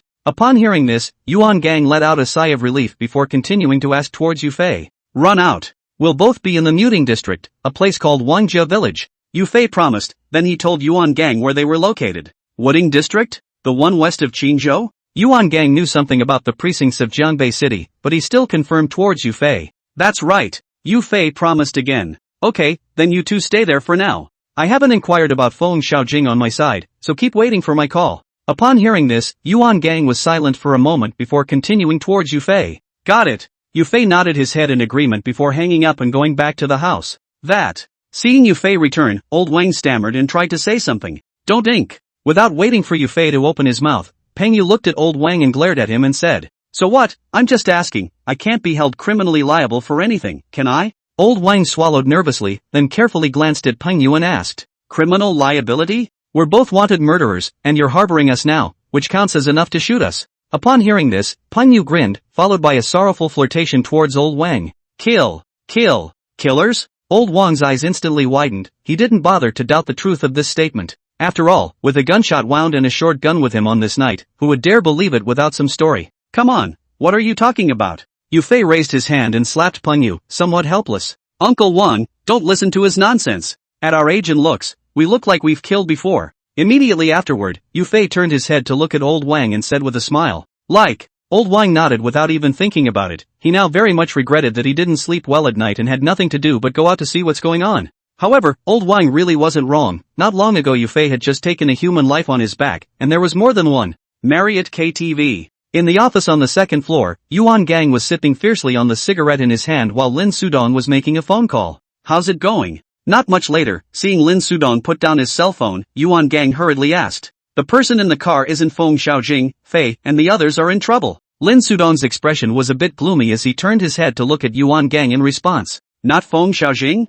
Then who is it? Upon hearing this, Yuan Gang was first stunned, followed by a puzzled question towards Lin Sudong. One of the deputy governors of Qingzhou district, but it's good that the person didn't die. Lin Sudong didn't sell himself short and immediately stated what he had learned. Deputy district governor? Yuan Gang instantly widened his eyes and looked at Lin Sudong with some disbelief to confirm. If this was true, then Yu Fei and Peng Yu were in big trouble. Here's what I understand. The person is just now coming out of the resuscitation room with 2 shots to the body. Lin Sudong nodded and said, ********. What's this vice district governor doing drilling into Feng Xiaojing's car for nothing? Upon hearing this, Yuan Gang cursed in annoyance, and he now had a bit of a headache as well. This may have to be squashed. Immediately after, Lin Sudong looked at Yuan Gang with a complicated expression and continued. You have to press even if you can't press. Fei can't go on a run, he's still so young. Yuan Gang was very clear about the meaning of Lin Sudong's words. He immediately shook his head and said, This is a government man, and a deputy district governor at that, so you tell me how to press it.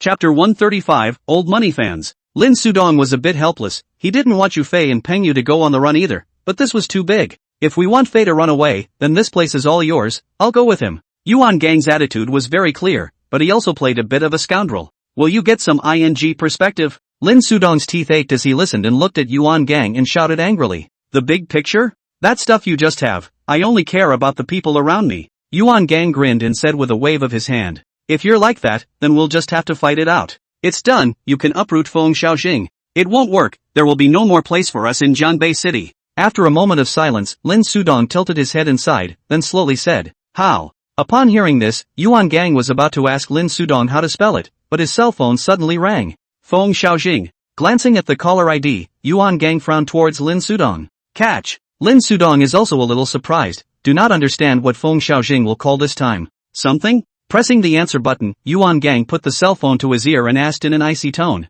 Yuan Gang, are you crazy? Feng Xiaojing's voice sounded very angry as he directly shouted angrily towards Yuan Gang. How the do you have the nerve to say that? Yuan Gang didn't spoil him either, and immediately disliked him angrily. Yuan Gang, I'm not in the mood to bull ***** with you. Hand over your brother and there's a reprieve in this matter. Feng Xiaojing didn't talk nonsense and bluntly stated his purpose. I'll pay your mom. Why don't you give me your wife? Hearing this, Yuan Gang was almost laughed out of breath. Both sides were at the point of death, but he still wanted to hand over his people. Yuan Gang, don't regret it. Hearing Yuan Gang's words, Feng Xiaojing clenched his back teeth and said in a vicious tone, Regret that I am your son. Yuan Gang didn't talk nonsense with him anymore, and hung up the phone directly after saying that. This Feng Xiaojing is stupid. What a ing time to be thinking about asking me to deliver. Putting down the cell phone, Yuan Gang got angrier and angrier the more he thought about it, and he didn't hold back and cursed again. Why do I feel that there's something wrong with this? Lin Sudong, however, frowned and lowered his head in thought.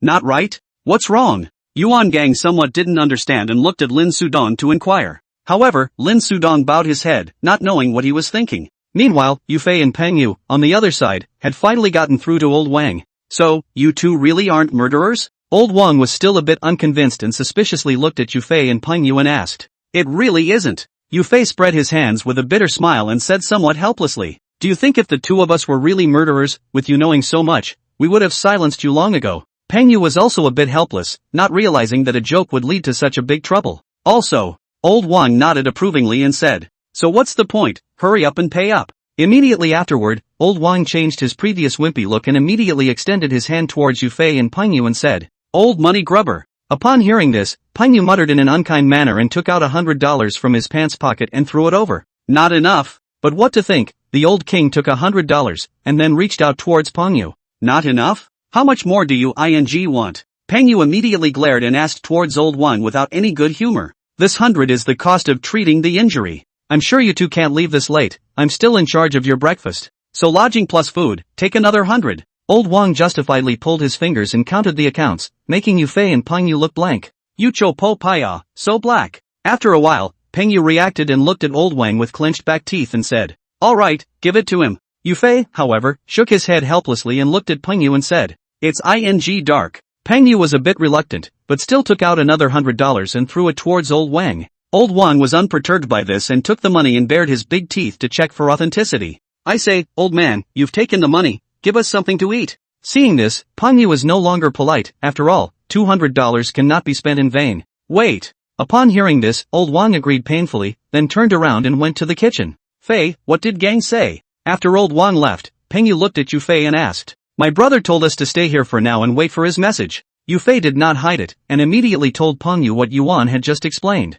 "Stay here? Fei, do you think we have enough money on us?" Upon hearing this, Peng Yu first glanced towards the kitchen before this turned his head towards Yu Fei and said, "It doesn't seem like enough." Yu Fei smiled helplessly. According to the consumption standards that old Wang said, the two of them would not be able to stay for a few days before they had to get out. This trip out, Yu Fei body is no money, his money all in the passbook, left Lin Ran. So, the two of them were left to live on, the $1,000 or so in cash that Peng Yu had on him. This old money grubber is so dark. Peng Yu nodded back, then looked to the kitchen and spat. "All right. At least you don't have to worry about your arm injury." Upon hearing this, Yu Fei laughed, then raised his hand and pointed at Peng Yu's arm and said, "In their current situation, they certainly do not dare to go to the big hospitals, including the urban areas, and can only hide in the countryside in the townships and villages." "That's true." Peng Yu nodded approvingly. Not long after, old Wang finally finished his work and walked out of the kitchen with 2 large sea bowls. "You're pissing me off on purpose, aren't you?" However, after seeing what was in the bowl, Peng Yu was exasperated and had a bit of a toothache.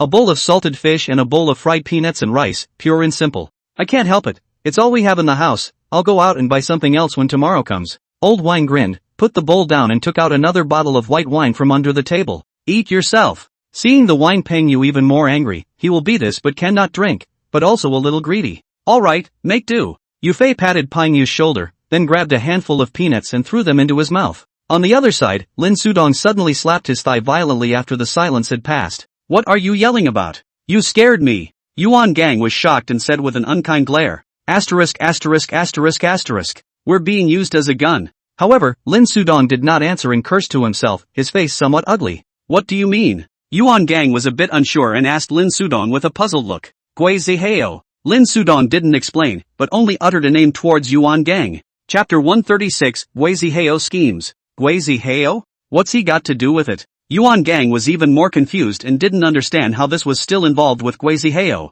"I'm going to print it. You call Feng Xiaojing, I'll do the talking," Lin Sudong said with a sullen face, shaking his head towards Yuan Gang. Hearing this, Yuan Gang didn't ask any more questions, picked up his cell phone and called Feng Xiaojing. "What? Ready to be a son?" After the phone was connected, Feng Xiaojing asked with a cold smile. "I'm more like a father to you." Yuan Gang disliked the phone without a good mood, then he threw it to Lin Sudong. "Yuan Gang, you're looking for death." Feng Xiaojing was furious. He thought that Yuan Gang called to deliberately mock himself. "Stop yelling, I'm Lin Sudong." Lin Sudong glanced helplessly at Yuan Gang, then put the cell phone to his ear and said, "I don't give a who you are. Slot your mom." Put Yuan Gang on the phone. Feng Xiaojing was truly furious, the kind that couldn't wait to eat Yuan Gang alive, and cursed at Lin Sudong. "That shooter of yours, not going to take it?" Lin Sudong didn't care and asked in a flat tone. "Gunner?" At those words, Feng Xiaojing instantly froze. "From the south, haven't I made myself clear enough?" Lin Sudong frowned and continued. "What southern man, what do you mean?"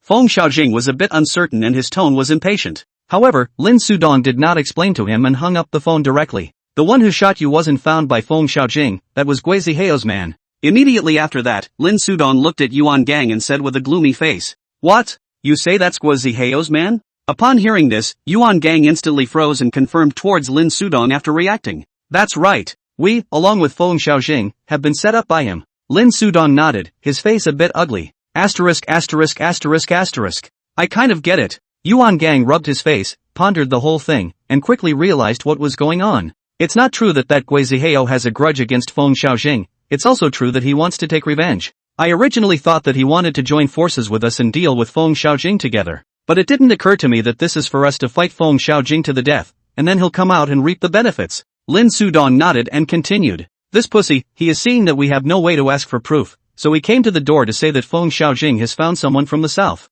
Yuan Gang angrily slapped the table and cursed. "That's right. First, they got someone to attack you, making us think it was Feng Xiaojing's men, and then told me false information to keep us going in circles with that shooter. I had thought it was a bit of a coincidence, but there was no chance to react, and then this whole thing with Fei and Peng Yu came up." Lin Sudong was also chagrined. When Yuan Gang was shot, the first thing he went to was Gui Zihao, and has also been taking the entire Sheep's Head branch and Marriott's people in circles based on his deductions. "Come on, don't be a horse's ass. You call that Gui Zihao and see if you can still get in touch." Yuan Gang waved his hand, then urged Lin Sudong to call Gui Zihao. "Don't even think about it. Yu Fei and Peng Yu did such a big thing, he must have gone into hiding a long time ago." Lin Sudong shook his head and took out his cell phone to call Gui Zihao, and the other party had indeed turned off his phone. Son of a. Yuan Gang clenched his back teeth and cursed angrily. If it wasn't for Gui Zihao, they would have been able to fight Feng Xiaojing slowly, but he intervened in such a way that it directly brought both sides all on top of each other. Feng Xiaojing there, the dead little brother first, not to mention a deputy district governor behind him almost lost.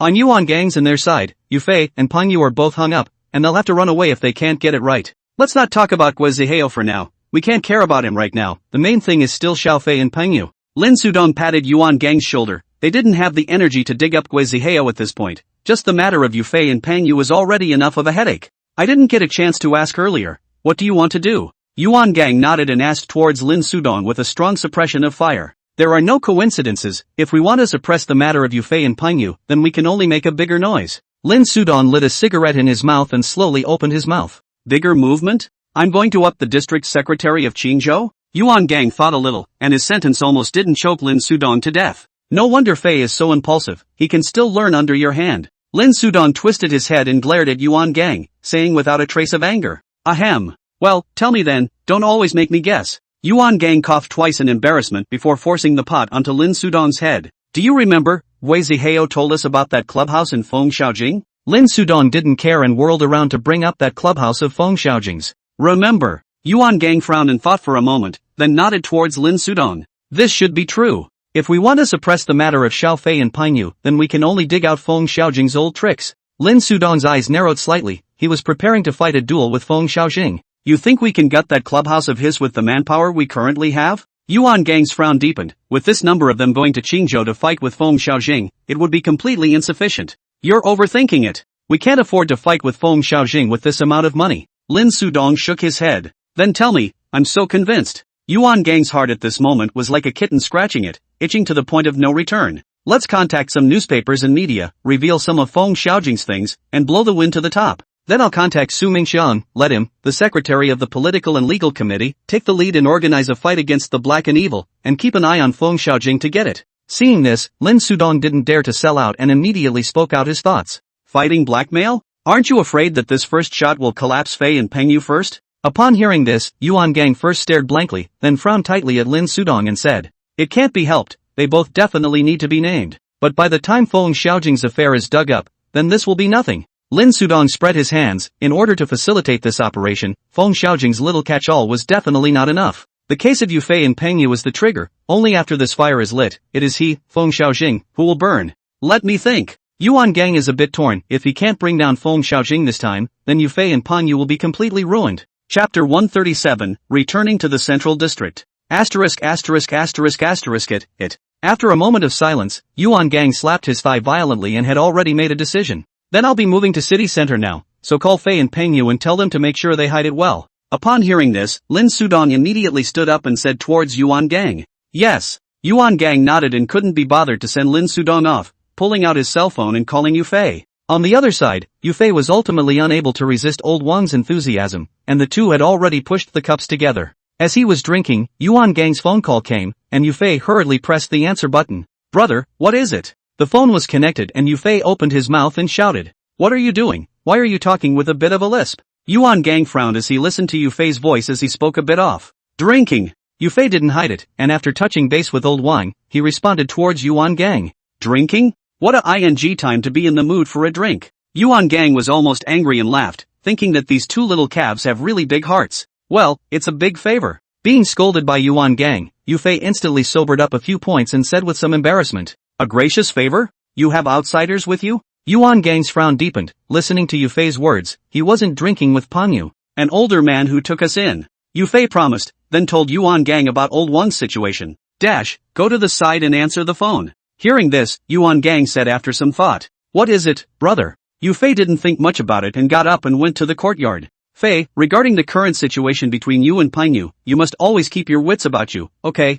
Hearing Yu Fei's inquiry, Yuan Gang cautioned in a grave tone. In addition, your Dong and I are preparing to make a move against Feng Xiaojing. You and Peng Yu have to be mentally prepared. When the time comes, there will be a large number of police chasing you. There's only one thing for you two to do, and that's to hide and not get caught by the police. Immediately after that, Yuan Gang talked about preparing to make a move on Feng Xiaojing, but didn't go into too much detail. Got it. Although Yu Fei was curious, he did not ask more questions and honestly agreed. By the way, you guys still have your car, right? Saying that, Yuan Gang thought of another thing, which was Yufei's Jetta. It's on. Yufei responded. Hurry up and throw it as far away as you can. Upon hearing this, Yuan Gang immediately barked out in admonition. Throw it away? Brother, that's a lot of money you gave me. Hearing Yuan Gang's words, Yufei's expression was a bit complicated. He couldn't afford to throw away that Jetta. Why are you so dead set on this? Brother will just buy it for you later. Yuan Gang was a bit anxious. He didn't expect Yufei to be so wealthy. Okay. Seeing that Yuan Gang was a bit angry, Yufei reluctantly agreed. And that old king, if you don't feel sure, do him. Immediately afterward, Yuan Gang was silent for a moment before opening his mouth towards Yufei. Brother! Upon hearing this, Yufei was a bit incredulous and exclaimed towards Yuan Gang. I know, he's just a regular guy and has nothing to do with our business. But I want you to live, and I want me to have my brother. Yuan Gang also looked a bit torn, but he preferred not to have anything happen to Yufei. Got it. Hearing Yuan Gang's words, Yufei froze for a while before slowly saying, That's it. Your Dong brother has already gone to make preparations. You and Peng, you should also be careful. If you can't, find a mountain to drill into. Immediately after that, Yuan Gang didn't say anything more and hung up the phone after an admonition. You kids are so abrasive to make a phone call. Hurry over and drink. Back in the room, old Wang greeted Yufei with his wine glass. Drink up. I'm drunk and sleeping. How could Yufei still be in the mood to drink? He went directly to the bed and lay down next to Pengyu. What's wrong? Old Wang froze for a moment, then sputtered as he picked up his glass and muffled half a glass of white wine in one gulp. There was no talk all night. The next day, Lin Sudong didn't go to contact Su Mingxian first, but first approached the local media and newspapers. Lin Sudong was not the least bit worried about whether or not the other party would cooperate, because he had the ability to pay money. Then just half a day, the entire city center rumors flying all over the place. Zhangbei City Lunchtime News is a direct plug report. The general content is that the Qingzhou district is rampant with black forces, triad gangs opening casinos, chicken nests and so on. Of course, the headline is still that thing Yufei and Pengyu did, where the vice mayor of Qingzhou district was shot in the street. This matter is still being covered by the Qingzhou district government, and did not carry out the report. Feng Xiaojing also do not know what idea in playing. But by Lin Sudong, this matter instantly fermented, and even the first and second leaders of Zhangbei City were concerned. Hey, Secretary Su. After doing all this, Lin Sudong then called Su Mingxian, the secretary of the Political and Legal Committee of Zhangbei City. Oh Kobayashi, what can I do for you? Su Mingxian is very polite. After all, Lin Sudong is his big gold master, a year down the upper supply to more than 7 figures.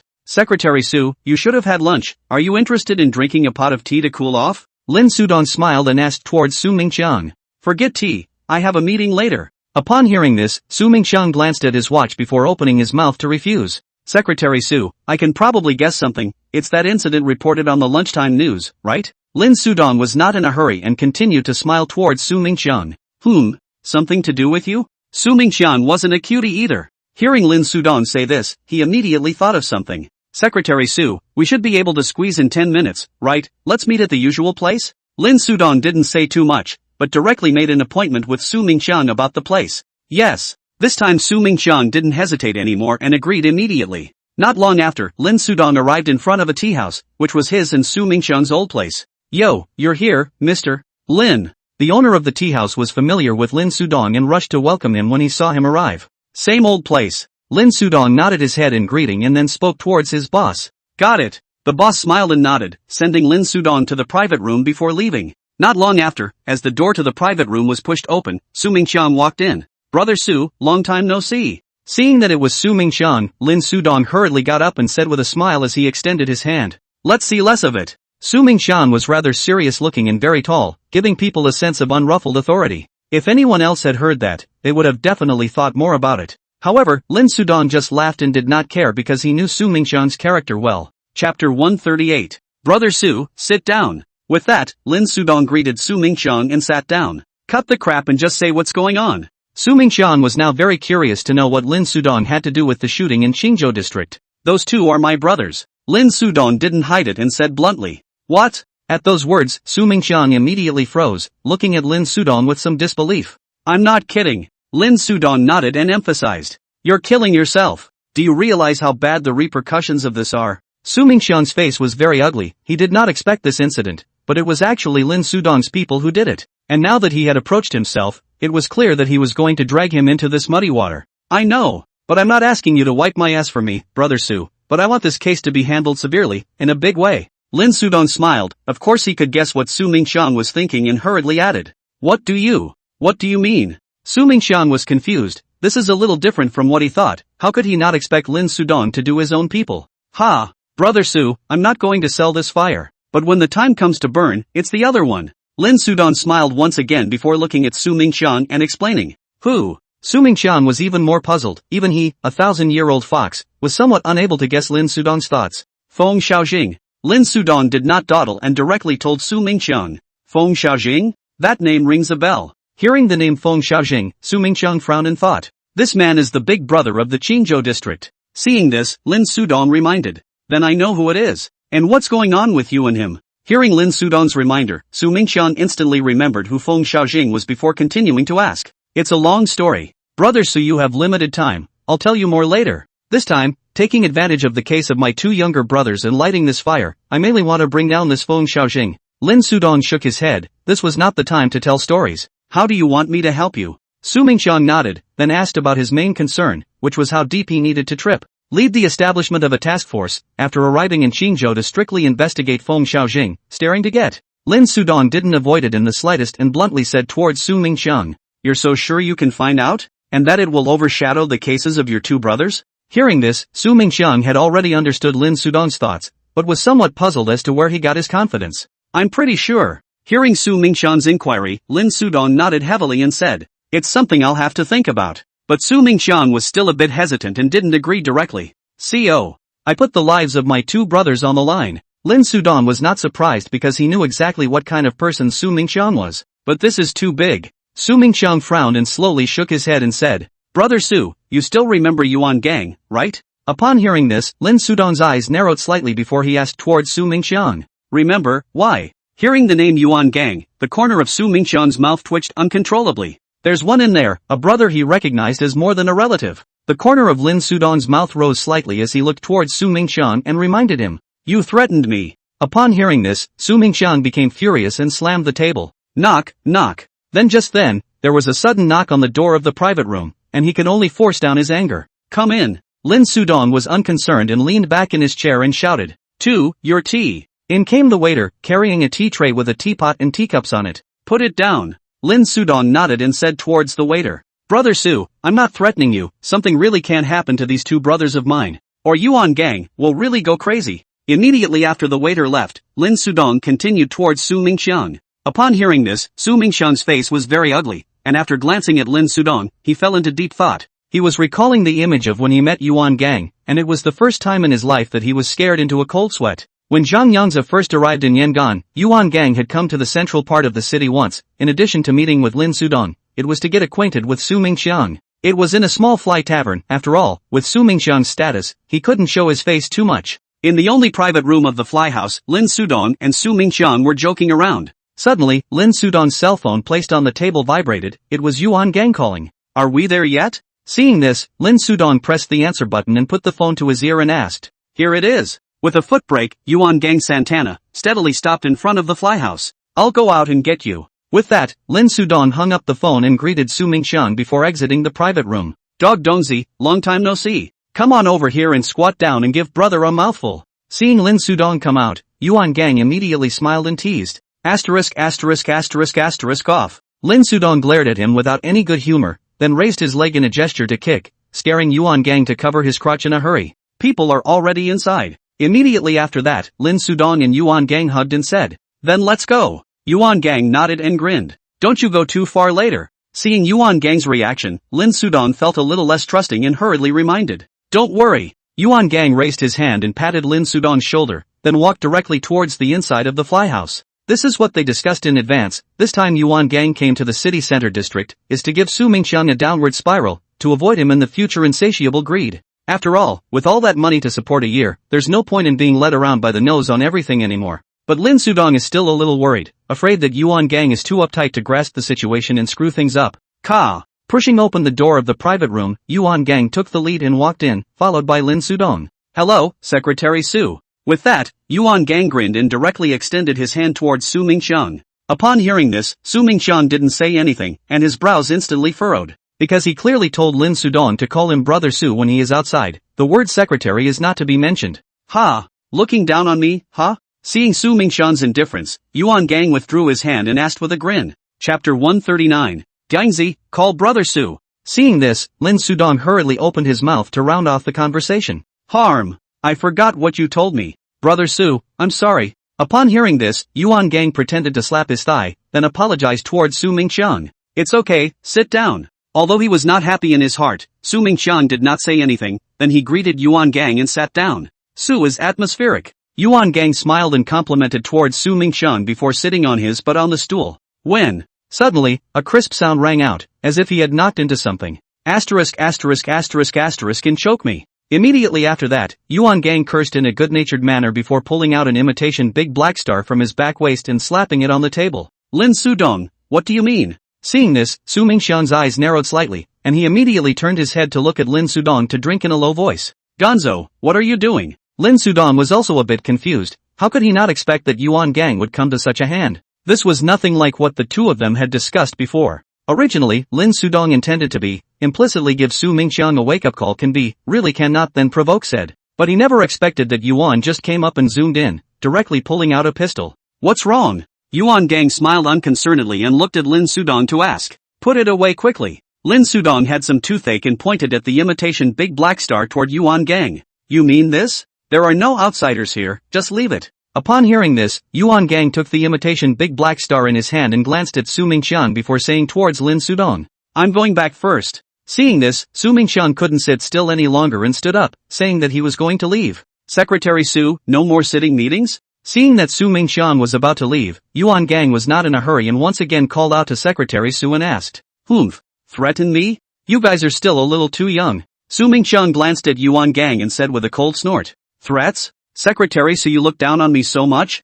Hearing Su Mingqiang's words, Yuan Gang smiled and stood up, coming to him and asked, Landlubbers. Although Su Mingqiang was tall, he was still somewhat inadequate in front of Yuan Gang and could only curse angrily. Ha! Secretary Su said it well, I am indeed a landlubber, a rotten life only. But I, a landlubber, now want you to sit back down. What does Secretary Su say? Yuan Gang nodded his head and did not refute Su Mingqiang's words, instead, he acknowledged it with a smile. But immediately afterward, Yuan Gang put away his smile and stared at Su Mingqiang with a vicious gaze as he spoke. What if I don't? Upon hearing this, Su Mingqiang smiled disdainfully, then his eyes narrowed slightly as he looked at Yuan Gang and asked, I'm a man, I guess, with small guts. If you don't stay to clear up the misunderstanding, Secretary Su, tell me how scared I have to be to go back. So, why don't you just let me explain a couple things? Yuan Gang laughed again, then directly raised his hand and put the muzzle of his gun on Su Mingqiang's head. Scare me? Do you know the consequences of killing a municipal party secretary? I'm standing right here, shoot me if you can. Su Mingqiang also laughed, facing the black hole of the muzzle of the gun without the slightest fear, but also took his head forward.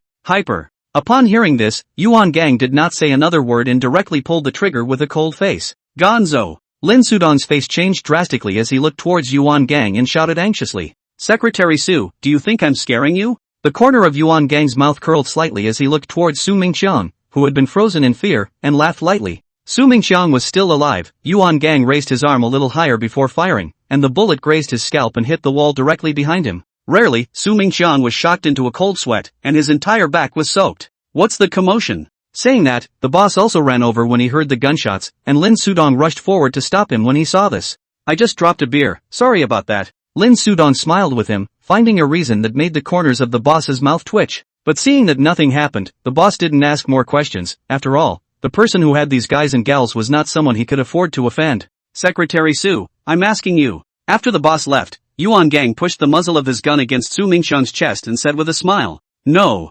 No. Su Mingqiang was really frightened, and his speech was a little unsteady. So go back and sit down? Upon hearing this, Yuan Gang then put down his gun with satisfaction and extended his arm in a gesture of invitation. Su Mingqiang carefully glanced at Yuan Gang without saying anything, then he honestly sat back down. Brother Su, I'm just a quick-tempered person, so don't be angry. I didn't come here this trip to scare you, but I really want to get to know you. The other thing is, it's not easy for our brothers to come all the way to Jiangbei City, and there are some things we still ask you to help out more, Brother Su. After sitting down again, Yuan Gang did not continue to be overbearing, but lowered his posture towards Su Mingqiang. Of course, these things, right, aren't asking for your help for nothing, Brother Su. I, Yuan Gang, will just say one thing, in the future, in this Jiangbei City, if there are two of us brothers, we will never forget you, Brother Su. Immediately afterward, Yuan Gang poured a glass of wine and sent it directly in front of Su Mingqiang. Su Mingqiang glanced at it and didn't bother to pick it up, frowning in contemplation. Seeing this, Yuan Gang just kept bending over the end without sitting down. I don't want this to happen again in the future. After a while, Su Mingqiang raised his head and looked at Yuan Gang and said slowly, "Definitely." Yuan Gang grinned, sending his glass forward once more. This time, although Su Mingqiang similarly didn't say anything, he reached out and picked up the wine glass. "Brother Su, without further ado, let me apologize to you first." Yuan Gang sat down, did not go to get a cup, but directly copied the white wine on the table, and muffled half a bottle down in one gulp. "Gonzo." Seeing this, Lin Sudong frowned and shouted towards Yuan Gang. "Nothing. Brother Su, how's my sincerity?" Yuan Gang waved his hand towards Lin Sudong, his eyes choking on the alcohol and looking at Su Mingqiang. He asked with a smile. Upon hearing this, Su Mingqiang nodded his head before picking up his wine glass and taking a small sip. After that, the atmosphere in the private room got better, and the three of them seemed to have forgotten what had just happened, drinking and joking. "You're scaring me." Nearly midnight, after sending Su Mingqiang away, Lin Sudong glared at Yuan Gang without a good mood and cursed. "You'll curse later." Yuan Gang, his face flushed and full of alcohol, waved his hand at Lin Sudong before he hugged the trash can and threw up. Asterisk asterisk asterisk asterisk. Dog Dongzi, you fooled me with fake wine. Chapter 140, Establishment of a Special Task Force. Fart. I can entertain Su Mingqiang with fake wine. Lin Sudong was still helpfully patting Yuan Gang's back, and when he heard this, he immediately punched him without any good reason. Asterisk asterisk asterisk asterisk. Ahem. You're trying to get me killed. Yuan Gang coughed a few times and managed to catch his breath. Serves you right. Lin Sudong didn't bother with him and directly pulled over a stool and sat down. I mean it. If you play like this, you're not afraid that Su Mingqiang will flip out. Immediately afterward, Lin Sudong frowned at Yuan Gang and asked, "How can we accomplish anything if we are afraid of the wolf in front and the tiger at the back? Even if he really wants to turn the other cheek, then he has to consider whether the money he took from us before is hot or not." Yuan Gang smiled disdainfully. He had long considered this. It's not impossible for Su Mingqiang to flip out, but the money he has taken has become a hot potato. From the time Lin Sudong had hooked up with this line, in just a few months, the combined number of things given out had exceeded 7 figures. And Lin Sudong is no cutie pie. Not only did he do the books, but he also kept several recordings of conversations. It could be said that as long as Su Mingqiang dared to backstab them, there was nothing good that could happen to himself. But this can only be used as insurance. It's not possible to take it right out and pick it apart. That's why Lin Sudong and Yuan just thought of making such a mess so that Su Mingqiang would have something to fear. But some of Lin Sudong's proposals, Yuan Gang always felt that the means were a little soft when he thought about it. In the end, Yuan Gang decided that it would be better to just play a big game and let Su Mingqiang realize their boldness. And Su Mingqiang was indeed shocked by Yuan Gang during that previous contemplation session. And he himself knew in his heart that Lin Sudong would definitely leave behind a backhand when he sent him money and things. Therefore, after considering the consequences of flipping out, as well as the vigor and financial strength of both Yuan Gang and Lin Sudong, Su Mingqiang chose to compromise. Come on, don't act like a calf. Lin Sudong glanced at Yuan Gang and said without a trace of anger. What a way to use people towards the front and not towards the back, putting up your pants and disowning them. Upon hearing this, Yuan Gang sighed with emotion, then continued to hug the trash can and vomit. In the tea house booth. Brother Su, how's the consideration going? Seeing that Su Mingqiang remained silent, Lin Sudong opened his mouth and asked, "That's a lot of money for you guys to take." Hearing Lin Sudong's inquiry, Su Mingqiang glanced up at him and said, "Brother Su, it's not the same thing." At those words, Lin Sudong smiled and shook his head. "All right. I have to get back. Wait for my call." Su Mingqiang didn't say anything more and looked at his watch before getting up and preparing to leave. "I'll give you a ride." Seeing this, Lin Sudong followed suit and stood up, sending Su Mingqiang to the door. "It's a done deal on my end." Sending Su Mingqiang away, Lin Sudong took out his cell phone and called Yuan Gang, and said immediately after connecting, "Got it, I'll inform Fei." Yuan Gang agreed and couldn't be bothered to make small talk, so he hurriedly hung up the phone and called Yufei. Mukzhong District, Wangjia Village. Yufei and Pingyu, along with Old Wang, were eating around the table. "Old Wang, you're good at this." Picked up a chopstick sauce burst eggs.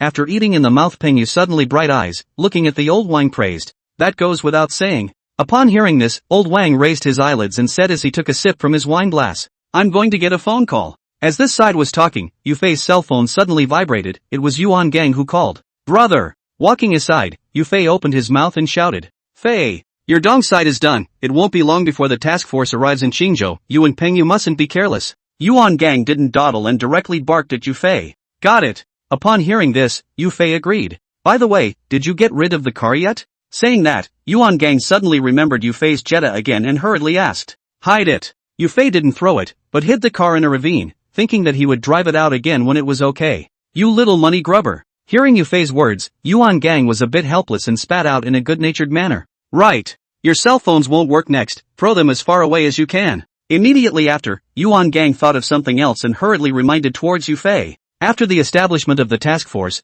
then there's no way to press Yufei and Pingyu's case, the precinct side will definitely position them. Yes, Yufei agreed dryly. That's it, if there's any emergency, get a public phone and contact me. Finally, Yuan Gang once again exhorted, and then hung up the phone. Pingyu, where's your cell phone? Back at the dinner table, Yufei looked at Pingyu and asked. Here. Upon hearing this, Pingyu pulled out his cell phone from his pants pocket and handed it over towards Yufei. I'm going out. Yufei gave Pingyu a cryptic look before grabbing his cell phone and heading out the door. Not long after, when he came back again, Yufei was already empty-handed. The two cell phones, on the other hand, he gouged out the batteries and threw them into a family strike toilet. Fei, what happened? After eating, while old Wang was taking a nap, Pingyu came to Yufei's side and inquired towards him in a low voice. Upon hearing this, Yufei then told Pingyu about what Yuan Gang had explained. Brother Fei, then we can't stay here. After listening to Yufei's narration, Pingyu's face instantly became grave. I think so. Yufei nodded along, agreeing with Pingyu's words. Because when they arrived at Wangjia village at night, they startled a lot of people. And there were quite a few villagers who saw Yufei's Jetta in the morning. Then we'll go later. Hearing Yufei's words, Pingyu hurriedly proposed. Okay. Then say hello to old Wang later, and then let's go. Yufei nodded in agreement. Old King didn't take a long nap, just a little snoring for a while because he had been drinking. Old Wang, we have to go. An hour or so later, after old Wang woke up from his nap, Yufei opened his mouth towards him. That's gone? Upon hearing this, old Wang was a bit surprised. He thought that Yufei and Pengyu would stay for a few more days. We have important things to do. Yufei nodded and said with a smile. Okay. The old king promised and did not stay. Immediately afterward, Yufei and Pengyu did not dawdle, directly leaving the Wang family village and rushing over to a barren mountain not far away. They were going to go hide in the mountains and live straight through until this was over, which was certainly the safest way to go. Before entering the mountains, Yufei and Pengyu also went to the village kiosk. The owner's eyes narrowed into slits with joy as he wrapped up everything in the store that was edible and easy to keep. At the same time, Su Mingxiang's side of the meeting is also finished, led by him to set up a 1011 shooting case task force into the Qingzhou area to start the investigation and pursuit.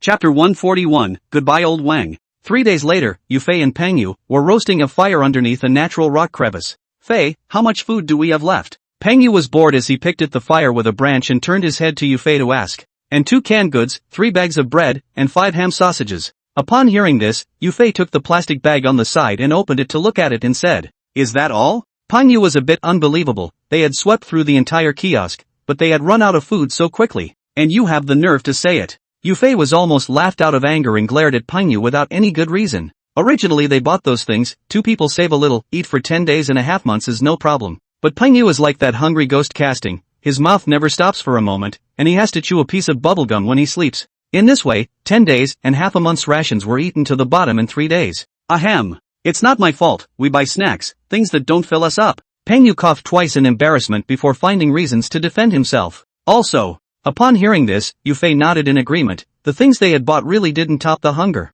Right. Fei, that's what. I'm hungry again, let's open a can. With that, Pengyu rubbed his hands together and smiled, his eyes fixing on the only 2 cans left again. Eat, eat, eat. Hang on to your ass. Yufei was really helpless and picked up a can and threw it directly at Pengyu.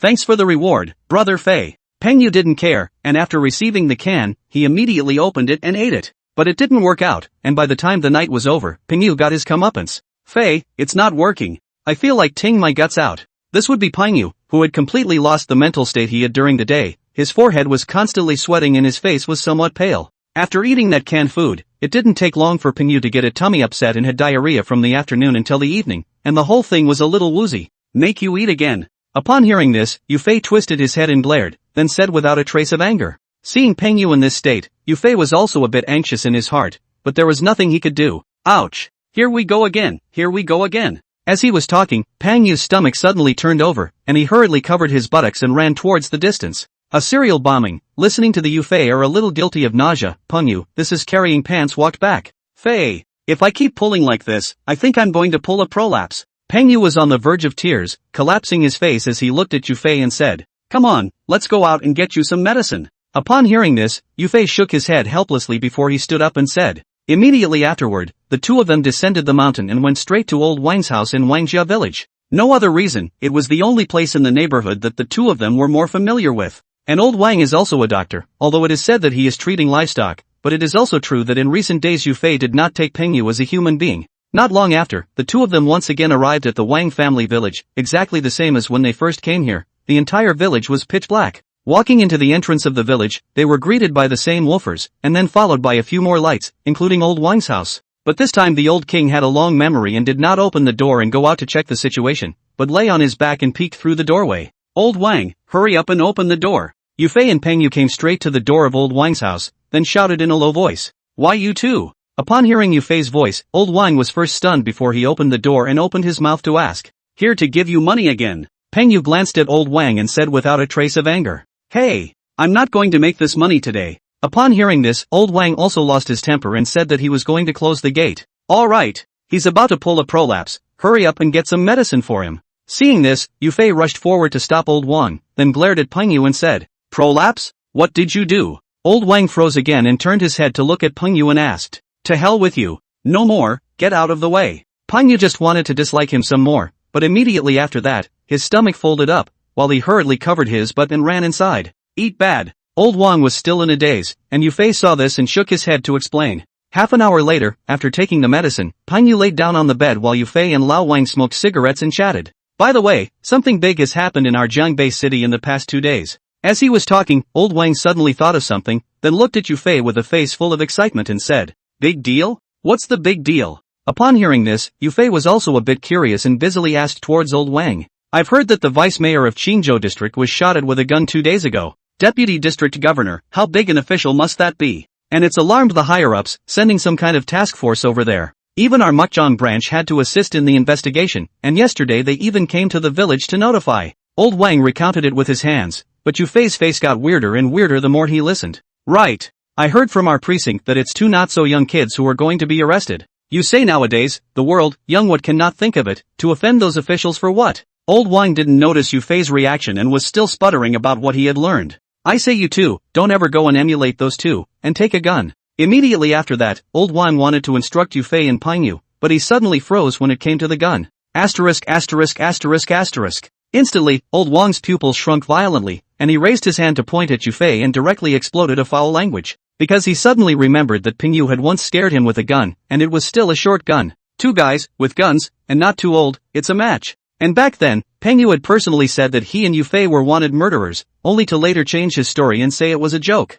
Take it easy. Seeing this, Yufei hurriedly got up, wanting to appease old Wang. But it did not occur to me that when he saw his move old Wang panicked even more and sat directly on his butt. You stay back." Old Wang shivered his hands and stumbled over his words, staring warily at Yufei and shouting, "Will you just let me explain?" Yufei was a bit helpless, didn't dare to lean forward again, stood in place and spread his hands and said, "Please, don't kill me. I'm just an old bone and I don't have much money. And I've never been married, I haven't even touched a woman's hand yet, how wrong to die like that." Chapter 142. Old Wang had a face that was almost wrinkled into a chrysanthemum, and his mouth was full of gibberish. "Who's going to kill you?" Yufei felt some toothache. This old king couldn't listen to his explanation. "Fei, get out of the way." At this time, Peng Yu, who was blocked by Yufei and lying on the bed, suddenly said, "What's wrong?" Upon hearing this, Yufei was a bit puzzled, but he still stepped aside. "Old king, if you dare to cry again, I'll directly collapse you, believe it or not." However, Peng Yu did not respond to Yufei, and took out the imitation big black star from under the pillow and aimed it directly at the old king, said. The entire room instantly fell silent. Old Wang stared at Peng Yu with a pair of eyes, but did not dare to make another sound. "Brother Fei, just this old man, it's useless for you to play soft with him." It would be then that Peng Yu turned his head to look at Yufei and grinned. Yufei is a little speechless. Peng Yu's this operation is not a direct sit, but it is also really good. Meanwhile, on the other side, the conference room of the Qingzhou branch has now become the office of the 1011 shooting case task force. The task force set up for the 1011 shooting case was headed by Su Mingqiang, secretary of the city's political and legal committee, and Chen Kai, director of the Jiangbei Municipal Bureau, was deputy head. Among the members of the group under it, there is another person who was named by Su Mingqiang to come in, and that is Zhou Haibing, the security detachment chief of the city bureau. Because Su Mingqiang knew that Zhou Haibing was on Lin Sudong's side of the family, he ordered him into the task force in order to do a good job next. Old Chen, any clues yet? Su Mingqiang sat in the main seat, holding a cup of tea and looking at Chen Kai as he asked. Secretary Su, we currently have information on the 2 suspects. They are called Yufei and Peng Yu. They came to Jiangbei City a few months ago.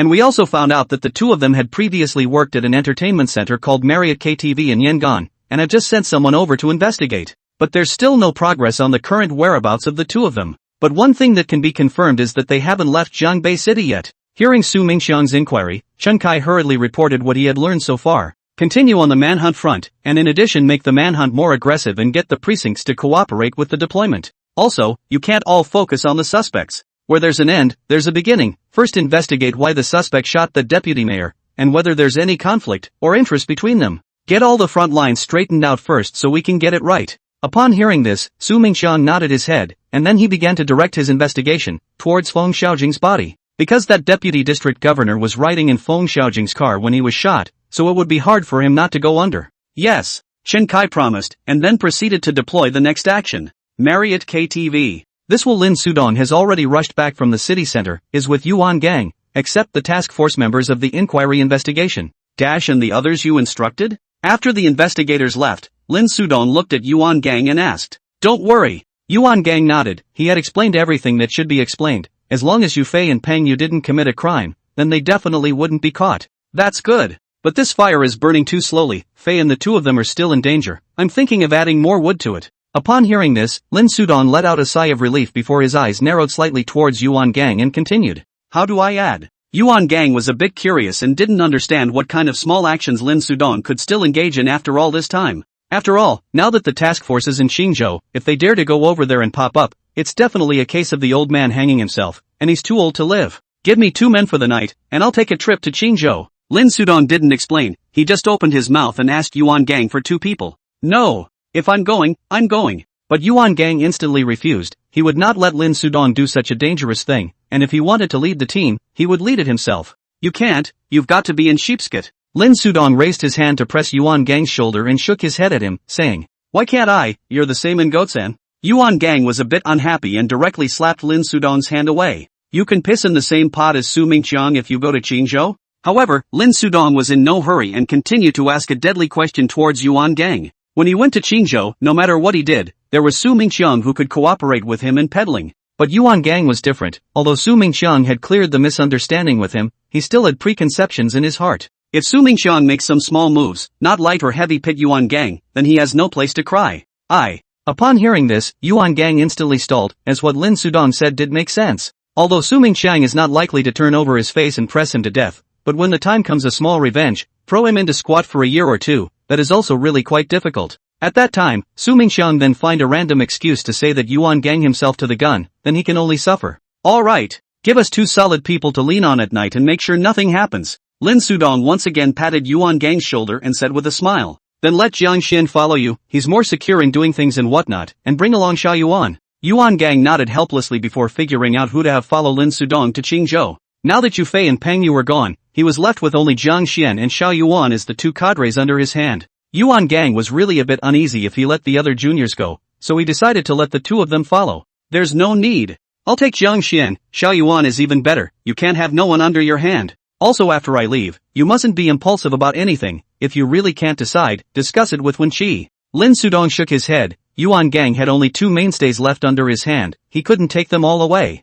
Also, Lin Sudong had left Li Wenqi behind for fear that Yuan Gang would be impulsive and could give him ideas or something. Okay, cut the crap. Hearing this, Yuan Gang waved his hand impatiently, this was taking himself as a 3-year-old. Don't bother talking about you. Lin Sudong laughed and spat at Yuan Gang without any good humor. Wangjia Village. After some softening and hardening, Yu Fei and Peng Yu finally managed to pacify old Wang. So what? I have something I want to ask. Old Wang raised his hand tremblingly and carefully glanced at Yu Fei and Peng Yu and said, Ask. Peng Yu would have been much better by now and was sitting cross-legged on the Kong smoking a cigarette. So what? I'm harboring you too. Will I be shot when the time comes? Chapter 143. Will. And shoot you 8 times. Upon hearing this, Peng Yu said with an unkind glare. Come on, don't think about useless things. Yu Fei was also a bit helpless, looking at old Wang and shaking his head. On the other hand, Yuan Gang and Lin Sudong went downstairs and happened to bump into Jiang Hao who had nothing to do. Kong, where did my brother Fei go? Seeing this, Jiang Hao rushed forward to stop him and asked. He's been a little busy lately. The matter between Yu Fei and Peng Yu was unknown to everyone except for only a few people, and Yuan Gang didn't say anything about it either. So when is he coming back? Jiang Hao's expression was a bit low, he didn't even have anyone to talk to in the absence of Yu Fei and Peng Yu. It's going to be a while yet. Yuan Gang wasn't sure when this matter would be over, so he prevaricated. Dong, when are we leaving? As he was talking, Zhang Xian walked over with a travel bag and looked at Lin Sudong and asked. Right away. You go find someone else, someone solid. Lin Sudong glanced at his watch and looked up at Zhang Xian in response. Where to? I'll do it. Without waiting for Zhang Xian to open his mouth, Zhang Hao immediately stepped forward and said towards Lin Sudong. You'd better stay put. Upon hearing this, Yuan Gang shook his head with a smile and said. Before following that trip to Qingzhou, Yuan Gang had heard Peng Yu say that as long as there was a fight, he was guaranteed not to find Zhang Hao's shadow. What? Kong Yu looked down on me. Zhang Hao was unconvinced, looking at Yuan Gang with a face full of indignation and said. Okay, stop it. Zhang Xian also looked happy and went forward to pull Jiang Hao and said. No. I have to prove myself. Gang, you give me a gun and I'll show you how to shoot someone. The more people persuaded him, the more Jiang Hao came on, and even asked Yuan Gang for a gun. What? Which one of the three of us do you see wrong? Lin Sudong was also amused and opened his mouth to flirt towards Zhang Hao. No, I'm going to crash someone else. Zhang Hao was a bit embarrassed and hurriedly shook his head and said. Come on, don't screw around. Yuan Gang smiled helplessly, this was simply a living treasure. Upon hearing this, Zhang Hao didn't speak again and left directly with a puff of air. Zhang Xian, go get the car. Lin Sudong smiled once again before throwing the car keys to Zhang Xian. Yes. Zhang Xian agreed, took the key and walked out towards the door. Be careful. Immediately afterward, Yuan Gang looked at Lin Sudong and barked. Don't worry. Lin Sudong nodded and greeted Yuan Gang before going to find Li Wenqi. Outside the door, Zhang Xian drove his car to the front of the KTV, but there was no sign of Lin Sudong, so he went back to the store and searched. However, just then, suddenly a doggy sneaky figure came to the front of the car and opened the trunk to get in. Not much later, Lin Sudong brought Zhang Xian and a little brother out. The three got into the car and drove straight to the direction of Qingzhou. CO. On the road, Lin Sudong sat in the back row and took out his cell phone to call Su Mingxiang. What is it? Su Mingxiang was a bit surprised. Usually during his own working hours, Lin Sudong would not contact him. I'll be in Qingzhou tonight. Lin Sudong didn't sell the story and said straightforwardly towards Su Mingxiang. You wait. Upon hearing this, Su Mingxiang was shocked in his heart, then he took his cell phone to the side. What do you want? Immediately afterward, Su Mingxiang was very dissatisfied as he questioned towards Lin Sudong. You know, Su Mingxiang is the leader of the task force. If Lin Sudong comes over to fix things, he will definitely be the one to take the blame in the end. I'm going to add more wood, this fire is burning too slowly. Lin Sudong was unconcerned and continued towards Su Mingxiang. Add firewood? Can you not add to the confusion at this juncture? Also, I'm the one holding the fort in Qingzhou right now, so can you think about me? After hearing Lin Sudong's words, Su Mingxiang was shocked and furious, and spat out without a trace of anger. Don't worry, I've got it covered. What I'm going to do certainly won't involve you, and it will give you a reason to investigate Feng Xiaojing. I'm already making my way to Feng Xiaojing's side, there's no rush on this. Su Mingxiang had some toothache and continued to persuade towards Lin Sudong. Too slow. If it drags on like this, my two brothers are prone to accidents. Lin Sudong was still a little worried that something would change if he dragged his feet for too long.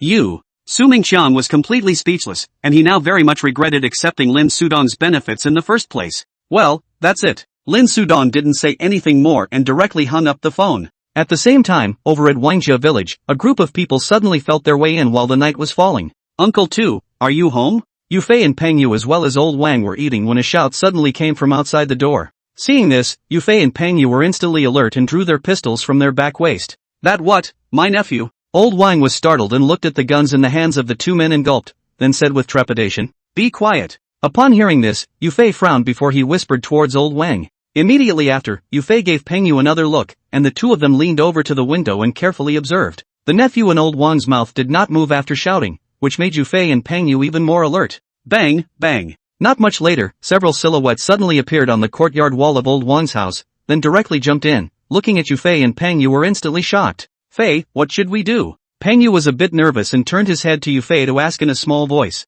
Spell it out. Hyper. This time they had no way to retreat. Yufei's heart was hard, raised his hand and pulled the trigger. The gun went off, the glass on the window blew out instantly, and a figure in the yard fell to the ground in response. Asterisk asterisk asterisk asterisk. They have guns. Immediately after that, an angry curse sounded in the courtyard, then several figures quickly found a place to hide. Not the police? Hearing the other party's curses, Peng Yu was a bit surprised and looked at Yufei to ask. Because the other guy didn't shoot back, and if it was a cop, then surely they knew they both had guns. No. Yufei was also a bit confused, he also thought that the police were looking for him. Groove. Feng Xiaojing is a dog's nose. Upon hearing this, Peng Yu instantly reacted, and then cursed angrily without any good reason. In his opinion, if it wasn't the police, then it could only be Feng Xiaojing's people. It's not right. Yufei, however, shook his head. The police hadn't even found them yet. How could Feng Xiaojing find them? Whatever happened to being right? Brother Fei, let's just go out in them. Pengyu spat. It didn't matter who it was as long as it wasn't a cop.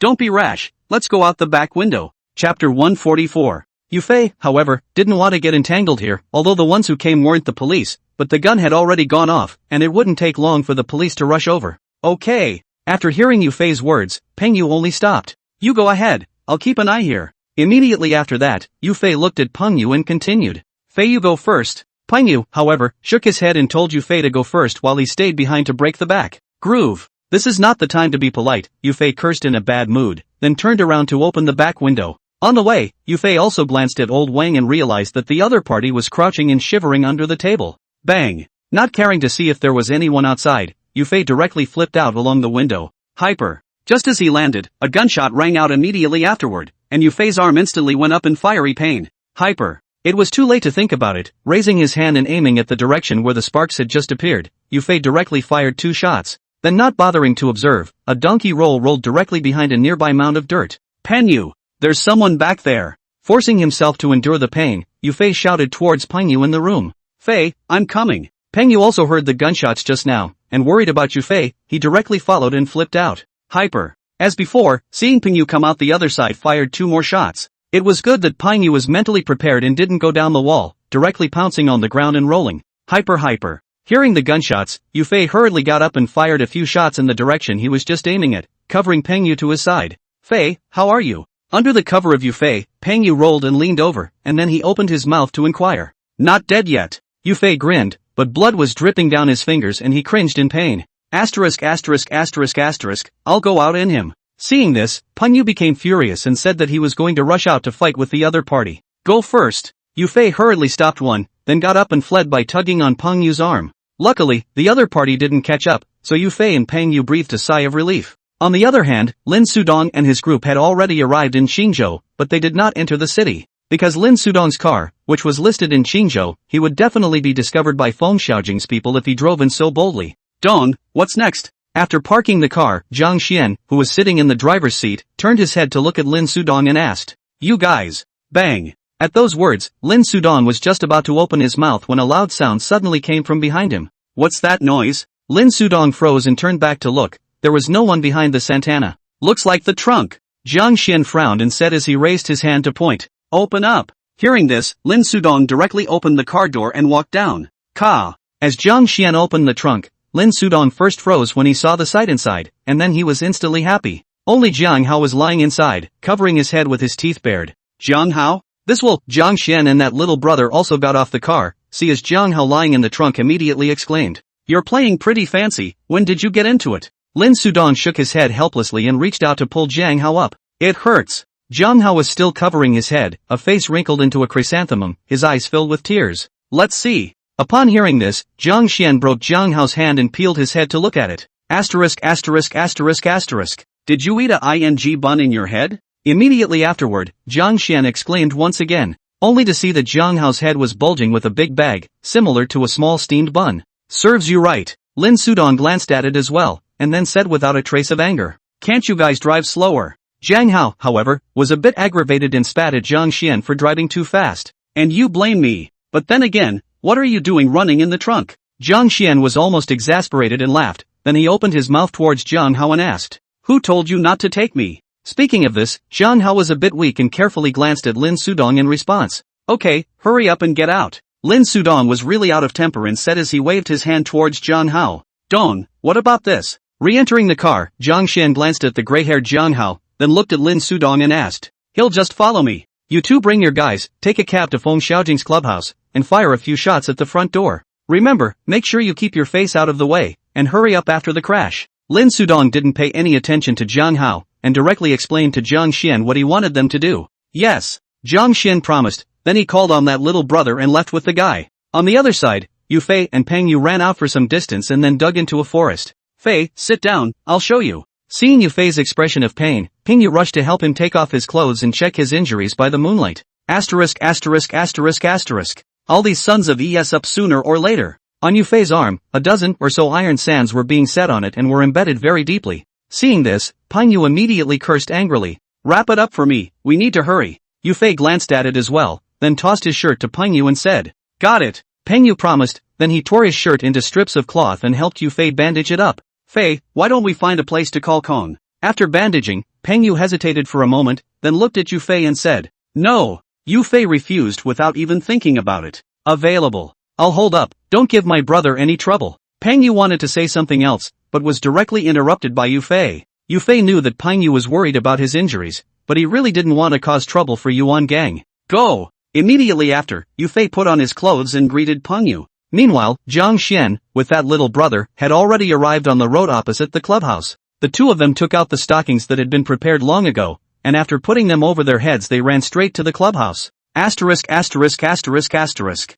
Hyper. Seeing this, the security at the entrance of the clubhouse was just about to step forward to stop the two, but Jiang Xian and the junior brother directly pulled out their guns and pulled the trigger. A replica of a large black star, and a 5-link, the two of them aimed at the door of the clubhouse, and simply chipped away at all the bullets. Go! Immediately afterward, Jiang Xian greeted his little brother and the two of them quickly left the scene. Xinzhou branch. In the temporary office of the task force, Su Mingqiang was absent-mindedly listening to Chen Kai's report. Secretary Su. There's been another shooting downtown. Chapter 145, Crackdown. Dig deep. Suddenly, a rush of footsteps came from far and near, and Zhou Haibing suddenly ran in and said, what's going on? At those words, Su Mingqiang's entire body was stunned, while Chen Kai turned around and asked in an urgent voice. I had nothing better to do just now and was skulking around the precinct when I happened to hear the responding officer get a call about a shooting downtown. Zhou Haibing didn't dilly-dally and hurriedly said what he had learned. Were there any casualties? Hearing this, Su Mingqiang hurriedly asked. This is not clear.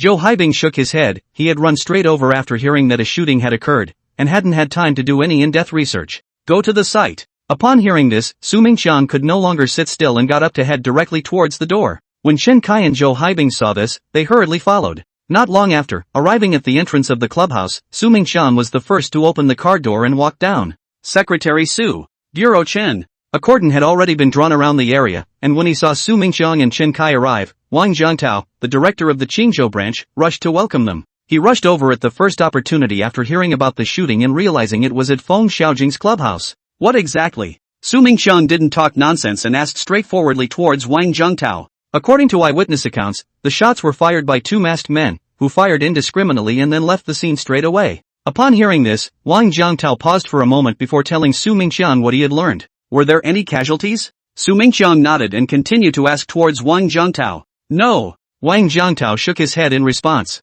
Zhou Haibing, you stay here to understand the situation, old Chen, and I will go back first. After hearing that there were no casualties, Su Mingqiang finally breathed a sigh of relief, then gave an explanation towards Zhou Haibing and left with Chen Kai. Old Chen, what do you think? Back in the task force office, Su Mingqiang looked at Chen Kai and asked. Secretary Su, do you think those two are the suspects in the 1011 shooting? How could Chen Kai not understand Su Mingqiang's meaning, and immediately frowned and asked a rhetorical question? I don't think so. But Su Mingqiang shook his head. But you do remember who the victim of the 1011 shooting, the deputy district commissioner, was in the car, right? Immediately after, Su Mingqiang continued to ask towards Chen Kai. Feng Xiaojing. Chen Kai didn't even think about it and responded directly. That's right. Then do you still remember what we investigated? What kind of industries that Feng Xiaojing has? Su Mingqiang nodded, then continued to point at Chen Kai with his words. That clubhouse. Chen Kai instantly reacted to the scene of tonight's shooting. That clubhouse was none other than Feng Xiaojing's. So, what role do you think that Feng Xiaojing played in these two cases? The corners of Su Mingqiang's mouth rose as he looked at the frowning Chen Kai and continued. Secretary Su, I understand what to do. Chen Kai nodded in agreement. Crack down. Dig deep. Pry out this Feng Xiaojing's ancestors, that is, his ancestors married a few ants can't be spared. Upon hearing this, Su Mingqiang slammed the table, then looked at Chen Kai and said sternly. On the other hand, Lin Sudong had already picked up Jiang Xian and the two of them, and was on his way back to Yang'an. I'm heading back. In the car, Lin Sudong took out his cell phone and called Yuan Gang. That's good. Yuan Gang breathed a sigh of relief. He had been on tenterhooks all night, afraid that Lin Sudong would have an accident in Qingzhou. During this period of time, the task force should have shifted the target of their investigation, Fei, and the two of them you can arrange it. Saying that, Lin Sudong suddenly remembered Yufei and Peng Yu and proposed towards Yuan Gang. They're both fine over there, there's no need to move. Hearing this, Yuan Gang thought about it and felt that it would be better for Yufei and Peng Yu to remain in the muting district. Then there was the fact that Yufei and Peng Yu no longer had cell phones, and Yuan Gang couldn't contact them at all, so he could only wait for the two of them to take the initiative to call. And at this time, Yufei and Peng Yu, they didn't know how far they had walked out and finally came to a town. Fei, you sit here for a while, I'll go look for the clinic. Yufei was not in a good state. Peng Yu saw this and helped him sit on the side of the road, then he was ready to find a clinic. Be careful. Hearing Peng Yu's words, Yufei didn't refuse because he really couldn't walk anymore. Yes, Peng Yu promised, then turned around and left. Not long after, just as Yufei was drowsy and about to fall asleep, Peng Yu finally came back. Fei, I found the clinic, Peng Yu said towards Yufei with a face full of excitement. But Yufei was murmuring in a daze, and he didn't know if he heard it or not. Seeing this, Peng Yu carried Yufei's uninjured arm on his shoulder, then directly carried him on his back. Walking out not much farther, a clinic lit with orange lights arrived, and Peng Yu directly opened the door and walked in. Ka! After putting Yufei on the chair next to him, Peng Yu turned back and directly locked the door. As for why he did it, it was because he had tied up Doc. In the innermost room where one could rest, an old man was lying down on the bed with his hands and feet tied and gagged. Old man, I'll cut you loose, but don't fight or scream, I don't want to hurt you. Saying that, and without checking whether the person had agreed or not, Peng Yu directly untied the rope. I'll fight you. Unexpectedly, the old man, who had just broken free from his restraints, got up and ran at Peng Yu and pounced on him. You want to die, don't you? Peng Yu would not be in the mood to honor the old and love the young this time, and directly pushed the old man down on the bed with one hand, then pulled out the imitation big black star and pressed it against his head. What? What do you want? Feeling that cold touch, the old man instantly couldn't get hard and looked at Peng Yu warily and asked, My brother's a little hurt, you show him? As long as you're honest, I promise I won't hurt you. Peng Yu also did not talk nonsense, directly pulling the old man to the outside, pointing to Yufei who was leaning on the chair and said, You said so. Upon hearing this, the old man let out a sigh of relief. He had thought that Peng Yu had come to seek his fortune. On the arm? Immediately afterward, the old man sized up Yufei and asked after seeing that his sleeves were covered in blood. Right. You take his clothes off. Peng Yu agreed and then pointed at Yufei's arm towards the old man. All right. Don't you point that thing at me, it's just a doctor's appointment. Peng Yu was still holding the gun to the old man's head, but the other man was a bit displeased. Especially after knowing Peng Yu's intentions, he was not too afraid to face that imitation big black star. Ahem. Then don't play tricks and take a good look. Chapter 146 Shuangxia Town. Qingzhou. Branch Task Force Office. Before going to give the mission, Chen Kai suddenly thought of something, then came back to find Su Mingxiang. Secretary Su. Let's investigate Feng Xiaojing. Do we need to use someone from the Qingzhou branch? In the past few days in Qingzhou, although Su Mingxiang did not act obviously, Chen Kai still saw something. Su Mingxiang, in addition to Feng Xiaojing more on the heart, that is intentionally in the avoidance of the Qingzhou branch of the people, a little bit do not want them to interfere in the 1011 shooting case. After all, Su Mingxiang was the secretary of the political and legal committee, and he, the top boss of the city bureau chief, was still a member of the standing committee of the municipal party committee of Jiangbei City. That's why Chen Kai was also afraid of offending people and fought to try to avoid these risks. No. Feng Xiaojing has been operating in the Qingzhou district for many years, it's hard to guarantee that someone won't tip him off. In this case, you can use the people from our task force, and if you don't have enough manpower, you can transfer them directly from the city council. Upon hearing this, Su Mingxiang's eyes narrowed slightly as he stared at Chen Kai for a moment before slowly saying, since he had already seen something, there was no need for Su Mingxiang to hide it anymore. I know. Chen Kai nodded and didn't say anything else before leaving the office. Wooding District. In the clinic, the old man had already treated Yufei's wounds, and would be staring wide-eyed at Peng Yu. Old man, what do you mean? Why are you staring at me? After staring at each other for a while, Peng Yu really couldn't top it and rubbed his sore eyes and opened his mouth to ask, crap.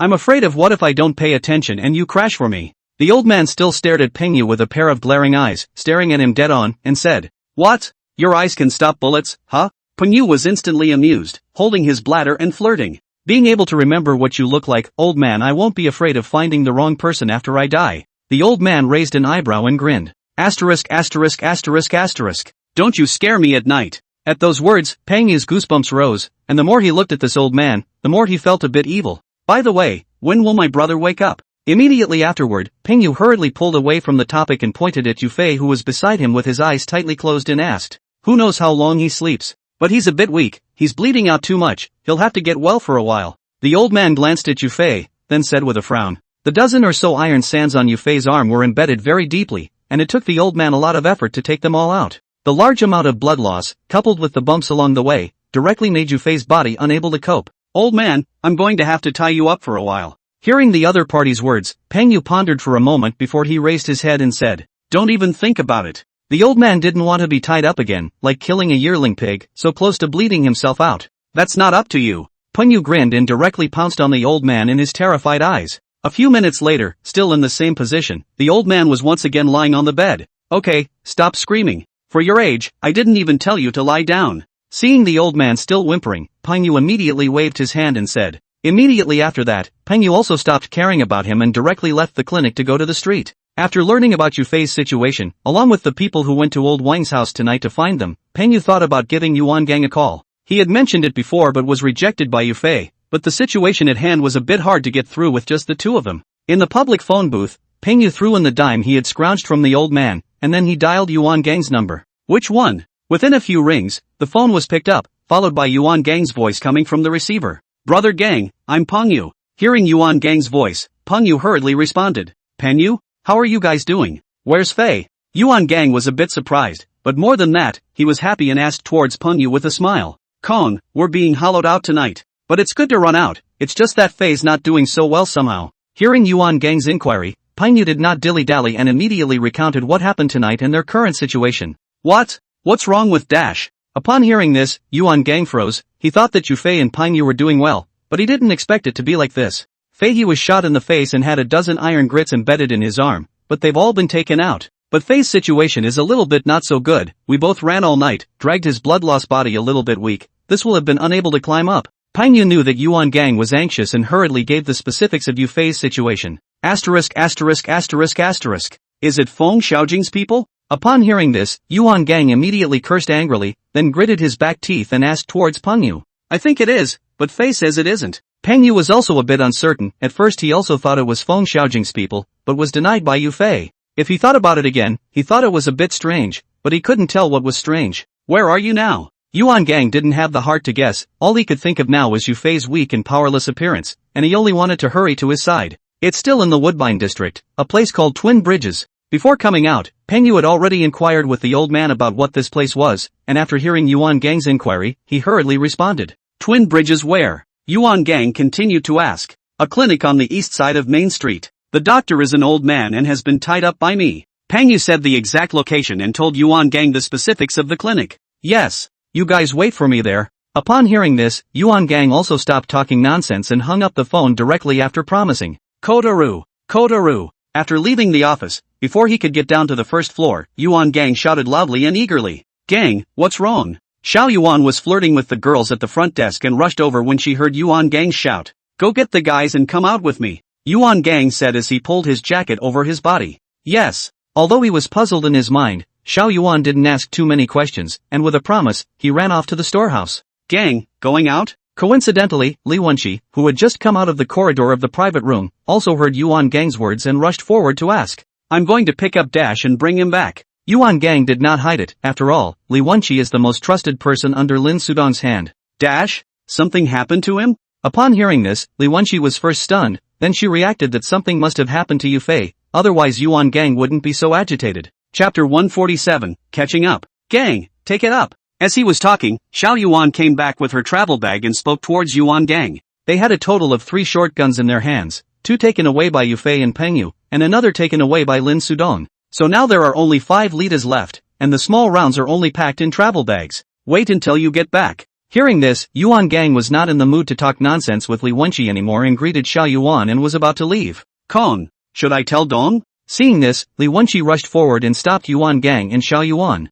Lin Sudong left Li Wenqi and Yangon in order to keep an eye on Yuan Gang and make him not act impulsively. Especially this will be even more Yufei accident. Now Yuan Gang is sure to be anger overwhelmed, has lost the ability to think calmly. Just tell him. Yuan Gang really didn't have the mood to bull asterisk asterisk asterisk asterisk, reached out and pushed Li Wenqi away with one hand, then thought about leaving. Kong, it's a matter of a phone call, I'll call Dong right now. Undeterred, Li Wenqi continued to stop Yuan Gang while pulling out his cell phone and calling Lin Sudong. What the are you grinding for? Yuan Gang was already anxious. Was Li Wenqi stop these two will be even more irritated. Directly opened the mouth angry scolding. Dong, Kong is going to pick up Fei, I can't stop him. Luckily, the call was quickly connected, and Li Wenqi hurriedly spoke towards Lin Sudong about the situation. Give him the phone. After hearing Li Wenqi's words, Lin Sudong's heart thumped, and he guessed that something must have happened to Yufei. Kong, Dong is looking for you. Upon hearing this, Li Wenqi sent the cell phone forward and shoved it directly into Yuan Gang's hand. Say, Yuan Gang glared at Li Wenqi without a good mood, then he put the cell phone to his ear and said,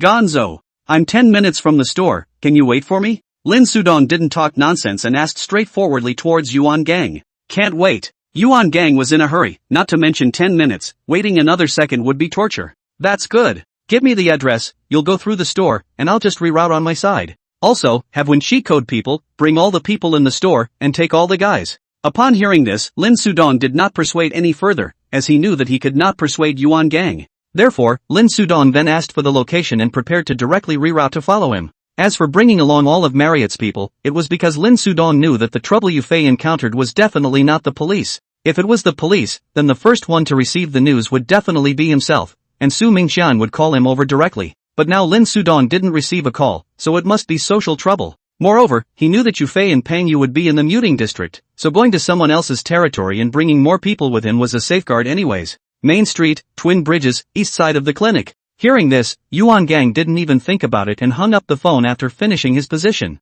Wenqi, code man copy. I'll drive ahead, you guys follow as fast as you can. Immediately after, Yuan Gang threw the cell phone back into Li Wenqi's arms and explained towards him. Yes. Li Wenqi didn't stop this time, and after promising, he turned around and left to greet the people. Circle, go. Yuan Gang didn't wait and shouted at Xiao Yuan, and the two of them ran out the door. Jiang Xian, go to Shuangxia town in muting district. Meanwhile, on the other side of the car, Lin Sudong spoke towards Jiang Xian who was driving. Yes, Dong, what are we doing in the Mukzhong district? Jiang Xian agreed, then he asked towards Lin Sudong in confusion. Apart from Yuan Gang and Lin Sudong, Jiang Xian, Li Wenqi and Xiao Yuan only knew what Yufei and Peng Yu had done, but did not know where they were. That was why Jiang Xian had asked such a question after hearing Lin Sudong say that he was going to muting district. Go get Fei and Peng Yu. Lin Sudong didn't hide it and directly stated the purpose of traveling to muting district. Fei and Peng Yu are in the wooding district? Pick up Fei and Peng Yu? Upon hearing this, Jiang Xian was first stunned, then he asked with some surprise. He had always thought that Yufei and Peng Yu were hidden by Yuan Gang and Yangyan, but he didn't realize that they were actually in the muting district. On the back row, Zhang Hao, after hearing that he was going to pick up Yufei, then confirmed towards Lin Sudong with a face full of excitement. You'll see when we get there. However, too many Lin Sudong did not explain and directly closed his eyes. Twin Bridges. Peng Yu thought about going back to the clinic after calling Yuan Gang, but only just a few steps out, several headlights suddenly shone from afar and sped this way from far and near. Seeing this, Peng Yu kept an eye out and didn't continue back to the clinic, but instead observed the cat on the side. The cars were coming in from the west side of Twin Bridges and were traveling from west to east, and after entering the main street, it didn't drive far before stopping in front of a clinic. On the main street of Shuangqiao town, there were a total of 2 clinics, on the east and west sides of the street. The clinic on the west side, Peng Yu, had also been there, but hadn't knocked on the door, which is why he found this one on the east side. Seeing the other party's aggressive appearance, and then the purpose of running to the clinic, Peng Yu's heart thumped, and then he pulled out the imitation big black star and held it in his hand. Peng Yu wasn't a cutie either. How could he not see what the other party was doing? This was obviously running towards him and Yufei. The other party knew that one of them had been injured, which was why they were targeting the clinic for their search, and this was definitely the same people who had gutted the 2 of them at old Wang's house tonight. Not being able to think too much, Peng Yu stuck to the root of the wall and quickly returned to the clinic. Fei, brother Fei. When he came back, Peng Yu tried to wake up Yufei, but he didn't respond. Asterisk asterisk asterisk asterisk. It's a fight to the death. Seeing this, Peng Yu spat a mouthful of spittle before taking Yufei's imitation big black star in his hand as well. Yufei couldn't wake up, so there was no need to run, because carrying a person on his back, he definitely couldn't run on the other person's 4 wheels. But if he wanted Peng Yu to leave Yufei here, then he would be even more unable to do so. Even if he died here piece by piece, he would not choose to run away by himself. Immediately after that, Peng Yu suddenly thought of something else and rushed to the old man's side to help him loosen his bonds. Bah! Can you get a clean cloth? It's my ing sock and it's stuffed twice? Peng Yu had just removed the clump that was stuffed in the old man's mouth when the other party spat out without any good reason. No time for your bull asterisk asterisk asterisk asterisk. Hurry up and run, our enemies are coming after us. How could Peng Yu still be in the mood for bull asterisk asterisk asterisk asterisk? After saying that, he walked out of the room carrying 2 guns. What? Haters? At those words, the old man immediately froze, somewhat incredulously confirming towards Peng Yu. Chapter 148. Hurry up and get out of here before I hurt you by mistake later. Peng Yu didn't bother to talk nonsense with him and waved his hand and said, Go, this is my store, and if you want to leave, you're the one who has to leave. The old man was not happy at once. This big knight was first tied up, and then let himself go without saying a word. Who can he find to reason with? Then you stay. Upon hearing this, Peng Yu also stopped talking nonsense and directly turned off all the lights that were on, and then squatted in the doorway to observe the outside through the window. Really have enemies, huh? While watching, the old man suddenly came up in the dark and whispered in Peng Yu's ear. Groove. You're scaring me. Peng Yu was startled by the wind in his ears and cursed without a good reason. Look at you. The old man glanced at Peng Yu in disgust, even though he couldn't see anything clearly this time.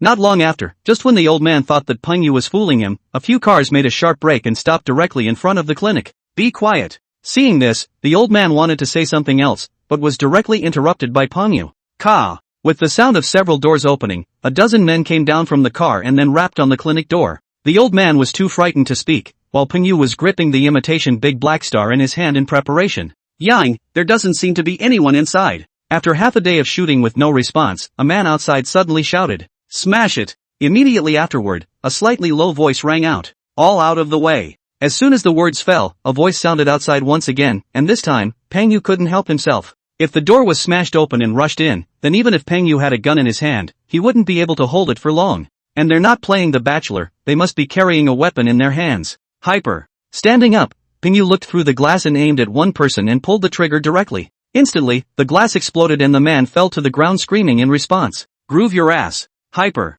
Seeing this, the people outside cursed before the gunshots rang out again. However, the gun was not fired by Peng Yu, but a person outside with a 5-link crashed a shot, sweeping all the glass on the door. Come on, little pussy, come on. Hyper. Peng Yu dodged in time without being injured, and roared angrily as he fired several shots again, immediately scattering the people outside. And one of them, after being shot, fell to the ground and didn't move. This scared the rest of them. They didn't expect the guy in the clinic to hit so hard. For a while, the people outside didn't dare to come forward again and all hid behind the car. The series of gunshots also woke up the surrounding households, and the whole street instantly became illuminated. Are you okay? Seeing that the other party did not come forward again, Peng Yu breathed a sigh of relief, then looked at the old man lying on the ground and asked. The old man didn't reply, his hands clasped over his head, his body trembling. The stalemate didn't last long when suddenly a van with flashing police lights drove up, from the town police station. But the people outside weren't in the least bit of a hurry, and one even went straight up to stop the police car. Then the two sides don't know what was said, and the police car just turned off its lights and turned around and left. Seeing this, Peng Yu's heart instantly sank. He felt that he might have to fall into this today. Exiting the magazine, Peng Yu checked how many rounds were left. His own, with 4 rounds left, and Yufei's with only 1 round left. With 5 bullets, to hold out until Yuan Gang arrived, Peng Yu knew he had little hope. So he simply looked away as well, dragging one to the next, and drawing out one to earn one. After about 10 minutes or so, Peng Yu was suddenly jolted by the headlights, and a few more cars came outside. Dude, come out, you won't get away today. Immediately afterward, a person came down from the car and shouted towards Peng Yu in the clinic. The man was stout, with a large bald head, a somewhat lifeless look, and a gold chain the thickness of his little finger around his neck. We don't seem to know each other, why are you guys moving us when there's no offense? Upon hearing this, Peng Yu directly shouted out and asked about the doubts in his heart. Just now, Peng Yu stole a glance and saw the other party clearly through the headlights, but he didn't recognize them. So Peng Yu was a bit puzzled as to why the two sides, who had no grievances or enmity, would lay hands on him and Yufei. By the man. The man outside was also dry and gave a direct reason.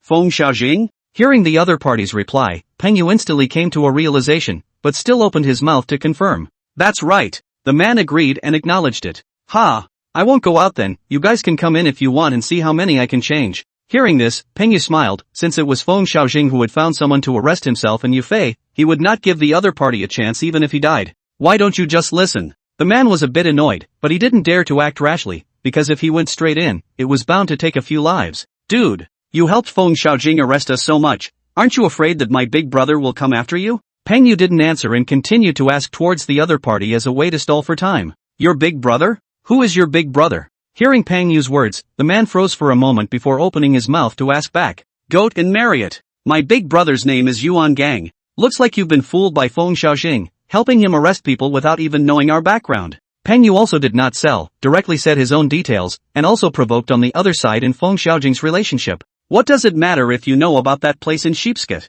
At that, the man laughed and shook his head. He thought it was much more powerful place. You'll be sorry. Hearing the other party's words, Peng Yu didn't say anything more, but only gave a warning. Dude, you guys better come out. Any more exhaustion and the result will be the same. The man continued to persuade, but Peng Yu simply stopped talking. Get up there. Seeing this, the man thought that Peng Yu and Yufei were going to run, and immediately greeted a few of his juniors. Hyper. And Peng Yu in the clinic, after hearing footsteps approaching, directly sidestepped and fired a shot. At once, a few of the pair were once again intimidated back, and the two sides were again at a standstill. Get me a dick. After another while, the man was really a bit annoyed, and immediately prepared to lead the charge inside. Pine, I'll do it. Upon hearing this, the man who was previously called Brother Yang, carrying a handful of fivelinks, opened his mouth. One piece. Instead, Pine waved his hand and took another handful of fivelinks from the car before heading toward the clinic's front door. Pup, buddy's here. Hyper. Chapter 149 Brother is here. With a roar of rage, Pine let off 2 shots at the clinic's front door with his fivelinks,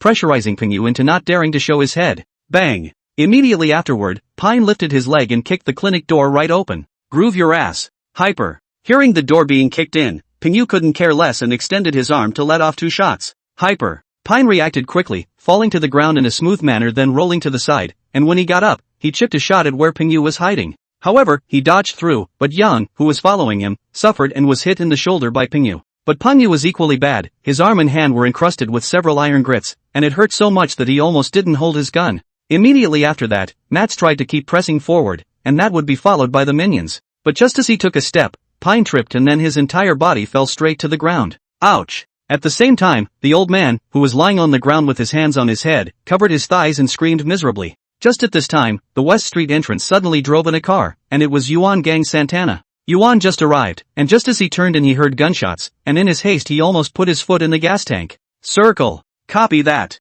From a long distance away, Yuan Gang had already seen Song's car and theirs, and immediately shouted towards Xiao Yuan, who was sitting in the passenger side. At those words, Xiao Yuan unzipped the travel bag, then took out 2 fivelinks from it. On the main driver, Yuan Gang did not slow down. Seeing that people were blocking the clinic entrance, he directly crashed hard. Bang! In an instant, the front end of the Santana arched right into the inside of the clinic, knocking over an unknown number of people and blocking the minions outside. Immediately after, Yuan Gang took advantage of the other party had not yet reacted, directly lifted his leg and stomped to break the front windshield, and then climbed out carrying Wooly Anzi. Hyper. Fei, brother is here. Standing at the front of the car, Yuan Gang raised his hand and directly chipped 3 shots, then roared. Slot your mom, dare to touch my Fei. Hyper. Xiao Yuan would have climbed out as well, then he raised his hand and fired 2 shots at Pine and the others. In an instant, the clinic was filled with screams of misery, either hit by cars or shot. Except for Yuan Gang and Xiao Yuan there was no one left standing. Kong. Hearing Yuan Gang and Xiao Yuan's voices, Pang Yi shouted excitedly, but did not dare to show his head. Get on your ing knees. Unable to respond to Peng Yu, Yuan Gang and Xiao Yuan stared at the pair of guys dead in the face. Especially Brother Song and Brother Yang, Yuan Gang had noticed the fivelinks they were holding. Bang, bang, bang. And just then, the people outside suddenly smashed up the car and tried to climb in through the back windshield. Circle, look behind you. Yuan Gang didn't even return his head, his eyes were still dead set on the 2 Pine brothers, and he shouted at Xiao Yuan. Hyper. Upon hearing this, Circle didn't dilly-dally and turned around and directly chipped a shot at the car. A junior who had just drilled in was instantly disintegrated, his face encrusted with several grains of iron sand. Immediately afterward, the roar of a car engine came from outside again. It was Li Wenqi who had arrived with his men. Brother Gang, Wenqi is here. Seeing this, Xiao Yuan hurriedly shouted towards Yuan Gang. Let him all the people over. Upon hearing this, Yuan Gang directly carried the fivelinks and walked over towards Song's side. You're Yuan Gang? Pine didn't resist and put the gun on the ground, then looked at Yuan Gang and asked. You know me? Yuan Gang frowned, he didn't have the slightest impression of Song in front of him.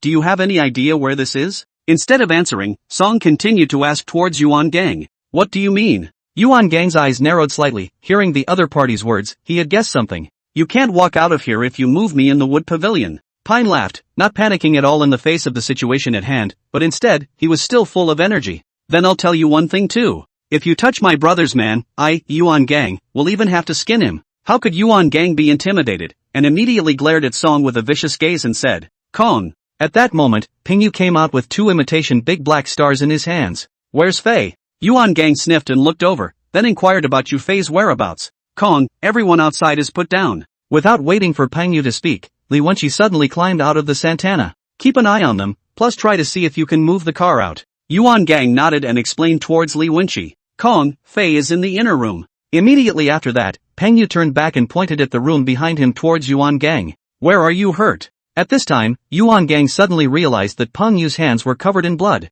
Nothing, encrusted with a few iron sands. At those words, Peng Yu frowned and shook off his hand, he wasn't hurt very badly. Hurry up and find something to wrap it in. Yuan Gang nodded and let out a sigh of relief in his heart before he walked towards the room behind Peng Yu. Fei. Coming to Fei's side, Yuan Gang lightly patted his face and shouted, Brother! Feeling the cold touch on his face, Yufei slowly opened his eyes and weakly shouted after seeing that it was Yuan Gang. "Brother is here." Yuan Gang smiled and nodded, his eyes a little red. "Brother, I'm sorry." Yufei looked a little downcast, he knew that he had caused trouble for Yuan Gang this time. "There. Brother take you home." Yuan Gang shook his head, then rubbed Yufei's hair and said softly, "Kong, the car got out. Also, Dong has arrived." As soon as the words fell, Li Wenqi suddenly walked in and said towards Yuan Gang, "Yes." Yuan Gang promised, then directly picked Yufei up horizontally and headed outside. "How's Dash?" Just out of the room, Lin Sudong happened to enter the clinic. Seeing Yufei being held by Yuan Gang hurriedly asked, "Not so good."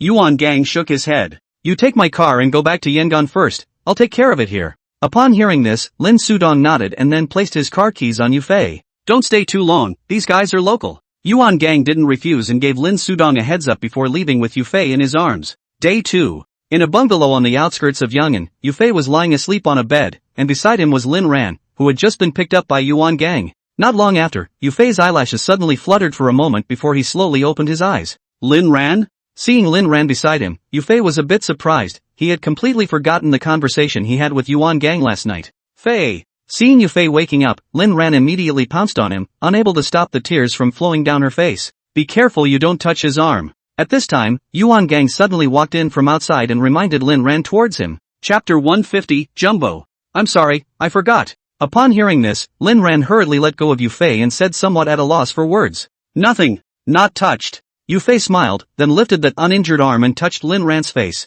"Humph. Brat." Seeing this, Yuan Gang was suddenly a bit unpleasant and said with a cold snort without any good humor, "Brother, what's going on? What are you guys doing here, and where is this?" Yufei grinned, then looked at Yuan Gang suspiciously and asked, "You're 100,000 reasons, aren't you? Don't worry about where this is, just stay put. Besides, if you leave this room without my word, you'll have your legs broken." Yuan Gang glared at Yufei without a good look before he pointed at his legs and threatened, "Okay." Yufei was scared and shrunk his neck. He could see that Yuan just looked like he was really a bit angry. "By the way, where's Pingyu?" Immediately after, Yufei suddenly thought of Pingyu and once again looked at Yuan Gang and asked, "Sleeping across the room." Upon hearing this, Yuan Gang pointed to the opposite room with the door closed and responded towards Yufei, "Is he okay?" Yufei nodded, then continued to ask, "Not much of a problem, a couple of iron grits set in the hand and arm have been removed." Yuan Gang shook his head, then told Yufei about Pingyu's situation. "All right. You honestly recuperate, Lin Ran will stay here with you. Also later on, Xiao Yuan will come over. If there's anything you want to do, just explain it to him and let him do it."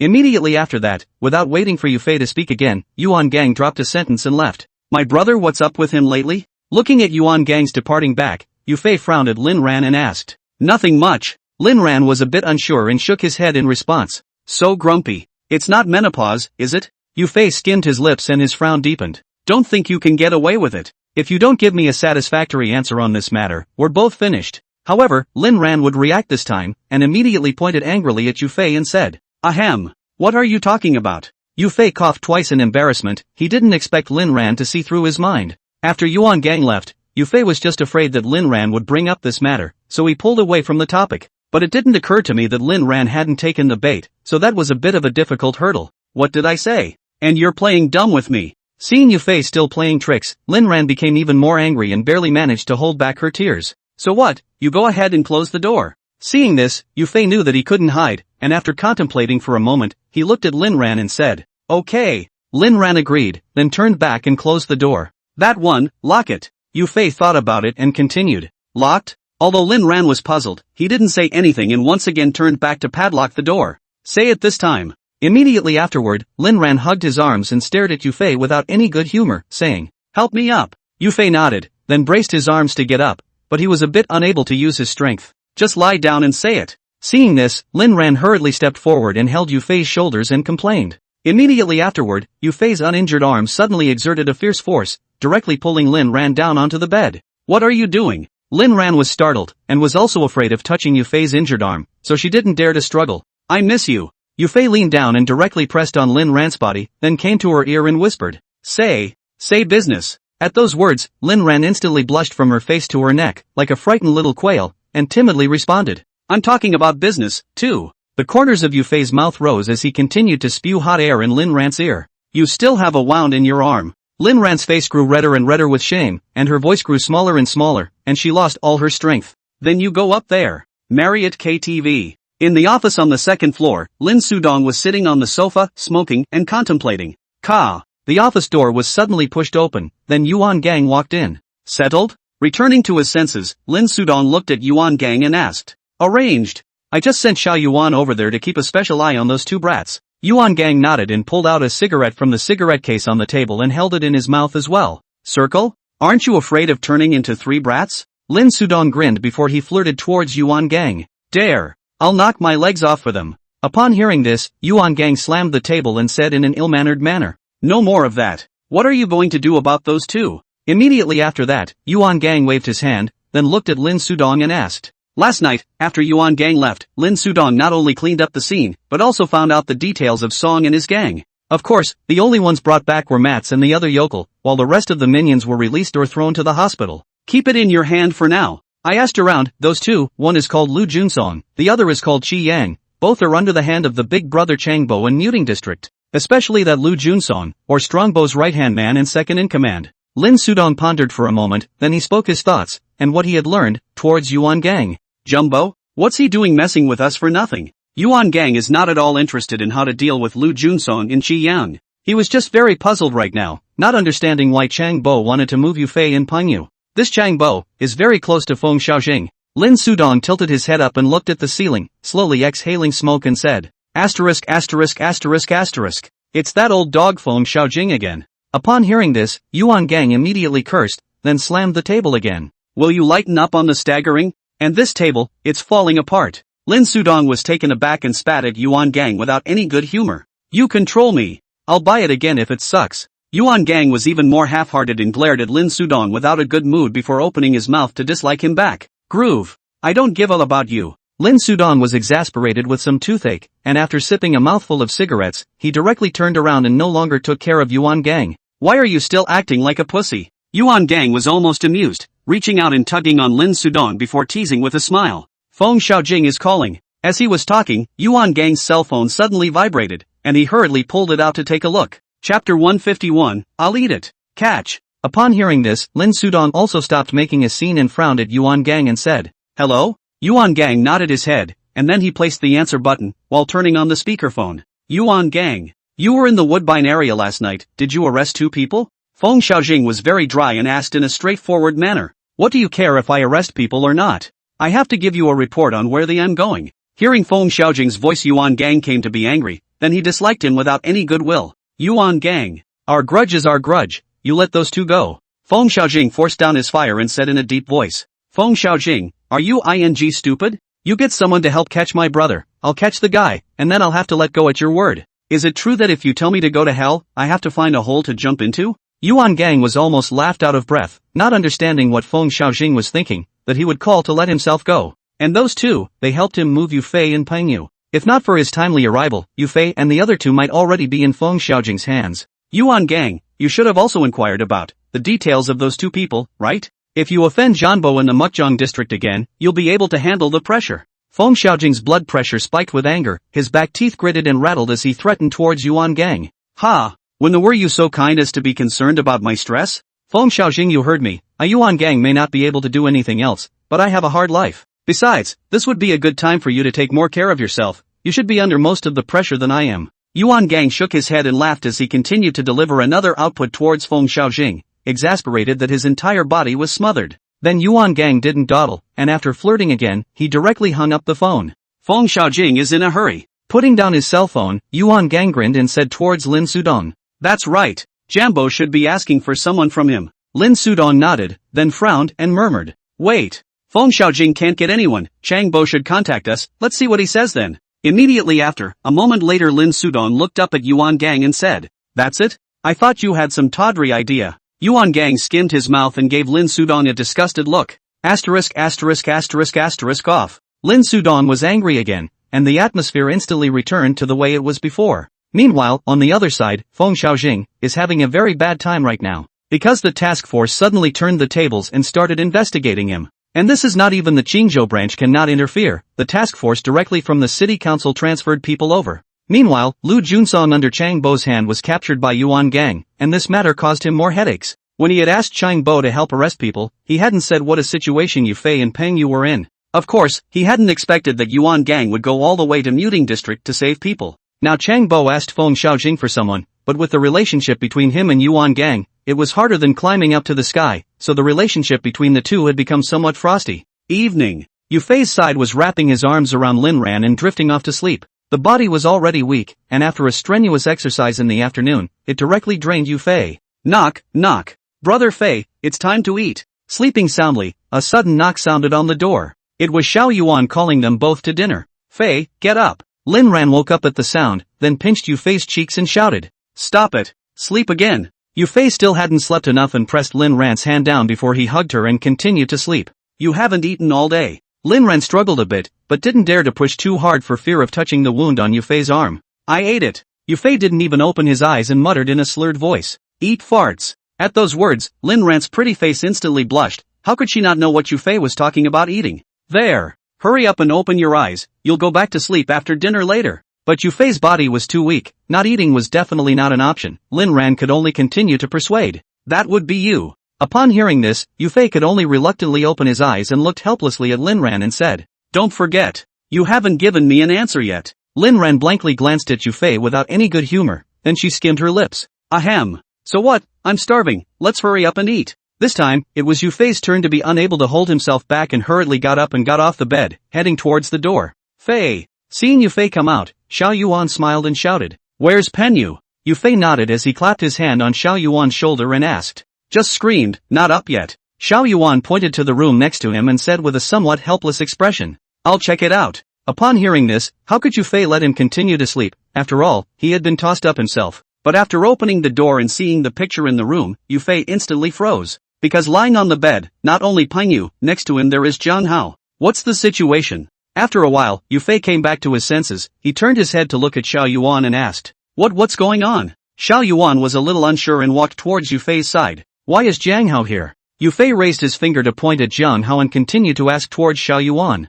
Zhang Hao. He came with me this afternoon, but you were both asleep, and he was bored with idleness. He was going to go to your room, Fei, but the door was locked on your side, and then he came to use. Upon hearing this, Xiao Yuan grinned, then looked at Yufei with an expression that could only be understood in response. And after hearing Xiao Yuan's words, Yufei instantly shivered, glad that he had escaped. Penyu! Penyu! Immediately afterward, Yufei walked up and pushed Penyu and shouted. Fei, what's wrong? Hearing Yufei's voice, Penyu somewhat reluctantly opened his eyes and asked. Get up and eat. Yufei didn't dare to stay longer and walked out of the room after dropping a sentence. Jiang Ritian. Where are my ing clothes? As expected, not long after Yufei left, Penyu roared angrily, followed by Zhang Hao's miserable scream. A few minutes later, Penyu opened the door of his room and walked out, while behind him was Zhang Hao, who had a bruised and swollen nose. Fei, he bullied me. Seeing Yufei, Zhang Hao immediately pounced on him, crying about the atrocities Penyu had done to him. You stay away from me. If I hadn't locked the door this afternoon, I would have been the one who bullied you just now.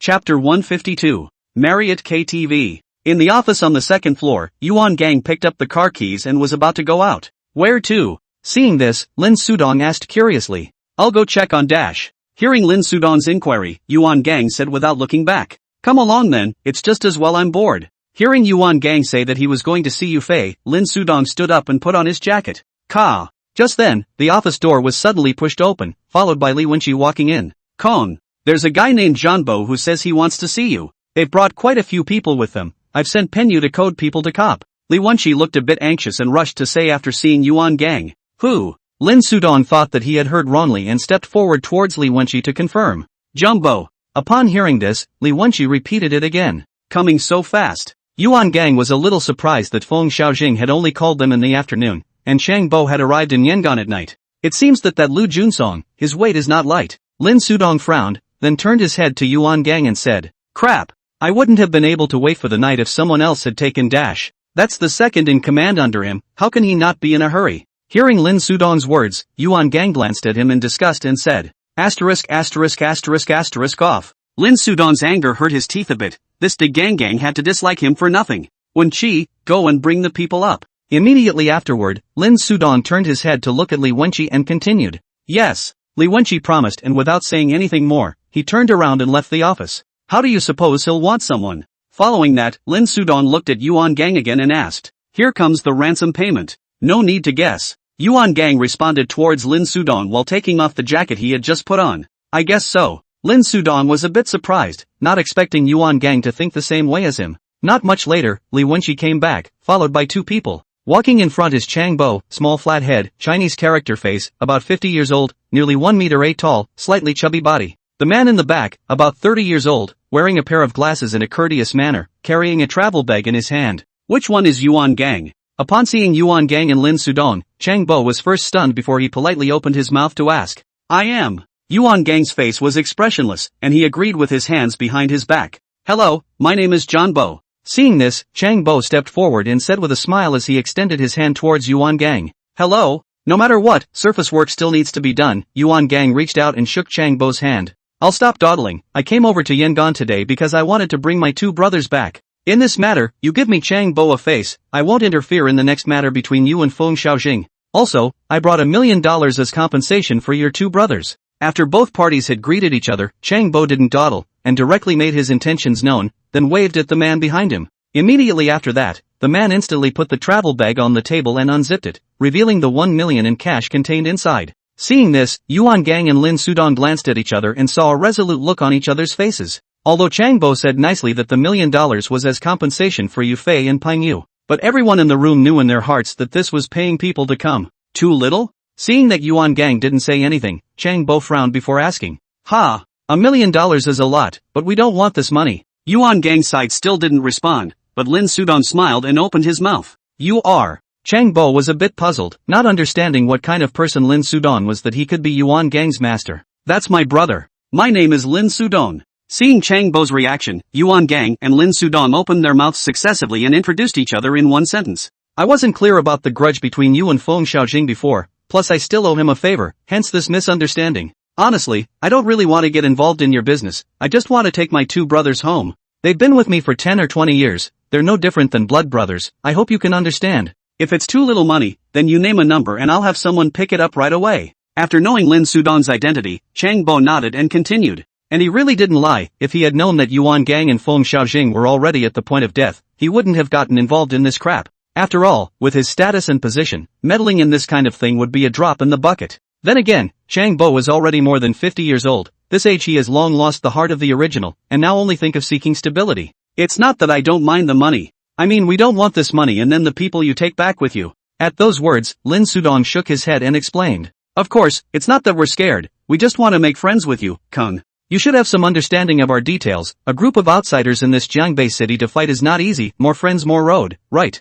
Immediately afterward, in Chang Bo's surprised eyes, Lin Sudong continued. From the beginning to the end, Lin Sudong had never thought of feuding with Chang Bo or exacerbating the conflict. Just like Feng Xiaojing said before, although Yuan Gang had a strong mouth, the pressure was definitely still there. A single Feng Xiaojing had forced them to use their connections behind them in order to cope. And that's with Gui Zihao providing information and getting hold of Feng Xiaojing's secrets. If this would add another Chang Bo, then they would definitely not be able to hold out. After all, they can't get another task force to go to Muting District, can they? Next to him, although Yuan Gang was equally puzzled, he did not open his mouth to stop him, but let Lin Sudong make the call. You are not like Feng Xiaojing. After hearing Lin Sudong's explanation, Chang Bo was silent for a while before slowly saying, of course we're different. Feng Xiaojing is eating a broken meal and walking on the road to the end, he can't jump around for long. Upon hearing this, an intriguing smile appeared on Lin Sudong's face before he looked at Chang Bo in response. You. Upon hearing Lin Sudong's words, Chang Bo's pupils instantly shrunk, his eyes filled with shock.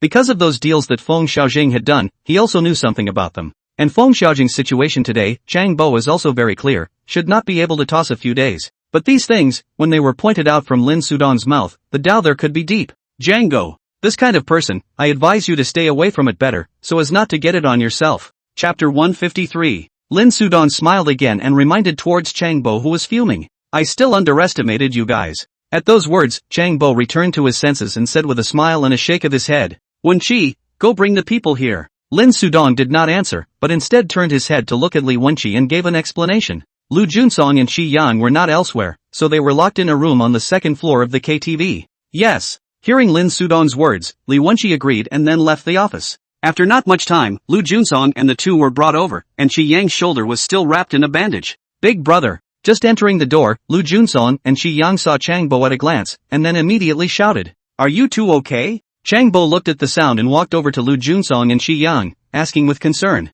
Nothing. The two men shook their heads, they hadn't suffered since they were brought here. That's good. At that, Chang Bo nodded, and as for the gunshot wound on Qi Yang's shoulder, he didn't bother to ask about it. Because Chang Bo was clear that this must be the injury that he would have received there when he caught Yu Fei and Peng Yu in the muting district. After all, even if Yuan Gang wanted to toss the two, he wouldn't say that he would take a gun and avalanche it into his shoulder. More than I can say. I heard there's a nice Yang'an restaurant here, how about we go over there? Seeing that Lu Junsong and Qi Yang were fine, Chang Bo turned to Yuan Gang and Lin Sudong and proposed with a smile. Yeah, it just so happens that there's something else I'd like to find out from Kung. Hearing Chang Bo's proposal, Lin Sudong immediately agreed with a smile. On the other hand, Yuan Gang, who was on the side, was drooping his face, because right now, he only wanted to go see his brother. Not happy, old boy? Seeing Yuan Gang's appearance, Chang Bo was a bit puzzled and asked in an uncertain manner. Leave him alone. How could Lin Sudong not know what Yuan Gang was thinking and waved his hand towards Chang Bo and said, Sung, let's go then.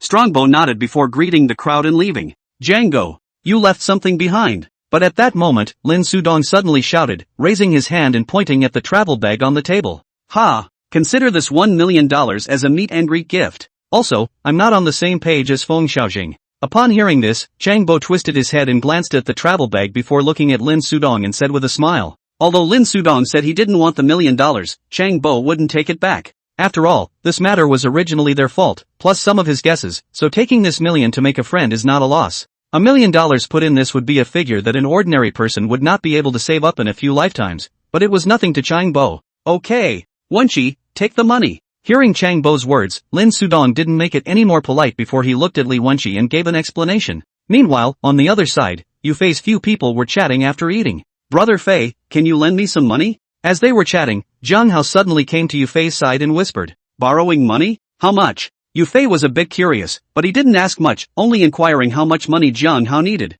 Not much, just be able to buy a cell phone. Zhang Hao was still afraid that Yu Fei wouldn't lend him, and first emphasized that it wasn't much before saying what it would be used for. Buy a cell phone? You're dating someone, huh? When he heard Zhang Hao say he wanted to buy a cell phone, Yu Fei thought he had hooked up with some little girl. No. I was trying to give Gu Xian a call, it's been a long time since I've contacted him. I don't know how he's doing after this homecoming. Upon hearing this, Zhang Hao hurriedly waved his hand and explained towards Yu Fei. Gu Xian? Hearing the name Gu Xian, Yu Fei didn't react for a moment, he just felt that it was somewhat familiar. Ahem. What's with the car? Zhang Hao coughed awkwardly twice. After all, this matter had lied to Yu Fei and the others in the first place, and he was still a bit weak when this would be brought up again. Groove. I thought it was someone. Yu Fei twisted his head and glanced at Zhang Hao, then said without any good humor, but isn't it a bit redundant for you to worry about how Gu Xian is doing at home? Immediately afterward, Yu Fei suddenly thought of something and asked Zhang Hao with an odd expression on his face. When Yu Fei was still hospitalized, Yuan Gang had told him about Gu Xian helping to save himself, and later also heard Peng Yu said, Gu Xian his brother came to pick him up, that is driving an Audi A8. To be able to afford to drive a luxury car of over $1 million, Zhang Hao was even worried about how people were doing, which made Yu Fei instantly somewhat disbelieve what he said. If he was happy at home, he wouldn't have come out in the first place. Hearing Yu Fei's words, Zhang Hao immediately retorted. Also, upon hearing this, Yu Fei nodded with approval, but he had heard that Gu Xian wasn't very willing when he went home. Right. Then Fei, pay up, I'll go buy a cell phone tomorrow and call him. Zhang Hao nodded heavily, then he stretched out his hands towards Yu Fei and said, wait. Seeing this, Yu Fei immediately put his hand into his pants pocket and pulled it out, but immediately afterward he froze. Bad. Yu Fei's expression was a bit embarrassed, and he turned his head to Zhang Hao and said, what? Zhang Hao was a bit uncertain, not understanding what Yu Fei meant by that.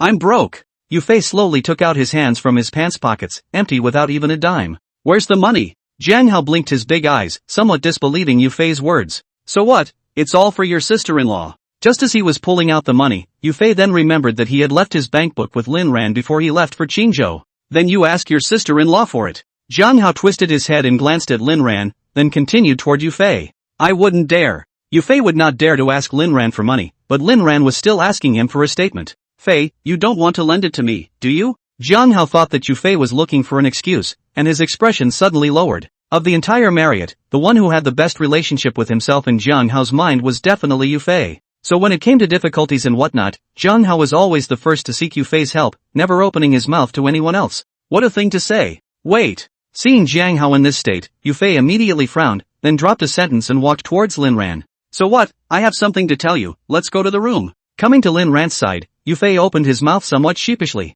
No go. Upon hearing this, Lin Ran thought that Yu Fei was going to do something bad again, and directly refused without any good reason. No, there's business. How could Yu Fei not know what Lin Ran was thinking and hurriedly opened his mouth to explain. Whenever you don't say it's business. Chapter 154. Yang In Restaurant. In the private room, the wine and food were served, and Jambo was the first to serve his glass. This time, it is true that you brothers gave me Chang Bo face. I will mention one first. This time we are acquaintances. If you need any help in the future, just ask. As long as I can help, then absolutely no second thoughts. Chang Bo is also a pain in the ass, only to have his heart worn out by the years, but he still has no problem doing his job. Seeing this, Yuan Gang and Lin Sudong didn't say anything and picked up their cups to drink. Kamatsu, say something. Putting down his glass, Chang Bo raised his hand toward Lu Junsong, who was sitting on the side. Brother, we're kind of not fighting anymore. As for this time, let's not discuss right and wrong, each has their own difficulties. Like my big brother said, let's consider us acquaintances today. If there's anything you guys ask for, if there's nothing you can find me for a drink.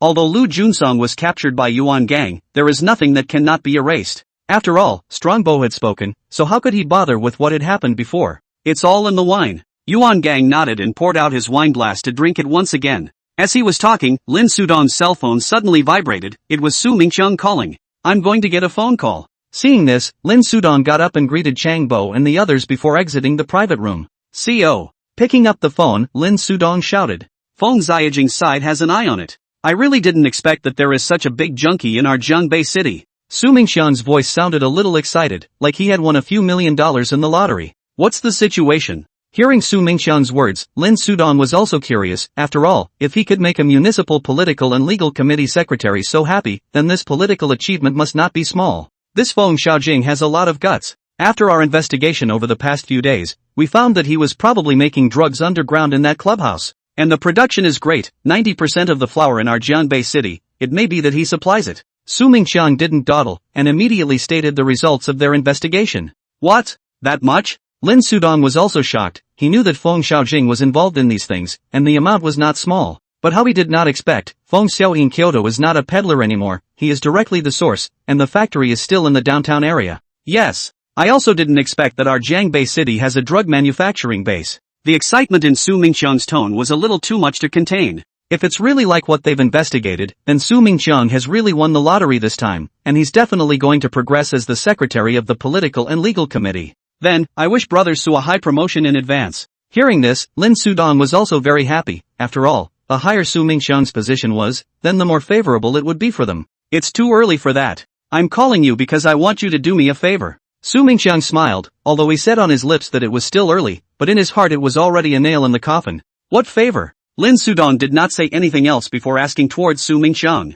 I need you to take this fire and make it burn a little brighter. Su Mingqiang didn't sell anything and said bluntly. Yes. When exactly? Lin Sudong instantly comprehended and continued to ask towards Su Mingqiang. The sooner the better. Su Mingqiang was unable to hold back for a moment, and if he delayed any longer, he was afraid that someone else would come over to pick the fruit. I know. Lin Sudong promised, and then the two of them hung up. You're a lot of wine short, old man. Back in the private room, Chang Bo flirted towards Lin Sudong with his wine glass. Ha! I'm happy today, I'll make up a double for any shortfall in wine. Lin Sudong laughed and returned to his seat and directly picked up a bottle of beer and dazzled. You went out and picked up money, huh? Yuan Gang looked confused, not understanding what hysteria Lin Sudong was having. Old man pain in the ass. Chang Bo and the others clapped their hands and shouted, not hearing the words of Lin Sudong.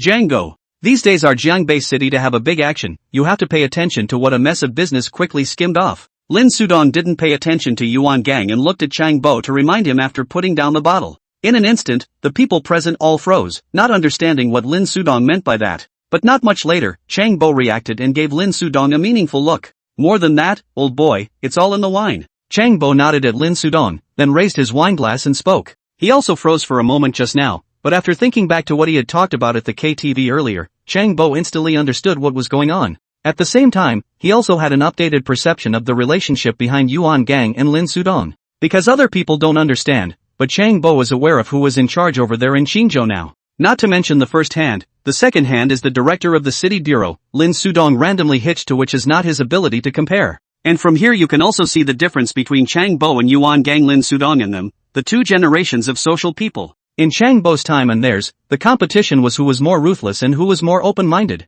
As long as you beat people into submission and fear, then you'll be able to stand. But not anymore. In addition to more than ruthless don't want a life outside in money, and more importantly, the background relationship. Because no matter how good a fighter you are, or how many minions you have at your disposal that won't stand up to the state apparatus. Take the example of Yuan Gang and Feng Xiaojing and theirs. If it was a Yardman firefight, then Yuan Gang and theirs would definitely be no match. But there is a relationship is not the same. A municipal party secretary, you can pressure Feng Xiaojing. Breath is difficult to have more money and people are difficult to counteract. Drink. Lin Sudong didn't say anything more, lifting his wine glass and clinking it with Changbo before tilting his head back and drinking it all in one go. Drinking until nearly midnight, Jambo and the others didn't make it back to the Muten district overnight, but stayed. After arranging their party, Yuan Gang and Lin Sudong then returned to the store. What's the situation? In the office on the second floor, Yuan Gang washed his face and asked towards Lin Sudong after he was slightly more awake. What's going on? At those words, Lin Sudong's mouth curled up slightly, pretending to act as if he didn't understand.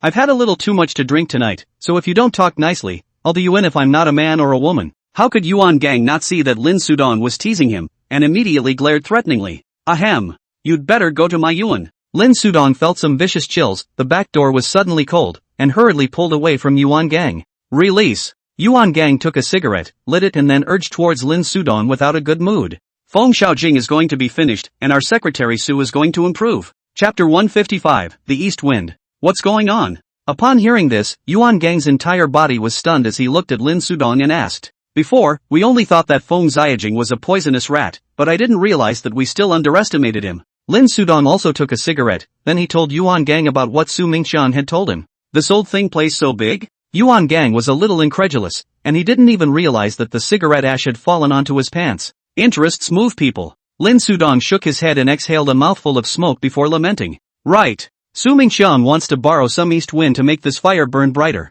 Immediately after that, Lin Sudong suddenly remembered what Su Mingxian had asked him to help with, then hurriedly said towards Yuan Gang. East wind? How does he want us to blow it? Yuan Gang raised his eyebrows, not understanding what Su Mingxian wanted them to do. It must be blowing up in Feng Xiaojing's favor. And that clubhouse of his, we've got to get a blower and blow him hard. Lin Sudong glanced at Yuan Gang and said without a trace of anger. What are you going to do? Hearing Lin Sudong say this, Yuan Gang instantly understood what he meant. I'm going to discuss this tomorrow. I've had a bit too much to drink tonight and I'm sleepy. But Lin Sudong didn't answer anymore, yawning as he got up and headed for the door. Groove. Yuan Gang cursed without a good breath, then copied the cigarette case on the table and threw it over. There was no talk all night. The next day, Yufei managed to gouge out $3,000 from Lin Ran's hands, and in addition to lending it to Jiang Hao to buy a cell phone, he also kept some cigarette money for himself. Of course, it can't be said that it was gouged out. Lin Ran was going to return the passbook to Yufei, but he didn't ask for it. Because Yufei, on a regular basis, didn't have much money to spend, so he might as well let Lin Ran keep it for him. After all, he often forgets things, and this passbook will be left on him for a few days, and he might lose it somewhere. Near noon, Yufei was playing poker with Peng Yu Xiaoyuan when suddenly Yuan Gang called. Yufei and Peng Yu had thrown away their previous cell phones, and now he was using Lin Ran's cell phone. Brother, what is it? Pressing the answer button, Yufei put the phone to his ear and asked. Is Circle next to you yet? Yuan Gang wasn't looking for Yufei, but he called Xiao Yuan without getting through, and that's why he called him. In. My brother. Yufei promised, then he handed his cell phone to Xiao Yuan who was at the side. Gang, what's wrong? Taking the cell phone, Little Round Face asked in confusion. What are you doing? After hearing Xiao Yuan's voice, Yuan Gang asked back without any good humor. Playing cards. Xiao Yuan was a bit confused and didn't understand why Yuan Gang spoke with fire. Get rid of your stupid cell phone, it's always ing off when you call it. Hearing this, Yuan Gang became even more angry. He had just called Xiao Yuan for a long time, but it always prompted to turn off the phone. Shut down? Hearing Yuan Gang's words, Xiao Yuan hurriedly felt around her body, but there was no luck. For a while, finally is in the sofa crevice to find the cell phone. Xiao Yuan picked up and pressed no response, has no power shutdown. Gang, my cell phone is dead. Seeing this, Xiao Yuan said with some embarrassment. Alright. You hurry back, you're waiting to go out later. Yuan Gang didn't say anything more and hung up the phone after explaining towards Xiao Yuan. What does my brother want with you? Receiving the cell phone, Yufei looked at Xiao Yuan in doubt and asked. Didn't say that. Just tell me to hurry back to the store and go out later. Xiao Yuan shook her head and repeated Yuan Gang's words. Son, go back then. Upon hearing this, Yufei didn't ask too many questions and waved his hand towards Xiao Yuan and said, Marriott KTV. It was close to 1 o'clock when Yuan returned to the store, and just as he got out of the car he realized something was wrong. Because it wouldn't be work time yet, but everyone from Marriott came to the store. Of course, this everyone was besides Yufei and Peng Yu and Jiang Hao. The three of them would be happily fighting the landlord. Kong, what's the situation? After asking a few juniors in a row, but none of them could figure out what was going on. Xiao Yuan ran directly to the second floor office toward Yuan Gang and asked.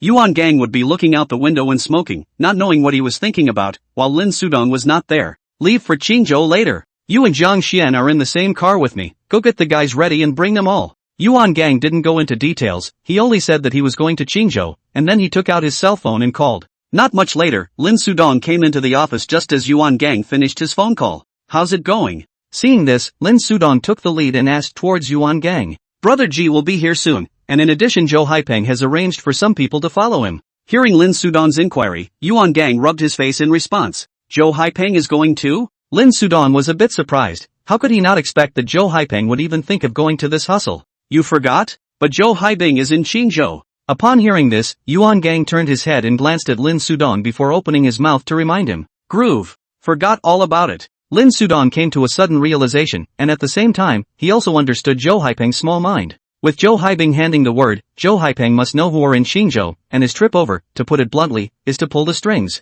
Alright. Don't mind him, let him toss along. Yuan Gang waved his hand, he also guessed Zhou Haipeng's small mind, but didn't care at all. Right. You didn't tell Dash about this, did you? Lin Sudong nodded, then immediately thought of something and hurriedly inquired towards Yuan Gang. How dare I? Hearing Lin Sudong's words, Yuan Gang spread out a pair of palms and said. He didn't dare to let Yu Fei know about this matter, or he would be delivering to the task force. After all, Yu Fei was still wanted as a suspect in the 1011 shooting case. When the time comes to appear in front of Su Mingqiang, the head of the task force, it is a question of whether he will arrest or not. That's good. Hearing Yuan Gang's reply, Lin Sudong was instantly relieved. He had the same worry. Kong, Dong. Brother Ji and Boss Zhou have arrived. As he was talking, Jiang Xian suddenly pushed open the door and walked in, saying towards Yuan Gang and Lin Sudong. Go! Everyone's here and ready to go. Upon hearing this, Yuan Gang nodded his head before walking out towards the door. Brother Ji, it's really troublesome. Downstairs, after seeing Ji Rong, Yuan Gang immediately went forward and hugged him.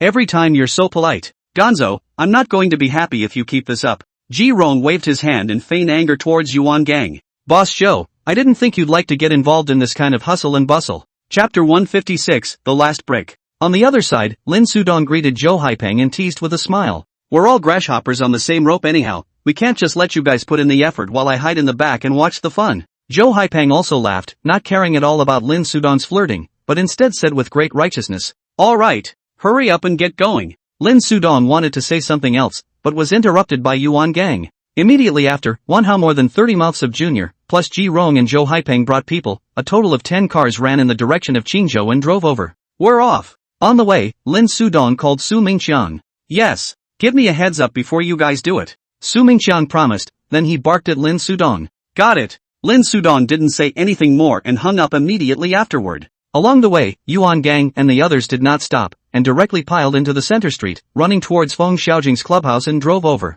Don't show your face later, I'll just bring my own people in. The guys are in the trunk, and you must not move until the gun goes off. When he was about to arrive at his destination, Yuan Gang suddenly looked at Lin Sudong and said, Yes. Upon hearing this, Lin Sudong did not refuse and immediately agreed. And you three, none of you need to get out of the car later, stay in the car with your dong. After instructing Lin Sudong, Yuan Gang explained towards the others. In Lin Sudong's car, there were a total of 5 people sitting in it, besides Lin Sudong himself and Yuan Gang. There were also Li Wenqi and Jiang Xian as well as Xiao Yuan. Why, Kong? Xiao Yuan was a bit unsure and looked at Yuan Gang suspiciously and asked. Although he didn't know exactly what was going on, since he had come to Qingzhou and brought so many people with him, he was definitely going to pinch Feng Xiaojing. But this kind of thing, Yuan Gang even let them all stay in the car, which makes Xiao Yuan some cannot figure out, which is the reason why the big brother desperate little brother to watch the show. What's with all the whys? If I tell you to stay you stay. Yuan Gang did not explain and said as he turned his head and glared at Xiao Yuan. Seeing this, Xiao Yuan immediately lost her temper and shrank her neck like a quail. No guns on this trip, guys stay in the car. But we can't say if Feng Xiaojing will jump over the wall in a hurry, so we have to keep someone in the car. When the guns go off inside, that's when we do it. Lin Sudong shook his head helplessly before smiling and explaining towards Xiao Yuan. I'll be fine with a katana. Upon hearing this, Xiao Yuan once again spoke unconvincingly, wanting to accompany Yuan Gang inside anyway. You're using it, my ass. Any more bull ********, now stop the car and you'll walk straight back down the state highway. Hearing Xiao Yuan's words, Yuan Gang also disliked another sentence without any goodwill. Keeping them in the car is certainly not as simple as just leaving them behind. However, there were some things that it wasn't the time for Xiao Yuan and the others to know, which was why Lin Sudong explained so vaguely. What are you always scaring him for? Xiao Yuan was disliked wanly again, drooping his head and not daring to speak. Lin Sudong saw this and immediately glared at Yuan Gang and said in a good humor. However, Yuan Gang did not reply, holding his bladder without knowing what he was thinking. It didn't take long for the convoy to drive down the road opposite the clubhouse. Make the call. As the car stopped, Yuan Gang spoke towards Lin Sudong before opening the car door and walking down. Immediately after that, Ji Rong and Zhou Haipeng followed suit and got out of the car, walking towards Yuan Gang's side. Ji, where's the stuff? Yuan Gang looked around before asking towards Li Rong. In the trunk. At those words, Ji Rong raised his hand and pointed to his fulcrum in response. I'll make up the money later. Yuan Gang nodded and smiled. Which words? Ji Rong waved his hand unhappily, feeling that Yuan Gang was still a bit raw with himself. What is it? Zhou Haipeng, who was on the side, looked at Yuan Gang and Li Rong with a puzzled face and asked. Smash Feng Xiaojing's last brick. Yuan Gang grinned, but didn't explain, instead joking with Zhou Haipeng. Alright, we should do it. Immediately after that, Yuan Gang beckoned towards the back, and then all of Marriott's minions got out of the car and launched their katana knives and steel pipes. Seeing this, Ji Rong also stopped talking nonsense and turned back to raise a travel bag from the trunk of the Fukang. Fill him up. Receiving a katana from his little brother, Yuan Gang didn't dilly-dally and roared angrily before charging over with his men. The security guard at the entrance instantly changed his face when he saw this and rushed into the clubhouse to ventilate the situation. A group of 50 to 60 people running across the road with katana knives and steel pipes in their hands, a scene that could not be described as less shocking, immediately attracted the attention of all the passersby around. Bang! The foremost few juniors, after rushing to the entrance of the clubhouse, swung their steel pipes and slammed them towards the door. The glass doors instantly exploded and crumbled all over the floor before everyone continued to rush inside. And at that moment, the security from the clubhouse came down from upstairs, all carrying their weapons in their hands. All of you, flip them. Seeing this, Yuan Gang raised his arm, the tip of his blade pointing at the pair of gang members and roared angrily before taking the lead in charging up. Shoo! Dodging the oncoming steel pipe, Yuan Gang raised his hand and slashed down, directly opening his bladder to one of the pair. But that wasn't all. Yuan Gang followed with another kick, knocking the man over on the ground before continuing to run and slash at the others. It was also at this time that Li Rong, who was carrying a travel bag, disappeared, and by the time he reappeared, his hand had been replaced with a katana.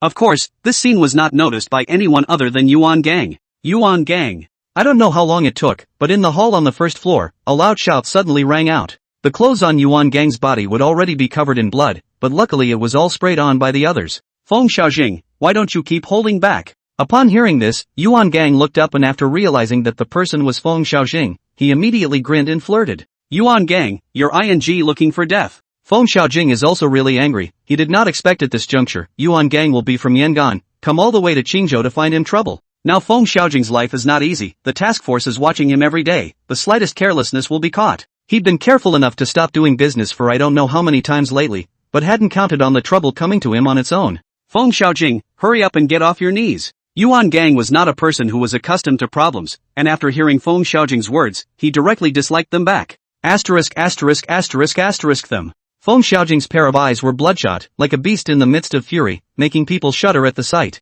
Chapter 157, Resuscitation. Groove your ass. Yuan Gang raised his hand and slashed, directly chopping over a security guard before running towards Feng Xiaojing. Yuan Gang. Just then, Wang Yang suddenly rushed out from the side with Zhang Yangzi behind him. Come on, little pussy, come on. Yuan Gang roared and slashed at Wang Yang with his katana, while Ji Rong stopped Zhang Yangzi. Yuan Gang, you won't be able to leave today. Wang Yang also carried a katana in his hand, licked his lips, and ran to Yuan Gang's head and slashed it. Seeing this, Yuan Gang sidestepped and dodged, then raised his hand and slashed horizontally. Wang Yang's reaction was half a beat slower, and he was cut on his chest by this knife. Luckily, he still withdrew back half a step, so the cut wasn't very deep. Groove your ass. Wang Yang is also on the head, in the face of Yuan Gang again chopped over a knife, without ducking or dodging, met up, at the same time swung round the bladder toward Yuan Gang's head to cut. Seeing this, Yuan Gang didn't care and directly slashed against Wang Yang. Luckily, at the critical moment, he twisted his body, so that the knife did not hit his head, but opened his shoulder. As for Wang Yang, he was directly cut down by Yuan Gang's knife on his ear and then chopped on his neck. Wang Yang. On the other side, after seeing Wang Yang being cut to the neck by Yuan Gang, Feng Xiaojing immediately roared. Yuan Gang. Stop it. Immediately after that, Feng Xiaojing reached his hand to his back waist and pulled out a homemade pistol and aimed it at Yuan Gang. Bang! To Yuan Gang as if he didn't see it, he directly kicked out, knocking Wang Yang over on the ground. Feng Xiaojing, do you dare to shoot? After doing so, Yuan Gang then turned his head to look at Feng Xiaojing and asked with a grin.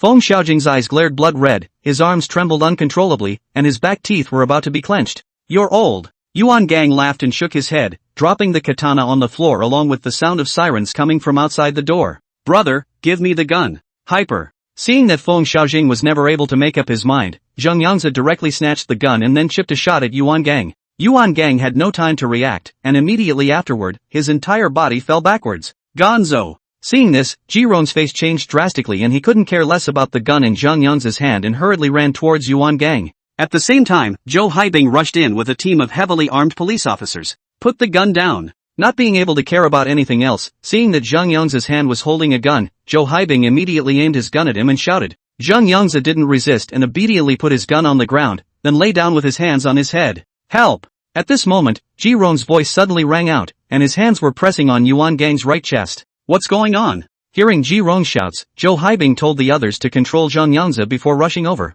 Ambulance! Call an ambulance! After coming close and seeing that it was Yuan Gang lying on the ground, and that he had been shot in the chest, Zhou Haibing's face suddenly changed drastically. It was also at this moment that Lin Sudong shook off the two policemen and rushed in through the door. Gonzo! Seeing Yuan Gang lying on the ground, Lin Su's face turned white and he instantly panicked. Off. At this time, a police officer still wanted to stop Lin Sudong out, but he received a kick immediately afterward. Leave him alone. Seeing this, Zhou Haibing hurriedly shouted and stopped the other policeman who was drawing his gun. Gonzo, I'm coming. Don't sleep, don't ever sleep. Coming to Yuan Gang's side, Lin Sudong said sharply with red eyes. Yuan Gang's consciousness was already a bit blurred at this time, and was looking at the ceiling with his eyes lifelessly, murmuring in a small voice. Seeing this, Lin Sudong hurriedly plopped his body down low, wanting to hear clearly what Yuan Gang said. Little fly. Qingzhou District People's Hospital. In the corridor outside the resuscitation room, Lin Sudong and Li Wenqi were anxiously waiting. Several hours had passed since Yuan Gang had been pushed in, but no half-hearted news had come out. Secretary Su is here. At this time, Zhou Haibing suddenly stepped forward and said towards Lin Sudong, who was covering his face with both hands. At those words, Lin Sudong glanced up and did not speak or get up. How's Yuan Gang doing? Coming closer, Su Mingxiang gave Zhou Haibing a look, and only after he left with the other two policemen did he open his mouth to ask. I don't know. Lin Sudong shook his head, his eyes lifeless as he responded. Feng Xiaojing's hat is already on, now we're just waiting to find out about his underground factories, and then he'll be completely finished. At those words, Su Mingxiang sighed, then continued. The so-called hat was actually the traveling bag that Ji Ron was carrying, which was filled with flour. They came to Qingzhou this trip because they took advantage of the fact that Feng Xiaojing didn't dare to make too much noise, and then took advantage of the firefight to send something into the clubhouse. In this way, the task force has evidence of Feng Xiaojing's involvement in drugs and can apply for a search to continue digging deeper. But I didn't expect, but in the end, Zheng Yangzi this rash seed appeared, perhaps for the previous arrest of resentment, which led to a shot at Yuan Gang. Feng Xiaojing must die. And that Zheng Yangzi, he can't live either. Hearing Feng Xiaojing's name, Lin Sudong immediately stood up, his eyes staring viciously at Su Mingxiang and said, Don't worry. Neither one of them will get away, they'll both get shot. Su Mingxiang nodded and raised his hand to pat Lin Sudong's shoulder comfortingly. Zheng Yangzi is certain to die. Armed with a gun, intentional homicide evidence is conclusive. Even if Yuan Gang did not die is still an attempt to operate a little ironclad death penalty. As for Feng Xiaojing, not to mention finding out about his underground factories, just those things Ji Rong sent in are enough to shoot him 8 times. Dong, should we talk to Fei? As he was speaking, Xiao Yuan suddenly stood up and looked at Lin Sudong and asked. At those words, Lin Sudong closed his eyes at once. He didn't know how to go about opening this mouth with Yu Fei, and he was somewhat afraid to let Yu Fei know about Yuan Gang's situation, because Lin Sudong couldn't suppress him at all, and who knows what Yu Fei would do at that time. Forget it, don't tell him yet. After agonizing for a moment, Lin Sudong sighed, thinking that it would be better to wait for the results from Yuan Gang's side. Ka! As soon as the words fell, the door to the resuscitation room was suddenly pushed open, followed by several doctors walking out. How's it going, Doc? Seeing this, Lin Sudong rushed forward and asked. The man was rescued, but he's not in good condition, and it's up to him to make it through. The doctor frowned and spoke towards Lin Sudong about Yuan Gang's situation. Thanks. Thank you. Hearing that Yuan Gang did not die, Lin Sudong immediately let out a sigh of relief, and his entire body almost collapsed directly to the ground. Chapter 158, Yu Fei knows. Evening. In the intensive care unit, Lin Sudong sat next to Yuan Gang, with a tear trail on his face. Yuan Gang is not yet out of danger, Lin Sudong really cannot rest assured, so he has been with him. Suddenly, Li Wenqi appeared in front of the door of the hospital room and gestured towards Lin Sudong. Lin Sudong wiped his face before getting up and walking out. What's wrong? Bringing the door to the room, Lin Sudong looked at Li Wenqi and asked. Fei called Kong's cell phone, we didn't dare answer. Li Wenqi's expression was a bit tangled as he raised his hand and handed Yuan Gang's cell phone over. Don't, let's just tell Fei. Or else he'll definitely hold it against us when he finds out later. Immediately afterward, Li Wenqi really did not hold back and opened her mouth to propose towards Lin Sudong. This matter, in fact, everyone was torn and felt that they should tell Yufei. Because with Yufei's character, if he knew later that they had kept the news of Yuan Gang's injury from him, then he would really hold a grudge against everyone. Let's see. Lin Sudong took the cell phone and nodded in agreement before sitting down on the row of chairs next to him. Lin Sudong was also very clear that even if Yuan just stepped over this hurdle, when Yufei found out later, he would absolutely hate himself. But now that the situation was so chaotic, Lin Sudong was truly afraid that Yufei would do something stupid if he knew. He didn't want to wait for the day Yuan Gang woke up to tell him any bad news, especially about Yufei. Meanwhile, on the other side, Yufei, after failing to get through to Yuan Gang, called Jiang Xian. But again, it rang to the last beep and hung up automatically when no one answered. What's going on? Yufei put down his cell phone and muttered with a frown. Maybe Kong and the others are busy? Although Pan Yu was also a bit puzzled, he still said in relief towards Yuan Gang. My brother he calls every night, and even if something comes up he tells me in advance. Yufei shook his head. As long as he wasn't with Yuan Gang, the two would have a phone call every night. Usually, even if something happened, Yuan Gang would tell Yufei in advance to save him from worrying about himself. I'm going back. The more Yufei thought, the more anxious, at the same time the heart is also a little unsettled up, said to go back to the store. Fei, Kong said so, he won't let us go out. Seeing this, Peng Yu hurriedly stepped forward and stopped Yufei, saying, no, I have to go back and check. But Yufei would be getting panicky in his heart and could no longer sit still. Then I'll accompany you. Seeing Yufei say anything to go back, Peng Yu was also a bit helpless and could only open his mouth to propose. No, just bring me the gun and I'll go back by myself. However, Yufei shook his head, not wanting Peng Yu to follow him out and risk his life. I said no, I'll just go back by myself. Peng Yu wanted to say something else, but Yufei directly interrupted him and looked very annoyed throughout. Okay. Seeing this, Peng Yu could only agree and then took the imitation big black star that Yuan Gang had left behind to Yufei. Right. No need to tell Lin Ran, I'll be back when I go back to see my brother. Receiving the pistol, Yufei pinned it to his back waist and then barked at Peng Yu. Lin Ran was a bit uncomfortable and would have fallen asleep by now. Yufei didn't intend to wake her up. Got it. Peng Yu promised, then he escorted Yufei out of the gate. Not far from the door, here was a van left behind by Yuan Gang. Yufei opened the door and sat on it. Before he left, he called Yuan Gang again, but still didn't answer. No more thinking, Yufei inserted the key and hit the fire, and scampered out with a foot of gas. Marriott KTV. Normally this would be the time when business is at its peak, but tonight there was no business and the streets were cold. Not long after, a van suddenly turned around and stopped directly in front of the KTV. The car door opened and the person who came down was none other than Yufei. Seeing that the KTV was not open for business, Yufei reached into his pants pocket and pulled out a key. There were a total of 2 keys to the store, one was on Yuan Gang's person and the other was in Yufei's hand. Opening the door, Yufei didn't turn on the light and used his cell phone to shine the way up to the second floor. Just as Yufei was about to go to the office, a scream suddenly sounded behind him. Yufei was startled and hurriedly turned back to look, realizing that it turned out to be a girl under Wang Meiyuan's hand. Fei? Seeing that it was Yufei, the girl stopped her voice, then shouted with a blushing face. So what, you pick up the bath towel first? Yufei nodded, then turned his head to look away and reminded towards the other party. At those words, the girl was immediately embarrassed and hurriedly picked up the bath towel that had fallen to the ground and wrapped it around her body. What's going on? At this point, the other girls heard the screams and came out to check on the situation. Nothing. I left the light on when I went upstairs and it scared her. Yufei hurriedly opened his mouth and explained. He knew that these girls were capable of gossiping, and if it got into Lin Ran's ears one day, then he really wouldn't have to live. By the way, where's my Yuan-san? Immediately after that, Yufei suddenly realized that Wang Meiyuan was unexpectedly not there. Normally, if the girls under her hand were bullied, Wang Meiyuan would have jumped out long ago, and even Yuan Gang would have to be counted out by her. But with such a big commotion tonight, that old hen who was protecting her pups was not present,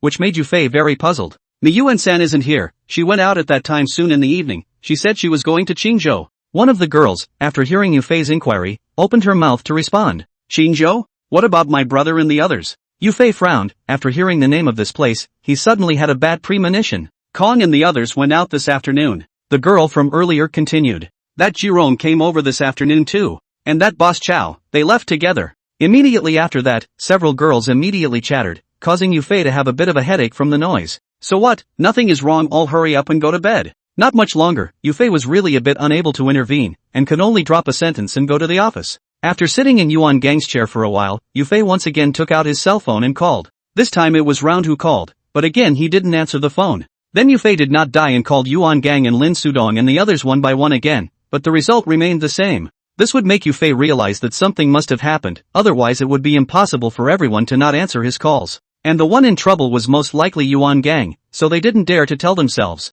Thinking of this, Yufei instantly panicked, his hands trembling uncontrollably. Chapter 159, Separation. After slowing down for a while, Yufei forced himself to hold back the emotions that were about to erupt and sent a text message to Xiao Yuan. I know something happened to my brother. There were no extra words, but it was a look that made Circle's heart skip a beat. Immediately afterward, in less than 10 seconds, Yufei called again. Seeing this, Circle rushed out of the hospital and then sat down on the steps. He was very torn as to whether or not he should answer the call. To be honest, Xiao Yuan didn't want anything to happen to Yufei, but even more so, she couldn't bear to lie to him because Yufei was so good to himself. And he also considered something else, that is, in case Yuan Gang didn't make it through, what should he do? And just as the phone was about to hang up automatically, Round picked it up after all. Fei! Putting the cell phone to her ear, Circle gave a somewhat guilty shout. Where's my brother? Yufei's voice was cold, and Xiao Yuan was a little creeped out by it, as if someone had thrown ice cubes into his clothes. Qingzhou People's Hospital. Xiao Yuan took a deep breath and told Yufei where Yuan Gang was. Upon hearing this, Yufei didn't say anything else and directly hung up the phone. Doing what? At this time, Jiang Xian, who had come out for a smoke, saw that Xiao Yuan looked lost in thought, so he opened his mouth to ask. Fei is coming. Seeing that it was Jiang Xian, Xiao Yuan let out a bitter smile before raising her head to look at him and said, What? Jiang Xian froze, and the cigarette he was holding in his mouth fell directly to the ground. Fei knows something happened to Kong. Xiao Yuan didn't hide it and told Jiang Xian about the call she just made, including the text message. Bad. After hearing this, Jiang Xian was filled with anxiety and hurriedly ran inside towards the hospital. At the same time, Yufei on the other side, after putting down his cell phone, lit a cigarette in his mouth and looked at the ceiling with two godless eyes. Not much later, his cell phone suddenly vibrated, but Yufei ignored it. It wasn't until the cigarette burned out and the ashes fell onto his clothes that he slowly got up. Glancing at the cell phone, a dozen missed calls, Lin Sudong Li Wenqi several people all played. Without a reply, Yufei slipped his cell phone into his pants pocket before heading to Yuan Gang's room. Coming to the bed, Yufei squatted down and reached under the bed to feel around. It didn't take long for a cardboard box to be dragged out of him. The cardboard box was small, about the size of a basketball, and when you opened the lid you were greeted by a layer of foam. Yufei wasn't surprised and raised his hand to ruffle the foam, revealing the 3 small melons placed underneath. Seeing this, Yufei grinned, remembering the sentence he had flirted with Yuan Gang earlier. Immediately after that, he put 3 small melons into his pocket and went to the storehouse to get some bullets. Then Yufei left the KTV. An hour later, Yufei entered downtown Qingzhou, but he didn't go directly to the People's Hospital. Instead, he came to Feng Xiaojing's clubhouse. But after seeing the cordon drawn outside and the police standing guard, he left without staying longer. Not far out, the cell phone vibrated again. Yufei took it out and looked at it. It was Lin Sudong calling. What's wrong? Pressing the answer button, Yufei put the phone to his ear and asked, where are you? Hearing Yufei's indifferent voice, Lin Sudong froze for a moment, and it took a while before he reacted and asked, Get to the hospital now. After saying one sentence, without waiting for Lin Sudong to respond, Yufei directly hung up the phone. A few minutes later, a van slowly drove up to the hospital entrance and stopped. Ka! The car door opened and the person who came down was Yufei. Fei! Seeing this, Lin Sudong's few people, who had long been out and waiting, rushed to welcome them. What ward is my brother in? Yufei glanced at the crowd with an expressionless face and finally landed his gaze on Xiao Yuan and asked, The ICU on the 2nd floor. Meeting Yufei's icy cold eyes, Xiao Yuan shivered uncontrollably before stiffly replying. Immediately afterward, Yufei directly crossed over the crowd and stepped onto the steps into the hospital. Alas! Seeing this, Lin Sudong sighed, and the others also looked a bit downcast as they could see Yufei's rawness. 2nd floor critical care area. This is not a place you can just go in. You need to register your identity and then get approval from the doctor before you can go in. So the nurse on duty, seeing Yufei going in without greeting, rushed forward to stop him. Get out of the way. Yufei frowned and said with some annoyance, What's wrong with you people? This is the critical care area. You have to register if you want to go in. The nurse on duty was in her 30s or 40s, perhaps in the middle of menopause, and didn't speak very politely. Seeing this, Yufei didn't say anything, and as soon as he pushed the nurse away, he headed inside. Ouch! The nurse stumbled as she was pushed and fell straight to the ground without standing still. Immediately after, a female Tyrannosaurus Rex evolved successfully and ran towards Yufei and pounced. Don't you dare push me! The nurse was like a crazy woman, constantly tearing Yufei's clothes from behind. Get out! Groove your ass! Yufei was already forcing down his anger, and when the nurse made such a fuss, he burst out. Turning around, he lifted his leg and kicked the nurse right over on the floor. Murder! Somebody! Seeing that Yufei really dared to do it, the nurse didn't dare to step forward anymore, then she sat on the ground covering her stomach and shouted loudly, "Wenchi, deal with it." Lin Sudong shook his head helplessly and followed after giving an explanation towards Li Wenchi. There weren't many wards in total in the intensive care area, so Yufei quickly found Yuan Gang. Pushing open the door, Yufei walked in, and the moment he saw Yuan Gang, he instantly reddened his eyes. "Brother!" Walking closer, Yufei couldn't hold back any longer, tears sliding down his cheeks as he softly shouted towards Yuan Gang, whose eyes were tightly closed. "Gundam hasn't woken up yet." Behind him, Lin Sudong spoke in a deep voice. Hearing this, Yufei did not respond, just looked at Yuan Gang so quietly, tears could not stop flowing down. "Who did this?" After a while, Yufei wiped his face and asked without looking back. Young take. He's been captured and won't live." Lin Sudong didn't hide it this time, and directly said Zhang Yang's name and what happened to him. "Where is he being held?" Hearing this, Yufei continued to ask. "Fei, calm down." Hearing Yufei's inquiry, Lin Sudong immediately frowned and advised, "Take care of my brother." Seeing that Lin Sudong didn't tell him, Yufei didn't ask again, dropping a sentence and heading out. "Fei!" Lin Sudong was anxious and rushed forward to pull Yufei's arm and shouted, "Do it to you guys, my brother, he won't be happy." Yufei did not resist and just looked at Lin Sudong expressionlessly, saying in an icy tone, "Chapter 160, you die." At those words, Lin Sudong's entire body froze, then slowly loosened his hand. He knew he couldn't stop them, and was afraid that Yufei would have already aimed his gun at them if Yuan Gang wasn't still alive. Without saying anything more, Yufei turned around and continued walking towards the outside. "Fei!" Outside the door, Jiang Xian and Xiao Yuan saw Yufei come out and hurriedly shouted, "You don't deserve to be my brother." Upon hearing this, Yufei turned his head towards Jiang Xian and said in an icy tone, "Fei, I." Jiang Xian froze, then immediately reddened his eyes, wanting to say something. But in the end, he didn't say anything, a guilty look on his face. Because Jiang Xian knew that he had indeed done wrong. "If I don't make it back, tell Lin Ran for me so she doesn't have to wait." Immediately afterward, Yufei turned his head to look at Xiao Yuan and gave an explanation before continuing to walk outside. "Fei." At the entrance of the intensive care area, Li Wenqi was dealing with what had just happened, and when he saw Yufei come out he hurriedly shouted. But Yufei ignored it and walked forward on his own. Seeing this, Li Wenqi wasn't disgruntled, but only sighed helplessly. He had long ago mentioned to Lin Sudong to tell Yufei about this matter. However, Lin Sudong did not agree and chose to continue to hide it. Obviously, the result was the same as what Li Wenqi thought. Yufei hated all of them. However, Li Wenqi also understood, because if Yuan Gang didn't pull through, then Yufei, who couldn't get the news, might not even be able to see him for the last time.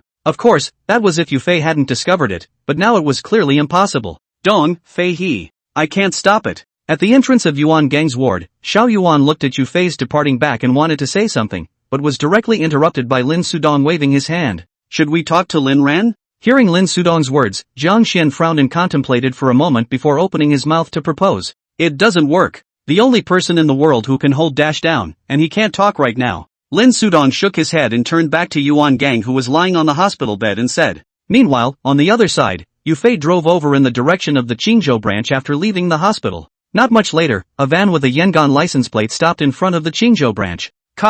Pushing open the car door, Yufei didn't make any disguise and just swaggered in. "Where's Young Take?" But after coming to the hall, Yufei didn't know where to go, then he directly stopped a police officer and asked. "Interrogation room." The policeman glanced up and thought that Yufei had been transferred from the city council, and raised his hand to point in a direction. Upon hearing this, Yufei nodded his head, then directly ran in the direction of the interrogation room. "Why does it feel a little familiar?" The policeman turned around and muttered as he looked at Yufei's back. Pushing open the door to the interrogation room, there was a long corridor and several small rooms inside. Yufei didn't know Zhang Yang's exact location, so he could only look for him room by room. Finally, in the penultimate room, Yufei saw Zhang Yangze who was being interrogated. Immediately after that, Yufei directly pushed open the door and walked in, and Zhang Yangze who was looking at him froze. Of course Zhang Yangze wouldn't forget Yufei's appearance, he just didn't understand why he appeared here, after all, he was now a wanted man. Yufei! The two police officers who were interrogating also froze. They were both members of the 1011 shooting case task force, of course they could recognize this face of Yufei. Immediately afterward, the two officers reached toward their waists, but unfortunately they would not be armed at this time. "Sit down honestly, I'm not here for you." They didn't have any guns, but Yufei had brought one, and pulled the replica Big Black Star directly from his back waist. "What do you want? Drop the gun." Seeing this, the two policemen immediately changed their faces and pointed at Yufei and shouted. "I told you, I'm not here for you, sit down honestly." Upon hearing this, Yufei frowned and pointed his gun at the two policemen and said it again. This time, in the face of the black holes of the gun, the two policemen did not speak again and honestly sat down. "Did you hurt my brother?" Immediately afterward, Yufei turned his head to look at Zhang Yangzi and asked expressionlessly, "Dead?" Zhang Yangzi was not in fear, grinning and asking a rhetorical question. "Oh, you die. Hyper." Hearing Zhang Yangzi's words, Yufei smiled before he directly raised his hand and pulled the trigger. In an instant, Zhang Yangzi had an additional bullet hole in his forehead, and the smile on his face was still maintained as blood slowly flowed down his eyes and the bridge of his nose. Next to them, the two policemen were terrified. How could they not expect that Yufei really dared to kill someone in the precinct? "Where is Feng Xiaojing?" Immediately afterward, Yufei turned his head to the two policemen and asked as if nothing had happened. "Next door." At that, one of the policemen raised his hand and pointed, his speech a little sloppy. "There's no way, facing such an outlaw would scare anyone in their right mind. Sit still and don't mess with me." Yufei nodded before he retreated to the doorway, opened the room door and walked out. But just outside the door, he saw several police officers rushing in at the entrance and with guns in their hands. "Put the gun down." The moment he saw Yufei, one of the policemen immediately shouted and aimed his gun at him. Seeing this, Yufei didn't choose to fight hard, but instead directly retreated back, because Feng Xiaojing he hadn't gotten killed yet. "You two cuff yourself together, now." Re-entering the house, Yufei pointed his gun at the two policemen and shouted. And after hearing Yufei's words, the two policemen didn't dare to hesitate and hurriedly took out handcuffs and handcuffed one hand each. Immediately afterward, Yufei stepped forward and pulled the two of them up, then pulled out a small cantaloupe and directly pulled the safety pin and held it in his hand. "Go!" Yufei shouted, then held the two policemen in front of him, and the arm that was holding the little melons was wrapped around the neck of one of them. Reopening the door to the room, there were already police officers standing outside, all with guns in their hands. But after seeing the small melon in Yufei's hand and the two hostages on top, all the police officers froze. "I've pulled the safety pin, let go and it blows. All out." Yufei didn't panic at all, and shouted expressionlessly towards the police officers blocking outside. Hearing this, the faces of the policemen outside suddenly changed, and they unconsciously took a few steps back, because if this little melon blew up in such a small space, then all of them would have to go down and report for duty. Chapter 161, Let's Go on the Road Together. Immediately after that, Yufei dragged the two hostages and slowly moved, leaning towards the innermost room. The person locked up in this room was clearly Feng Xiaojing, Yufei's last target. Bang! Coming to the door, Yufei raised his leg and kicked it, but the door of the room was not kicked open. There were the same police officers inside who were interrogating Feng Xiaojing, and when they heard the commotion outside, they directly locked the door from the inside. "Tell the people inside to open the door. I'm only looking for Feng Xiaojing, I won't move your people." Seeing this, Yufei turned his head to look at the police officer across the street and said. It was also at this moment that Su Mingqiang and Chen Kai, as well as Wang Zhangtao, the director of the Qingzhou branch, rushed over. "Yufei, put the gun down." Seeing that Yufei was holding two policemen hostage and holding a small melon in his hand, Su Mingqiang's three faces changed drastically. "Open the door." Yufei ignored it, and with an icy tone, he once again gave a low shout. "What's going on?" Upon hearing this, Su Mingqiang and the three of them were a bit uncertain, not understanding which door Yufei was talking about. "Secretary Su, he said he was looking for Feng Xiaojing." At this time, a police officer turned towards Su Mingqiang's trio and recounted what had just happened. "Old Chan, the door can't be opened, but the people can't be moved either, so try to stall." After hearing the police officer's account, Su Mingqiang immediately came over to Chen Kai's side and whispered towards him. "Yes." Although Chen Kai was a bit incredulous, he could only agree to it, who let him have already stood in line before. Immediately after that, Su Mingqiang left the interrogation room, found a deserted place and pulled out his cell phone, calling Lin Sudong. "You're crazy." The phone had just been connected, and without waiting for Lin Sudong on the other side to speak, Su Mingqiang directly cursed angrily. "What madness!" Lin Sudong was a bit confused and didn't react for a while. "You tell me." Yufei he ran to the precinct to kill someone. Su Mingqiang thought that Lin Sudong was pretending to be confused and didn't give him half a good face. "How's Dash doing?" Hearing Su Mingqiang's words, Lin Sudong instantly came to a realization, then hurriedly asked. After killing Zhang Yangzi and holding two police officers hostage, now he's going to continue to get Feng Xiaojing killed. "I told you, they're not going to make it, so why are you in such a hurry?" Su Mingqiang was a bit helpless and really pissed off, continuing to curse at Lin Sudong. "Would you believe me if I said I didn't put him up to it?" Lin Sudong let out a bitter smile. He didn't want to see this situation either, but he simply couldn't stop Yufei. "Not you?" Su Mingqiang frowned, not really believing it. Yufei is the younger brother recognized by Gangzi, but the two of them are better than blood brothers. "I was hiding it at first, I didn't tell him about what happened to Gonzo. But he guessed later, and I'm afraid he'd have had to kill even me if Gunnar hadn't still been alive. I stopped him tonight too, but I couldn't stop him at all." Lin Sudong was also more understanding, so he did not feel dissatisfied and helplessly explained towards Su Mingqiang. "Even kill you? This is nuts." Su Mingqiang was a bit unbelievable. He originally thought that Yufei was just a little brother under Lin Sudong's hand, but he didn't expect that he would be an outlaw. And he's an outlaw, that's a real outlaw, who dares to go straight into the precinct and kill people. The only person in this world who can suppress him is Yuan Gang. Lin Sudong did not explain too much and said with a bitter smile.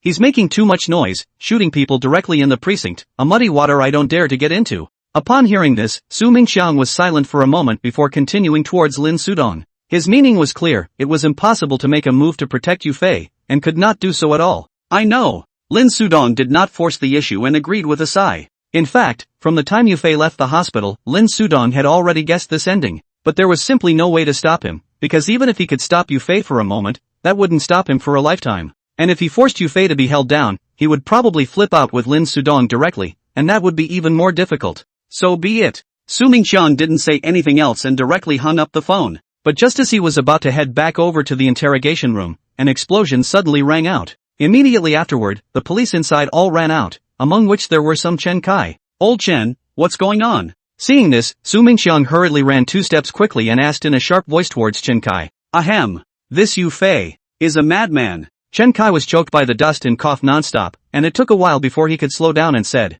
What happened? Su Mingxiang became even more curious and glanced over towards the entrance of the interrogation room, realizing that the police officers who had just run out were guarding the door and no one dared to go in anymore. I thought you told me not to open the door. Without saying a word, the kid pulled out another small cantaloupe and then just threw it out to blow the door. Chen Kai gulped with palpitations and recounted towards Su Mingxiang what had just happened. So reckless? At those words, Su Mingxiang's eyes widened. Even outlaws were not this ruthless. Who says it isn't? Chen Kai nodded. This was the first time he had seen someone so desperate. Meanwhile, the corridors of the interrogation room were dusty and covered with glass slivers. Ka! Suddenly, the door to the penultimate room was pulled open, and then Yu Fei walked out with 2 policemen on top of him. Seeing that no one was in the corridor, Yu Fei slowly took a few steps back and looked inside the last room. The door to the room had been blown open and had knocked out 1 policeman, while another was somewhat disoriented by the blast. On top of that, Feng Xiaojing was being handcuffed to a chair with several shards of glass stuck to his face, all chipped up. Seeing this, Yu Fei laughed before letting go of the 2 policemen in his hands and walking towards the room.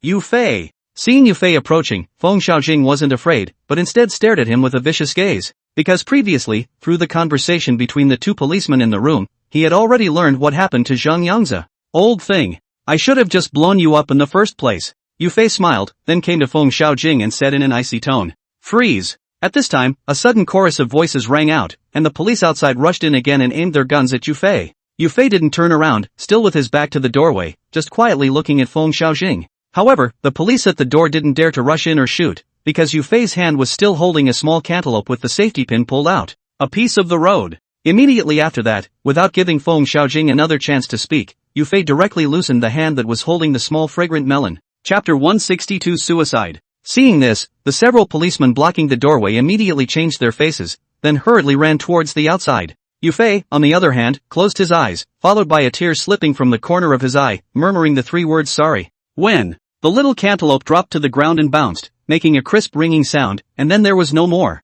After a while, nothing happened. Yu Fei opened his eyes in confusion. You've had a good life. Seeing that the little melon was a rotten egg, Yu Fei looked at Feng Xiaojing and said with a helpless smile.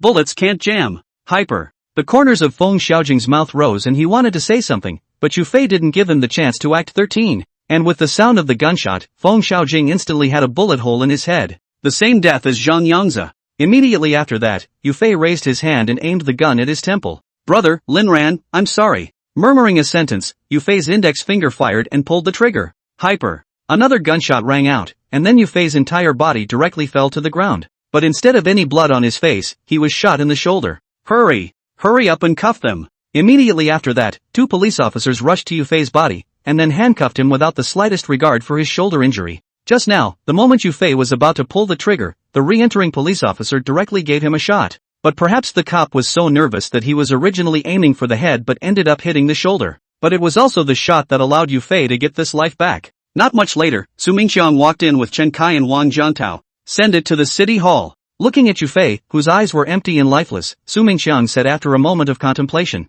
This matter has broken the sky. Yu Fei killed 2 suspects in the precinct, and also used a grenade to blow up the interrogation room. This matter may not be able to get the provincial department will be involved. Yes. Upon hearing this, Chen Kai nodded deeply in agreement. Wang Jiangtao's attention, on the other hand, was all on Feng Xiaojing, and after seeing that he couldn't be dead anymore, he let out a sigh of relief. Handing the mess over to the people underneath him, Su Mingqian once again called Lin Sudong. Yu Fei holds it down. Without waiting for Lin Sudong to speak, Su Mingqian directly said, "How's he doing?" Upon hearing this, Lin Sudong's heartbeat slowed down by half a beat as he hurriedly inquired. He tried to kill himself, but didn't make it, and took a bullet in the shoulder. Su Mingqian didn't sell him short, and after hearing Lin Sudong's inquiry, he immediately told him about Yu Fei's situation. That's good. Upon hearing this, Lin Sudong let out a sigh of relief. Even if he couldn't save Yu Fei's life in the end, then he would still be able to see him again. Don't think about bailing him out, it won't work. Hearing Lin Sudong's words, Su Mingqian thought that he was not dead in the water and hurriedly said, "I know." Lin Sudong agreed and didn't say anything else. The next day, word somehow got out about what had happened in the Qingzhou branch. Then countless newspaper reporters, blocked in front of the precinct waiting for interviews, directly alarmed the first and second hand of Jianbei City. Immediately after that, Su Mingqian received a call asking him to send Yu Fei to the city office immediately. "Secretary Su, is it scheduled now?" Chen Kai was sitting right next to him, and he heard the instructions from above clearly, then he opened his mouth to inquire. "Noon." Upon hearing this, Su Mingqian frowned and thought for a moment before sighing and saying, "Yes." Chen Kai promised and didn't say anything more. Around 11 o'clock, a Santana and a van suddenly drove to the door of the Qingzhou branch and stopped. Immediately afterward, Lin Sudong, Li Wenqi, Zhang Xian, Xiao Yuan, Lin Ran, and Jiang Hao opened the car door and walked down. Lin Ran's red eyes, the tear stains on her face still not dry, had just been picked up by Lin Sudong from Yangon. As for Pingyu, he didn't come. Of course it wasn't that he didn't want to come himself, but Lin Sudong had hard persuaded him. Because Pingyu, like Yu Fei, is a suspect in the 1011 shooting case, he would be shooting himself in the foot if he came to the precinct.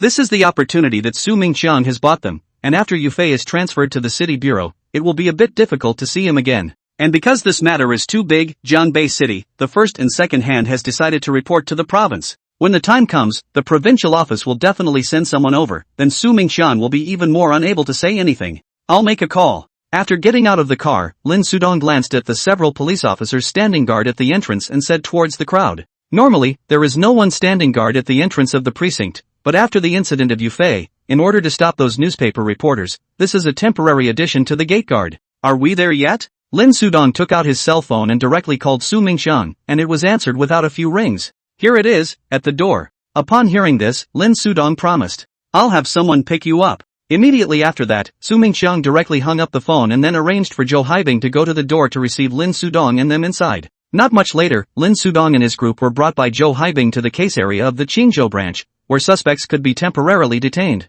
"What's with all the people?" Seeing Lin Sudong behind Lin Ran and the others, Su Mingqian frowned and asked. "One last time." Lin Sudong sighed in response. "Zhou Haibing, search them." Upon hearing this, Su Mingqian nodded his head before he looked at Zhou Haibing and explained. He wouldn't dare to be careless this time, in case another crazy person like Yu Fei popped out of these people, then he wouldn't have to do his job as the secretary of the political and legal committee. "You go in first." Immediately after that, Su Mingqian said towards Lin Sudong. To Lin Sudong, Su Mingqian was still relatively assured, so he did not let Zhou Haibing search him. "Yes." Lin Sudong didn't dawdle and followed with a promise. Through the office area, in one of the innermost rooms, Lin Sudong met Yu Fei, who was handcuffed with his hands. At this time, Yu Fei's gaze was dull, his upper body was naked, and his shoulder was wrapped in a thick bandage. "Fei." Seeing Yu Fei's appearance, Lin Sudong was a little heartbroken, his hands clenched tightly in fists. "Dong." Hearing Lin Sudong's voice, Yu Fei slowly raised his head, then shouted with a smile. "Fei, you." In an instant, Lin Sudong was a bit tense, and his eyes suddenly reddened. "How's he doing, my brother?" Yu Fei's expression did not change, still smiling as he asked towards Lin Sudong. The doctor said the recovery was pretty good. It shouldn't take long to wake up. Lin Sudong nodded, his voice a little choked, forcing himself not to let the tears fall. "Dong. When my brother wakes up, tell him I'm sorry for me." Chapter 163, Farewell. When he heard Lin Sudong say that Yuan Gang had recovered well, Yu Fei let out a sigh of relief, then said with a somewhat downcast expression. "Yes." Lin Sudong nodded in agreement. "It's almost time, change." At this time, Su Mingqian, who was standing by the side, said towards Lin Sudong after looking at his watch. "Fei, I'm leaving." Upon hearing this, Lin Sudong did not delay and left after saying his last words to Yu Fei. Immediately after, the second person to come in was Li Wenqi, who was still in a stable mood. "Fei, we'll be brothers again in the next life." Li Wenqi was a little uncomfortable with this atmosphere, 1,000 words choked in his throat and could not be said, and finally sighed helplessly. "Then I'll stay down here for 70 or 80 more years before I reincarnate, so that you don't take advantage of me if I reincarnate early." Yu Fei smiled and nodded, flirting towards Li Wenqi. "Groove." Li Wenqi couldn't hold back any longer, and after cursing, she directly turned around and left, and a tear was flung onto the ground with her. The third was Circle, with bloodshot eyes, as if he had been up for days without sleep. Fei, I'm sorry. Just after seeing you Fei, Xiao Yuan lowered her head and apologized. He was now very remorseful and regretted that he had thought too much and told Yu Fei about Yuan Gang. Say what? Yu Fei smiled and shook his head. Even if Xiao Yuan didn't tell him, he would still come to Qingzhou. It was just a matter of finding out sooner or later. Within a few sentences, Xiao Yuan left with red eyes, and the one who came in immediately after was Jiang Xian.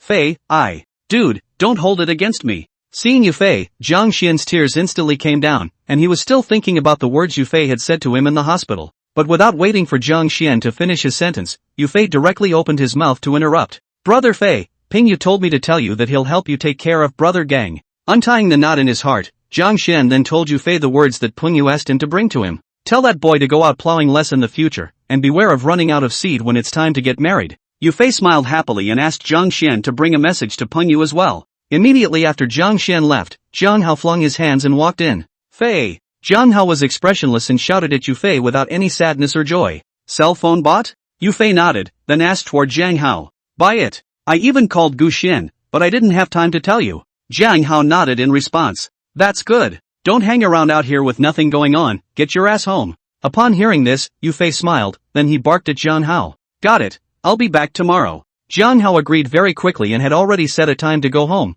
which made Yu Fei very surprised. Okay, almost. At this time, Su Mingqiang suddenly opened his mouth and reminded. Brother Fei, I'll see you later. Jiang Hao didn't continue to dawdle, dropping a sentence and turning to leave. Finally, Lin Ran walked in. She would have cried into tears by now, her body trembling uncontrollably. Fei! Lin Ran's eyes were swollen and his voice was hoarse as he shouted at Yu Fei. I'm sorry. Yu Fei wanted to laugh so that Lin Ran would feel better, but how could he not? Tears slipped uncontrollably down the corners of his eyes. I can't marry you in this life, so don't hold yourself back when I'm gone. Also, just keep that money. I haven't given you anything since we've been together, so you can buy whatever you like for yourself. Also, if you run into anything you can't get through in the future, you go to my brother and he'll help you. Immediately afterward, Yu Fei tilted his head and tried to suppress his emotions as much as possible as he continued towards Lin Ran. Asshole. You asshole. I want more than an apology, I want more than money. It's you I want. You're all I've got in this world. What are you going to make me do? Fei, don't leave me. Lin Ran broke down, grabbed the railing of the isolation with both hands, and directly paralyzed on the ground and cried. Take her away. Yu Fei didn't dare to look down, didn't dare to look at Lin Ran's collapsing appearance. He felt a little breathless. Su Mingqiang sighed helplessly when he saw the scene, then he went forward and prepared to help Lin Ran out. No! I don't want to go. Fei, don't leave me. But Lin Ran gripped the isolation railing and wouldn't let go, her tears falling down in lines as she cried out towards Yu Fei. Seeing this, Su Mingqiang was a bit embarrassed and didn't know what to do, then he went out to find Lin Sudong.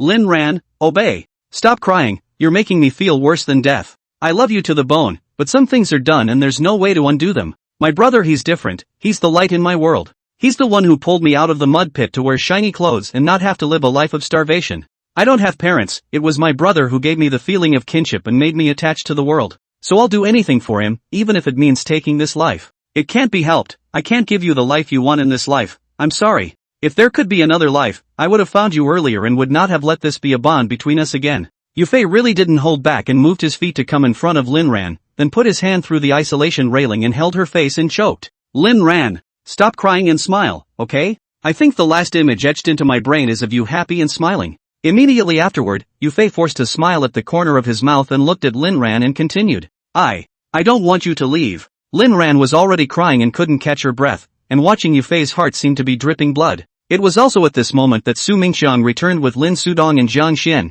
and the two rushed to help Lin Ran up from the ground. Go! Lin Sudong twisted his head to look at Yu Fei and sighed once more before whispering towards Lin Ran. At this moment, Lin Ran no longer even had the strength to stand on her own, relying on Lin Sudong and Jiang Xian to hold her arms. Fei! As he was walking towards the door, Lin Ran suddenly jerked back and shouted. Don't you dare leave me behind, I'll stay close to you. Lin Ran smiled, and although it seemed a bit forced, he did as Yu Fei said. Lin Ran, don't do anything stupid. Hearing Lin Ran's words, Yu Fei instantly panicked and shouted with a face full of anxiety. Don't worry, I'll keep an eye on her. Lin Sudong's face also changed, he didn't expect Lin Ran to be so extreme, and after returning to his senses, he turned towards Yu Fei and said in relief. Dong, please, make sure nothing happens to her. Chapter 164. In the afternoon, Yu Fei was handed over to the city bureau at the same time. Xingzhou has once again turned the sky. Because Feng Xiaojing's affairs have exploded, and underneath that clubhouse of his, a drug manufacturing site of enormous size has been discovered. The entire bottom of the clubhouse has been completely hollowed out by Feng Xiaojing, just like a subterranean drug nest.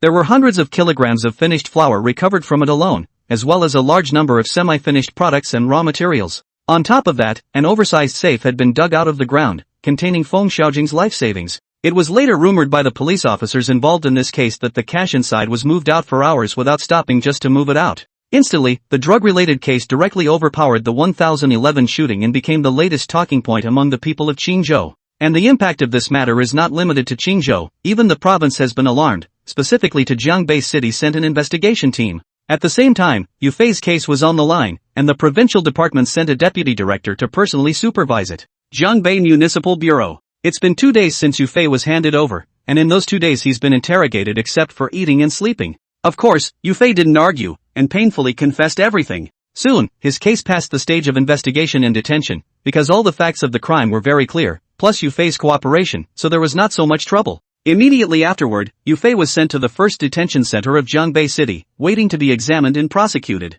The cell door opened and Yufei once again came to familiar surroundings, which reminded him of his days in the know. One prison in Beijing City. Old Bean, don't mess with him. Before leaving, the disciplinarian also pointed at Yufei specifically and barked a word towards the number head. Got it. On the boarding bed, a burly, simple-looking man, somewhat taken aback, agreed. At those words, Yufei glanced back at the disciplinarian, but did not say anything more. What's going on in here, buddy? After the disciplinarian left, the number one, who was called Old Bean, curiously looked at Yufei and asked, "Kill?" Yufei responded indifferently, then he directly laid down on the boarding bed. And hearing Yufei's words, all the inmates in the number had their pupils shrinking, not expecting him to be a murderer at such a young age. Old Bean didn't continue to pick up the conversation. After all, murderers are all determined to eat the gun, who knows if they will go crazy before dying and drag on another one or two. At the same time, on the other side of the Qingzhou People's Hospital, Lin Sudong and the others all looked downcast. They hadn't slowed down from what happened to Yufei yet, not to mention that they didn't know how to go about opening their mouths to tell Yuan Gang about it when he woke up.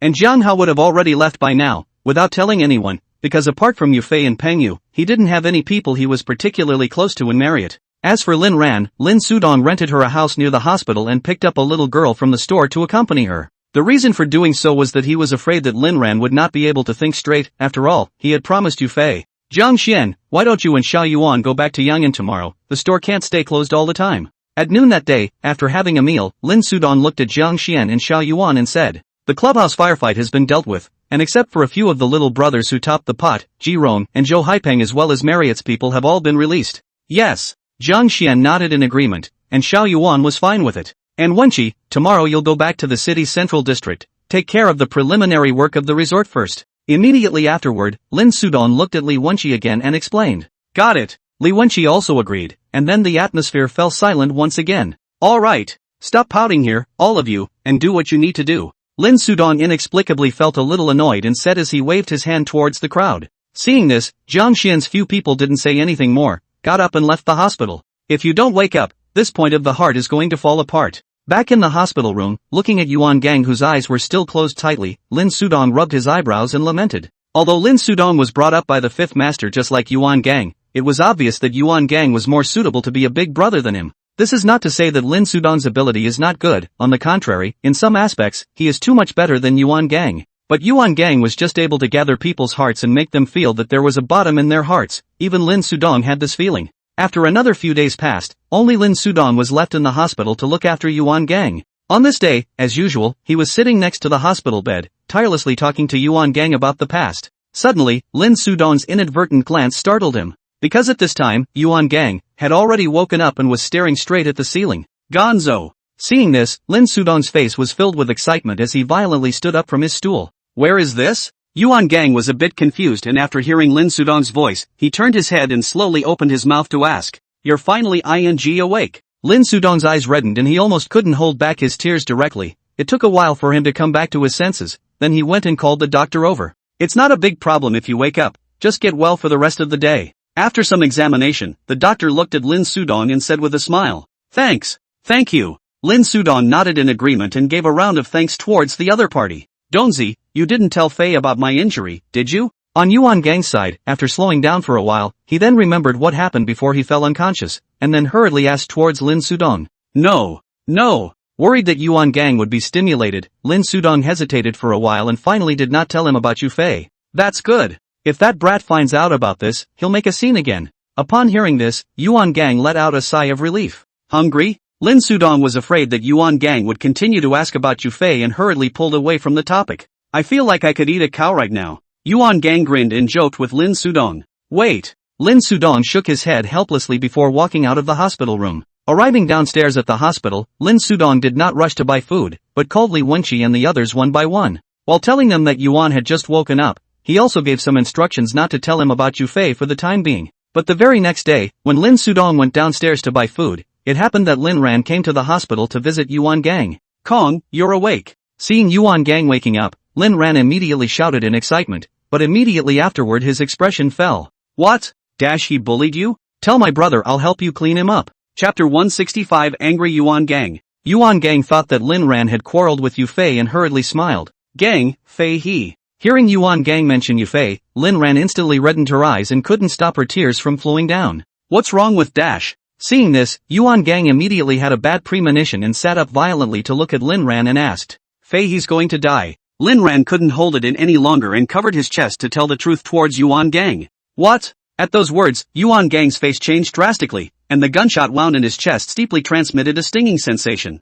In the restaurant across the street from the hospital, Lin Sudong was boredly smoking a cigarette, waiting to take the blood tonic soup he had made for Yuan Gang. Suddenly, his cell phone vibrated with an unfamiliar number. Hello? Pressing the answer button, Lin Sudong asked in a puzzled opening. Get your ass back here now. The voice coming from the other side of the phone was Yuan Gang's, and from the tone of his voice you could tell how angry he was at the moment. Upon hearing this, Lin Sudong's heart instantly thumped. He could probably guess that it should be Yufei's matter that had slipped through the cracks. Yuan Gang didn't give Lin Sudong a chance to continue talking and hung up the phone directly after saying that. Putting down his cell phone, Lin Sudong frowned, pondering how Yuan Gang knew about this. Lin ran. Suddenly, Lin Sudong thought of something, then slapped his thigh violently. He had instructed several people, Li Wenqi, but he had only forgotten about Lin Ran. Moreover, Lin Ran was now living near the hospital and might come over to visit Yuan Gang at any time. Immediately afterward, the soup could not be taken. Lin Sudong rushed back to the hospital. Walking into the hospital room and seeing Lin Ran who was sobbing uncontrollably, Lin Sudong's heart immediately sank.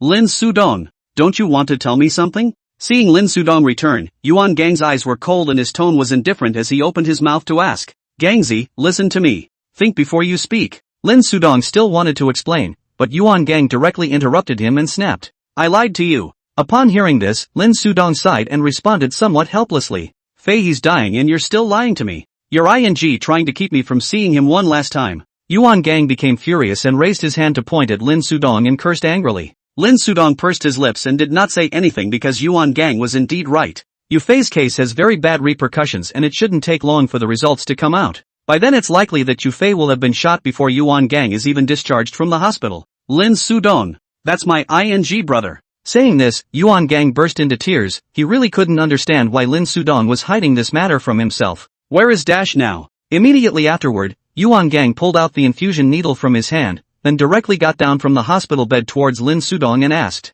Waiting for judgment at the detention center. This time Lin Sudong did not hide it from Yuan Gang and told him about Yufei's current situation. After Yufei was transferred to the city bureau, Lin Sudong called Su Mingxiang every day to ask him to help inquire about Yufei. Lin Ran, go. I'll take you to Dash. After hearing Lin Sudong's words, Yuan Gang didn't say anything else and called Lin Ran to leave. Gonzo. You won't be able to see Fei even if you go. His case is now under the supervision of the provincial office. Seeing this, Lin Sudong hurriedly stepped forward to stop Yuan Gang and urged towards him with an anxious face. Yuan Gang and Yufei were both as stubborn as each other, and with the wounds on their bodies still not healed right now, their entire bodies were very weak. So after hearing Yuan Gang say that he was going to find Yufei, Lin Sudong was truly afraid that he would do something irrational. Lin Sudong. We've been brothers for so many years, you can't afford me. But how could Yuan Gang listen to this? Pointing at Lin Sudong's nose, he cursed again, then took Lin Ran and left. Seeing this, Lin Sudong had no choice but to take out his cell phone and call Su Mingxiang. It's still that way, Yufei's judgment hasn't been handed down yet. In the last few days, Su Mingxiang has been busy with Feng Xiaojing's case, and he has not slept well. This would be when he was catching up on his sleep, and when he saw that it was Lin Sudong calling, he thought that he was going to ask about Yufei's situation again. Make me a visitation appointment. Lin Sudong didn't talk any nonsense and spoke bluntly. What the hell? Su Mingxiang thought that he had misheard and hurriedly confirmed towards Lin Sudong. Gonzo's awake. Lin Sudong responded towards Su Mingqiang as he went downstairs to chase after Yuan Gang. How can I give you an appointment, now that Yu Fei's case is being watched by people from the provincial office? I talk to people and it's a matter of whether they care or not. Upon hearing this, Su Mingqiang frowned, then said somewhat helplessly, if I can't see Yu Fei, I'm afraid he'll rob the prison. Lin Sudong also knows that this matter is a bit difficult to deal with, because the people from the other provincial departments will not necessarily give face. But no matter what, this matter still needed to be done, because Yuan Gang would definitely go crazy if he couldn't see Yu Fei. Prison robbery? Are you kidding me? Su Mingqiang was also angry and laughed, thinking what kind of donkey temper are these two brothers. One ran to the precinct to kill people with a gun, and the other even thought of hijacking the prison. I'm not kidding you. You hurry up and make contact. It doesn't matter if you pay a little, it's fine if you can let Gangzi see Yu Fei. Lin Sudong was not in the mood to joke about this, and once again urged towards Su Mingqiang. Okay, I'll ask first. Although Su Mingqiang was helpless, he didn't want to make another mess at this extraordinary time, so he could only agree. I'll wait for your call. With that, Lin Sudong directly hung up the phone, then stopped Yuan Gang again. I told Su Mingqiang to get in touch with the people at the provincial office and get you a chance to visit. Don't be in a hurry, we still have time now that Fei's judgment hasn't been handed down yet. Immediately after that, without waiting for Yuan Gang to speak, Lin Sudong hurriedly said, Kong, go back. Seeing this, Lin Ran followed suit and advised, she also didn't want anything to happen to Yuan Gang. After all, this wasn't what Yu Fei wanted to see. I'm only waiting until tomorrow morning. Also, get Jiang Xian and Xiao Yuan over here, I have something to explain to them to do. Upon hearing this, Yuan Gang pondered for a moment, then turned his head to Lin Sudong and said, yes. Hearing Yuan Gang's words, Lin Sudong immediately let out a sigh of relief, then hurriedly agreed. Immediately afterward, several people re-entered the hospital room, and Lin Sudong called Jiang Xian and Xiao Yuan. Stop crying. Even if Fei is really gone, I'm still your brother. If there's something you want to tell me, don't keep it to yourself, and Fei definitely doesn't want to see you like this. Yuan Gang, on the other hand, was on the side, comforting Lin Ran who was in tears. Lin Ran didn't say anything, just nodded towards Yuan Gang, one pair of eyes swollen again. Chapter 166, Visitation. The first detention center of Jiangbei City. On this day, it was the time to let off steam, and Yu Fei was suddenly addicted to cigarettes. In a somewhat irritated mood, he immediately approached the correctional officer who was supervising the prisoners from the sidelines. Can I have a cigarette? Yu Fei didn't dawdle, and asked straightforwardly towards the other party. Come with me. Seeing that it was Yu Fei, the disciplinarian hesitated for a moment before leading him to a nearby corner. The first day Yu Fei was locked in, the director of the first look gave the following people a greeting not to mess with him. After all, Yu Fei was set to eat a gun, so it was better to try to make as much trouble as possible before that. That was why, the correctional officer who had sent Yu Fei into the cell had greeted the number one. Thanks. Soon, after a cigarette was finished, Yu Fei's mood was all the better, and he thanked the correctional officer. It's okay, go back. The disciplinarian shook his head and without saying anything more, he took Yu Fei and went back to the release area. Man, quite a way to go. Yu Fei returned to his previous position and closed his eyes to bask in the sun, but not for much longer a voice suddenly rang out in front of him. When I opened my eyes, there were 4 people standing in front of Yu Fei, and the one in the lead was as skinny as a hempstalk, and he sniffled a little from time to time. Something wrong? Yu Fei frowned and asked with some impatience. What? Can't I have a word with you? The man raised an eyebrow and said as he tilted his neck to glare at Yu Fei with a pair of nostrils. Get out of the way, block the light. At those words, Yu Fei's frown deepened and he directly pushed the man to the side. Ouch! The man was pushed and stumbled, almost falling straight to the ground, stabilizing himself and immediately cursing.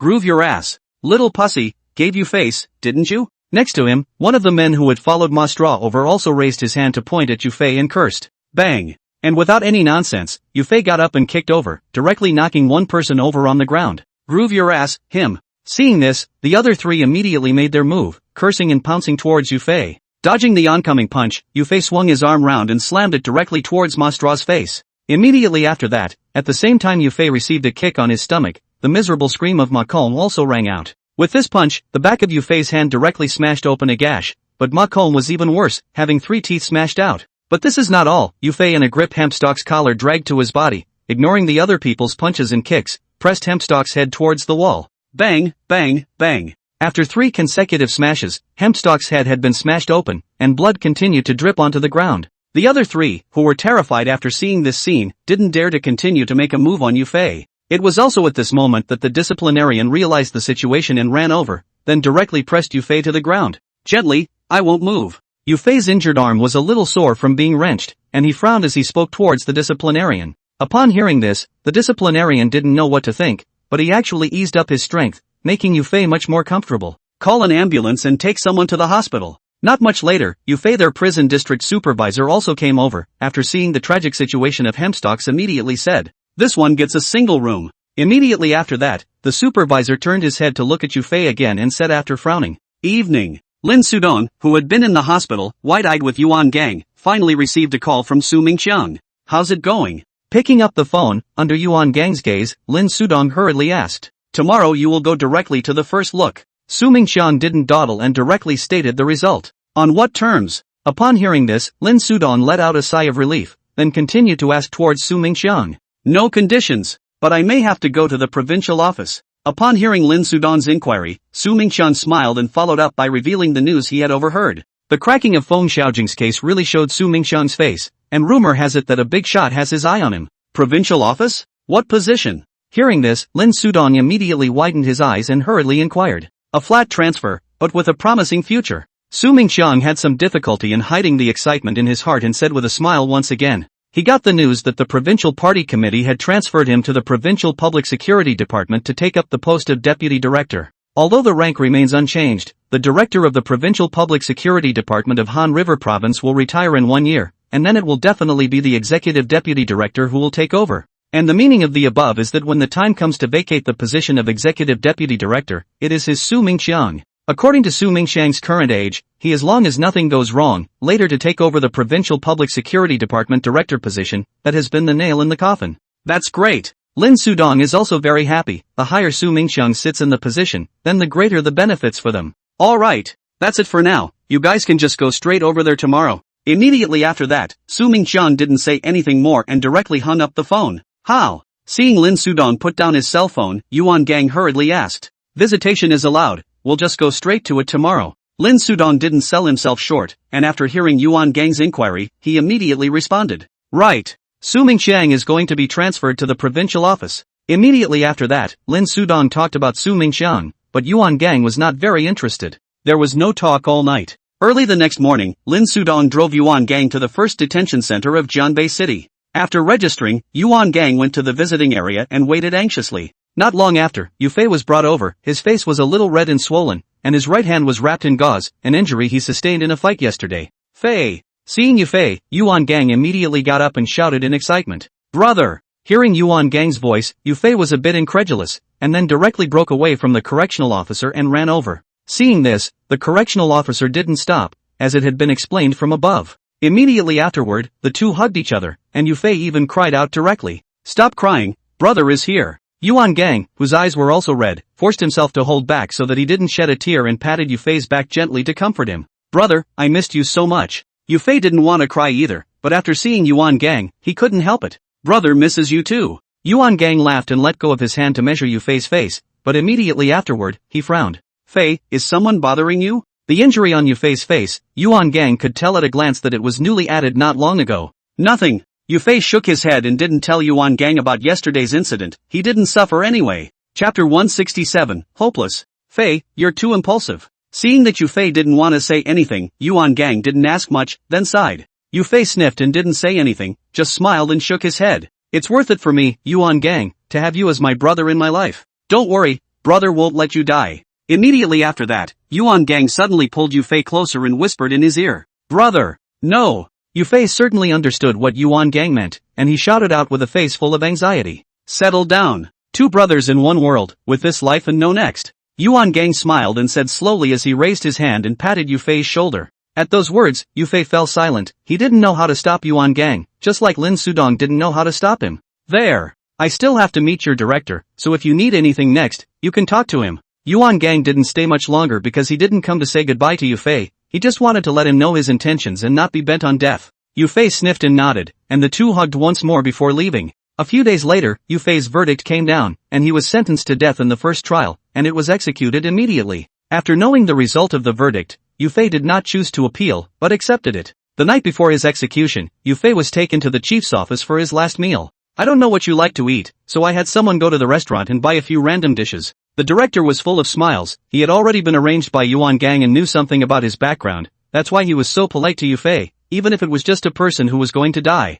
"I'm not picking." Yufei wasn't polite either. He sat down and picked up his chopsticks and ate. Marriott KTV. In the office on the second floor, Yuan Gang and Lin Sudong were arguing. As for the reason, it was because Yuan Gang wanted to go rob the court, but Lin Sudong did not agree. No matter what you say, I'm not going to watch Fei die. Yuan Gang's gunshot wound hadn't healed yet, and the altercation he just had made his chest hurt again. Are you stupid? Do you think the police are all on the take? Lin Sudong was really anxious, the veins on his neck rippled, pointing at Yuan Gang and cursing angrily. Bang! Then let me watch get shot. Yuan Gang slammed the table and stood up to spar with Lin Sudong. There's no way around it, will you be sensible? Lin Sudong is really helpless, the matter of Yu Fei is a dead end, but Yuan Gang is not dead. Sanity? That's what you should do.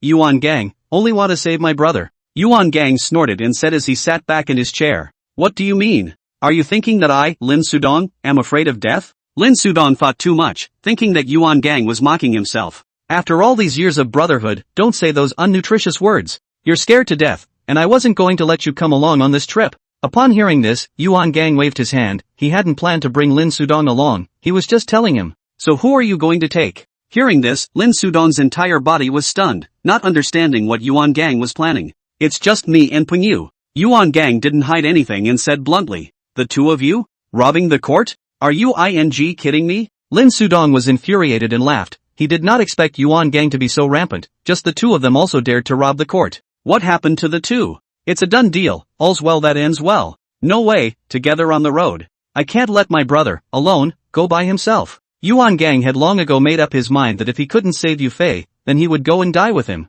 As for Pengyu, he also had the same idea. The big deal was to reincarnate together and be brothers in the next life.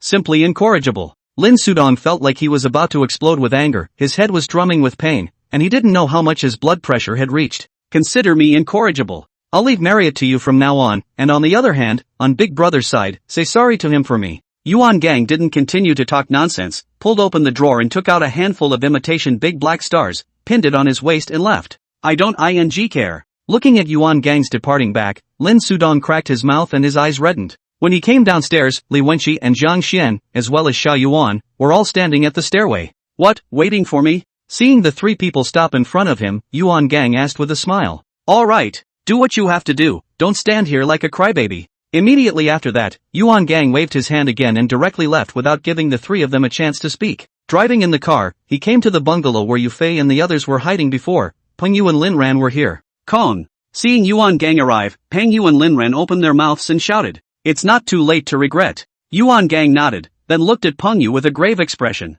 Whoever regrets it is a grandson. Pengyu laughed and grinned as he responded towards Yuan Gang.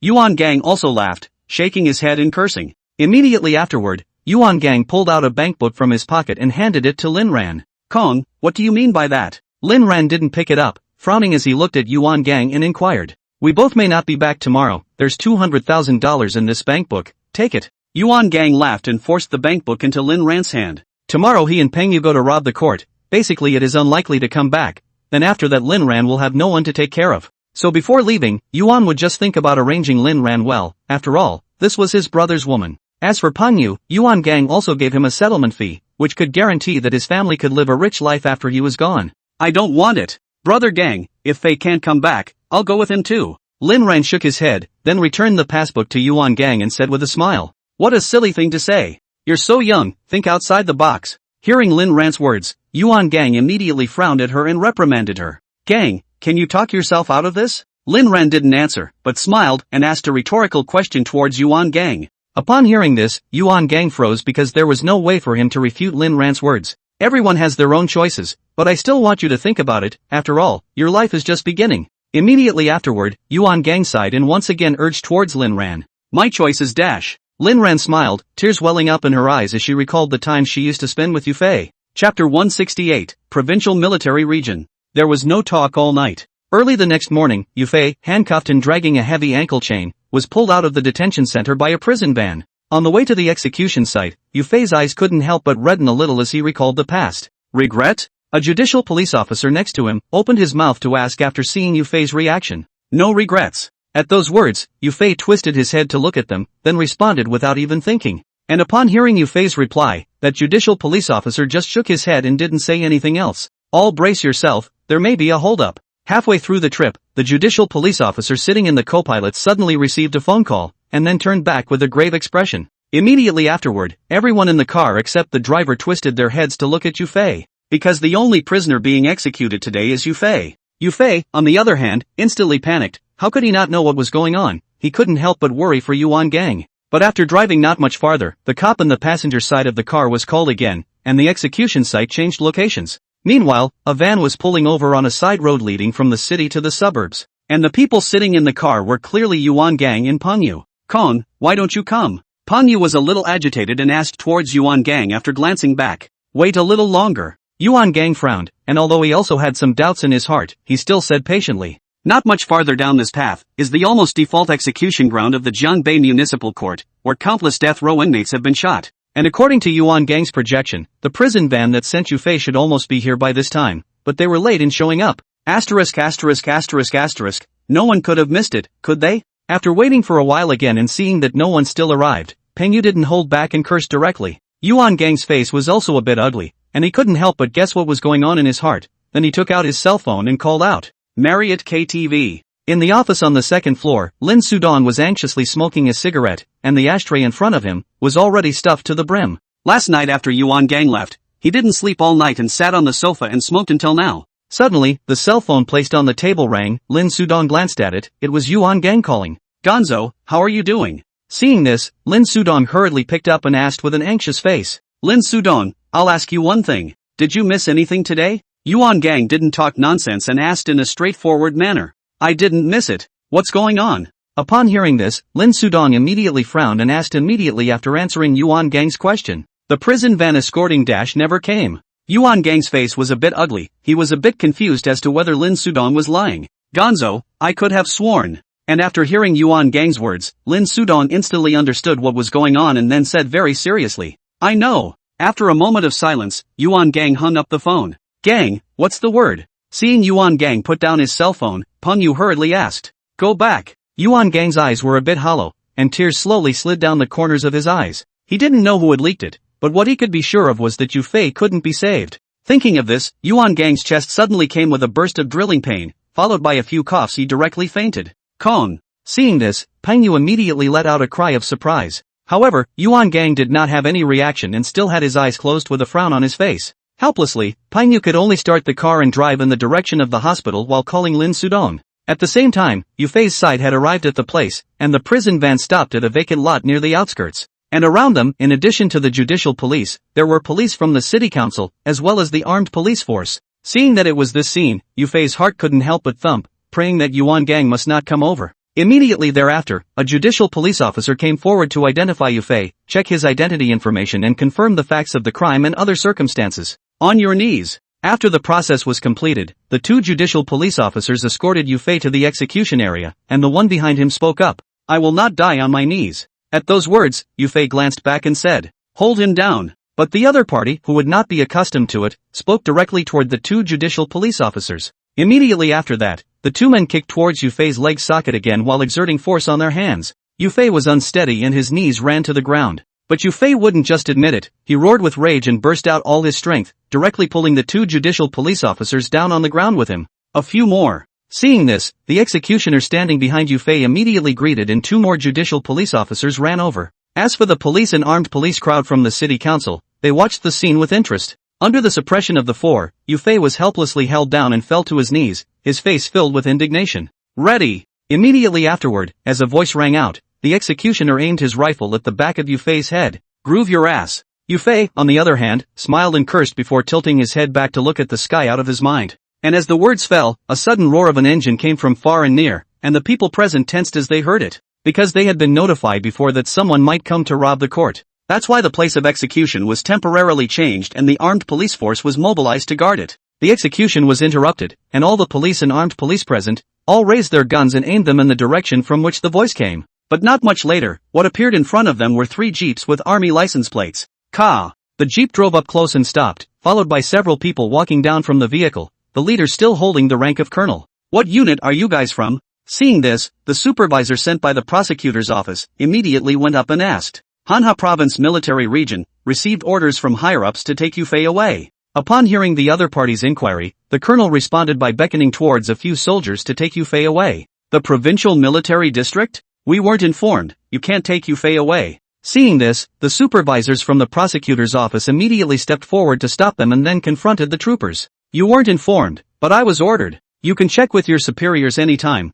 but I have to take the people first. The colonel didn't give the slightest bit of face, and with that, he gave the soldiers a look that signaled to continue robbing the people. Stop. This man is on death row and is being executed, and no one can take him unless they are notified. Chapter 169, Confrontation. The people from the prosecutor's office were also very rigid, and together with the judicial police and the city council, they directly blocked the soldiers. Only the people from the armed police force did not get involved and stood by watching the action. Do you know what the consequences are for blocking the troops from their mission? Seeing this, the colonel's eyes narrowed slightly as he looked to the supervisor of the prosecutor's office and asked, all I know is that there's no notification from above, so you can't take Yufei away then. Perhaps it was because there were more people on their side, causing that supervisor from the prosecutor's office to bottom out and not give any face. Order! Raise your guns and prepare to fire. Upon hearing this, the colonel also stopped talking nonsense and directly gave the order with a loud shout. Instantly, a dozen soldiers instantly raised their rifles and aimed them at the prosecutor's office and the court as well as the city council.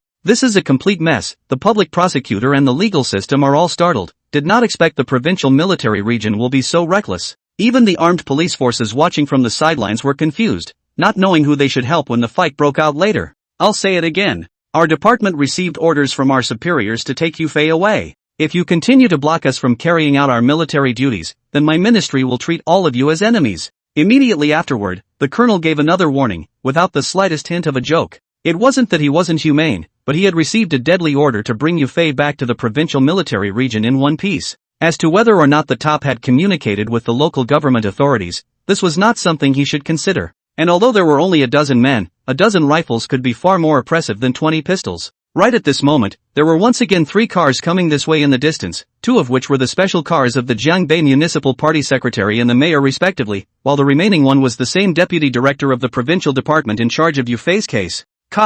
All of you, put your guns down. The 3 cars stopped, and Chen Jiangwo, the secretary of the municipal party committee, took the lead in opening the car door and stepped down, shouting angrily at the crowd present. Immediately after that, the mayor, Lu Guobin, as well as that deputy director, Ho Lin, also got out of the car and followed. And as soon as the words fell, without waiting for the crowd to react, several more cars sped this way. Su Mingqian, secretary of the Municipal Political and Legal Committee, Shen Kai, director of the Municipal Bureau, as well as a handful of the court and procuratorate, and a leader of the armed police force. Put down all your guns first. Seeing that more and more people were coming, Mayor Lu Guobin hurriedly shouted again. Immediately afterward, the people in the public prosecutor's system put their guns down, but the troops' side was unmoved. I'm Chen Jiangwo, the municipal party secretary of Jiangbei City. Seeing this, Chen stepped forward and looked at the colonel and said, Han River Province Military Region, 276th Regiment Commander Sun Jin. The colonel sniffed and said with a military salute towards Chen, Captain Sun, can you tell your men to put down their guns first? A confrontation between a government agency and a military unit, it would be a joke if this got out. Upon hearing this, Shen Jiangwo nodded his head and then said towards Sun Jin with a grave expression on his face, put the gun down. Hearing Chen's words, Sun Jin frowned, but still ordered the guns to be lowered. I've received a call from your commander Su, take the people away. Immediately afterward, Chen looked at Sun Jin and continued, thanks to Secretary Chen for understanding. Sun Jin nodded, then greeted 2 soldiers and went to take Yufei to the car. Then we won't stay much longer, the chief is still waiting for me to take the men back to resume their orders. Immediately after that, Sun Jin spoke towards Chen and then directly got into the jeep. Yufei, on the other hand, had a confused expression on his face, not sure what had happened and why the troopers would come to take him away. On the other hand, after being lectured by the secretary of the municipal party committee and the mayor, on the way back Su Mingqian called Lin Sudong. What's wrong? Picking up the phone, Lin Sudong's tone was a bit annoyed. He would be guarding Yuan Gang in the hospital. Why didn't you tell me you had connections in the army? Su Mingqian was a bit dissatisfied and blamed Lin Sudong for hiding this matter from him. Troops? What troops? Lin Sudong was a bit confused, not understanding what Su Mingqian meant by that. Not your relationship? Su Mingqian also froze because he could hear that Lin Sudong did not look like he was pretending to be confused. What relationship? I didn't hear what you said. Lin Sudong frowned, completely failing to understand what Su Mingqian had said. Yufei was taken away by people from the provincial military region. And because of this, people from the public prosecution and law enforcement families of our Jiangbei city even confronted the people from the army with their guns. In the end, the secretary of the municipal party committee and the mayor were there, and I got the call to rush over, in addition to the first hand of the 3 public prosecutors and law enforcement agencies, as well as the second in command of the armed police. Su Mingqiang didn't hide it, and immediately told what had just happened. What? Lin Sudong was stunned. How could he not expect that Yu Fei would get involved with the army and make such a big commotion? That means Fei, he's not dead? Immediately after, Lin Sudong suddenly reacted. Yu Fei was taken away by the people from the provincial military region, so there was no way for the death penalty to be carried out. Crap! The provincial military region has come with guns to rob people. How can he die, Yu Fei? Su Mingqiang responded without any good humor. That's great! Upon hearing this, Lin Sudong immediately became excited, but it was a pity that Yuan Gang was still unconscious and there was no way to tell him. Alright, that's it. Just know about this, don't go out and talk about it. Immediately afterward, Su Mingqiang gave Lin Sudong one last exhortation before hanging up the phone. But not much later, Lin Sudong's cell phone rang again, and it was Pang Yu calling. Dong! It's bad, Lin Ran slit his wrists. Without waiting for Lin Sudong to speak, Pang Yu's side directly shouted. What? Lin Sudong's face changed so much that his cell phone almost fell on the ground. Get her to the hospital, now! Immediately after, Lin Sudong reacted and hurriedly said towards Pang Yu. Yes. Not being able to say anything more, Ping Yu agreed and then hung up the phone. Asterisk. What's all this? Putting down his cell phone, Lin Sudong cursed somewhat helplessly. Yu Fei, who was the party involved, was now fine, but Yuan Gang and Lin Ran had fainted in one and slit their wrists in the other. On the national highway, 3 military jeeps were speeding towards the direction of the compound, and Yu Fei was sitting in the one in the center with Sunjin. Why did you guys save me? Not really able to hold back his curiosity, Yu Fei looked at Sunjin and asked. I don't know. Sunjin sat on the co-pilot and responded without turning his head back. No? Upon hearing this, Yu Fei froze for a moment. This answer was really a bit out of his expectation. Chapter 170 Jiang Hao. For the rest of the time, Yu Fei didn't make a fool of himself and just sat there quietly. About an hour or so later, after a couple of passes, the jeep finally stopped. Get out of the car. When the car stopped, Sunjin turned back towards Yu Fei and then opened the car door and walked down. Yu Fei's handcuffs and shackles, which had been removed before the execution, were not much of a constraint, and he followed and got out of the car. Fei! Suddenly, a familiar voice rang out, and Yu Fei turned his head at the sound and realized that it was actually Jiang Hao.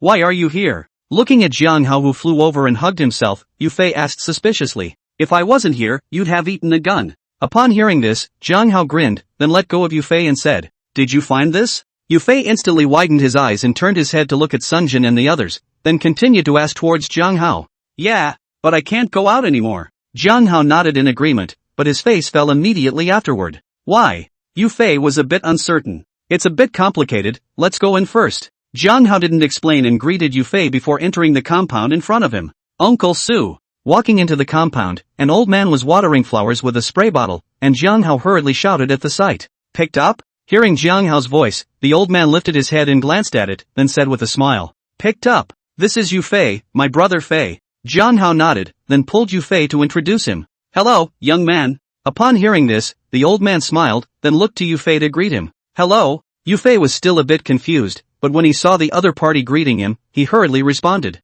Chief, if there's nothing else, I'll go back to the army first. Immediately after that, Sunjin, who came in together with Yu Fei and Jiang Hao, saluted the old man and said, Go on. The old man nodded and promised, then Sunjin left the compound. What about you guys? Should we stay for a few days, or just go back? After Sunjin left, the old man turned his gaze to Jiang Hao and Yu Fei again and asked, Gotta go back. It's not like you don't know about my grandfather's man, Uncle Su, he'll have to rear me for a few more days. Hearing this, Jiang Hao helplessly spread his hands in response. Ha ha ha. Go back then, I'll have someone drop you off. By the way, remember to say hello to the old chief for me. Hearing Jiang Hao's words, the old man immediately laughed out loud, then nodded and said, No need, Uncle Su, we can just take the train ourselves. Hearing the old man say that he wanted someone to send them away, Jiang Hao's face instantly turned white and hurriedly waved his hand to refuse. You've got guts, you still need to practice. The old man shook his head helplessly, but still stood his ground and didn't let Jiang Hao and Yu Fei leave on their own. Originally, Yu Fei was still a bit surprised, not understanding why Jiang Hao was reacting this way.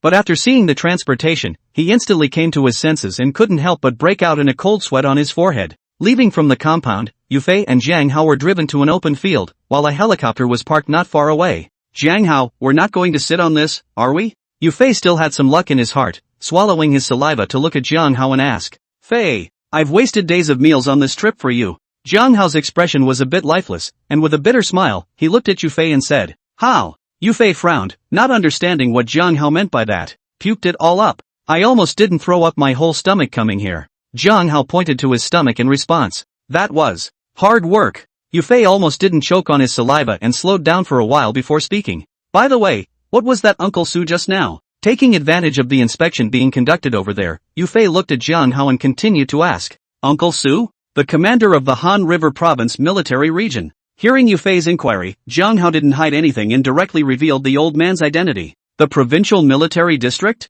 Commander? How much of an officer? Yufei was a bit confused. He didn't know much about positions and ranks and stuff in the army. It's not too big. He's in charge of all the troops in Han River Province anyway. Hearing Yufei's inquiry, Jiang Hao scratched his head. He didn't know how to go about explaining how big an official the commander of the provincial military region was. Okay. Yufei still didn't really understand, but seeing that Jiang Hao was also a bit numbclawed, he didn't ask any more questions. Not much later, the helicopter finished its inspection, and Yufei and Jiang Hao were sent up. Fei, if you're scared later, just close your eyes and don't look out, and bear it for a couple hours. After tying up the safety belt, Jiang Hao reached out and touched Yufei, who was surveying the internal structure of the helicopter, and said, "Got it." Upon hearing this, Yufei agreed and then continued to look. Not much later, as the propeller continued to turn, Yufei's heart thumped. Immediately afterward, without waiting for Yufei to react, the helicopter had already lifted off the ground. On the opposite side, Jiang Hao would have closed his eyes by now, his face scrunched together like a chrysanthemum.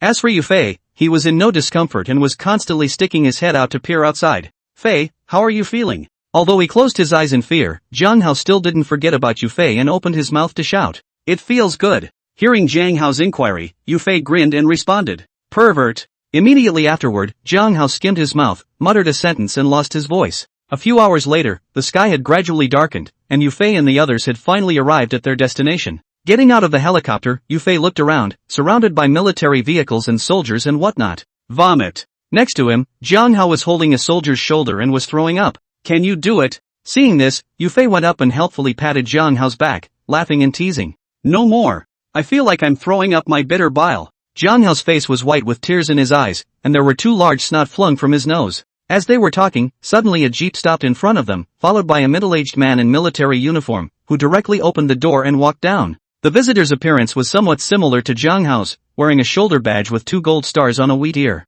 "I told you to come to the army to get some exercise, but you just didn't come. You can vomit like this even in a helicopter ride. You're a disgrace to our old Jiang family." Immediately afterward, the man frowned as he looked at Jiang Hao, who was about to vomit and pass out, and then opened his mouth to spit. "I wasn't born in the sky, it's not like I'm afraid of heights. Besides, our old Jiang family has been in the army for generations, and we haven't seen an air force or anything." Chapter 171 Jiang Junyi. Jiang Hao was full of indignation, glaring at the man and breaking up the fight. "You brat! It's okay if you don't call me dad when you meet me, but how dare you be stubborn with me? See if I don't whip your ass." Hearing Jiang Hao's words, the man suddenly burst into a rage, drawing his belt and about to get his hands on him. "Fei, help me." Seeing this, Jiang Hao shouted, then hurriedly hid behind Yufei. "Come here you brat. I'll whip you so hard you won't get out of bed for 3 days." Being blocked by Yufei, the man couldn't hit Jiang Hao at all, and could only break into curses. "Jiang Hao, stop it." From the words of the man in front of him, Yufei heard that the person was Jiang Hao's father, and he turned back and said somewhat helplessly,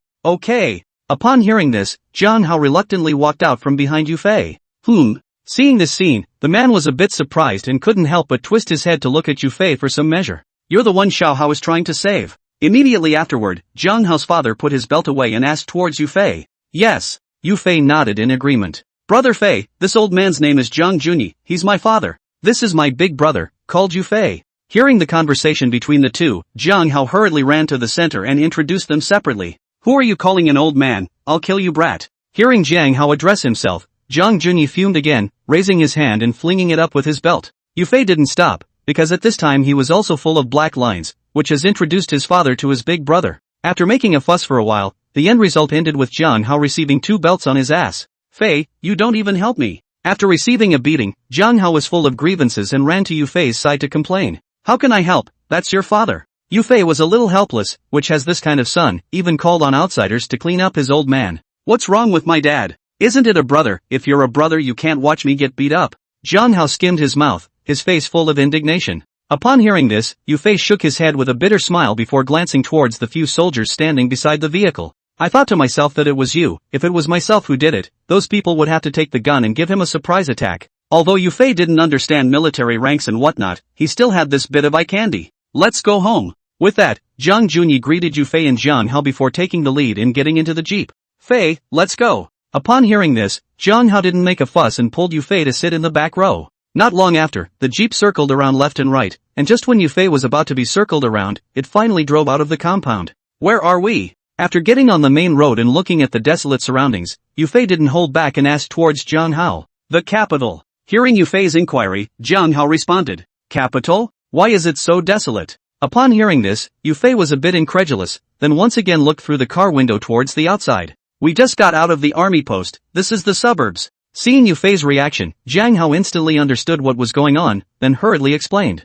So, Yufei suddenly realized that he thought the construction of the capital city was not even as good as Yangon. It didn't take long before the jeep finally drove into the city, allowing Yufei to see the scenery of the capital. How's it going, Fei? Isn't it much better than Gotan? At this moment, Zhang Hao suddenly grinned and came over to Yufei's side and said, so much better. Yufei nodded his head. Yangon and the capital city couldn't be compared at all. Strictly speaking, Yangon was just like the countryside. I'll show you around after we eat later. Especially that heavenly nightclub, TSK.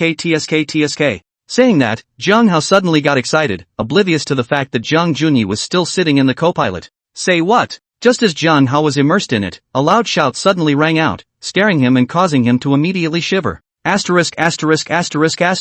Old man, you're crazy. Do you realize you almost won't get to hold your grandchildren? Reacting, Zhang Hao instantly burst into foul language, turning Zhang Junyi's face purple with anger. You little! Stop the car! Zhang Junyi was really angry this time, shouting at the driver as he unbuckled his belt. At that, the driver immediately hit the wheel, then slammed on the brakes and stopped on the side of the road. Asterisk. Fei, save me. Zhang Hao was also afraid. Seeing Zhang Junyi's eyes that wanted to eat people, he directly hugged Yufei's arm. Ahem. Uncle Zhang, that what? Zhang Hao, he's telling jokes. Yufei man was numb, but seeing Zhang Hao's pitiful look, he still opened his mouth to persuade him. None of your business. This brat, I'll have to show him today why the colors of the flag are so red. But Zhang Junyi couldn't listen at all, got off the car and directly dragged Zhang Hao down, then flung his bladder and smoked. So what, man, let's stop it together. Seeing this, Yufei rushed to the driver's side and opened his mouth to propose. Can't stop it. Better have a smoke while you're at it. The driver shook his head and said that he directly pulled out a box of cigarettes and handed one back to Yufei.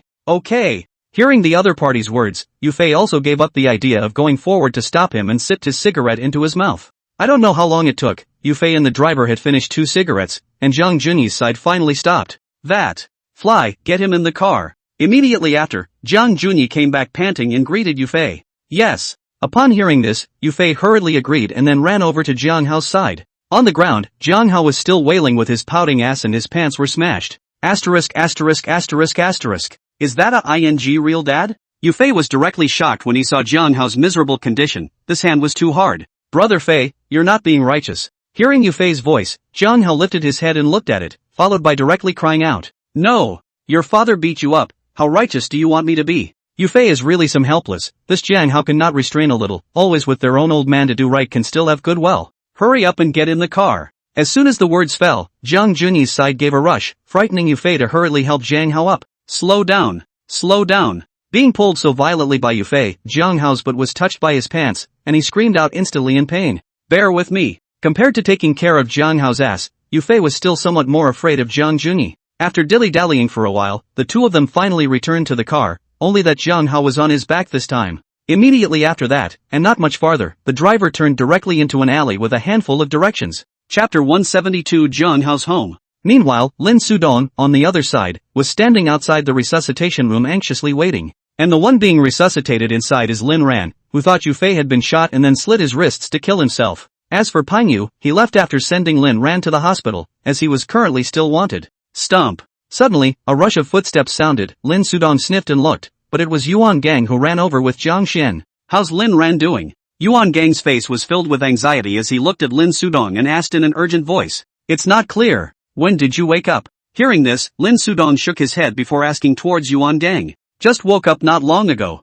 Yuan Gang didn't say anything, frowning with his eyes staring at the resuscitation room. Zhang Xian behind him saw this and hurriedly opened his mouth to respond. Go back and rest. I'll just keep an eye on things here. Hearing Zhang Xian's words, Lin Sudong sighed and advised. Lin Ran can't die. My brother is gone. I couldn't save him. I can't take Lin Ran on again. Yuan Gang shook his head, followed by a reddening of his eyes. He did not know the news that Yufei was still alive, because Lin Ran's accident was rather sudden. Lin Sudong did not have time to tell Jiang Xian, who rushed to the hospital afterward. Konzi, Fei, he's not dead. Hearing Yuan Gang's words, Lin Sudong hurriedly said, "What do you mean?" Upon hearing this, Yuan Gang instantly froze and turned his head to look at Lin Sudong to ask, "During the time you were unconscious, Su Mingqiang called me, and Fei was taken away by the army." Lin Sudong didn't sell himself short and immediately told him what Su Mingqiang had called to tell him. Taken by the troopers? Yuan Gang was a bit incredulous, and immediately afterward, he frowned, thinking that Lin Sudong was lying to him. Really? Su Mingqiang said things got pretty big. The public prosecutors and the three families, they all confronted the people who went over with the troops with their guns. If the city secretary and mayor hadn't been there in the back, I'm afraid we'd have seen the news by now. Lin Sudong could certainly see Yuan Gang's thoughts and hurriedly continued to explain. Are you telling the truth? Upon hearing this, Yuan Gang immediately widened his eyes, but he still confirmed towards Lin Sudong with some disbelief. Lied to you that I was born to you, alright? Lin Sudong had some toothache, and seeing that Yuan Gang still didn't believe him, he directly made what he thought was the most vicious assurance. Great! And after hearing Lin Sudong's words, Yuan Gang instantly laughed, followed by tears sliding down from the corners of his eyes. Jiang Xian, who stood behind Yuan Gang, did the same, and although he did not cry tears of joy, his eyes were also red with excitement. In that case, it's even more important that nothing happens to Lin Ran. Otherwise, when little Fei comes back, there's no way for me, as a brother, to explain to him. Immediately afterward, Yuan Gang once again twisted his head to look at the resuscitation room, praying that Lin Ran must not have an accident. That's right, Don. Why would the troopers save Fei? On the side, Jiang Xian was however a bit puzzled and looked at Lin Sudong to ask. I'm not sure. Lin Sudong shook his head. This matter was something he was also very curious about. Then he turned his gaze to Yuan Gang. Don't look at me, I don't know. If I knew that, I would have robbed a friggin' court. Seeing Lin Sudong looking towards him, Yuan Gang hurriedly shook his head, followed by saying without any good humor. Meanwhile, on the other side, Yufei, after going through 2 post-inventories and searches, finally arrived at Jiang Hao's home. This caused Yufei to be very curious about Jiang Hao's family, not understanding what kind of family it was that even going back home was so troublesome. Walking into the gate of the courtyard, Yufei supported Jiang Hao and surveyed everything around him. Back! Just as Yufei was lost in thought, a woman suddenly walked towards them. The woman looked to be in her 40s, with a few similarities between her eyebrows and Jiang Hao's, and the whole person had an indescribable temperament. Mom! Woohoo! I almost didn't get to see you. Seeing the woman appear, Jiang Hao instantly shouted, then howled and pounced over. What's going on? The visitor was none other than Jiang Hao's mother, Li Huiying, who saw Jiang Hao with a snotty nose and a tearful face and hurriedly asked with concern. My dad, he's going to kill me. Look, the pants are busted for me. Hearing Li Huiying's inquiry, Jiang Hao cried even harder, pouting and starting to tattle. Jiang Junyi. Seeing Jiang Hao's miserable condition, Li Huiying frowned, then directly shouted at Jiang Junyi who was sneaking away. Hi young, let me explain. This kid is all spoiled, calling me an old man with his mouth open and talking about nightclubs and whatnot in front of me. Do you think I can hold back? That's a light beating. Jiang Junyi laughed somewhat awkwardly, then cut his serious face for a second, pointing at Jiang Hao and blowing his beard. Then you can't come down so hard. Hearing what was going on, Li Huiying first glared at Jiang Hao without any good humor, then looked at Jiang Junyi and complained in dissatisfaction. What's all the fuss about? As he was talking, a man suddenly walked in at the front door, very similar to Jiang Junyi, but looking quite a bit older. Big brother. Hearing the voice, Jiang Junyi hurriedly turned back and shouted at the visitor. On the other side, Li Huiying was the same, even Jiang Hao didn't dare to toss and turn, drooping his head to be as well behaved as possible. Of all the people present, only Yufei was somewhat unaware of the situation and was curiously sizing up the visitor. Not only did the other party look similar to Jiang Junyi, his body looked similar and he was also wearing a military uniform. However, on the shoulder patch at his shoulder, there was one more gold star than Jiang Junyi. Who is he? Immediately after that, the man also noticed Yufei and frowned before looking at Jiang Junyi and asking, Uncle, he's my big friend Yufei. Upon hearing this, without waiting for Jiang Junyi to open his mouth, Jiang Hao hurriedly introduced himself, only his mouth almost scooped. Dad wants to talk to you, let's go together. Hearing Jiang Hao's words, the visitor nodded, then looked at Jiang Junyi and continued. Yes. Jiang Junyi promised, then the two of them entered the house together. Alright. You guys play, I'm going to get dinner ready. Immediately afterward, Li Huiying let go of Jiang Hao, dropped a sentence and went to the kitchen. Fei, is it scary? Yufei was still a bit unresponsive when Jiang Hao suddenly came to his side and asked. What? Hearing Jiang Hao's words, Yufei asked back with some uncertainty. My great uncle. Ever since I was a kid, I've been most afraid of him. Seeing that Yufei didn't understand, Jiang Hao carefully raised his hand and pointed towards the house, then whispered. Indeed. Yufei frowned, the aura of Jiang Hao's eldest uncle was indeed a bit suffocating. Chapter 173, Yufei. Immediately afterward, while no one was around, Jiang Hao introduced Yufei to his eldest uncle. Jiang Hao's eldest uncle was called Jiang Junrun, a few years older than Jiang Juni, and was now in the position of Chief of General Staff. Although Yufei didn't know what the Chief of General Staff stood for, but just by looking at Jiang Junrun's aura, it was definitely not small. Xiao Hao, you two come in and eat. It didn't take long for Li Huiying to make dinner and shouted towards Yufei and Jiang Hao. Coming. Jiang Hao promised, then greeted Yufei and walked into the house. In front of a vermilion round table, besides Jiang Junrun and Jiang Juni, there was also an old man with white hair and beard. The old man looked very old, and the skin on his face was as dry and rough as the bark of a tree in winter from the ravages of age. However, that pair of eyes was shining. If anything, it made people feel a little cold, as if emitting that void-like killing aura. Grandpa. Seeing the old man, Jiang Hao immediately shouted respectfully, "Rats, when did you get back?" Hearing Jiang Hao's voice, the old man twisted his head to look, then smiled and nodded his head as he asked,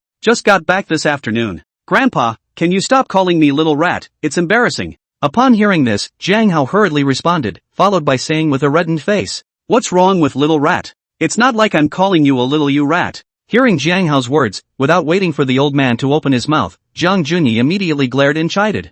"Juni." Seeing this, the old man frowned and looked at Jiang Juni and shouted. Immediately afterward, Jiang Juni's face directly collapsed, like the feeling of a mouse meeting a cat. "Is this one your friend?" Turning back, the old man turned his gaze to Yufei again and asked towards Jiang Hao. "Yes. His name is Yufei, he's my best friend." Jiang Hao wouldn't dare to call Yufei big brother again in front of the old man and Jiang Junrun. "Yufei? You stand closer." Hearing the name Yufei, the old man immediately frowned, then beckoned and said. Seeing this, although Yufei was doubtful in his mind, he still walked towards the old man. "Where are you from?" After taking a closer look, the old man's frown deepened and he opened his mouth to ask again. "I don't know." Upon hearing this, Yufei shook his head. He really couldn't give an answer to this question. And after hearing Yufei's answer, all the people present, except Jiang Hao, frowned. "No?" The old man's eyes narrowed slightly, a pair of eyes as sharp as knives, and his aura pressed Yufei a little breathless. "For as long as I can remember, I've been following a bum. Where I come from, who my parents are, including how old I am now, I don't know." Yufei didn't hide anything and nodded his head to tell his past. Asterisk. How come you never told me that, Fei? As soon as the words fell, and the others hadn't reacted yet, Jiang Hao instantly burst into foul language. "You didn't ask." Yufei innocently spread his palms. He never cared about these things. It's not like it's a secret that can't be told. That second kid from old Yu's family, how old should his kid be this year? Immediately afterward, the old man suddenly turned his head to look at Jiang Junrun and asked. And after hearing the old man's words, Jiang Junrun was startled violently before turning his head to look at Yufei. 2 years older than Xiao Hao, he should be 25 this year. Jiang Junrun's eyes were somewhat incredulous as he froze and responded. Yufei. Upon hearing this, the old man murmured Yufei's name twice before he smiled and shook his head. "Okay, let's eat first." Immediately afterward, the old man didn't say anything more, copied chopsticks and greeted the crowd to eat. Yufei wasn't polite and went back to sit beside Jiang Hao, taking chopsticks and eating. During this period, Jiang Junrun would glance towards Yufei's side from time to time. As for the old man, he was a bit excited and coveted 2 more cups despite the dissuasion. After dinner, originally Jiang Hao wanted to take Yufei out to see the world, but he was helplessly stopped by his own old man. "I'll call Yufei." The old man fiddled with a pottery teapot and added a cup of tea to Yufei as well. "How about telling me about your previous experiences?" Immediately afterward, the old man suddenly looked at Yufei with a smile and asked. "Yes." At those words, Yufei froze for a moment before nodding in agreement. There was nothing he couldn't say about his past, and since Jiang Hao's father was able to loosely save him, he must have investigated Yufei to death. So even if he couldn't hide it, he might as well be honest with himself. Then, one old man and one young man drank tea and one spoke and one listened until midnight. "Dad, you should rest." The old man was listening intently when suddenly Jiang Junrun walked over and reminded him. "What time is it?" Hearing Jiang Junrun's words, the old man was a bit reluctant and frowned as he asked. "It's almost 12. Jiang Junrun was a bit helpless. This old man was over 80 years old and his temper was still like a child. "Okay. Fei, don't be in a hurry to leave, stay for a while longer, have nothing to do but chat with me." Upon hearing this, the old man agreed and then looked at Yufei and continued with a smile. "Yes." Yufei nodded. He wouldn't have had much of a place to go at this point. Jiangbei City sighed. His case is still in the limelight. Want to go back also have to wait until the impact is completely removed. After all, killing someone with a gun in a precinct is a little too much. Other places Yufei and unfamiliar with life, cannot go back to the capital city to accompany the 5th master to retire. Yufei didn't feel anything, but Jiang Junrun was a bit surprised. This was the first time he had seen his own master open his mouth to keep someone. Immediately afterward, Jiang Junrun helped the old man back to his bedroom to rest, while Yufei came to Jiang Hao's room. In the Jiang family's courtyard, there were still guest rooms, but for some reason, Jiang Hao lied to Yufei that there were no more rooms and asked him to live with himself. Yufei naturally had no opinion. After all, being able to survive was already a great fortune. How could he still dwell on the matter of the room? Brother Fei, you're back. Just now, listening to Yufei and his own master chatting, Jiang Hao was really a bit bored, so he ran back to his room first. Got a cell phone? Yufei nodded his head, then he asked towards Jiang Hao with an anxious face. He only wanted to give Yuan Gang and Lin Ran a call right now. Just now he was dragged by the Jiang family's old man with no way to do so, and hard to endure until this time. Yes, or you lent me the money to buy it, Fei. Hearing Yufei's words, Jiang Hao immediately pulled out his hand and handed it over. No need to give it back. Yufei was full of excitement. How could he care about borrowing money? He took the cell phone and called Yuan Gang. I wasn't going to give it back. Upon hearing this, Jiang Hao skimmed his mouth and muttered in a small voice. Chapter 174 How Not to Love. Meanwhile, on the other side of the hospital, Yuan Gang and Lin Sudong were standing in the corridor outside a ward. This ward was a single room with only one bed inside, and the one lying on it was Lin Ran. Due to the relatively timely delivery to the hospital, Lin Ran was saved, but the whole person was very weak and is still in a coma. As for Jiang Xian, he was sent back to the store by Yuan Gang to pick up a little girl from the front desk to take care of Lin Ran. After all, they were all big men, and Lin Ran was Yufei's woman, so it was indeed a bit inconvenient for them to take care of it. Yuan Gang and Lin Sudong were talking when suddenly his cell phone rang and he pulled it out to see that it was an unfamiliar number. Which one? Immediately after that, Yuan Gang frowned, then pressed the answer button to his ear and asked, Brother, I'm Fei. Hearing Yuan Gang's voice, Yufei was excited and immediately responded, Fei. Upon hearing this, Yuan Gang immediately exclaimed, the corners of his mouth grinning to the roots of his ears. Lin Sudong, who was at the side, also froze for a moment before he laughed happily. Dash, where are you now? Immediately after, Yuan Gang thought of something and hurriedly asked towards Yufei. I'm in the capital, Jiang Hao's house. Yufei didn't sell himself short and directly told Yuan Gang where he was. Jiang Hao? Yuan Gang stagnated, but Lin Sudong on the side revealed an expression of sudden realization. Did Jiang Hao save you? Soon, Yuan Gang also reacted and hurriedly confirmed towards Yufei. Aha! Kon, do you have to compliment me? Yufei promised, and Jiang Hao next to him rushed forward to take credit, shouting at the microphone. Ha ha ha! How can you just boast? I have to kowtow to you. Upon hearing this, Yuan Gang burst out laughing and said seriously in a flirtatious tone. Ahem. Forget about knocking one. I'm afraid Fei will strangle me. Hearing Yuan Gang's words, Jiang Hao coughed twice awkwardly, then glanced at Yufei and said, No more of that. Brother, how is Lin Ran? Yufei glared at Jiang Hao without any good humor, then immediately pulled away from the topic and asked about Lin Ran's situation. Fei, let's talk in advance. You're not allowed to be impulsive. Upon hearing Yufei's inquiry, Yuan Gang froze in his tracks for a while before sighing and saying, What happened to Lin Ran? At those words, Yufei's heart instantly thumped, and his cell phone almost fell to the ground. She thought you were dead and slit her own wrists, but luckily it was found in time and taken to the hospital to be resuscitated. I'll be outside the ward with you, Dong. Yuan Gang didn't intend to hide it from Yufei, because paper can't wrap fire, he would know sooner or later. What? Hearing Yuan Gang's account, Yufei was shocked and his body trembled uncontrollably. Fei, calm down. Lin Ran is saved and alive, but it's just that my body is a little weak right now, so I'll be fine if I nurse it for a while. Yuan Gang could imagine what Yufei, who was now on the other side of the phone, was like, so he hurriedly opened his mouth and relieved, preventing Yufei from going and doing anything impulsive. Brother, I want to go back. Yufei slowed down for a while before he spoke. No. Your case is currently pending, you absolutely cannot return to Jiangbei City. With me here, nothing more will happen to Lin Ran, brother promises you. Besides, it's not like you're dead, and Lin Ran won't be looking for another death when he wakes up. Hearing Yufei say he wanted to go back, Yuan Gang hurriedly refused and then continued to persuade. But, I want to be there for her. I want the first thing she sees when she wakes up to be me, so she knows I'm there.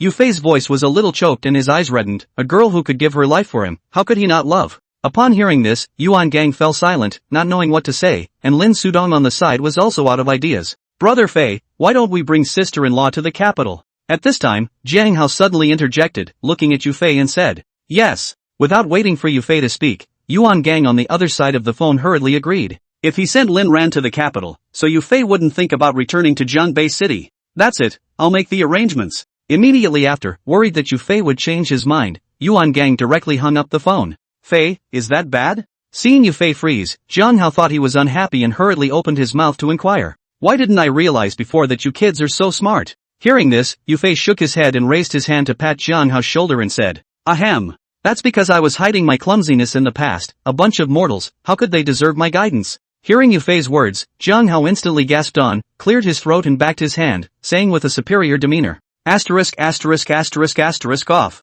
Yufei had some toothache, withdrew his hand and glared at Jiang Hao, then said without any good humor. Meanwhile, on the other side, Yuan Gang directly approached the hospital director after hanging up the phone. Because in order to send Lin Ran to the capital, she first had to ask if she could withstand the tossing and turning in her current condition. In addition, Zhangbei City is more than 1,000 kilometers away from the capital, with ordinary cars to send certainly not, can only be an ambulance. After learning about Yuan Gang's request, the dean rushed to find Lin Ran's attending physician to discuss the matter. After all, before, Lin Sudong hadn't been able to stuff money into the dean's pocket because Yuan Gang was in a coma. Now that the great treasurer had given the word, how could he dare not do his best to make the arrangements? After discussing the matter, the attending doctor said that in Lin Ran's condition, he could accept long-distance labor, but he would have to recuperate for another day before he could do so. Yuan Gang, on the other hand, agreed immediately after hearing this, and then discussed with the dean about borrowing an ambulance, as well as assigning a doctor to follow the car. Originally, the dean was still in a bit of a bind, but under Lin Sudong's monetary attack, the defense was instantly dismantled.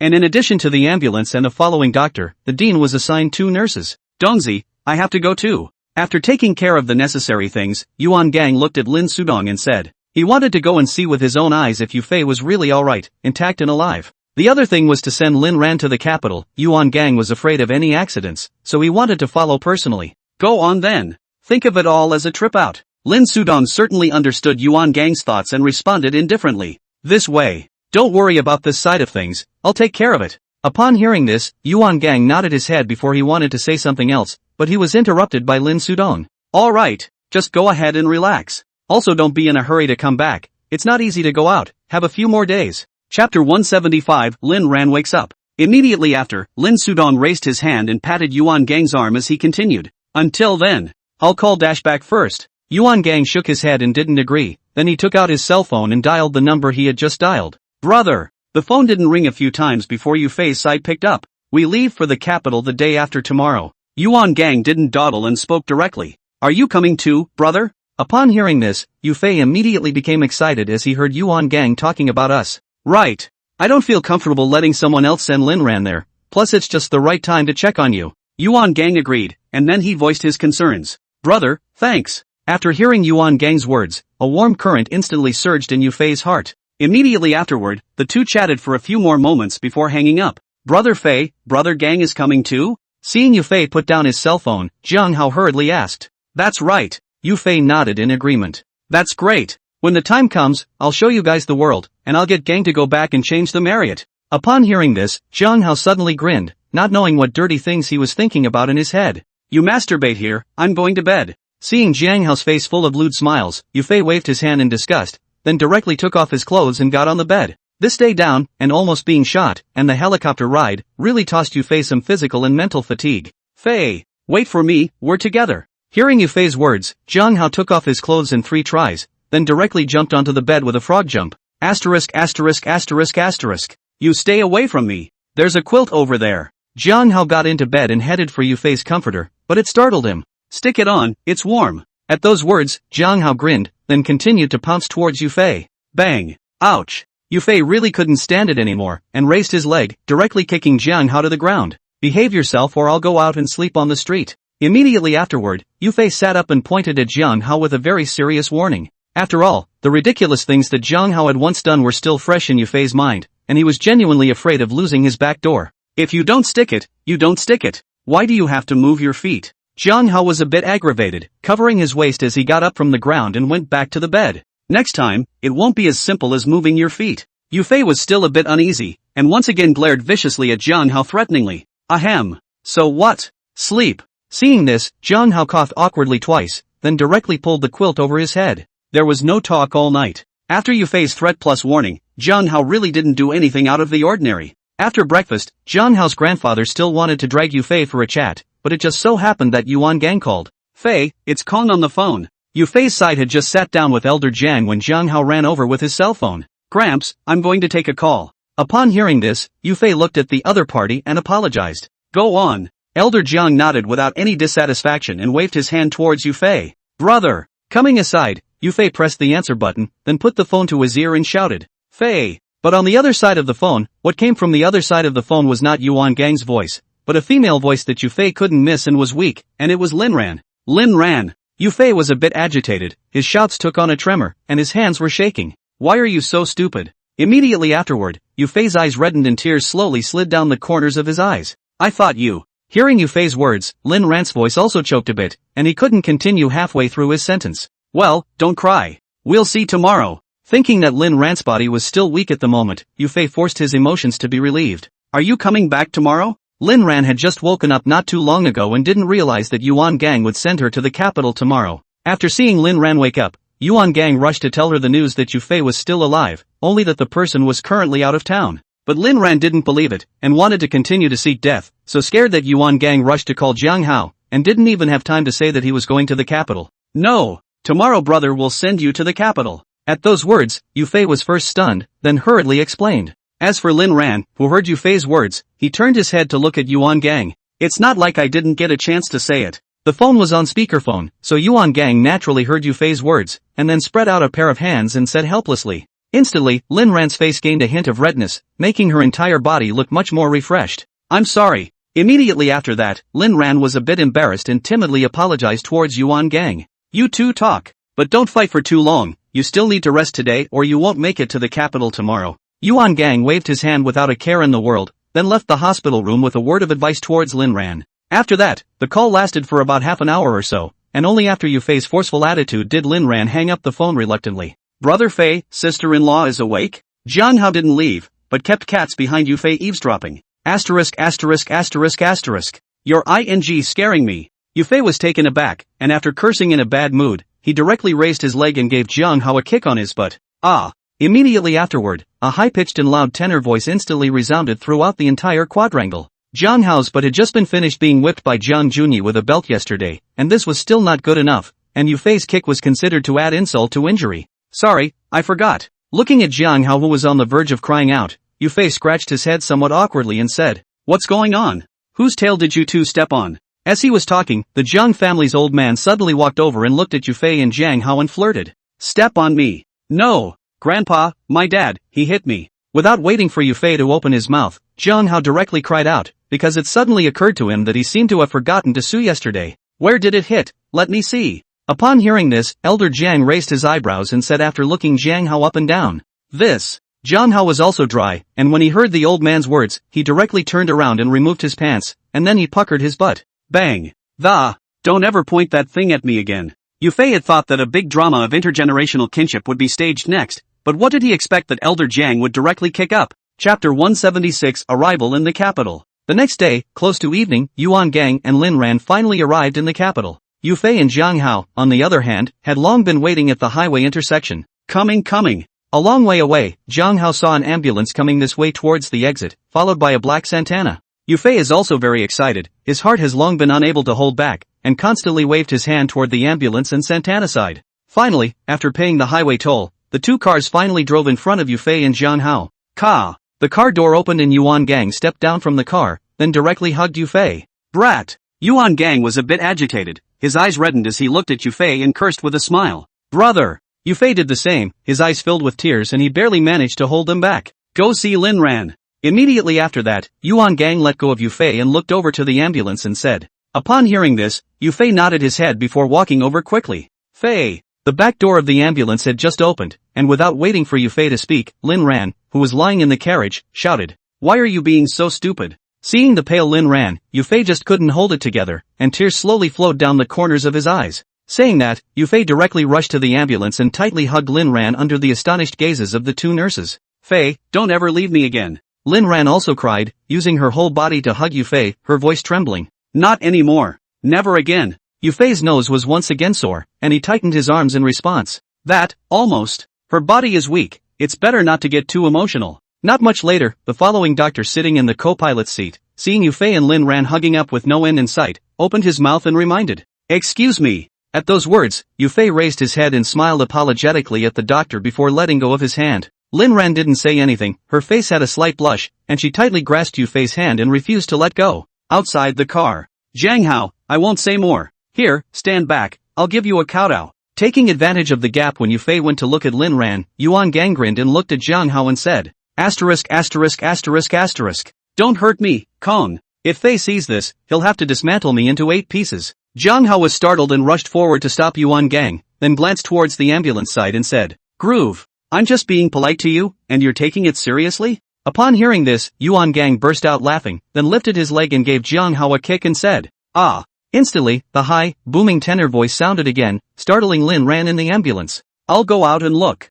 Hearing the sound, Yufei calmed Lin Ran down a bit before letting go and jumping out of the car. "Fei, my ass." Seeing Yufei come out, Jiang Hao hurriedly covered his butt and ran towards him, his whole face already wrinkled into a chrysanthemum. "Brother, did you kick his ass?" Seeing Jiang Hao's appearance, Yufei instantly understood what was going on and asked Yuan Gang with a smile. "Ah." Yuan Gang would be in a daze, not understanding when his feet had become so powerful. He hurt his ass and it's not healed. Upon hearing this, Yufei didn't say anything about Jiang Hao's embarrassment, but only explained that he had a wound on his butt. So much for that. Hearing Yufei's words, Yuan Gang instantly came to a realization, and then gave Jiang Hao an apologetic glance. "Have you contacted the hospital yet? We're dropping people off and we still have to head back." As he was talking, the doctor following the car suddenly opened the door and got out, asking towards Yufei's trio. Hearing the other party's words, Yuan Gang turned his gaze to Yufei and Jiang Hao, wondering if they had contacted the hospital. Yufei, on the other hand, was in an awkward situation. He only thought about Yuan Gang and Lin Ran coming to the capital, completely forgetting that he still had to find a hospital.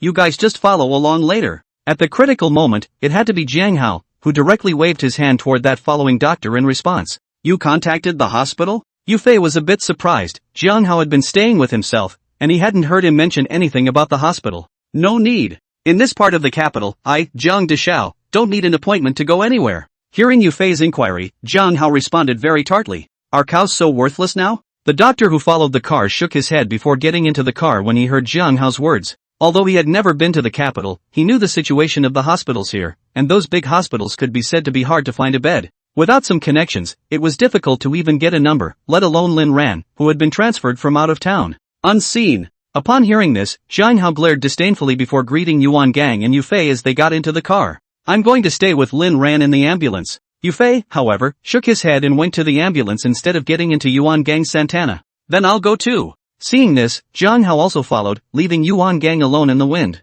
Immediately afterward, under Jiang Hao's command, the ambulance drove in the direction of the city. More than 20 minutes later, an ambulance with a license plate from Manhwa province stopped at the main entrance of 301 hospital. "Are you sure you didn't take it to the wrong place?" Follow the car doctor a little confused. 301 hospital, that is the Army General Hospital, in the capital city, absolutely stable top 3 strength. And in the past, the 301 hospital was not open to the public at all. It was the healthcare base for those big shots. Wait. Jiang Hao didn't bother with him, and directly took out his cell phone to call Jiang Juni. "What's wrong?" The phone didn't ring for a few moments before it connected, followed by Jiang Juni's voice. "Old man, my sister-in-law is coming to the capital. You arrange a bed in the 301st hospital, the best." Jiang Hao didn't talk nonsense, and spoke bluntly. "Sister-in-law? Where did you get a sister-in-law?" Jiang Juni was a bit confused and didn't understand who Jiang Hao was talking about. His sister-in-law. He didn't even notice that he called himself old man. "My brother Fei's daughter-in-law, isn't that my sister-in-law?" Jiang Hao explained with some impatience.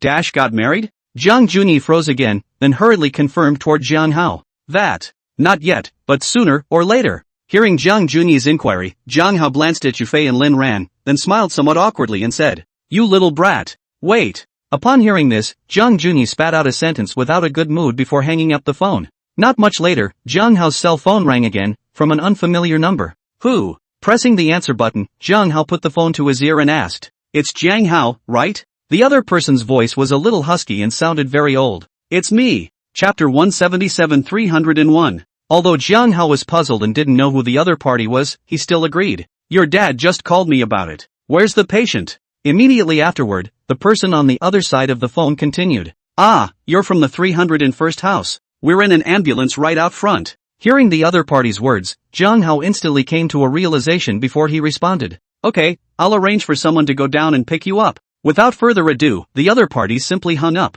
"How's it going?" Seeing Jiang Hao put down his cell phone, Yufei hurriedly asked. "Someone will come out to get us later." Jiang Hao didn't sell himself short, and responded after hearing Yufei's inquiry. "You're not teasing me, are you?" The doctor who followed the car was a bit disbelieving. It was good enough to get into the 301 hospital, and Jiang Hao even said that someone would come out to pick them up later. "Who are you?" Upon hearing this, Jiang Hao didn't give half a face and directly twisted his head to dislike him. "You." Hearing Jiang Hao's words, the following doctor just wanted to return the favor, followed by several people running out from the outpatient building. The leader was around 50 years old, wearing a white lab coat, followed by several young men in their 30s. The other man went out and looked around, then ran for the ambulance side. Let's go, Fei. Seeing this, Jiang Hao greeted Yu Fei, then opened the door and got out of the car. Jian, right? I'm Qin Jianwei, the vice president of the 301st hospital. The president called me just now. Where is the patient? Seeing Jiang Hao, the leading doctor, immediately smiled and greeted him. Trouble, it's in the car. Jiang Hao didn't pretend to be a calf and shook the other party's hand before he turned around and said. Immediately afterward, several young doctors behind Qin Jianwei rushed up to carry Lin Ran down. Are you really the vice president? However, the doctor who was following the car didn't really believe it and came forward to ask a question towards Qin Jianwei. Who are you? Hearing the other party's words, Qin Jianwei frowned and asked back. I'm from Gangbuk City, Han River Province. Okay, I get it. You don't have to say anything. Upon hearing this, the following doctor just wanted to introduce himself, but Qin Jianwei interrupted with a wave of his hand without waiting for him to finish. Because a doctor from a small place like this isn't worth his time. All set? At this time, Yuan Gang parked his car and walked over, and after seeing Qin Jianwei and the others, he asked towards Yu Fei and Jiang Hao. Arranged. Jiang Hao still wanted to show off a bit tartly, but Yu Fei directly pressed him, then responded towards Yuan Gang. Xiao Jiang, let's go in. Immediately afterward, Qin Jianwei also spoke up, greeting Jiang Hao. Brother Fei Gang, let's go. Upon hearing this, Jiang Hao nodded, then called Yu Fei and Yuan Gang and headed towards the hospital. It wasn't long before the dean himself made a trip over to a single ward on the second floor. Jiang Hao didn't hold back either, shouting uncle and uncle in one breath and being polite with the other party. Because Jiang Hao knew clearly in his heart that people were treating him this way entirely for the sake of his old man, Jiang Junyi. Fei, take this. After the hospital people left and there were no more outsiders in the ward, Yuan Gang suddenly pulled out a bankbook and handed it over towards Yu Fei. Brother, what are you doing? Yu Fei didn't bother to pick it up and looked at Yuan Gang with some uncertainty and asked. Take that. The capital is not like Yangon. You and Lin Ran will have to stay here for some time next. How can you do without money in your hands? Yuan Gang grinned, grabbed Yu Fei's arm and shoved the bankbook into his hand. Kong, I have money here. Fei gave me $100,000 earlier. Without waiting for Yu Fei to speak, Lin Ran suddenly interjected, talking about the $100,000 Yu Fei had given him right before. Then save up, these are from me as a brother. How could Yuan Gang not know that $100,000, that or he put together the whole for Yu Fei? Take it. Immediately after that, Yuan Gang once again looked at Yu Fei and said with a smile, okay. Seeing this, Yu Fei could only agree and then took the passbook. Alright, if there's nothing else, I'll go back first. Then, Yuan Gang suddenly said he wanted to go back, and Yu Fei immediately pulled him back. Brother, won't you stay a few more days? Yu Fei was a bit reluctant to leave and retained towards Yuan Gang. Not staying. I've been to the capital before, and there's not much to do. Yuan Gang waved his hand, his heart still cannot let go of the mess in Zhongbei City, thinking to rush back to help Lin Sudongshare.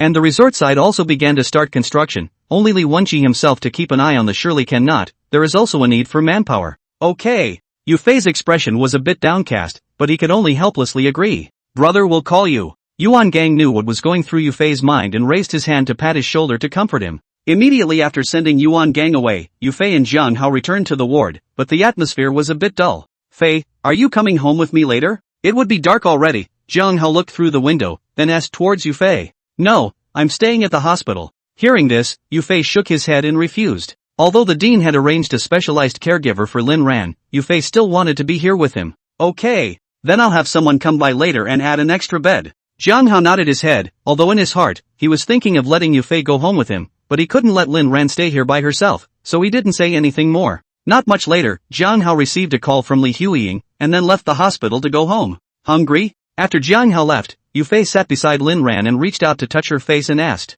Kind of. Lin Ran nodded and responded with a smile. Then I'll go too. Upon hearing this, Yu Fei was just about to say that he would go out to buy some food, when suddenly the door of the ward was pushed open, and then the nursing staff walked in with a dinner tray. Well, then I'll go out and get some myself later. Yu Fei shook his head helplessly, not realizing that people had arranged it so well. Not long after taking care of Lin Ran and eating, Yu Fei went downstairs and out of the hospital. But instead of looking for a place to eat directly, he went to the bank first. There was no other reason, because Yu Fei's body had no money, and he had to go and withdraw it first. However, Yu Fei apparently forgot that this would be the time when the bank had already closed for work, so after wandering around for half a day, he returned to the hospital. What's for dinner? Lin Ran thought that Yu Fei was back from dinner, so he opened his mouth to ask. Don't mention it. Yu Fei shook his head helplessly before pulling out the bankbook that Yuan Gang had given him and glancing at it.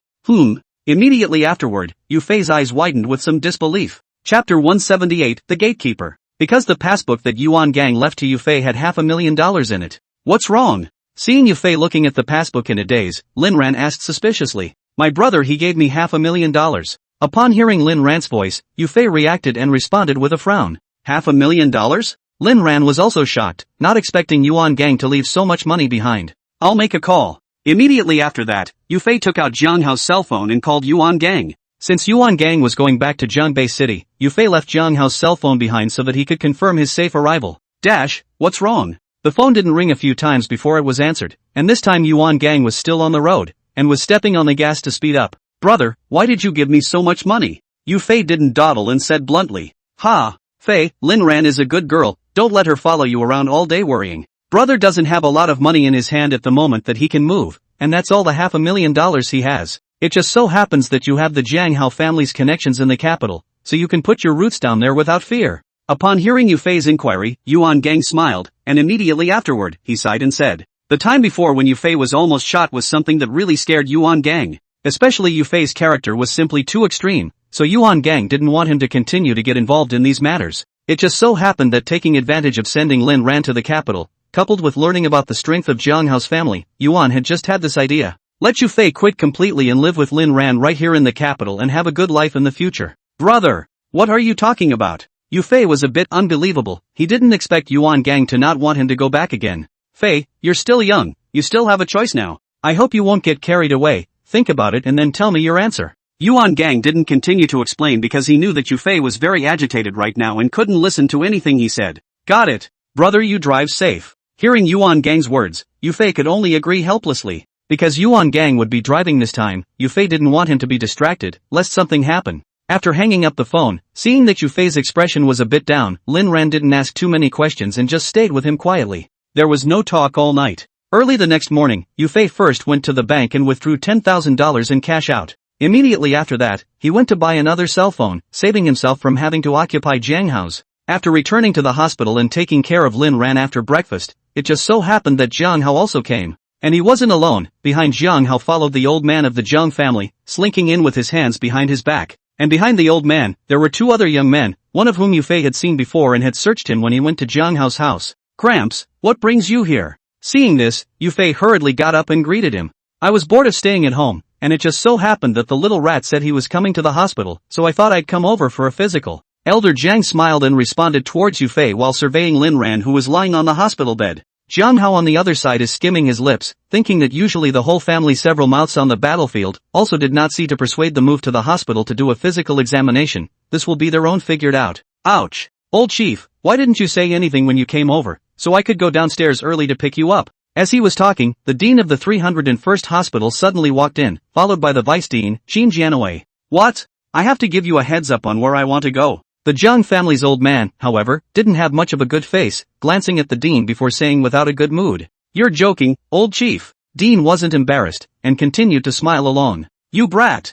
I didn't see you this slick when you were a soldier, but now you've changed. Elder Zhang continued to count his blessings, while the dean couldn't stop nodding his head in agreement, half-tempered. This can be. Qin Jianwei looked confused. Although I know that this old man is not ordinary, but I did not expect to have such a big row. Even their dean was counted down half to compensate for the smile. You know, the 301st is a full military unit, and their director is also a general with a gold star on his shoulder. Alright, don't pout here if there's nothing going on, do what you have to do. With that said, Elder John's little class finally ended, then waved his hand towards the dean and said, yes, then I'll leave first. Old chief, you come to my office when you have time to sneak around, I still have a good box of tea hidden there. Upon hearing this, the dean didn't stay long and left with Qin Jianwei after saying that. Dean, what's that one about? After leaving the ward, Qin Jianwei really couldn't help himself and looked at the dean to ask. That's my old leader. You know the current chief of general staff, Zhang Junren, that's his oldest son. The second son, Zhang Junyi, is now the commander of the capital military district. The dean didn't hide anything, and directly told the bottom line of the Zhang family.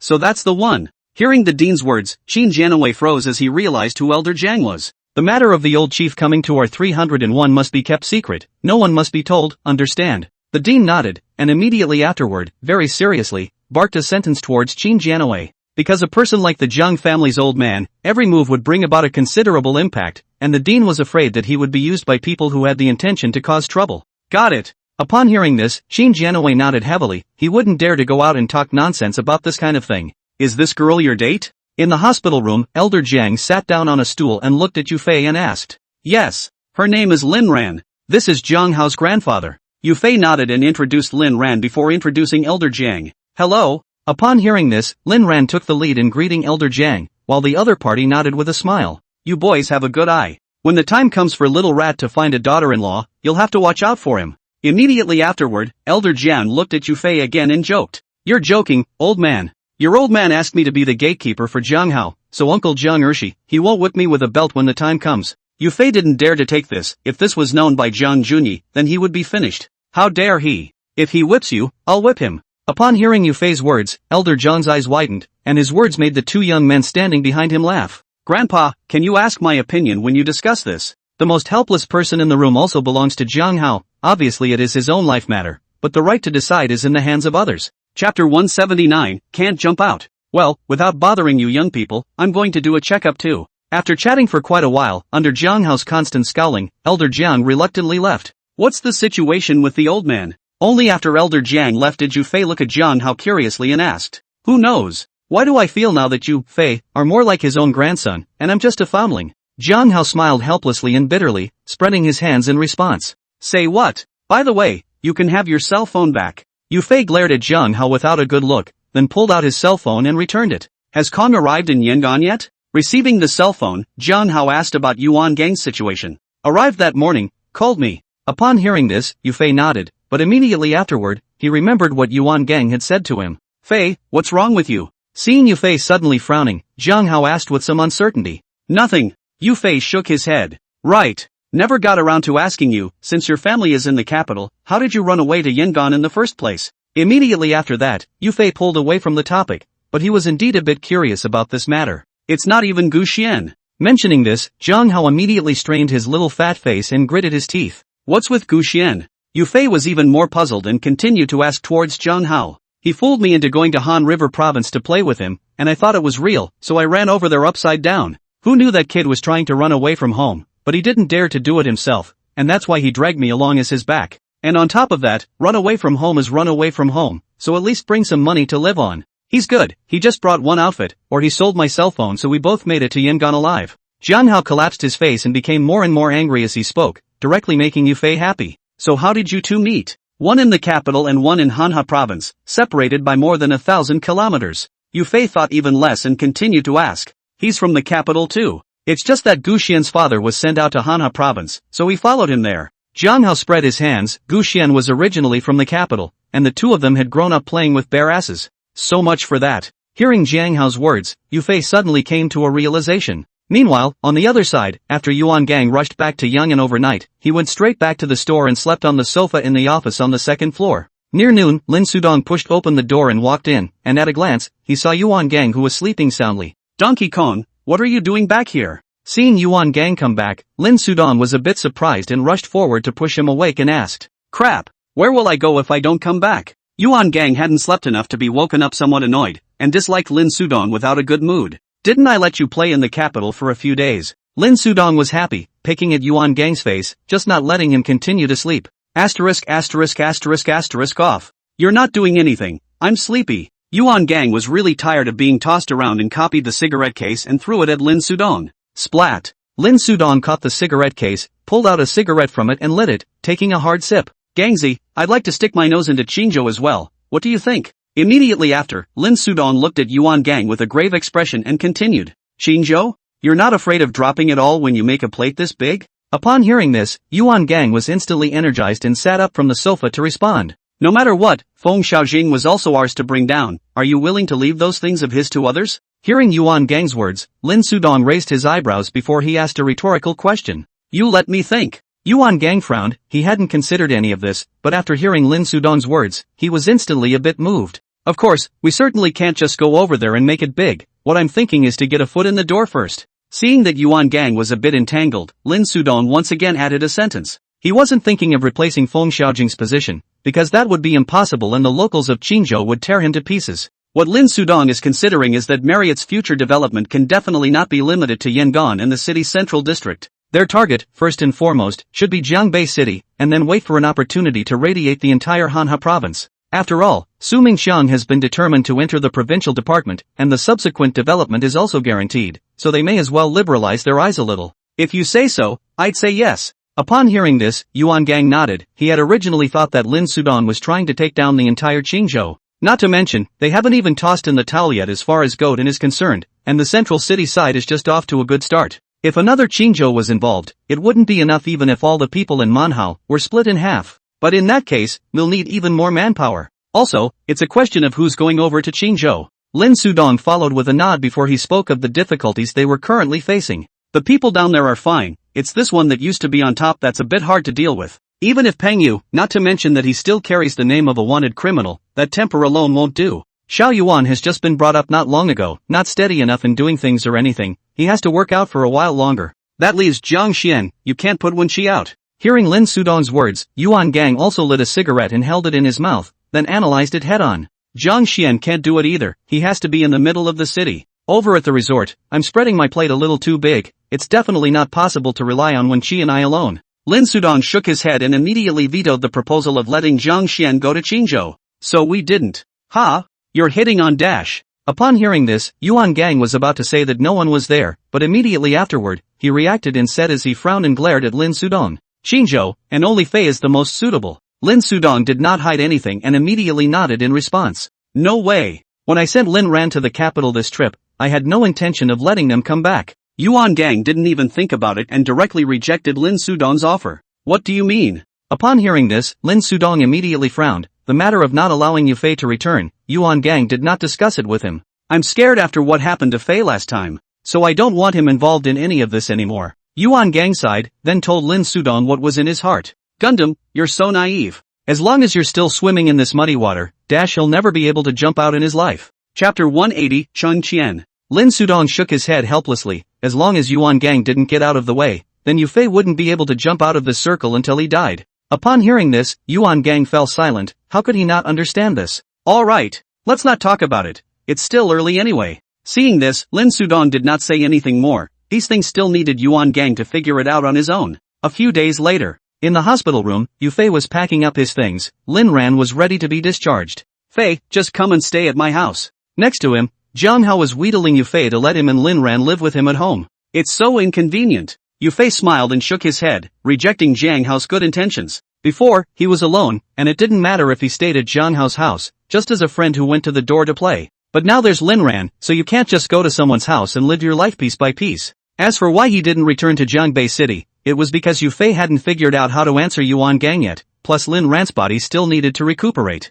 So he planned to rent a house near the 301st hospital, which would also be convenient to bring Lin Ran back for a review. What an inconvenience. I have a room at home, it's not like the three of us have to share a bed. Jiang Hao skimmed his mouth and continued to advise towards Yu Fei. Asterisk asterisk asterisk asterisk off. And squeeze into a bed, you wish. Upon hearing this, Yu Fei lifted his leg and kicked Jiang Hao, then said without any good humor. Come on, don't try to persuade me. Anyway, I'm still in the capital, just come find me when you're fine with renting an apartment. Immediately after that, Yu Fei waved his hand. He had already made up his mind to rent a room. Okay. When he heard Yu Fei's words, Jiang Hao's head dropped down, his expression a bit downcast. Within a short time, after packing up their things, the three of them headed downstairs and out of the hospital. Fei, do you know where to rent an apartment? At the main entrance, Jiang Hao looked at the bewildered Yu Fei and asked. Just ask around. Yu Fei was a bit embarrassed, he hadn't really considered this before. I'll find someone. Seeing this, Jiang Hao didn't say anything, then directly took out his cell phone and dialed out.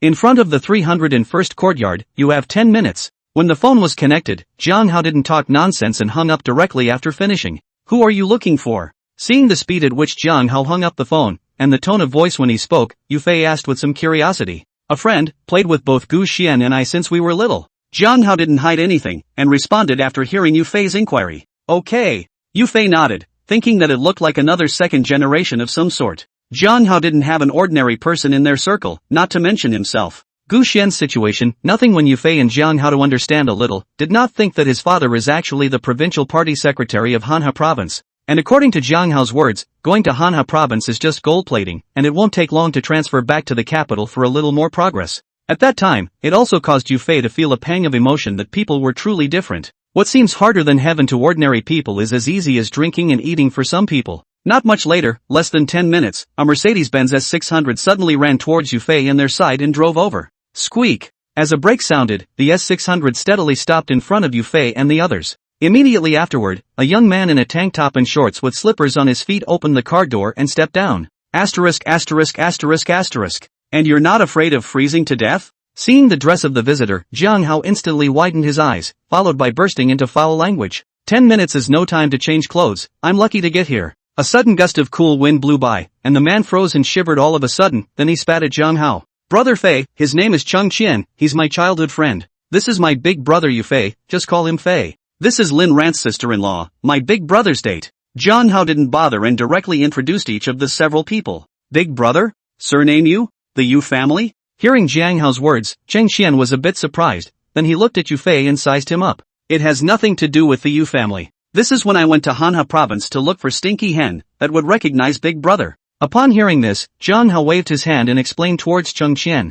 So much for that. After listening to Jiang Hao's narration, Cheng Qian came to a realization, then greeted Yufei. What's it to me? Immediately afterward, Cheng Qian once again looked at Jiang Hao and inquired. Say it in the car. I'm afraid your second brother is going to freeze if I stand there any longer. Cheng Qian was freezing and shivering constantly. Jiang Hao was afraid that he would be frozen out, so he greeted Yufei and Lin Ran and opened the door to get into the car. Brother Fei, he wants to rent a house. It's near the 301st courtyard, you help find it. In the car, not waiting for Cheng Qian to slow down for a while, Jiang Hao directly opened his mouth. Renting a house? My family has a set in this neighborhood, let Fei go and live there directly. Hearing Jiang Hao's words, Cheng Qian was a bit speechless, he thought it was something much bigger. No, let's just rent it. Hearing this, Yufei immediately shook his head and refused. He didn't want Jiang Hao to owe a favor because of himself. Don't, Fei, just stay. Anyway, this kid's family has money, so it's not that bad. But Jiang Hao didn't care, or maybe this set of houses wasn't even on their radar. That's it. That house isn't worth as much as this car of mine.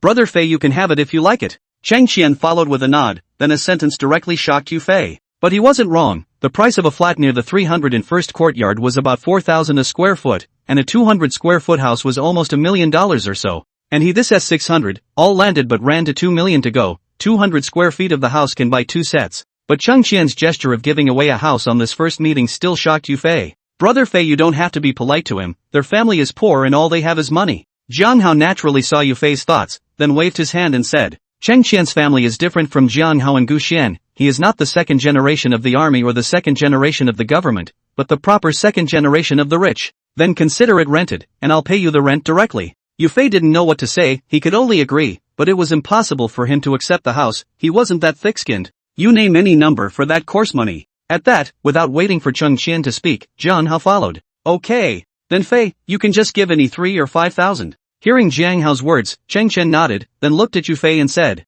yes. Yufei didn't have a problem with it, and directly pulled out $50,000 from his travel bag and handed it over towards Cheng Qian. It was something he had just brought up the day before, just for renting the house. Chapter 181, The Great Spring. Brother Fei, you're a big dog? Seeing the $50,000 handed over by Yufei, Cheng Qian was first stunned, then he asked with a smile. What do you mean? Yufei was a bit unsure and didn't understand what Cheng Qian meant by that. I'd say just give a 3 to 5,000 to live in, why are you shelling out so much? Saying that, Cheng Qian counted out $3,000 from it and returned the rest. How's this? Yufei immediately shook his head and shoved the money back toward Cheng Qian. Alright Fei, just mean it. This time, without waiting for Cheng Qian to speak, Jiang Hao directly pressed Yufei. Hurry up and drive, find a place to eat, I'm starving. Immediately after that, Jiang Hao stuffed the money back into Yufei's travel bag, looked at Cheng Qian and said, walk on then, just as well I'm hungry. Upon hearing this, Cheng Qian promised, then scurried out with a kick of the gas. A noon meal, for people not more or less precisely $3,000,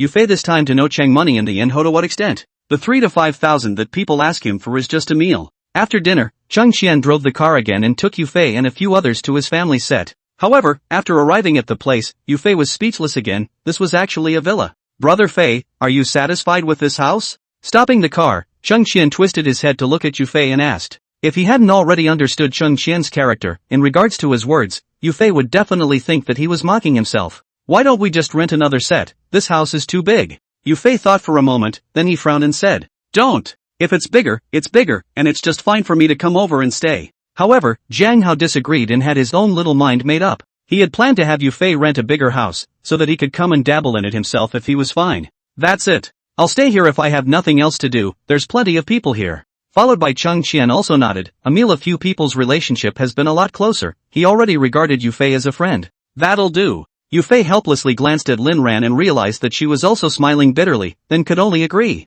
Meanwhile, on the other side, Lin Sudong, after having Su Mingqiang operate, bought Feng Xiaojing's previous nightclub, Marriott KTV. In the office on the second floor, Yuan Gang was smoking a stuffy cigarette while Lin Sudong was pondering. Why don't you just make a phone call and ask Dash himself what he thinks? You just can't smoke yourself to death just smoking like that. Not much later, Lin Sudong got up and went to open the window, then looked at Yuan Gang and said, the two of them are still struggling with the matter of letting Yufei go to Qingzhou, which is what Lin Sudong wants, while Yuan Gang doesn't want him to come back and continue to get involved. When you do anything in the future, can you discuss it with me first? Yuan Gang did not answer, but instead frowned and gave a low shout towards Lin Sudong. Because Lin Sudong bought that nightclub, he didn't greet Yuan Gang, and it was directly a preemptive strike. It was nothing really, Yuan Gang was just looking for an excuse to vent. Lin Sudong shook his head with a bitter smile and wanted to say something, but just as he opened his mouth his cell phone rang. Which one? It was an unfamiliar number. Lin Sudong took a look at it and then picked it up. It's me. My mom has been cured, so I'm going to go back in the next few days, and I wanted to ask you where Yufei is.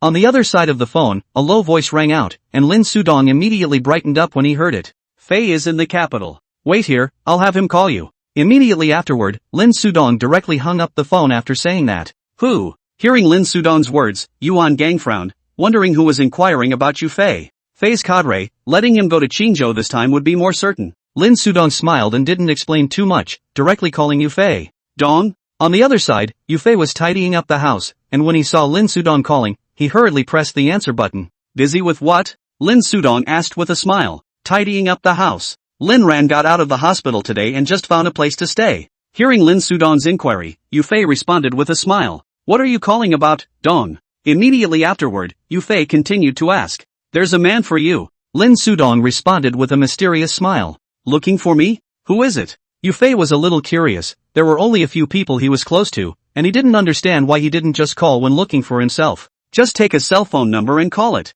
Lin Sudong didn't tell Yufei. He just gave him a cell phone number and told him to call it himself. Hanging up the phone, Yufei frowned as he looked at the cell phone number he had written down before dialing it. Hello? The phone didn't ring for more than a few times before the other side picked up, and then a voice that made Yufei feel familiar rang out. You are? Yufei didn't hear who it was for a moment, so he opened his mouth and asked. Yufei. I'm Young Chun. Upon hearing Yufei's voice, the person on the other side of the phone instantly laughed before revealing who he was. Day Chun. Upon hearing this, Yufei immediately let out a gasp of surprise, a somewhat surprised expression on his face. How's your mom? Is she cured? Immediately afterward, Yufei suddenly remembered Di Chun's mother and hurriedly asked. Cured. We're heading back in the next couple days. Oken agreed, his tone revealing a sense of relief.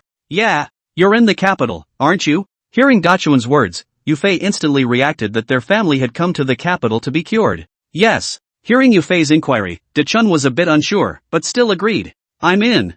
Yufei smiled, not realizing that he still had an acquaintance in the capital. You're in the capital too? Where are you? I'm coming over to you. Upon hearing this, Di Chun was first stunned, then excitedly asked towards Yufei. I'm not too familiar with this place. Just say where you are, I'll meet you later. Yufei didn't know where he was, so he thought that he would let Jiang Hao take himself to Di Chun later. Immediately afterward, Di Chun gave Yufei the name of a hospital, and then the two of them chatted for a while before hanging up. Who? Seeing Yufei put down his cell phone, Lin Ran walked up and asked. A friend, he's also in the capital, let's find him later. Hearing Lin Ran's inquiry, Yufei responded with a smile. Fei, I've commandeered that room on the second floor on the left, so pick something else. As he was talking, Jiang Hao suddenly ran down from upstairs and shouted at Yufei. Chapter 182. And you picked on it. Hearing Jiang Hao's words, Yufei shook his head helplessly. By the way, accompany me out if you're not doing anything. Immediately afterward, Yufei continued toward Jiang Hao. Where to? Hearing that he was going out, Jiang Hao instantly got excited and hurriedly came to Yufei to ask.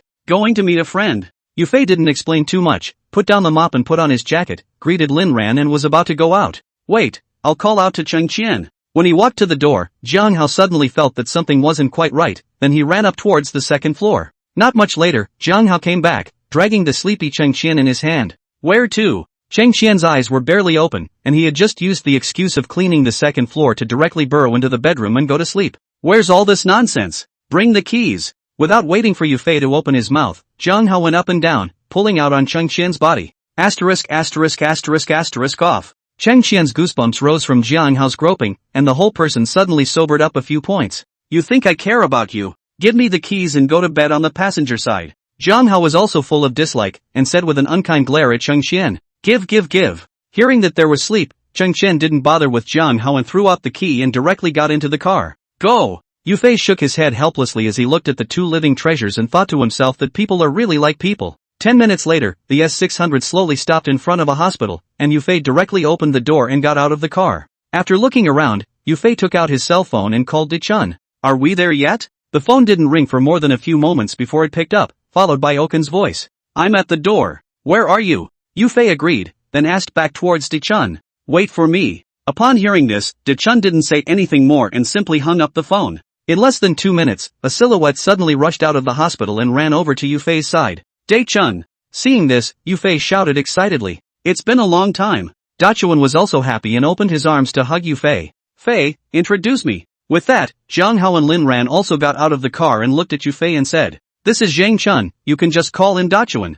That's Jiang Hao, and the other one is my date, called Lin Ran. Hearing Jiang Hao's words, Yu Fei hurriedly introduced a few people, leaving only Cheng Qian still asleep in the car. Where are your parents? Immediately afterward, Yu Fei looked at Dichun and continued to ask. In the ward. It hasn't been processed for discharge yet, it'll have to stay hooked up to fluids for 2 more days. Hearing Yu Fei's inquiry, Dichun scratched his head and responded. Come on then, go up and see your mom and dad. Upon hearing this, Yu Fei nodded, and then greeted Jiang Hao as he went down to get something. Dachuan's mother was still hospitalized, and Yu Fei and the others couldn't come empty-handed, so they bought some fruit and milk or something on the way. It's for your mom, not you, so cut the crap. Seeing this, Dichun still wanted to refuse, but without waiting for him to finish, Yu Fei directly opened his mouth to interrupt. Okay. Hearing Yu Fei's words, Dichun could only agree helplessly and then helped carry the things into the hospital. In the hospital room, Dachuan's mom was hanging water, while his dad sat playing with a cigarette stick. Mom and Dad, Yu Fei is here. The door to the ward was pushed open, and Dichun walked in first, followed by Yu Fei and a few others. And while hearing Okun's words with a slightly blank ing expression, his dad rushed to his feet. What brings you to the capital? Seeing that it was Yu Fei, Dachuan's father asked with some surprise. My subject is not feeling well and has come over to see the doctor too. Yu Fei didn't say what he had done in Qingzhou, but instead took Lin Ran and put it off. Did you bring cigarettes? Upon hearing this, Dachuan's father nodded his head, then came over to Yu Fei's side and asked in a whisper. When he came to the capital, his provisions were cut off within a few days, and after going around several times, he could not find any tobacco for sale. Thought about getting the box set, but after seeing the price, Daichun's dad backed off. It's not that he can't afford it, but he feels it's too expensive to be worth it, so he's toughing it out until now. And now that Yu Fei was here, of course Dachuan's father wouldn't let it go and could rub one out. Bring it on! Yu Fei was a bit uncertain, and took out a box of freshly opened Hontishan from his pants pocket and handed it over. You guys sit down for a minute. Seeing this, Dachuan's father couldn't care less about greeting people, grabbed the cigarette case and ran toward the door. Your dad is? Yu Fei's entire body froze for a while before he slowed down to look at Dichun and asked. Hold it! Dachuan shook his head helplessly before talking about his dad's grain break. Actually, Dachuan had bought boxed ones for them, but every time they turned around, his dad took them and returned them. Okay. After hearing Dachuan's account, Yu Fei helplessly shook his head and smiled. By the way, is there any money left? Immediately afterward, Yu Fei suddenly thought of something and continued to ask towards Dichun. There's still some left. Dachuan nodded. $100,000 Lin Sudong had given him had been spent, almost all of it filled into the hospital. Take that. Upon hearing this, Yu Fei pulled out $2,000 from his pocket and handed it over towards Dichun. It was something he had prepared ahead of time, and he wouldn't give it to Dachuan if he had more left in his hand. But after hearing Dachuan's words, it was obvious that there wasn't much left, so Yu Fei directly pulled it out. What are you doing? Dachuan didn't bother to pick it up and frowned at Yu Fei as he asked. Cut the crap. Didn't you give me your life as a paycheck? Yu Fei didn't bother with Dichun and responded by directly shoving the money into his hand. Okay. Hearing Yu Fei's words, Dichun first froze, then nodded without saying anything else. Immediately after that, after talking to Dachuan's mom for not much longer, his dad came slinking back with his hands behind his back. Here. Saying that, Dachuan's father came to Yu Fei's side and took the cigarette case and handed it over. Over the top? Seeing this, Yu Fei smiled and took it, then looked at Dichun's father and asked. Not bad. Daharu's father nodded and grinned in response. Here. Immediately afterward, Yu Fei turned back and took a cigarette he had just bought from Jiang Hao and passed it towards Dachuan's father. Dachuan's father, on the other hand, was much more forthcoming, and without even a word of thanks, reached out and took it directly and clipped it to his armpit. Dad, what are you doing? Di-chun was a bit helpless and frowned in dissatisfaction. This is someone's filial honor to me, it's not for you, and you're still talking about it. Upon hearing this, Dachuan's father glared at Dachuan and said in an unkind manner, Alright, it was supposed to be for your dad, and you want me to take it back and return it. Chapter 183, Eating. Yufei smiled and waved his hand, holding down Di-chun who still wanted to say something. Boy, my son is older and he has his own ideas. I won't say anything more about who you want to follow or which path you want to take in the future. But I'll say this, old man, you can make my son work for you, but you can't treat him like a little cutie. Muddle. Seeing this, Dachuan's father suddenly sighed, then looked at Yufei and said with a grave expression. When he was at the train station, he had heard all of Dachuan's words. He knew what Yufei was doing, but he hadn't thought about stopping Di-chun. Because his own son's character is clear to himself, if he decides on one thing, 9 oxen can't pull it back. But it was also because of Dachuan's straightforwardness that his dad was worried that he would be at a disadvantage, and that's why he spoke to Yufei in such a way. I remember. Yufei nodded his head and didn't say anything more, just agreed. Staying at the hospital until the evening, Yufei wanted to invite Dachuan's family for a meal, but the old couple refused. Dachuan's mom is almost well, but she has to avoid a lot of things, and his dad doesn't want to go because he thinks the young people are too noisy. Finally, after explaining a few words to the old couple, Di-chun followed Yufei and the others. In the car, Chang Qian would have already woken up. Yufei did a little introduction respectively, and the people went to a home cooking restaurant not far away. It smells so good. This sleep has really made me hungry. Just after entering the door, Chang Qian wrinkled his nose and sniffed, then sighed with emotion. I think you've had too much abalone and lobster. Upon hearing this, Zhang Hao glanced at Chang Qian and said without any good humor. On that condition of Chang Qian's family, if Yufei hadn't brought him here, he wouldn't have been able to make a trip to a home cooking restaurant in his life. Come on, cut the crap. Hurry up and order, I'm almost done starving. Hearing Jiang Hao's words, Chang Qian just wanted to have a fit, but immediately afterward, he was held down by Yufei. It didn't take long for the 5 men to order 10 dishes and a couple cases of beer before heading to the private room. When are you going back?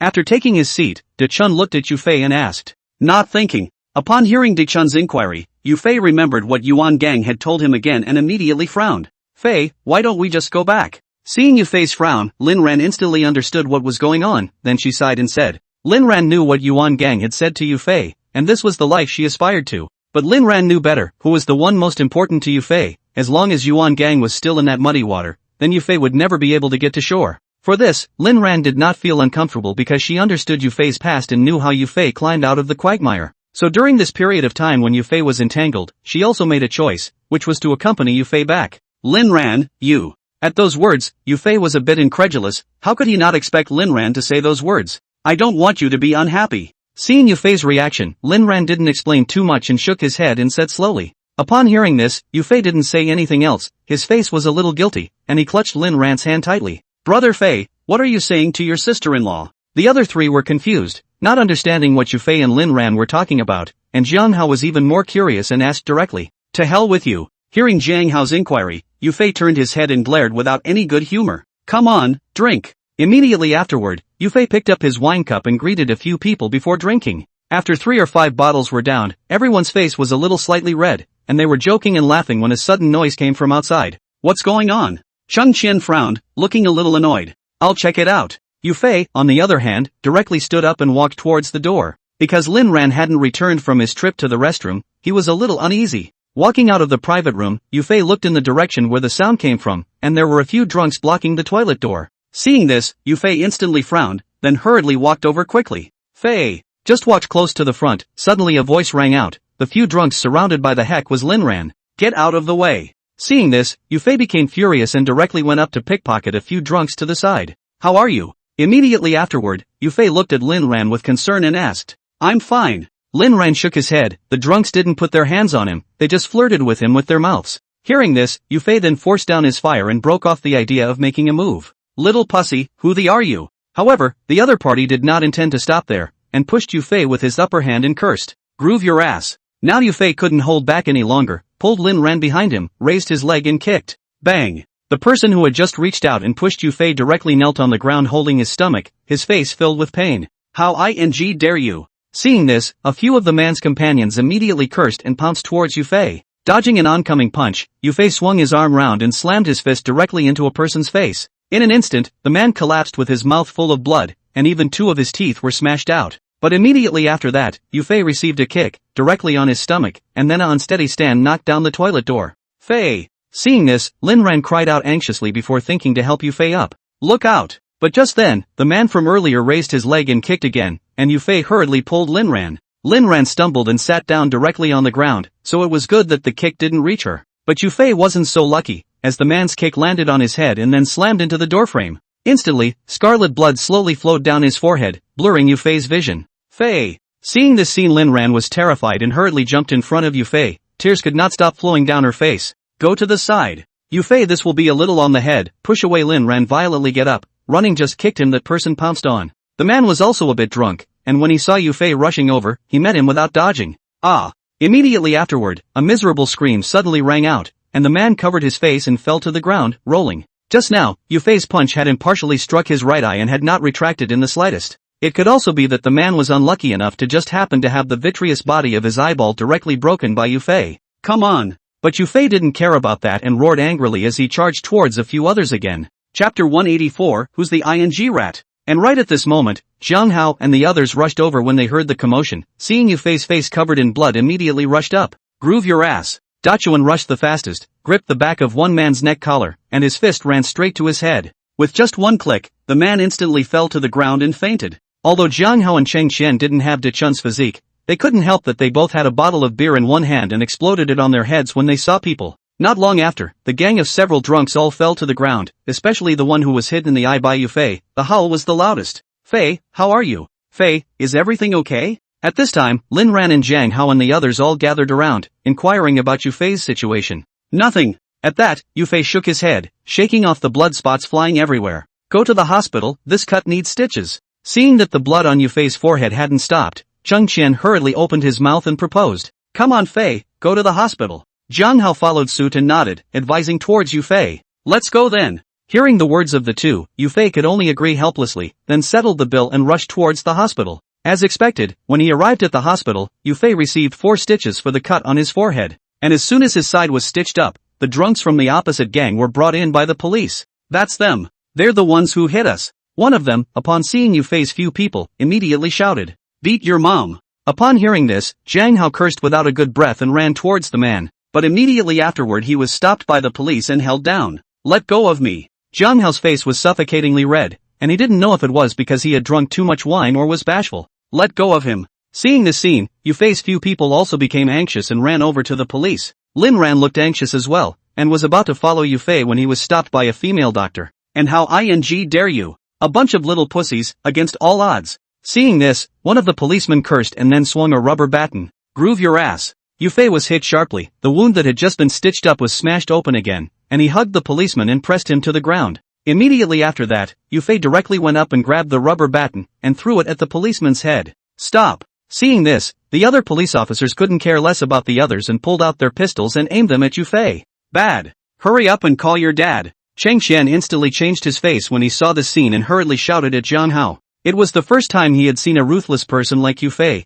who even dared to lay his hands on the police. Groove your ass, whoever shoots I'll let him die. Immediately after that, Jiang Hao fiercely bellowed, then pulled out his cell phone and called. At those words, the several police officers who were holding their guns were stunned, and after glancing at each other, they loosened their fingers that were about to pull the triggers. There was no other reason, there were just too many people with backgrounds in this part of the capital. They didn't dare to gamble because if they lost the bet, then this life would basically come to an end. On Yufei's side, he would have calmed down by now, and after getting off of that police officer, he directly laid down on the ground. And since the wound had disintegrated, he looked a little creepy with blood all over his face and clothes. As for the policeman, he was directly knocked out by Yufei, his face swollen into a pig's head. Meanwhile, Jiang Junyi, who had just had dinner, received a call from Jiang Hao. What's wrong? Seeing that it was Jiang Hao calling, Jiang Junyi pressed the answer button and got it to his ear. On hospital, your son had a gun pointed at his head. Jiang Hao didn't talk nonsense and directly yelled at the cell phone. Who? Upon hearing this, Jiang Junyi's face immediately changed drastically, then he hurriedly asked. Police. Jiang Hao didn't hide it. Anyway, this matter would be known to Jiang Junyi sooner or later. Police? What did you do? Hearing that it was the police, Jiang Junyi immediately frowned. What a waste of words. If you dawdle a little longer, you'll be waiting to collect my corpse. Jiang Hao, who had the mood to explain, this will Yufei as being 4 or 5 pistols pointing at his head, said directly hung up the phone. Come on, you guys point at me. Immediately afterward, Jiang Hao walked quickly to Yufei and waved at a few policemen. Rat! Pull me up, don't have the strength. At this moment, Yufei suddenly opened his mouth and shouted breathlessly toward Jiang Hao. Who the calls a rat? Upon hearing this, Jiang Hao cursed without any humor, then helped Yufei sit up. Later, I called my dad. Immediately afterward, Jiang Hao continued toward Yufei. Groove. Hearing this, Yufei's face turned a bit ugly, and he swung his arm up to whack at the floor. What for? I'm the one who's going home to get beat up. What's the point of whacking off, Fei? Seeing this, Jiang Hao was a bit unsure, and asked Yufei with a puzzled look. I heart you, okay. Hearing Jiang Hao's words, Yufei responded by glancing at him without any good humor. Hey, or how are you, Fei? Jiang Hao was instantly happy, grinning from ear to ear. As soon as the words fell, there was a sudden siren outside the hospital, and 3 police cars braked directly in front of the hospital. Immediately afterward, a dozen policemen rushed in, led by a white shirt. This white shirt was one of the deputy directors of the Capital City Municipal Bureau. He happened to be on duty tonight, and when he heard the report that there was an assault on a police officer, he thought to follow him over to take a look. Which one assaulted the police? Just as he entered, the deputy chief stepped forward with his hands behind his back and asked a question toward the officers present. Bureau Ren, the one over there covered in blood. Hearing the deputy director's inquiry, one of the officers raised his hand and pointed at Yufei in response. What the hell? Take the man back first. Seeing Yufei's miserable state, that deputy director immediately frowned before giving an explanation. Yes. Upon hearing this, a few police officers agreed and took out their handcuffs and ran over to Yufei. Whoever dares to touch my brother Fei, I'll play with you. Seeing this, Jiang Hao directly blocked in front of Yufei, shouting angrily at the several police officers who came over. Bring it back together. And when he heard Jiang Hao's words, that deputy director's face sank, and he commanded again towards a few police officers. Bureau Ren, just now. At this time, a police officer suddenly came to that deputy director and talked about what Jiang Hao had just called. Who cares if he's not there, take him back first. But the deputy director was unfazed and waved his hand in a low voice. But as soon as the words fell, 2 people once again walked in at the hospital entrance, wearing military uniforms, and the one walking in front had a gold star on his shoulder patch. Chapter 185, Come and Pout. Uncle Lu. Seeing the visitor, Jiang Hao immediately shouted excitedly. And after noticing Jiang Hao's reaction, that deputy director and the other police officers followed suit and turned their heads to look over. Capital Military District, Chief of Staff Lu Dianjie. That major general didn't pay any attention to Jiang Hao,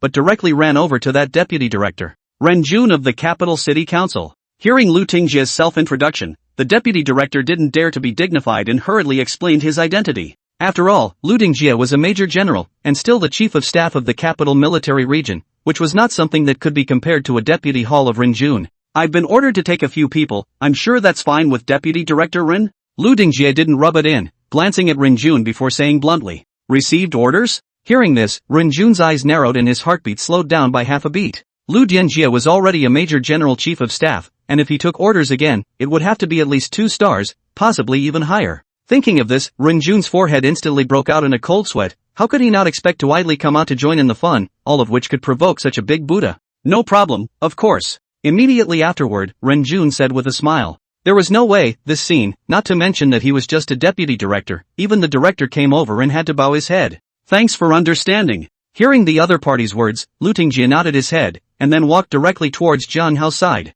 Uncle Lu. And when he saw Lu Tingjie walking towards his side, Jiang Hao was a bit weak and shouted in a small voice. You brat, go back and wait to be smacked. Lu Tingjie half-heartedly glared at Jiang Hao and reprimanded him. Just smoke it. But can you bandage my Fei first? Jiang Hao had long anticipated his end and was already a dead pig. Junior, take him to get patched up. Upon hearing this, Lu Tingjie then glanced at Yufei before explaining towards the young man behind him. Not much later, the mouth on Yufei's forehead was restitched, and by the way, he wiped the blood on his face, which made him look somewhat human. Go! After Yufei finished bandaging, Lu Tingjie looked at Jiang Hao and urged. But without waiting for Jiang Hao to speak, his cell phone rang, and it was Jiang Junyi calling. Is it taken care of? Picking up the phone, Jiang Junyi's side asked directly. It's taken care of, just about to take Xiao Hao back. Lu Dianjie responded with a promise. Is there a Yufei over there? But immediately after Jiang Junyi's words changed, he directly inquired about Yufei's presence or absence. Yes. And through Jiang Hao's name for them, Lu Tingjie already knew who Yufei was.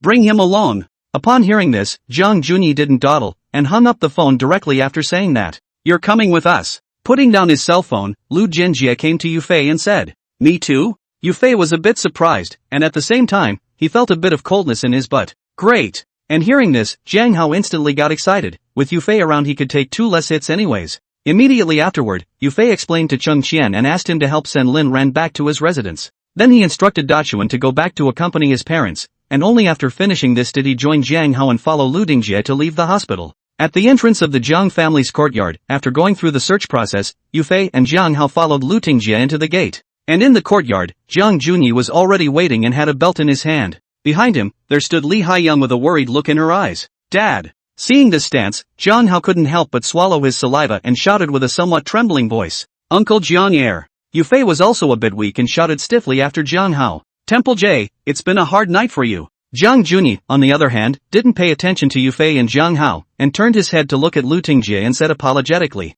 "Which words? That's the brat. Number one, you really need to clean up your act." Upon hearing this, Lu Dingjie smiled and shook his head before pouring another bowl of hot oil onto the fire. "Come over here and pout." And after hearing Lu Dingjie's words, Jiang Junyi really exploded, turning his head to look at Jiang Hao and let out a low gulp. As for Jiang Hao, he was so scared that he immediately shivered, then obediently walked to Jiang Junyi and pouted his butt. "Second Uncle Jiang, this matter." "Shut up. Don't think about excusing him, you kid can't get away either, just wait honestly." Looking at Jiang Hao's face full of sadness, Yu Fei still wanted to explain for him, but he was interrupted by Jiang Junyi before he could finish. Immediately after that, Yu Fei, also numb, did not think that he followed over is really beaten. Snap! And just as Yu Fei froze, Jiang Junyi's side had already begun to make a move, a belt directly on Jiang Hao's ass. Instantly, a high-pitched and loud tenor voice resounded throughout the entire quadrangle, hurting Jiang Hao's tears. But that's not all. Jiang Junyi swung his arm round, and his hand was heavier than the next, without any mercy. This scene, looking at Li Huiying's face full of heartache, several times wanted to go forward to stop, but after tangled but all stopped their footsteps. Number 1, almost there. Fighting to the back, even Lu Dingjie's heart ached from watching, which stopped Jiang Junyi. And this will be Jiang Hao, the whole person has been lying on the ground, tears cannot stop flowing down, voice are shouting a little mute. "Can't you ever go easy on me?" Li Huiying was genuinely distressed, and after taking a look at the miserable state of Jiang Hao's ass, she said with a black face towards Jiang Junyi, "Come here." However, Jiang Junyi didn't pay any attention to Li Huiying, but instead directly turned his head to Yu Fei and gave a low shout. "Come on." Yu Fei was also dry and walked over to Jiang Junyi and puckered his ass, closing his eyes. "You brat." Jiang Junyi was almost laughed at, raising his arm and preparing to strike. "What the? Ghosting in the middle of the night." But just then, the Jiang family's old man suddenly walked out from the house, causing Jiang Junyi's belt to not swing down. "Elder Jiang." Seeing this, Lu Dingjie immediately straightened his waist and shouted with a military salute, "Dad, what are you doing out here?" Jiang Junyi, on the other hand, was a bit helpless and turned his head to look at Elder Jiang to spit out a sentence. "I can't sleep with all this commotion." Upon hearing this, Elder Jiang glared at Jiang Junyi, then said without a trace of anger, "What are you doing pouting?" Immediately afterward, Elder Jiang turned his head to look at Yu Fei and asked with a smile on his lips, "Ahem. Just about to receive the prodding from Uncle Jiang Air." Chapter 186 Troops. Yu Fei was a little embarrassed, after all, this position really wasn't very elegant, then he flirted with himself. "Whiplash? Junyi is holding a belt, where did you get a whip?" Elder Jiang listened happily and joked after glancing at the belt in Jiang Junyi's hand. "Grandpa, why don't you come out earlier?" While hearing the conversation between the two, Jiang Hao was aggravated, because with the old man present, that Jiang Junyi definitely couldn't fight. "Serves you right, keeping you brats out of tune all day." Upon hearing this, Elder Jiang didn't spoil Jiang Hao and directly reprimanded towards him. This made Jiang Hao even more aggrieved, and in his heart, he couldn't help but wonder who was the real grandson between him and Yu Fei. "I talked to your dad. When this injury of yours heals, go to the army." Immediately afterward, Elder Jiang looked at Jiang Hao and continued. "What?" Jiang Hao was confused and couldn't care about the pain in his ass, he directly climbed up from the ground. "And you two go work out together and get some exercise." However, Elder Jiang didn't pay any attention to Jiang Hao, but turned his head to Yu Fei and said the same. "What?" This time Yu Fei also pouted, his eyes almost stared out, a look of disbelief to look at the old man Jiang. "What, you two have a problem with that?" Seeing this, Elder Jiang raised his eyebrows and asked towards Yu Fei and Jiang Hao. "I'm not going." After Yu Fei reacted, he directly refused. "I'm not going either." Jiang Hao did the same, he didn't want to suffer in the army. "Tell me again." And hearing Jiang Hao's words, Jiang Junyi immediately burst into a rage, raising his belt to continue to whip. He couldn't care less if Yu Fei went or not, that was the Jiang family's old man's idea. But if Jiang Hao didn't go, he would rather not have this son. Because their Jiang family is a military family, enlisting in the military to serve the country is something engraved in their bones. Especially since their family had been in high positions since the Jiang family's oldest son, this kind of most need was continuity.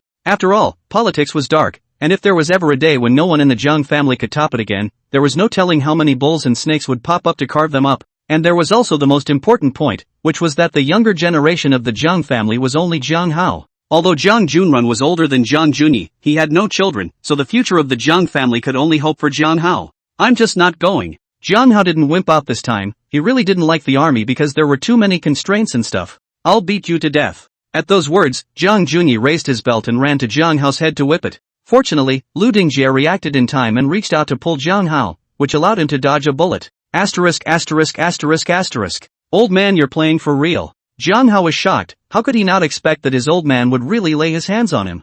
Jiang Junyi, you're crazy. Li Huiying was also startled, rushing forward to hug Jiang Hao and glaring at Jiang Junyi angrily. There! Immediately afterward, the Jiang family's old man opened his mouth and directly drank in the crowd. Rats, you going to the army is not negotiable. It's best if you can figure it out, but if you can't you just keep thinking. But when your ass is healed, you're going to have to come to the army honestly, whether you want to or not. With that, the old man twisted his head to look at Jiang Hao and said in an unquestionable manner, "And you? There must be a measure to educate the child. If you break it, you can give me a grandchild again." After saying Jiang Hao, the old man looked at Jiang Junyi again and disliked him without any goodwill. "You're coming with me." The last one was Yu Fei, and Elder Jiang dropped a sentence and went straight into the house. Upon hearing this, Yu Fei twisted his head and glanced at Jiang Hao before following him. "You really don't want to go to the army?" In the room, Elder Jiang looked at Yu Fei who was standing in front of him and asked, "Don't want to." Yu Fei didn't even think about it and immediately shook his head in response. "Why?" Upon hearing this, Elder Jiang nodded his head before inquiring about the reason. "I don't want to leave these people around me." And after hearing Elder Jiang's inquiry, Yu Fei's mind instantly conjured up the figures of Yuan Gang and the others before opening his mouth and slowly responding. "Has it ever occurred to you that you actually have parents and relatives?" Hearing Yu Fei's reply, Elder Jiang did not continue to persuade him, but changed the topic with a twist of words. "What do you mean?" Yu Fei immediately frowned, not understanding why Elder Jiang would say such a thing. "Do you want to find your parents and relatives?" However, Elder Jiang did not explain, but continued to ask towards Yu Fei. At those words, Yu Fei stalled. He didn't know how to go about answering this question. His first impulse was to find it, but the words came out of his mouth, and instinctively he resisted a little. But if he said he didn't want to, he longed for affection, and even though he already had people like Yuan Gang and Lin Ran by his side, there was still a difference between the two. So Yu Fei was torn. He didn't know which answer was the one he wanted. Don't look at the world with resentment. People have to do what they have to do sometimes. Your parents and loved ones, surely they didn't intentionally abandon you. They may have been searching all along, they just didn't find you. Seeing Yu Fei's reaction, Elder Jiang suddenly sighed, then raised his hand and patted Yu Fei's shoulder and said, "There. If the troops don't go, then they don't go, but you have to help persuade Little Rat that he must take this flag from the Jiang family." Immediately afterward, without waiting for Yu Fei to speak, Elder Jiang continued, "Got it." Upon hearing this, Yu Fei nodded in agreement. Then the two of them didn't chat much. After all, it was already quite late and Elder Jiang had to rest. Walking out of the room, Li Huiying was already waiting for him in the living room, while Jiang Junyi had gone somewhere. "Fei." Seeing Yu Fei come out, Li Huiying immediately stood up and greeted him. "Auntie, is something wrong?" Yu Fei was a bit confused, not understanding what Li Huiying was waiting for. "Fei, it'll be quite late by now, so you can stay here. Also Auntie begs you for something, help persuade Xiao Hao to let him go to the army." Hearing Yu Fei's inquiry, Li Huiying didn't dilly-dally and bluntly said towards him, "I know about this, the old man just told me about it." Upon hearing this, Yu Fei nodded. He thought it was something else. "That's great. Fei, thank you." Seeing Yu Fei agree, Li Huiying hurriedly said thank you. Immediately afterward, the two of them had a few more polite words, then Yu Fei went to Jiang Hao's room. Pushing open the door of the room and walking into the house, Yu Fei saw Jiang Hao who was lying on the bed at a glance. Chapter 187. Still crying? Seeing this, Yu Fei walked up and teased with a smile. "Brother Fei, you're not being righteous." Jiang Hao glanced at Yu Fei, then he turned his head and said without any humor, "I'm not righteous? Where did that come from?" Yu Fei was a bit confused, saying that he directly jumped onto the bed, lying on Jiang Hao's side and inquiring, "That belt is all over me." At those words, Jiang Hao instantly commiserated, still thinking about the belt. "Well, who can blame me? My ass is puckered." Yu Fei was almost exasperated and laughed, thinking that this even wants to be smoked by himself. "You're not righteous anyway." Jiang Hao also knew that Yu Fei didn't get smacked, that was all because of the old man. But he didn't dare to blame the old man and could only put the pot on Yu Fei's head. "Talk about something else. Why don't you want to go to the army?" Hearing Jiang Hao's words, Yu Fei shook his head helplessly before pulling away from the topic. "Fei, you're not taking favors, are you?" Hearing this, Jiang Hao instantly frowned and turned his head to Yu Fei to ask, "Confiscate. But I promised the old man and your mother to persuade you." Yu Fei didn't hide anything, and directly told Jiang Hao what he had promised to do. Asterisk asterisk asterisk asterisk. "Brother Fei, are we still brothers?" Jiang Hao was a bit unbelievable. He didn't expect Yu Fei to agree to come down as a lobbyist. Yes, but what's that got to do with me advising you? Yu Fei nodded with a smile and spread his hands in response. Why, it doesn't matter. If you're a brother, you have to be on my side. How can you help them persuade me? Jiang Hao's face was full of indignation, and he was very dissatisfied with the fact that Yu Fei had promised someone else to help persuade him. Let's not talk about that. First you tell me why you don't want to go to the army. However, Yu Fei waved his hand, not even bothering to argue with Jiang Hao, but continuing to ask the previous question. Of course, the army is boring. Even if there is no fun, you still have to train every day, and if you can't practice well, you still have to practice extra, just like making animals. Jiang Hao, because of his family, going in and out of the army station was as simple as eating and drinking. So after reading more, he became resistant to life in the army. But you're not like the others. An ordinary person who enters the army may be just a big-headed soldier for the rest of his poor life. But you have the influence of your great-uncle and your father, and the old man, and you're not far from the starting line. During this period of time, Yu Fei had pretty much understood Jiang Hao's family, and had made a point of inquiring about positions and ranks in the army. So now Yu Fei had a new perception of the strength of Jiang Hao's family and understood how powerful and terrifying it was. And with these bases, if Jiang Hao went to the army, it would not be too much of an exaggeration to say that he would be rocketing upwards in the future. So in order for Jiang Hao to have a better future in development, Yu Fei had promised Elder Jiang and Li Huiying to help persuade him to go to the army. So what? It's still a pain in the ass. Jiang Hao skimmed his mouth. Even with all the tough connections, he still wasn't too keen on the matter of entering the army. Being in a blessed place is not a blessing. Yu Fei was a bit helpless and didn't know how to continue persuading him. No more of that. Brother Fei, let's go back to Yangon. Jiang Hao waved his hand, then carefully glanced over toward the door of the room and said, Back to Yangon? You want to run away?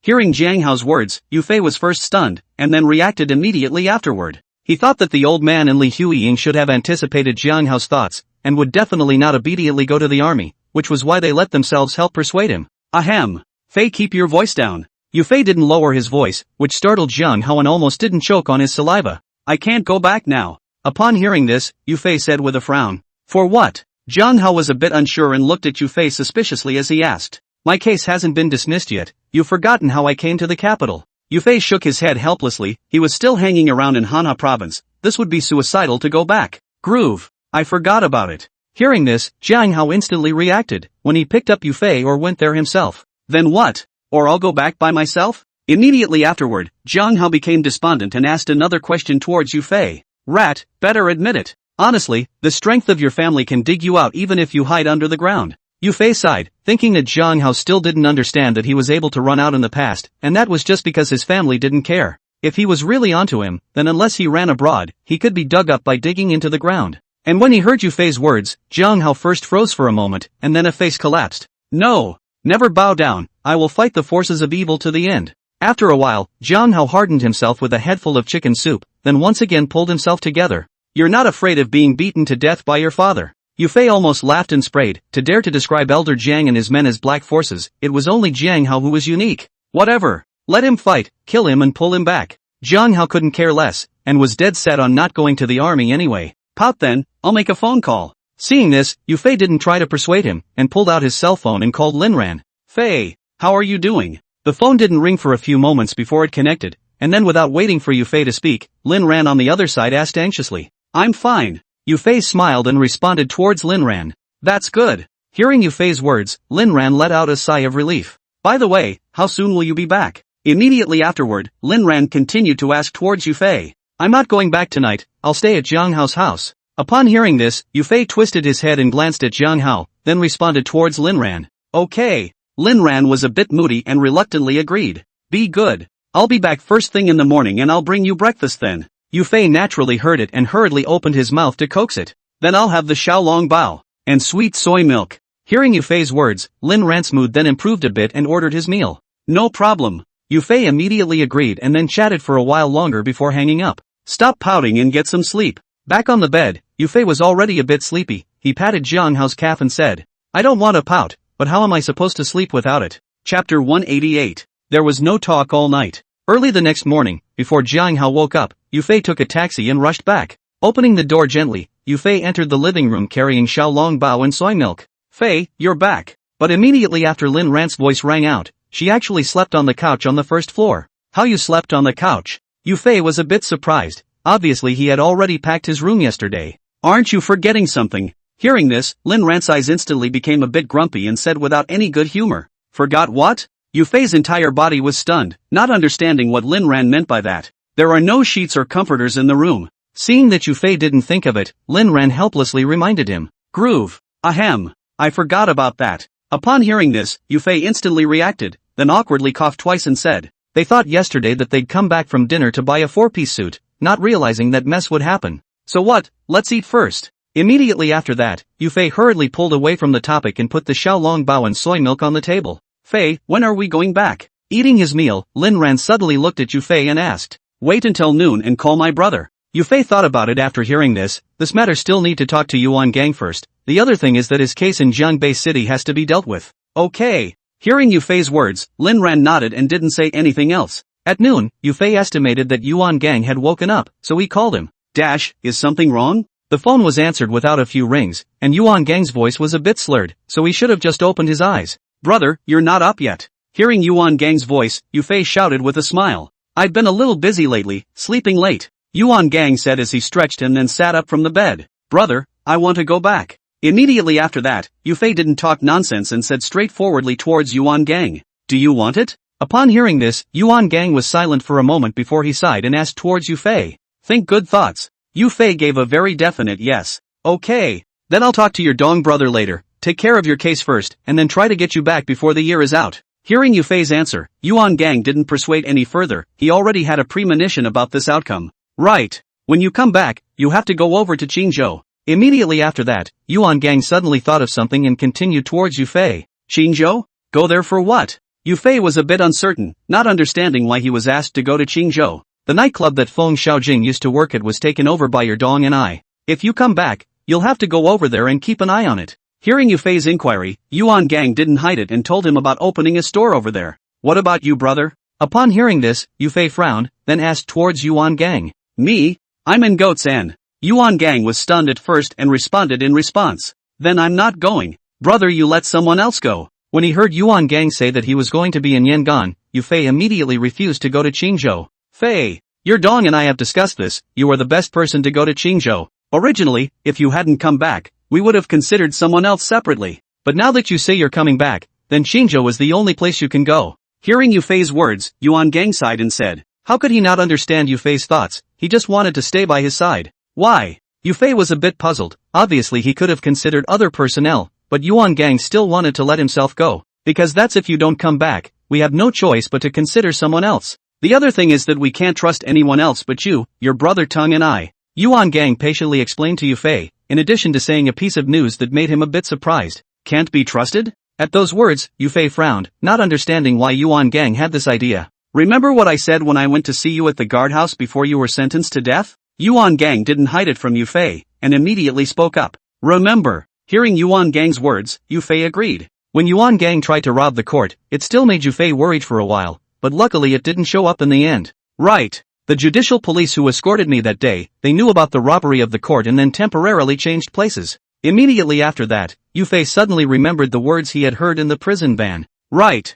I waited with Peng Yu for half a day that day, but the convoy escorting you was slow to show up. Someone must have slipped through the cracks on that one, but I don't know who." Speaking of this matter, Yuan Gang's face was a little ugly. How could he not expect that under his own hands, there would be someone who would tip off the police? And this matter does not know much, only a few people only. Yuan Gang is really a little hard to find out. "Brother, I understand." Upon hearing this, Yufei instantly understood Yuan Gang's thoughts, then sighed in agreement. "All right, let's do this first. I'm going to discuss this with your dong." Hearing Yufei's words, Yuan Gang didn't say anything more and hung up immediately after he finished. While Yufei, who put down his cell phone, was silent for a long time, his brows furrowed deeply, not knowing what he was thinking about. "Fei, what's wrong with you?" At this moment, Lin Ran suddenly placed his hand on Yufei's shoulder and asked towards him. "Nothing." At those words, Yufei smiled back and said, "Did you call Gang?" Seeing that Yufei didn't want to talk about it, Lin Ran didn't ask any more questions and pulled away from the topic. "Hit it. My brother said he had to take care of my case and then try to get us back before then.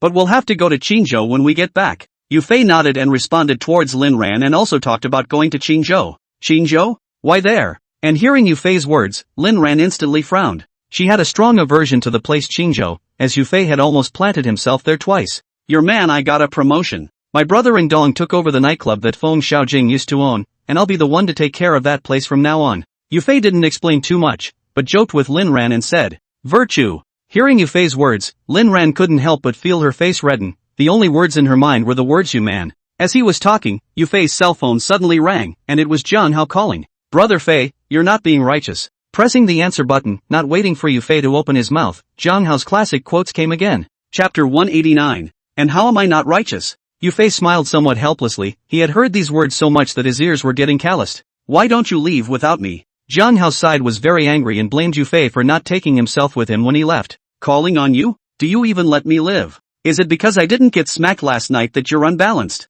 Yufei was almost laughed at by the anger. That hand of Zhang Junyi's belt work, he didn't want to learn it. "Let's sneak out." Zhang Hao was still a bit indignant and continued to be obstinate. "Come on. Your own home you don't know yourself. Let alone a human being, a rat wouldn't dare to make a hole in it." Yufei smiled helplessly once again. Just those guards outside Zhang Hao's house, unless they grew wings and flew out, they couldn't even think about it. "Fei, what should I do?" Hearing Yufei's words, Zhang Hao was also a bit desperate and inquired with a crying voice. "Rat, admit it." Upon hearing this, Yufei sighed. This was something he really didn't dare to come up with blind ideas. Besides, it's not a bad thing. It's just a little bit of suffering up front. You've got to be open-minded. Moreover, your grandfather did have a saying that was right. You must take this flag of the Jiang family. Whether it's for your own sake, or for the sake of the others and the future of the Jiang family, you must step forward. Immediately afterward, Yufei urged towards Zhang Hao again. He was no longer that little white boy who didn't know anything, and after being taught a lesson by the Jiang family's old man, he more or less understood a few things.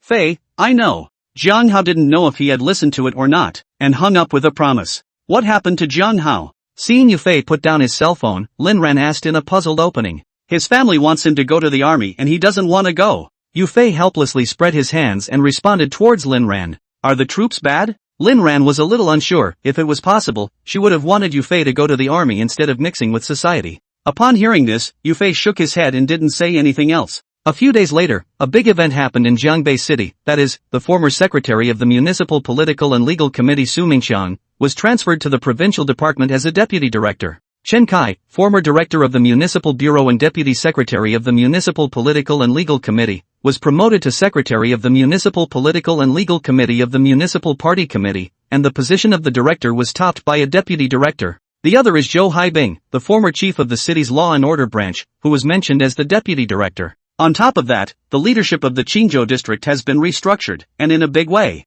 Although Feng Xiaojing was shot by Yufei and did not have time to expose anything, the city is still very dissatisfied with the leadership of Qingzhou district. From the secretary of the district party committee and the district mayor, to the first hand of the 3 public prosecutors and lawyers, all of them have been replaced one by one. Meanwhile, on the other side of Yangon, there was a sudden bustle of activity. The reason is that the Marriott KTV has begun to expand, and after buying the 2 stores next to it, it is going to add another floor. And with the fall of Feng Xiaojing and Qingzhou, it allowed everyone in Yangon to see the strength of Marriott. Although the process was somewhat tricky, no one but a few people knew the inside story. So today's Marriott can only be described by the words like a day in the life in the land of Yangon. Yang'an Restaurant. In the private room, Zhou Haipeng was holding a glass of wine and thanking Yuan Gang and Lin Sudong for his brother Zhou Haibing's promotion to deputy director of the city bureau. And with Feng Xiaojing's fall, Zhou Haipeng is completely in Marriott's camp. Because he had seen the background of the relationship behind Yuan Gang and Lin Sudong, which was simply not something he could compare to. And the reason why Marriott was able to expand was because Zhou Haipeng contributed money in the name of appreciation.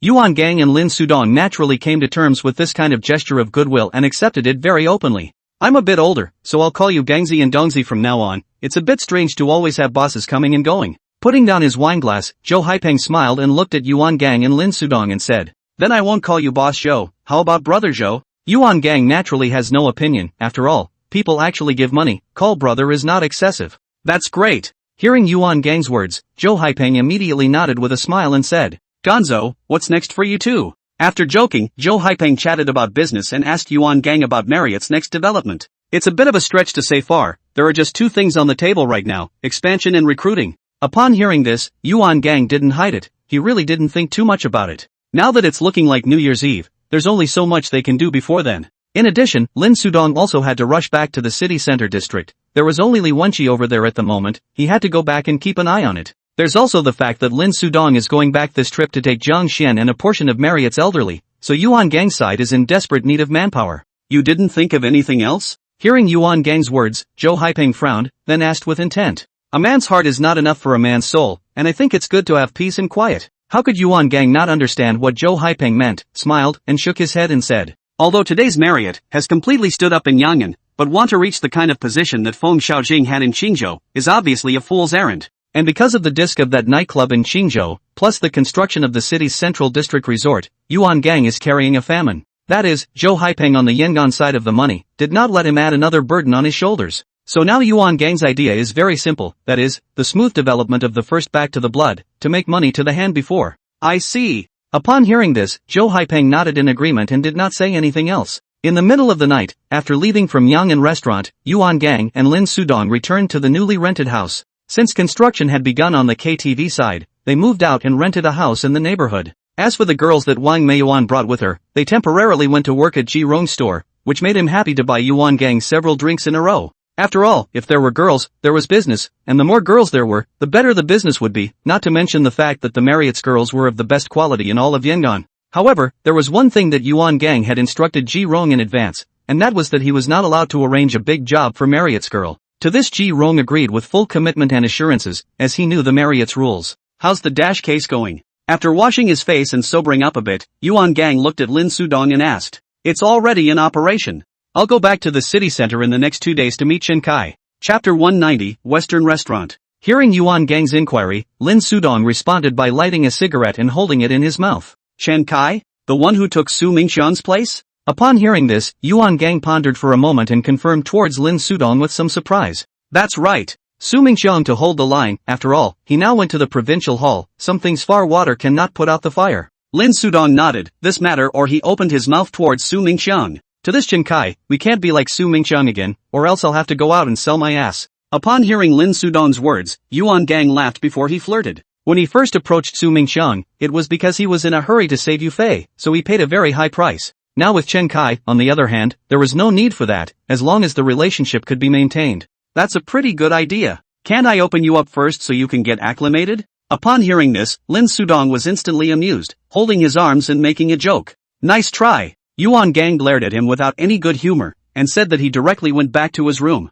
Meanwhile, on the other side, Yu Fei was living a cozy two-person life with Lin Ran. During this period of time, Jiang Hao was watched to death by Jiang Junyi, and he couldn't even step out of the door of his room. 2 calls were made to Yu Fei during this period, both of which were complaining about his current situation. However, Yu Fei was unable to help at all, and could only give moral support. On this day, Yu Fei had just accompanied Lin Ran home from his review when he suddenly received a call from Dachuan. Going back? Pressing the answer button, Yu Fei put the phone to his ear and asked. Yes, this will already be on its way to the train station. Daharo said with a promise. Then have a safe trip, it won't be long before I go back, I'll see you in Jiangbei City. Hearing Dichun's words, Yu Fei smiled and said. Okay, I'll wait for you. Daharo didn't say anything more and hung up after that. Originally, he thought that after sending his parents back, he would come back to the capital to look for Yu Fei. However, he heard Yu Fei say that it wouldn't be long before he returned to Jiangbei City as well, so Dichun didn't open his mouth. Oh Haro? Seeing Yu Fei put down his cell phone, Lin Ran opened his mouth and asked. Well, he. Knock, knock. Before Yu Fei could finish his sentence, a sharp knock on the door suddenly sounded. I'll check it out. Immediately afterward, Yu Fei spoke towards Lin Ran before heading towards the door. Ka. Fei, let's go out and have dinner. Opening the door, the one standing outside was clearly Cheng Qian, who looked at Yu Fei with a big smile and said. I thought who? By the way, I thought you had a key. Yu Fei smiled and greeted Cheng Qian as he entered the door, then asked towards him suspiciously. Ahem. I'm afraid that you and your sister-in-law. Hearing Yu Fei's inquiry, Cheng Qian coughed twice and immediately said with a face full of ambiguity. Think of nothing. No more bull than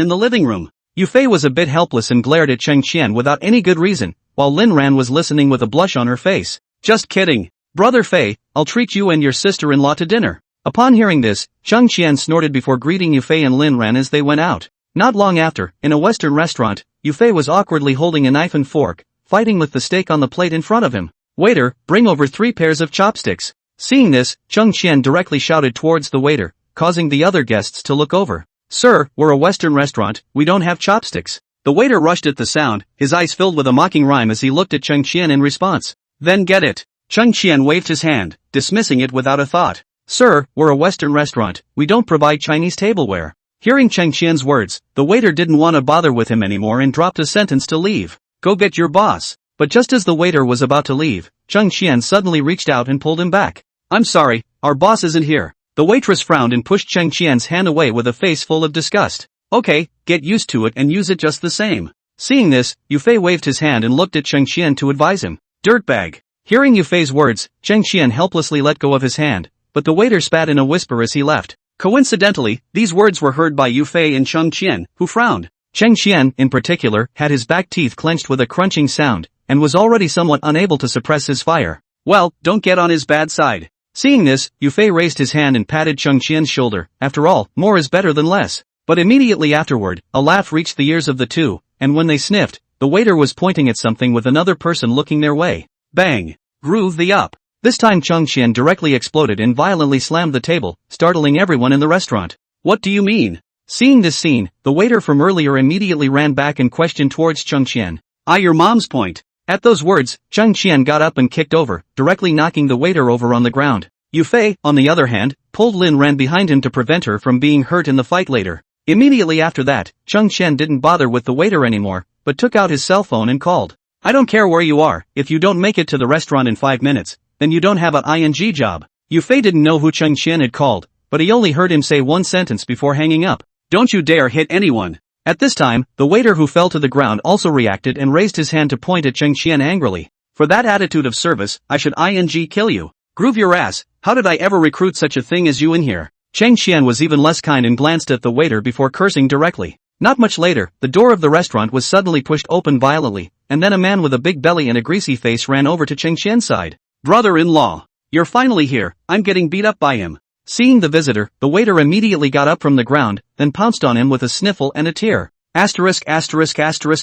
Off. However, the man's face turned a white color after hearing the waiter's words, then he raised his leg and kicked out. Qian Shao. Immediately afterward, in the eyes of the waiter's dismay, the man directly bent down towards Cheng Qian and shouted, This is your brother-in-law? Cheng Qian's face was unpleasant, and he asked expressionlessly with his hands behind his back. No, his sister and I are just having fun. Chapter 191, you can go back. The man was terrified, cold sweat pouring from his forehead, and rushed to clear his name with the waiter. I don't want to see him again. Upon hearing this, Cheng Qian raised his hand to point at the waiter and said in an indifferent tone, I'll get him out of here. Hearing Cheng Qian's words, the man immediately agreed, then gripped the waiter's hair and threw it out the door. Mr. Qian, is there anything else you want to order? Immediately afterward, the man bumbled back and looked at Cheng Qian with a smile on his face and asked, Go get me 3 pairs of chopsticks. Also, if you ever recruit someone like that in the future, you're out of here in one piece. Cheng Qian waved his hand and gave a warning towards the man before letting him leave.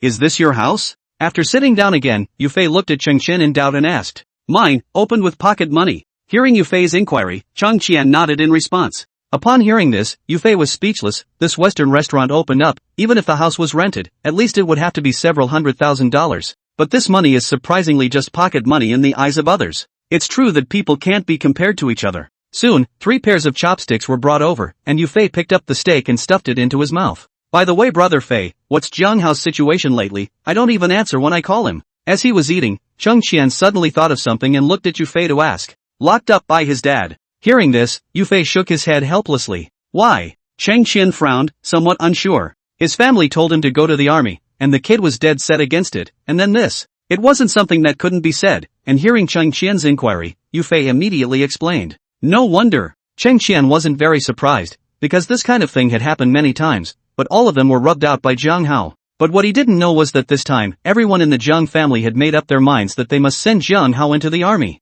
A few more days of calm passed, and there was less than a month left before New Year's Eve. And Yufei's case, under the operation of Su Mingqiang and Chen Kai, had been pretty much dealt with. Of course it's impossible to remove it in such a short period of time, but it's still possible to suppress it to eliminate the effects and concerns. On this day, Yufei was having lunch with Lin Ran when Yuan Gang suddenly called. Brother! Seeing that it was Yuan Gang's number, Yufei immediately pressed the answer button and picked up. Fei, what's going on? Yuan Gang smiled, sounding like he was in a good mood. Dinner! Yufei put down his chopsticks and responded with a smile. You're almost done with your case, so you can come back sometime. Immediately after that, Yuan Gang didn't sell the story and said bluntly. Really? Upon hearing this, Yufei immediately widened his eyes and excitedly confirmed towards Yuan Gang. Why would I lie to you? It just so happens that it's almost New Year's Eve too, so come back early and get ready. Yuan Gang smiled again and said. Yes, I know. Receiving Yuan Gang's confirmation, Yufei hurriedly agreed, then hung up the phone without chatting for a few sentences. What's so delightful? Seeing Yufei put down his cell phone, Lin Ran asked suspiciously. Ha ha ha. My brother says we can go back. Yufei was so happy that he cupped Lin Ran's face and kissed her, rubbing her face with oil. Dirty. Lin Ran disgustedly pushed Yufei, then spat out without any good humor. How about we leave tomorrow? I kind of can't wait. Yufei, who still cares about this, is already calculating to go back to Jiangbei City. In such a hurry? You don't say hello to Jiang Hao and Cheng Xian. Lin Ran was wiping his face when he heard Yufei's words and reminded him. Yes. Gotta talk to both of them. At those words, Yufei instantly reacted and nodded in response. Then let's go to Jiang Hao's house later, and then invite Cheng Xian for a meal in the evening. Immediately after that, Yufei made up his mind to finish everything today and then rush back to Jiangbei City tomorrow. Afternoon. Yufei bought some fruits and stuff, took Lin Ran and went to Jiang Hao's house. There was another inspection and body search, and then with the consent of Elder Jiang, this was let in. Just entering the door, Yufei caught a glimpse of Elder Jiang who was sunbathing in the courtyard. What are you boys doing here? Yo, with a little girlfriend? Seeing Yufei come in and with Lin Ran by his side, Elder Jiang smiled and teased. Old master, I'm getting ready to go back. I wasn't thinking of saying something to Jiang Hao before I left. Yufei responded with a smile as he placed the fruits and whatnot on the stone table. Go back? Are you done with your side of things? Hearing Yufei's words, Elder Jiang was a bit surprised and immediately sat up straight. How do you know that, old man? Yufei was even more surprised, wondering how Elder Jiang knew these things. Ahem. So what? I heard Junie mention it once. Upon hearing this, Elder Jiang coughed twice in embarrassment and casually excused himself. It wasn't Jiang Junie who told him about this, but he himself had people check Yufei out. Okay. Jiang, how is he in his room? Hearing Elder Jiang's explanation, Yufei didn't think much about it, and then he inquired about Jiang Hao. It's in the room, go check it out. Elder Jiang nodded and waved his hand and said. Immediately after that, Yufei and Lin Ran arrived outside Jiang Hao's room, but pushed the door but didn't push it open. Rat, this is Yufei, open the door. Seeing this, Yufei tapped on the door of the room, then directly shouted. Fei? Immediately afterward, Jiang Hao's voice rang out in the room, sounding as if it was somewhat unexpected. What are you doing? Locking the door in broad daylight. Yufei agreed, then continued to ask. Fei, you're not here to persuade me again, are you? However, Jiang Hao didn't open the door of the room, but asked Yufei back through the door. No. I'm getting ready to go back and came over to tell you. Yufei shook his head helplessly before explaining the reason for his visit. Go back? Don't you dare lie to me, Fei. Jiang Hao was surprised, but still didn't open the room door. Why would I lie to you? If you don't open the door then I'm going straight back in. Yufei's teeth ached a bit and he said in a good-natured manner. Wait a minute, Fei. Hearing this, Jiang Hao hesitated, then opened the door of the room a crack and carefully peeked outside. What are you doing? Yufei frowned, not understanding what Jiang Hao was up to. Nothing. Fei, you guys come on in. Seeing that there were only Yufei and Lin Ran outside the door, Jiang Hao breathed a sigh of relief, then he opened the door of the room and let the two in. Chapter 192, Meeting at the Peak. But just after entering Jiang Hao's room, Yufei was shocked and stared with his eyes almost falling on the ground. Lin Ran did the same, his mouth slightly open with an expression of disbelief. What are you digging for? After reacting, Yufei turned his head to Jiang Hao and asked. In the middle of Jiang Hao's room, the floor had been pried open and a nearly half-meter deep pit had been dug out. Fei, keep your voice down. At those words, Jiang Hao covered Yufei's mouth as soon as he spoke, then reminded him in a low voice. Immediately afterward, at Yufei's nod, Jiang Hao then removed his hand. What are you doing? Wiping the dirt rubbed onto his mouth by Jiang Hao, Yufei then asked again in a low voice. What about digging a tunnel? Jiang Hao grinned and responded. You are trying to. Yufei instantly reacted, then looked at Jiang Hao with wide eyes. That's right. Without waiting for Yufei to finish, Jiang Hao interrupted him with a nod. Dude, you're invincible. Yufei almost couldn't hold back his laughter, thinking that it was worthy of being a military family. Digging tunnels and this kind of thing can be thought out. Fei, how's it going? Hold your horses, let's join you when I dig out. Jiang Hao said with a grin once again. Ahem. This time, Yufei was directly choked by the saliva, and the whole person coughed up and down. Rat, stop it. A while later, after slowing down, Yufei helplessly shook his head and advised towards Jiang Hao. What do you mean? Jiang Hao was a bit uncertain and looked at Yufei suspiciously. With the way you're digging, you won't even be able to dig out next year. Do you think your dad will wait that long? Yufei pointed to the stainless steel spoon on the ground. That was the tool Jiang Hao used to dig the tunnel, which would have been somewhat deformed. Upon hearing this, Jiang Hao froze. He had only come up with a solution, but he hadn't considered the time in the slightest. And Yufei woke up the dreamer with a single word, causing Jiang Hao to fall directly to the ground, the whole person as if he had lost his soul. Rat, the troops aren't as bad as you think. Your family, they have high hopes for you, and people sometimes can't live just for themselves. And that is, one can only have the right to choose when one is strong in oneself. Seeing this, Yufei sighed helplessly, then squatted down and put his arm around Jiang Hao to console him. Fei, but I really don't want to go. Zhang Hao's expression was very low, and he shook his head with a bitter smile and said, Rat. Everyone has things they don't want to do, but are always compelled to choose to accept them. If you really want to be free, then go and do your best to improve yourself in the army. Wait until you surpass your father, surpass your grandfather, and at that time no one will force you to do things you don't like. Yu Fei smiled, poured out all the 2 tails of ink in his stomach, and continued to feed Zhang Hao the chicken soup. Fei, can I do it? Hearing Yu Fei's words, Zhang Hao raised his head and asked with some lack of confidence. Yes, you can definitely do it. Yu Fei looked at Zhang Hao's eyes and nodded heavily. Fei, I've got it figured out. I'm going to the army. After a moment of silence, Zhang Hao fiercely stood up, clenched his fists and looked at Yu Fei, saying, Really? Upon hearing this, Yu Fei was a bit excited. The chicken soup had finally fed out. Really? Zhang Hao nodded very seriously. Come on, let's go talk to your grandpa. Immediately afterward, Yu Fei pulled on Zhang Hao's arm and ran towards the door, coming directly to Elder Jiang. What? Looking at Yu Fei and Zhang Hao who suddenly ran over, Elder Jiang asked with some uncertainty. Say it. Yu Fei didn't respond, but raised his hand and patted Zhang Hao's shoulder with a smile. Grandpa, I'm going to the army. Seeing this, Zhang Hao took a deep breath and directly roared at Elder Jiang. What? Hearing Zhang Hao's words, Elder Jiang froze, confirming with some disbelief. Master, Zhang Hao has agreed to go to the army. Seeing the reaction of the two, Yu Fei smiled and said, Really? Immediately afterward, Elder Jiang twisted his head to look at Zhang Hao, once again confirming of, Really? Zhang Hao nodded heavily, he had already made up his mind. Yes. Yeah. Upon hearing this, Elder Jiang immediately slapped his thigh violently, his voice trembling with excitement. They had urged Zhang Hao more than once to go to the army for development, but each time it ended in failure. From 18 years old has been persuaded to 23, this time are ready to use strong. Did not think that Zhang Hao even figured out. How can this make Zhang Elder not excited? After all, Zhang Hao's generation is his only seedling, the future of the Zhang family is pinned on him. Immediately afterward, Elder Jiang directly had someone called Jiang Junrun and Jiang Junyi, and also had Li Huiying go out to buy food for the evening celebration. Rat, we gotta go. I'll meet up with Cheng Qian again in the evening, and I have to go back to Jiangbei City tomorrow. Yu Fei wasn't prepared to stay, and after greeting Zhang Hao, he was ready to leave. Don't, Fei. You can stay 2 more days. Why are you in such a hurry? Zhang Hao frowned, somewhat reluctantly retaining. I miss my brother. Yu Fei smiled and didn't say anything more. One sentence left Zhang Hao speechless. Okay. Then if you're free, brother Fei, remember to call me. Upon hearing this, Zhang Hao could only nod his head, giving up the idea of continuing to retain Yu Fei. Will do. Do a good job when you go to the army, and I'll visit you if I can. Yu Fei promised, then raised his hand and patted Zhang Hao's shoulder and said, Deal. And hearing Yu Fei's words, Zhang Hao instantly became excited and nodded heavily. Deal. I'll see you at the top. Yu Fei smiled and gave Zhang Hao a final hug before leaving before Elder Jiang realized it. Back at the residence, the sky was already dark. Yu Fei immediately took out his cell phone and called Cheng Qian. Fei, what instructions? The phone just rang once and Cheng Qian's side picked up. Busy with what? Yu Fei asked with a smile. Don't mention it, I'm dying of boredom. Hearing Yu Fei's words, Cheng Qian immediately spat out in a lifeless manner. Then stop pouting and come pick me up and we'll go out for dinner. Yu Fei shook his head helplessly before continuing towards Cheng Qian. Really? Cheng Qian was a bit surprised. After all, he had just met Yu Fei not long ago, and he was too embarrassed to bother him all day long, which was why he was pouting and bored at home by himself. Really? By the way, tonight it was agreed that I treat you, so don't book a place in advance. Chapter 193, The Three Brothers Against the Sky. Not long after, as a break sounded, Cheng Qian arrived in his S600.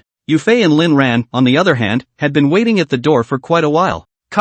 Fei, what's going on today? The car door opened and Cheng Qian jumped down excitedly, then looked at Yu Fei and asked with a smile. We're going back to Hanha province tomorrow, so I'll treat you to dinner tonight to say goodbye. Yu Fei didn't sell himself short, and after hearing Cheng Qian's inquiry, he immediately responded. What? Upon hearing this, Cheng Qian froze. How could he not expect Yu Fei to leave the capital? What? Can't spare me, huh? Yu Fei smiled and stepped forward, raising his arm around Cheng Qian's shoulders and asking. Not Fei. Why are you in such a hurry to go back? Stay a while. Hearing Yu Fei's words, Cheng Qian nodded his head before collapsing his face and retaining. It's almost New Year's Eve and I have to go back to be with my brother. Yu Fei shook his head. He couldn't wait to fly straight back now. How could he stay longer? Okay. Seeing that Yu Fei's mind was made up, Cheng Qian could only agree helplessly. Let's go, let's eat. There's a nice little restaurant around here, we'll just walk there. Seeing this, Yu Fei didn't say anything more and greeted Cheng Qian and went to the restaurant. After saying goodbye to the only 2 friends they had in the capital, the next day Yu Fei and Lin Ran got up early in the morning and packed up their things in preparation for going to the train station.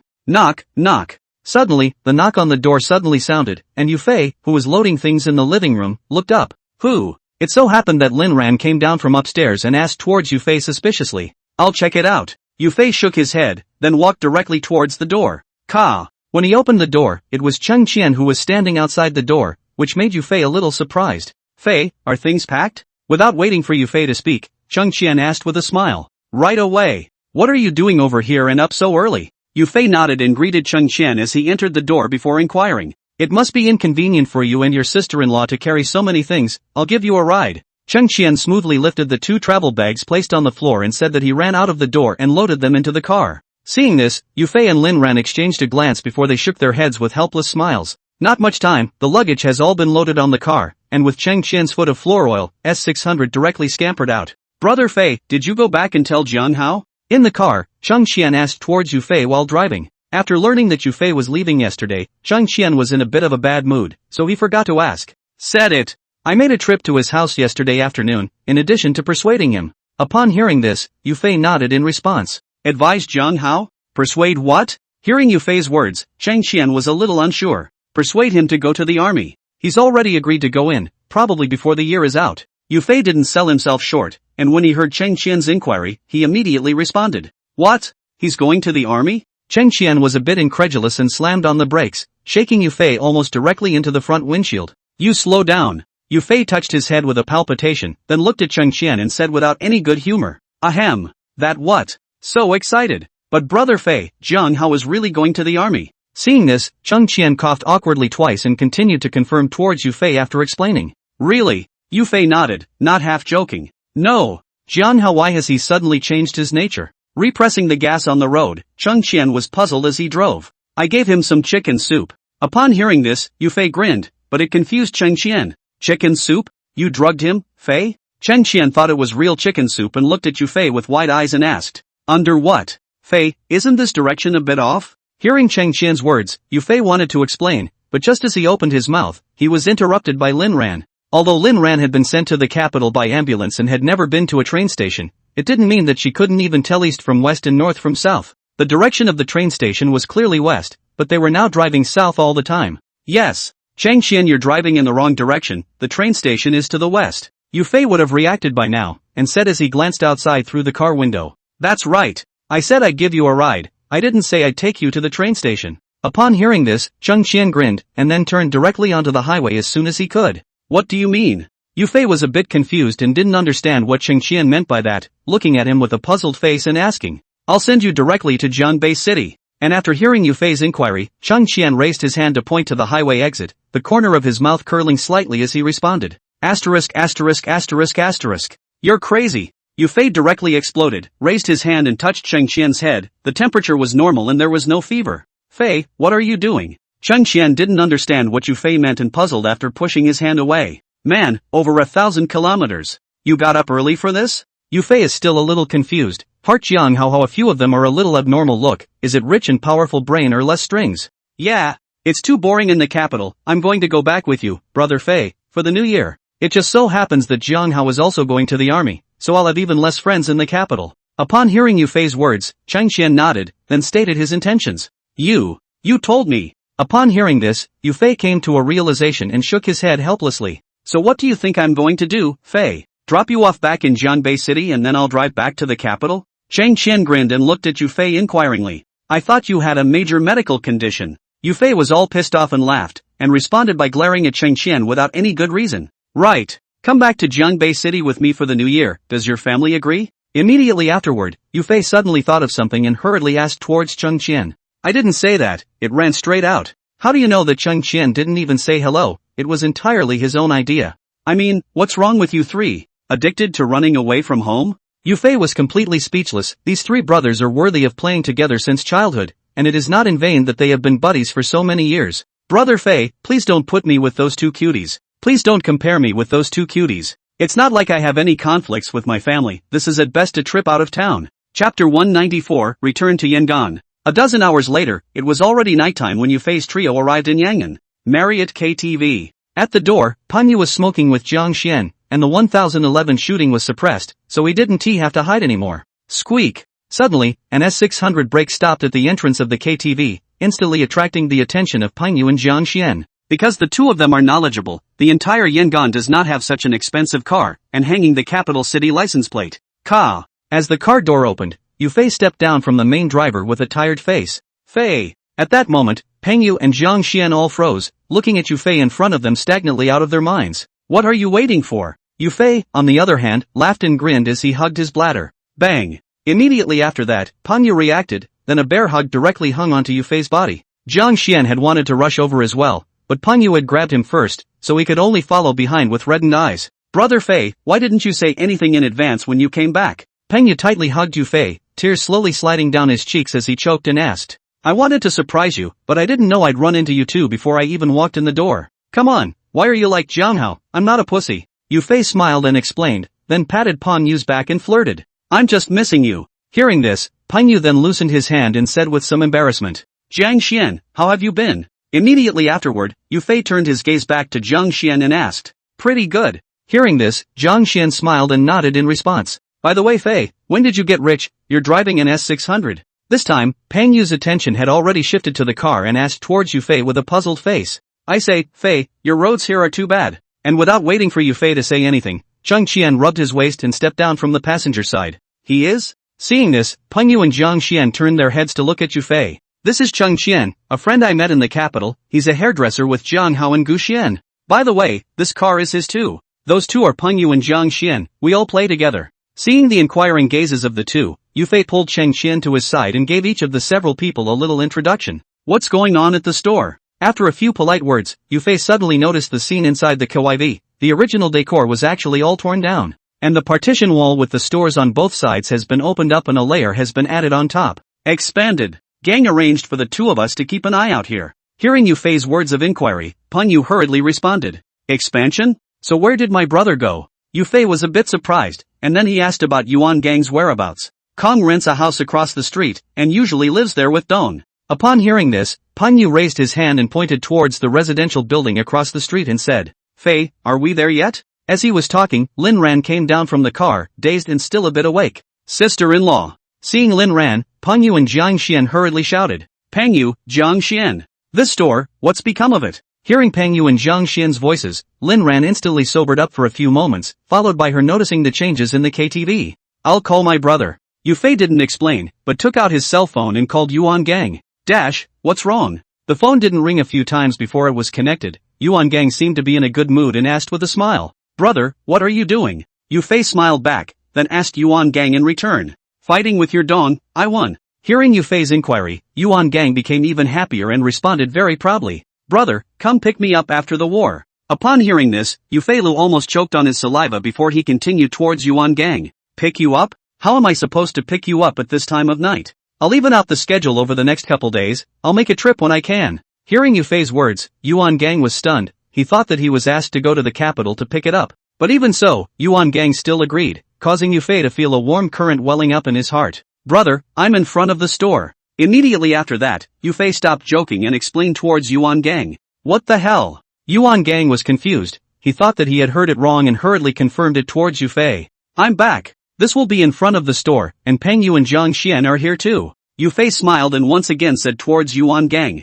Wait. After receiving Yufei's confirmation, Yuan Gang couldn't care less about saying anything and directly hung up the phone. Not much later, a silhouette rushed out from the residential building across the street, then ran towards Yufei and their side. Brother! Yufei recognized Yuan Gang at a glance and greeted him after shouting. Immediately after, the two collided in the middle of the road and then hugged each other tightly. Sister-in-law, aren't you jealous? Seeing this scene, Cheng Qian suddenly grinned before looking at Lin Ran and asking, This is his brother, what am I jealous of? Hearing Cheng Qian's words, Lin Ran smiled and shook his head in response. Honestly, it's only because Brother Gang and Brother Fei are both guys, or else you might not really have a chance, sister-in-law. But at that moment, Peng Yu suddenly smacked his lips and interjected. You're the one who talks too much. Now, Lin Ran was really a bit uncomfortable, and said with an ungraceful glare at Peng Yu. You brat, why did you run back without saying hello? On the other side, Yuan Gang loosened his arm and frowned at Yufei reproachfully. I wanted to surprise you. Upon hearing this, Yufei responded with a smile. Shock is more like it.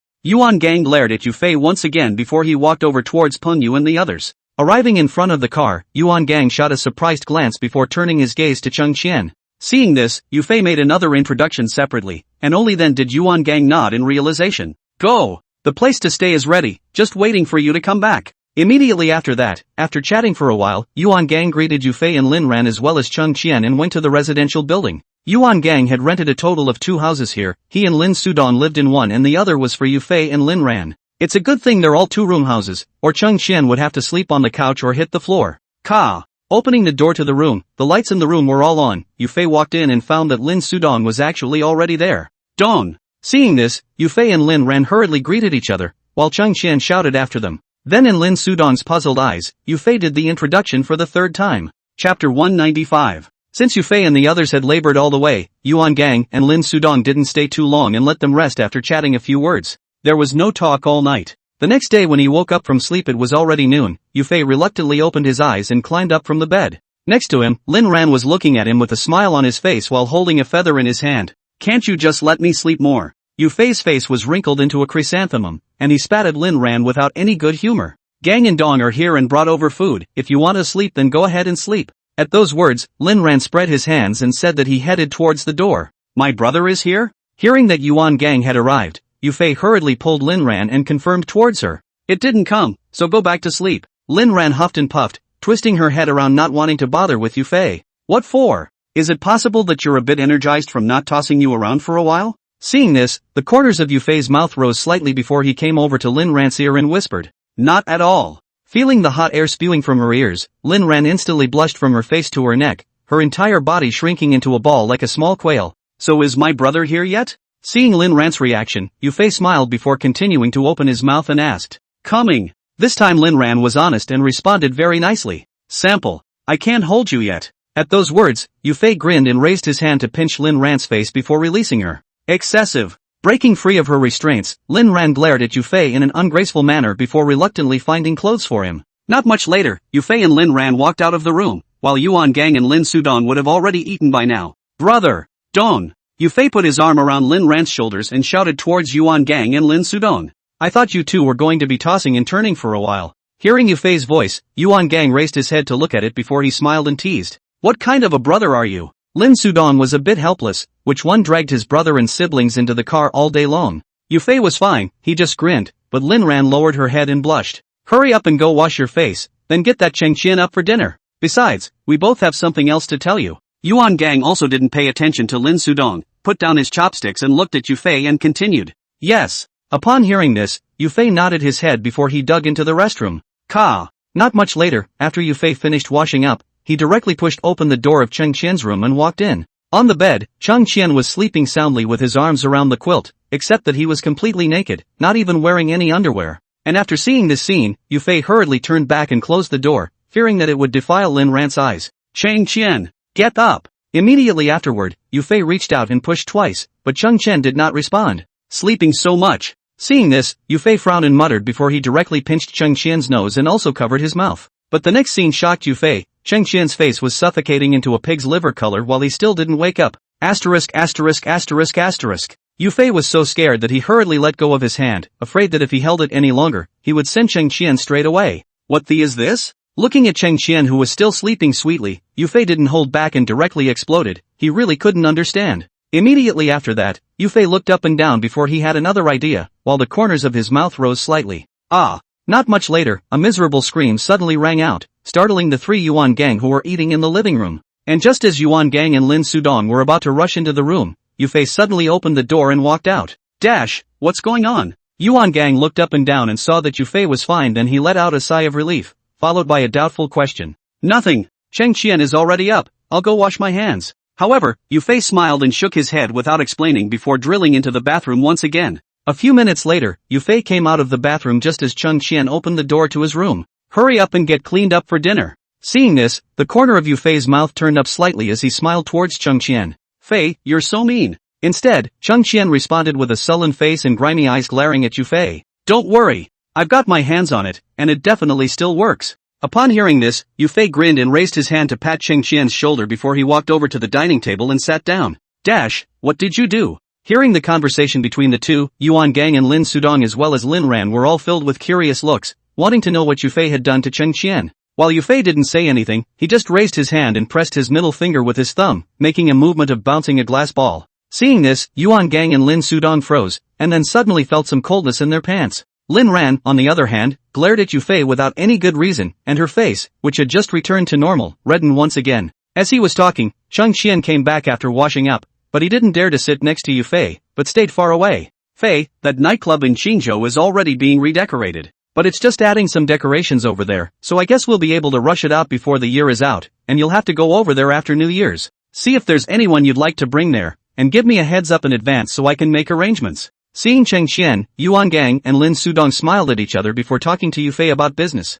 Marriott's manpower is going to be split in two after New Year's Eve, with one part still staying in the KTV, and the other part following Lin Sudong to the central part of the city. And Yufei is going to Qingzhou when he comes back this trip, so in order to take care of him, Yuan Gang thought of stuffing some into the Qingzhou side as well. Originally, what Yuan Gang had planned was for Yufei to stay in the capital, arrange for others to go to Qingzhou, and then recruit people directly from there. But since Yufei is back, then all of this has to be reconsidered, and without a few surefire people by his side, Yuan Gang is really a bit uneasy. I get to pick? Hearing Yuan Gang's words, Yufei was a bit surprised. He thought it was just him going over there by himself. That would be you. Originally, we didn't intend to branch out to Qingzhou, but your brother doesn't trust you. Without waiting for Yuan Gang to speak, Lin Sudong explained. You're the one who talks too much. Upon hearing this, Yuan Gang frowned and glared at Lin Sudong without any good reason. Fei, don't listen to his bull *******,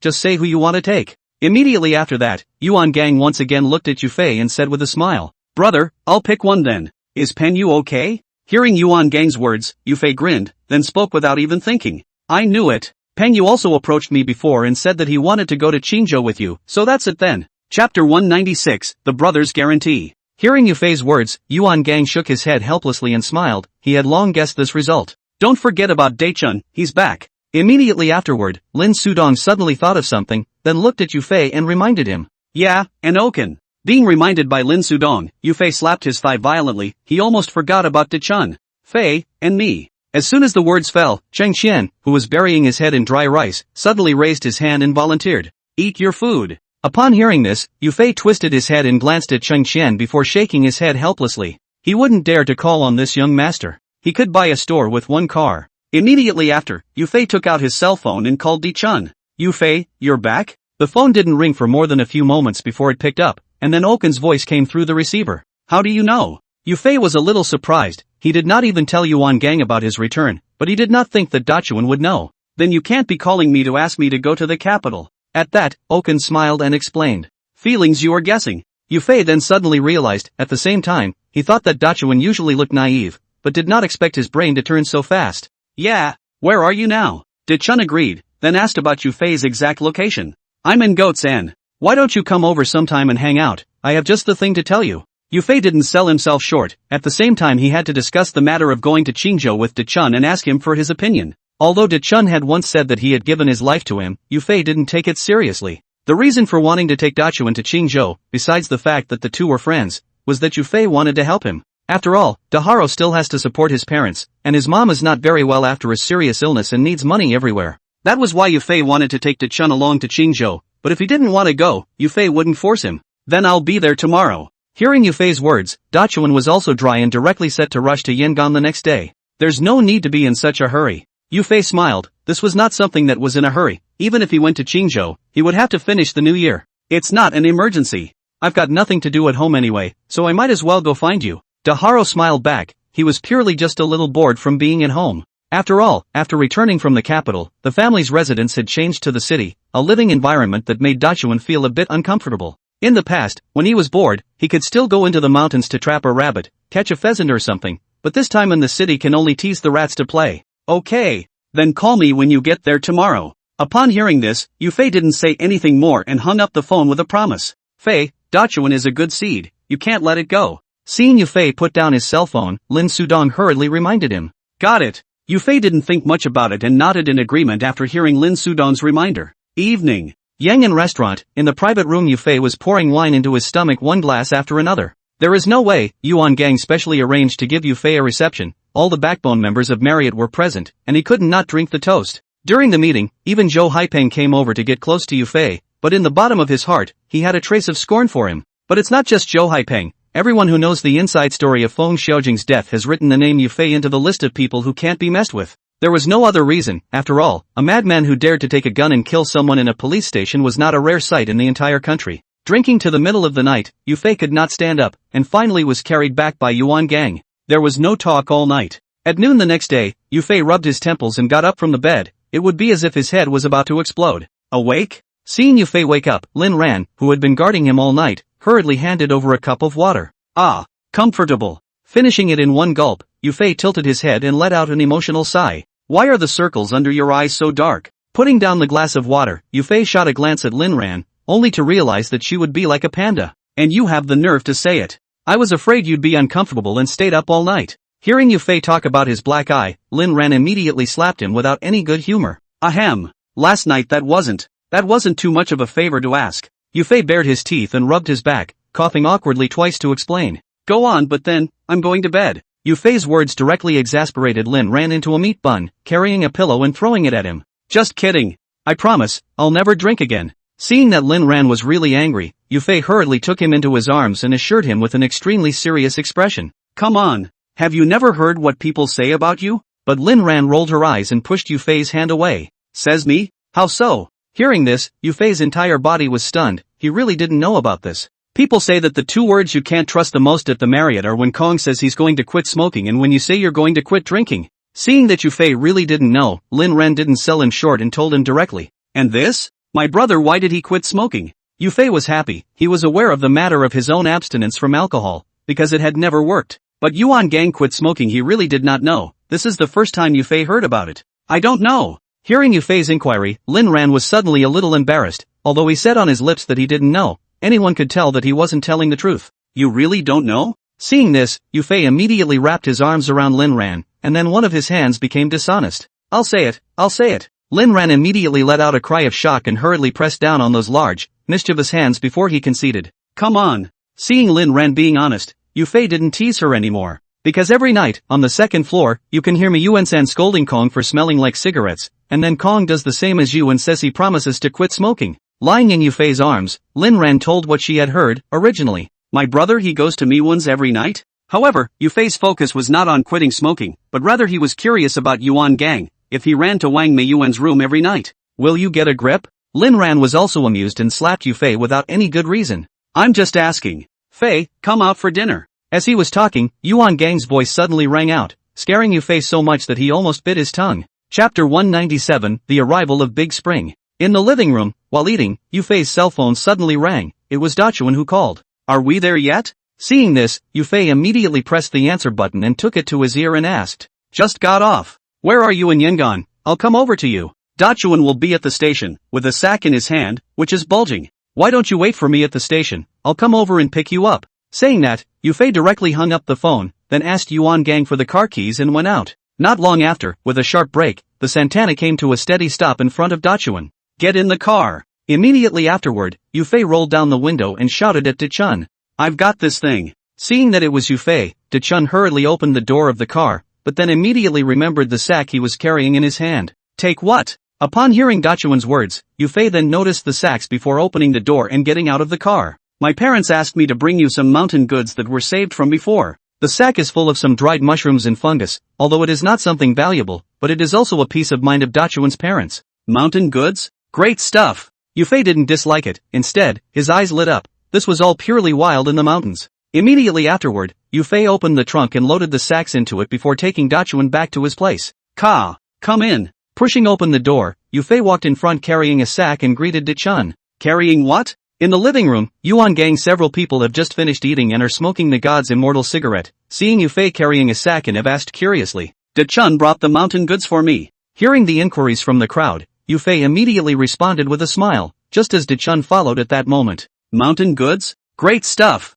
Upon hearing this, Yuan Gang immediately brightened up and said the same words as Yufei. It's all worthless stuff, just don't mind if you guys don't. Seeing Yuan Gang's reaction like Yufei's, Dachun coyly scratched his head. Disgusted? This sack of mountain goods of yours, if you send it to Zhou Haipeng, he'll have to sell it for a few $1,000s at least. Yuan Gang smiled and shook his head. This kind of pure wild mountain goods are not cheap, sent to the upper grade restaurant with some hush, at least a few times. So valuable? Dachuan listened in awe. It was the first time he knew that these things could be sold for a large price. Whether it's worth it or not depends on who it's in the hands of, and just like people, whether they can make it or not depends on who they're with. At this moment, without waiting for Yuan Gang to open his mouth, Lin Sudong suddenly said with intent. Dachuan wasn't stupid and naturally heard the meaning in Lin Sudong's words, but he didn't say anything and just grinned. Ka! Immediately afterward, a door-opening sound attracted everyone's attention as Chung Qian walked out of the room with his cocktail head. I'm hungry. Seeing that everyone was looking at him, Chung Qian was a bit unsure and froze for a while before slowly saying,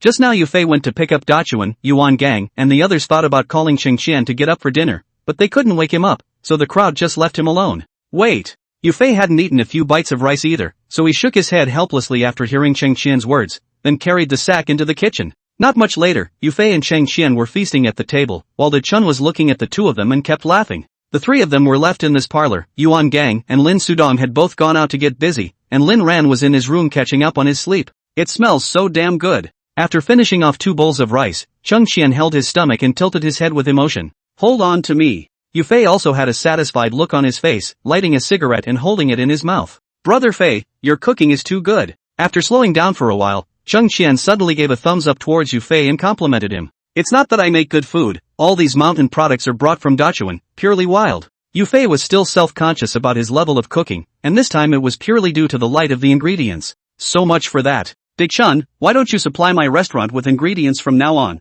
and absolutely purchase them at a high price? Hearing this, Chung Qian instantly became interested and looked at De Chun to propose. Forget it. Now that our family has moved to the city, it's a 20-minute car ride to the mountains. Besides, it's all saved up from the old days, there's no such thing as a wild mountain product. Hearing Chung Qian's words, De Chun helplessly shook his head in response. That's a shame. Upon hearing this, Chung Qian nodded his head and lamented with some regret. By the way Dachuan, I'm going to Qingzhou after the new year, are you coming with me? Saying that, Yu Fei suddenly remembered the main thing, then he looked at De Chun and asked, to Qingzhou? De Chun was a bit puzzled, although he had decided long ago to follow Yu Fei, he was still a bit confused as to why he had to go over to Qingzhou. My brother's got a nightclub over there and asked me to come over and keep an eye on it. Yu Fei didn't sell the story and said bluntly, so much for that. Go anywhere, I'll follow you. Upon hearing this, De Chun came to a realization and nodded towards Yu Fei. Do you need to discuss this on your parents' end? Seeing Dachuan agree, Yu Fei thought for a moment, then continued to open his mouth and asked.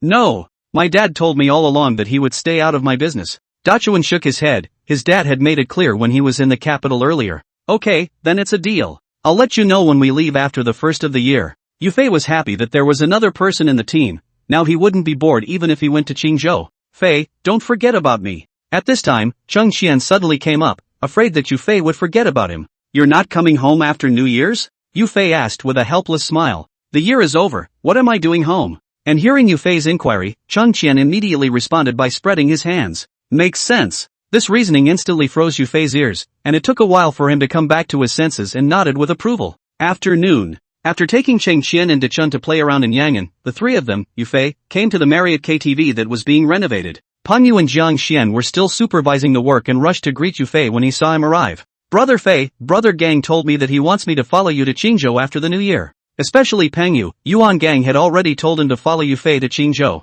Alas. I've got to go to Midtown after the first of the year, too. And hearing Peng Yu's words, without waiting for Yu Fei to open his mouth, Jiang Xian suddenly sighed and said, when they first came to Jiangbei City from Beijing City, they had survived the most difficult times, but they didn't expect that they would be separated. Chapter 198, Guizi Heio's Head. What's the point? It's not like we won't see each other again. Although Yu Fei didn't want to separate from Yuan Gang either, he still smiled and relieved. By the way, this is Oken. Immediately after that, Yu Fei directly pulled away from the topic and introduced De Chun to Peng Yu and Jiang Xian. Evening. It's the Yangon restaurant again, with the same original crew, and Yu Fei leads a toast to Dachuan, as well as celebrating his addition to the team. This brat knows his stuff. Looking at Yu Fei, who was holding a wine glass and talking eloquently with the crowd, Yuan Gang suddenly smiled and lamented. Yes. I remember when I first met Dash, the kid didn't know anything about anything and was running wild with you in the mall in a prison-issued chamois. Hearing Yuan Gang's words, Lin Sudong couldn't help but smile at the memory. That's called honesty, what do you know?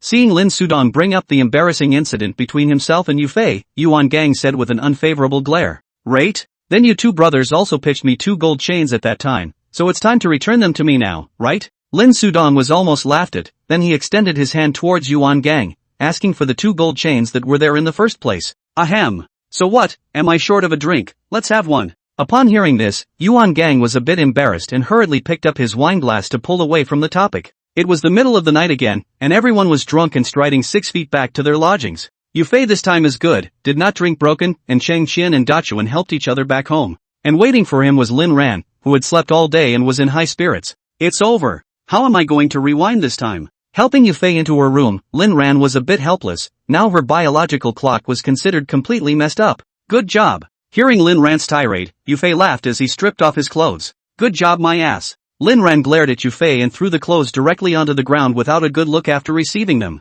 Come here, I'll tell you. Slipping clean off, Yufei wrapped his arms around Lin Ran and pinned her down. Smells like booze and smokes. Lin Ran struggled a few times with a red face, but she couldn't break free at all, and then she tugged on both sides of Yufei's cheeks to vent. Hey, get to work, I'm going to rewind the clock for you. Yufei laughed, and then he went straight up and down to do something bad. His method was simple, and that was to toss Lin Ran until he was exhausted, and by then he would naturally fall asleep from exhaustion. But what Yufei did not expect is that since ancient times, there are only tired oxen, never plowed fields. So after tossing and turning all night, along with his biological clock being messed up, the two of them slept through the entire day. It was night again, and Yufei woke up a bit confused, followed by raising his hand and slapping himself. What's wrong? Hearing the commotion, Lin Ran also woke up and looked at Yufei inquiringly after turning on the lights. Something's not right. How can you get up from a nap and it's still dark? Yufei is a little broken. I do not know whether it is drinking alcohol, or really sleep confused, completely forgetting that he plowed the field all night. You slept, silly.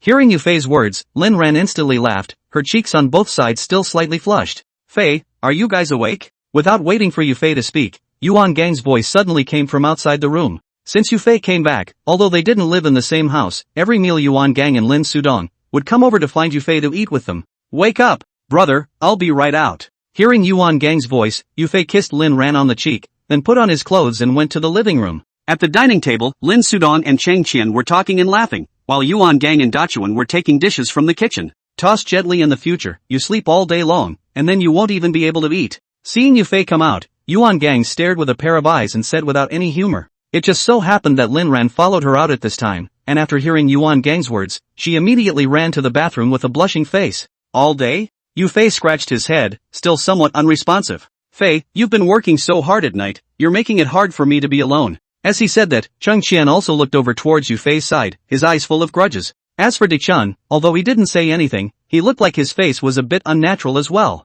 Groove. This would be the time when Yufei finally recalled what had happened last night. It's hard you two make do with what you've got. Immediately after that, Yufei glared and looked at Chang Qian and Dechun and said, Put, ahem. Lin Sudong's side was drinking a bowl of mushroom soup, and when he heard Yufei's words, he didn't hold back and directly sprayed. Yuan Gang also laughed out loud, the bowl and chopsticks in his hand, almost fell to the ground without holding them. As for Lin Ran, who had just walked out of the bathroom, she directly folded back, her red face not daring to see anyone. Well, hurry over and eat. A good while later, just as Yufei was being glared at by two pairs of grudging eyes, his scalp tingling, Yuan Gang opened his mouth to help him out. Ahem. Eat, eat. Lin Ran, hurry up and finish cleaning up and come out for dinner. Yufei was a bit embarrassed and coughed twice before sitting down at the dining table, then shouted again in the direction of the bathroom. Not much later, while the crowd was eating, Lin Sudong suddenly received a phone call, and as he listened, Lin Sudong's face gradually sank. What's wrong? After Lin Sudong put down his cell phone, Yuan Gang frowned and hurriedly asked.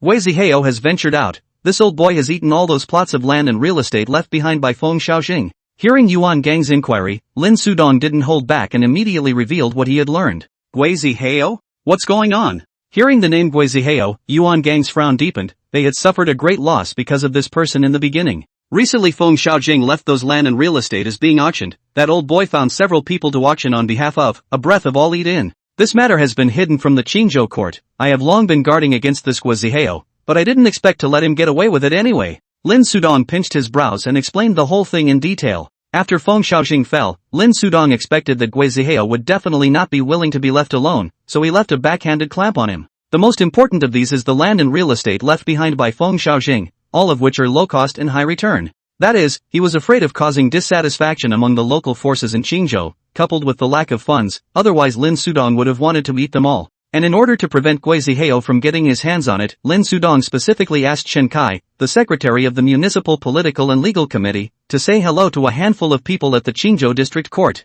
Chapter 199, Inquiring about Yufei. Let it investigate the bidder's details before the auction. and all those who are related to Guiziheo will not be given the qualification to bid. But even so, in the end, Guiziheo still managed to get his hands on it. And the people who helped him were some of the local dignitaries in Qingzhou. Guiziheo is trying to set up another stick. After listening to Lin Sudong's narration, Yuan Gang lit a cigarette and held it in his mouth, squinting his eyes and said slowly, "This old thing's ambition is not small, and most importantly, the local forces in Qingzhou still serve him, so it's a bit difficult to deal with." Lin Sudong nodded, and his brows unconsciously furrowed. Guiziheo jumped out, then Yufei's development in Qingzhou would be difficult, which directly disrupted their plans. Qingzhou, some bad going. After a long moment of silence, Yuan Gang pressed the cigarette butt out in the ashtray and looked at Lin Sudong and said, "Do you believe it or not, if we bid on that nightclub now, we won't even be able to sell it for half of what it costs." At those words, Lin Sudong shook his head with a bitter smile. "Wait, that Guiziheo, didn't he help us?"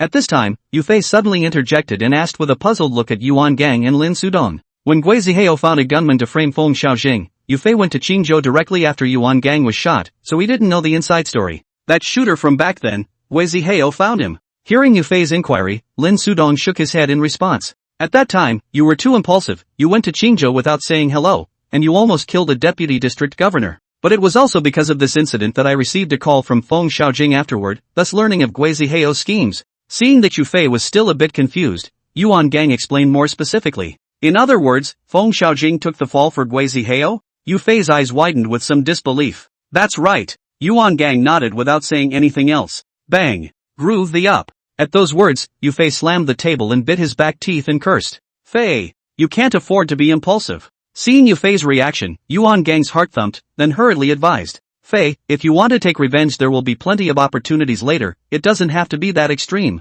Lin Sudong also had some scalp numbness and followed along to advise. Lin Ran, on the other hand, was filled with worry and tightly grabbed Yufei's arm from the side. "Obey! Don't let brother worry." Seeing Yufei's silence, Yuan Gang raised his arm around his neck and continued. "Got it." Twisting his head to look at Yuan Gang, Yufei let out a long breath and responded somewhat helplessly. At that moment, the three Yuan Gangs, who heard these words, put down their lifted hearts. "So, can I ask Fei what he used to do?" Seeing the atmosphere easing down, Cheng Qian suddenly raised his hand and opened his mouth full of curiosity to ask. Although De Chun didn't say anything, his eyes were also glazed over, obviously curious about this matter as well. "You're better off not knowing." Upon hearing Cheng Qian's inquiry, Yuan Gang and Lin Sudong exchanged glances before they shook their heads with bitter smiles. However, this made Cheng Qian even more curious, and although he didn't continue to ask any more questions, he made up his mind to find out more about Yufei's past. Immediately after that, after casually picking up a few mouthfuls of rice, Yuan Gang and Lin Sudong left to go back to discuss things about Qingzhou.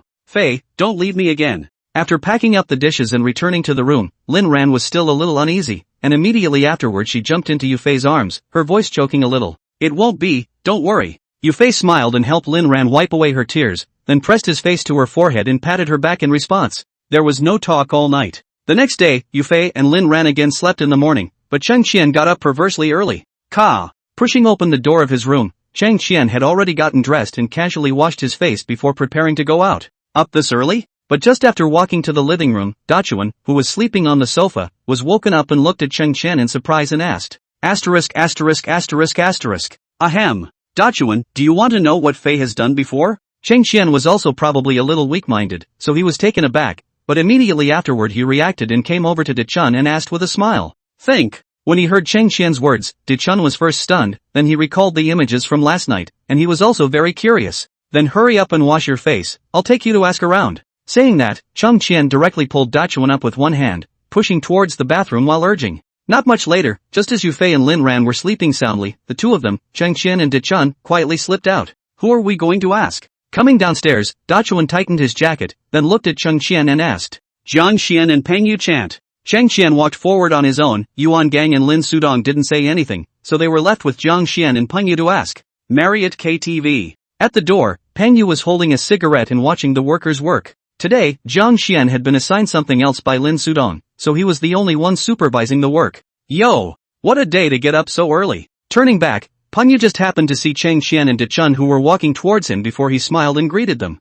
Morning. Jiang Qian didn't come? Cheng Qian and De Chun responded, and immediately noticed that Jiang Qian wasn't there. Dong arranged for him to go on an errand, so it's just me today. Hearing Cheng Qian's inquiry, Peng Yu nodded in response. Have you had breakfast yet? Let's go across the street and have some. Upon hearing this, Cheng Qian smiled, thinking that it would be better to break through alone, before continuing towards Pengyu. Then I am flattered. Seeing someone treating him to breakfast, Pengyu burst into smiles and pulled Chengqian and Dichun towards the breakfast store. Boss, 2 pounds of donuts, 3 bowls of soy milk, and 10 more tea eggs. After entering the door and finding a table to sit down, Pengyu shouted towards the boss who was frying fritters. Say, what's the idea? Immediately after that, Pengyu looked back at Chengqian and Dichun, grinning and asking. It's not a good idea to be unprofessional, it's not a good idea to be a thief. The words were still understood by Pengyu, who had long since seen that something was wrong. But for the sake of having breakfast, so I just didn't refuse. Ahem.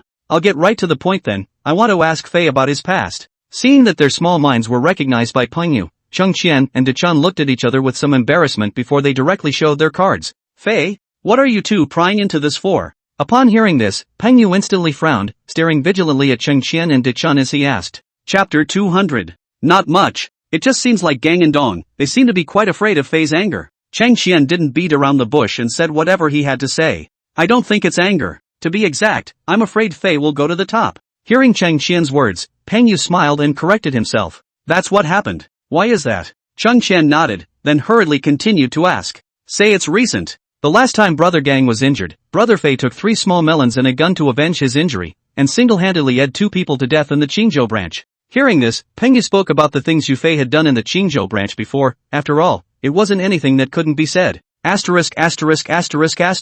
So fierce. Chengqian and Dichun immediately stared in disbelief. Actually, Fei is usually quite calm. As long as Brother Gang isn't involved, he doesn't do things that extreme. Seeing the reaction of the two, Pengyu pondered for a moment before continuing to add. No wonder when he was in the capital, Fei dared to ride on top of the police and beat them up, so it turns out he's also killed people in the local precinct. However, Chengqian didn't listen to the latter half of the sentence. He didn't slow down a bit, and immediately afterward, he remembered the incident that happened in the hospital in the capital earlier. Ride a cop and beat him up? When did that happen? Hearing this, Pengyu became a bit curious. He didn't expect Yufei to have tossed around the capital. Immediately after that, the 3 of them ate breakfast while chatting about Yufei, giving the boss an attraction as well, not even frying the donuts. Afternoon. Yufei woke up earlier today, mainly also because he didn't plow much at night, so he wasn't very tired. Lin Ran beside her was still asleep. Yufei tiptoed out of bed and didn't wake her up. Recently, because Yufei had been drinking more, Lin Ran hadn't gotten much rest in order to take care of him.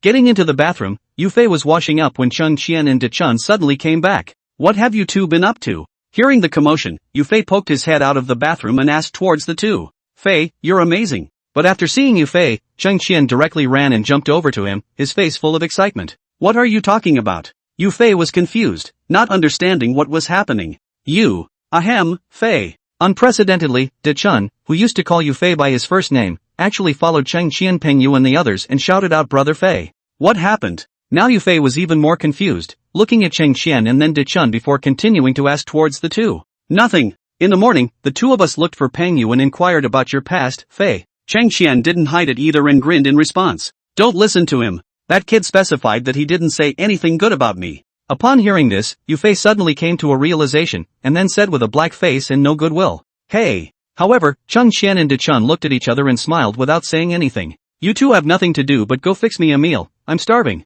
Seeing this, Yufei shook his head helplessly before sending the two away, thinking that he would go find Pengyu later and educate him properly. Not much later, while eating, Lin Ran, who noticed that Yufei wasn't around, also got up, followed by another set of dishes on the table. After filling up his stomach, Yufei was about to go find Pengyu to boost his digestion, but Yuan Gang called him. Brother, what is it? Yufei pressed the answer button and put it to his ear and asked. Come to me. Yuan Gang didn't say anything, and hung up when he finished. I have something to do, go to my brother's place. You two play by yourself for a while, let's go find Pengyu when I get back. Yufei could hear that Yuan Gang should be looking for himself for something serious, so he didn't bring anyone there. Knock, knock. Arriving at Yuan Gang and Lin Sudong's residence, Yufei raised his hand and knocked on the door. Ka. Immediately after that, the door of the room was pulled open from inside, and the one who appeared in front of Yufei was clearly Yuan Gang. What can I do for you, brother? After entering the door, Yufei didn't dawdle and directly asked towards Yuan Gang. The Green State. Yuan Gang didn't sell the story and said after greeting Yufei and sitting down.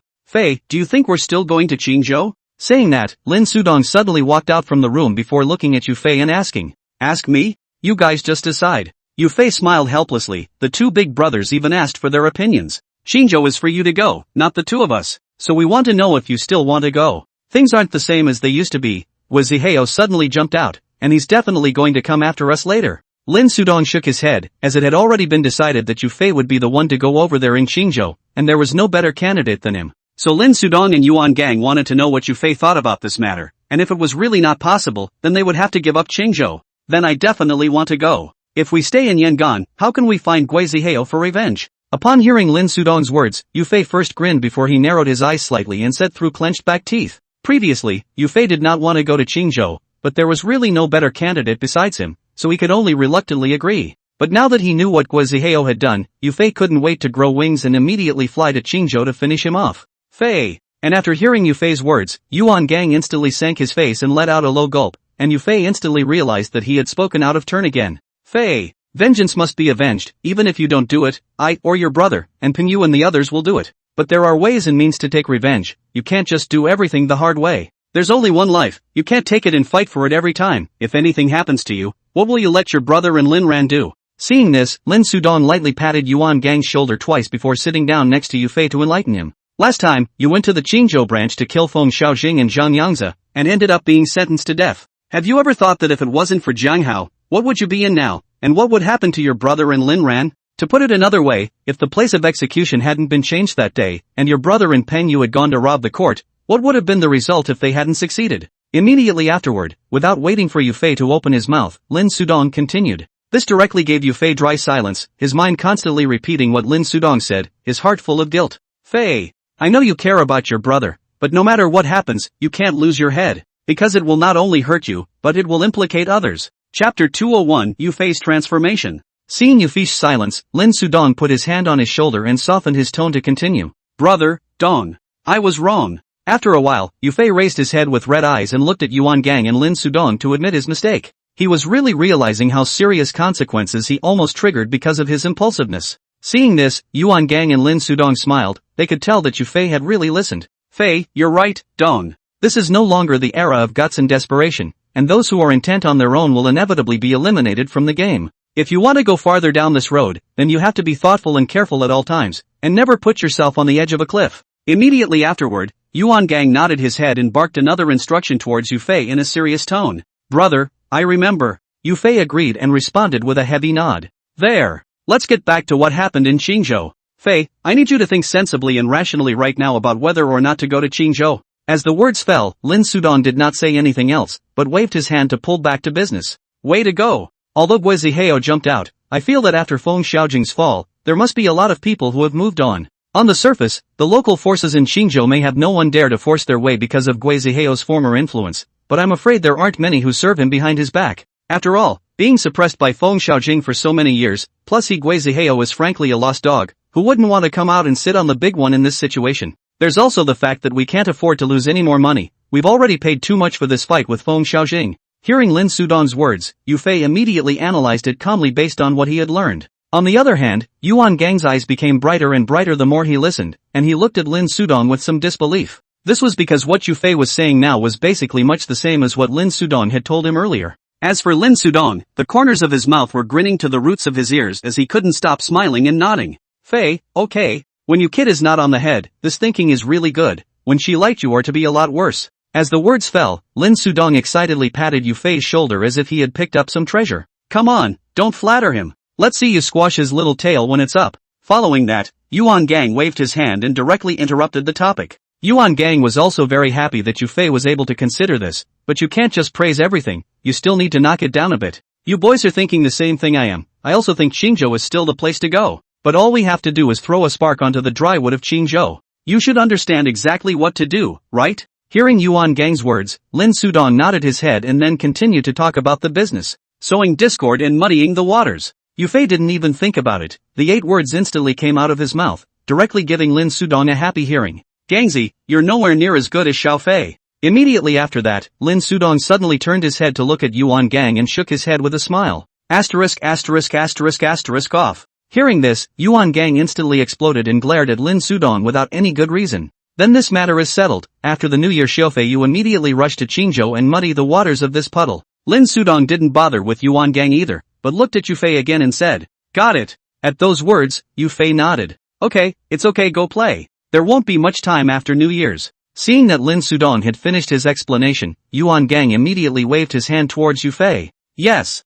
Yufei was also dry and left with a promise after hearing Yuan Gang's words. Dash is different. After Yufei left, Lin Sudong suddenly lamented. Yes. It kind of opened his eyes today. Yuan Gang nodded approvingly. He was happier than anyone else about Yufei's transformation. But it won't do to just enlighten Dash, I'll have to enlighten you too. But immediately afterward, Yuan Gang turned his head to look at Lin Sudong, his eyes narrowing slightly as he rubbed his fists and said, "What's wrong with you?" Hearing Yuan Gang's words, Lin Sudong immediately thumped in his heart, then he moved his butt to sit farther away. Faulty? You son of a burying me in front of Fei, how am I going to educate him as a brother in the future? Saying that, Yuan Gang didn't dawdle and directly ran at Lin Sudong and pounced on him, followed by a miserable scream that suddenly rang out. On the other hand, Yufei, who had returned to his residence, did not reveal what he had talked to Yuan Gang and Lin Sudong, called Cheng Qian and De Chun and went downstairs. As for Lin Ran, he didn't follow and had long since gone back to his room to catch up on his sleep. Marriott KTV. At the doorway, Peng Yu saw Yufei's trio from a long distance away and immediately greeted them with a greeting.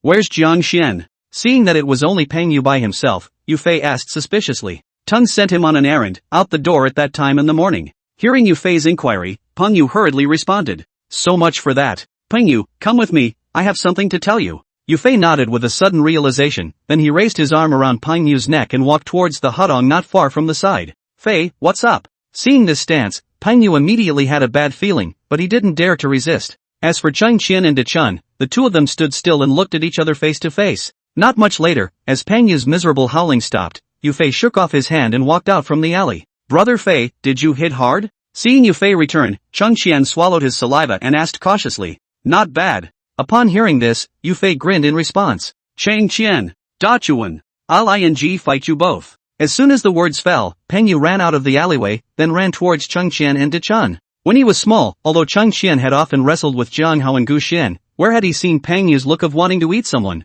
So he didn't make any hesitation, turned around and pulled out his legs to run, without even saying hello to De Chun. As for Da Chuan's side, although he said that according to his physique, two Peng Yu together would not be an opponent, but seeing Cheng Qian running away he immediately followed him. Yufei, on the other hand, stood on the sidelines with his bladder clasped, watching the hilarity with a smile on his face. A few days later, there were no more days left before New Year's Eve, and Da Chuan left Yang'an to go back to the city's central district. You're really not going home, are you? In the living room, while eating, Yufei suddenly looked at Cheng Qian and asked. No return. I've been studying to lure Gu Xian over for the past 2 days. Chapter 202, Bringing Another Car. Cheng Qian was picking rice into his mouth with his bowl, and after hearing Yufei's inquiry, he responded vaguely. What the hell? Yufei's eyes widened at once, and he was chewing on the food in his mouth, so he almost bit his tongue. What? Brother Fei, don't you know Gu Xian? Seeing Yufei's reaction, Cheng Qian asked uncertainly. Dude, you snubbed him for running out on New Year's Eve, not afraid of his dad getting you. Yufei was not forgetting about Gu Xian,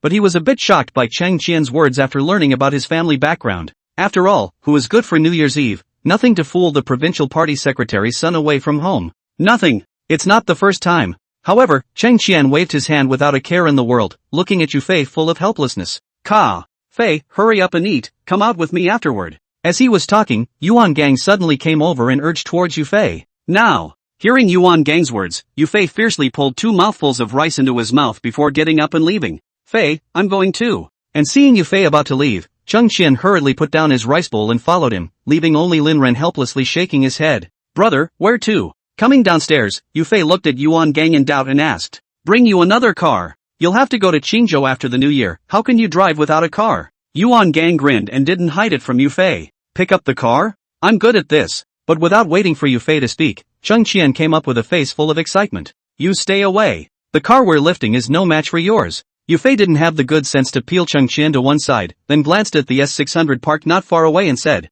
That's right, don't you get into this mess. Yuan Gang also helplessly waved his hand, their car skin solid durable to make line, which so many requirements. Okay. Hearing the words of the two, Cheng Qian was a bit helpless, but in the end, he still followed. Yuba's car dealership. Still the same old place, after all, Chen Yu and Chen Bao brothers have a good relationship with them, and money cannot be earned by outsiders. Yo! Boss Yuan has come to take care of our brother's business again. Chen Yu is coincidentally outside to accompany customers to see the car. See Yuan just arrived immediately smiled and greeted. Who made us close? Yuan Gang grinned in response. Immediately after a few polite words, Chen Yu called Chen Bao out to accompany Yuan Gang as they looked at the car. What kind of car do you want to lift this time? After greeting him, Chen Bao looked at Yuan Gang and asked. Santana it is, just like mine. Hearing Chen Bao's inquiry, Yuan Gang responded without even thinking. Brother, no need. That Jetta was fine before, better mention the Jetta. However, Yufei refused because he knew that Yuan Gang was also quite strapped for cash and didn't want to burden him anymore.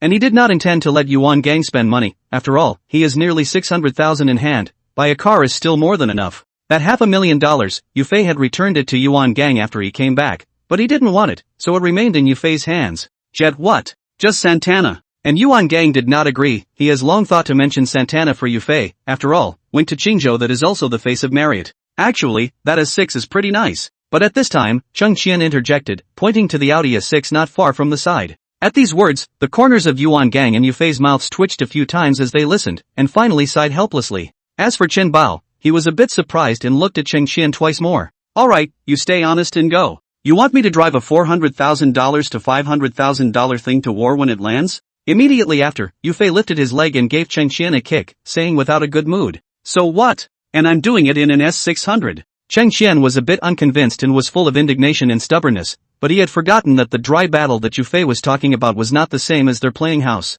Brother, Santana it is then. But I'll pay for it, you stay out of it. Yufei didn't bother to argue with Cheng Qian and turned his head to look at Yuan Gang and said, "No. Save your money, buy a car your brother can still afford." However, Yuan Gang shook his head, and he had no intention of letting Yufei spend any money. And just as the brothers were scrambling to pay, Cheng Qian pulled Chen Bao to the side. Not much longer, in the end, it was Yufei who did not compete with Yuan Gang and helplessly agreed. And this time, Chen Bao and Cheng Qian also came back, then all of them went to the office. After discussing the price, Yuan just went back to the car and took a black plastic bag containing more than 20 bundles of $100 bills. Direct cash settlement. Chen Bao immediately arranged for people to prepare the car, while Yuan Gang and the others were drinking tea in the office. Not much later, a car dealership boy walked in and said the car was ready. Hearing this, Chen Bao immediately got up and greeted Yuan Gang and the three of them as they walked out. But after coming outside, Yuan Gang and Yufei frowned because they both did not see Santana. And the only thing parked in front of them was an Audi A6 with red ribbons tied to the rearview mirrors and a shiny body.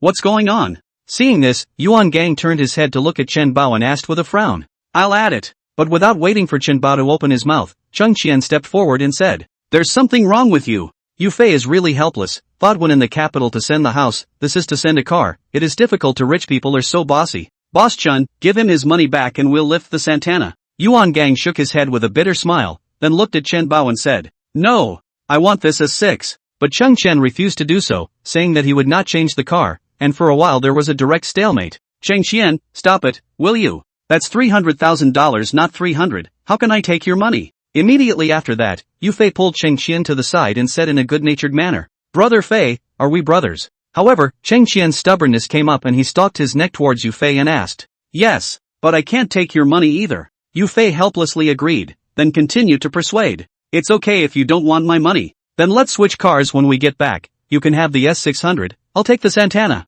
Seeing that Yufei still didn't accept it, Cheng Qian suddenly grinned. Now Yufei is more speechless, that S600 is almost 2 million, this is more and more outrageous. In fact, Cheng Qian was not stupid, he was just used to being generous, but this made Yufei and Yuan Gang a bit unacceptable. "Okay that's it." Seeing that Yufei couldn't talk about Cheng Qian, Yuan Gang also saw something, then he waved his hand and said, Chapter 203, the guy Xiao Yuan brought home. Marriott KTV. At the door, looking at the oncoming Santana and Audi A6, Zhang Xin and Pan Yu's faces were somewhat surprised. The Santana they both recognized as Yuan Gang's, but not the A6, and had the unique red ribbon of a new car tied to the rearview mirror. Squeak! As a brake sounded, the Santana and S6 came to a steady stop in front of the two. Immediately after that, Yuan Gang and Yufei and Cheng Qian, respectively, opened the doors from the two cars and walked down. Asterisk.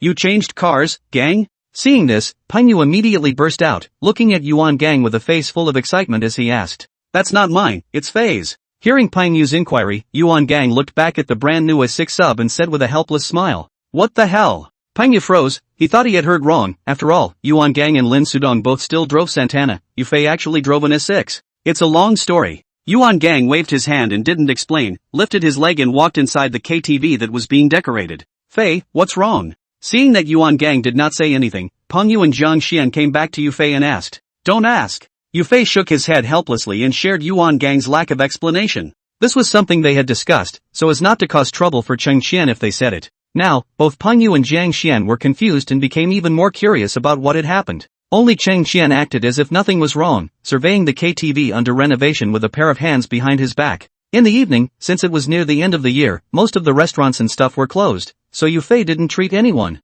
Sitting at the dining table, Lin Sudong was looking at Yufei with eyes full of envy after hearing what happened. Suddenly, Yuan Gang's cell phone rang, and he looked at the caller ID before picking it up. Immediately after that, without saying a few words, Yuan Gang hung up the phone, and then he got up and went out the door. Not much later, Yuan Gang came back, followed by Xiao Yuan, who looked a bit dusty. Circle. Yufei was a bit surprised. He hadn't seen Xiao Yuan since he came back, and asked Yuan Gang that he had sent him out on an errand. Fei, you're back. Xiao Yuan was even more surprised, not expecting Yufei to go back to Yang'an, and immediately excitedly went up and hugged him.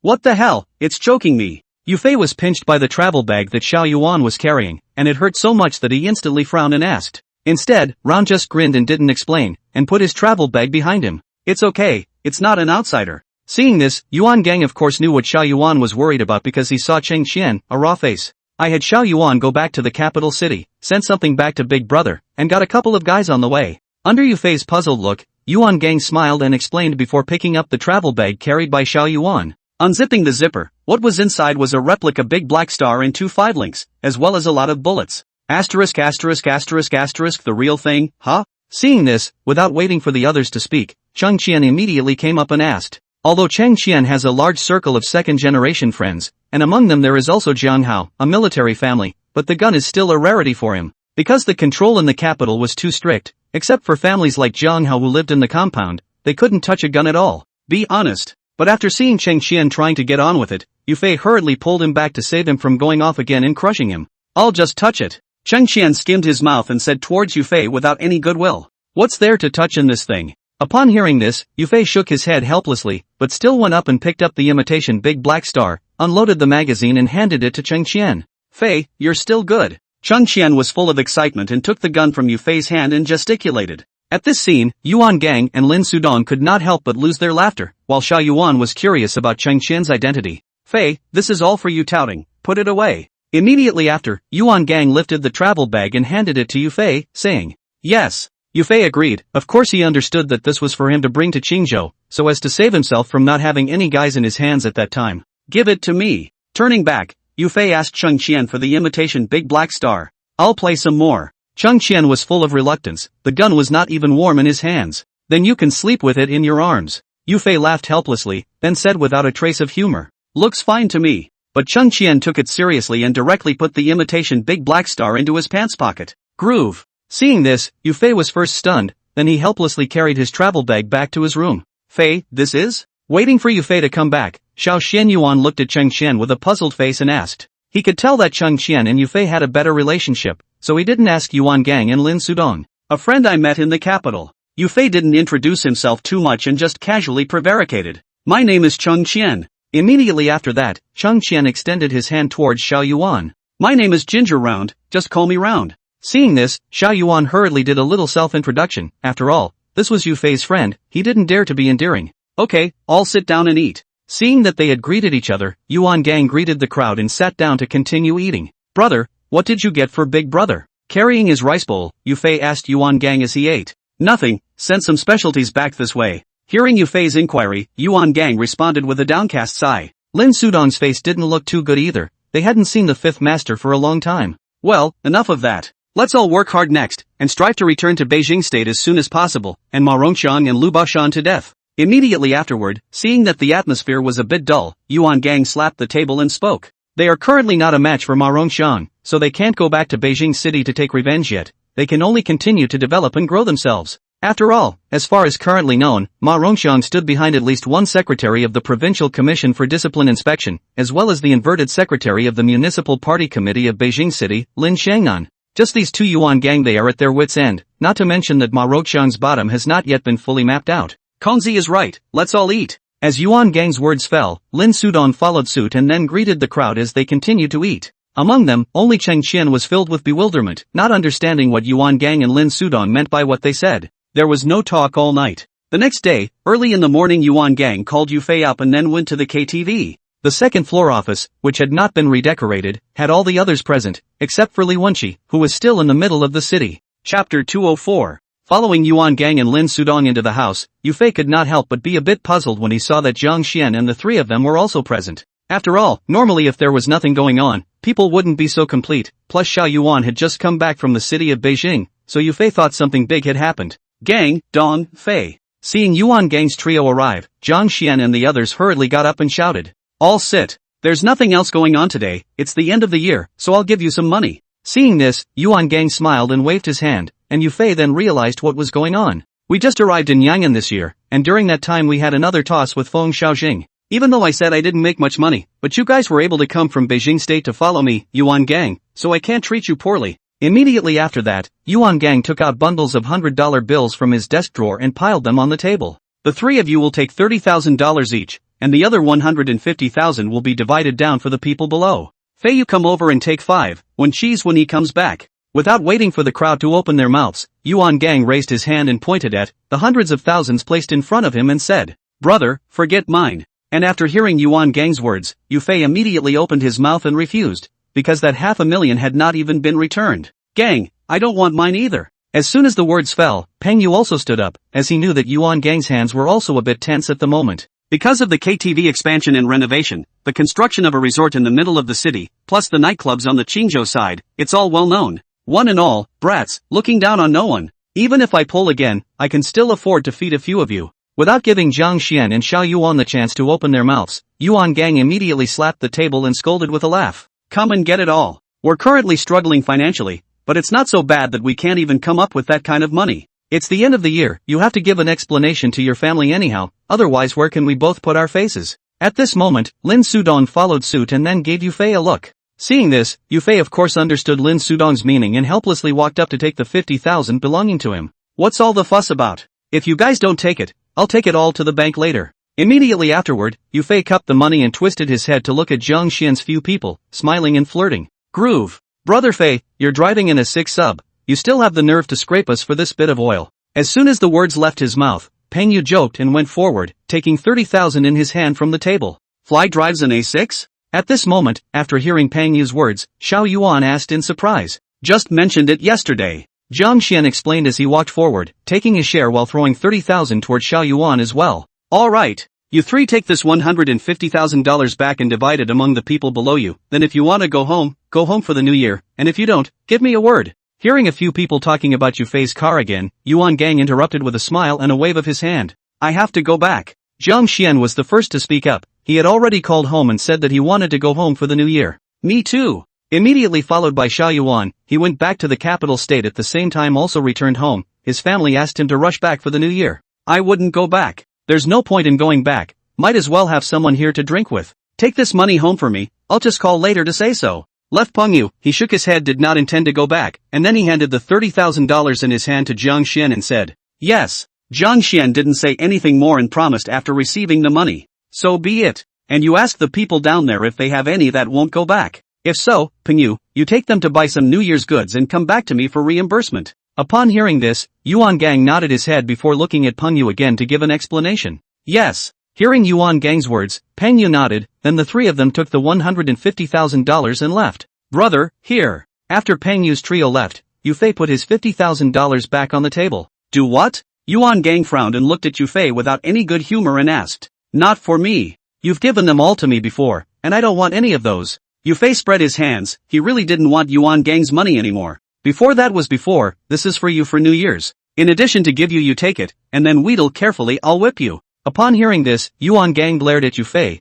then said and threw another $50,000 over. Take it. Anyone else, for what you've done before, another $500,000 wouldn't be much to add, and that's still a small amount to give. Next to him, Lin Sudong raised his hand and patted Yufei's shoulder, smiling and advising. Okay. And after hearing Lin Sudong's words, Yufei could only helplessly agree and accept the $50,000. Go! Let's do some shopping for New Year's Eve. We can't drink the northwest wind at that time. Saying that, Yuan Gang stood up and looked at Lin Sudong and Yufei and proposed. Then I'll call Lin Ran. Yufei nodded, pulled out his cell phone and called Lin Ran. Not much later, Lin Ran and Cheng Xian both came down, and the five of them drove 2 cars to the nearby market. This limo was just comfortable to ride in. On the S600, Cheng Xian drove the car, while Yuan Gang and Lin Sudong sat in the back row. The two of them did not drive. Gang, you like it? Upon hearing this, Cheng Xian turned his head to look at Yuan Gang and asked with a smile. Crap. Who doesn't like this stuff? Yuan Gang shook his head and laughed, responding in an unfriendly manner. Then I'm giving it to you. But immediately after Cheng Qian's words, Yuan Gang was shocked, and he even gulped without a breath. Can you kids stop being so generous? Why do you have to give things away when you see people? After a while, Yuan just spat helplessly towards Cheng Qian, while Lin Sudong shook his head with a bitter smile. This gap between people is also too big. It doesn't matter. Just like Jiang Hao said, my family is poor with only money left. However, Cheng Qian grinned and responded without a care in the world. Now, Yuan Gang and Lin Sudong once again had their Taoist hearts shattered and were struck again, regretting very much that they did not go to take Yufei as a 6 sub. Not long after, the crowd that arrived at the market made some big purchases and almost moved half of the market back. Yufei, on the other hand, took Lin Ran to buy her a gold necklace when the others weren't paying attention. Yo, not bad. It's just fine. After Yufei and Lin Ran came back, Yuan Gang saw the gold necklace at a glance, then he smacked his lips and said, Chapter 205, Sacrifice. She's a girl, what's the point of wearing such a thick one? Hearing Yuan Gang's words, Lin Sudong smiled and disliked him. Groove. It's none of your business what I say about my brother. Upon hearing this, Yuan Gang immediately glared at Lin Sudong and disliked him back without any good humor. Brother, that's what it is. But this time, Yufei helped Lin Sudong, which made Yuan Gang furious. Immediately afterward, the crowd was ready to go back after shopping. However, Yuan Gang and Lin Sudong, how they did not want to ride Cheng Qian's S600 anymore, but drove Yufei and Lin Ran over. What did you do? On the co-pilot, Yufei looked at Cheng Qian with some uncertainty and asked. Didn't do anything. Cheng Qian's expression was somewhat innocent. So what's going on with my brother and Dong? Why aren't they in your car anymore? After hearing Cheng Qian's words, Yufei was even more puzzled. Just when I came here, Kong said the car was comfortable to ride in, and when I was done I said I'd give it to him. Because of that? Cheng Qian thought for a moment, then continued towards Yufei. Groove. Will you stop giving things away all the time? Yufei instantly got a toothache and helplessly spat at Cheng Qian. What's the point of that? It's not much money. Cheng Qian still looked like he didn't care about it, and it also made Yufei instantly understand why Yuan Gang and Lin Sudong had switched cars. It was simply too devastating. Back at the residence, after unloading his things, Yufei took out the $50,000 and handed it to Lin Ran. Where did this come from? Lin Ran was a bit puzzled and didn't understand where the money came from and that there was so much as $50,000. Because Yufei's money was saved and the bank book was still in her hand. From my brother. Yufei didn't hide anything, and immediately responded after hearing Lin Ran's inquiry. From Kong again? We can't take it anymore. Take it and give it back to Gang. Hearing that it was from Yuan Gang, Lin Ran directly shoved the money back into Yufei's hand and said. Yuan Gang had already given them too much money, with almost $600,000 saved in the passbook, a figure that an ordinary family could not earn for decades.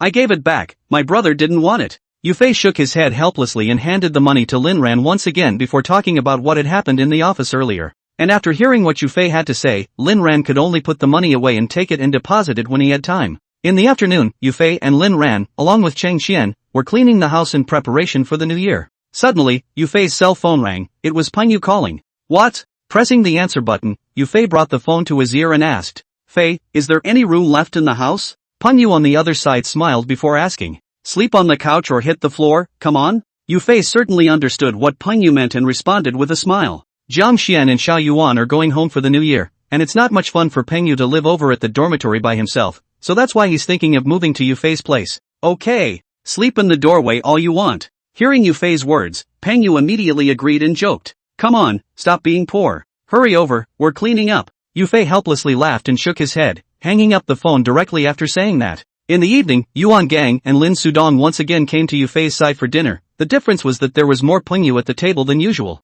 What brings you boys over here? Yuan Gang looked at Peng Yu in surprise and asked. I'm here to be Fei's bodyguard. Peng Yu responded towards Yuan Gang while picking rice into his mouth. I see there's no one to drink with you. Lin Sudong laughed and shook his head before directly revealing Peng Yu's old self. Dong, what are you doing? Peng Yu was a little embarrassed and gave Lin Sudong a grumbling look. Drinking the out of it, I'm getting sick of the smell. And upon hearing the word drink, Lin Ran immediately glared at Yufei, who in turn looked at Peng Yu and said without any good humor. Yo! Dash, you've had too much without drinking? Yuan Gang was instantly happy. He naturally watched the scene just now, then laughed and flirted. Brother! Yufei was also embarrassed and kicked Yuan Gang from under the table. Ha ha ha. The kicked Yuan Gang immediately laughed out loud, looking at the other few people with some uncertainty. After dinner, while the others were chatting, Yuan Gang and Yufei both went out the door. Coming to an intersection not far from downstairs, Yufei took out yellow paper and yuan bao from the bag he was carrying and burned them. Xiaolong, the brothers are fine, don't worry about it down there. If you lack anything, you can give your brother just a dream, don't aggravate yourself. Yuan Gang took a handful of yellow paper and threw it into the fire as he spoke, his eyes already red. Yufei did the same, throwing yellow paper Yuanbao in his hands, tears slowly sliding down the corners of his eyes. He could never forget the scene when Xiaolong held a gun to his head in order to let him and Yuan Gang go first. If Xiaolong hadn't risked his life, Yuan Gang and Yufei might not be here now. After burning for a while, until all the paper ashes were blown away by the wind, Yuan Gang and Yufei did not slow down. The wind is picking up, go back. After an unknown amount of time again, Lin Sudong came behind the two of them and said with a sigh, "It's a shame about him, little dragon." Yuan Gang was unable to hold back after all, and a tear slid down the corner of his eye. Yufei, on the other hand, was still huffing softly, his eyes covered in blood. Upon hearing this, Lin Sudong did not say anything else, raised his hand and patted Yuan Gang's shoulder before leaving. "Fei, let's go." Immediately after, Yuan Gang rubbed his face and looked towards Yufei to greet him. Yufei didn't say anything, wiped his tears and followed Yuan Gang back home. There was no talk all night. The next day, those who had gone home for New Year's Eve had already left, leaving only Yuan Gang and Yufei with them. At noon, while eating, Cheng Qian's cell phone suddenly rang. Immediately afterward, after glancing at the caller ID, he instantly ran back to his room. "What's the situation?" Everyone was a bit unsure, and Peng Yu was even more puzzled as he asked, "Is this kid seeing anyone?" Yuan Gang frowned, then looked at Yufei and asked, "Never heard of it." And after hearing Yuan Gang's inquiry, Yufei immediately shook his head. He'd never heard of process money having a date and had never met one. Not much later, Cheng Qian came back from the room, then directly came to Yufei's side. "Brother Fei, why don't you accompany me out?" Facing Yufei's puzzled look, Cheng Qian grinned. "To do what?" Yufei first froze at his words, and after reacting, he took a bite of his meal and asked, "Fei, you go with me first." However, Cheng Qian didn't explain, looking a little embarrassed. "Okay." Seeing this, Yufei shook his head helplessly before shoveling 2 more mouthfuls into his mouth before leaving the door with Cheng Qian. Chapter 206, The Provincial Party Committee Compound. "Where to?" Getting into the car, Yufei asked again. "Go get them." Cheng Qian grinned, then he started the car and stepped on the gas. "Pick up? Who?" Yufei frowned. Cheng Qian should not know anyone else in Jiangbei City, and Dachuan will have to come over after the new year. Asterisk. You wouldn't really have snubbed Gu Xian, would you? But immediately afterward, Yufei's eyes widened as he asked with some disbelief. "Hey, he's been holding it in at home for a long time, I call that adulting." Cheng Qian laughed again. Yufei guessed correctly, he had indeed snubbed Gu Xian. Yufei is really speechless. This New Year's Eve, the secretary of the provincial party committee still has to look for his son everywhere. Gangbuk City Station. A silhouette wearing a big red pajamas was standing on the side of the road freezing and shivering, unable to stop looking left and right. This was Gu Xian, who had sneaked out at night after his family had fallen asleep, and didn't even dare to turn on the light to change, going out in a nightgown. Squeak! As a brake sounded, the S600 steadily stopped in front of Gu Xian. Yufei and Cheng Qian had arrived. "What took you so long? It's freezing." Seeing that it was an S600 and also had a capital city license plate, Gu Xian didn't even need to confirm it and opened the passenger door to drill on it. "Get in the back." But there was Yufei sitting on the passenger side, and when he saw that Gu Xian's ass was about to press against his second brother, he immediately raised his leg and kicked it. Fei! Gu Xian was kicked and almost fell to the ground, only to turn around and realize that it was actually Yufei, and immediately shouted in excitement, "Cut the crap and get in the car." Yufei would be speechless at this point and waved his hand at Gu Xian without saying anything more.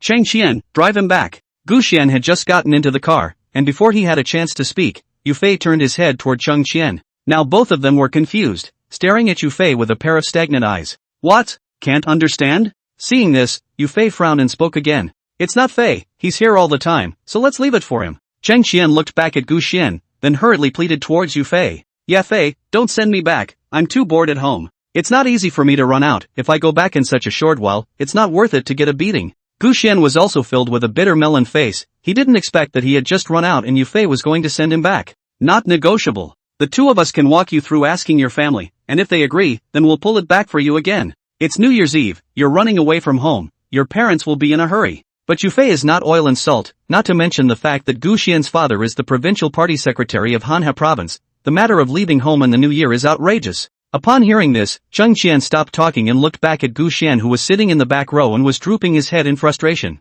"Drive!" Immediately after that, Yufei also stopped talking nonsense and said with a very strong attitude. An hour later, in Hanchuan City, the capital of Manhwa province, an S600 with a Beijing license plate drove into the city. "Come on, don't be a crybaby. Later on, Cheng Qian and I will put in a good word for you, and try to get your parents to agree to just that." Seeing Gu Xian's lifeless look, Yufei sighed and said helplessly, Fei, there's no way my parents will agree to this. Hearing Yu Fei's words, Gu Xian shook his head and said with a bitter smile, Brother Fei, Gu Xian's parents, they do control him quite strictly. At this time, Cheng Qian followed suit. They had been playing together since they were young and knew each other's families better. Try it to find out. Although Yu Fei's heart was equally bottomless, he could only talk tough in order to appease Gu Xian. Not long after, through Gu Xian's directions, the S-600 finally drove to the entrance of the provincial party committee compound, and then it was stopped by the armed police standing guard. Immediately afterward, Gu Xian called home, and Yu Fei and Cheng Qian registered their identity information before entering inside. Provincial Party Committee Villa No. 1. A man of about 50 years of age was standing in the doorway with a sullen face, with an appearance that bore some resemblance to Gu Xian. Next to him, there was a young man, and he was the one who had gone to Yangon to pick up Gu Xian last time, that is, his brother. And after seeing the two standing at the entrance of the villa, Gu Xian couldn't help but shiver. Fei, did you bring a gun? Immediately afterward, Gu Xian swallowed his saliva and coldly asked towards Yu Fei. Crap! You can get into this place with a gun. Yu Fei, who was still a bit nervous, was instantly amused after hearing Gu Xian's words, and then responded in a good-natured manner. I'm afraid my brother will beat me to death. Gu Xian was genuinely afraid, and his two hands trembled uncontrollably. Cut the bull ********. Yu Fei shook his head helplessly, and at that moment Cheng Qian also stepped on the brakes. Go! Immediately afterward, Yu Fei took the lead and got out of the car, followed by Cheng Qian and Gu Xian. Dad, brother. Looking at the expressionless two, Gu Xian moved his feet to walk up and shouted, Uncle Gu, Eng. Following behind Gu Xian, Cheng Qian also gave a stiff greeting. What brings you here? Seeing Cheng Qian, Gu Xian's father was a bit surprised, then asked with a frown. So what, I came over to play. Cheng Qian was a little embarrassed and grinned in response. Upon hearing this, Gu Xian's father didn't say anything more, but turned his gaze to Yu Fei. Hello uncle. Seeing the other party looking over, Yu Fei hurriedly greeted. This would make his palms sweaty with nervousness. Although they had met Jiang Hao's father and eldest uncle before, the oppressive force of Jiang Junrun and Jiang Junyi was far less intense. Jiang Hao's family, their aura is like a sheathed sword, sharp with a murderous aura, surging like a giant wave. But Gu Xian, his father, was different. It was an extreme introversion, like an abyss like the sea that was daunting. While hearing Yu Fei's greeting, Gu Xian's father didn't say anything, but only frowned as he was sizing up the situation. Now Yu Fei was under even more pressure, and with the freezing cold weather, a cold sweat actually broke out on his forehead. Where are you from? After a while, Gu Xian's father finally opened his mouth, but asked the same question as Master Jiang in the first place. I don't know. Upon hearing this, Yu Fei was first stunned, and he was also a bit surprised before he shook his head in response. Someone asked you that? And observing Yu Fei's reaction, Gu Xian his father saw something different and continued to open his mouth to ask. The old man of the Jiang family has asked. Yu Fei naturally understood the other party's meaning. He frowned, and although he was a bit incomprehensible, he still responded. Chapter 207, Gu Haitao. The Jiang family's old man? The Jiang family in the capital? Hearing Yu Fei's words, Gu Xian's father immediately brightened up, then hurriedly confirmed towards Yu Fei. Yes. Yu Fei promised. What's your name?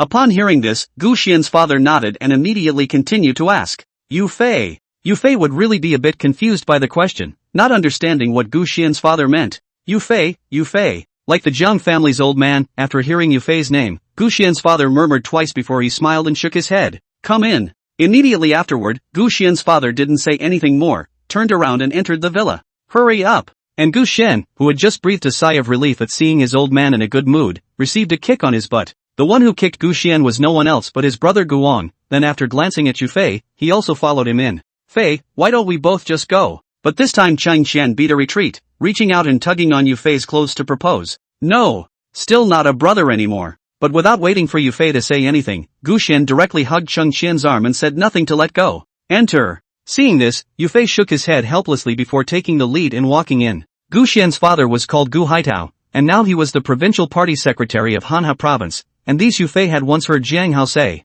And just like Jiang Hao's father, Gu Haitao was only the second oldest in the family, while the Gu family's oldest was in the capital, with a similarly not so low position. Entering the villa, Yu Fei was greeted and seated in the living room before he had a chance to take a good look around. Immediately after, just like the Jiang family's old man, Gu Haitao was very interested in Yu Fei's past and asked similar questions. He had been chatting until almost evening, without mentioning Gu Xian's matter in half a sentence, which made him finally breathe a sigh of relief. Uncle, so what? I have something I want to discuss with you. Under Gu Xian's constant scowling, Yu Fei finally remembered to get down to business. What is it? Gu Haitao was a bit surprised, not understanding what the two needed to discuss when they met for the first time. That's. I want to take Gu Xian to Jiangbei City for the new year. Yu Fei also some numbclaws, a stuttering after a meal, finally hard to say it. Going to Jiangbei City for New Year's Eve? At those words, Gu Haitao immediately frowned, then turned his head to look at Gu Xian. Dad, I was just feeling a little bored at home, so. Seeing Gu Haitao looking towards him, Gu Xian was startled, then hurriedly explained. Yes. But without waiting for Gu Xian to finish, Gu Haitao nodded his head and agreed, which confused the room. Dad, are you kidding? Guang stared with a pair of eyes full of disbelief as he confirmed towards Gu Haitao.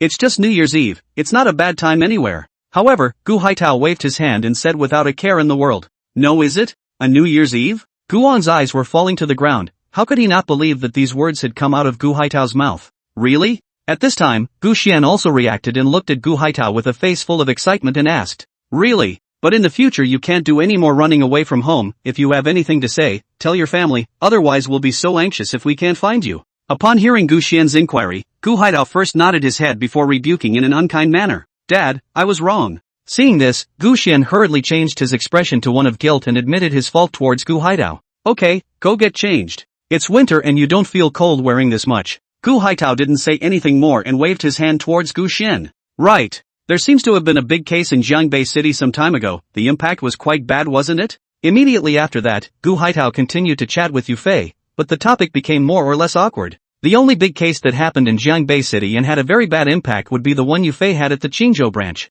When the case was first reported to the province, it was arranged by the provincial secretary of the political and legal committee, and Gu Haitao only more or less heard about it, and did not know the specific details. This was the reason why Gu Haitao didn't recognize Yu Fei the first time he heard his name. There was that case. Although Yu Fei was embarrassed, the words still had to be taken. He nodded his head to prevaricate. You understand? Tell me about it. However, Gu Haitao came to be interested, or perhaps he was deliberately looking for a topic, so he continued to ask. Ahem.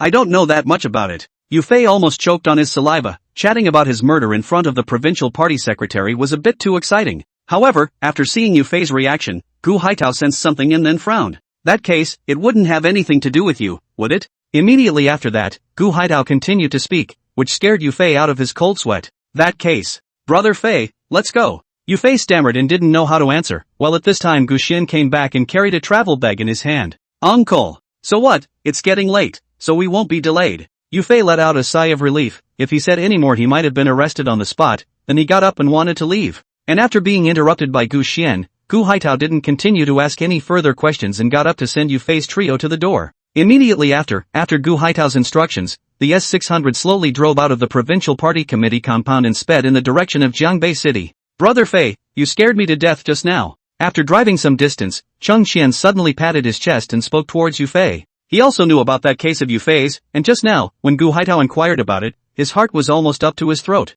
Groove. Stop it, let me slow down for a while. Yu Fei wasn't much better, his entire body had collapsed into the passenger seat. What are you two talking about? Only Gu Xian was dumbfounded and didn't understand what was happening, asking towards Yu Fei and Cheng Xian with a puzzled face. Nothing. By the way, didn't you say there was no way your dad would let you out? Now what? Yu Fei waved his hand. He didn't want to talk about it anymore, then he pulled away from the topic. I wondered that too. By rights, when I got back, my dad and my brother should have beaten me up first, and then ideologically educated me. But this time, not only did he not beat me up, but he also promised to let me go to Jiangbei City, and it's still New Year's Eve. Gu Xian also didn't figure out why Gu Haitao's transformation would be so great. It felt like a dream. Chapter 208, To Marry or Not to Marry Me. Asterisk.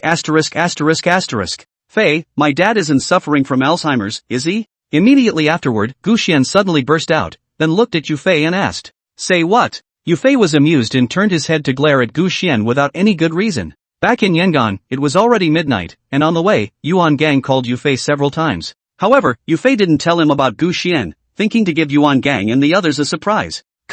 Pushing open the door, Yu Fei took the lead and walked in, where Yuan Gang's several people were chatting in the living room. Where have you been, so late? Seeing that it was Yu Fei, Yuan Gang spat out without any good humor, but when he saw Gu Xian behind him, his entire body froze. Lin Sudong and Peng Yu did the same, and Lin Ran was also filled with a surprised expression. Gang, Dong, you, sister-in-law. Gu Xian grinned and greeted the crowd one by one. What's going on? Returning to his senses, Yuan Gang immediately looked at Yu Fei and asked. That's it. Is there any food left? I'm starving. Yu Fei was too lazy to explain, spreading his hands and coming up to Lin Ran to ask. Saved it for you guys, I'll heat it up. At those words, Lin Ran tugged at Yu Fei's cheeks, got up and headed towards the kitchen. You're not running away from home again, are you? Not getting an answer from Yu Fei, Yuan Gang could only turn his head to look at the rightful owner and inquire. Not at all. I'm square this time. Hearing Yuan Gang's inquiry, Gu Xian threw his travel bag casually and then responded in a very flirty manner. I can testify. As he said that, Cheng Xian also interjected and helped Gu Xian speak up. Seeing this, Yuan Gang's few people nodded their heads in disbelief and did not say anything more. After dinner, it was already late. Yuan Gang and Lin Sudong went back to their place, while Peng Yu lay on the sofa and snored. Fei, where do I sleep? Gathering up the dishes, Gu Xian looked around before asking towards Yu Fei. Upon hearing this, Yu Fei glanced at Peng Yu who was sleeping soundly before he turned his head to look at Cheng Xian. No! But before Yu Fei could say anything, Cheng Xian shook his head and refused. Hit the floor. Or the bed if you can convince him. Yu Fei shook his head helplessly, then raised his hand and pointed Cheng Xian towards Gu Xian. Isn't that right, brother? And hearing Yu Fei's words, Gu Xian immediately asked towards Cheng Xian. No! But Cheng Xian turned his head and left, going straight to his room and locking the door. That can't be helped. Seeing this, Yu Fei spread his hands, then helped Gu Xian hit the ground running and went back to his room. There was no talk all night. The next day, Yu Fei slept again until noon, or was woken up by the noisy shouting outside. With a casual touch, Lin Ran beside him was no longer there. Yu Fei sat up in a daze. It took a while for him to slow down before he got dressed and stumbled out of the room on his feet. In the living room, Yuan Gang was playing cards, and Wang Meiyuan was there, talking to Lin Ran about something. Sister-in-law, you didn't come home? Immediately after that, Yu Fei walked up and shouted at Wang Meiyuan, and the entire living room fell silent. Fei, you're sleepy and confused. Upon hearing this, Wang Meiyuan glanced at Yu Fei and said without any good humor, so what's my name? Yu Fei grinned and came over to Wang Meiyuan, wrapping his arm around Lin Ran and asking, call sister. How could Wang Meiyuan not know what Yu Fei had in mind? She turned around and glared at Yuan Gang and said, then my sister and my brother are sleeping in the same bed, it won't be good to spread the word. Yu Fei was originally running to poke through the window paper, and immediately flirted playfully. You brat! Instantly, Wang Meiyuan blushed with shame and copied the pillow and threw it at Yu Fei. Sister-in-law, just obey. My brother he'll be good to you. Yu Fei reacted quickly and directly picked up the pillow, then continued with a smile. Wasn't it your idea? Wang Meiyuan was blushing from her face to her neck, and seeing that she couldn't help Yu Fei, she turned back towards Yuan Gang. I'm not. Upon hearing this, Yuan Gang first froze, then hurriedly shook his head. This matter really wasn't his idea, it was purely Yu Fei's own whim. Miwan, it's about time you and Guko got some results after all these years. At this time, Lin Sudong suddenly interjected and said with a smile as he looked at the two. Spread out on such a log and bear no fruit. And after hearing Lin Sudong's words, Wang Meiyuan immediately glared at Yuan Gang without any good humor and spat. The fact that the two of them were together had been known for a long time. Yuan Gang, however, hesitates to make up his mind because he has seen so many people's wives and children fall apart on this road, and he is afraid that if he falls on hard times one day, he will implicate Wang Meiyuan. This is especially true in their current situation, where they are forced to have a home to go back to and have to make a living in the field. Brother! You can't make your sister-in-law wait for you forever. At this time, Yu Fei also came to Yuan Gang's side and advised towards him. Konzi, Fei is right. You two aren't getting any younger. If you don't hurry up, you won't even be able to make seeds by then. Hearing Yu Fei's words, Lin Sudong grinned and raised his hand to pat Yuan Gang's shoulder flirtatiously. Asterisk asterisk asterisk asterisk off. Hearing this, Yuan Gang directly exploded. If it wasn't for Lin Sudong's quickness in dodging, he would have received a slap at least. Can you have a quick word? How many years have I been waiting for you? At this time, Wang Meiyuan was not reserved anymore. Her upper hand gripped Yuan Gang's neck collar and said bluntly, Miwan, let go first. Yuan Gang was a bit embarrassed and looked at Yu Fei's several happy faces, and in a rare moment of shyness. Not loose. I want a quick word from you, marry me, or not. Since the cards have already been laid out, Wang Meiyuan directly breaks the pot to the end, forcing Yuan Gang to give an answer. Marry! Marry! Yuan Gang was also cornered and roared with a reddened face before he wrapped Wang Meiyuan in his arms. Ha ha ha. If you'd had this kind of piss, I wouldn't have waited until now to drink the wedding wine. Seeing this, Lin Sudong immediately laughed out loud. He was truly happy for Yuan Gang. Sister-in-law, you won't make a mistake by calling you this time, will you? Yu Fei also grinned and flirted towards Wang Meiyuan in Yuan Gang's arms. And upon hearing this, Wang Meiyuan immediately shrunk her head, too shy to speak. Go go go. There's no size anymore, and you dare to joke about your sister-in-law. At this time, Yuan Gang also did not hide, in front of the face of the direct protection. But the Yu Fei look happy. Gangzi, you two should get married after the new year. When the time comes, I'll go back and fetch Big Brother over, and we'll be happy. Chapter 209, Chinese New Year. 30. In the evening, the people did not spend New Year's Eve in their residence, because the place was too small, so they went directly to the office on the second floor of the KTV, and Li Wenqi was also back. As he was drinking, Yu Fei's cell phone suddenly rang, and it was Zhang Hao calling. Good New Year, rat. Picking up the phone, Yu Fei smiled. Brother Fei, can you stop calling me rat? It's too unpleasant. On the other side of the phone, Jiang Hao spat reluctantly. Got it, rat. Yufei was so playful that he agreed and called out at the same time. Okay. Happy New Year, Fei. Jiang Hao was helpless, so he simply stopped struggling and grinned. By the way, you haven't left for the army yet? Saying that, Yufei suddenly thought of something, then continued to ask towards Jiang Hao. The old man wants me to spend New Year's Eve at home, so he told me to go back after the New Year. Originally, Jiang Hao was going to go to the army a year ago, but the Jiang family's old man was ultimately a little reluctant, so he let him enlist after the year. Fei, who are you talking to on the phone? As he was talking, Gu Xian suddenly walked over with a bottle of wine and asked curiously towards Yufei. *******. Brother Fei, is that Gu Xian? But without waiting for Yufei to open his mouth, Jiang Hao on the other side of the phone heard Gu Xian's voice and confirmed with some disbelief. It's him. Yufei smiled helplessly before handing his cell phone to Gu Xian. Your ass Gu Chegon, why are you at Fei's place? Originally, Gu Xian was still a bit puzzled, but just as he put the phone to his ear, he heard Jiang Hao's voice. Jiang Ritian? What? You envy me. Gu Xian was instantly happy, grinning in response. No. It's New Year's Eve, you're not running away from home again, are you? Jiang Hao didn't even bother to pay attention to Gu Xian's complacency, and continued to ask suspiciously. Like Cheng Qian, he knew Gu Xian's family very well, so his entire body was now confused. Not at all. I'm out in the open this time. Speaking of this, Gu Xian got carried away again, giving Jiang Hao a blank stare as he listened. What's going on? Jiang Hao really couldn't figure it out, and couldn't help but have the same thought in his mind as Gu Xian did at first, which was that Gu Haitao had Alzheimer's. Immediately after that, Gu Xian didn't sell himself short and told him about Yufei and Cheng Qian's visit to his house. Groove. That grandson Cheng Qian is even there, I'm envious. Jiang Hao didn't know about Cheng Qian following Yufei back to Yang'an, and he hadn't even contacted anyone else recently. By the way, I heard from Cheng Qian that you're going to the army? Saying that, Gu Xian also mentioned the matter of Jiang Hao going to the army, which he had heard from Cheng Qian.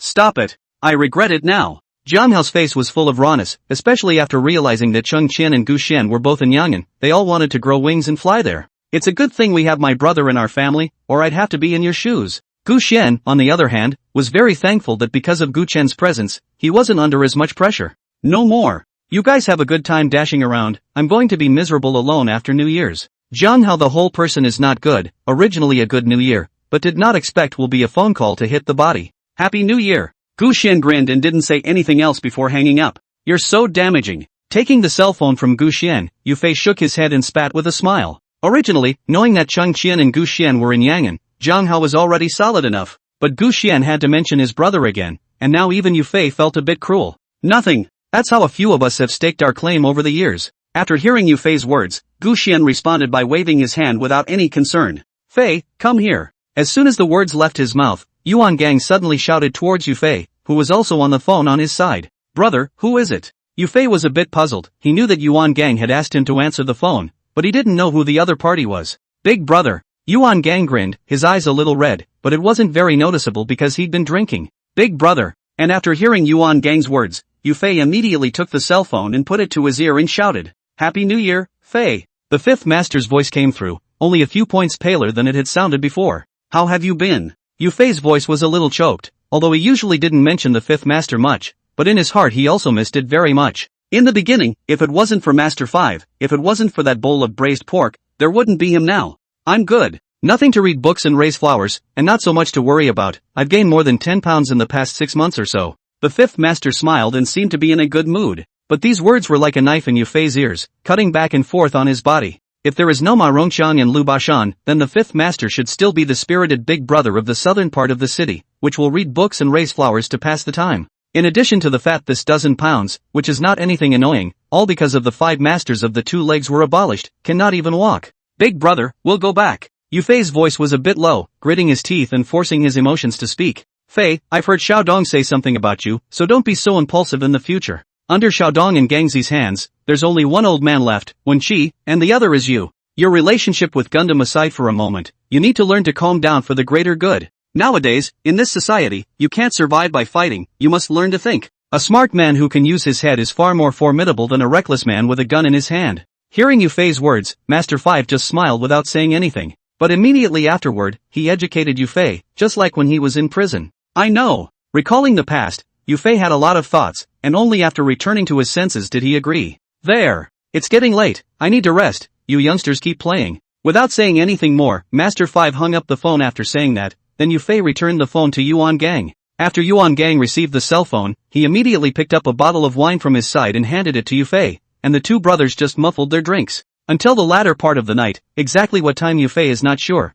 because he once again drank out of his mind. The crowd, except for Lin Ran and Wang Meiyuan, all slept in the office, collapsing sideways. Day 2. Near noon, Yufei was awakened by a sour odor and choked out even tears. Chapter 210, A Tasteful First Year. What's that smell? Yufei got up from the ground in a daze and looked around with a frown. Groove. Uing stepped in. Immediately after, Yufei discovered the source of the sour odor, which was actually Peng Yu's feet. Saying that, Yufei kicked Peng Yu without any goodwill, directly waking him up. Fei, is dinner ready? Peng Yu was at a loss, oblivious to what was going on, and thought it was Yufei telling him to get up and eat. Eat? What are you doing taking off your shoes for nothing? You're choking me to tears. Hearing Peng Yu's words, Yufei was almost laughed out of anger and casually picked up a pillow and smashed it. How can you sleep without taking off your shoes? Peng Yu was slammed awake for a few moments, muttering as he broke his foot and sniffed it. Vomit. But immediately afterward, he almost vomited from the smoke, and Yufei's stomach flipped as he watched. Hurry up and wash your feet. Forcing himself not to vomit, Yufei glared at Peng Yu in disgust and said, Ahem. I'm on my way. This time, Peng Yu didn't keep his mouth shut and coughed twice in embarrassment before running over to the bathroom. But just as he passed the sofa, suddenly a head crooked out, and Peng Yu stepped directly on it without paying attention for a moment. *******. The one who was stepped on was clearly Gu Xian, who snapped out of it and cursed, then changed his face. Because it was filling his nostrils with that sickening, sour odor, and it was lingering. Vomit. Immediately afterward, Gu Xian couldn't hold it in any longer and twisted his head to vomit. And Peng Yu just happened to see the scene, and immediately covered his mouth and ran towards the bathroom, and leaked a little through his fingers along the way. Yufei also looked a burst of nausea, and then rushed to open the window to put his head out, in the baptism of fresh air, which forced not to vomit. However, after opening the window, the cold air that steeply poured in woke up the others, and then they saw Gu Xian, who was spraying. Instantly, the office was filled with the sound of vomiting, and the smell could have given someone a straight-up choking fit. Only Yufei was spared, but his head was already hung with white frost from sticking out of the window, but even then he didn't want to look back for a second. Half an hour later, everyone had escaped from the office and were sitting on the first floor of the first floor breathing heavily. And the most miserable also belongs to Gu Xian, a face is almost rubbed through the skin, but still can smell the sour odor if not. Who's going up to clean? After slowing down for a while, Yuan Gang scanned the crowd and asked. Swish, swish, swish. Instantly, the gazes of the others all looked at Gu Xian, as he was the one who had sprayed first. I protest. However, Gu Xian was very aggravated, as his face would still smell sour this time. In the end, after discussing the matter, Gu Xian finally dragged the culprit, Peng Yu, down, and the two of them pinched their noses and went back to the office again. As for the others, they went back to their lodgings to take a shower. After all, they were carrying more or less the same smell on their bodies. After taking a shower, Yufei returned to his room and got under the covers. This time Lin Ran had not yet woken up. Immediately after that, the playful Yufei started to make bad things happen, either pinching his nose or tickling it. What for? Eventually, Lin Ran was tossed awake and slapped Yufei in the face without any good humor. Hey, what a waste of time to sleep in the middle of the day, let's do something meaningful. Yufei grinned, then ran straight at Lin Ran and pounced. An hour later, Yufei once again went to the bathroom and took another shower. Not long after, everyone gathered at Yufei's place and discussed what to do on the first day of the new year. But after all the talk, there were no new ideas, it was all the same old drinking, eating, and singing. As they were chatting, Yufei's cell phone suddenly rang, and it was Chun calling. Brother Fei, good new year. Pressing the answer button, just before putting it to his ear Okan's voice came through. Happy New Year. Tell your parents for me too. Yufei responded with a smile. Fei, what are you guys doing here? I'm so bored. Immediately afterward, Okan spouted off about how, after moving to live in the city, he kind of had nothing to do every day. We're also talking about what to do. Yufei smiled helplessly. Dachuan wasn't the only one who was bored. Why don't we go to Midtown? A ski resort just opened there a year ago. Saying that, Li Wenqi suddenly thought of something and proposed towards the crowd. This is good. I haven't skied in ages. Cheng Xian was the first to show his support, followed by Gu Xian and Peng Yu.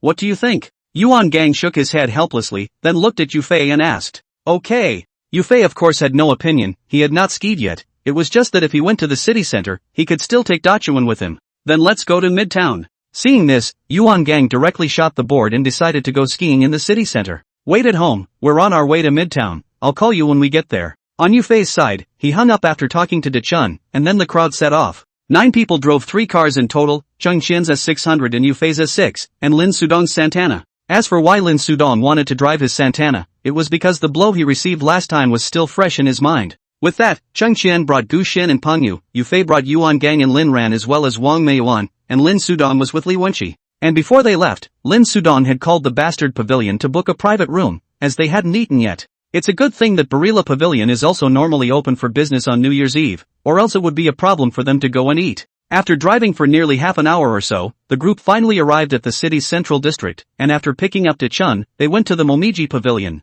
It's not a bad place. Just after entering the front door, Cheng Qian looked around and then nodded his head in satisfaction and said, this was the first place that could catch Cheng Qian's eye after he came to Jianbei City. As for the kind like the Yang'an restaurant, it was no different from an ordinary home cooking restaurant in his opinion. Don't be too demanding, you're comparing this small place to the capital. And after hearing Cheng Qian's words, Yufei helplessly laughed and shook his head, saying without any goodwill, alright, hurry up and get up there, I'm starving. At this time, Yuan Gang suddenly waved his hand to interrupt the conversation between the two. He vomited when he opened his eyes in the morning. This time his stomach was already completely empty. And it wasn't just him, it was the case for everyone else except Yufei and Lin Ran and Wang Meiyuan, and Chun who had just been added. Chapter 211, Snowfield Battle. Let's not drink at lunch, shall we? After taking his seat, Yufei suddenly thought of something and looked at the crowd to ask, no drink, no drink. Gu Xian was the first to wave his hand in rejection, as the mention of alcohol reminded him of the sickening sour odor. Don't drink, you have to go skiing later. At that moment, Yuan Gang followed suit, and then the crowd chimed in.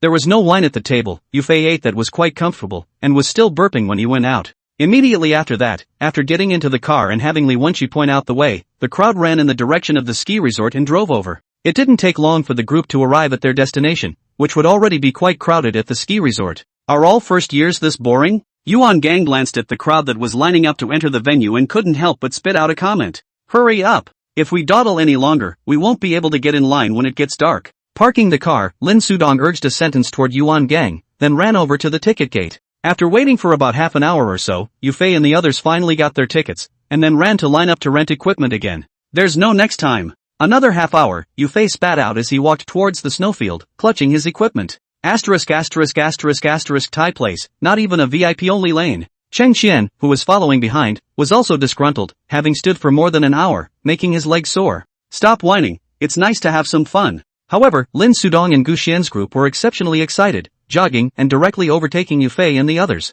But just then, Lin Sudong was not paying attention and directly knocked down a girl. You're ing blind. Groove your ass, eyes for gasping for air, huh? Immediately afterward, the few social youths who were with that girl pointed at Lin Sudong and cursed. Didn't notice, sorry. In the new year, plus still thinking about skiing, Lin Sudong forced down the fire and apologized. However, the other party was unforgiving, spitting in Lin Sudong's face. Groove your ass. Little pussy, who the are you cursing at? At this time, Yufei several people also followed up. See Lin Sudong scolded, immediately went up to quarrel. What a great crowd. Asterisk asterisk asterisk asterisk you, try moving me if you can. A small flat head of the gang, the more people the more he came, directly on the hand shoved Yufei a little. I move your mom. Seeing this, without waiting for Yufei to react, Peng Yu swung his snowboard and smashed it down towards the man's head. Immediately afterward, Oken followed instantly, his snowboard juggling like a weapon in his hands. Groove the up. Seeing this, Yufei no longer froze and ran at the nearest person and charged up. Bang! Lifting his snowboard forward and pestling it, Yufei disliked the man's facade just enough to get an instant nosebleed.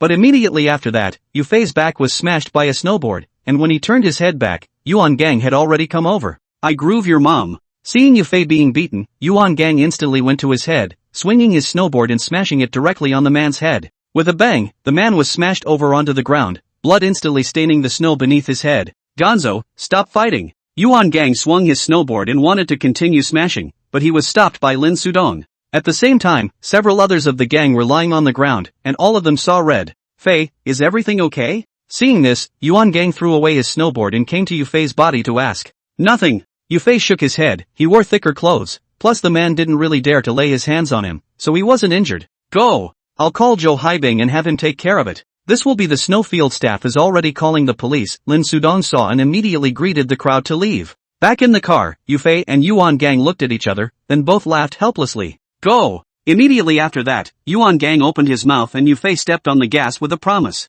After leaving the ski resort, the group retraced their steps back to the city and found a random hotel to stay in. Knock, knock. In the hotel, Yufei had just laid down on the bed when the door to his room was knocked. Go ahead and drive, I don't want to move. Yufei was too lazy to move and spoke breathlessly towards Lin Ran. Lazy as hell. Upon hearing this, Lin Ran glared at Yufei without any good reason before getting up and going to open the door. Why are you lying down here? The one who came in through the door was Yuan Gang, followed by Lin Sudong, Peng Yu and others. Only Li Wenqi was not there. Tired of fighting? Yufei didn't get up and grinned in response after hearing Yuan Gang's words. You're a little weak here. Hearing Yufei's words, Yuan Gang raised his eyebrows, turned his head and glanced at Lin Ran and said, I went to find my sister-in-law. How could Lin Ran not understand what Yuan Gang meant by that? She instantly blushed in shame and then fled. Brother, can you be decent? Seeing this, Yufei was a bit helpless and sat up from the bed to spit at Yuan Gang. Dong, where's Wenqi? Immediately after, Yufei realized that Li Wenqi wasn't there, then he looked at Lin Sudong and asked. Off to the city hall. Lin Sudong took a cigarette in his mouth and just wanted to light it, but immediately realized that this was not his room, so he stuffed it back into the cigarette case. City council? He went to turn himself in? Hearing Lin Sudong's reply, Yufei grinned and teased. Still good for you. The three of you are also too violent in this temper. In a few days when you go to Qingzhou and no one is watching, then you won't be able to fight every day. Lin Sudong almost laughed in anger, and immediately afterward, he disliked him in a bad mood. Hearing this, Yufei and Peng Yu as well as De Chun were a bit embarrassed, and the three of them looked at each other face to face. Alright. It wasn't because I saw you get scolded that Fei and the others moved. At this time, Yuan Gang rounded off the conversation and said as he waved his hand towards Lin Sudong. And I want to ski. Upon hearing this, Lin Sudong skimmed his lips and didn't say anything else, only muttering in a small voice. What do we do next? Seeing that the atmosphere had calmed down, Cheng Xian opened his mouth and looked at the crowd to ask. What the else? Pucker up. Yuan Gang said without a good breath, and then directly lay down on the bed. I don't have much heart to play, why don't we wait for Wenqi to come back, and let him take you guys to Baiwei Pavilion? Upon hearing this, Lin Sudong glanced at Yuan Gang and said with a helpless sigh. Barilla? Isn't that where we eat? Cheng Xian was a bit puzzled and did not understand what fun could be had at the 100 Flavors Pavilion. Dinner? Jiang Hao stayed there for a night last time, and directly gave himself a whole lot of weakness. Do you think you can fritter yourself away eating? Chapter 212 Preparing for Departure. After playing in the city center for a few days in a row, there really wasn't much to play with before the crowd returned to Yangon. Marriott KTV. In the office on the second floor, the people were discussing when to go to Qingzhou. I think it's the 8th day of the year, go over there early to recruit people, and open after the 15th. After discussing for a while without any result, at this time Lin Sudong suddenly said, What do you think, Fei? Upon hearing this, Yuan Gang nodded, then looked at Yufei to ask for his opinion. Yes. Yufei agreed, it was boring enough to stay anyway, so he might as well go to Qingzhou and get busy with business. Then hurry back and get your stuff packed, I'll see you off tonight. Seeing Yufei's agreement, Yuan Gang pulled out his cell phone and called Zhou Haipeng, asking him to open early. Evening. In front of the door of the Yangon Winehouse, Zhou Haipeng is complaining about Yuan Gang, who had planned to open on the 8th day of the month, but was called back on the 7th day of the month. Alright, don't rub it in, what's the fun in it? It's better to make money. Yuan Gang grinned and said as he waved his hand towards Zhou Haipeng. Groove. Let's go then. Zhou Haipeng shook his head helplessly, then greeted the crowd and went up to the second floor. Just one chef back today, serving and stuff will be slower, don't nitpick. After taking his seat, Zhou Haipeng didn't forget to remind him. It's okay, just take your time on it. Just don't break the wine. Yuan Gang waved his hand without a care in the world. And when it was time to start drinking, Zhou Haipeng realized that Yuan Gang and the others were there to see Yufei off. Really going to Qingzhou, huh? I've heard something, Gui Zihao is going to set up his stick again. While everyone else was drinking, Zhou Haipeng came over to Yuan Gang and said, I know, but one can't be scared to death, so what if Yi Gui Zihao is better than Feng Xiaojing back then? Yuan Gang nodded, then grinned, and asked Zhou Haipeng rhetorically towards him. It's definitely not comparable to Feng Xiaojing,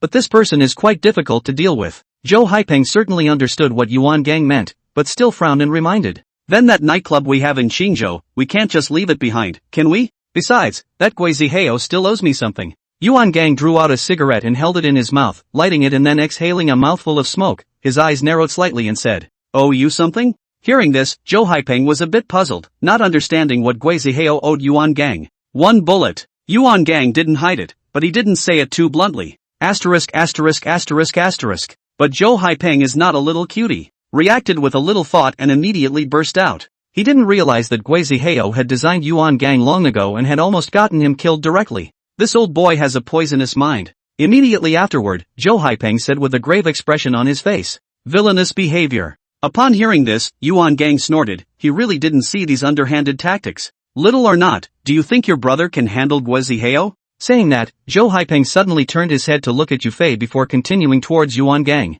He already knew that Qingzhou was where Yufei had brought people over, but to face that old fox Guiziheo, Zhou Haipeng didn't look very favorably on it. You underestimate my brother, he's not the same as he used to be. Hearing Guiziheo's inquiry, Yuan Gang shook his head and said, "What's different?" Upon hearing this, Zhou Haipeng frowned and looked at Yufei once again, and didn't find anything different. He's learned to put the gun down. Yuan Gang followed suit and looked over, the corners of his mouth rising slightly as he said slowly with a deep gaze. The next day, Yufei woke up early in the morning, because he was going to Qingzhou today, so he didn't drink much the night before.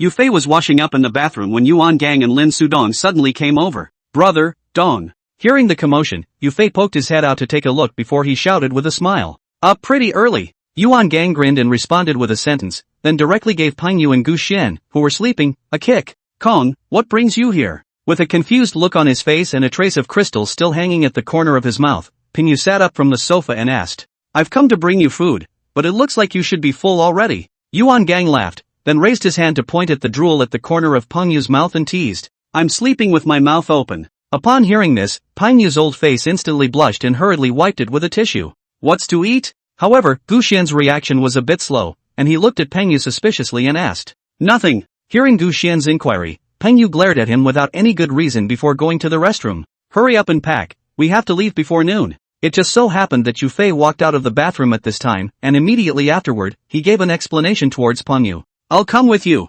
Seeing Yufei come out, Yuan Gang, who was sitting on the sofa, suddenly looked at him and said, "You're going too, brother?" Yufei was a bit surprised. Before, Yuan Gang did not say that he wanted to go to Qingzhou. "This side hasn't finished decorating yet. Tomorrow and the day after tomorrow Jiang Xian and Xia Yuan will be back too. I have nothing to do to go with you guys for a few days." Yuan Gang laughed. He was actually still a little worried about Yufei only, but he just kept his mouth shut and casually excused himself. "Go on then." But Yufei wasn't a cutie either. How could he not understand what was going on, only he didn't say anything about it. Immediately after that, Yufei took out his cell phone and called Dichun, wanting to ask him where he was. When he came back from the city center before, Okan didn't follow him, or he was just informed the day before. "Fei." The phone was quickly connected, and without waiting for Yufei to open his mouth, Dichun shouted, "Up, huh?" Yufei was a bit surprised. He had thought about telling Dichun to get up. "I'm all at the station." Shushu woke up at the crack of dawn on the first day of spring, then made breakfast for his mom and dad, packed his things and left for the station. "At the station? Will there be a car here?" And after hearing Dachuan's words, Yufei froze for a moment and looked up at the wall watch, which was not even 6:30. "Not yet. I thought I'd take the first bus and get there early." Dachuan let out a simple laugh, and Yufei was speechless when he heard it. "You know that now is winter, and still the north, early in the morning and the outside stands so long, change the body plat almost early are frozen into a stick. And wait for, you just take a cab over here, I'll reimburse you for the fare, go." Immediately afterward, Yufei said without a trace of anger, "No, I'll wait for. Hurry up. Any more ing bull and you don't come back." Dachuan still wanted to refuse, but he was interrupted by Yufei before he could finish. "Okay." Seeing Yufei get angry, Dichun could only agree before hanging up the phone. Chapter 213, Visiting Qingzhou Again. "What's the situation?" Seeing Yufei put down his cell phone, Yuan Gang and Lin Sudong asked uncertainly. "That simpleton Dachun. He'll be waiting at the station by now, and he's not afraid of freezing to death," Yufei explained with a helpless sigh. "The boy is a bit of a deadbeat." Upon hearing this, Yuan Gang and Lin Sudong glanced at each other and both of them laughed. "Gu Xian, go get Cheng Qian." Immediately after that, Yufei glanced around and realized that Cheng Qian hadn't gotten up yet, then he spoke towards Gu Xian. "Yes." Hearing Yufei's words, Gu Xian agreed, got up and ran over to Cheng Qian's room. "By the way, guys, don't forget to bring it." Saying that, Yuan Gang suddenly thought of something and hurriedly reminded towards Yufei. Almost forgot. Yufei slapped his thigh violently before getting up and going back to his room. Not much later, while waking up Lin Ran, Yufei came out carrying a travel bag. "I'll put it in the car first." Afraid of forgetting again, Yufei greeted Yuan Gang and Lin Sudong and left the door with his travel bag. By the time he returned, the crowd was all up and waiting in line to wash up. Yufei had just entered the door not long before Wang Meiyuan also came over. "I asked around last night and there were 7 or 8 willing to go." After greeting Yufei and the others, Wang Meiyuan came to Yuan Gang's side and spoke. "It's okay." Upon hearing this, Yuan Gang nodded his head before he greeted Yufei. "I had your sister-in-law ask around last night, and there are 7 or 8 girls willing to follow them to Qingzhou. You give them a boost in their treatment, when the time comes this is your mainstay." Yuan Gang didn't sell the story and said straightforwardly towards Yufei. "Girl? What's the point of taking the girl there?" Yufei was a bit uncertain. Feng Xiaojing's nightclub that he had been to before, it was a pure disco. "Silly boy, didn't I tell you to redecorate?" The current layout of that nightclub is the same as the one we used to have in Beijing State, a disco on the first floor and private rooms on the second floor. After hearing Yufei's words, Yuan Gang smiled and explained. So much for that. Yufei then realized that he thought that nightclub was still the same as before. These girls are in your hands, so you must take care not to let anyone suffer. Immediately after that, Yuan Gang gave another instruction with a grave face. After all, these girls can be money trees. I know. Yufei immediately nodded in agreement. Not long after, the crowd was eating breakfast after cleaning up, when Yufei suddenly received a call from Dachun. Dachun would have already arrived in Yangon by now, but although he had been here once before, he didn't know what this place was, which was why he called Yufei. I'm going down to get Dachun. After telling Dachun the exact location, Yufei said and went downstairs. It didn't take long for a cab to pull up in front of him, followed by Okan opening the door and stepping out. Don't be such a deadbeat in the future. Robbing Dachun's front to pay the fare, Yufei glared at him without a good look and said, nothing. Dachun let out a simple smile before following Yufei up the stairs. By the time we finished eating and loaded all the luggage onto the car, it was 8 or 9 o'clock. If there's nothing else, let's get going. Staying was really boring, so Yuan Gang looked at Yufei and said, let's go then. Yufei naturally had no opinion and nodded in agreement. Immediately afterward, after greeting Lin Sudong, the 3 cars sped off in the direction of Qingzhou. At the head of the pack was Yufei's A6, pulling Lin Ran and Pengyu as well as Dachun, and in the center was Yuan Gang, driving his Santana with Wang Meiyuan. The last is Cheng Qian's S600, with Gu Xian on the passenger side. As for the 7 or 8 girls, they waited until it was almost time to open before going over. Coming to Qingzhou again, Yufei was a bit emotional. After all, he almost lost his life here twice. Slowly driving into the city, looking at the familiar streets in front of him, Yufei couldn't help but recall the old days. Squeak! With a foot on the brakes, the group finally arrived at their destination. Marriott nightclub. After getting out of the car, Yufei looked up and saw that the signboard of the nightclub was already up, and the name was still Marriott. Brother Fei, the last time we came over, that was still to smash the scene. Pengyu was also looking at the signboard, and then grinned and said towards Yufei, yes. I didn't realize it's our territory now. Upon hearing this, Yufei also smiled, then followed Yuan Gang and walked in. And after going inside, Yufei realized that it was really different from before. The hall on the first floor had been altered to look exactly like the Marriott nightclub in the former capital city, and Yufei was even in a bit of a trance. The second floor is partitioned into 8 private rooms, which are richly decorated, and it looks like the consumption will not be cheap.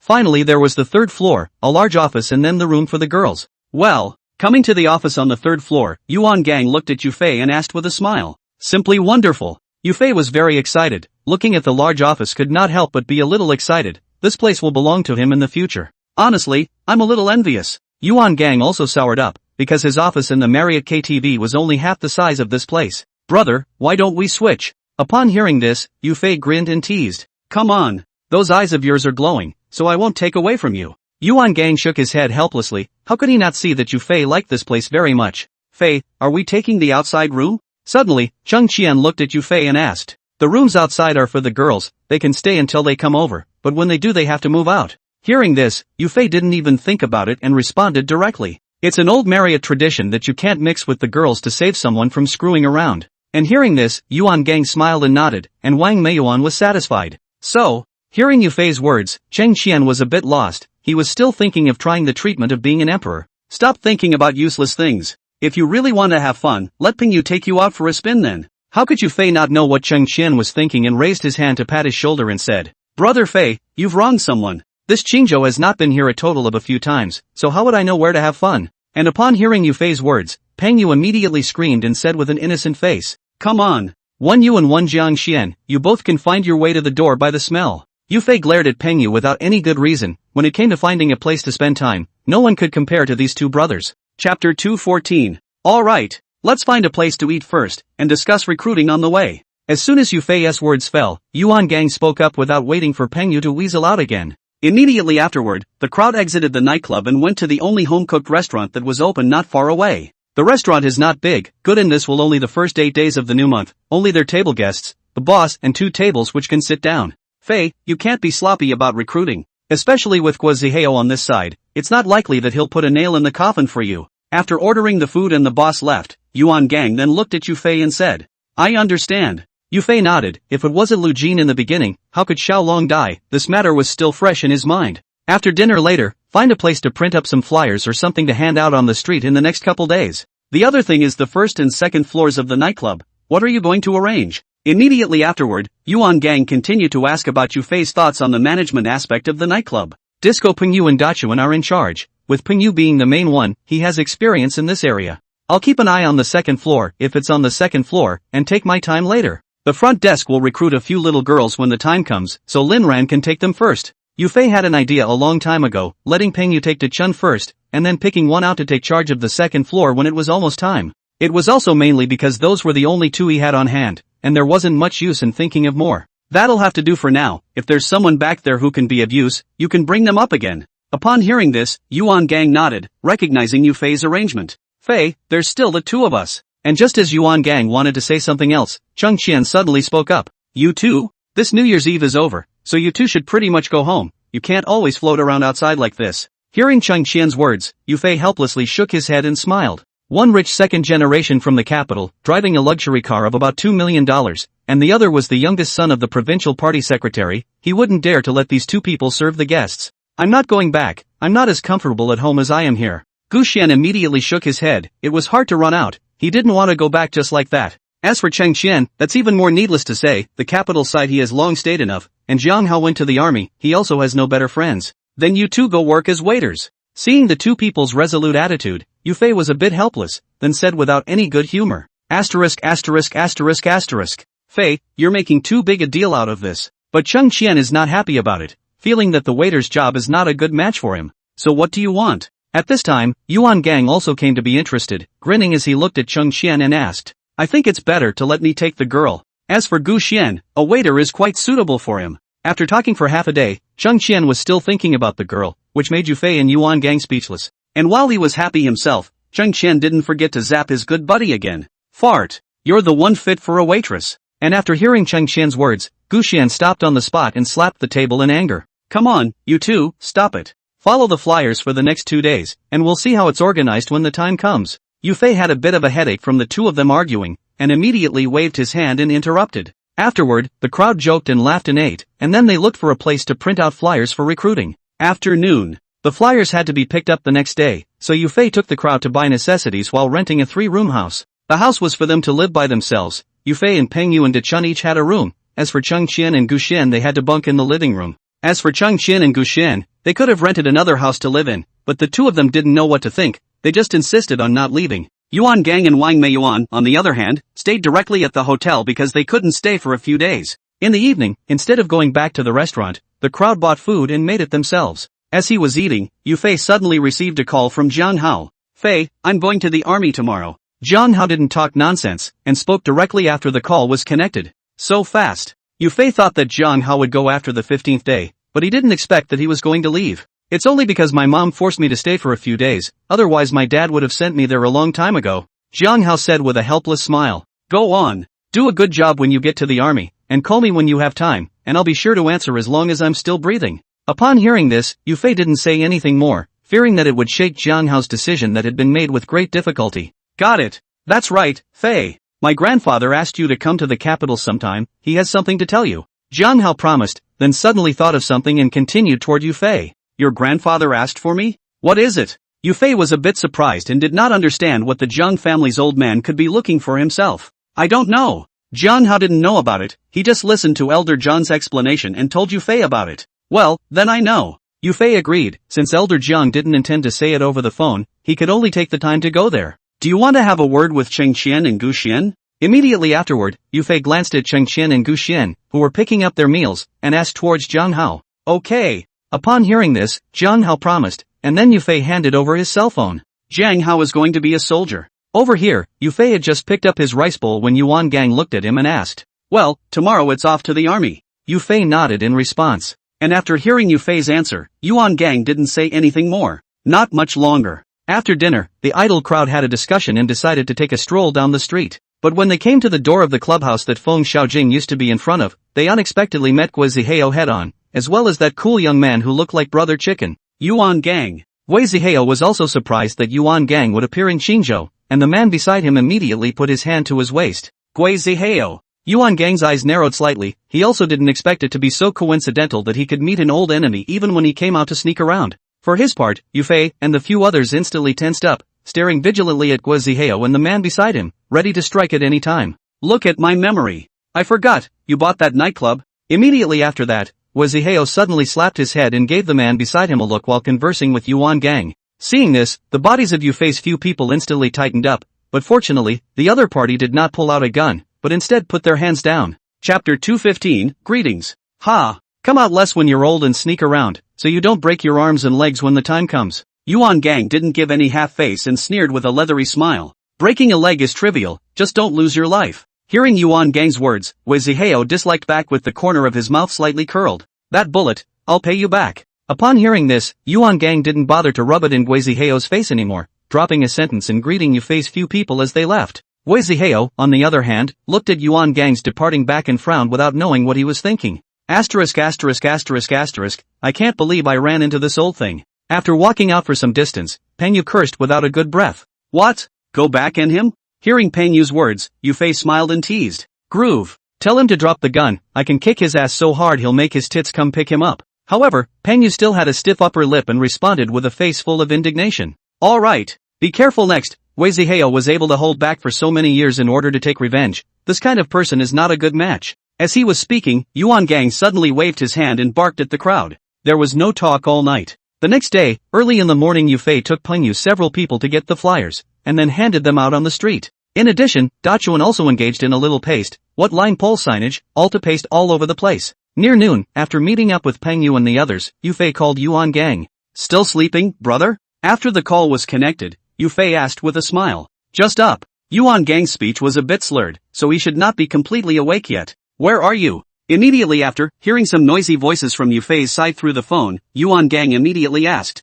It's on the street, just finished handing out flyers. Yufei responded towards Yuan Gang while greeting the crowd to yesterday's restaurant. Finished posting? Why don't you wait for me? Upon hearing Yufei's words, Yuan Gang was first stunned, then he spat out in an unkind manner. It's just a matter of handing out a flyer, you still need to do it yourself, brother. Right, we're looking for a place to eat, brother, you pack up and come over. Yufei grinned, he hadn't planned to let Yuan Gang do this kind of errand either. Where? Yuan Gang is a little helpless, he would have liked to participate in a little fun and games, but did not think that he woke up with no opportunity. Same place as yesterday. Saying that, Yufei several people had already entered the restaurant, and hung up the phone after saying the location. Not long after, the food was just half served when Yuan Gang hurried over with Wang Meiyuan.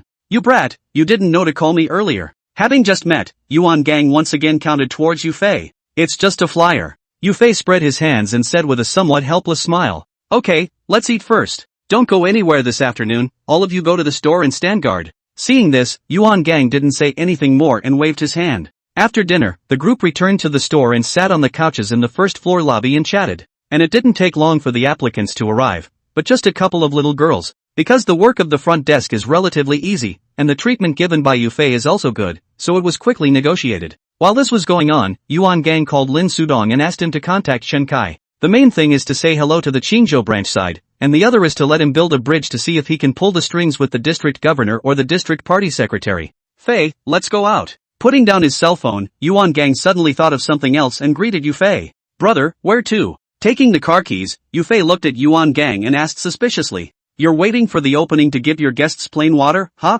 Hearing Yufei's inquiry, Yuan Gang raised his arm around his shoulder and joked.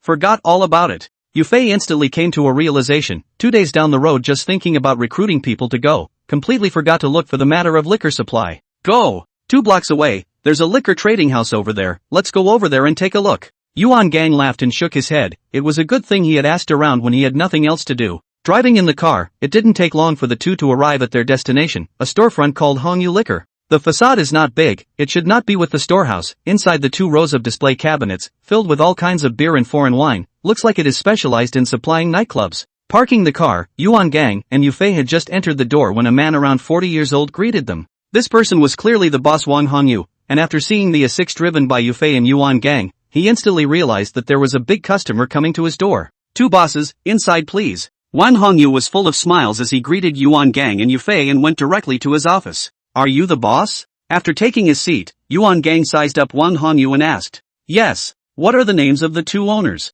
Upon hearing this, Wang Hongyu nodded and said. My name is Yuan Gang, and this is my brother Yufei. We just opened a venue and we need a steady supply of liquor for a long time, do you take it here? Yuan Gang didn't talk nonsense and asked straightforwardly towards Wang Hongyu. There's not that much bending over backwards here, all the liquor suppliers stuff is basically the same, get it wrong or a family of goods, and it's mostly about the price. Pick it up. Of course. I wonder where your venue, Boss Yuan, is open? Wang Hongyu immediately nodded, then asked a rhetorical question. Innovation Street, Marriott Nightclub. Hearing the other party's inquiry, Yuan Gang also directly stated the name and location of the store. Marriott Nightclub? Wang Hongyu first froze when he heard it, and then his face became a bit unnatural. Is there a problem? Seeing this, Yuan Gang instantly frowned and asked Wang Hongyu with a puzzled look. Boss Yuan, I'm sorry, I can't take this business here. Wang Hongyu shook his head, then directly rejected the business. What do you mean? Yuan Gang was not a cutie either. Naturally saw that Wang Hongyu was out of sorts, and immediately asked with a sullen face.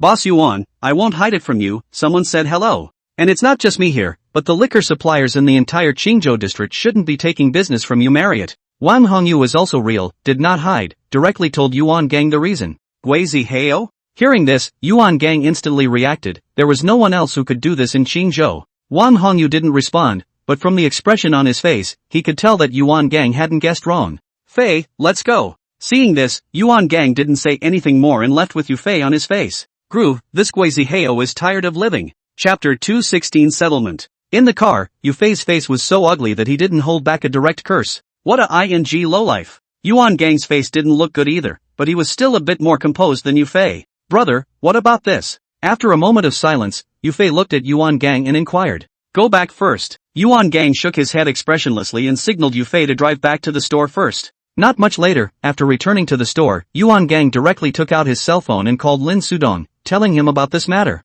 That's a little hard to do. Lin Sudong also had some headaches. With Guizi Heo's influence in Qingzhou, it was impossible for them to find a doorway. How about a delivery from Xipan? After hearing Lin Sudong's words, Yuan Gang thought for a moment before asking. Think of nothing. Delivery from Yangon might as well be to Muting. By the way, we can look for Changbo. Lin Sudong was almost amused by Yuan Gang, sending liquor from Yang'an to Qingzhou, that cost was almost doubled. If you really want to take it from other places, Yangon is not as close as Muting district, so with that said Lin Sudong remembered Changbo. Groove. It's still your dog brain. Hearing Changbo's name, Yuan Gang also reacted and immediately spoke excitedly. Are you scolding me or complimenting me? Lin Sudong's teeth ached a little, this didn't sound like a good sentence in any way. Of course I'm complimenting you. I'm not talking to you, I'm just going to call Jumbo. Saying that, Yuan Gang directly hung up the phone, then he called Changbo. Good New Year, Kung. The phone didn't ring a few times before it was connected, and Yuan Gang immediately smiled and paid his respects. Elder brother Yuan, you're a little late with this call.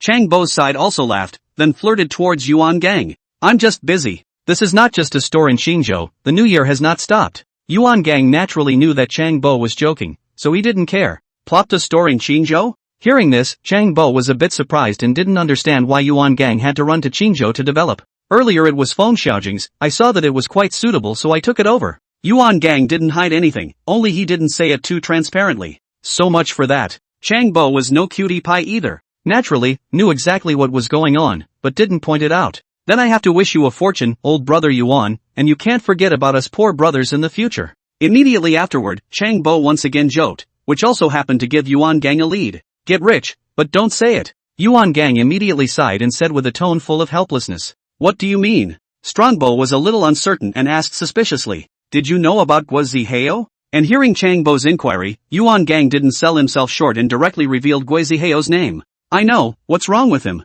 Changbo promised, Guizi Heo and Feng Xiaojing, they were all up in a batch, so they were very familiar with each other. That Guizi Heo counted on me before, and I almost even lost my life. Then Feng Xiaojing fell, and now Guizi Heo has come forward again. And after finding out that I was going to open a nightclub in Qingzhou, I put the word out directly that I wouldn't let the liquor supplier take our Marriott's business. Yuan Gang was like pouring beans, telling Changbo all about the grudge between them and Guizi Heo in one brain. And he counted on you? Changbo was puzzled, based on what he knew, Guizi Heo hadn't shown his head for many years. And the two of them didn't match at all, so Changbo was a bit puzzled as to why Guizi Heo was trying to count Yuan Gang. That was when Feng Xiaojing was still alive, and Guizi Heo provoked us. Hearing Changbo's inquiry, Yuan Gang told him a bit more about how Guizi Heo had counted on them Marriott in the first place. This old thing, it's really ruthless. After hearing Yuan Gang's account, Changbo couldn't help but sigh. So, elder brother Yuan, you are looking for me to deal with Guizi Heo together? Immediately after that, Changbo continued to ask towards Yuan Gang.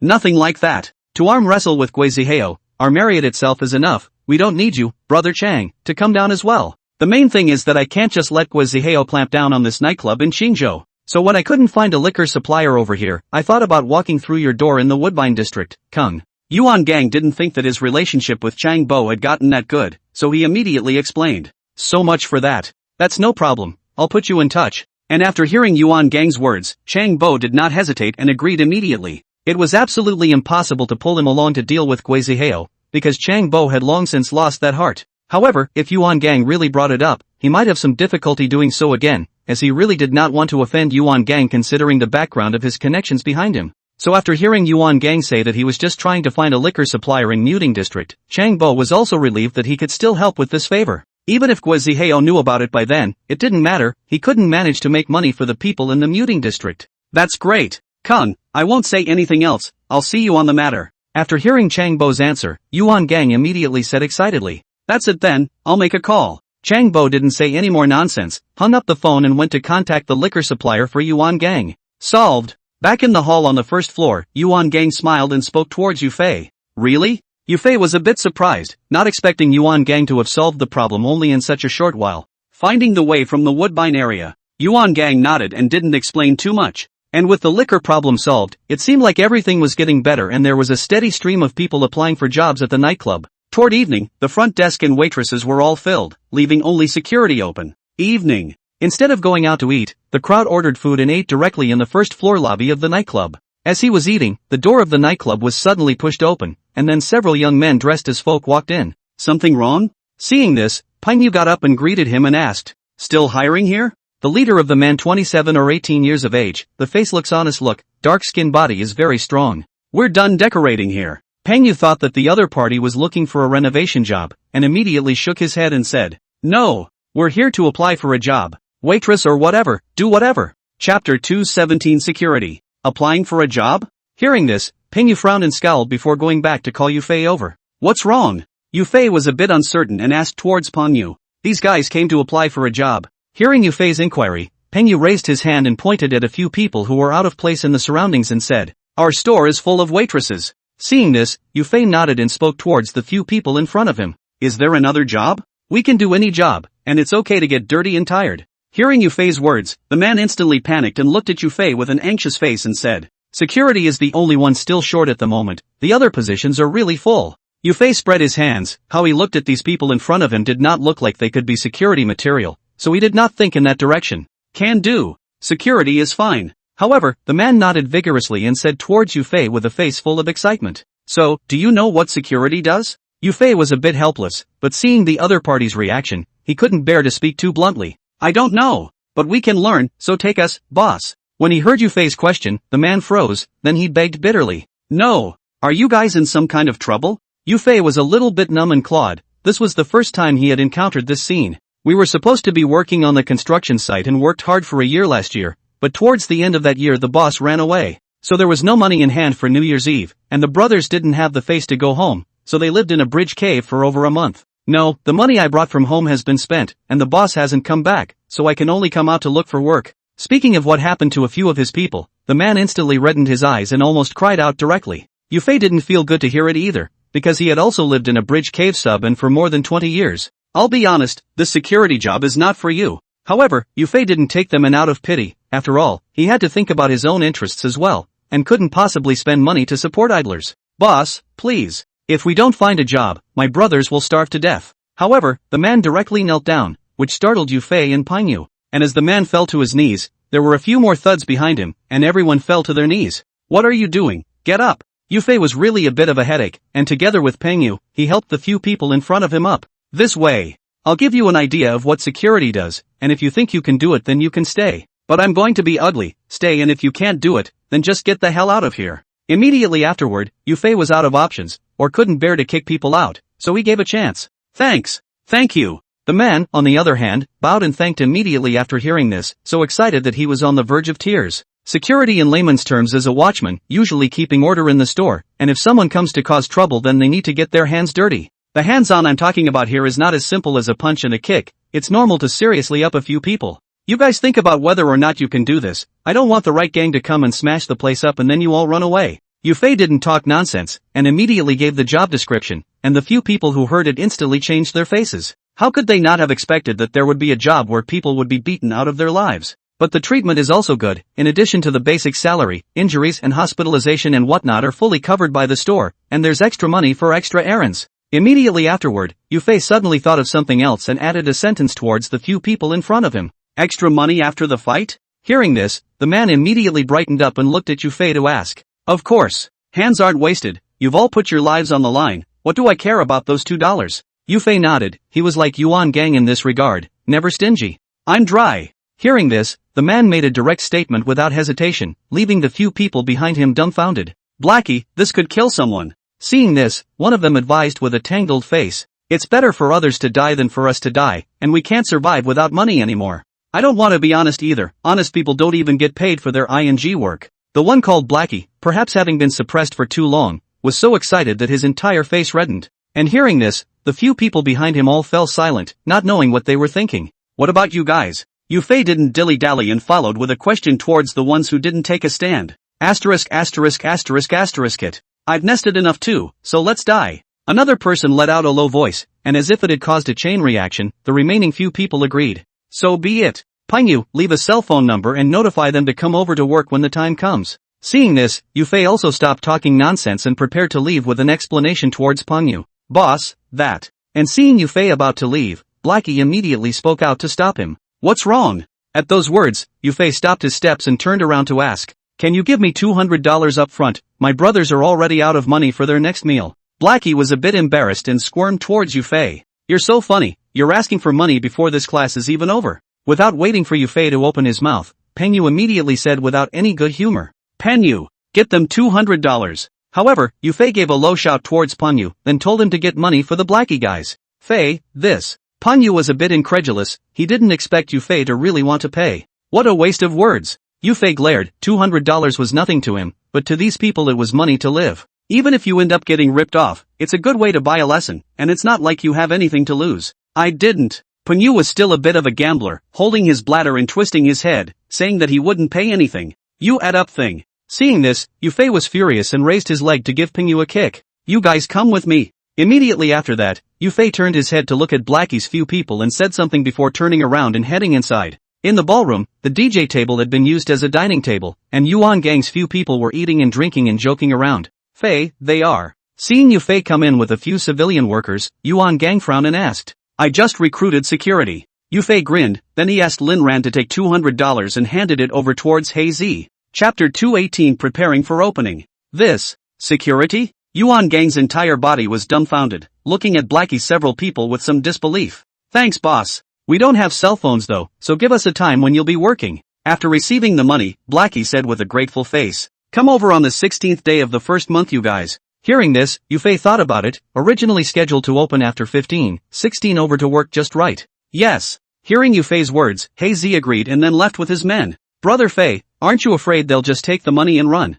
After Blackie's few people left, Pengyu still said with some credibility. $200, it can buy my life? Yufei twisted his head and glared at Pengyu, saying without a trace of anger. Okay, let's eat first. Seeing this, Yuan Gang waved his hand and greeted the crowd to continue drinking and eating. After that, a few days passed, and Yufei recruited a dozen more security guards. This time they were all relatively normal people. Yuan Gang, on the other hand, went to Muting District, and in addition to talking about the supply of alcohol, he also drank with Changbo for 2 days. 15. In the afternoon, Yufei and a few others were about to go out to buy some lanterns and fireworks or something when Yuan Gang suddenly called out to him. Let them do the shopping, we'll both go and give some gifts. Yuan Gang said directly opened the trunk of his car, which is filled with a variety of gift boxes, what cigarettes, and wine, sea cucumbers, ginseng, everything. Brother, why don't you give me a word, I'll just buy it. Seeing these things, Yufei was a bit helpless, as it certainly didn't cost much. It doesn't make a difference who buys it, hurry up and move it to your car. Yuan Gang waved his hand without a care in the world and walked towards Yufei's car carrying 2 boxes of wine.